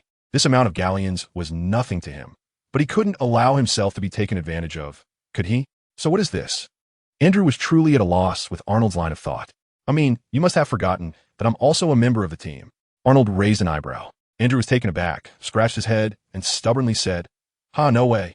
I know this is for you. That's why it's so special." "Arnold, Andrew quickly changed the subject, becoming curious. "But what exactly is different?" "The shape of the skateboard is a bit special, but it doesn't differ much from the others." "Want to know?" Arnold didn't keep him in suspense. Seeing the skateboard was clean, he immediately instructed, "Then stay there quietly and watch my performance." After a few seconds of preparation, Arnold pointed his wand at the skateboard and shouted, "Action move." With a flash of white light, the skateboard instantly floated up, filled with a mysterious aura. But just as Andrew had said, it didn't differ much from the flying skateboards Arnold had made before. Facing Andrew's puzzled gaze, Arnold picked up 4 short wooden sticks from the table, grabbed the flying skateboard, and inserted the short sticks into the reserved grooves one by one. The 6 symmetrical grooves at the bottom were the biggest difference between this flying skateboard Arnold made and the others. "What do these things do?" Andrew patiently watched Arnold's actions, but remained confused. "Watch closely." With that, Arnold stepped onto the flying skateboard, and with a surge of magic, the skateboard began to move slowly. Andrew was just about to criticize that Arnold's performance was unoriginal when he saw the skateboard suddenly emit 2 red sparks from underneath, trailing 2 red tails behind it. "Wow, it can do that." Arnold ignored his exclamation, instead manipulating his magic, and soon the original red sparks disappeared, replaced by 2 green light trails. "This skateboard really lets you show off." Looking at the dazzling light and shadow, Andrew couldn't help but exclaim. Arnold executed a beautiful drift not far away, simultaneously using his magic to shoot out 2 red sparks and 2 green sparks from the skateboard, while silently thinking to himself, "It's time to unleash the blue sparks. Otherwise, leaving 2 slots empty is really uncomfortable for this perfectionist." Chapter 182. I'm not convinced. All right, everyone has grasped the transformation from matchsticks to needles, starting from the next class. I will teach you a new transformation spell. Class dismissed, with Professor McGonagall announcing the end of class. The first-year students from Gryffindor and Hufflepuff packed their things and left the classroom in small groups. Since Anna and Katie were chatting endlessly with Heidi McAvoy, Arnold and Andrew lagged behind, idly chatting away. Then they saw Chalmike McLaggen approaching Professor McGonagall with an unhappy expression. Professor. McLaggen's tone was a bit harsh. Mr. McLaggen, is there something you need? Professor McGonagall asked calmly, displaying great composure.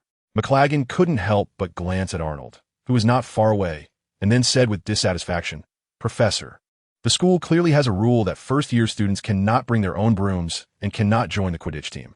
Why is Arnold Adams allowed to be an exception? Upon receiving that glance, Arnold felt it was directed at him and began reflecting on whether he had bullied him recently. No matter how he thought about it, he felt that he had been kind and amiable during this time, getting along harmoniously with classmates and roommates. He never expected McLaggen's grievance to be about this matter. Sigh, what's there to be aggrieved about? Life is inherently unfair. You, McLaggen, feel wronged. But now Arnold has joined the Quidditch team as a first-year student and has been asked by Charlie to practice as a seeker. Isn't Harry, who will be enrolling next year, even more wronged? Originally, Arnold aimed to complete the task of challenging tradition too, and as long as he could join the team, that was enough. He didn't expect that by agreeing to practice a bit as a seeker for Charlie, the system would think he was stealing the protagonist's thunder, and he inadvertently completed the achievement of being a scene stealer. God knows Arnold had been avoiding that achievement like the plague. Don't tempt him with that meager reward. He doesn't want it all, but the system insists on giving it. However, Arnold's selection into the Gryffindor Quidditch team is indeed eye-catching, truly deserving of the phrase challenging tradition. Not to mention McLaggen, who has always been slightly awkward, even his little partner Katie, who witnessed the selection process. Although she recognized Arnold's skills, still expressed her envy, jealousy, and hatred privately more than once. However, unlike McLaggen, Katie merely encouraged herself, looking forward to joining the team next year, rather than jumping out to say something strange to the professor. But Professor McGonagall's response was very reassuring. She didn't glance at Arnold even once, simply replied calmly. The purpose of prohibiting first-year students from bringing flying brooms is to ensure the safety of the students. And with Mr. Adams's flying skills, there's no need to worry at all. Madam Hooch guarantees that he can take care of his own safety. Professor McGonagall's response was clear and straightforward, showing no favoritism. However, McLaggen was still not convinced. Flying alone is nothing. Who knows if he will be safe in a fierce competition? He added, moreover, just being able to fly is not enough. It doesn't necessarily mean he can play. Chalmike McLaggen has always believed that he has a powerful uncle in the Ministry of Magic, making him well-informed and from a prestigious family. Therefore, he has a high opinion of himself, thinking there is no one better than him among this year's first-year students in Gryffindor. However, since the start of school, he has been outperformed by Arnold in various aspects, both in and out of class. Even when Arnold forced him to keep playing chess and losing, McLaggen felt quite dissatisfied, always thinking about how to reclaim his reputation. For example, in Quidditch, which Muggle students have never encountered, McLaggen was quite confident, preparing to endure humiliation this year, waiting to participate in the team selection in his second year, and then dominate on the field, finally venting his grievances. But reality is often harsh. In the blink of an eye, he heard that Arnold actually broke tradition and, as a first-year student, was allowed to join the Quidditch team. Before he could implement any of his plans, they were all thwarted. How could McLaggen swallow this anger? More content is loading. Please wait. This site only supports mobile browser access. If you see this paragraph, it means the chapter content failed to load. Please close your browser's reading mode, book mode, and disable ad blocking features, or copy the URL into another browser to read. Because he had only heard about it and had not seen it with his own eyes, he believed there must be some trick behind Arnold's selection to the team. He heard that the Gryffindor Quidditch team had recently acquired a new training aid, which seemed somewhat similar to Arnold's skateboard that he often rode on. Professor, I suspect Adams is using some improper means. All right, don't make baseless assumptions about things without evidence.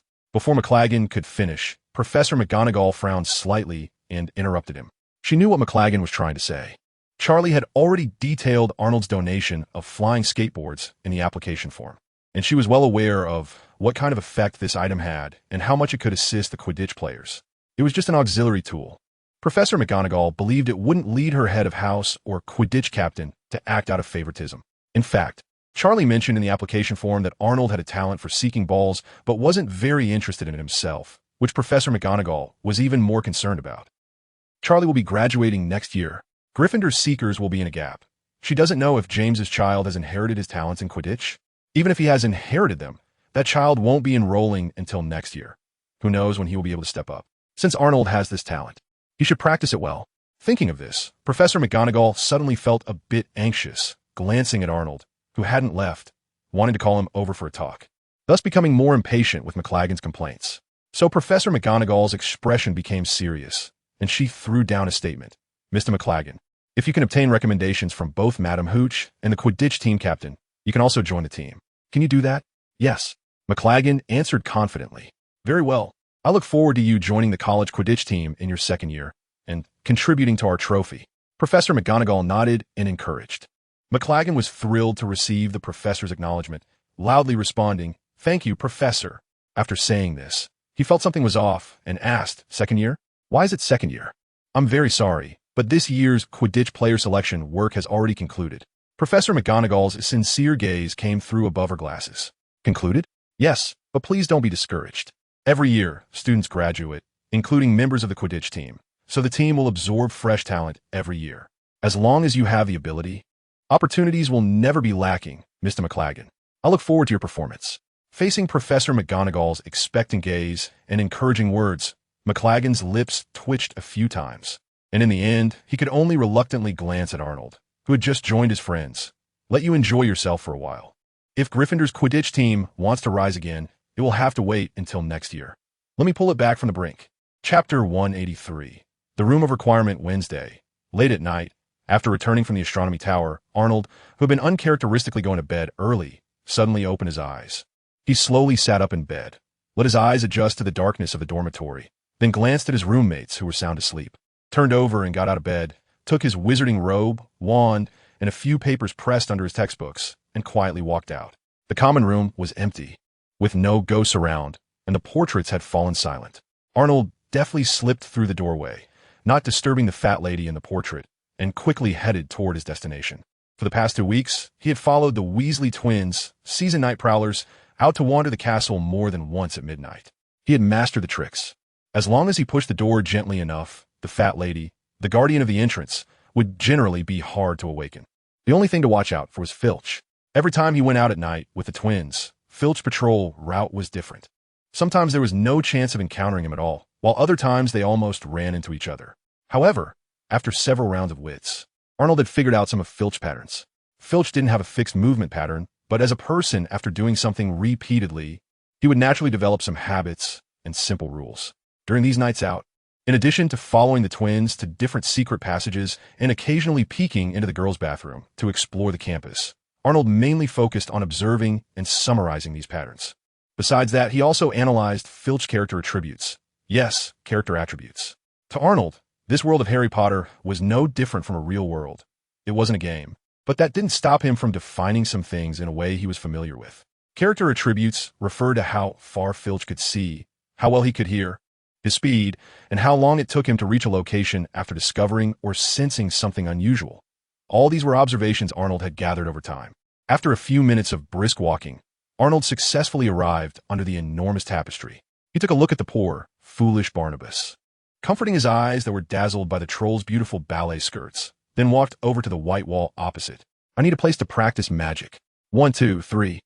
Silently repeating his need, he walked back and forth 3 times, and a very smooth-looking door quietly appeared on the wall.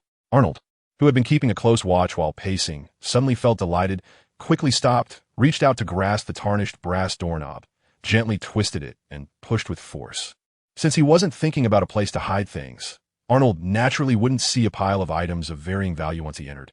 Nor would he encounter a crown serving as a Horcrux for Voldemort. To be honest, he didn't want to have anything to do with that thing at all. At least not for several years. If he could avoid it for the rest of his life, that would be even better. Would a scene-stealing fanatic go to hell? This was a spacious room lit by torches, like the underground classrooms. Along the walls were wooden bookshelves, and there were no chairs on the floor. But large satin cushions were placed around. On the shelves at the other end of the room were various instruments like scrying mirrors and probing devices. But the most numerous were the dummies, clad in armor, lined up in the room. Arnold had his own practice goals, but he still rushed to the bookshelf first. Standard spells and counter spells, outsmarting dark magic self-defense, spells collection, counter poison collection. All good stuff. Although he didn't look through them one by one, Arnold knew that many of the spells inside could not be found in Diagon Alley or Hogsmeade. And even in the incredibly well-stocked Hogwarts library, these spells were kept in the restricted section, where ordinary students had no chance to access them. But here, they were all available. Let us see what the Dumbledore-esque army practiced here in the original storyline. Disarming Charm, Impediment Jinx, Stunning Spell. More content loading. Please wait. This site only supports mobile browser access. If you see this paragraph, it means the chapter content failed to load. Please turn off the reading mode, browsing mode, novel mode, and ad blocking features, or copy the URL to another browser to read. Ironclad Charm. Even the Patronus Charm. However, the one spell Arnold most wanted to record and learn, the night probing spell, Disillusionment Charm, he couldn't find. There's a saying that all the books in the Room of Requirement come from the Hogwarts library, including those from the restricted section. And Arnold remembered that there seemed to be a book by Miranda Goshawk, Book of Spells, which was not a censored version of the standard spell series, but the original, complete version. It was even more powerful than the complete version, as it contained additional spells recorded by either Hogwarts students or professors, including the Disillusionment Charm. He didn't know whether there was a mistake in the rumors from his previous life, or if that book was simply not in the library at the moment. Arnold searched several times on the shelves of the Room of Requirement, but couldn't find it. Never mind, I'll practice my own secret techniques today, and then go look for some interesting spells to copy down and study. Smoky surroundings, fumoese. Aloha, aloha moda. Splinching, transfiguration of sponge. Comparing with the beautifully printed special effect incantations Nicole had sent over, Arnold practiced the few spells he had already mastered but had always been somewhat ineffective. Over and over again, the preparation time grew shorter and the magical effects became stronger. I love cultivation. My strength is boundless. Unknowingly, Arnold kept practicing until dawn, not feeling tired at all. Sleeping? Not needed. If it weren't for his dry throat, he might not have stopped so easily, especially since he could clearly feel and see his progress on the system interface. However, the repeated additional imaginations and emotional buildup did take a toll on his mind. Arnold knew the importance of moderation, so after resting for a while, he chose not to continue practicing the magic of quickly adding mental power, but instead opted to learn new spells. It wasn't the blue spark spell. With the foundation of the other two colored spark spells, Arnold easily learned this spell. Once he reached proficiency level 2, he could fill in the remaining 2 grooves on his flying skateboard. Legs stiffen and freeze, Lourdes. Legs go soft and wobbly, Luder Wibbly. Last time, Arnold had a little tussle with a first-year Slytherin, and he realized he had been living in peaceful times for too long. He hadn't learned many combat spells at all. Now that there was a concealed place to study and dummies to practice on, how could he not quietly add some skills for himself? Leg-locking curse, leg-softening curse, let's practice. Chapter 1, 84 New Ideas. Good morning. Mr. Filch, nice to see you again. Arnold yawned and greeted the sullen caretaker casually. He couldn't really be blamed for being impolite.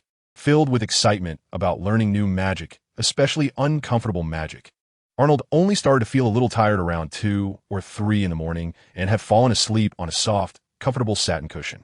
So when he appeared on the 8th floor of the castle in the morning, he was still a bit bleary-eyed, but there was a bit of performance in it. So even though his eyes weren't fully open, Arnold kept an eye on Filch's reaction. Filch didn't respond, just looked at him with his usual dead fish eyes as he walked past him toward the stairs.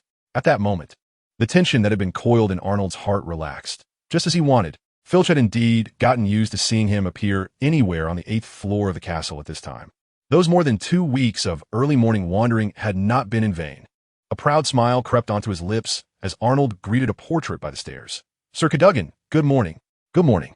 The knight in the portrait replied seriously and then looked at him, asking, You seem a bit off today? Arnold rubbed his eyes and chuckled. Really? Ha! Maybe I went to bed too late last night. Sir, you should know that success is never easy. It requires. Sir Cadogan raised a hand and waved it. Interrupting, stop. That's all nonsense. If you ask me, you're just too weak. Me? Too weak? Arnold struck a pose like a bodybuilder, flexing his biceps with a smug look. That's right. Too weak. Sir Cadogan completely dismissed his posturing. Arnold felt he couldn't communicate with ancient people and was about to end this not-so-pleasant chat. Hee-hee. Sir Cadogan sensed that his tone seemed off, but instead of letting the conversation end with hee-hee, he put on airs. Don't doubt it, kid. Although your physical condition is okay among wizards your age, it's not enough for me. Seeing him act so proud, Arnold wanted to excuse himself and head downstairs, but suddenly thought of his status as a round table knight and stopped. He glanced at the system interface. His physical strength was still a bit away from the upper limit corresponding to his current bloodline development. With his obsessive-compulsive tendencies kicking in, Arnold looked at Sir Cadogan with enthusiasm. "Sir, do you have any methods?" Sir Cadogan felt a bit uncomfortable under his gaze. But when it came to his area of expertise, he replied without question, "Of course there are methods, and there's only one. Train like a knight." Arnold seized the opportunity and asked, "So, sir, can you teach me how to train like a knight?" Seeing his interest, Sir Cadogan suddenly became reserved. In light of your chatting with me these past few days, I can reluctantly teach you a couple of things. With benefits in sight, Arnold didn't mind lowering his stance a bit, and flattering words came out easily. "Really? Thank you so much, sir. I never expected to receive guidance from a round table knight. This is wonderful." Although this sounded a bit sycophantic, the sentiment was genuine. Even if Sir Cadogan was a wizard among the round table knights, he was still a knight among wizards, and his methods for training should have their own unique aspects. Last time during the selection, Arnold felt that his ball game intelligence was quite good and his technical talent was also decent. If he trained his body a bit more, he would definitely be the brightest star on the Quidditch field in the future. More content loading. Please wait. This site only supports access via mobile browsers. If you see this paragraph, it means the chapter content failed to load. Please close your browser's reading mode, night mode, novel mode, and ad blocking features, or copy the URL into another browser to read. The old knight didn't have many psychological activities. He just coolly said, "No need to thank me.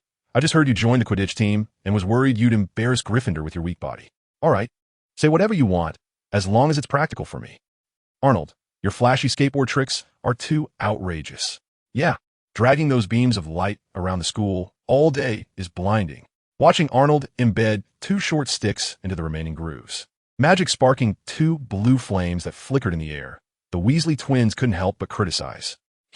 Arnold knew they were being insincere, filled with envy and jealousy, and he couldn't be bothered to argue with them. He jumped on a skateboard and leisurely flew off a short distance. "Charlie," flying behind his captain, Arnold called out. "Hey, Arnold." Charlie, who was observing several players training, turned around at the sound. Seeing him, he said apologetically, "Actually, you don't need to come over for now. We don't have extra brooms for you to use. Aside from flying lessons, the school's brooms are not lent to students." And during the selection, Arnold had borrowed someone else's broom, but now that everyone was training, it was naturally unavailable for him. "No problem. I'll have one next week." Arnold nodded. He had already written to Ruth to bring it back, and this weekend Nicole would send over the second-hand Nimbus 2000 from home. Before Charlie could say anything else, Arnold tapped his sparkling flying skateboard beneath him and said, "I came over to talk about this training matter." Charlie paused and replied, "About training with the flying skateboard? You don't need to worry about that. With the skateboards you provided, we can practice flying techniques anytime, anywhere. This is very helpful for us." Charlie glanced at the flying skateboard, which emitted alternating red, green, and blue sparks, and frowned. "But we don't need all those flashy colors." Arnold smiled. "I understand your point. After all, every action is a form of training, right?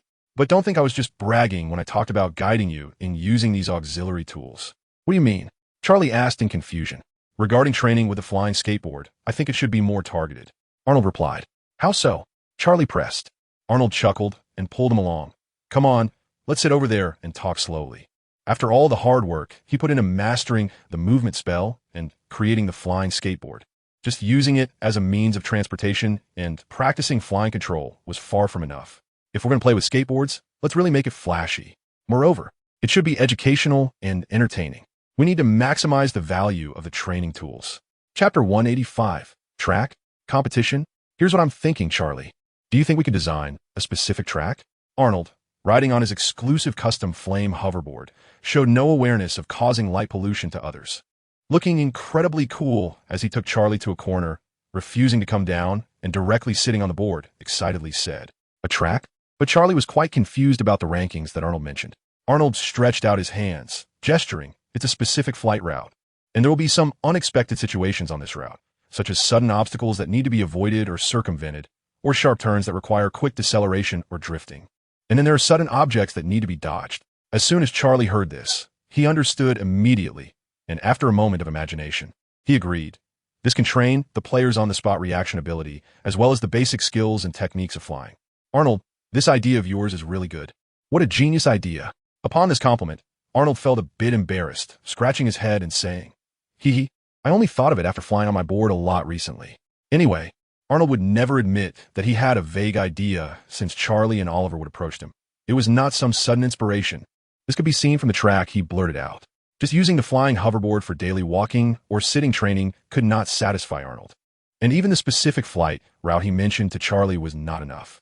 The track, after all, is meant for competitions. And as long as this competition is truly operated and promoted, the flying hoverboard will naturally become a business. Making galleons requires some clever thinking, and staring at the meager exchanges at Gringotts is not worth it. We are dignified traversers, the kind that has a cheat, and we can't afford to lose face. Arnold was spinning certain unspeakable thoughts, while Charlie also pondered for a while in silence. It must be said that Arnold's idea was quite appealing to him. After all, in this year before his graduation, Charlie wanted to try anything that could improve the performance of the Gryffindor Quidditch team, even just a little bit. At this moment, the plan that Arnold laid out was indeed tempting to Charlie. The usual training was just simulating the competition environment, but it wasn't as detailed and targeted as this. However, there was one point he thought might need adjustment. After a moment of silence, Charlie offered his opinion. The speed of the flying hoverboard is still a bit slow. We should switch to broomstick to practice on this so-called track you mentioned. That way the training effect will definitely be better. Arnold had anticipated this issue long ago. He simply raised a finger, gently shaking it, and said, "Oh no. Charlie, broomsticks are not suitable." Before Charlie could ask further, Arnold explained on his own. The track I envision is filled with various obstacles and surprises. I don't think you'd want your players to occasionally break their noses or fracture their legs during training. Although such injuries wouldn't intimidate the brave Gryffindors. Recovering to optimal condition always takes time, and what if it affects the official match? That's indeed a problem. Hearing him say this, Charlie nodded in agreement, but then furrowed his brows and hesitantly said, "But with the speed of the flying hoverboard, I think the training effect might be quite limited. Of course, it will be very limited. After all, it's just a movement spell, just an auxiliary tool. But brother, do you remember why you wanted the flying hoverboard in the first place? On a normal basis as a means of transportation, it does have some effect, however small. My kind of track maximizes the training effect of the flying hoverboard, you know? However, Arnold didn't intend to say this, as it would only make Charlie indecisive, which wouldn't be beneficial for his future plans. He looked confident, mysteriously saying, "Don't worry, Charlie, I also have some ideas about this. Although the speed of the flying hoverboard isn't fast enough, I believe that as long as we fully engage everyone's initiative, the training effect should still be good." Initiative?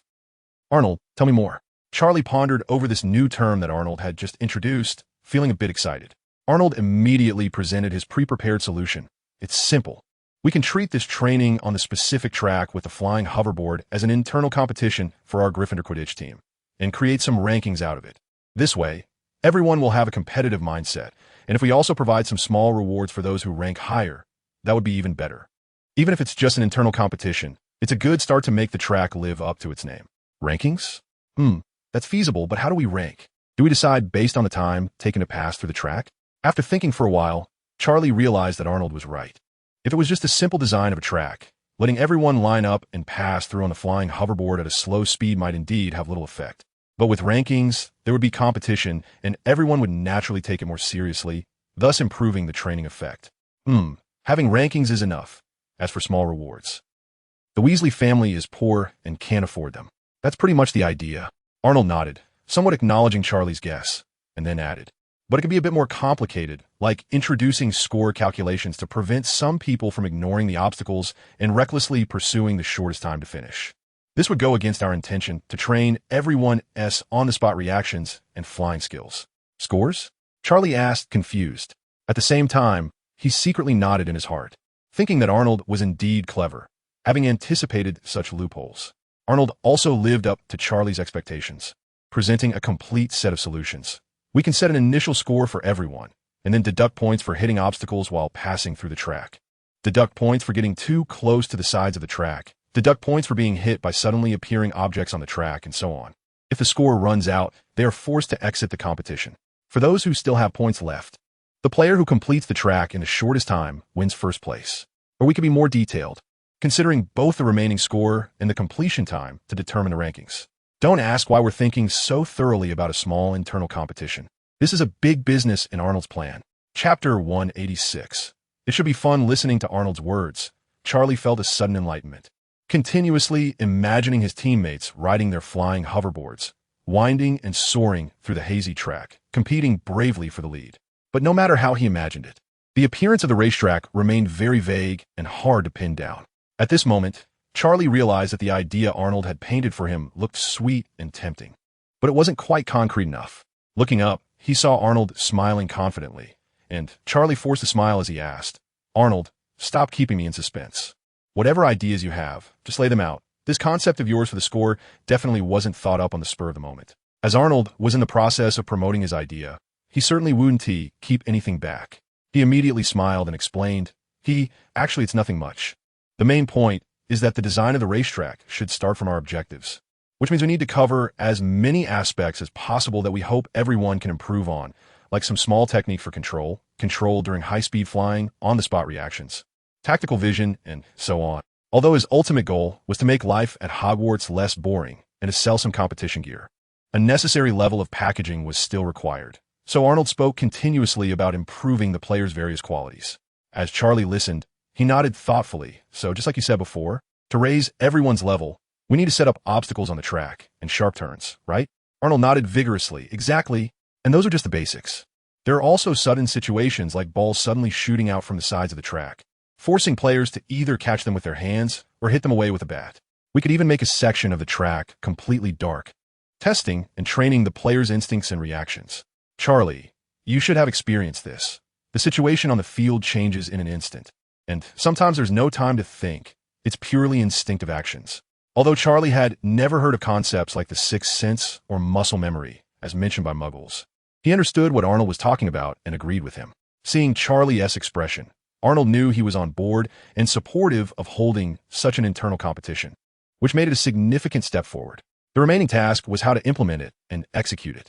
Thinking of this, Arnold looked at Charlie with an expectant gaze. "I have some ideas in my head. No, many ideas. But I'm not sure if I can do it without seeking help from the professors." Charlie didn't answer immediately. After thinking for a moment, he smiled and said, "Well, Professor McGonagall definitely won't interfere with this kind of thing, but don't worry, I'm a 7th-year student about to graduate. While my magic skills may not match the professors, I've learned quite a lot across various areas. Besides, we have everyone else too. If we brainstorm together, we'll surely find the right spells." That was good. Arnold felt relieved. Although he didn't mind creating a simplified version under less favorable conditions, it would naturally be better if they could make it more complete. What is the saying? Education through entertainment. In Arnold's view, this skateboarding competition was secondary to improving various abilities. The fun brought by the endless mechanisms on the track was even more important. Just look at how popular Mario Kart and similar games are, right? To make this internal competition bigger and stronger, the allure of rankings and rewards was just one aspect. It must also be fun, exciting, and thrilling. It has to be interesting. This wasn't just Arnold's plan for this nascent competition. It was also his hope for the campus life at Hogwarts in the years to come. Loading more content. Please wait. This site only supports mobile browser access. If you see this paragraph, it means the chapter content failed to load.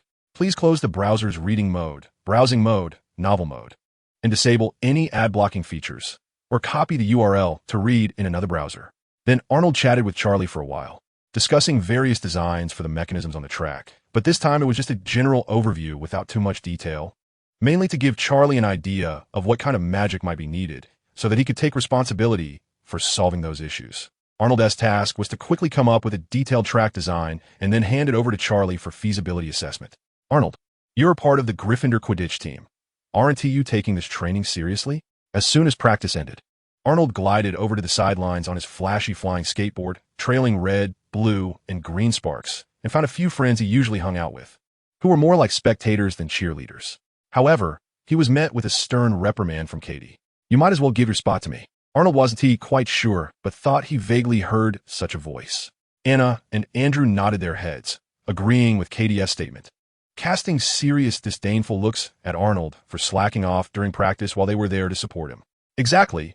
I was looking forward to seeing your skills, to see how you made it onto the Quidditch team in your first year. It seems like you spend more time chatting down here than in the air."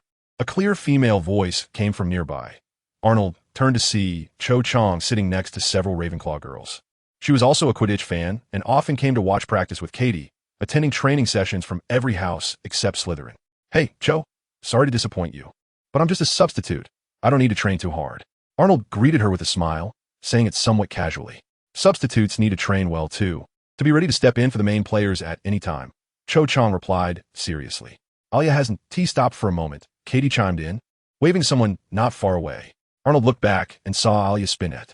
He and T ignored her practice, but he figured this second-year girl must be feeling quite pressured. Now that they were both substitutes, if one day he, a first-year, got the opportunity to play before her, where would that leave her pride? Not to mention, the likelihood of such a scenario was very high.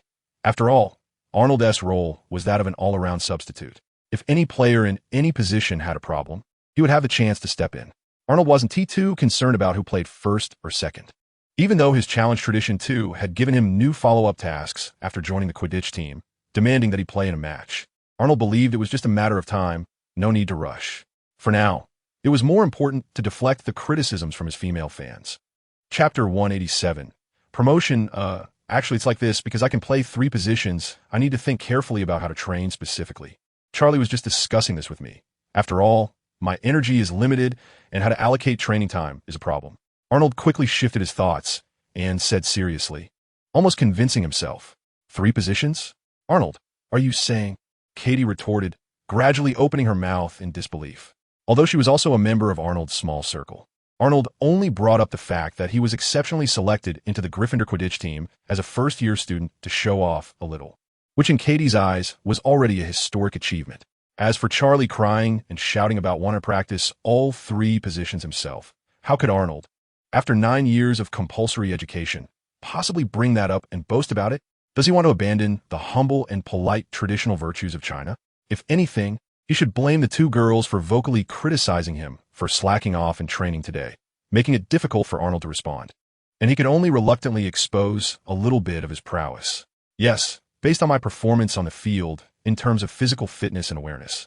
Charlie and other senior players unanimously believe that I am capable of fulfilling any role, meaning I could be a chaser, a beater, or even take on the crucial role of seeker that carries the hopes of the entire team.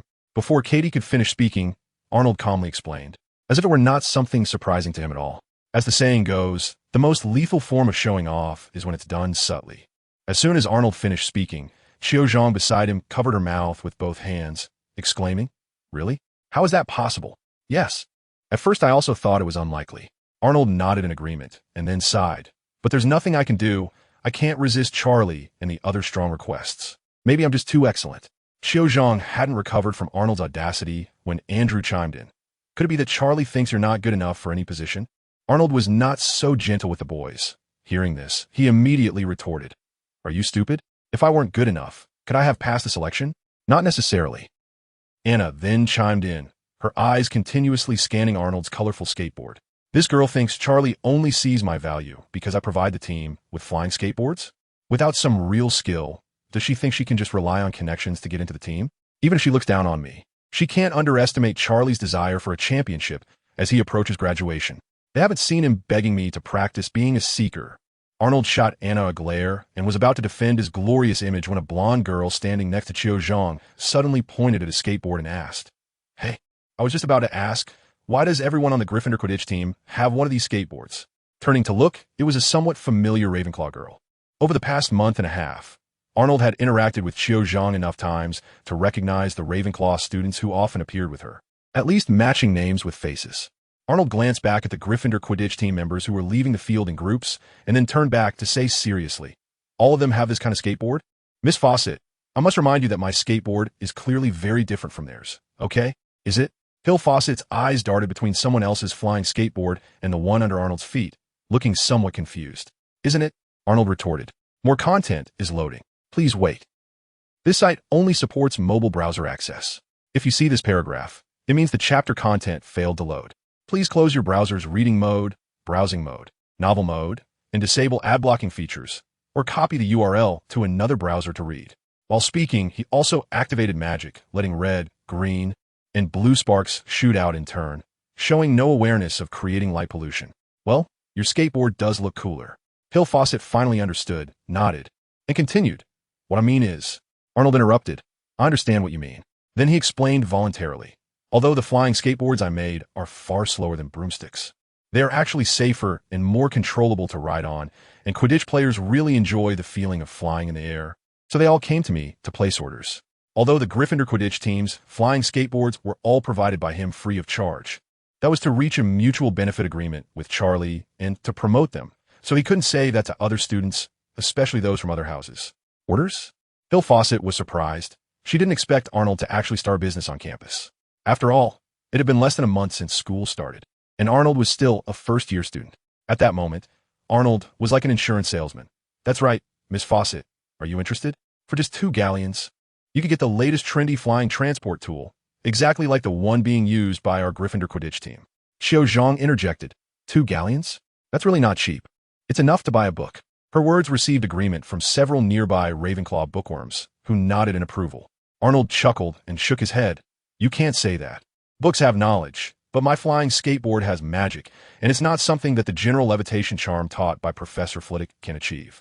Xiao Zhang nodded in agreement, then pointed at the skateboard under him and asked, Can I order one like the one you're using? Another Ravenclaw girl named Marietta Ekmo chimed in. I see the ones they use can't shoot sparks. It feels less interesting than yours, Arnold. Arnold didn't answer directly, but began to carefully introduce the 2 girls. Mine?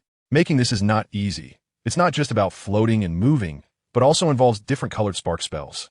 Although some of our classmates have already learned a certain color of spark spell, it's not something you could do just after learning it, and even many senior students. Marietta Ekmo didn't have time to listen to him ramble on and interrupted. So, does that mean you're not selling the flying skateboard that can shoot flames? Of course not. It's just. Arnold wasn't angry at all and still smiled. Just what? Marietta Ekmo asked impatiently. It costs extra, Arnold replied. Watching the girl who was left in a daze because of his twist, Arnold secretly laughed in his heart, but continued to promote. Well, depending on how many colors of flames you need, red, green, blue, each additional color increases the price by 10 sickles. After saying that, he let the skateboard under his feet shoot sparks again while asking the girl, So, Miss Ekmo, do you want one? Before Marietta Ekmo could respond, Arnold had already turned to Xiao Zhang and asked, And you, Xiao, do you want one? While asking Xiao Zhang, he also turned to look at Hill Fawcett. Arnold had no intention of letting go of any potential customers. Chapter 188 Crossroads, standing at a certain fork in the road on the way back to the castle. Anna pointed to a path they had never taken to and curiously asked, Hey, there's another road here. Does anyone know where it leads? As she spoke, she instinctively looked at Katie, thinking that among the several Gryffindor and Ravenclaw students walking together, Katie should be the one who comes this way the most often. However, Katie shook her head. I'm not sure. Every time I return from watching training on the field, it's usually quite dark, so I've never noticed. It was only today that Arnold was slacking off during training and distracted Charlie with the internal competition on flying skateboards, which made him leave early and arrive here before sunset. I feel the same way. Anna had just shifted her regretful gaze to Xiao Zhang, who often came to watch the game as well, and she spoke up first. Beyond that area is the Forbidden Forest, which Professor Dumbledore mentioned was off-limits during the welcome feast. Arnold glanced over casually and gave his answer. Is that really the Forbidden Forest? Why did Professor Dumbledore forbid us from going in? If we can't go in, can we at least stand outside and take a look? Anna sounded like a curious child. After saying that, she looked around at her companions, searching for supporters. As the core of their small group, a well-known academic genius among the freshmen, Anna's gaze swept over them first. But Arnold remained unmoved, as if he hadn't caught the meaning of her words, or perhaps he simply hadn't heard her at all. Standing outside, is it really that interesting to play with words like this? Anyway, Arnold had no intention of moving a step closer. Is it safe just to stand outside? Who knows if Hagrid is staying quietly in his hut? What if a hungry giant spider rushes out of the forest? Are we supposed to race to see who runs faster? It wasn't a competition with spiders, but a comparison among students. Arnold was reluctant to go over there. However, unexpectedly, Anna's suggestion received quite a few responses. Apart from Katie and Andrew, the 2 fearless Gryffindors, several Ravenclaw girls, driven by curiosity and a thirst for knowledge, also showed interest. After a brief discussion in hushed voices, Hill Fawcett stood up and said, Actually, I also want to go take a look. Although Professor Dumbledore specifically reminded everyone at the welcome feast, he didn't take any coercive measures against it. We speculate that there might indeed be unknown dangers in the forest, but the level of danger is probably quite limited. Arnold was somewhat skeptical about whether Miss Fawcett was a fan of Sherlock Holmes, particularly enjoying deducing the truth from some subtle clues or even seemingly irrelevant hints. In this regard, she resembled a greatly diminished version of Dumbledore. The level of danger in the Forbidden Forest is basically directly related to Hagrid's reliability. And Hagrid's reliability. Just as Arnold was about to retort, he suddenly frowned and perked up his ears to listen carefully. A vague sound was coming from the Forbidden Forest in the distance. The melody, could it be? Where's that sound coming from? What a beautiful tune. A flute? A harmonica? I think it sounds a bit like a recorder. Yes, that is indeed the sound of a recorder. I can play the recorder too, but I've never heard this piece before. It shouldn't be this good. More content loading. Please wait. This site only supports mobile browser access. If you see this paragraph, it means the chapter content failed to load. Please close the browser's reading mode, immersive mode, novel mode, and disable ad blocking features, or copy the URL to read in another browser. Arnold's actions attracted the attention of others. The previous discussion suddenly stopped, and under the suddenly quiet sunset, the originally soft sounds began to become clearer. After listening for a while, the girls couldn't help but whisper to each other, causing Arnold to become slightly distracted. Could it really be that Hogwarts girls are so talented that they can recognize the sound of a recorder from so far away? The sound is coming from over there. What do you think? Should we go take a look? Yes. I want to know who is playing that piece. I agree. As long as we don't go into the forest, it should be fine, right? What if the person playing the recorder is inside the forest? Then we can't go in. Amidst the chattering of the girls, Arnold finally seized the opportunity to interject. Actually, he already had some guesses about the unseen player. Probably around 70 to 80% certainty, but of course he needed to confirm it with his own eyes. Since the classmates also wanted to go, Arnold decided not to dampen their spirits. After all, there were people over there, so there was no need to worry about dangerous creatures from the Forbidden Forest coming out. Just don't go in and get into trouble. Arnold was right. It was fine to be outside the forest, but they absolutely couldn't go in. Nobody wanted to violate the headmaster's prohibition in the first month of school, right? Eddie Carmichael, the only boy in the Ravenclaw group, advised. He was also one of the few boys present, along with Arnold and Andrew. If you don't say it, I won't say it. Who will know? All right. We promise to stay out of the forest. Seriously, why are you boys so naggy? Let's go, follow them, so they don't accidentally run into the forest. Arnold stepped on his colorful flying broom and gestured to the two helpless male companions beside him, wobbling along behind. What is really in the forest? Andrew quickly caught up and asked Arnold beside him. Arnold didn't turn back, but gazed ahead, replying, "How would I know? But since the headmaster said so, and specifically warned the students not to go in, I think we should be a bit obedient." Andrew seemed somewhat skeptical. Really? Although we've only known each other for a few weeks, I'm sure you're not the type to follow the rules. Hearing this, Arnold couldn't help but glance at him. What nonsense! As the saying goes, to gain a broader perspective, one must ascend to a higher level. Even though Arnold, like Andrew, was lagging behind the girls, once he was on the flying broom, his view could surpass the girls in front, allowing him to see the little hut at the edge of the forest and the figure sitting outside playing the recorder, Hagrid. Indeed, this beautiful melody was being played by the Hogwarts Keeper of Keys and Grounds, who looked large and rough with giant blood in his veins, and seemed to have nothing to do with music, Ruby as Hagrid. Arnold had already guessed this. After all, the melody that had drifted over to his ears from afar was indeed that piece related to his crossing into this world, a certain tune called Hedwig's Theme. It was because he had watched a piano performance of this piece by a certain old prince on the computer screen for a while, and then he suddenly found himself in this world. Chapter 189. The band, although Arnold had long known that the world he had crossed into was not completely similar to the Harry Potter movies, and that in some aspects it resembled the original novels even more, even featuring many places that the movies had never shown. When he heard and saw Hagrid playing Hedwig's theme, he couldn't help but feel an indescribable emotion swell within him. The theme song that runs throughout the entire film series, even used in Fantastic Beasts. As soon as the melody plays, fans automatically enter that magical and magnificent world. Coach, I want to play basketball.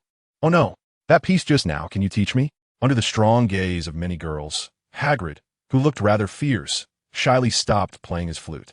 His thick fingers nervously twisted on the instrument, but fortunately, Arnold, who rushed in from behind and ungraciously squeezed to the front, saved him from his awkwardness. What is that expression on your face, like you've seen a savior? Arnold, unaware of Hagrid's inner thoughts, noticed him shifting his gaze toward himself and remembered his earlier rudeness. He politely greeted, "Hello, Hagrid," and immediately followed up with, "Could you teach me the piece you just played?" Although Arnold had already asked him to teach twice, Hagrid, with zero teaching experience, still found it hard to believe. He hesitated for a moment, glancing at the much thicker flute in his hands compared to the ordinary version, wanting to refuse. But as soon as he looked up, he saw Arnold's eager and sincere eyes. After a slight hesitation, Hagrid finally nodded hesitantly. I can teach you, I suppose," then awkwardly scratched his messy hair, adding, "but I might not be very good at teaching others, especially flute playing. It's okay. Just give me a score, and I can learn by myself," Arnold replied earnestly. However, despite saying that, he felt quite uneasy inside. Back when he was at the King's Academy, he really had focused too much on extracurricular activities. If he had known, he shouldn't have spent all his time playing this ball and that ball. A little music study and learning an instrument would have nurtured some artistic talent. Now, even if Hagrid handed over the score, he would still have to find time to start learning from scratch. Score, this. Hagrid's face turned a bit awkward, his rough hands scratching through his messy hair, and he couldn't articulate a complete sentence after a long pause. Seeing this, Arnold couldn't help but chuckle. He himself was a music novice, and although Hagrid was a bit better, his skills were still limited, judging by Hagrid's demeanor. It seemed he could play for fun, but asking him to transcribe the piece might be a bit difficult. This moment of amusement was fleeting as Arnold quickly realized that it wasn't Hagrid who was in trouble, but him. Fortunately, at that moment, the girls, who had been dazed by the beautiful and delicate music alongside Hagrid's rough appearance, finally snapped back to reality. No matter how rugged he looked, it couldn't hide his artistic heart. Besides, the unkempt, wavy hair and wild beard were just the standard look for artists, right? This is the charm of contrast. So they began to shout in Hagrid's ear, "I want to learn too. Me too. And me." Without waiting for Hagrid to respond, they started discussing among themselves. "Once we learn, we can play together. Great. How about we add a few more instruments?" Arnold, who was already worried about the score, was annoyed by the girls' noise and casually commented, "Good idea." Several girls chimed in unison. "Great.